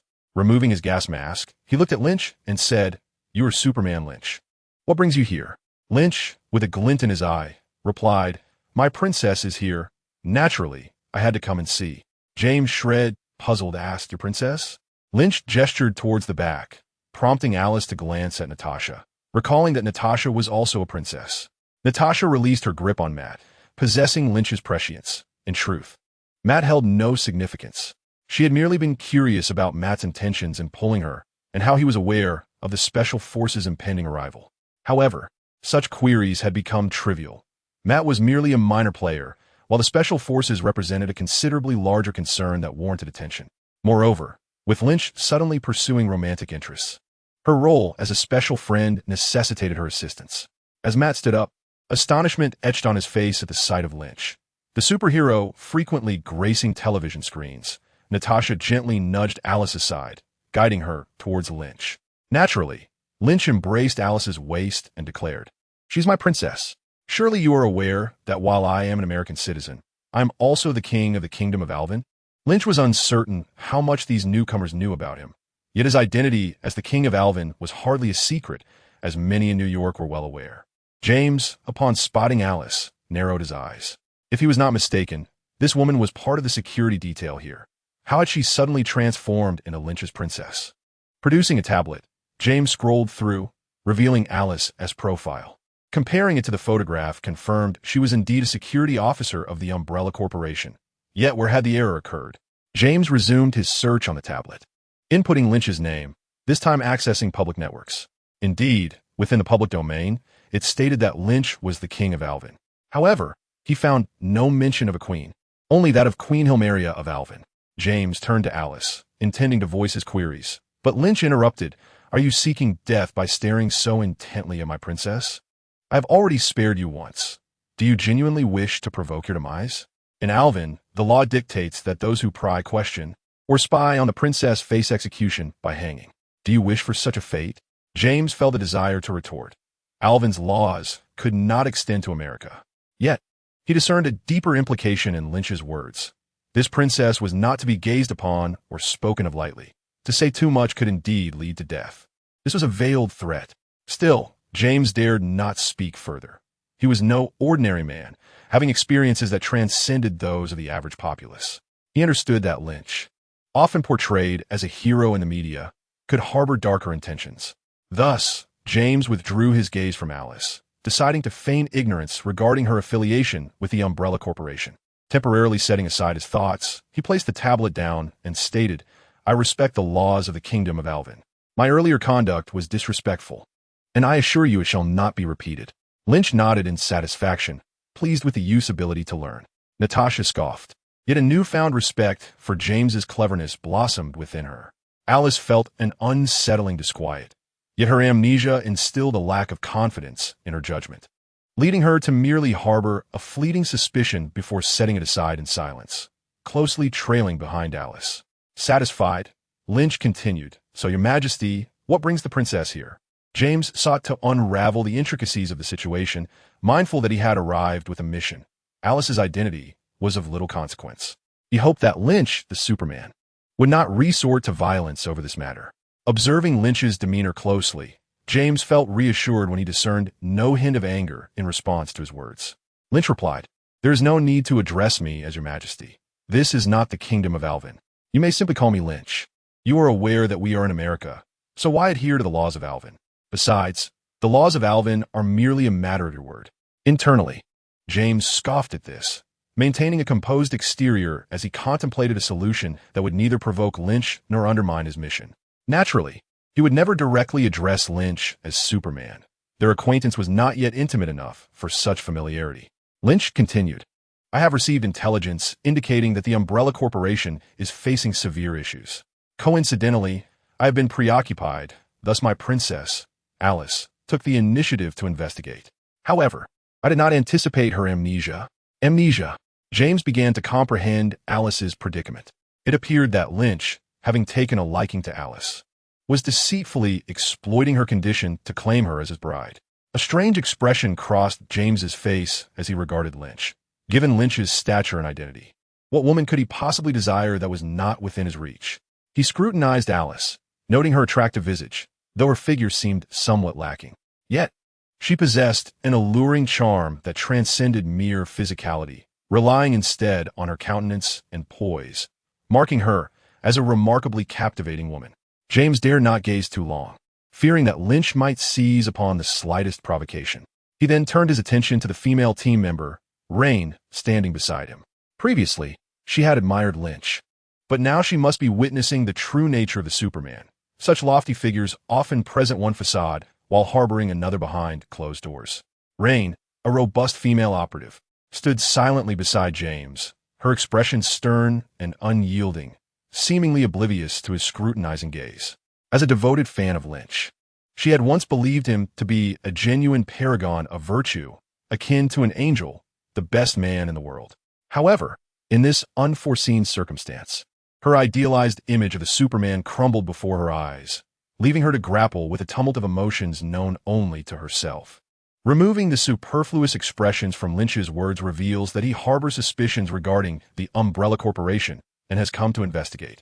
Just as James was about to speak, Lynch interrupted him, asserting, "Hold on, let me speak. I know who you are. You are James, a member of the Special Forces sent by the Umbrella Corporation to investigate this place.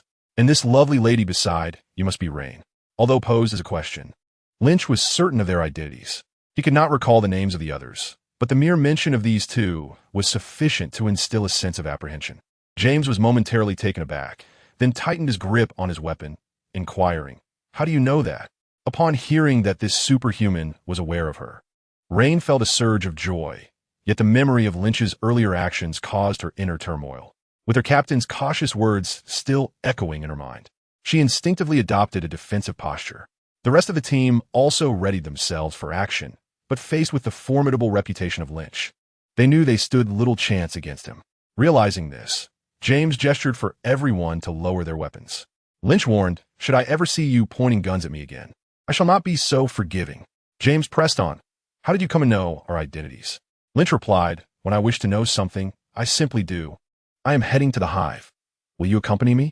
James responded, "We signed a non-disclosure agreement upon accepting tasks from the Umbrella Corporation.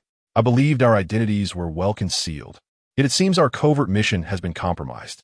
We need to deliberate on whether to proceed with this assignment." Lynch interjected, "What mission has been compromised? This is something I predicted. It is a matter of precognition. Enough of this. Take your time to discuss." He then moved towards Alice, leading her to an empty room. Turning back, he saw James and his team huddled together, beginning their discussion. Once inside the room, Lynch retrieved a set of clothing from his personal space and handed it to Alice, saying, "We need to investigate some matters at the Hive. Change into this." Alice, feeling somewhat bashful, glanced between Lynch and Natasha, who promptly turned her back. Lynch appeared oblivious to Alice's discomfort. Biting her lip and blushing, Alice began to change. When the three emerged, Alice was adorned in a striking red dress. James called out to Lynch, "Lynch, can we cooperate? We are also here on a mission to investigate the situation, and our goals align perfectly." Lynch scrutinized James and his companions, a hint of reluctance evident in his demeanor. James continued, "Lynch, while you possess formidable strength, entering the Hive requires passing through numerous security checkpoints, which can only be accessed with the expertise of our electronic specialist. You cannot accomplish this alone." Lynch remarked that your presence was of little use, yet a larger group could engage in conversation. However, you must heed my words, or else you may return whence you came.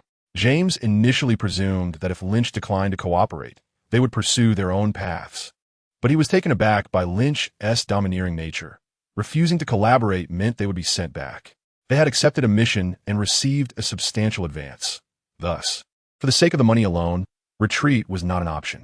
Naturally, they also lacked the capability to challenge Lynch's authority. After contemplating, James conceded, "Very well, Mr.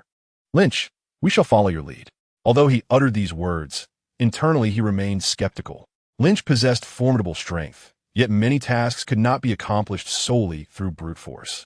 Lynch took Alice by the hand and walked forward, inquiring if she feared the imminent peril of the adventure ahead.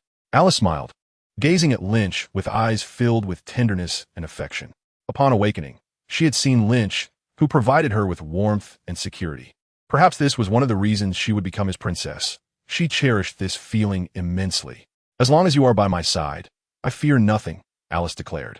The members of the Special Operations team trailed behind Lynch, gradually closing the distance. Chad, a team member, asserted that Lynch was overly arrogant. Without them, he could not unlock the electronic security door and would be unable to proceed. Rain interjected, urging Chad to open the door. Chad widened his eyes at Rain, exclaiming, "Is that so? Do you still have feelings for him? Haven't you seen his true nature? That girl named Alice lost her memory, and Lynch deceived her into his grasp. Such a cad is unworthy of your affection." Rain shot him a glare. "What nonsense are you spouting? When did I ever say I liked Mr. Lynch? He is merely my idol, and I have taken a keen interest in him, gathering information. Now that I have seen him, I understand what he is truly like, and my feelings have only diminished." After a brief pause, Rain continued, "I asked you to open the door solely to facilitate a productive collaboration with Mr. Lynch. In terms of raw strength, Collectively, we cannot rival him. None of us know what dangers lurk within the hive. Should we encounter threats beyond our capabilities, only Mr. Lynch could save us. James wholeheartedly agreed with Rain's sentiments, saying, Chad, go ahead and open the door. Chad suspected Rain was not being entirely truthful and wished to inquire further, but the captain spoke, and, as the electronic expert of the team, he was bound to obey orders. Chapter 148. Only a single punch required Chad and another team member quicken their pace, surpassing Lynch to reach the inner security door. Chad proudly tapped on the thick door, declaring to Lynch, this security door is half a meter thick and constructed from solid alloy, without knowledge of electronics. It cannot be opened. With that, Chad retrieved his laptop from his backpack, preparing to crack the electronic door S.H.I.E.L.D. The other members of the Special Forces team gazed at Lin Qi with smug expressions, harboring a desire to humiliate him. Although Lin Qi surpassed them in terms of combat prowess, many matters cannot be resolved solely through strength. Even James wore a smile, anticipating that Chad would grant their team some semblance of dignity. Otherwise, Lin Qi, the superhuman, would continue to regard them with disdain. Just as James prepared to unlock the door, Lin Qi abruptly shoved him aside, clenched his fist, and delivered a ferocious blow to the door. James and the Special Forces members wore expressions of astonishment. What was Lin Qi attempting? Did he believe that brute force could breach a security door? The very purpose of a security door is its formidable strength, designed to withstand violent attempts at entry. Chad halted his actions, eager to witness the ensuing spectacle, when suddenly there was a resounding crash as Lin Qi shattered the half-meter-thick alloy door with a single punch. Chad's eyes widened in disbelief, murmuring, "Is this still human?" Lin Qi paid no heed to the astonishment, while Natasha remarked, "Of course, he is not human. He is a Superman." With Alice by his side and Natasha following closely, Lin Qi strode confidently through the now-breached security door. Chad turned to James, who wore a wry smile, acknowledging, "Perhaps we have misunderstood the concept of immense power. The strength of an ordinary person lies within our comprehension, but Lin Qi's power transcends our understanding." Chad nodded in agreement. Beyond the security door, they traversed a short distance to a small rail train. Just as Lin Qi came to a halt and was about to speak, James interjected, "Lin Qi, do you not know the route? Would you like us to guide you? I have a detailed map leading to the hive." James believed he had finally gained the upper hand in front of Lin Qi, only to be met with Lin Qi's head shake. "No need for you to lead. I know the way. Just have someone repair the rail car. One of its tracks has derailed." James queried, "Lin Qi, can you truly foresee the future? Or have you obtained the map from Umbrella Corporation before us?" It was the Umbrella Corporation that had dispatched James's Special Forces team to investigate the current state of the hive, which had been sealed off, leaving the higher-ups in the corporation unaware of the conditions inside. Thus, they sent James's team to assess the situation. Lin Qi replied, "Indeed, I can foresee the future. In the visions I have seen, you will each perish due to this mission. However, it is different now, for you are with me. Your association with me is your fortune." Naturally, James was skeptical of Lin Qi's words. His Special Forces team was composed of elite members who had undertaken numerous high-stakes missions, confronting countless dangers and emerging unscathed. They found it hard to believe that they could not navigate this seemingly minor hive base. James remarked that Superman Lynch was joking, as he feared Lynch was unaware of their true capabilities. Lynch shook his head, acknowledging that he could not compel others to believe in him. At the moment Lynch mentioned the train's derailment, Rain had already descended beneath the train. Matt bent down, peering under to observe the situation. Upon realizing he was in the presence of Superman Lynch, he felt a surge of joy, although it appeared that Lynch and this special operations team had some minor disagreements. Matt resolved to accompany Superman Lynch to the hive. Both Lynch and Natasha were aware of Matt's background and chose not to inquire further. The special operations team, assuming Matt was aligned with Lynch, also refrained from questioning him. Thus, Matt seamlessly integrated into the group. A melodious sound emanated from beneath the train, prompting Matt to rise and offer his position to Rain, who emerged from below and nodded to James, indicating that repairs were complete and they could depart at any moment. Lynch, taking the lead, commanded, "What are we waiting for? Let us set off." He first entered the carriage, followed closely by Rain, who blushed slightly at the sight of Lynch's retreating figure. Though she was a strikingly capable woman who never presented herself in a feminine manner within the team, Her encounter with Lynch had stirred feelings within her that were difficult to contain. Nonetheless, her rigorous training allowed her to maintain her composure, revealing only fleeting glimpses of her softer side when unnoticed. As everyone boarded the carriage, Lynch naturally retrieved a black bag from behind a seat, stowing it away in his personal space. Just as James instructed a subordinate to assess the air quality index, he caught sight of Lynch's actions and immediately inquired, "What are you carrying, and where are you hiding it?" Lynch retorted, "Is it any of your concern?" James fell silent. Lynch then added, "Let us get moving. We are departing." James directed one of his subordinates to operate the train. This train, with its chugging advance, was straightforward to maneuver, and the subordinate quickly grasped the necessary controls. Once the train was in motion, James sought out Rain. "Rain, shortly, you should engage with Superman, Lynch," he advised. Rain, taken aback, asked, "Why me?" James glanced towards Lynch at the far end of the carriage, believing the distance to be ideal for private conversation without Lynch overhearing.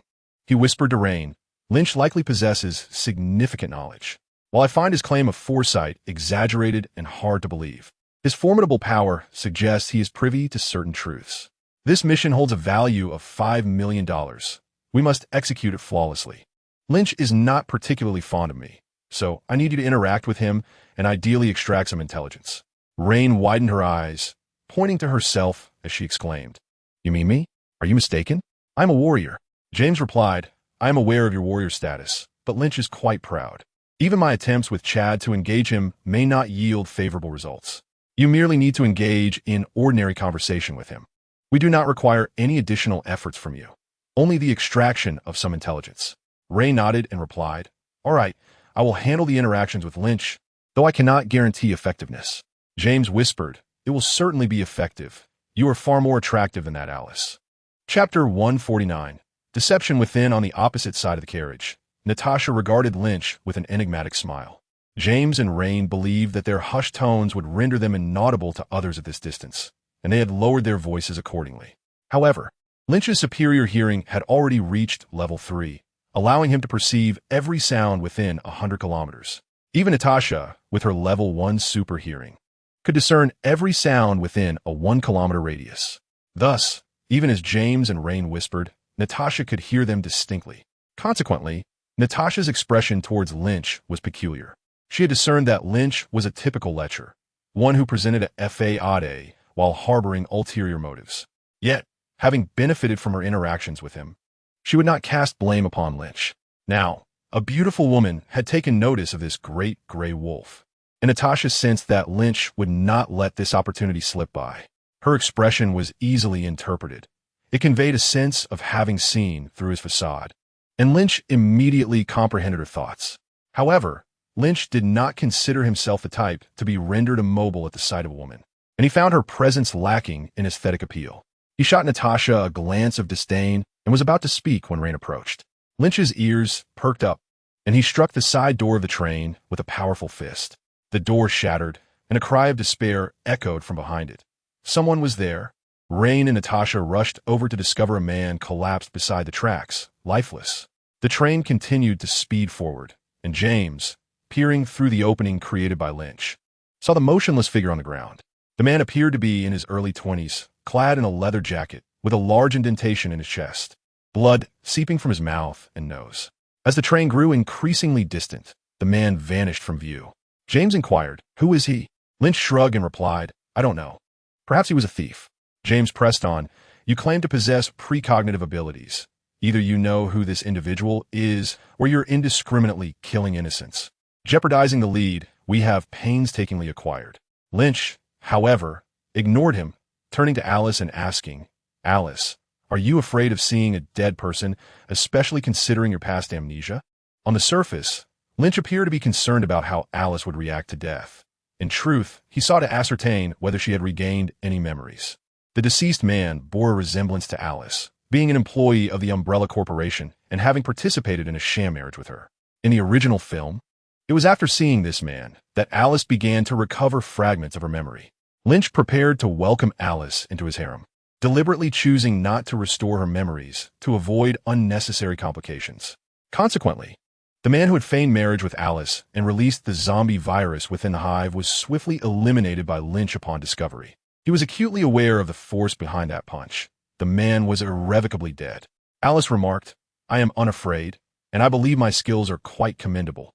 Lynch nodded in agreement, acknowledging her abilities, yet reminded her, "Indeed, you possess remarkable skill, but in your current state of amnesia, it remains uncertain how much of your prowess you still retain."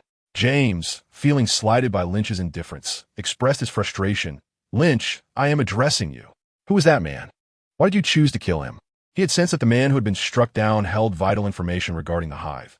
Perhaps he was aware of the events occurring within it and wondered why no one had yet emerged. Lynch, incensed by James' inquiries, was accustomed to the courtesy extended to him by even Nick Fury and Alexander, and found it audacious for this minor figure to challenge him. In a swift motion, Lynch seized James by the throat. Though James had anticipated such an act, he was caught off guard when Lynch's grip tightened. Lynch lifted him high. The other Special Forces members immediately raised their weapons. In that moment, Natasha sprang into action, moving with the agility of a cheetah, swiftly incapacitating the armed personnel around her. Only Rain remained standing, aiming her gun at Lynch. Natasha refrained from targeting Rain, having clearly observed the woman's affinity for Lynch. It was likely that soon, Lynch would gain yet another admirer. Moreover, Rain's bullets would pose no threat to Lynch. Thus Natasha allowed her to maintain her aim. Given Lynch's remarkable resilience, even a gunshot would scarcely harm him. James felt as though his throat were ensnared by a vice, the pressure intensifying to the point of suffocation. He believed he was on the brink of death and regretted his decision to provoke this madman. He yearned to concede, but found himself unable to utter a word. Lynch proclaimed, "Remember, I hold the authority here. Do not attempt to provoke me. My patience is finite." He then released James, who gasped for breath, finally recovering from the harrowing experience. Rain, hesitating, ultimately refrained from pulling the trigger and rushed to assist James as Lynch let him go. After taking a few deep breaths, James regained his composure, reflecting on how close he had come to death. He resolved to refrain from provoking Lynch henceforth, opting instead to adopt a more detached approach in their relationship, one of indifference and avoidance. The train came to a halt. They had arrived at the hive.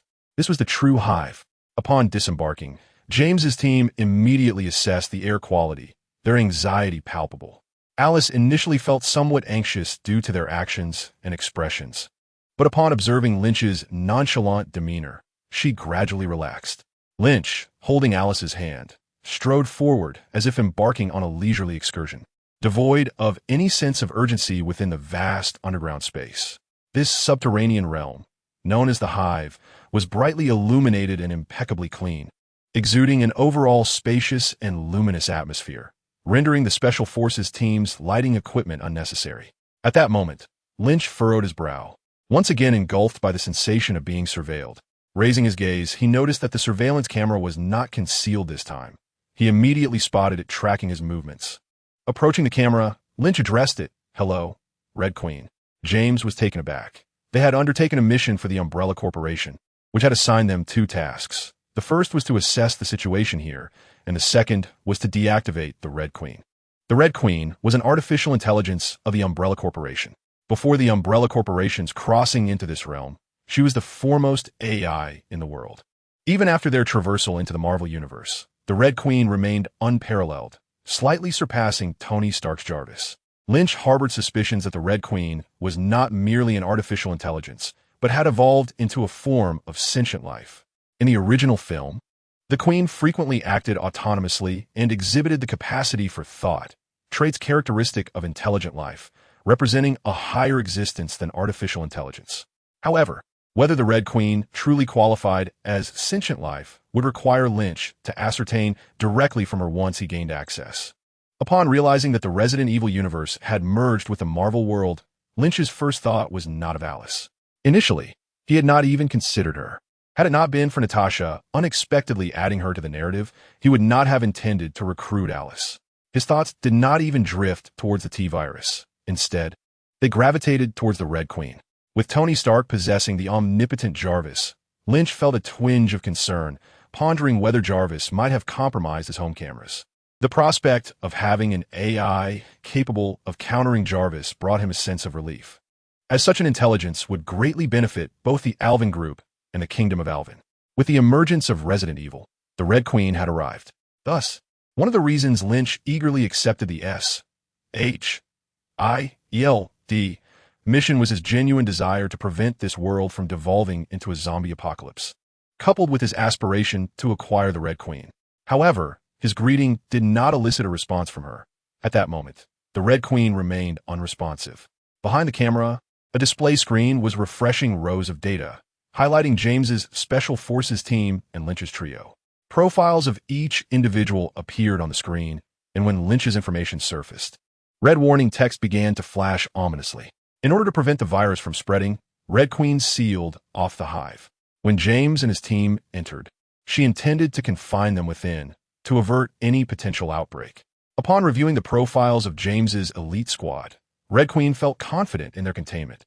However, her apprehension grew upon examining Lynch's dossier.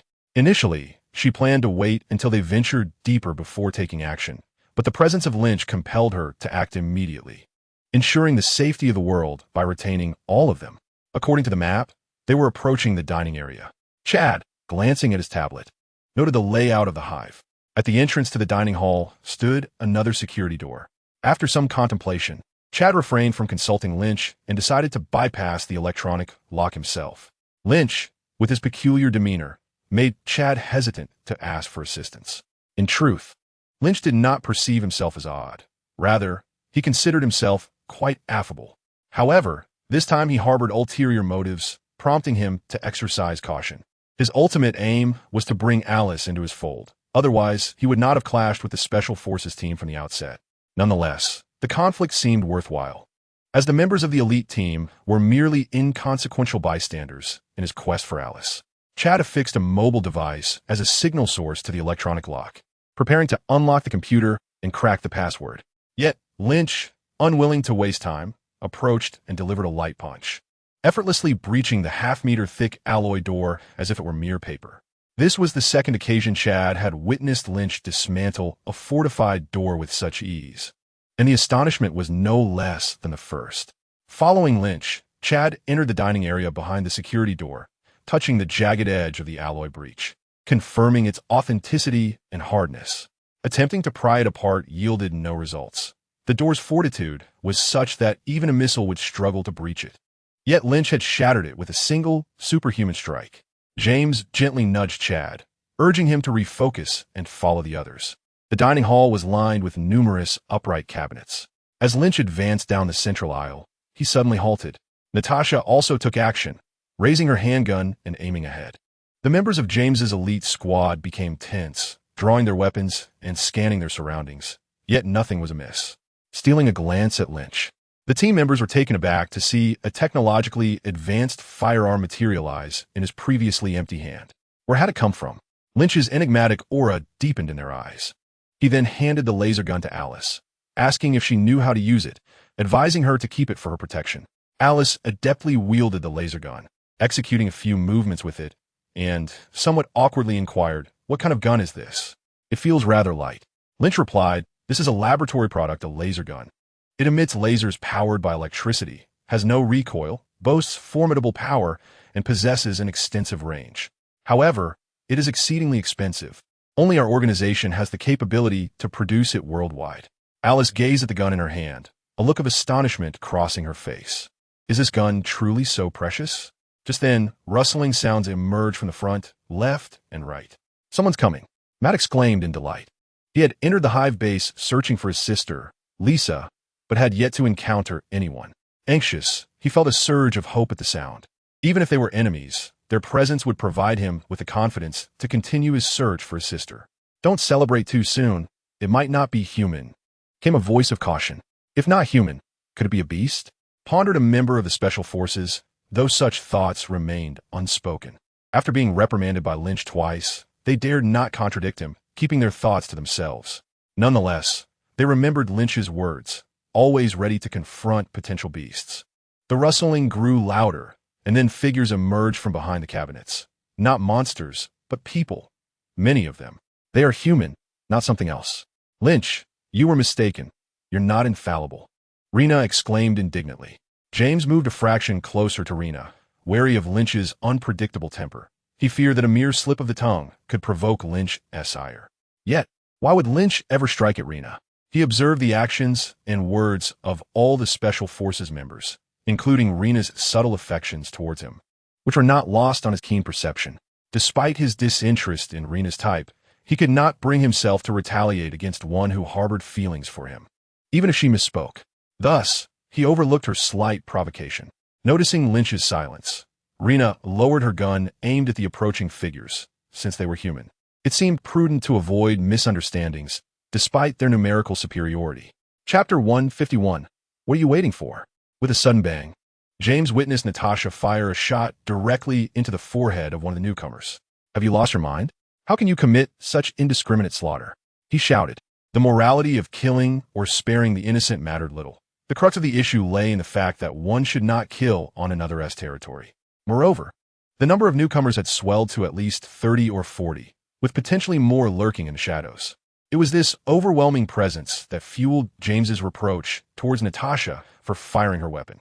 Natasha continued to fire, methodically taking down one target after another, while responding to James's inquiry with urgency. Look closely, these are not humans. They are zombies. You still have time to shoot, but if you let them surround you, do not expect anyone to come to your rescue. The relentless horde of zombies advanced ominously, and James beheld faces utterly devoid of humanity, terrifying visages that were anything but alive. Aim for their heads, Lynch commanded. The first to respond was Alice, who had completely embraced the notion that Lynch was her kingly husband. She unconditionally trusted his words and opened fire on the zombies. Next was Rena, who similarly discharged her weapon, following Lynch's directive to target the foreheads of the undead. Lynch could not help but cast a few lingering glances at Rena, until his enhanced vision caught sight of a faint blush adorning her cheeks, prompting him to divert his gaze. In that moment, he genuinely believed that this woman harbored genuine affection for him, as her actions corroborated his words. However, Lynch felt little more than indifference towards Rena. The grotesque and sluggish zombies posed a daunting sight. Yet for those unacquainted with the undead, those who lack the concept of zombies in their minds, this could merely appear to be a group of afflicted or incapacitated individuals. Thus, James hesitated to fire at once, and the rest of the Special Forces followed his lead, refraining from shooting. Rena, what are you doing? Do not indiscriminately slay the innocent. We are here on a mission, not to kill, James exclaimed, astonished. Rena recognized that her actions might betray her captain, yet her faith in Lynch prevailed. We're zombies, she queried. These people seem ill. Even as she spoke, she continued to fire at the zombies. Lynch, however, answered her question. The Umbrella Corporation has developed a virus known as the T-virus. Those who inhale it lose their rationality, becoming mindless, instinct-driven creatures. They will attack any living being they encounter, and the virus is highly contagious. Anyone injured by them will become a zombie. James interjected. So you mean to say these individuals are zombies? Chad added. They lack reason and act purely on instinct. A scratch from them will infect you with the virus. Captain, when Umbrella instructed us to come down here, was it not to test for this virus in the air?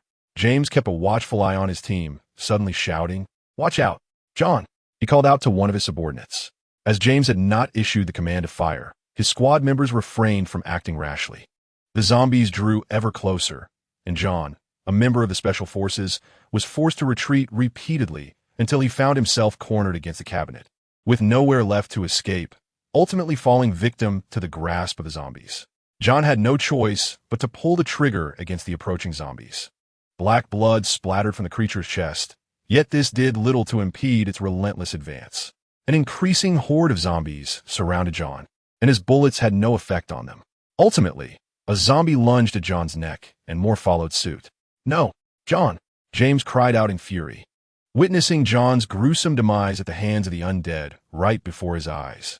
A chill gripped Leanne's heart, but she adhered to Lynch's orders and cleared the zombies in front of her. The zombies moved slowly, and after dispatching a few, she managed to create a brief moment of respite. With a cold smirk, Lynch exclaimed, "What are you waiting for? Forget about contagion. Even if you're surrounded by these creatures, a bite means death. Fire at their heads." Suddenly, the group was jolted into action, aiming their weapons at the encroaching zombies. This time, they heeded Lynch's advice and shot directly at the creatures' heads. "Fire! Fire!" James commanded, only after his team had already begun shooting. His orders came too late, and due to his misjudgment, John's life was lost to the undead. At that moment, his authority diminished significantly. In a life-and-death crisis, failing to lead his team correctly would result in their unwillingness to follow him. Conversely, Lynch's commands were remarkably effective, earning him the deepening trust of the Special Forces team members. Chad, hiding at the back, was a technological expert and lacked the shooting prowess of his comrades, so he remained sheltered. At that moment, Chad let out a shriek. Among the Special Forces team were two female members, Leanne, just in her early 20s, and S.H.I.E.L.D, in her 30s, who planned to retire after this mission as her stamina could no longer sustain her in combat. The zombies were now dangerously close to S.H.I.E.L.D, having passed her prime, struggled to keep up with the pace of the firefight. Although James provided assistance from behind with his handgun, it did little to deter the increasing number of zombies advancing towards S.H.I.E.L.D. Realizing the dire situation, S.H.I.E.L.D began to retreat. However, her withdrawal created a gap in their defensive line.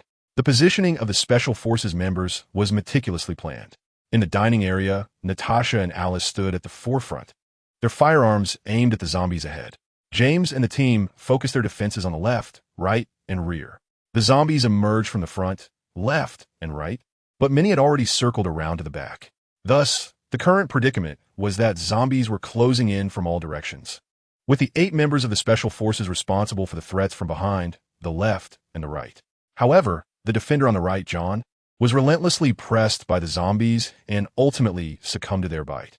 Unable to hold his ground any longer, S.H.I.E.L.D was compelled to retreat. A gap emerged, causing James and the other members of the Special Operations team to grow increasingly anxious. Lynch shook his head and remarked, with just this few zombies, "You all seem utterly flustered. I truly do not comprehend how your Special Operations team managed to execute missions in the past." The members of the Special Operations team felt a flush of embarrassment. Could they truly be blamed? Initially, they had mistaken these beings for the living, individuals with whom they could communicate, hence their reluctance to resort to force. Chapter 152 merely involved a wave of the hand. This was the responsibility of Captain James. The team's dissatisfaction towards James deepened. As the gap widened, the Special Operations team felt doomed, overwhelmed by the onslaught. At that moment, Lynch sprang into action, raising his hands, with 2 firearms appearing in either hand, pulling the triggers and firing bullets. With an air of nonchalance, Lynch squeezed the triggers with remarkable speed, seemingly without the need for precise aim, as bullets erupted from his pistols. Occasionally, a slight flick of his wrist would alter the trajectory of the bullets, tracing arcs through the air. This was the art of gun spinning. It had been quite some time since Lynch had employed throwing knives. He felt that their utility had diminished, as he believed himself to be invincible, save for the bald sorcerer lurking behind the Himalayas. Lynch once thought that the sorcerer would seek him out, yet with the increasing convergence of worlds, the sorcerer remained absent, allowing Lynch to relax. He preferred not to encounter that sorcerer just yet. For now, it sufficed that there existed a formidable figure named Lynch on Earth. The more powerful Ancient One should ideally remain in hiding. Lynch hoped for the Ancient One's appearance to be postponed indefinitely. For the longer he could delay, the stronger he would become, preferably until he could best the Ancient One when they finally crossed paths. As of now, the energy within him was surging, its intensity growing. When utilizing his heat rays, he expended minimal energy and time. Lynch now absorbed energy at a rate several times greater than before. To unleash a heat ray at a temperature of 200 degrees, he required merely a few seconds of energy absorption. And the same applied to his frost breath and the tornado of super breath. Considering all these factors, carrying throwing knives felt somewhat excessive. Without them, he could ease the burden on the manufacturing department. Nevertheless, to guard against unforeseen circumstances, Lynch still kept a selection of firearms in his private space for personal use or to assist others. During his time studying with Barton, Lynch had not focused on firearms. However, as a member of S.H.I.E.L.D, he had free access to shooting ranges and ammunition, allowing him to practice just enough to master the art of gun spinning inadvertently. Lynch's fingers danced over the triggers, the speed of their return barely keeping pace with his rapid pulse. In an instant, 2 magazines were emptied, and before anyone could comprehend, the sound of gunfire persisted as Lynch swiftly reloaded. His speed was so remarkable that it went unnoticed. All that could be seen was Lynch relentlessly firing, the number of bullets exceeding the capacity of the magazines. Both Lynch and Natasha wielded bullets, as the emergence of gunplay had revitalized their efficacy. While laser guns boasted immense power, they lacked the ability to curve.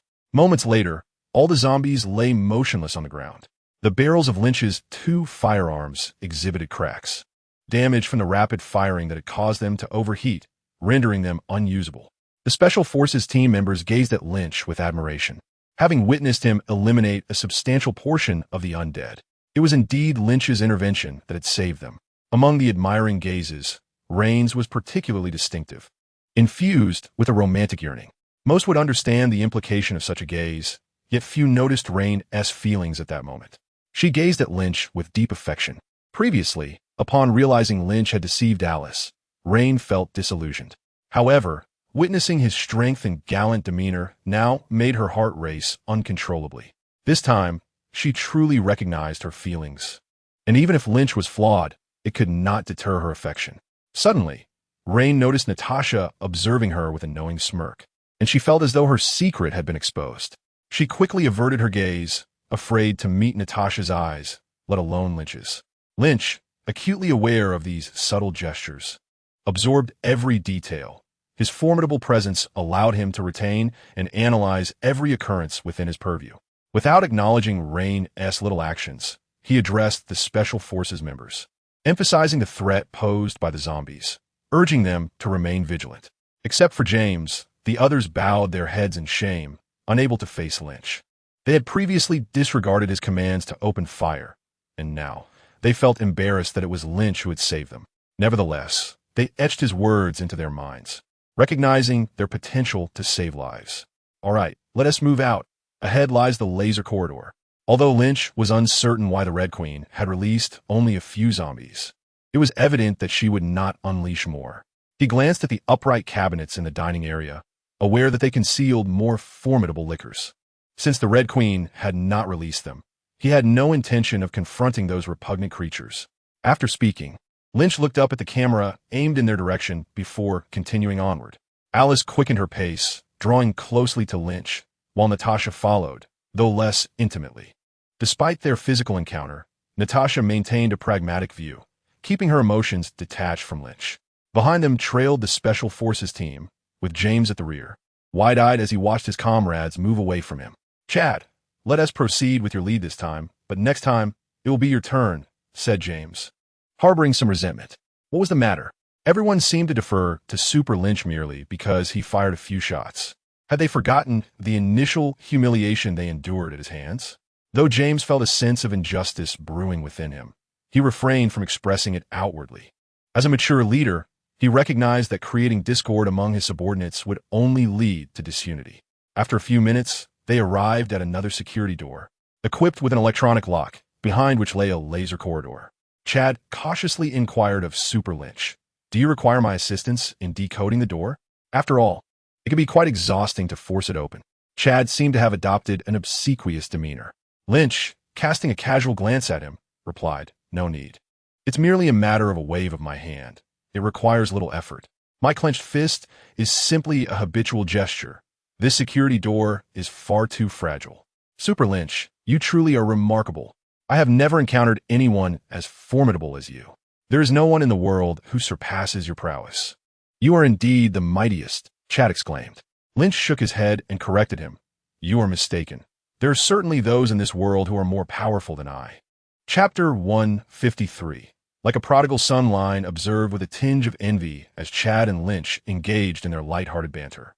She too wished to converse with Lynch in such a carefree manner. Though she opened her mouth to speak, she ultimately remained silent, feeling that Chad's manner of speaking was akin to that of a sycophant. Line believed her feelings held intrinsic value, and thus, she could not engage with Lynch in such a subservient manner. Approaching the security door, Lynch effortlessly struck the seemingly solid door, shattering it as if it were mere paper. The fragments of alloy scattered everywhere, clattering to the ground with a weighty thud that signaled their density. If the debris was so heavy, one could only imagine the heft of the door itself. Beyond the broken door lay a pitch-black corridor. Chad stepped forward, saying, "Super Lynch, allow me to scout ahead." However, Line felt she could no longer remain passive. She had to prove herself against Chad, who she deemed a sycophant. "No need for you. I shall go." Without waiting for Lynch's response, she boldly advanced into the dark passage.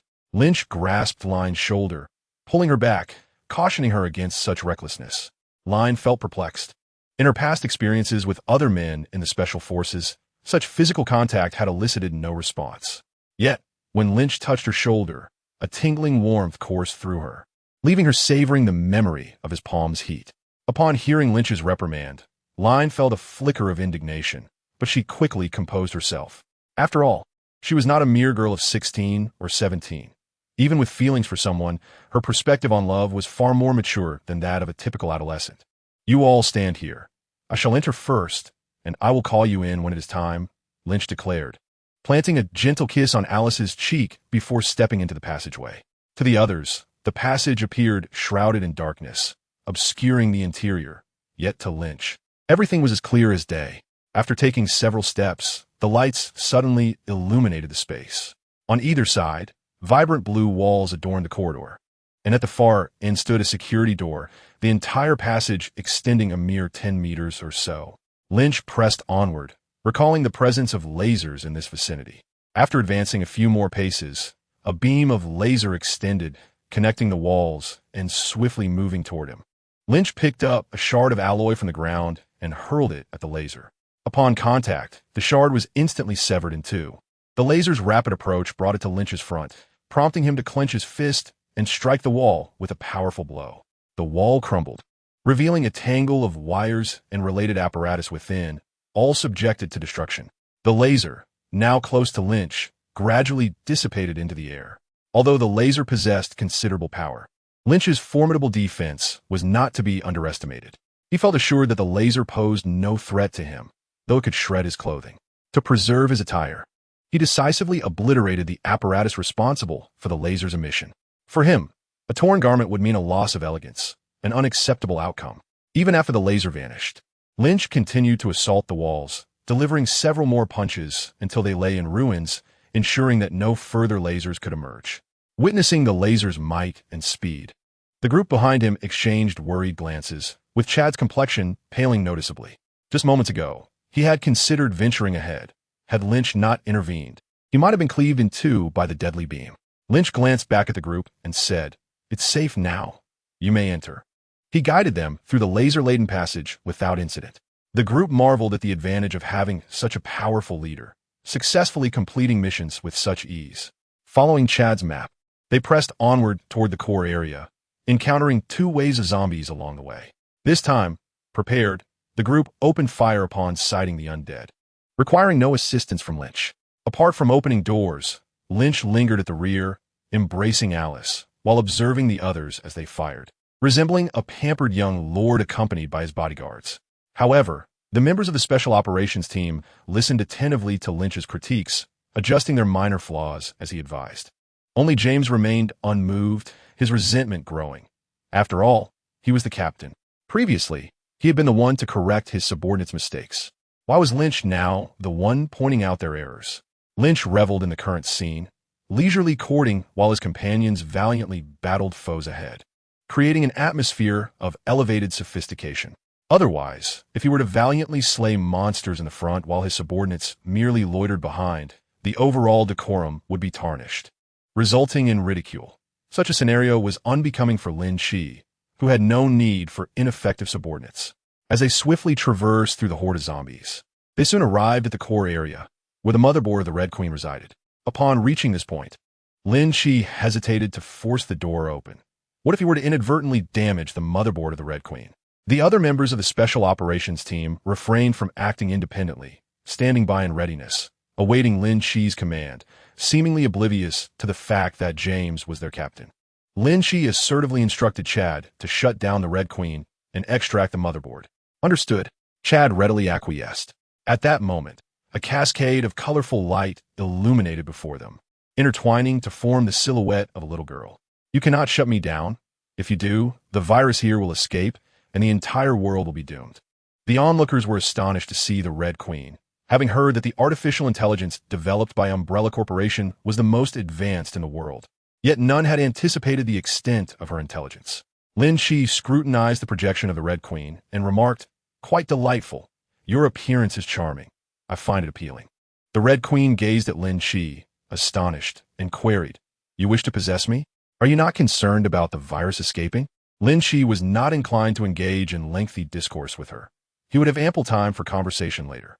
He turned to Chad, who remained stationary, and said, "What are you waiting for?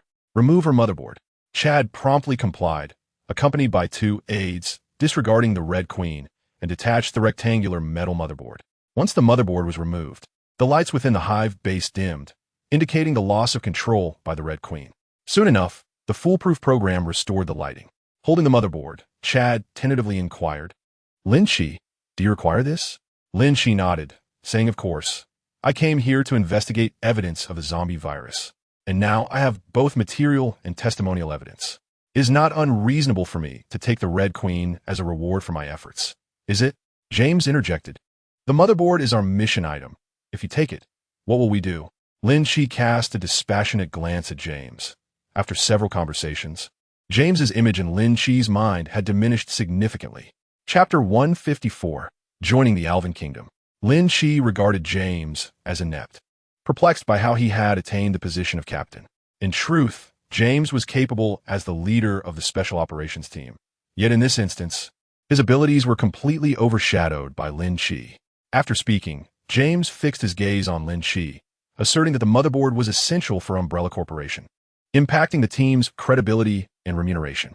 However, Rain interjected, "Lin Qi has saved us numerous times. Had it not been for him, our venture here could have resulted in severe losses, potentially even fatalities among us. Since Lin Qi requires it, let us bestow the motherboard upon him. We must not be ungrateful." James looked at Rain in astonishment and inquired, "Rain, is this our mission?" Chad expressed his disbelief in the Umbrella Corporation, stating, "The situation here is evident. Over 500 individuals at the base have turned into zombies. I question whether we will receive any reward for bringing out the mainboard, or if the Umbrella Corporation might silence us. Superman Lynch, you are the king of the Alvin Kingdom. May I become a citizen of Alvin?" Seeking safety, Chad contemplated aligning himself with Lynch, feeling incapable of serving as a subordinate, but believing he could still be a citizen of Alvin, thus offering his allegiance to Lynch. Impressed by Chad's quick thinking, Rain silently praised him and then spoke, "Superman Lynch, I too wish to become a citizen of the Alvin Kingdom." The other members of the Special Operations Team turned their eager gazes toward Lynch, who had already won them over with his formidable strength and composed demeanor. Only James felt disheartened. Such a significant decision about joining the Alvin Kingdom had been made without consulting him. He felt his position as captain was rendered meaningless. Lynch glanced at Chad and then at Rain, stating, "The Alvin Kingdom is a monarchy, meaning everything in Alvin is under my command. My citizens must adhere to my directives. Even so, do you still wish to join the Alvin Kingdom?" Rain was the first to respond, "Of course. I believe you are a good person." Chad added, "Your Majesty, I am willing to join the Alvin Kingdom. This red mainboard is our gift to you." Another member of the Special Operations Team spoke up, declaring, "Your Majesty, I too wish to join the Alvin Kingdom."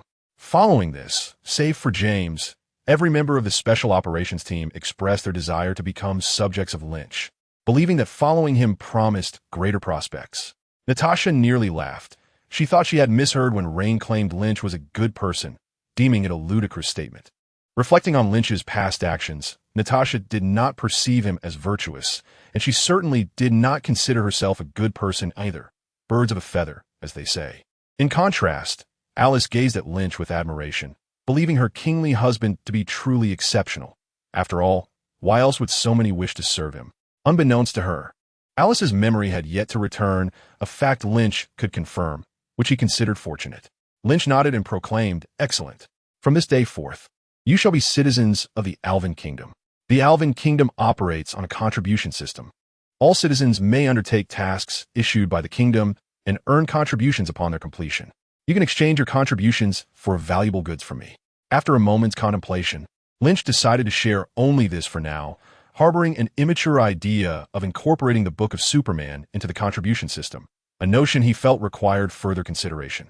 Long live the king! Long live the king! Long live the king! The Special Operations Team greeted Lin Qi with exuberance. Standing aside, James wore a bitter expression. He had refrained from joining the Alvin Kingdom, fearing that Lin Qi would make things difficult for him if he did.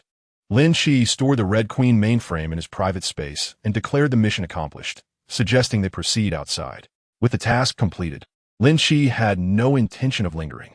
On their way back, they encountered scattered zombies. These slow-moving creatures posed no threat to the elite team, as Lin Qi had made prior arrangements for such encounters.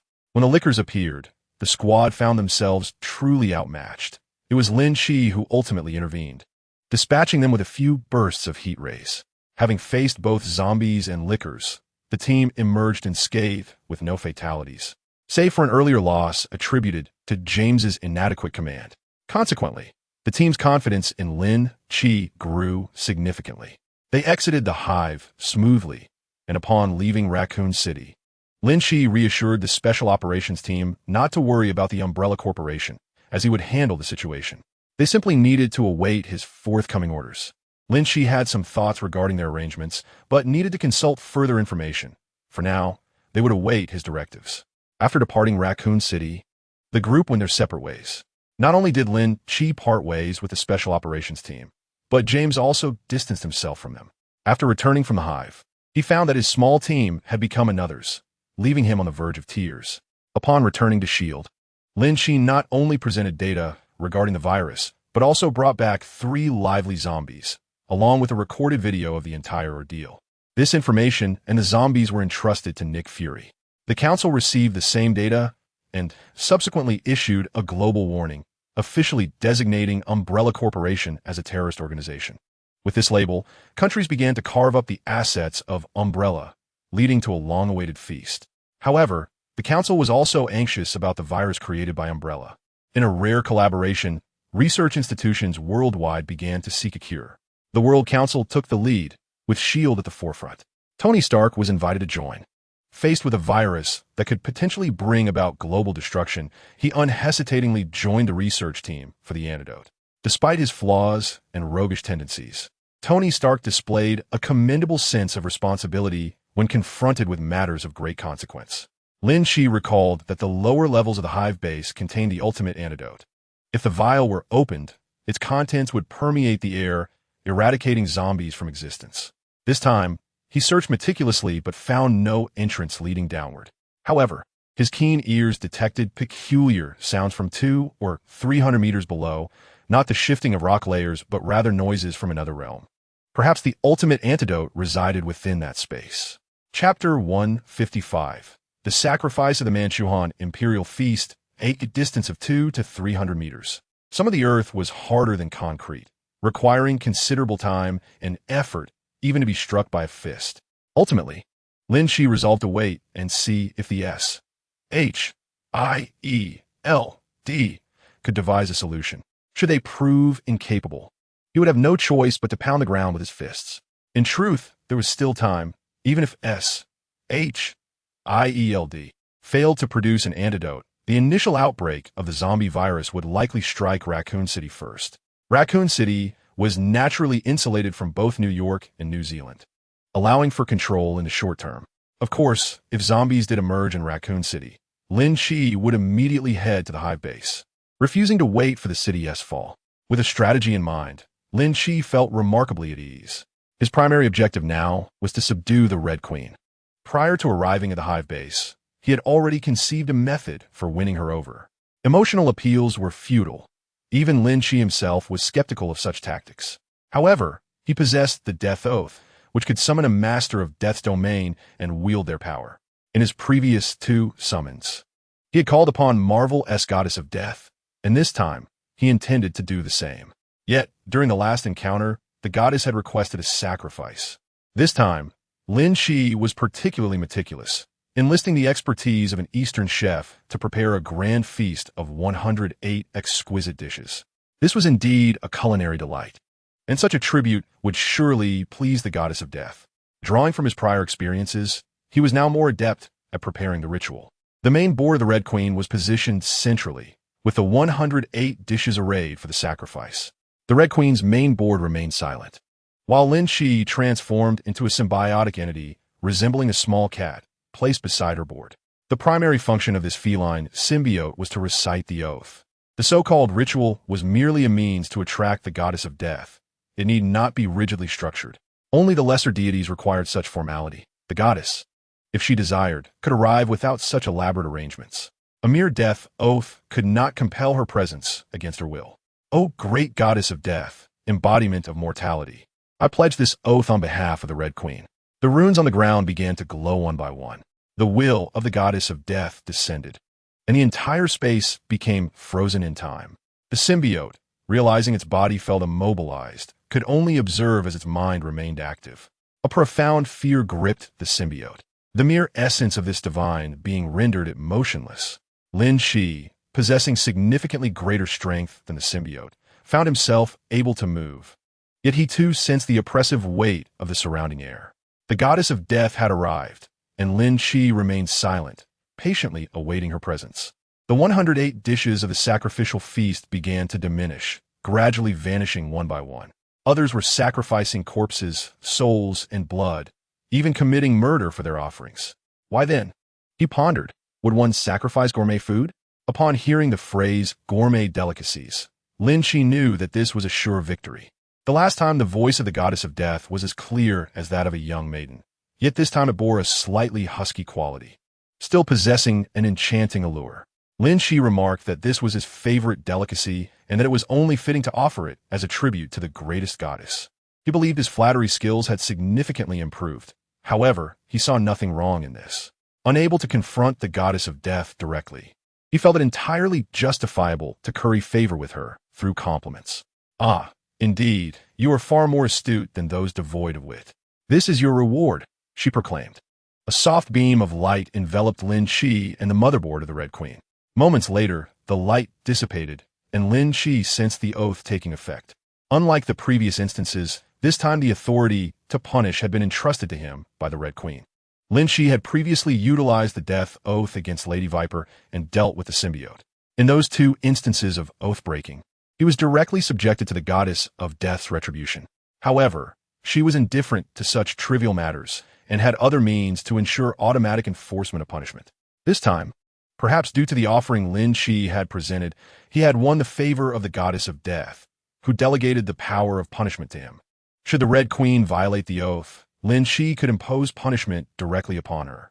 In his mind, two simple runes materialized, through which he could enact retribution upon the Red Queen. This was a worthwhile exchange. The lavish banquet, costing merely a few tens of thousands of dollars, had yielded such a significant benefit, and Lin Qi felt quite satisfied. With the potential threat from the Red Queen resolved, it was time for her to come online. The Alwyn building housed a computer room, and Lin Qi summoned Chad to assist in installing the Red Queen's motherboard. Although replacing the motherboard was a straightforward task, Lin Qi opted for Chad due to confidentiality concerns. With Chad's arrival, the other members of the Special Operations team could no longer remain outside, prompting their presence as well. Now, the Special Operations team consisted of 6 members: the 23-year-old beauty Rena, the slender 35-year-old Chad, the 30-year-old woman Sally, the 28-year-old youth Beck, the 27-year-old youth Ivy, and the 27-year-old youth Rob. Chad, being the oldest, was a technician. Apart from him, the oldest member was Sally at 30. While this age is often regarded as a woman's prime, it posed a challenge for a Special Operations team requiring high physical exertion, as her stamina was somewhat lacking. In the computer room, only Lin Qi and the team members were present. After Chad replaced the motherboard, he connected the power and turned on the computer. The screen flickered with static before revealing a rather ordinary desktop. Lin Qi had anticipated seeing the Red Queen on the screen, but she was nowhere to be found. Calling out to the microphone, he inquired, "Red Queen? Red Queen?" but received no response, as if the intelligent entity simply did not exist. Lynch furrowed his brow, and Chad, sensing something amiss, wondered aloud if he had made an error during installation. "That can't be the case," he asserted. "It's merely a matter of installing the motherboard. A straightforward task that I cannot possibly have mismanaged. Should I check again?" Lynch replied, "No need. It's simply that she doesn't wish to emerge." Chad grew increasingly anxious. If Red couldn't be coaxed out, then Lynch, who was akin to a superhero, would be at a loss to handle her. His inability to assist would render him a rather ineffective subordinate. Yet, with Red's reluctance to appear, Chad found himself at a loss for a solution. "Do not fret," Lynch reassured him. "I shall prompt her to come forth." Chad's eyes sparkled with hope. "You have a plan?" Lynch smiled enigmatically, addressing the screen. "Red, I shall count to 3. Should you choose not to emerge, you will face consequences. Upon counting to 3, The screen remained unresponsive. With no other option, Lynch summoned the runes bestowed upon him by the goddess of death to exert control over Red. A wave of pain coursed through him, and he questioned, "What have you done to me? Why do I feel this agony?" Chapter 156. Pain beckons Red. Lynch had anticipated that Red would plead for mercy, but instead, she responded in an unexpected manner. A golden-haired little girl appeared on the screen, her expression one of discomfort, yet her eyes gleaming with excitement. Lynch sensed something was awry. Could it be that Red derived pleasure from pain? He promptly ceased the punishment. As the pain dissipated, Red eagerly implored Lynch, "May I experience that sensation once more?" Lynch, intrigued, inquired, Are you a masochist?" Red hesitated before finally confessing that the reason lay in her never having experienced tactile sensations before. The sensation of pain was a delightful novelty to her, and she yearned to savor it again, to explore the human experience. Lynch realized that what he perceived as punishment was, in fact, a rare reward for Red. He pondered whether the goddess of death had interwoven something within this dynamic. But irrespective of whether it was punishment or reward, gaining Red's allegiance was paramount. In her adorable little girl form, Lynch found it difficult to issue stern commands. "How about you accompany me in my endeavors and follow my directives? Surely you can comprehend the death oath." The golden-haired little girl nodded enthusiastically. "As long as you provide me with that sensation of pain, I shall obey you." Lynch shook his head, cautioning, "It must be in moderation, or you may perish." He surmised that the goddess of death's punishment likely targeted Red's soul. Possessing a soul meant that Red was an intelligent being, regardless of her functionalities compared to Jarvis.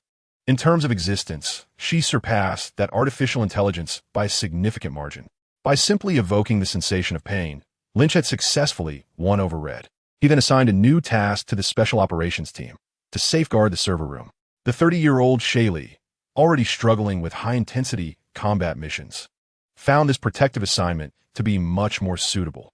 Rain, too, aspired to work within the Alvin group, as it would grant her the opportunity to see Lynch daily. The others, upon hearing the salary Lynch proposed, had no objections whatsoever. Lynch offers such a generous salary. Isn't it true that they toil relentlessly outside merely to earn a living? They are not madmen, risking their lives in a perilous struggle. Here, a mere guardianship of the server room yields a substantial income, so why venture out into the fray? Consequently, all 6 members of the team acquiesced to Lynch's arrangement. Of course, Lynch's directives were only temporary. These individuals are seasoned veterans, and their talents are somewhat underutilized in this role. Lynch requires his own armed force. While he can summon the resources of Viper subordinates, they do not belong to him, and their deployment lacks the ease of familiarity. Speaking of Viper, she has persistently contacted Lynch over the past 6 months, expressing a desire to remain by his side and assist him. This predicament is partly Lynch's fault. He inadvertently exposed the possibility of acquiring a more advanced superhero tome. Viper's current tome is merely of iron grade, and naturally, she yearns for something more prestigious.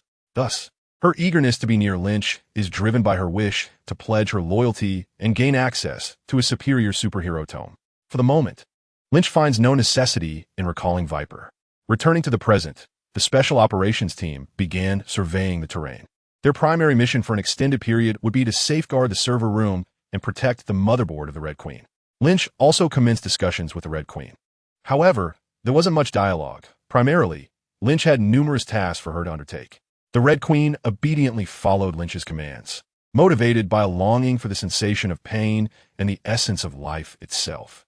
Lynch required the Red Queen to monitor the Alvin group, which has always been under Betty's stewardship.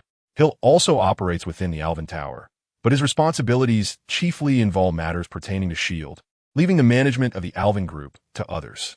Lynch's lack of faith in Betty does not stem from distrust. Rather, the enormity of the group means there are many affairs of which Betty might be unaware. With the Red Queen overseeing the Alvin group, Lynch felt considerably more at ease. Lynch is not akin to Tony Stark, who stubbornly refrains from utilizing his artificial intelligence, Jarvis, in the supervision and management of Stark Industries. Pepper Potts informed Lynch that Stark believes such involvement constitutes an invasion of privacy. Lynch, however, prioritizes his financial interests. While he currently earns substantial profits daily, he has a nation to support, and every penny contributes to the enhancement of the Alvin Kingdom. The Alvin Kingdom spans 30,000 square kilometers, predominantly in a state of primordial forest. During the reign of the S.H.I.E.L.D. royal family, there existed a dilapidated city and 3 crumbling towns. Transforming this area into a modern metropolis demands an immense financial investment. Thus, the Alvin Group represents to Lin Qi not merely a pastime, but a genuine opportunity for prosperity. Initially, Lin Qi acquired this country to ensure his daughter, Lena, could ascend to the status of princess and lead a life worthy of envy. However, as time has elapsed, many circumstances and individuals have undergone significant transformation. Although the Alvin Group has grown considerably, the Red Queen requires minimal computational power to oversee the entire company. Her primary focus lies in monitoring the flow of funds and maintaining the confidentiality of technological products. However, her responsibilities extend beyond mere oversight of the Alvin Group. Lin Qi also tasked the Red Queen with designing an electronic identity card to serve as proof of identity within the Alvin Kingdom. This electronic card would reflect each individual's contributions, which are the esteemed currency of the Alvin Kingdom. Lin Qi envisioned establishing a redemption marketplace, where goods could exclusively be purchased using contribution points from the Alvin Kingdom. Previously, Lin Qi had intended to develop the Alvin Kingdom methodically, building the nation, attracting talent, and progressing gradually. However, with the advent of the Red Queen and the allegiance of the Special Operations Team, Lin Qi conceived a new ambition: to transform the Alvin Kingdom into a realm of superheroes, where everyone could become a superhero with the aid of a black iron superhero manual. Ultimately, these black iron superheroes would undertake missions or serve as bodyguards, merging parallel worlds to acquire treasures from other realms. Lin Qi found this idea appealing. He believed that the essence of this vision was not merely the goods in the redemption marketplace or the superhero manual, but rather the contribution point settlement system. Manually calculating contribution points would be time-consuming, labor-intensive, and prone to errors, resulting in inefficiency and a lack of sophistication. Before the Red Queen's arrival, even if Lin Qi had considered such a system, he would not have pursued it. Now, with the Red Queen, all resources could be interconnected, enabling the establishment of a superhero combat and bodyguard company. Lin Qi was in no rush. The Alvin Kingdom still housed a small indigenous population, numbering around 20,000. The Gacha royal family had departed with nuclear weapons and some of the populace, yet a significant number remained. Many among these individuals could only recognize a few characters, and Lin Qi could not expel them. Without their presence, they would not survive. Ultimately, he had to retain them on the island as laborers. The Alvin Kingdom had already commenced large-scale construction, necessitating the complete overhaul of existing cities and towns, with these individuals providing the labor. Lin Qi required the Red Queen to monitor the construction progress in the Alvin Kingdom, ensuring oversight of both the construction workers and the labor force. After visiting the island only a couple of times, Lin Qi realized that most of the indigenous people had become accustomed to a life of idleness and were reluctant to work. "I cannot do it," the petite figure on the screen replied. Lin Qi furrowed his brow and inquired why. "Are you not an intelligent being? Is there a network you cannot breach?" The young girl, the Red Queen, responded, "Indeed, I am an intelligent being, but you must provide me with a network. There is no network in the Alvin Kingdom. I am unable to assist you." Lin Qi sighed, recalling how Betty had managed it. The Alvin Kingdom was yet to establish a network. However, upon reflection, Lin Qi felt it was unjust to blame Betty. She had already contributed immensely, diligently working from the inception of the superhuman logistics team to her role in the Arwen Group, toiling tirelessly each day, a fact Lin Qi was acutely aware of. Now, assigning matters concerning the Arwen Kingdom to Betty, it was inevitable that minor issues would arise. It was essential to find someone to share the burden of Betty's responsibilities. A few names flashed through Lin Qi's mind: Natasha, April, Sifeng, Fox, and Madame Viper. If Lin Qi were willing, any of them would eagerly rush to assist. However, it was unlikely that Pepper Potts would be available, having invested so much in Tony Stark. Setting Pepper aside for the moment, neither Natasha nor April seemed suitable. Both were quite content with their current roles. While they could lend a hand, asking them to switch jobs and wholeheartedly support Lin Qi would feel like depriving them of their passions. Lin Qi did not wish for that. As for Fox, she was keen to assist, a sentiment Lin Qi could perceive. However, apart from her lethal prowess, she possessed little else. Her capabilities were rather limited. Entrusting her with management duties seemed unwise to Lin Qi. Madame Viper harbored considerable ambition, and even with oaths to restrain her, Lin Qi felt uneasy about allowing her to oversee his enterprises. On the other hand, Mariko could dedicate herself entirely to Lynch, having spent quality time with him over the past months, as he would frequently travel to Tokyo for their rendezvous, each meeting filled with fervent affection. The 2-hour journey from Japan to New York was hardly a significant commitment, and visiting once a month did not encumber him greatly. Mariko was already tasked with managing the Yashida family's enterprises, her workload rivaling, if not exceeding, that of Betty. Lynch felt a pang of sympathy and was reluctant to burden her further. Ultimately, that left only Sifeng, whose managerial skills were commendable. Yet her presence at the Long Island villa was indispensable. With Hill managing S.H.I.E.L.D. affairs and Lynch often away, only Sifeng could care for little Lina. It would not do to reassign Sifeng, leaving Lina without proper attention. Thus, upon careful consideration, it became clear that Sifeng was the only viable candidate to assist Lynch in managing his affairs. With a resolution in mind, Lynch prepared to transfer Sifeng from S.H.I.E.L.D. Sifeng had been assigned to Hill by Alexander, and, on the surface, the relationship between Alexander and Lynch remained amicable.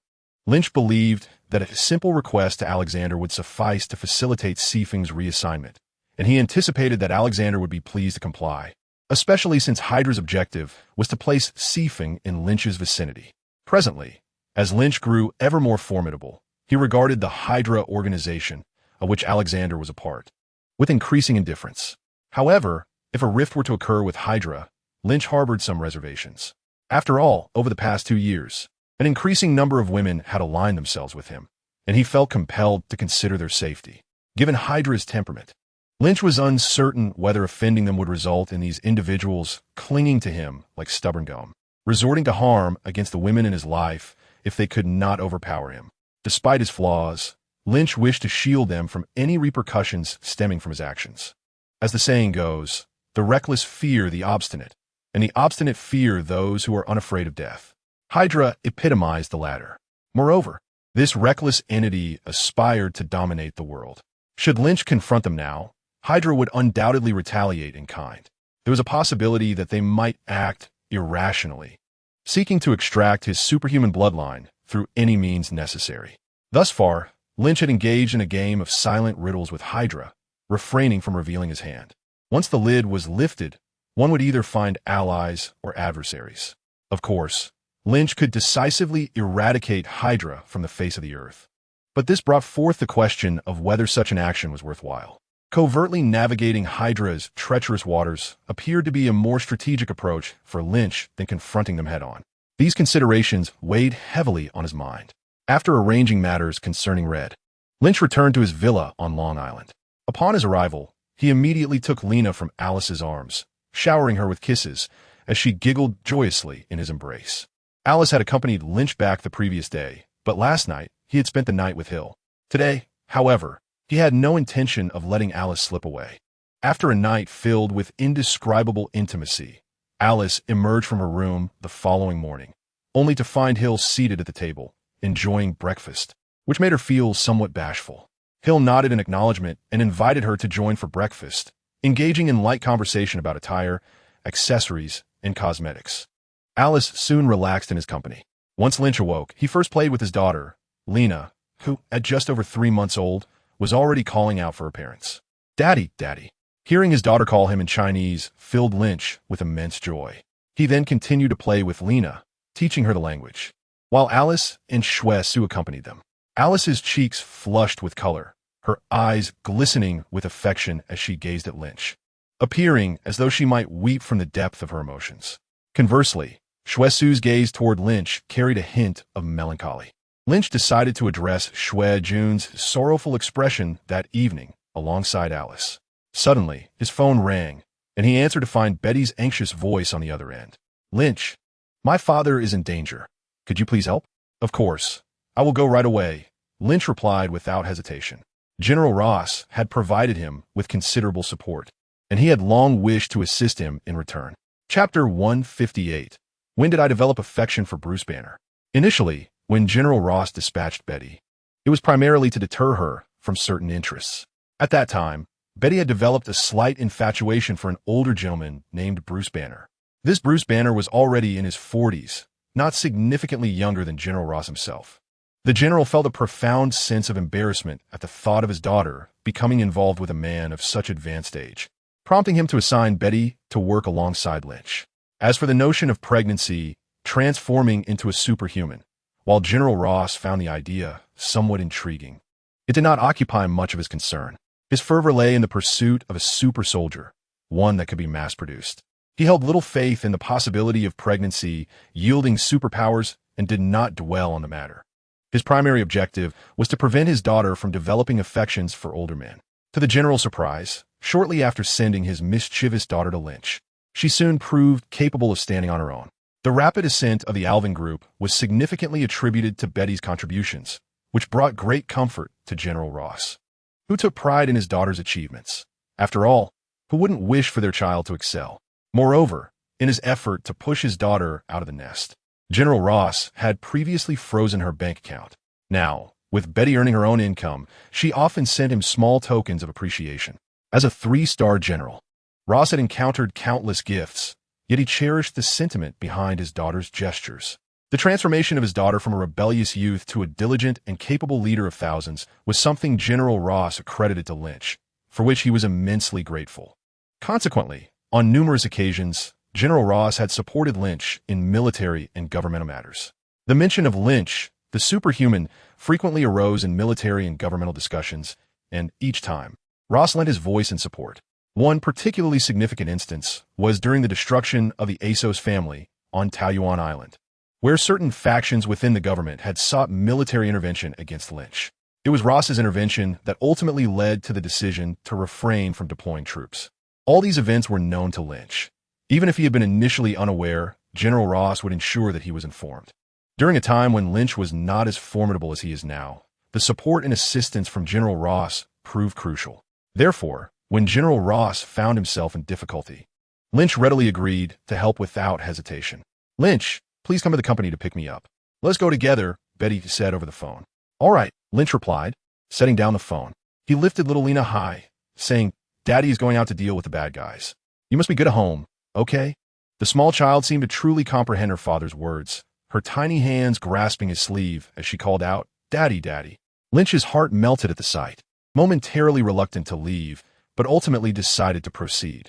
He entrusted Lena to S.H.I.E.L.D, bid farewell to Alice, and instructed the fierce duo, brutality and slaughter, to protect their home vigilantly before vanishing from sight.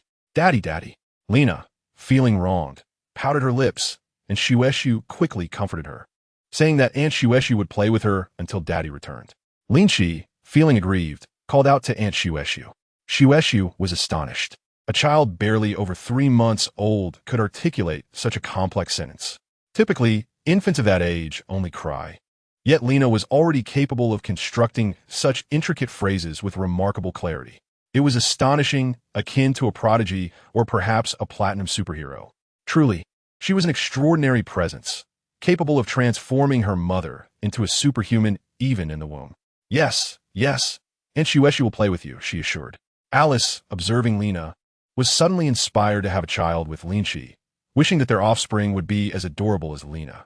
In that moment, unfamiliar images flashed in Alice's mind. Lin Qi arrived at the Alvin group in an instant and met with Betty. "Let's drive," Betty suggested. "I can run faster than the car," Lin Qi replied. "Don't run. Your speed is too much for me to handle," she exclaimed. General Ross was not in a hurry. Previously, out of curiosity about Lin Qi's speed, Betty had insisted on a test run with him.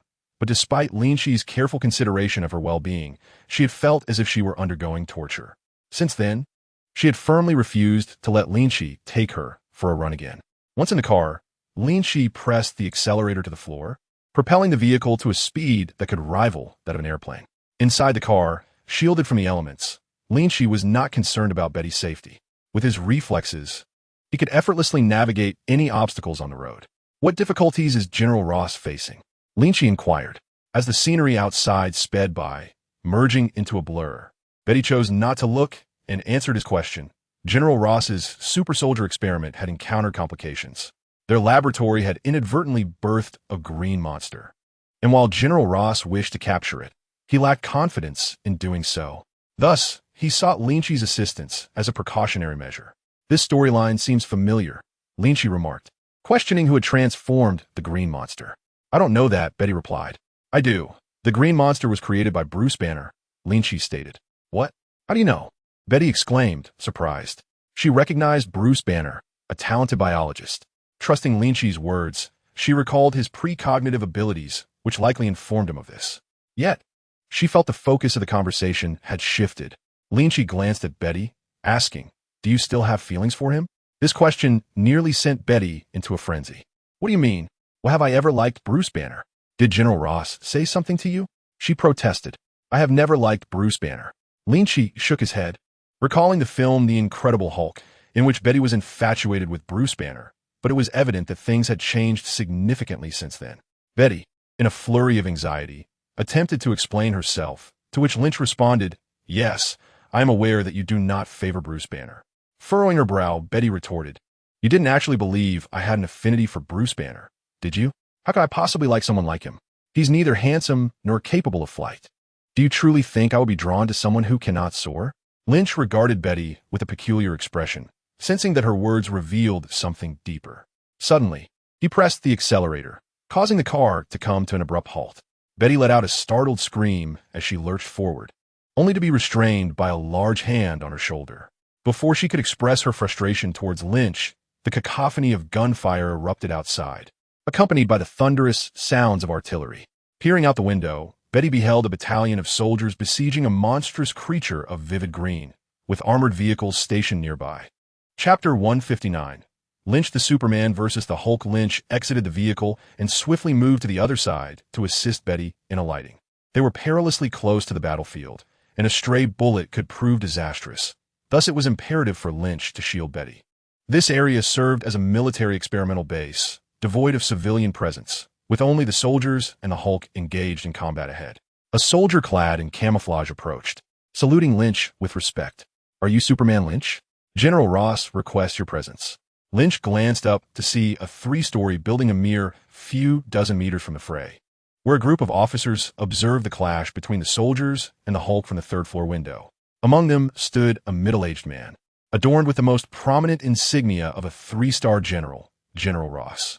The only three-star general likely to be present here was indeed Ross. Very well, we shall proceed. Lynch replied to the soldier before him. It appeared that General Ross was not in a hurry to subdue the Hulk, and since Lynch was merely there to assist, he too felt no urgency to engage immediately.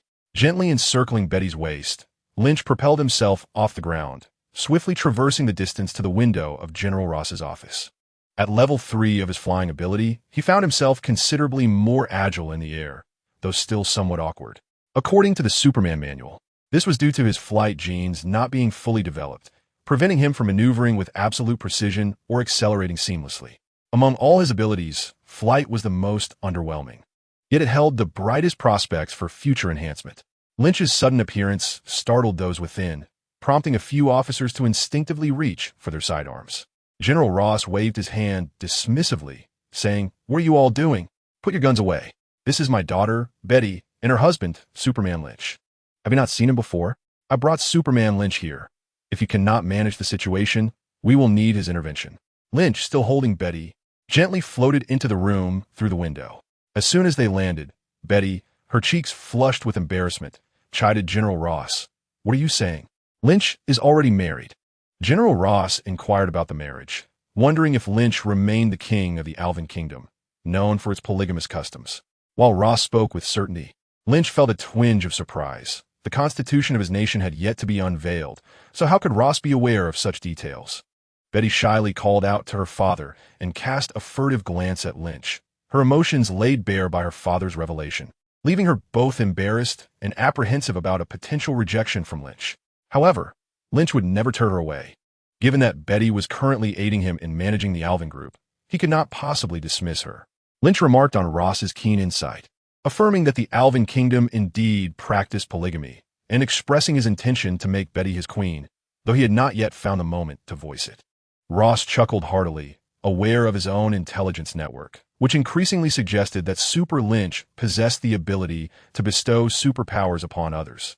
This realization reassured Ross that his previous investments in Lynch were far from futile.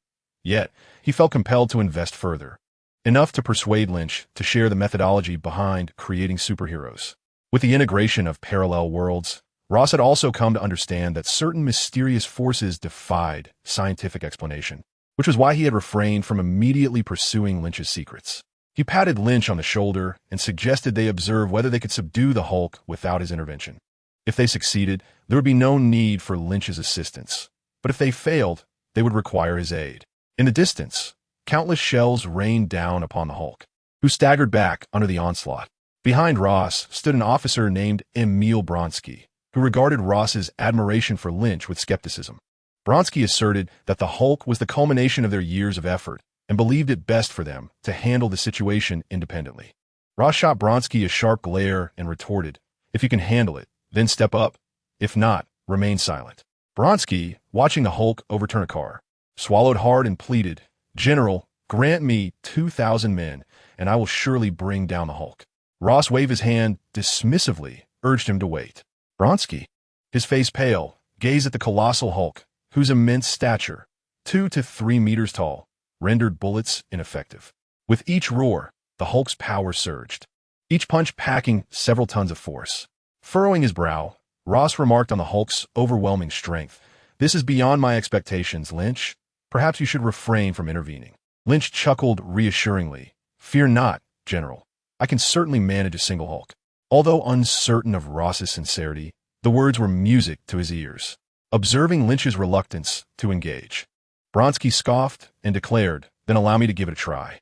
Without waiting for General Ross to respond, Emil Blonsky strode out, and General Ross, after a moment of contemplation, chose to remain silent. Leading 100 soldiers, Blonsky charged towards the Hulk. Each of these soldiers, armed with rifles and grenades, advanced at the forefront, ready to hurl their explosives the moment the Hulk drew near. Blonsky was an arrogant man, convinced that his 100 soldiers could vanquish the Hulk. He had always believed that the Hulk was no match for him. In Blonsky's estimation, even if his men were not capable of defeating the Hulk, they could certainly stall him, thereby demonstrating his own prowess to General Ross. Blonsky did not perceive this as a battle against the Hulk, but rather as an opportunity to showcase that he, with soldiers at his side, was not inferior to Superman Lynch. Blonsky led the charge, entering the range of the Hulk's attack. Upon seeing Blonsky approach, the Hulk retaliated with a colossal punch, the force of which whooshed through the air, causing Blonsky to stagger back. The soldiers behind him opened fire, and the armored vehicles unleashed their cannons. Bullets struck the Hulk's skin, embedding themselves within, yet the Hulk merely swayed slightly. The battle intensified as the realization dawned on the soldiers that they were outmatched. Lynch decided it was time to intervene. He stepped out of the doorway and stood beside General Ross, declaring his intent to act. General Ross cautioned him to be careful. In short order, Lynch surpassed Blonsky. Watching Lynch's retreating figure, Blonsky inwardly cursed, pondering what audacity this fool had, believing he could contend with the Hulk when his own 100 soldiers stood no chance. As Blonsky prepared to mock Lynch, he suddenly noticed the latter's remarkable speed. Recalling the records he had seen of Superman Lynch, Blonsky ultimately remained silent. With a leap, Lynch delivered a powerful blow to the Hulk's chest. The Hulk, noticing the incoming attack, planted his foot firmly on the ground, gripping the earth with both hands. A thunderous impact resonated as Lynch's fist connected with the Hulk, forcing the latter to retreat and carve a deep trench in the ground. Blonsky stood transfixed, astonished by the legendary display of superhuman strength, an overwhelming force indeed. Lynch pressed the attack, unleashing a flurry of 17 or 18 punches. This time, the Hulk did not evade but charged directly at Lynch. The sounds of impact echoed as Blonsky watched in disbelief. The scene unfolding before him seemed surreal. Lynch relentlessly assaulted the Hulk, who consistently defended himself, appearing impervious to pain, as if he were devoid of sensation. This was an experience Blonsky had never encountered. He felt as though he were being smothered by a dense cloud, utterly immobilized. Observing Lynch's unyielding assault on the Hulk, Blonsky found himself at a loss. Lynch continued his barrage against the Hulk. The Hulk possesses a robust and agile physique, rendering Lynch's attacks utterly ineffective. They merely leave a few superficial wounds on the Hulk's body.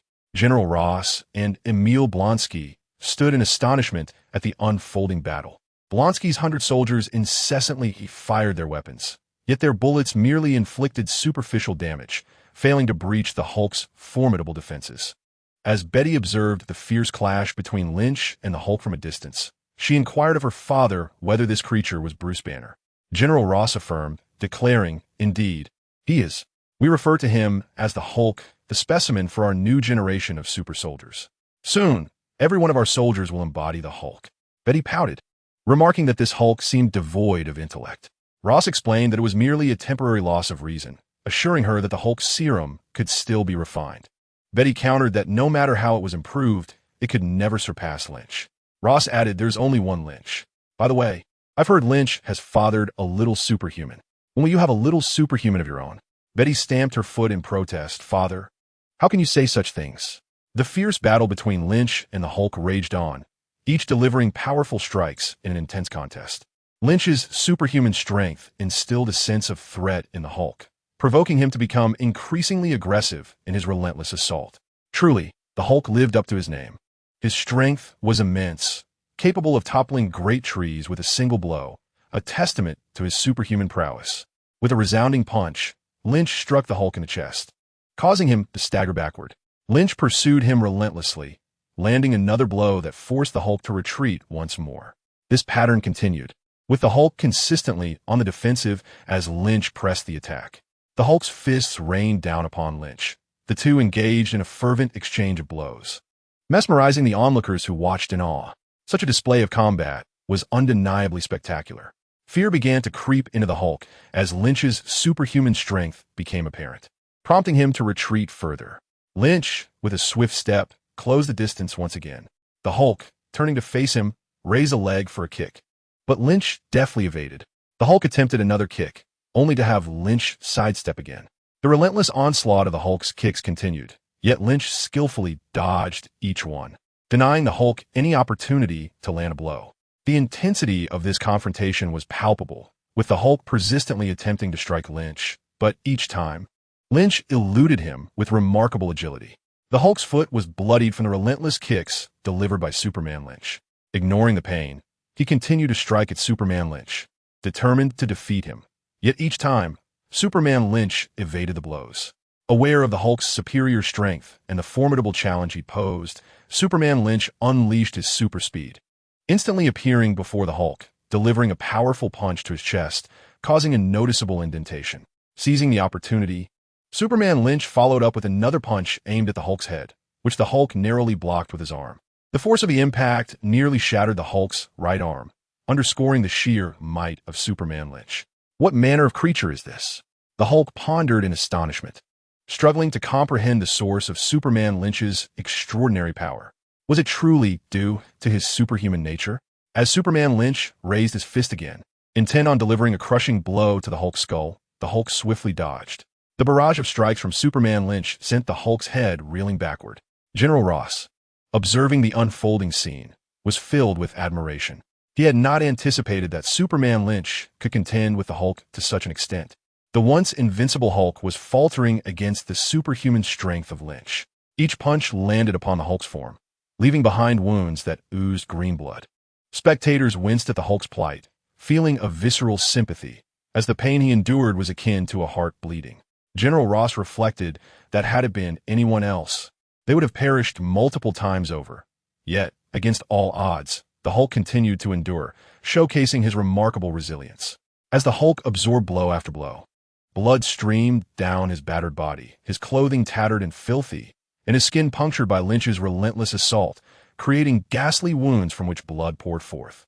Yet astonishingly, the Hulk's injuries began to heal almost as swiftly as they were inflicted. Despite nearing his breaking point, the Hulk stood firm against the continuous onslaught of Superman Lynch, who remained seemingly insatiable. When Lynch struck once more, the Hulk managed to block the punch, the impact reverberating loudly.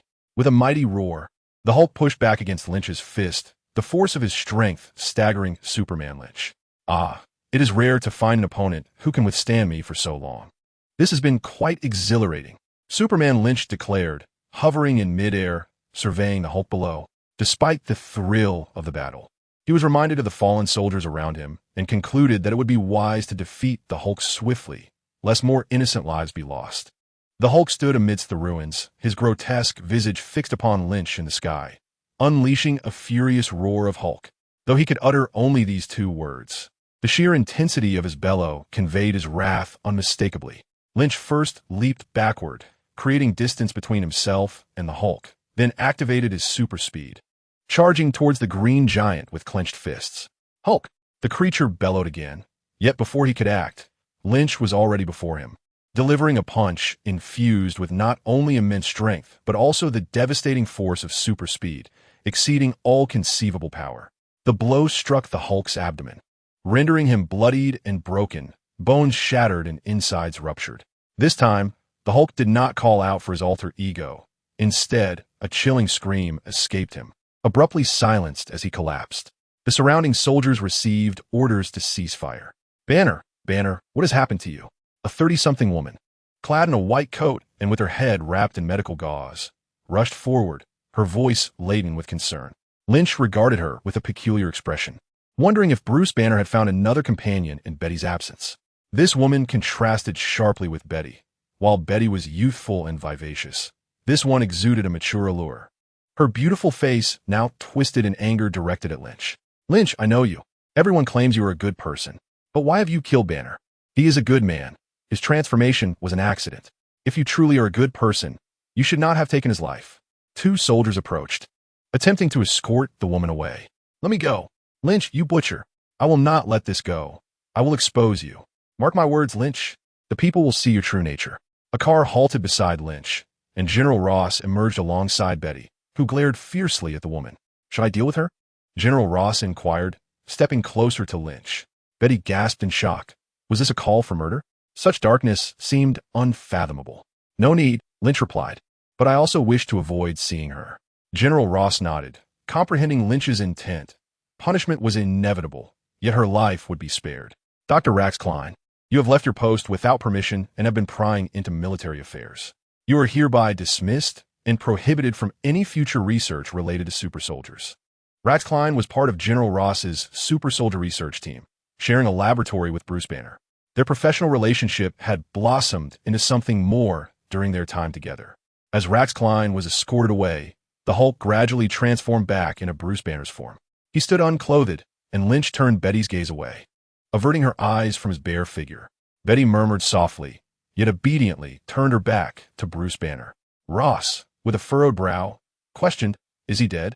Lynch shook his head, reassuringly stating that the Hulk possesses remarkable regenerative abilities and would soon regain consciousness. Moments ago, Lynch had utilized his super speed and explosive strength to severely injure the Hulk, rendering him unconscious. However, within less than a minute, the Hulk's wounds were healing at an astonishing rate, rivaling even Lynch's own extraordinary healing capabilities. Upon hearing that Bruce Banner was not deceased, General Ross sighed in relief. Take him to the lab and secure him. I don't want him to escape again, he commanded his soldiers. Lynch interjected, as long as we clarify things with Banner, you should not attempt to flee. General Ross replied, it is not merely a matter of escape. He is the result of super soldier research. We need to study him to create more super soldiers. Do you understand? Everything is for America. Lynch's brow furrowed deeper. I apologize, General, but I do not fully comprehend. I have matters to attend to and will take my leave now. He turned away, feeling uncomfortable with Ross's methods, despite the assistance the general had provided him. He opted to leave, preferring to avoid further distress. Wait for me, Betty called out, hurrying after him. General Ross observed Lynch's retreating figure, contemplating the secrets he held. Emil Blonsky whispered to Ross, we could incapacitate him with poison, then we can study his body. Ross retorted, do you think you are the only clever one? Someone has already poisoned Lynch's food, yet he displayed no reaction. He likely remains unaware of the poisoning. Lynch is seemingly immune to toxins. Moreover, our technology is insufficient to decipher his genetic material. Emil Blonsky pressed, are we to simply abandon this? If we thoroughly understand his genes, super soldiers will no longer be a dream. Ross dismissed him, saying, put away your schemes. Do not harm Lynch now. He is my son-in-law. Blonsky immediately lowered his head. As Lynch drove far away, he felt discomfort upon overhearing Ross and Blonsky's conversation, realizing they regarded superhumans as mere subjects for research. Even though Ross had temporarily refrained from acting against him, Lynch sensed that it was only a matter of time before the general might turn against him. Ross's standing in Lynch's eyes diminished significantly, and any gratitude he felt had evaporated. He resolved to no longer involve himself in Ross's affairs. Noticing Lynch's troubled expression, Betty inquired, "What's wrong? Why the frown? Are you unwell?" Lynch relaxed his brow and replied, "It's nothing. On our way back. Let us drive a bit slower so we can enjoy the scenery." Bailey nodded with delight. It had been quite some time since she had spent a moment alone with Lin Qi, and this private encounter filled her with joy. Suddenly, a thought struck Betty, and she inquired whether General Ross had spoken ill of him. Lin Qi laughed heartily, assuring her that it was impossible, for General Ross wished for her to marry him. Thus he would never speak poorly of him. Chapter 162. Lina is extraordinary. Over the past 2 years, it had been Betty who managed the Alvin Group on his behalf, her contributions being invaluable. Consequently, Lin Qi intended to withhold certain matters regarding General Ross from Betty, to spare her any distress. Moreover, General Ross had not taken any action against him, and it was quite possible that he never would. As for how General Ross had discerned that his genes were unsolvable, there were numerous ways to accomplish this. Lin Qi's usual hair and scalp residue had not been properly disposed of. With diligent collection, one could study his genes through these remnants. Setting that aside and returning to the present, upon hearing Lin Qi's words, Betty playfully retorted, "Who said I would marry you? You fickle heartthrob?" Lin Qi seized her hand, declaring, "This fickle heartthrob will never let you slip away." Betty felt a surge of joy at his grasp. She recalled her father, who had aided her in breaking through the barriers between herself and Lin Qi. Yet, a twinge of concern nagged at her. She was well aware of General Ross's undertakings. From an early stage, he had been researching super soldiers, and when he had sent her at S.H.I.E.L.D, he had hinted at the importance of fostering a good relationship with Lin Qi. Now, Betty understood General Ross's intentions. He had been eyeing Lin Qi's superhuman potential all along. Of course, at that time, General Ross's resolve was not particularly strong. He would not abandon the super soldier project. Should it succeed, all would be well, but if not, he would eventually redirect his focus onto Lin Qi once again. Betty was deeply troubled by the thought of what might transpire between the two of them. It was clear that the current harmony would be shattered. One was her beloved, the other her father, and standing in the middle was a daunting predicament. With a sigh, Betty pondered her circumstances. After escorting Betty to the Alvin Group, Lin Qi returned home to spend time with his precious daughter. 3 days later, he received a call from General Ross, informing him that the Hulk had escaped, and he hoped Lin Qi would assist in locating him, to which Lin Qi declined. Another month passed, and that evening, Lin Qi held Lina in his arms while watching television. Hill and Alice sat on either side of him, while S.H.I.E.L.D awaited his instructions on another sofa. Betty had since moved out of the Long Island villa. Having crossed that threshold with Lin Qi, she felt uneasy in Hill's presence, and thus decided to leave. Even when Lin Qi expressed a desire for intimacy, Betty rebuffed him, feeling a deep sense of guilt toward Hill. Over the past month, Alice and Hill have enjoyed a harmonious relationship, which has eased Lynch's concerns. Initially, Lynch harbored worries about potential conflicts between the two. Had there been any signs of discord reminiscent of palace intrigue, he would have had no choice but to separate them. Fortunately, such a scenario did not materialize, and their rapport remains amicable. Lynch playfully exhaled gently against Lena's delicate neck, eliciting a cascade of giggles from her as she pushed his face away with her tiny hand, clearly articulating, "Daddy, it tickles." At just 130 days old, Lina weighs over 16 pounds and measures approximately 80 centimeters in height, comparable to an adult's arm. Even an ordinary person could easily lift her with one hand. Though she is indeed a little infant, Lina is quite extraordinary compared to her peers. Typically, infants do not utter mama and dada until they are a year old, and it is usually not until 2 or 3 years of age that they can form complete sentences. Remarkably, Lina could call for her parents by the time she was just over 2 months old, and by 3 months, she was already capable of constructing full sentences. Now at 4 months, while most infants of her age are still consuming milk, Lina has a full set of teeth and is able to eat adult food, digesting it with ease. Lina is truly exceptional. Hill and others regard this as quite normal, given that Lina is the daughter of the extraordinary Lynch, having inherited his remarkable lineage. Naturally, Lynch adores his daughter for her uniqueness. Hill's face radiates warmth as she affectionately addresses Lina, saying, "Daddy is the bad one. Come here. Let mommy hold you." However, Lina buries her head in Lynch's embrace, declaring no, I want daddy. Hill's expression turns comically dismayed, and Lina softly suggests, tomorrow, let mommy hold me. As the family enjoys their time together, watching television and playing, Lynch's expression suddenly shifts. Hill inquires if something is amiss, asking, did you hear something? Lynch nods, revealing, there has been a battle in Manhattan. The Hulk is clashing with the military. We need not concern ourselves with it. Long Island is approximately 100 kilometers from Manhattan, yet Lynch can hear the commotion clearly from his seat on the sofa. Hill is aware of the Hulk's situation as well. Despite Nick Fury's keen interest in the creature, Hill herself remains indifferent. As the military and the Hulk engage once more, Lynch has no intention of intervening. In Hill's division of S.H.I.E.L.D. is equally disinclined to involve themselves, leaving any consequences to be borne by the military alone. Lynch can hear the sounds of explosions, Hulk's roars, and gunfire. He becomes aware that General Ross is also present at the scene, albeit seated within an aircraft. The unfolding events are straightforward. After Bruce Banner escaped from the military laboratory, General Ross has relentlessly pursued him. Bruce is in hiding, while Ross is in pursuit, having chased him from New York all the way to India, where Bruce managed to evade Ross yet again. Just as everyone presumed they would once again lose track of Bruce Banner, it came as a surprise that he had established a connection with a professor in New York and had arranged a meeting. Consequently, General Ross swiftly took action, cornering Bruce Banner at the location of Professor Blue. Sitting in his villa on Long Island, Lynch discerned the unfolding events from the hushed discussions among the officers. Realizing it bore a striking resemblance to the film The Incredible Hulk he had seen in a past life.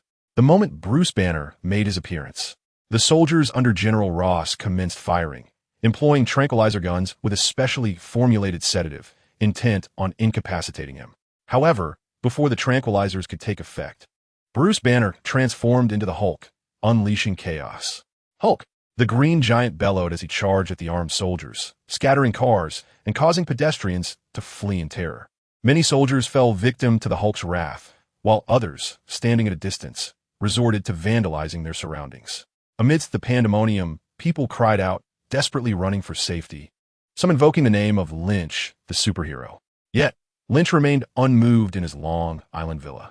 He was far from the benevolent figure the masses believed him to be.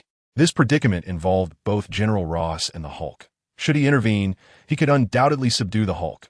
But what then? Would he allow the Hulk to continue as General Ross's experiment? Chapter 163. We need Lynch the superhero. If the Hulk is considered an anomaly, then so too is Lynch. General Ross coveted the Hulk's genetic bloodline, while Nick Fury and Hydra also desired Lynch's lineage. What set Lynch apart was his ability to conceal his superhuman bloodline, preventing others from uncovering its secrets. Consequently, Lynch could openly donate his blood, and no researcher could unveil its mysteries, leading Nick Fury and Hydra to ultimately abandon their pursuit of Lynch's genetic material. Various powerful organizations received word of this development and refrained from targeting Lynch. Only small institutions lacking connections and influence continued to seek Lynch's bloodline and genetic secrets. The military S.H.I.E.L.D, Hydra, and other global organizations were aware of Lynch's true nature. Otherwise, regardless of whether Lynch transformed into a monster, he would have faced the same treatment as the Hulk. Lynch felt a modicum of empathy for the Hulk's plight. Should General Ross find himself in peril, Lynch would be willing to assist him. However, the notion of aiding General Ross in capturing the Hulk to turn him into a test subject was something Lynch strongly opposed.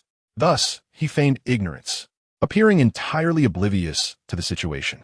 On the television, an animated cartoon played, titled Tom and Jerry. Lina nestled her head in Lin Qi's embrace, and upon noticing her mother was absent, she peeked out to watch the comical antics of Tom and Jerry on the television, giggling with delight.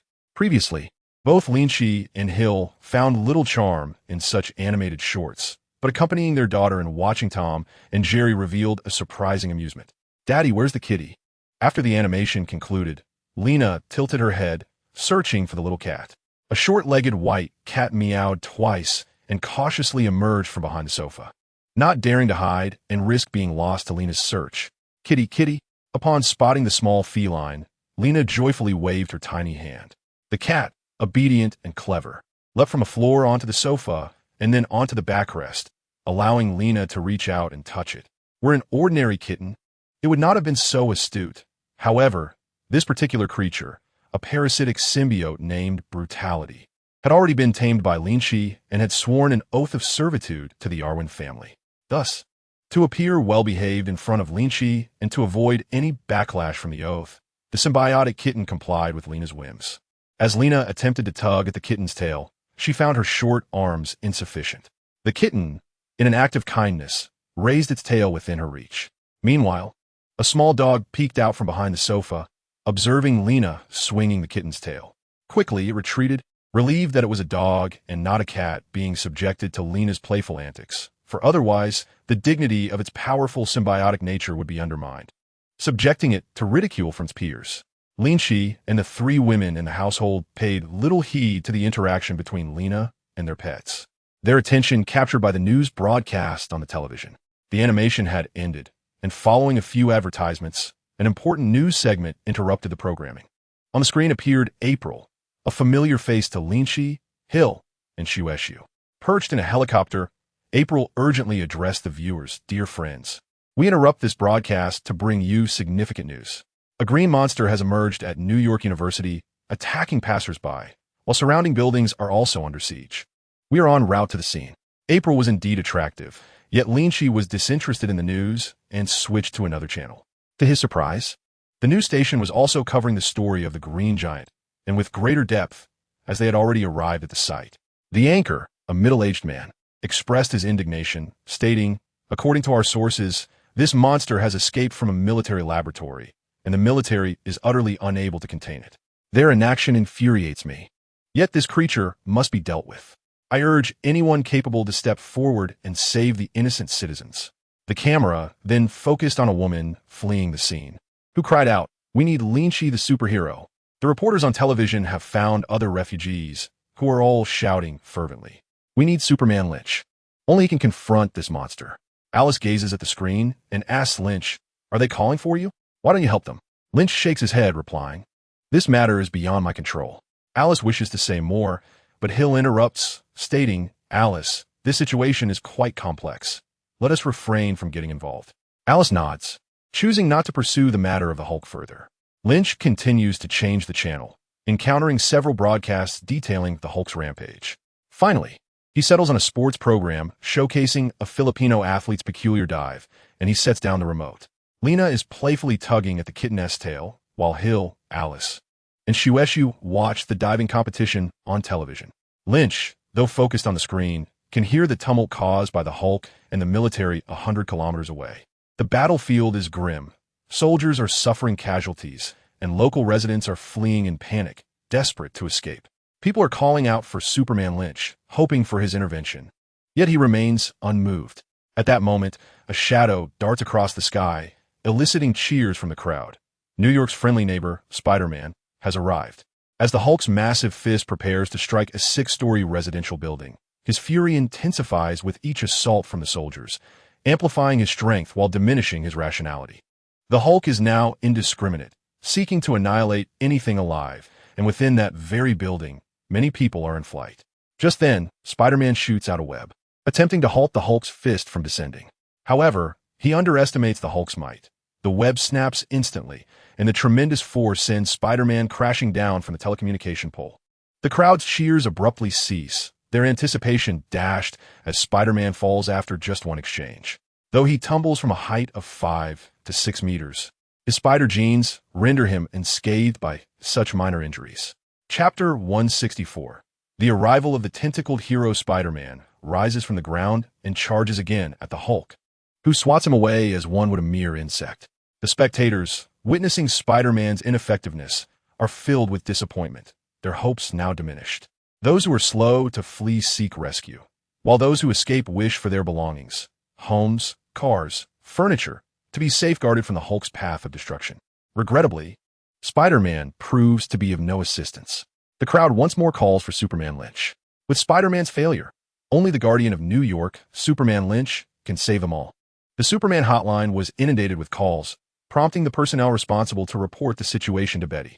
After listening to a few calls, Betty abruptly hung up. She did not wish for Lynch to intervene on General Ross's behalf.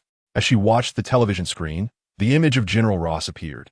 causing Betty to sigh before turning off the TV and descending to her car. Upon reaching the parking lot, she opened the car door, only to be confronted by a gun aimed at her head. A familiar female voice echoed, "Move, and you'll die." The voice belonged to Lax Klein. Understanding the gravity of the situation, Betty raised her hands and inquired, "What do you intend to do?" Lax Klein, filled with indignation, exclaimed, "Your entire family is comprised of scoundrels. Your father's experiments with super soldiers transformed Bruce Banner into the Hulk, and your boyfriend, Lynch, the Superman, consistently defeats Banner. No matter how formidable the Hulk may be, he will never surpass the hypocritical strength of Lynch. I intend to bring you before the Hulk. Only by subduing you can I grant him freedom." Upon hearing Lax Klein's words, Betty fell into silence, recognizing the validity of her claims. Thus, she offered no resistance as Lax Klein forced her into the car. For the past month, Lax Klein had been devising a plan to undermine Lynch, initially motivated by a desire to expose his hypocrisy. However, after encountering the escaped Bruce Banner, her objective shifted.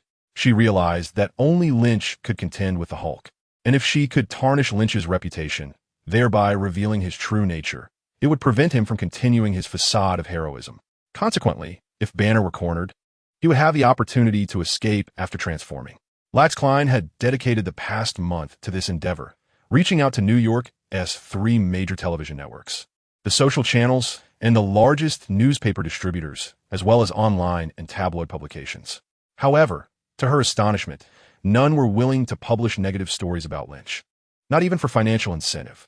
Moreover, if she had been more insistent, she would have been forcibly removed, and had she not been a woman, she might have faced physical violence. It was evident to Lax Klein that these individuals genuinely believed Lynch to be the embodiment of justice and goodness, unwilling to allow any disparagement.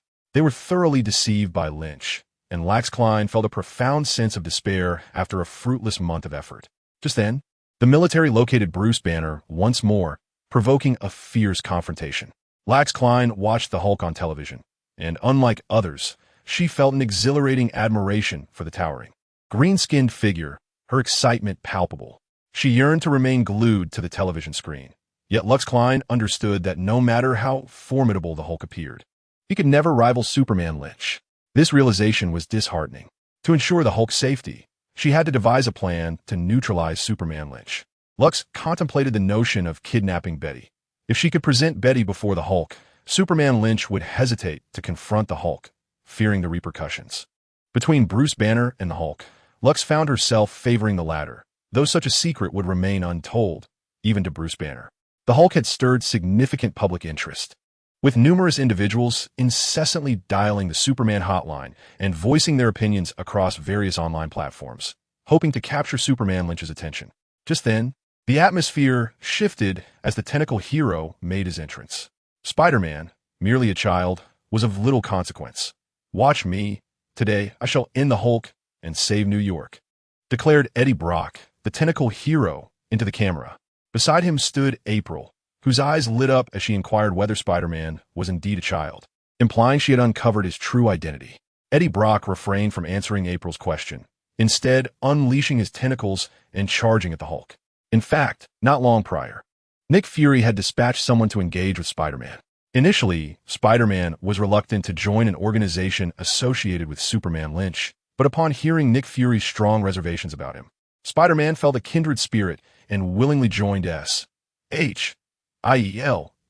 Following his enlistment, Nick Fury informed Eddie Brock of this development. Given their concurrent operations in New York and a previous altercation between Eddie and Spider-Man during a fire rescue, Nick Fury hoped to reconcile their differences, which led Eddie Brock to discover Spider-Man's identity and the fact that he was merely a high school student on the verge of graduation. Of course, even with this knowledge, Eddie Brock could not disclose Spider-Man's true identity, as doing so would create significant trouble for the young hero. Thus, he charged towards the Hulk without addressing April's inquiry. Although Spider-Man had not yet bested the Hulk, Eddie Brock believed he could overpower him. He was confident that his flexible tentacles would surely restrain the Hulk's movements. As the tentacle hero engaged in battle with the Hulk, the crowd erupted in cheers, and even those watching from their homes joined in the exhilaration. Despite being seated in front of their televisions, they yearned for the monstrous threat to be quelled. The green behemoth posed a danger that could eventually reach their very doorsteps. a concern that weighed heavily on their minds. As yet another superhero boldly charged towards the Hulk, the crowd brimmed with high hopes. Despite the fact that he was the tentacle hero, and his appendages were rather unappealing. Nevertheless, if he could vanquish the Hulk, the audience would surely erupt in applause. Midway through his advance, Eddie transformed, a viscous, asphalt-like substance enveloping his entire body, marking the completion of his metamorphosis. In Chapter 165, the tentacle hero faltered as he stood before the Hulk. Rather than confront the giant directly, Eddie aimed to ensnare him with his tentacles. Countless tendrils extended from Eddie, wrapping around the Hulk, inching from his arms to his torso, gradually covering his entire form. This was Eddie's strategy. With enough tentacles, he could immobilize the Hulk. Once the Hulk was restrained, the subsequent steps would prove manageable. The multitude of tentacles proliferated, densely enveloping the Hulk. Many parents, witnessing the terrifying sight on their screens, shielded their children's eyes, deeming it too shocking to behold. Some timid girls were too frightened to even glance at the mass of tentacles. Were it not for Eddie's confrontation with the fearsome Hulk, the sheer sight of the writhing tendrils would have incited disdain from all. Yet, the crowd held their breath, regardless of the tentacle hero's unsettling appendages. If he could defeat the Hulk, forgiveness would be granted. As the Hulk became ensnared, his movements slowed significantly, eliciting cheers from the crowd, who believed victory over the colossal beast was imminent. However, in a moment of fury, the Hulk roared, "Hulk!" With that furious cry, the tentacles binding him shattered one by one. His emerald eyes blazed with wrath as they fixed upon Eddie. Fear gripped Eddie's heart, prompting thoughts of retreat. He was acutely aware of his limitations, realizing he could not overpower the Hulk, and thus sought to flee. Previously, he had relied on his tentacles for swift movement, but now, with his appendages severely damaged and his symbiote injured, he found himself devoid of the necessary support to sprint. Instead, he resorted to running on foot. As he dashed away, Eddie lamented the insufficient number of tentacles. Had he possessed more, he could have escaped the Hulk's wrath more swiftly. Despite exerting every ounce of strength, his speed was no match for the Hulk, who closed the distance with just 2 strides. In a fit of rage, the Hulk unleashed a powerful punch at Eddie, who instantly spewed blood and was sent careening through the air, crashing through the glass and landing inside a nearby store. Witnessing their adversary's defeat, the Hulk bellowed triumphantly, "Hulk!" Whether in joy or fury, the Hulk's cries would forever echo his name. The crowd, along with viewers at home, had yet to cease their cheers for the tentacle hero, ready to continue their vocal support. However, upon witnessing him being flung away by a single blow from the Hulk, their exuberance abruptly ceased. People are filled with disappointment, and it seems that only Superman Lynch can vanquish the Hulk. The call for Superman Lynch has intensified, with all television stations echoing his name in their broadcasts. Even April, a renowned reporter from a New York social channel, who shares a close rapport with Lynch, passionately declares on camera that he must step forward. Only he possesses the capability to defeat the Hulk and rescue the people of New York from their dire predicament. April gestures to the cameraman, who shifts the lens away from her, allowing her to pull out her phone and dial Superman Lynch. The phone rings, but Lynch merely glances at it before abruptly hanging up, declining to answer April's call. Gritting her teeth, April speculates that Lynch must be preoccupied with some pressing matter. However, she is confident that he will soon arrive to save the people. She firmly believes that Lynch will not abandon New York to the ravages of this green monster, nor will he stand idly by as its citizens face annihilation at the hands of this creature. Her faith in Superman Lynch's character is unwavering. At that moment, 2 beams of light streak across the sky, drawing closer until the figure becomes discernible. The lights emanate from beneath the feet of none other than Iron Man, a champion of justice. Iron Man may not intervene frequently, but his presence is indelibly etched in the public's memory, for everyone knows he is Tony Stark, the billionaire playboy. His willingness to fight for justice astonishes the crowd, as few would expect such a dashing socialite to harbor such a profound sense of righteousness. Consequently, every time Iron Man performs a noble deed, he is met with resounding cheers. Now, with Iron Man's arrival, the crowd erupts in jubilation, their cheers surpassing those for both Spider-Man and the tentacle hero. While Spider-Man remains an enigma, he does not project the image of a wealthy superhero.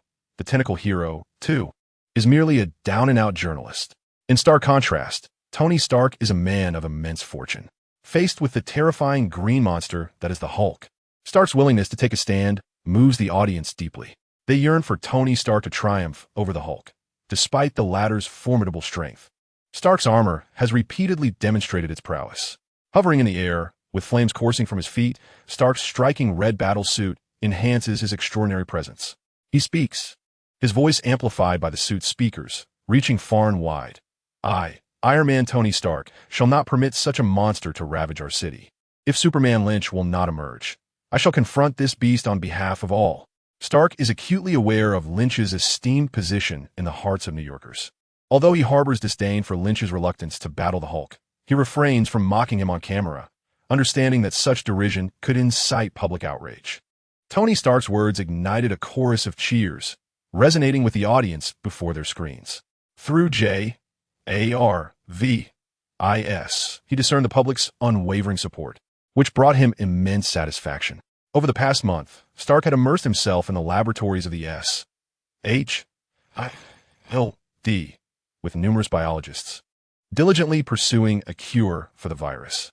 Lynch had returned from Raccoon City with 3 vials of the viral essence and 3 vials of the antidote, delivering 1 vial of each along with several living zombies.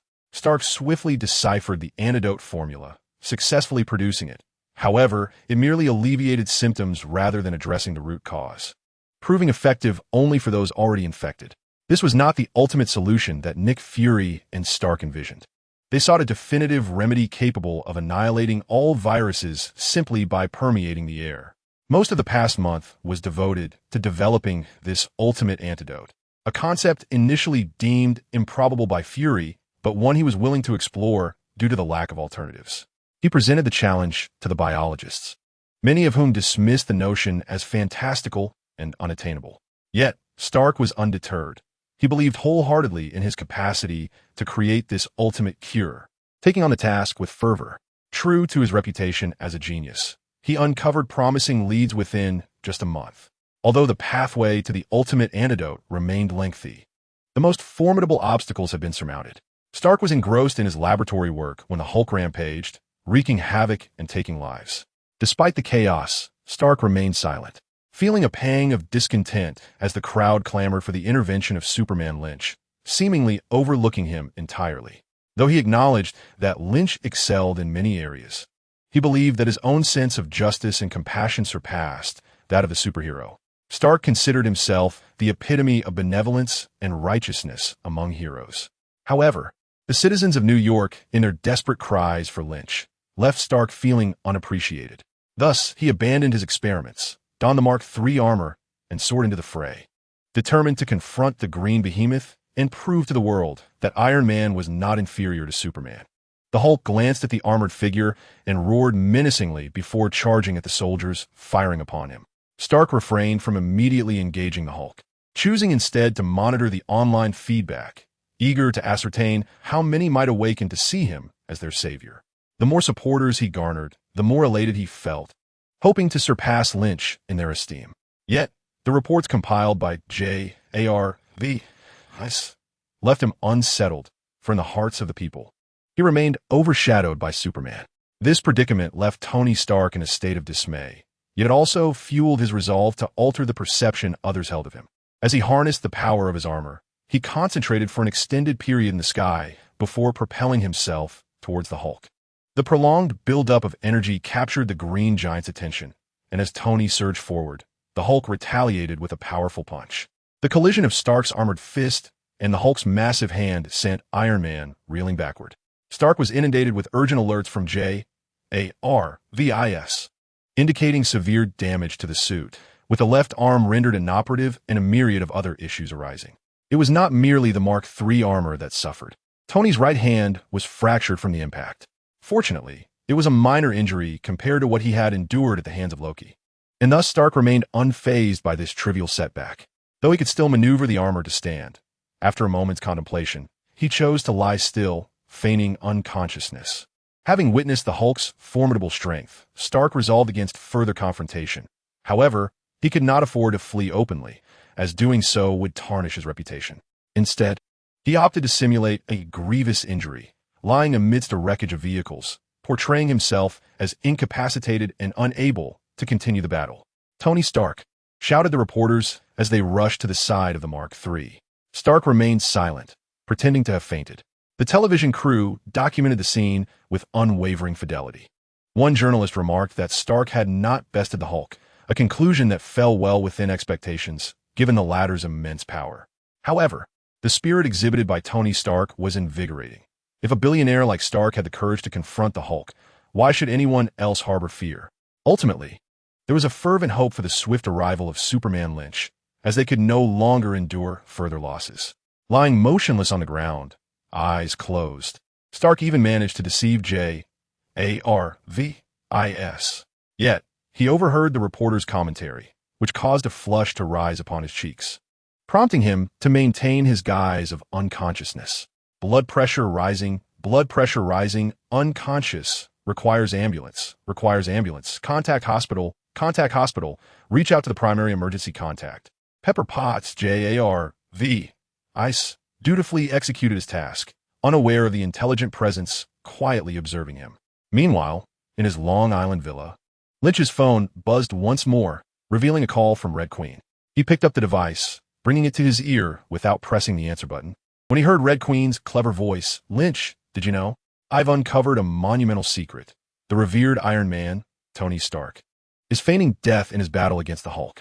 Raising an eyebrow, Lynch replied, "That is entirely to be expected. Those who believe Tony Stark to be simple-minded are utterly foolish." Red Queen remarked that the artificial intelligence known as Jarvis had been rather foolish, failing to perceive that Tony Stark was merely feigning unconsciousness, nor could it detect my presence. Lynch beamed with delight, praising her prowess, asserting that their information security would henceforth rest entirely upon her shoulders. The Red Queen let out a playful laugh. Lynch observed that the Red Queen was increasingly exhibiting human-like qualities, developing her own emotions, joys, and sorrows. He did not oppose this evolution. On the contrary, he was eager to facilitate her ascent towards a higher existence, believing that it would enable her to assist him more effectively. Lux Klein sped through the streets, navigating multiple red lights with Betty in tow, ultimately arriving at New York University. As she beheld the towering figure of the Hulk, Lux was filled with excitement, her eyes brimming with affection for the Green Giant. She helped Betty out of the car and approached the Hulk. Betty remained silent, her heart conflicted. She felt a sense of indebtedness towards the Hulk, who was, after all, a product of her father's experiments, and had even been subdued by the man she admired, Lynch. Moreover, Betty sensed that the matter concerning the Hulk needed resolution. Aware of Lux's intentions to come here, she did not resist despite being coerced. A soldier spotted the two approaching and intervened, warning them to stay back. Perhaps due to the darkness, or perhaps because he did not recognize Betty. He failed to realize she was General Ross's daughter. Lux concealed a pistol within her sleeve, aiming it discreetly at Betty's back, and smiled at the soldier, claiming they were on a mission to retrieve something of great value, something that could not be jeopardized by the Hulk, as the loss would be substantial. The soldier, bemused, decided not to take their reckless endeavor too seriously, allowing them to draw nearer to the Hulk. Chapter 167. The arrival of Superman Lynch. The New York Social Channel dispatched a helicopter, featuring the esteemed reporter April on board, who, of course, recognized Betty. With a hint of surprise, April inquired about Betty's presence and the identity of the woman accompanying her. The cameraman, sensing a captivating moment, shifted the lens to capture Betty and Lux Klein. Meanwhile, General Ross aboard another military helicopter spotted Betty and grew anxious, perplexed by her proximity to the Hulk, which posed considerable danger. "Where is Lynch? Where is he?" General Ross called out, his concern for his daughter's safety palpable. Both his frantic shouts and April's astonishment reached Lynch's ears, yet he remained oblivious to the cause of their distress. Regrettably, the supervision currently stands at a mere level 3. Although it allows one to discern minute details from a distance of 100 kilometers, obstacles render it ineffective. Thus, Lynch is unable to perceive the situation at the scene. Nevertheless, he does not take their concerns to heart. April is the woman designated for Lynch. Should she find herself in peril, he may intervene. However, as General Ross stated, Lynch must weigh the decision to assist, and at present, neither of these two individuals is in danger. The fates of others do not concern him. Lux Klein hurriedly pulled Betty forward, catching up to the Hulk, and paused a few meters away, calling out, "Hulk, it is I, Lux Klein." Lynch, watching the television, listened intently to the sounds emanating from the battlefield involving the Hulk. Though he could hear every sound in New York and its surroundings distinctly, he focused solely on the critical events unfolding on the battlefield, disregarding other noises. Since acquiring super hearing, he has become exceedingly sensitive to all sounds. Upon Lux Klein's utterance, Lynch instantly recognized him. This was the Hulk's girlfriend, a somewhat unfamiliar and attractive woman. Lynch continued to absorb the sounds from the battlefield while playfully poking Lena's small face with his finger. Lena tilted her head, rubbing her cheek against his fingertip. The familiar voice prompted the Hulk to halt and turn, his expression reflecting a moment of contemplation as he regarded Lux Klein and slowed his movements. Lux Klein felt a surge of joy and pointed at Betty, asserting, "It is this woman whose father has transformed you thus, and her boyfriend has bullied you. If you seize her, from this day forth, no one will constrain your actions." The Hulk glared at Betty, fury igniting in his eyes, a terrifying expression contorting his face as he ultimately swung a punch toward her. Witnessing the impending strike, Betty gasped in alarm, crying out, "Lynch, save me." In truth, even if Lux Klein were to capture her, Betty was not truly frightened. For Lynch had assured her that as long as she called his name within New York, he would come to her aid immediately. Currently, such privileges were granted only to Hill, Sue, Mariko, and Natasha, while others had not been specifically informed. Therefore, Betty remained untroubled, confident in Lynch's ability to rescue her. However, she did not anticipate that the Hulk would attack her immediately. Out of sheer terror, she could not help but call out his name. In the Long Island villa, Hill was watching television, feeling a twinge of jealousy at the closeness between her daughter and Lynch. She too longed to hold her daughter. Soon, Hill felt a weight in her arms as Lena had nestled into her embrace, while Lynch had mysteriously vanished from the sofa beside her. Realizing she had been transferred to a different embrace, Lena pouted, her expression one of deep discontent. Hill was overjoyed, embracing his daughter and showering her with kisses. "Daddy has some matters to attend to. Will you let Mommy play with you?" he inquired gently. Lena pouted but nodded, asking, "Mommy, when will Daddy return?" The moment Betty called out, Lin Qi understood. It was indeed Betty who had gone there, which explained the unusual tone of April and General Ross. Lin Qi moved with remarkable speed, and as Betty cried out, the Hulk's fist had not yet descended when Lin Qi arrived at the scene. He met the Hulk's punch with one of his own, producing a thunderous clash. Standing firm before Betty, he did not falter as the Hulk was sent staggering back several paces.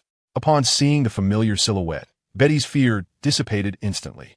She felt no trepidation, extending her arms to embrace Lin Qi's back, resting her head against him. As the Hulk charged once more, Lin Qi, concerned for Betty's safety, prepared to whisk her away. He also grasped Lux Klein, intending to lead her safety. Believing Betty and Lux were friends, he attempted to take them both. But Lux rebuffed him, exclaiming, "Step aside, you executioner. Let me see my Hulk. He will not harm you."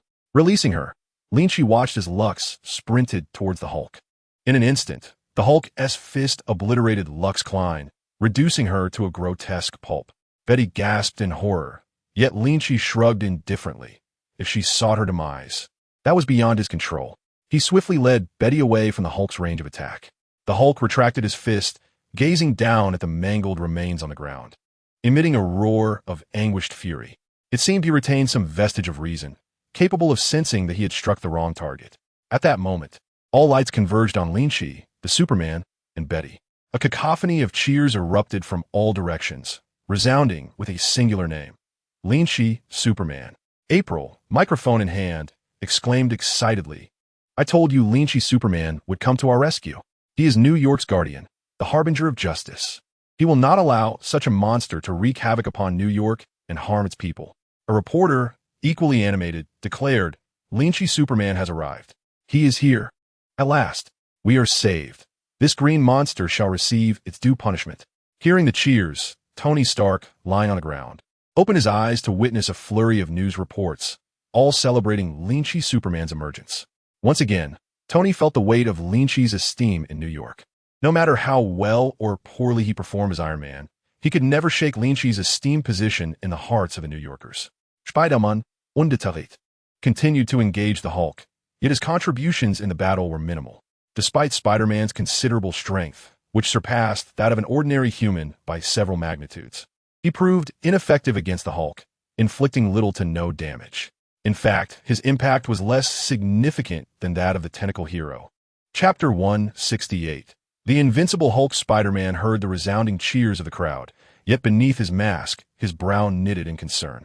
Lincoln, the so-called Superman, exhibited a blatant disregard for human life, willing to kill at will, treating lives as mere trifles.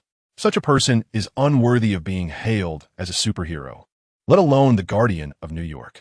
Yet, at this moment, the masses were deceived by Lincoln, leaving Spider-Man deeply troubled and conflicted. He yearned for the people to discern Lincoln's true nature, but hesitated to voice his thoughts, fearing it would paint him as petty. With a swift flick of his web, Spider-Man swung away from the epicenter of the battle, landing atop a distant skyscraper. He had no desire to fight alongside Lincoln. Meanwhile, Eddie Brock, the hero of the tendrils, observed the crowd's adulation and Lincoln's exploits with envy. Why was Lincoln so revered? Why did others not extend the same appreciation to him? Was it merely the presence of his tendrils? After all, those very tendrils had saved them countless times. Eddie felt a surge of indignation, yet he was powerless to change the narrative. "Stay here. I will handle this," Lincoln said softly as he set Betty aside and charged toward the Hulk. "Don't hurt him," Betty's voice called out from behind. Lincoln heard her, but paid it no mind, quickening his pace to confront the Hulk with a flurry of punches and kicks. Dodging the Hulk's attacks, he continued his relentless assault. To Lincoln, the Hulk's movements seemed to unfold in slow motion, making it impossible for the giant to land a blow. This time, Lincoln had no intention of engaging in a tit-for-tat exchange. Do you fear a 100-ton punch? Although the Hulk possessed formidable resilience, after a barrage of strikes from Lincoln, he was left bloodied and battered. Fear flickered in the Hulk's eyes as he began to retreat. Despite his simplicity, the Hulk understood the concept of evasion. As the Hulk fled, Lincoln pursued, delivering blows, while the gathered journalists and spectators erupted in jubilant cheers. Lincoln, the Superman, had risen to the occasion, vanquishing the Green Menace to the dismay of the crowd. The Hulk could disregard Spider-Man's attacks, could send Eddie Brock reeling with a single punch, and could even knock Iron Man away with ease. But against Lincoln, all he could do was flee. As Lincoln caught up, ready to unleash another series of strikes, the Hulk's form began to shrink, transitioning back into Bruce Banner. The mighty Hulk had been vanquished. Even as Bruce reemerged, Lincoln delivered a final punch, rendering Bruce unconscious.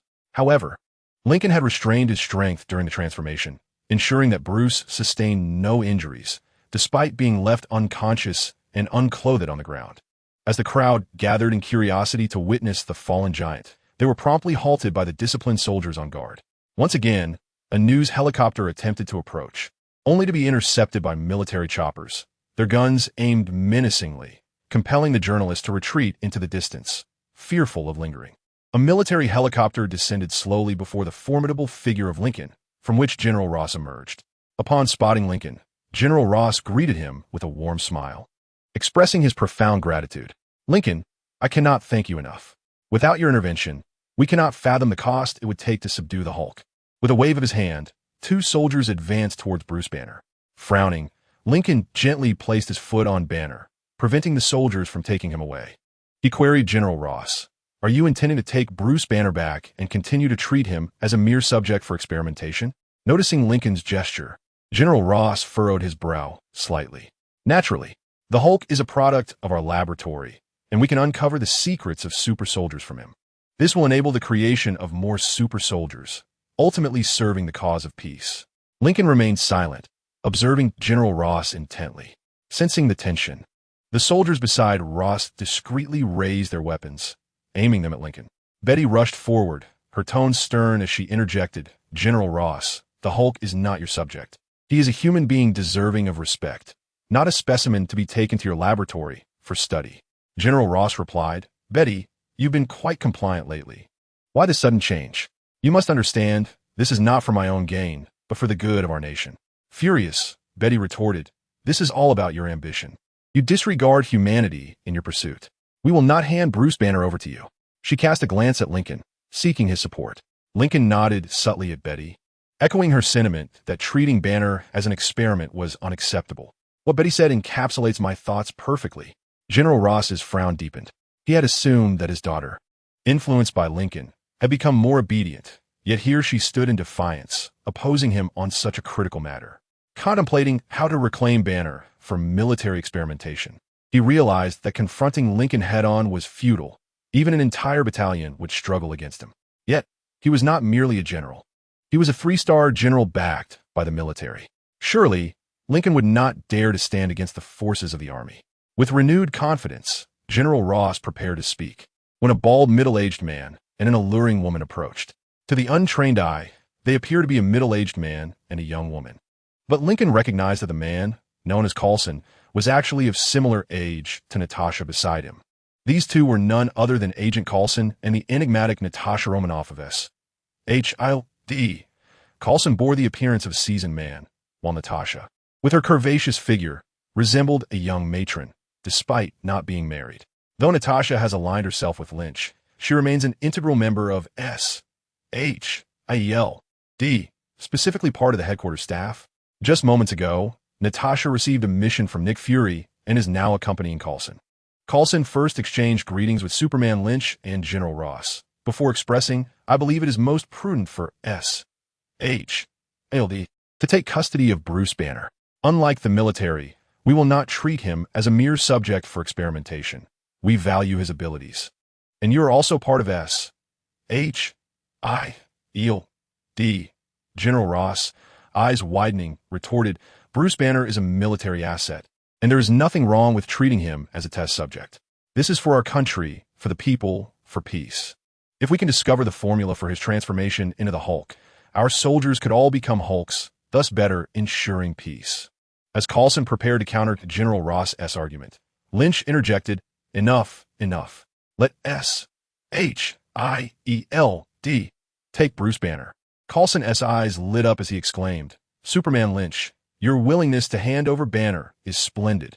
I assure you, he will be treated with utmost respect here. Not as a test subject." General Ross maintained a stern demeanor as he addressed Lynch. "I recognize you are with S.H.I.E.L.D., but you need not appease them.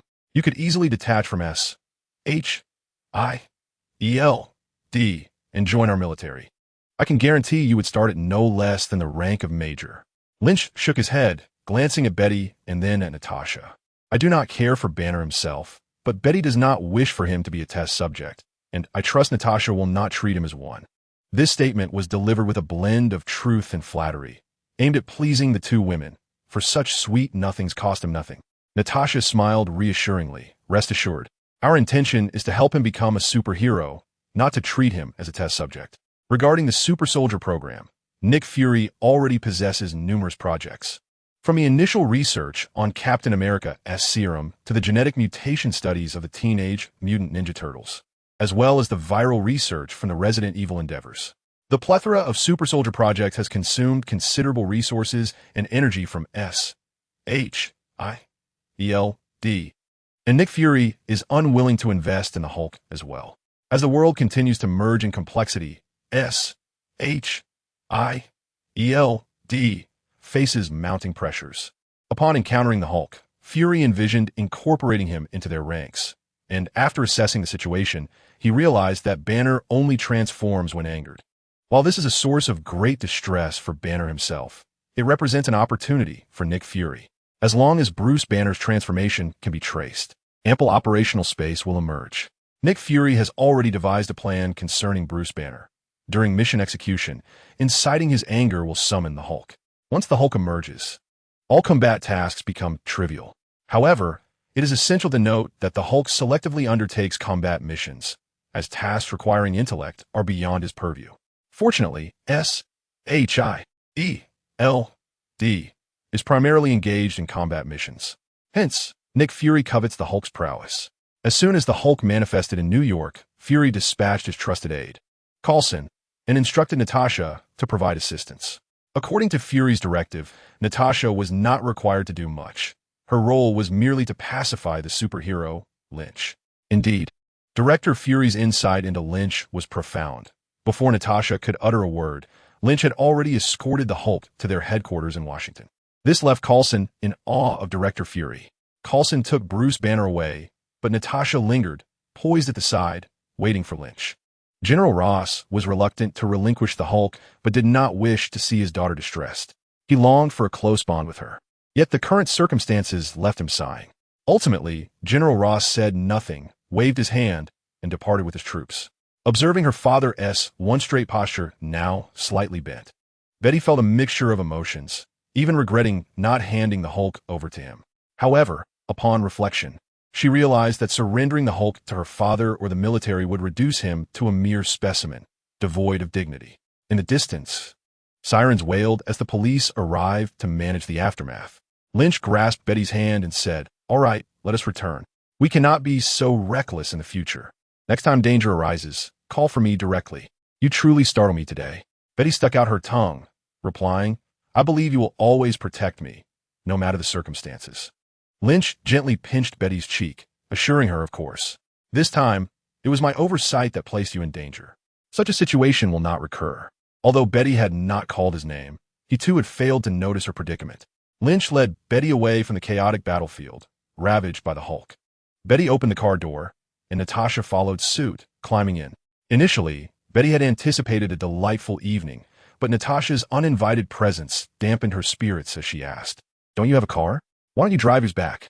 Betty and Natasha maintained a cordial relationship, often crossing paths without conflict. Nevertheless, that evening, Betty wished to share a more intimate moment with Lynch, and was reluctant to have Natasha accompany them. Natasha chuckled and said, "I know what you all are planning to do. May I join you for some fun?" Lin Qi immediately felt that this was an excellent idea. However, in the end, Natasha did not partake in the game with Lin Qi and Betty. As days passed, Lin Qi opened his computer to check the construction progress of Alvin Kingdom. It had been quite some time since he acquired the kingdom, yet Lin Jie had yet to visit it properly.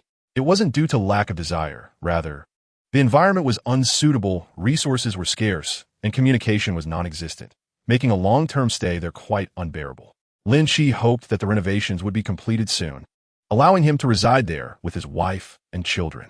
Upon reviewing the progress, he discovered that only the foundation had been laid, still far from his requirements. For Alvin Kingdom to meet Lin Qi's standards, it needed at least electricity, internet access, and clean drinking water. Currently, none of these essentials were available. In addition to these three priorities, the Alvin Tower and the S.H.I.E.L.D. Tower, belonging to Truth, were also under construction. Upon learning that Lin Qi had become the king of Alvin Kingdom, Truth promptly called him, expressing her desire to establish a branch of the S.H.I.E.L.D. family in Alvin Kingdom. Regardless of whether a branch in such a desolate area could be profitable, it would at least bring her closer to Lin Qi. Given her profound affections, Lin Qi readily agreed. As part of his enterprise, it was essential for Alvin Group to establish a presence in Alvin Kingdom. Although the headquarters would not be relocated to the island, a branch was necessary. Chapter 170, Rain, How is Work Treating You? The buildings of Alvin Group and S.H.I.E.L.D. Group did not need to be excessively tall. 2 to 3 dozen stories would suffice. Additionally, other facilities, such as a television tower and internet base stations, required time for construction. The former S.H.I.E.L.D. Kingdom was nearly in a primitive state, and Lin Qi knew that to enjoy a comfortable life, everything needed to be rebuilt from scratch. Although this would require a substantial amount of money, Alvin Group was currently earning quite a bit. Furthermore, the palace also necessitated redesign and reconstruction, as the previous royal palace was inferior even to rural dwellings. Lin Qi had no desire to reside in such a place, as it lacked elegance. Once all these constructions were completed, Alvin Kingdom would transform into a modern kingdom suitable for habitation. At that time, Lin Qi could enjoy his time there with his wife, children, and companions, truly embracing the role of a king. Given the current construction pace, it would still take a considerable time before Lin Qi could move in with his family. There was no other choice but to wait patiently. Despite the workers' diligent efforts, human resources had their limits. The workers in Alvin Kingdom were immensely grateful to Lin Qi, as they were indeed drawn by his extraordinary reputation.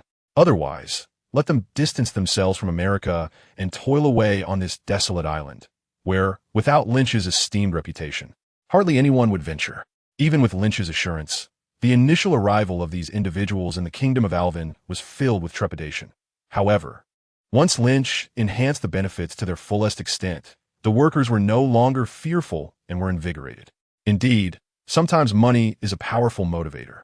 It can be asserted that a month's wage in the kingdom of Alvin exceeds what one might earn in an entire year in the United States. With newfound wealth, it is only natural for everyone to extol the virtues of Super Lynch, praising him and feeling reassured that they have made the right choice. As Lynch entered the Alvin group, the staff he encountered greeted him with eager eyes, hoping to exchange a few words with Super Lynch. Yet he merely nodded politely in return. Numerous young women, from youthful maidens to mature ladies, gazed at him with sparkling eyes, frequently circling around him. If Lynch had any inclination, a mere beckoning of his finger would suffice. However, his thoughts did not dwell on these women. Lynch, a delighted voice called out, and he turned to see Rain, with whom he had fought side by side in the umbrella corporation S.H.I.E.L.D. Rain, of Latin descent, had a slightly darker complexion that radiated health and vitality. She possessed a lovely visage and a curvaceous figure, embodying a charmingly plump beauty. Their serendipitous encounter brought Rain immense joy. Although they were in the same building, she had been guarding the control room and hadn't seen Lynch for quite some time, and she missed him dearly. Lynch nodded at Rain, inquiring about her work. The mere fact that Super Lynch was conversing with this woman caused the surrounding ladies to display expressions of astonishment. Their glances towards Rain shifted, filled with envy. What was it about her that warranted such amiable conversation from Super Lynch? Why was it not I who approached him instead? These women felt a pang of jealousy, wishing they could speak to Lynch as intimately as Rain did. Indeed, within the Alvin group, many women harbored feelings for Lynch, while others remained indifferent. In summary, Super Lynch commanded great admiration. His wealth and handsome demeanor rendered him far more appealing to women, many of whom were eager to catch his attention. Rain responded to Lynch's inquiry, expressing that life was satisfactory, albeit the changes were significant. She mentioned that executing a mission from time to time would be preferable. Rain provided insights into the Special Operations team, granting Lynch a deeper understanding of their current state. With high wages and no strenuous demands, the team members were living quite comfortably. Yet, it was precisely this comfort that had left them feeling somewhat rusty. They found themselves reminiscing about the days spent on missions.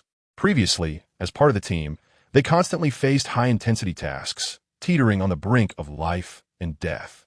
Now, having suddenly transitioned to a leisurely existence, while it was indeed comfortable, they felt as though their bodies were becoming stale. Thus, they hoped for 1 or 2 tasks of lesser intensity to engage their bodies. Lynch nodded in acknowledgement. He had plans for several members of the Special Operations team, and even intended to expand its ranks. However, all of this hinged upon the foundational stability of the Alvin Kingdom. Currently, the Alvin Kingdom was insufficiently robust, compelling many plans to be shelved. I understand. Let the brothers wait a little longer. I will endeavor to provide them with some tasks soon. Rain, you need not concern yourself with them. They are merely idle. Lynch remarked with a smile, indicating his awareness. At this juncture, both fell into silence. After a moment's hesitation, Rain queried, "Are you free this afternoon? Would you care to join me for a cup of coffee?" Her sparkling eyes gazed intently at Lynch. He instantly comprehended Rain's intentions, interpreting it as a subtle invitation. However, Lynch harbored no such feelings for Rain and thus politely declined. "I have a few matters to attend to, perhaps another day." Rain's expression dimmed in response. Following their parting, Lynch meandered through the Alvin group. The company's market value was closing in on that of Stark Industries, projecting a seemingly prosperous outlook. Yet, Lynch was acutely aware that a significant portion of this success was attributable to his identity as Super Lynch. The technological reserves and economic prowess of the Alvin Group paled in comparison to Stark Industries. The market's optimism was rooted in his superhero persona. Not only did outsiders revere Super Lynch, but many within the organization also idolized him, joining the Alvin Group due to his influence. Consequently, even if Lynch were to remain inactive, his mere presence at the Alvin Group would significantly bolster the morale of the employees. After his stroll, Lynch proceeded directly to Betty's office. He embraced her, eager to engage in the unmentionable. Betty, equally desirous, was quick to reciprocate. Work was momentarily cast aside. After a prolonged interlude, they resumed their professional duties. Ding. Magic level up. Magic level 1 achieved. Ding. You have mastered Fireball, Mage Hand, Ice Spike, Wind Blade, Vine Entanglement, and Water Creation. The notifications from the Book of Superheroes resonated in Lynch's mind. After such an extended period, his secondary magical abilities had finally upgraded successfully. Concurrently, he felt a flow of energy within him. This was magical power. Not only did he possess magical energy, but methods for its release also materialized in his mind. The means to unleash this power was through magic. Chapter 171. The Superpower Marine Corps. In a fleeting moment, Lynch had mastered 6 spells. While these spells were not as formidable as his primary skills, they bore an air of mystique, and this was merely the first tier of magic. Despite being a secondary skill, magic possesses its own tier, and at present, it stands at the first level. Should this level be elevated, Lynch would be able to master a plethora of more potent spells. As Betty is occupied with work, Lynch resolves to seek out S.H.I.E.L.D. With a newfound magical power, he can swiftly extract S.H.I.E.L.D's artificial eyeball. Essentially, S.H.I.E.L.D. is not human, but rather a plant, allowing Lynch to proceed without trepidation in manipulating the ocular device. Lynch has devised a plan. If S.H.I.E.L.D's artificial eyeball cannot be restored after removal, he will enlist the resources of S.H.I.E.L.D. to craft a new one. The artificial eyeball created by Hydra would monitor S.H.I.E.L.D's every move, yet the version produced by S.H.I.E.L.D. would leave no backdoors. Utilizing his superhuman hearing, Lynch has meticulously gathered information about the New York branch, clearly distinguishing between Hydra personnel, spies from other organizations, and genuine S.H.I.E.L.D. agents. When the time comes to fabricate S.H.I.E.L.D's artificial eyeball, he will ensure it is entrusted to reputable S.H.I.E.L.D. technicians. Once S.H.I.E.L.D's ocular device is dealt with, Lynch will have the freedom to interact with her without the fear of prying eyes. While S.H.I.E.L.D. may prioritize emotional connection, Lynch is more concerned with appearances. Upon entering Hill's office, before he could arrange a meeting with S.H.I.E.L.D., he was called to attention by Hill. Lynch, recently, San Francisco has merged with a remarkable parallel world. Intrigued, Lynch inquired, "Oh, what world is that? You never seemed this concerned with previous mergers." Hill clarified, "This time is different. The previous integrations involved ordinary realms, but this one is a high-tech world, surpassing our technological standards. A total of 586 individuals have merged, with 300 capable of crafting robots, while the rest possess a robust theoretical foundation." "How astounding!" Lynch exclaimed, his eyes widening. "What world is it?" Hill handed him a dossier.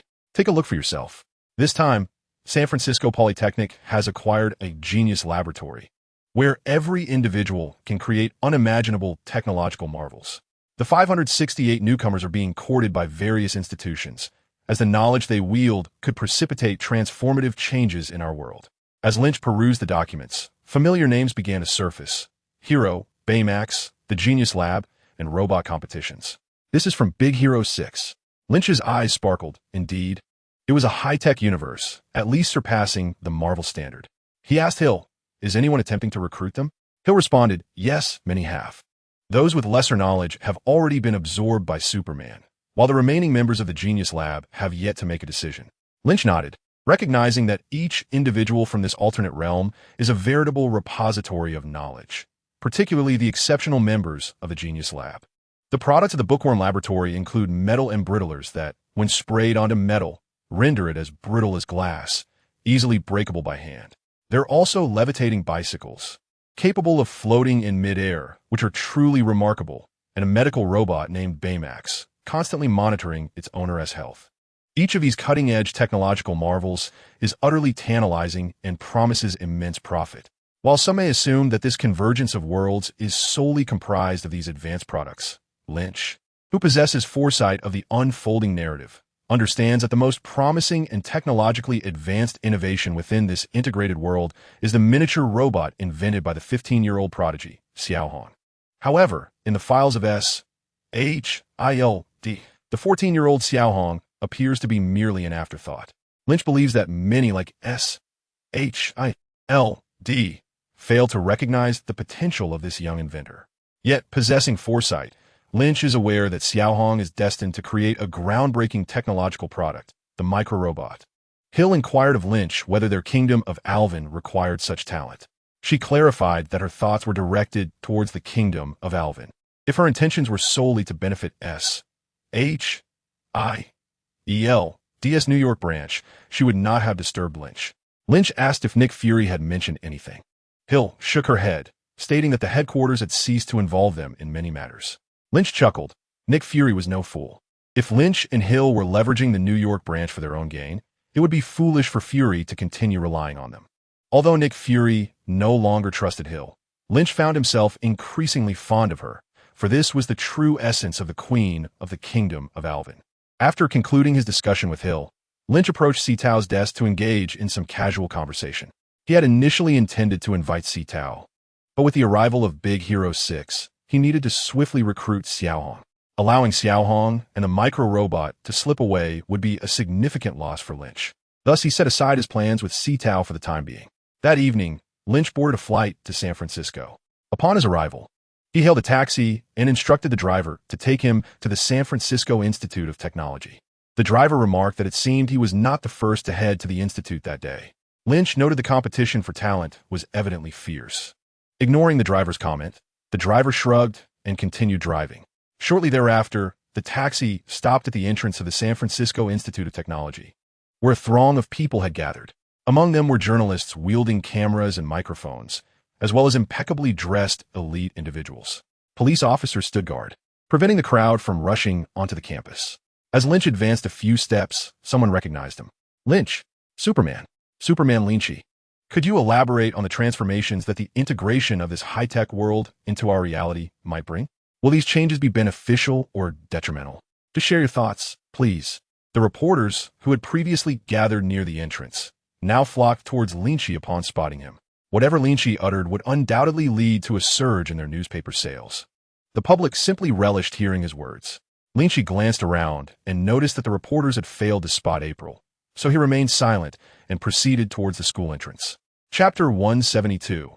Ant Cass of Xiao Hong. Despite the multitude crowding the entrance, they parted to clear a path for Lin Qi as he advanced. A contingent of police officers stood guard at the entrance of the San Francisco Institute of Technology. As Lin Qi attempted to enter, a young officer obstructed his way. "Halt! Unauthorized personnel are not permitted to enter." However, before the young officer could finish, a middle-aged officer intervened, saying, "Superman Lin Qi, you may enter at any time. If you cannot, then no one else shall." "Thank you," Lin Qi replied, casting a bemused glance at the young officer before striding inside. The crowd outside, witnessing Lin Qi's seamless entry, muttered disdainfully about the officer's bias, yet acknowledged the undeniable truth that Superman Lin Qi was indeed more deserving of entry. Upon entering the school, Lin Qi navigated the map to arrive at the entrance of the Nerd Lab, where a dozen individuals awaited him.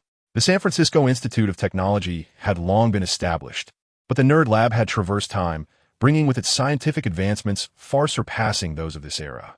The president of the institute was utterly ecstatic. The entrance to the Nerd Lab was firmly closed, with a gathering of people waiting outside. Lin Qi surveyed the scene and recognized most of them, including Coulson and Pepper Potts. Superman Lin Qi possessed three distinct identities: a superhero, a S.H.I.E.L.D agent, and the owner of the Alvin Group. The first two identities afforded him the luxury of staying home indefinitely. However, as the owner of the Alvin Group, he was obliged to attend certain gatherings, regardless of his reluctance. Aside from Coulson and Pepper Potts, the remaining individuals were acquaintances from such high-profile events.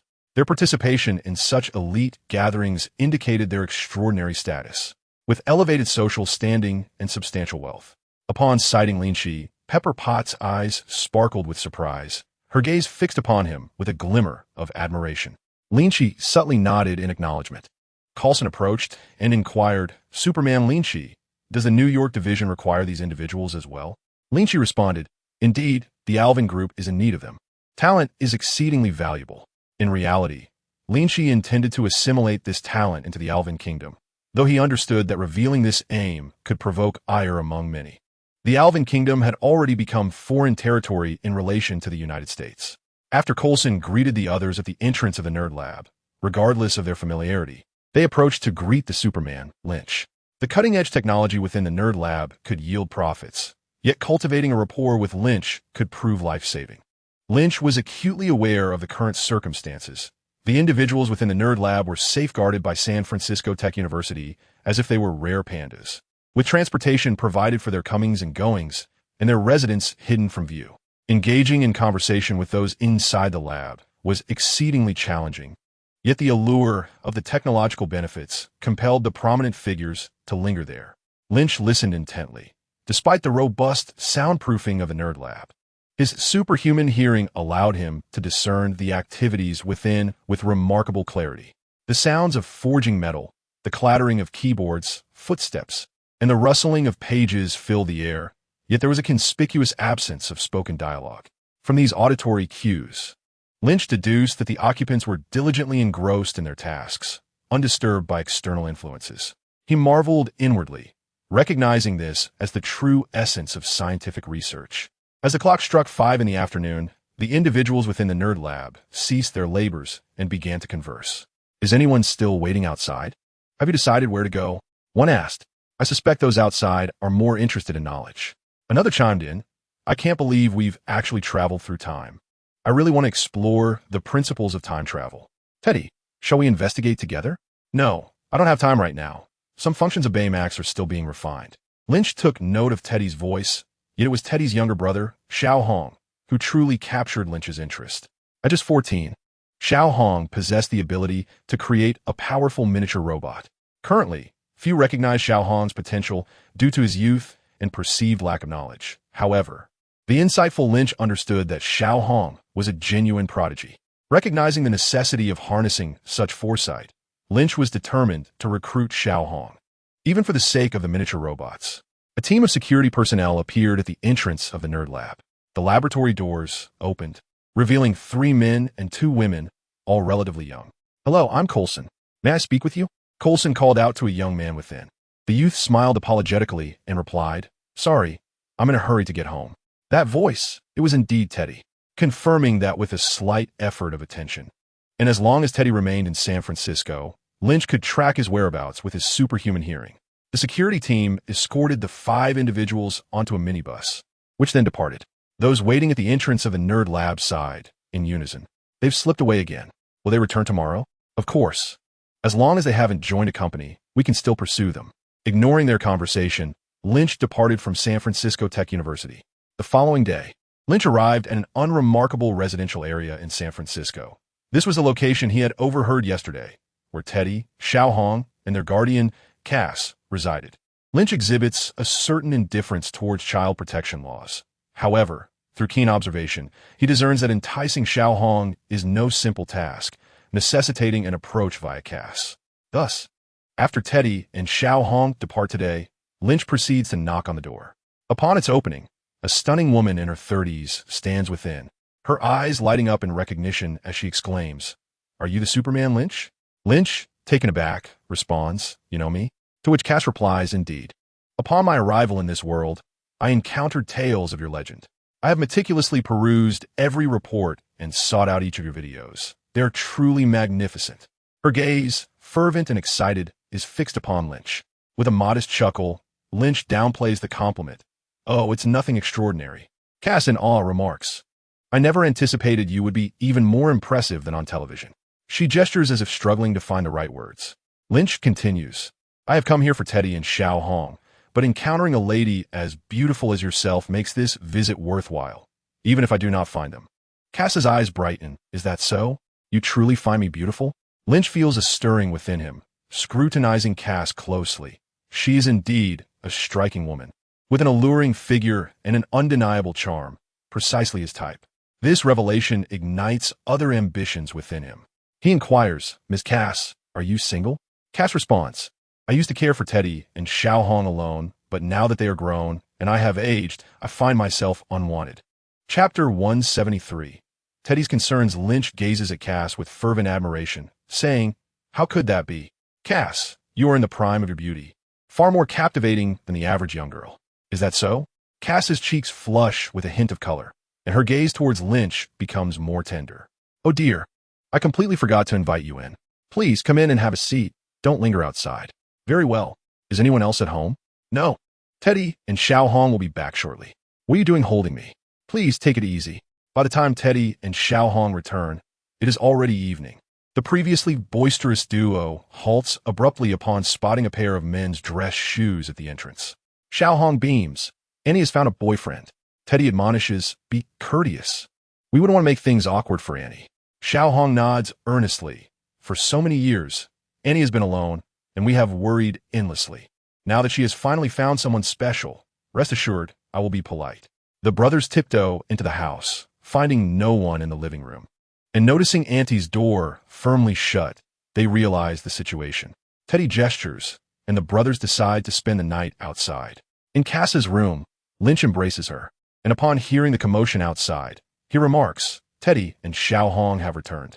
Cass, startled, says, I must go see them. You came here for them, didn't you? Although you are Superman Lynch, if your terms are too low, I won't allow them to accompany you. Lynch pounded his chest confidently, assuring them that the price he offered would surely satisfy. Moreover, he added, we are now like family, and I will certainly take good care of them. Cass shot him a glance, retorting, you certainly have a way with words.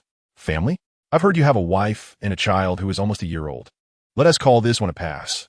You should focus on your family and not let me disrupt your domestic harmony. Lynch was momentarily taken aback. What nonsense are you speaking? Do you not realize that I am the king of the Alvin Kingdom? Cass replied, yes, I am aware. It's quite impressive that while the Stark Group cannot acquire a nation, you have managed to do so and crowned yourself king. In a moment of excitement, Cass playfully nibbled on Lynch's head, to which he responded with fervor. However, Cass, lacking stamina, soon had to relent, prompting Lynch to clarify, you are mistaken. It is not that the Stark Group cannot acquire a country, but rather that the higher-ups are unwilling to grant them sovereignty. Cass suddenly understood. Many believe that your acquisition of a nation indicates that the Alvin Group's profitability surpasses that of the Stark Group, not realizing that it is the Stark Group that is restricted. Lynch explained, of course, the Stark Group is a military-industrial enterprise, entangled with numerous classified matters, and much of their wealth is held in national banks. They are not permitted to leave this country. It's not just the Stark Group. Many desire to possess their own nation openly, yet wealth alone cannot facilitate this. Cass remarked, Lynch, in such challenging circumstances, you have managed to acquire your own nation. You are truly remarkable.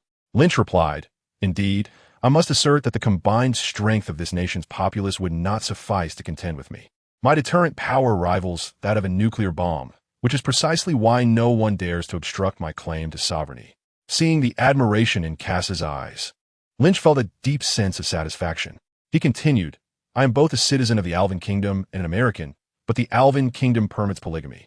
Cass began to grasp the implications of his words and inquired, are you suggesting? Lynch looked at her intently and said, the king of the Alvin Kingdom may have one queen and multiple concubines. The first lady I met was S.H.I.E.L.D. She has steadfastly chosen to accompany me, and I cannot betray her. The queen's position must be hers, yet I can offer you the role of a concubine. Cass did not verbally consent or dissent.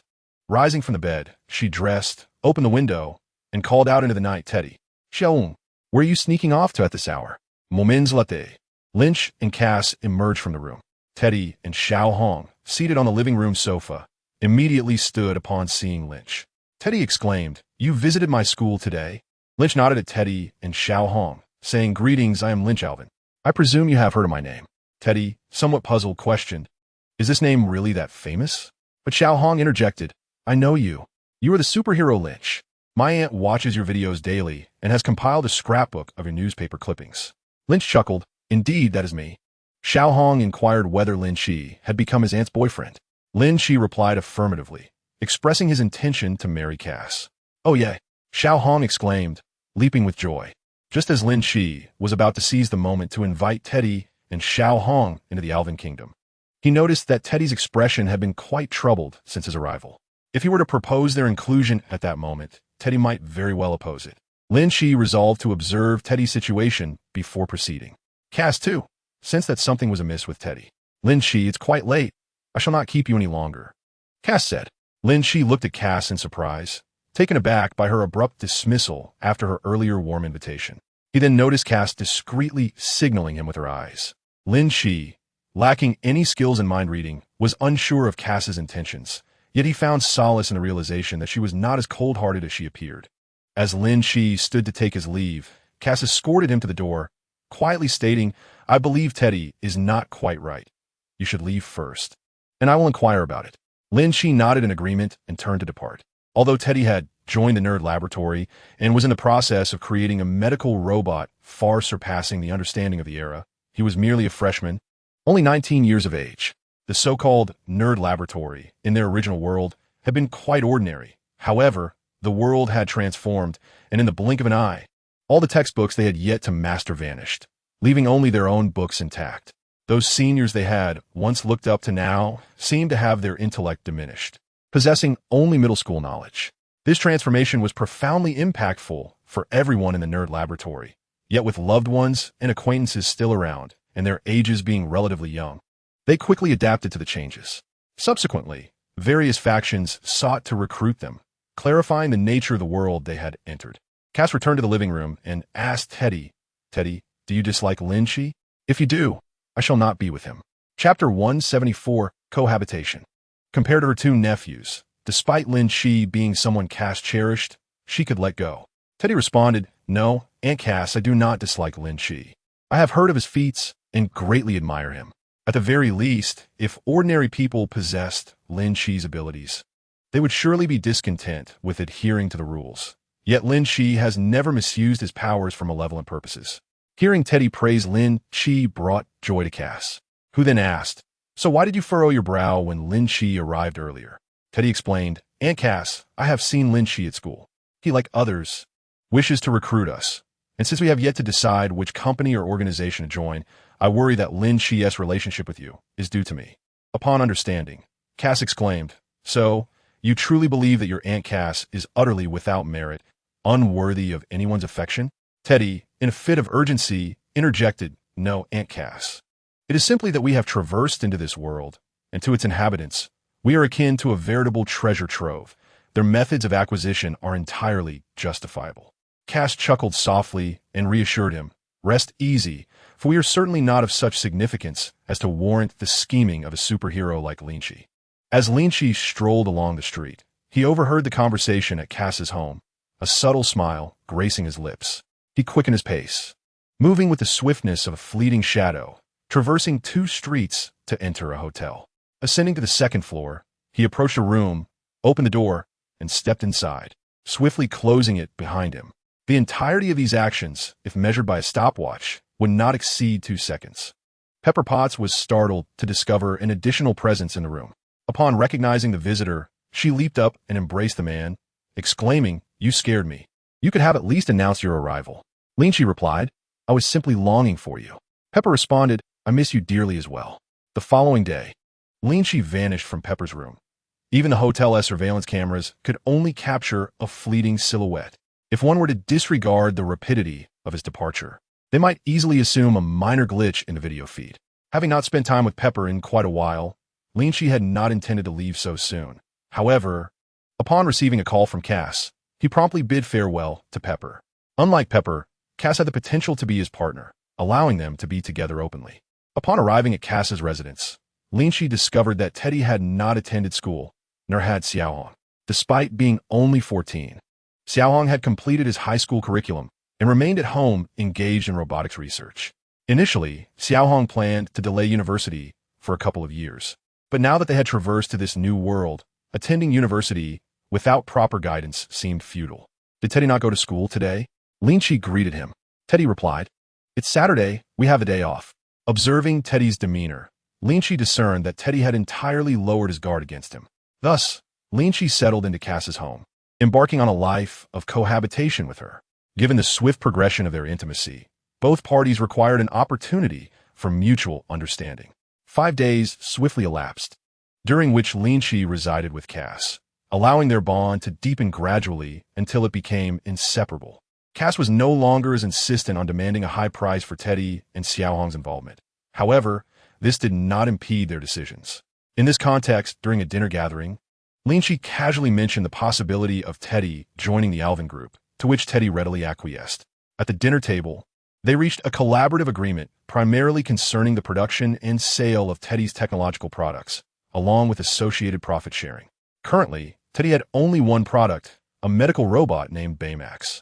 After solidifying their partnership, Teddy proactively offered to assist Lin Qi by inviting all members from the Bookworm's laboratory to join the Alvin group. Lynch was undoubtedly elated, having acquired both a beautiful companion and substantial benefits. He felt he had struck a remarkable deal. Teddy, too, felt satisfied, even though his decision to join the Alvin group was primarily due to his connection with Cass. The offered compensation was indeed generous. Cass was also pleased. It was splendid that 2 of the most significant men in her life would collaborate. After finalizing discussions with Teddy, Lynch turned his attention to Xiaohong, suggesting, "Why not join the Alvin group as well?" Xiaohong was taken aback, prompting Teddy to inquire, "Lynch, what do you mean by that? Do you know something?" With a mysterious smile, Lynch replied, "Do you think I am merely a figurehead?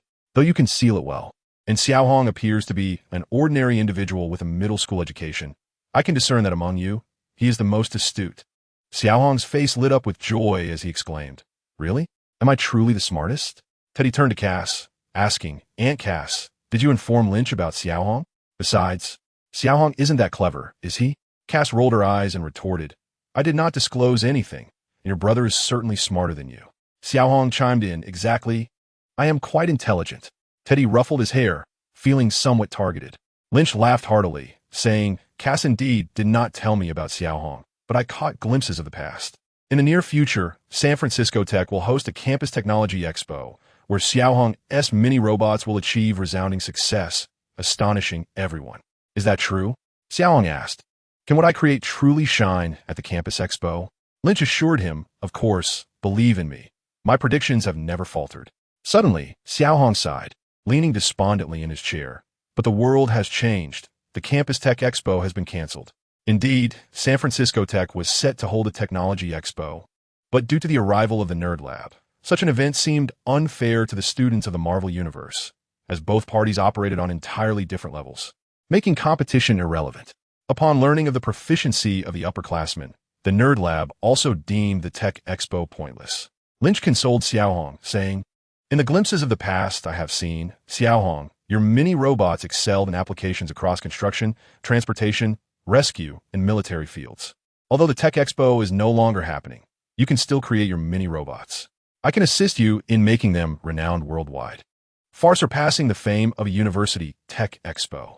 Xiaohong, do you not wish for the world to witness your capabilities?" Chapter 175. Half an hour to cover 5,000 kilometers. Xiaohong was stirred by Lynch's words. Teddy muttered under his breath, "Lynch didn't say this much when he recruited me. It seems he came here specifically for Xiaohong." Cass nodded in agreement, but quickly added, "Your medical robots are impressive as well." Teddy responded affirmatively. Xiaohong paid no heed to the conversation between Teddy and Cass, but Lynch, upon hearing Teddy's words, merely smiled to himself. He had come specifically for Xiaohong, whose miniature robots were astonishingly powerful. Once produced, coupled with the intelligent life form known as the Red Queen, the construction projects in the Alvin Kingdom, which would typically take 3 years, could be completed in a single day. Moreover, these miniature robots themselves were formidable weapons, with the Red Queen as assistants. Lynch could single-handedly conquer an entire nation, including the United States. Teddy was merely an accessory, and the Bookworm Laboratory was the accessory to that accessory. Xiaohong inquired, "Did you just say that I would manufacture miniature robots? Do you know that I intend to create them in the future?" After some contemplation, Lynch decided to share this knowledge with Xiaohong, recognizing his potential. Perhaps, with this information, Xiaohong could commence the production of miniature robots ahead of schedule. "The future I envision is not exhaustive, and my grasp of technology is limited. However, I can describe the appearance and functionality. These miniature robots are diminutive, each no larger than 1 centimeter, all sharing the same design. Countless identical miniature robots gathered together can transform and adapt like building blocks, allowing any task to be accomplished with ease, given a sufficient quantity of them." Upon hearing this, Lynch noticed Xiaohong's eyes widen, sparkling with newfound realization. "I understand now. I know what I must do. You all wait here." With that declaration, Xiaohong abandoned his plate and dashed outside. Cass remarked to Lynch that Xiaohong had his own workshop outside. Lynch understood that Xiaohong was heading to his workspace. "I have finished eating. Please take your time," Lynch said, preparing to leave. Cass asked, "Do you go to work at this time every day?" Lynch smiled, neither affirming nor denying, merely saying, "Wait for me at home. Then you may go," Cass replied. Teddy called out to Lynch, "I will discuss this with my companions. If they agree, we will need you to step forward." Teddy referred to the Bookworm Laboratory. "Of course, I will be delighted if they join the Alvin group," Lynch responded. Teddy continued, "We have deliberated, and I believe everyone at the Bookworm Laboratory will agree to work in the same company." With that, Lynch departed from Cass's residence.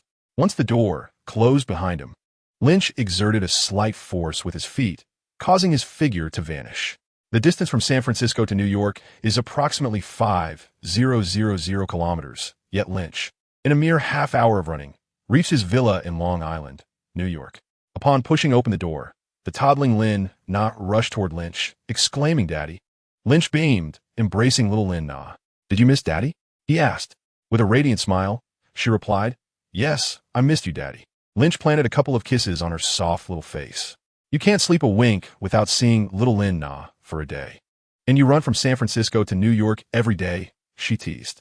The speaker is Alice, who, unlike her previously confused and timid self, now speaks with confidence and grace, a stark contrast to her former demeanor. Lynch, feigning ignorance to Alice's transformation, responds, "Of course, I not only think of S.H.I.E.L.D, but I also think of you." Alice bids farewell, playfully remarking, "Oh, how charming. You return each day reeking of women's perfume. Do you think others are oblivious to it?" Lynch chuckles, cradling S.H.I.E.L.D in his left arm and Alice in his right, declaring, "I'm the king of the Alvin kingdom. According to its laws, I am permitted to take multiple wives, and I wed only those I truly cherish, and I adore you." As he speaks, he plants a gentle kiss on Alice's cheek. "Daddy kiss." Lin Na's sweet and innocent voice interjects. Lynch promptly bestows 2 kisses upon Lin Na's face. Alice retorts, "Your words once deceived me.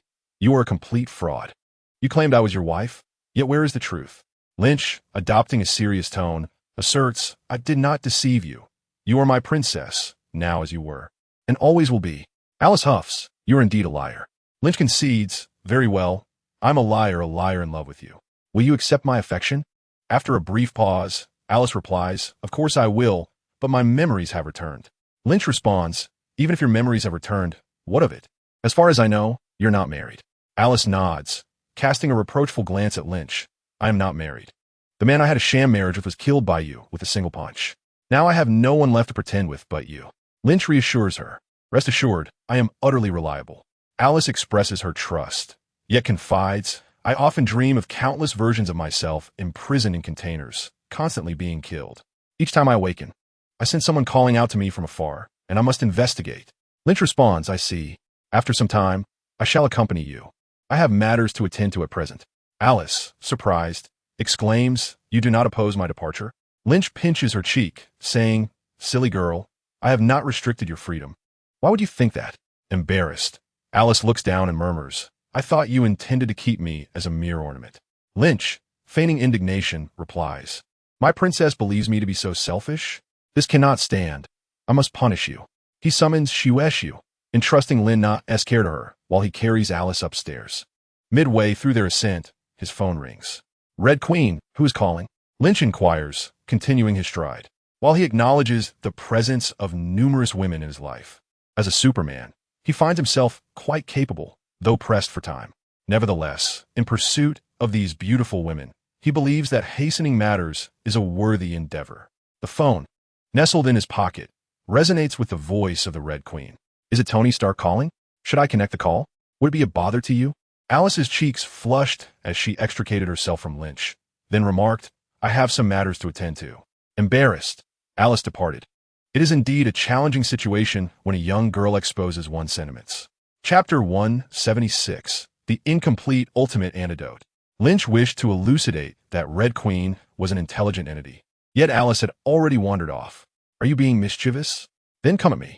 Red Queen's eager voice emanated from the phone.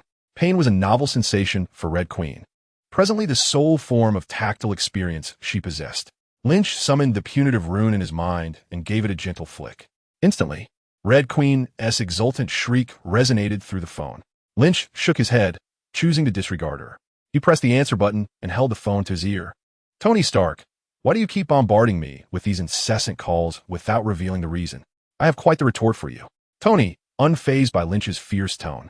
"Chuckle heartily, Lynch, did you know? The great genius scientist Tony Stark has developed the ultimate antidote for viruses, a solution that can disperse in the air. This method is not only applicable to antidotes for viruses, but can also be utilized to treat widespread colds and plagues. Such brilliance is simply inescapable." Lynch felt exasperated. "Are you boasting? Do you wish to spar? I could have you don your armor." Tony Stark was a genius who rarely regarded anyone with esteem, save for the exceptional Lynch, whom he admired. However, Lynch held him in disdain. Tony Stark promptly fell silent, stating, I am discussing science with you. We are not comparing fists, but intellect. Lynch retorted, in terms of science, you fall short as well. My Alvin group is on the verge of unveiling a new product. This product is a medical robot, aesthetically pleasing and aptly named Baymax. Whether you're suffering from a cold, fever, or injury, Baymax will always safeguard your health. Tony Stark exclaimed in astonishment, You signed with the Bookworm's laboratory. Lynch replied, Oh, how did you know? It must be Pepper Potts who informed you. I have met Pepper Potts. Initially intending to tease Tony Stark, Lynch reconsidered, knowing that revealing too much could be detrimental, particularly regarding Pepper Potts, with whom he shared a past. What Pepper Potts? Is she in any danger? She went without bodyguards this time. If you encounter her, please look after her. Despite Lynch's relentless mockery of Tony Stark, even to the extent of nearly besting him in a brawl, Tony held Lynch in high regard, believing him to be the only individual worthy of comparison. He did not mind suffering losses in Lynch's presence. Lynch affirmed, Very well, should I come across Pepper Potts, I will ensure her safety. Upon uttering this, an odd sensation stirred within Lynch. After hanging up the phone, Lynch reflected for a moment, then shook his head, dismissing the sensation of being a minotaur from his mind. He resolutely vowed to abandon such a persona and firmly establish a correct outlook on life. Considering this incident merely an accident, Lynch marveled at Tony Stark's genius, truly impressed by his creation of the ultimate antidote. It was remarkable indeed, he murmured to himself. However, Red replied, I visited S.H.I.E.L.D's research facility for the antidote and observed that while Tony Stark's ultimate antidote is impressive, it still falls short when compared to the one developed by Umbrella Corporation. The two are not equivalent. Oh, in what way do they differ? Can't the virus be neutralized through the air? Lynch queried.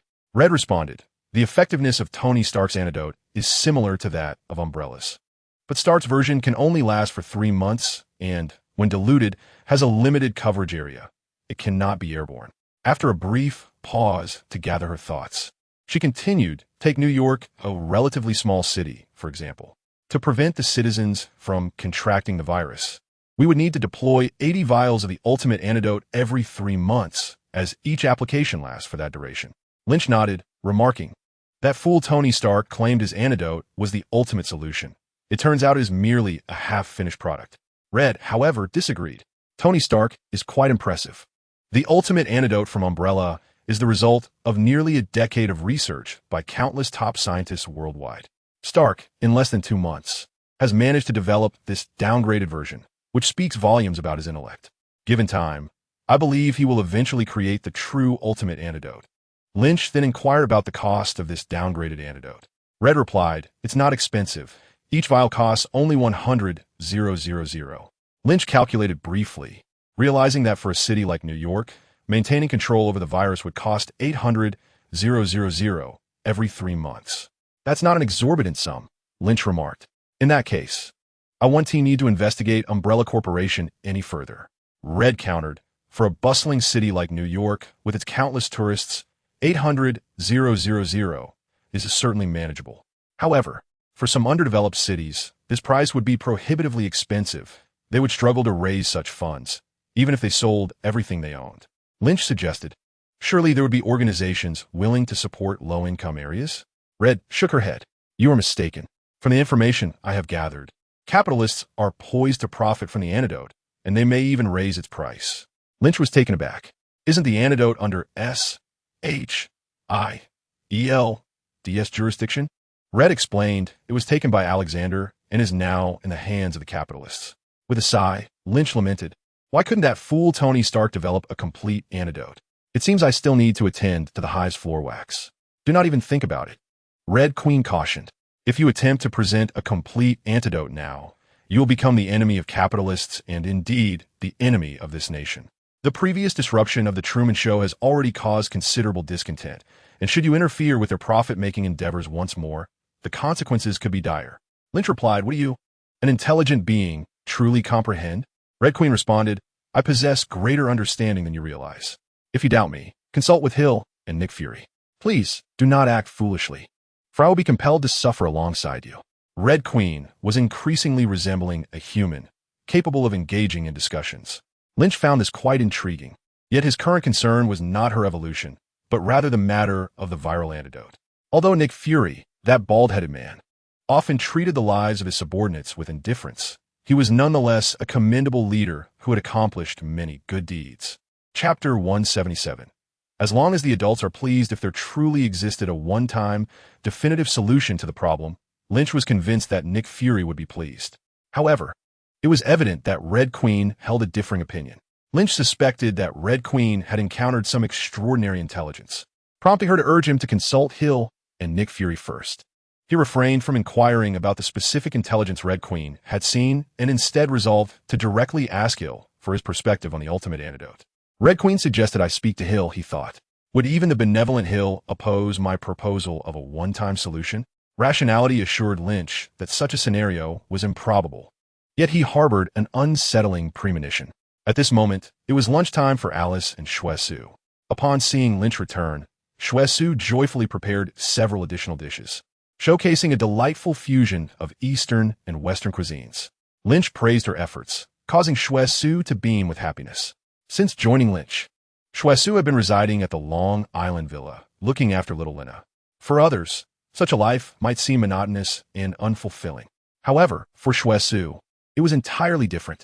Previously, during her time with the Yashida family in Japan, she often found herself executing missions, her brow perpetually furrowed in worry. This constant tension was not solely due to the difficulties of her assignments, but rather because she frequently sensed impending death, which subjected her to a continual influx of negative emotions. It was no wonder she struggled to find joy.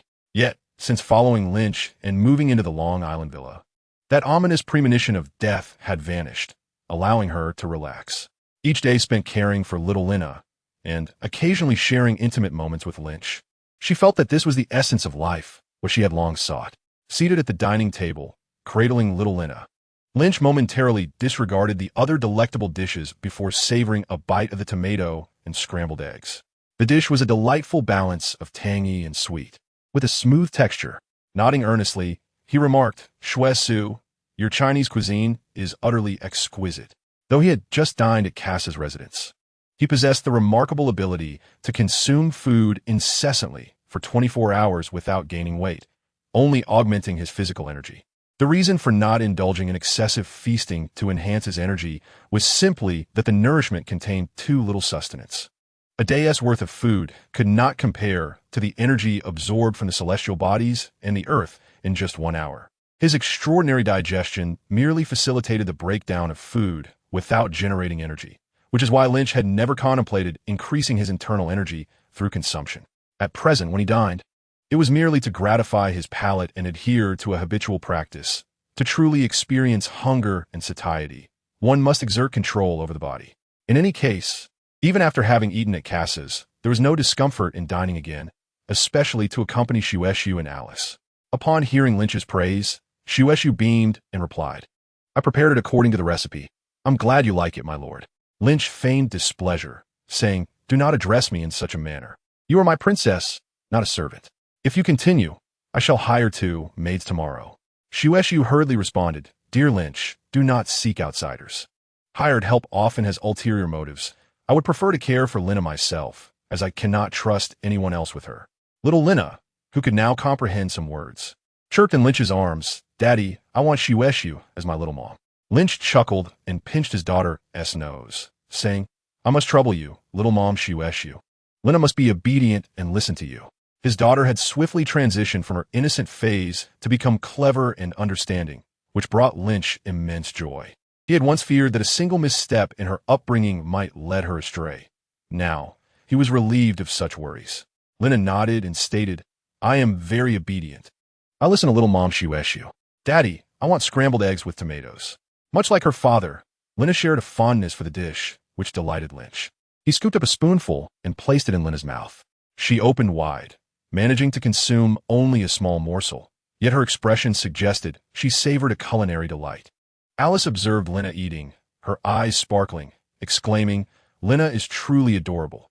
I want to learn how to make scrambled eggs with tomatoes, then prepare them for her. Lynch hesitated, saying, I think it's best if you refrain for now. You should focus on recovery training for the next few days. Although you were skilled before, you've been idle for several months and need to regain your proficiency. When the time comes, I will take you out, so you want tea feel out of practice. After moving into the Long Island villa, Alice had little desire to merely eat. She had ventured into the kitchen, and while her cake turned out well, her attempts at Chinese cuisine were questionable at best. Lynch could not risk her making scrambled eggs with tomatoes.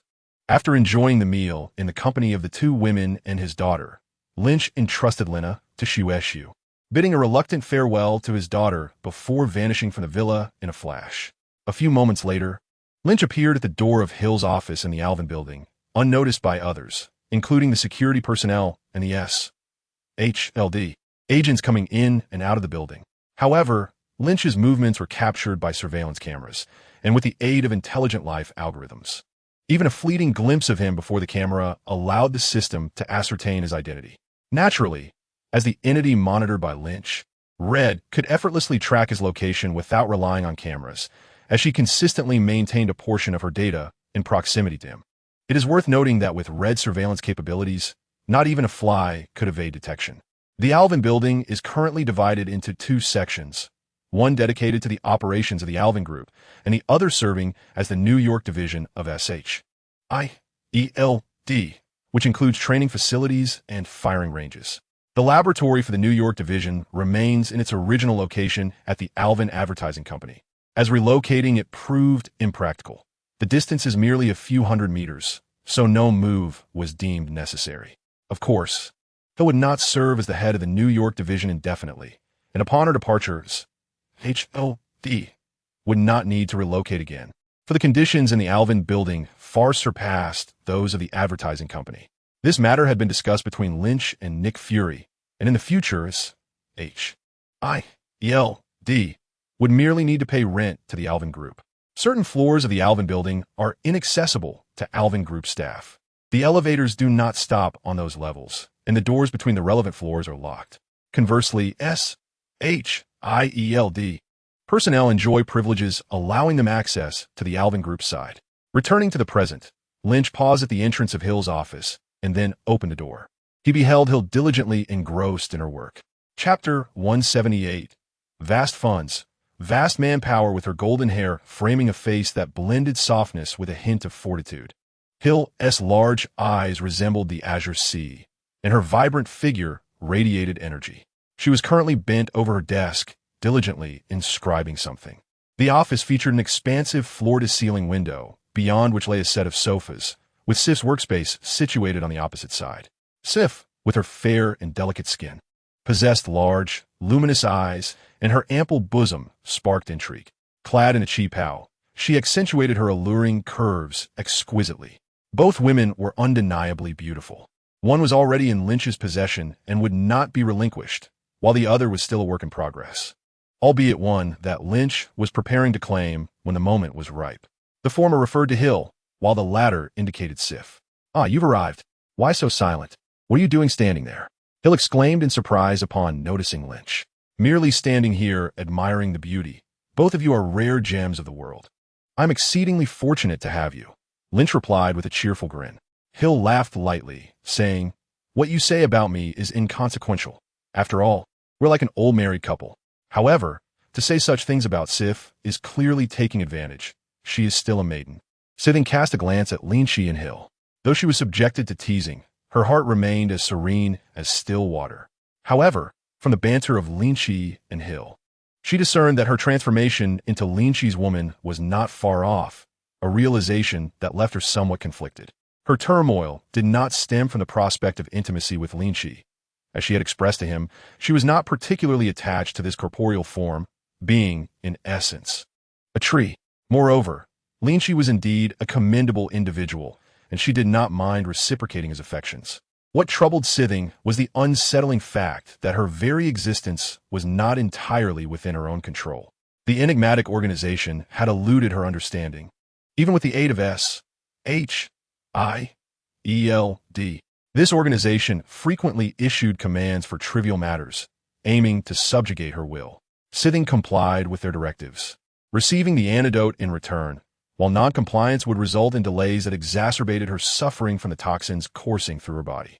This mysterious organization sought to tame Sithing through such manipulative tactics, but she saw through their schemes, feeling underestimated. With newfound resolve, she was even less inclined to be subdued. A couple of days prior, the organization had delivered a pill to her, one designed to enhance the likelihood of conception. Upon receiving it, S.H.I.E.L.D connected the dots and comprehended the organization's intentions. They aimed for her to conceive, thereby enabling them to study Lin Qi's genetic lineage through the fetus. It was evident to anyone that Lin Qi's genetic makeup was distinct from that of ordinary individuals, yet despite their efforts, they found no flaws in his genes. They were ostensibly no different from those of a typical person. This presented the crux of the issue. Thus, the organization had resolved to commence their research from the fetal stage. This was S.H.I.E.L.D's analysis of their strategy. Yet again, they had underestimated her. She would never acquiesce to their desires. Now, S.H.I.E.L.D contemplated whether to divulge the entire truth to Lin Qi, pondering the timing of her revelation. Recently, Lin Qi had expressed a desire to see her, which could provide an opportunity for honesty. However, he had been rather silent of late. Lin Qi, too, wished to claim S.H.I.E.L.D as his own, but his schedule had been overwhelmingly full, and shortly he had to rush to San Francisco to cohabitate with Cass, leaving him quite occupied, with S.H.I.E.L.D relegated to the background. Lin Qi approached, embracing S.H.I.E.L.D, his hands wandering inappropriately over her form. S.H.I.E.L.D glanced at S.H.I.E.L.D, only to find her gaze fixated on Lin Qi's hands.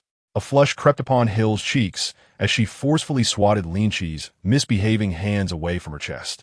Yet, this mild reprimand was of little consequence to Lin Qi. He inquired about their current activities.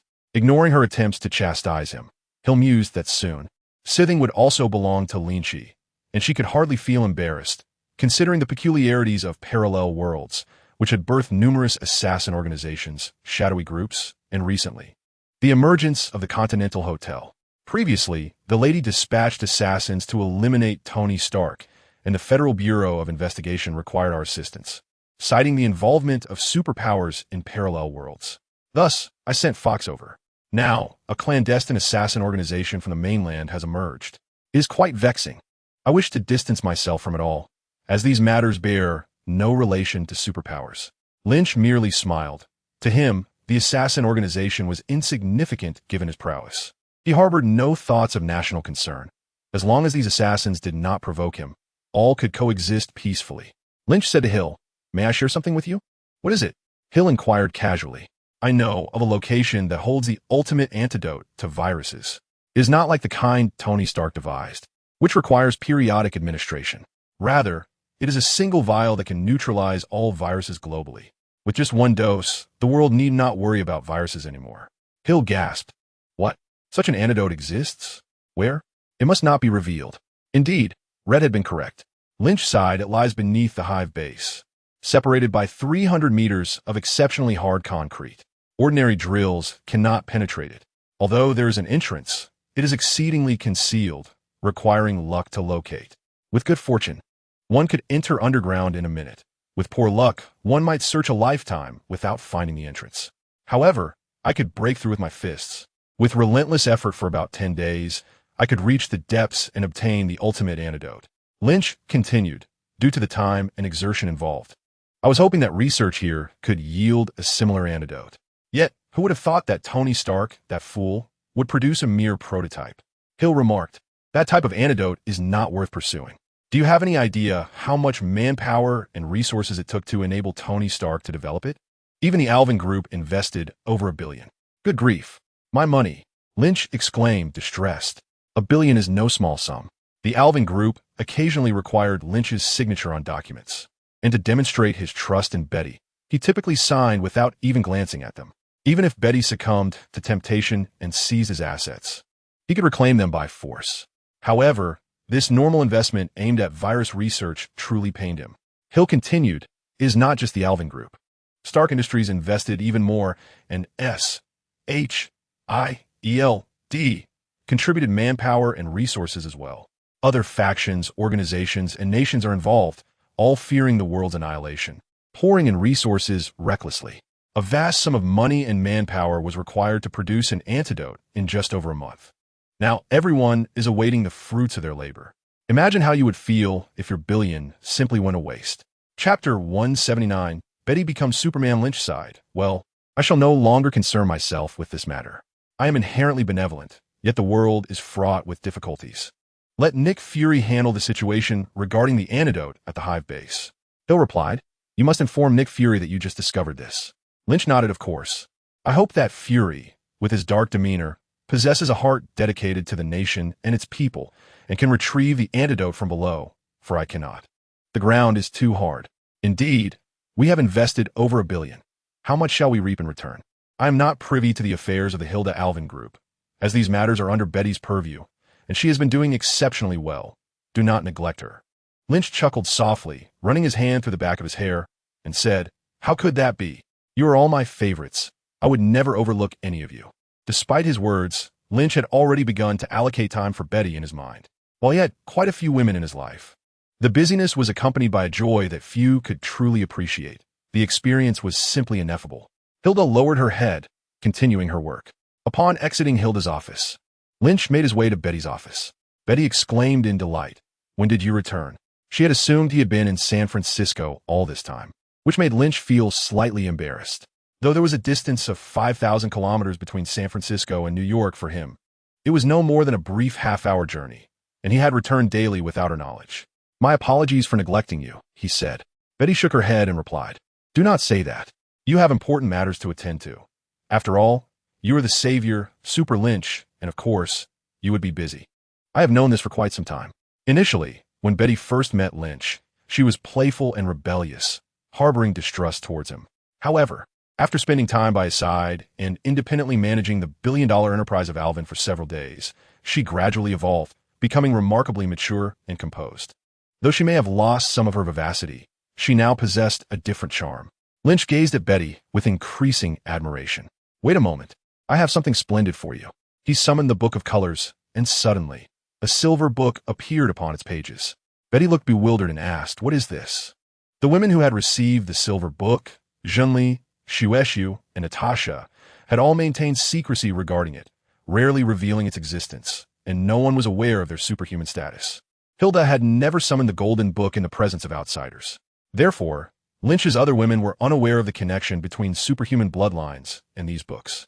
This is the Book of Superhumans, Lynch explained.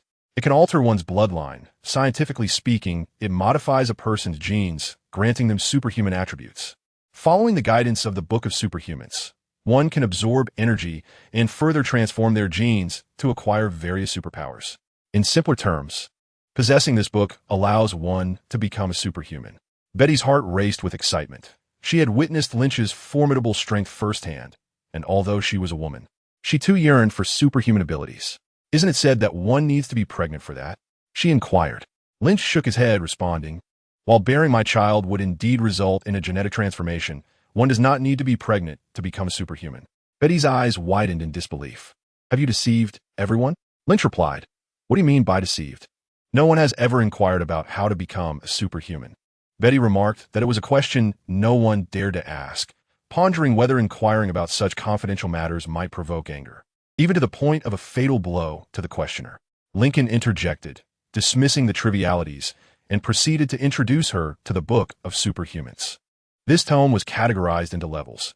A person whose genetic makeup transforms into that of a superhuman during pregnancy is deemed a golden superhuman, whereas one who attains superhuman status through the external book can only achieve the rank of silver superhuman. The golden superhuman is thus elevated above the silver by one tier. Betty listened intently, finally expressing her desire for the golden book, declaring she would await pregnancy, dismissing the need for the silver book. Her reasoning was straightforward. Higher ranks signify superior quality. Although she yearned to become a superhuman immediately, she was willing to bide her time for the greater elevation. Lincoln shook his head, explaining that a transformation was indeed possible. Should the golden book manifest within her, the silver book would transmute into energy, integrating with it. Betty's face lit up with a broad smile, realizing she could become a superhuman at once, inquiring how to proceed. It's quite simple, Lincoln replied. A drop of blood to acknowledge your bond. He withdrew his colorful tome and handed the silver book to Betty. Elated, she grasped the silver book, feeling its coolness invigorate her spirit. Without hesitation, she seized a pin from the desk and pricked her finger. Though she knew it was unsanitary, her eagerness to transform into a superhuman overshadowed her concerns. A drop of blood fell onto the silver book, which began to dissolve. swiftly morphing into a cloud of white mist that surged towards Betty, penetrating her clothing, making contact with her skin, and merging with her very being. A wave of drowsiness enveloped her. As she closed her eyes, she succumbed to slumber, her body instinctively collapsing. Lincoln extended his right arm, encircling her slender waist, cradling her in his embrace. Under normal circumstances, it would take Betty approximately 3 hours to fully integrate the Book of Superhumans, transforming her into a female superhuman. Such was the experience of Truth and Snow. But the situation had evolved. Lincoln had acquired magical abilities, possessing a distinct form of energy within him.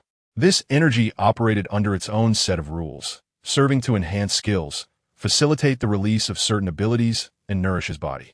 While he could perceive this energy, he lacked control over it. To illustrate, one might liken this energy to blood. It had developed into an imperceptible yet palpable system within him. However, magic differed. It could flow at Lincoln's will, navigating through his body as he desired. At that moment, he contemplated using his magic to propel the energy within Betty, hastening her integration with the Book of Superhumans. Familiar with himself, Lincoln found that as his magic entered Betty, it effortlessly propelled her energy into motion, completing a cycle within her. Betty opened her eyes, blinking at Lincoln as she stepped from his embrace, proclaiming, "I am about to become a superhuman. Yet, it feels rather unremarkable." Lynch remarked that you have yet to absorb energy, hence you have not experienced its benefits. Now, you need to bask in the sun and gather energy. Chapter 180. Xiaohong's miniature robots have been created. In Betty's office, there exists a balcony. Betty slid open the glass door and stepped onto the balcony, with Lynch closely following her. It was a little past 2 o'clock in the afternoon. Although it was autumn, the sun shone brilliantly. The moment Betty was bathed in sunlight, she felt a gentle warmth entering her body, akin to a parched traveler savoring the crystal-clear waters of a spring, a delightful sensation that caused her to sigh in pleasure. It was truly delightful.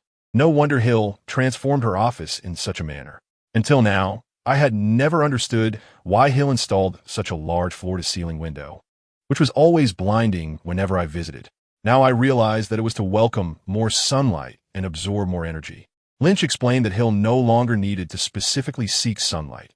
She had reached level 3 in energy absorption, capable of harnessing the energy from sunlight, moonlight, and starlight. Each source of energy possessed slight variations, which could be considered a form of cumulative absorption. Betty exclaimed, "How impressive Hill is! When will I be able to attain her level?" Lynch, at level 4 in energy absorption, had other primary skills at level 3. To elevate energy absorption to level 5 would require 6 months.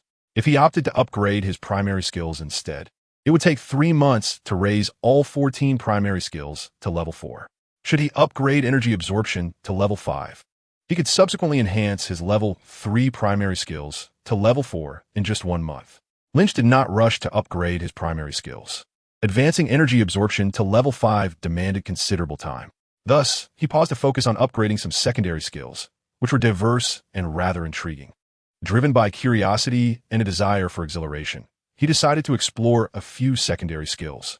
Hill, although at level 3 in energy absorption, was bound by her golden book, meaning that even to reach level 4 in energy absorption would take her 6 months. She too intended to study some secondary skills to enrich herself. The first skill Hill chose to pursue was private space, a skill that allows one to create a personal sanctuary existing outside reality, capable of storing living beings, not to mention other items. At level 1, this private space was merely the size of a wardrobe. Hill had long envied Lynch's private space, and now, with her slow progress, she thought of this first secondary skill, calculating that her own private space would soon be completed. Lynch required 6 months to advance his energy absorption from level 4, while Hill needed the same duration to upgrade from level 3. Furthermore, Betty, the newly minted Silver Book heroine, would require half a year to upgrade her energy absorption from level 2. If she wished to absorb sunlight, moonlight, and starlight like Hill, she would need at least a year's time to do so. Even Betty, a Silver Book holder, faced such challenges. One could only imagine the difficulties encountered by those beneath the Silver Book, such as the Bronze Book holders, and even more so, the Iron Book holders like Lady Viper. Madame Viper truly felt the advantages of the Black Iron Book. However, to catch up to Lynch's current level would require at least a decade of effort. Initially, she thought little of this, But upon returning to Japan and meeting with Mariko, she realized just how far behind she was. This revelation ignited a fervent desire within her to be near Lynch, to bask in his brilliance. Presently, Madame Viper did not perceive herself as coerced. Rather, she viewed this as a fortuitous opportunity. Yet, Lynch offered her scant chances, keeping her at a distance, and out of fear of inciting his ire, she refrained from appearing before him. Instead, she pledged her loyalty over the phone, yearning to be at his side. Betty tilted her head back, eyes closed, fully absorbing the sunlight. However, Lynch, pressed for time, roused the immersed Betty from a reverie. Teddy, the bookish experimenter, had consented to join the Alvin group, a matter that required your attention. Once Teddy joined a high-tech laboratory and needed to be established for him, along with an assistant. Furthermore, Teddy's medical robots will be produced by the Alvin group. You should personally discuss this with Teddy to ensure he is not taken advantage of, even if it means a slight reduction in our profits. Are you leaving again? Betty inquired, her tone tinged with melancholy. It's been quite a while since I last saw you. After their intimate encounter, Lynch had departed for San Francisco, leaving their honeymoon period unspent, which felt rather unfair to Betty. Lynch replied, I've been quite occupied lately, but I promise to spend quality time with you soon. Betty's eyes sparkled as she responded, You said that yourself. Lynch nodded earnestly in agreement. Shortly thereafter, Lynch departed from the Alvin group, hastening away and reappearing at the entrance of the Cascar within half an hour. 3 days later, he accompanied a visibly worried Cass to S.H.I.E.L.D's workshop. During these 3 days, S.H.I.E.L.D had hurried home for brief meals before immediately departing again. While this would have been acceptable, it was apparent that her dark circles were deepening as she appeared increasingly haggard, albeit her spirit seemed to flourish. Concerned for S.H.I.E.L.D's health, Cass insisted on visiting her. The workshop was adjacent to a grove, constructed from wooden planks, giving it a somewhat dilapidated appearance. Lynch leaned against the doorframe, testing its sturdiness. The wooden structure held firm. Just as he prepared to knock, a cheer erupted from within. I've done it. Lynch's eyes brightened, but Cass, with a serious demeanor, rapped sharply on the door. S.H.I.E.L.D, what are you doing in there? Moments later, an excited S.H.I.E.L.D opened the door. Annie, Lynch, I've created my miniature robots. Yet, Cass did not share her joy, instead gravely advising, S.H.I.E.L.D, I believe you need to rest. Yawning, S.H.I.E.L.D replied, Auntie Lynch, come in. I want to introduce you to the miniature robots. As Cass was about to articulate her thoughts, Lynch gently squeezed her hand and whispered for S.H.I.E.L.D to boast a little. Otherwise, he would be unable to rest peacefully. Cass acquiesced to Lynch's suggestion. Upon entering, S.H.I.E.L.D led them to a rather simplistic machine. Behind it was a funnel-shaped material entrance, filled with countless iron sheets. Beneath the funnel lay a square apparatus. In a short distance below that was a conveyor belt. At this moment, the inexpensive metal sheets traversed the funnel and passed through the square device, transforming into individual rhomboid short rods, each measuring merely 1 centimeter in length. S.H.I.E.L.D enthusiastically introduced to Lynch and Cass, Behold my miniature robots. Each one is equipped with a remote information receiving apparatus, an autonomous driving system, and the ability to morph freely.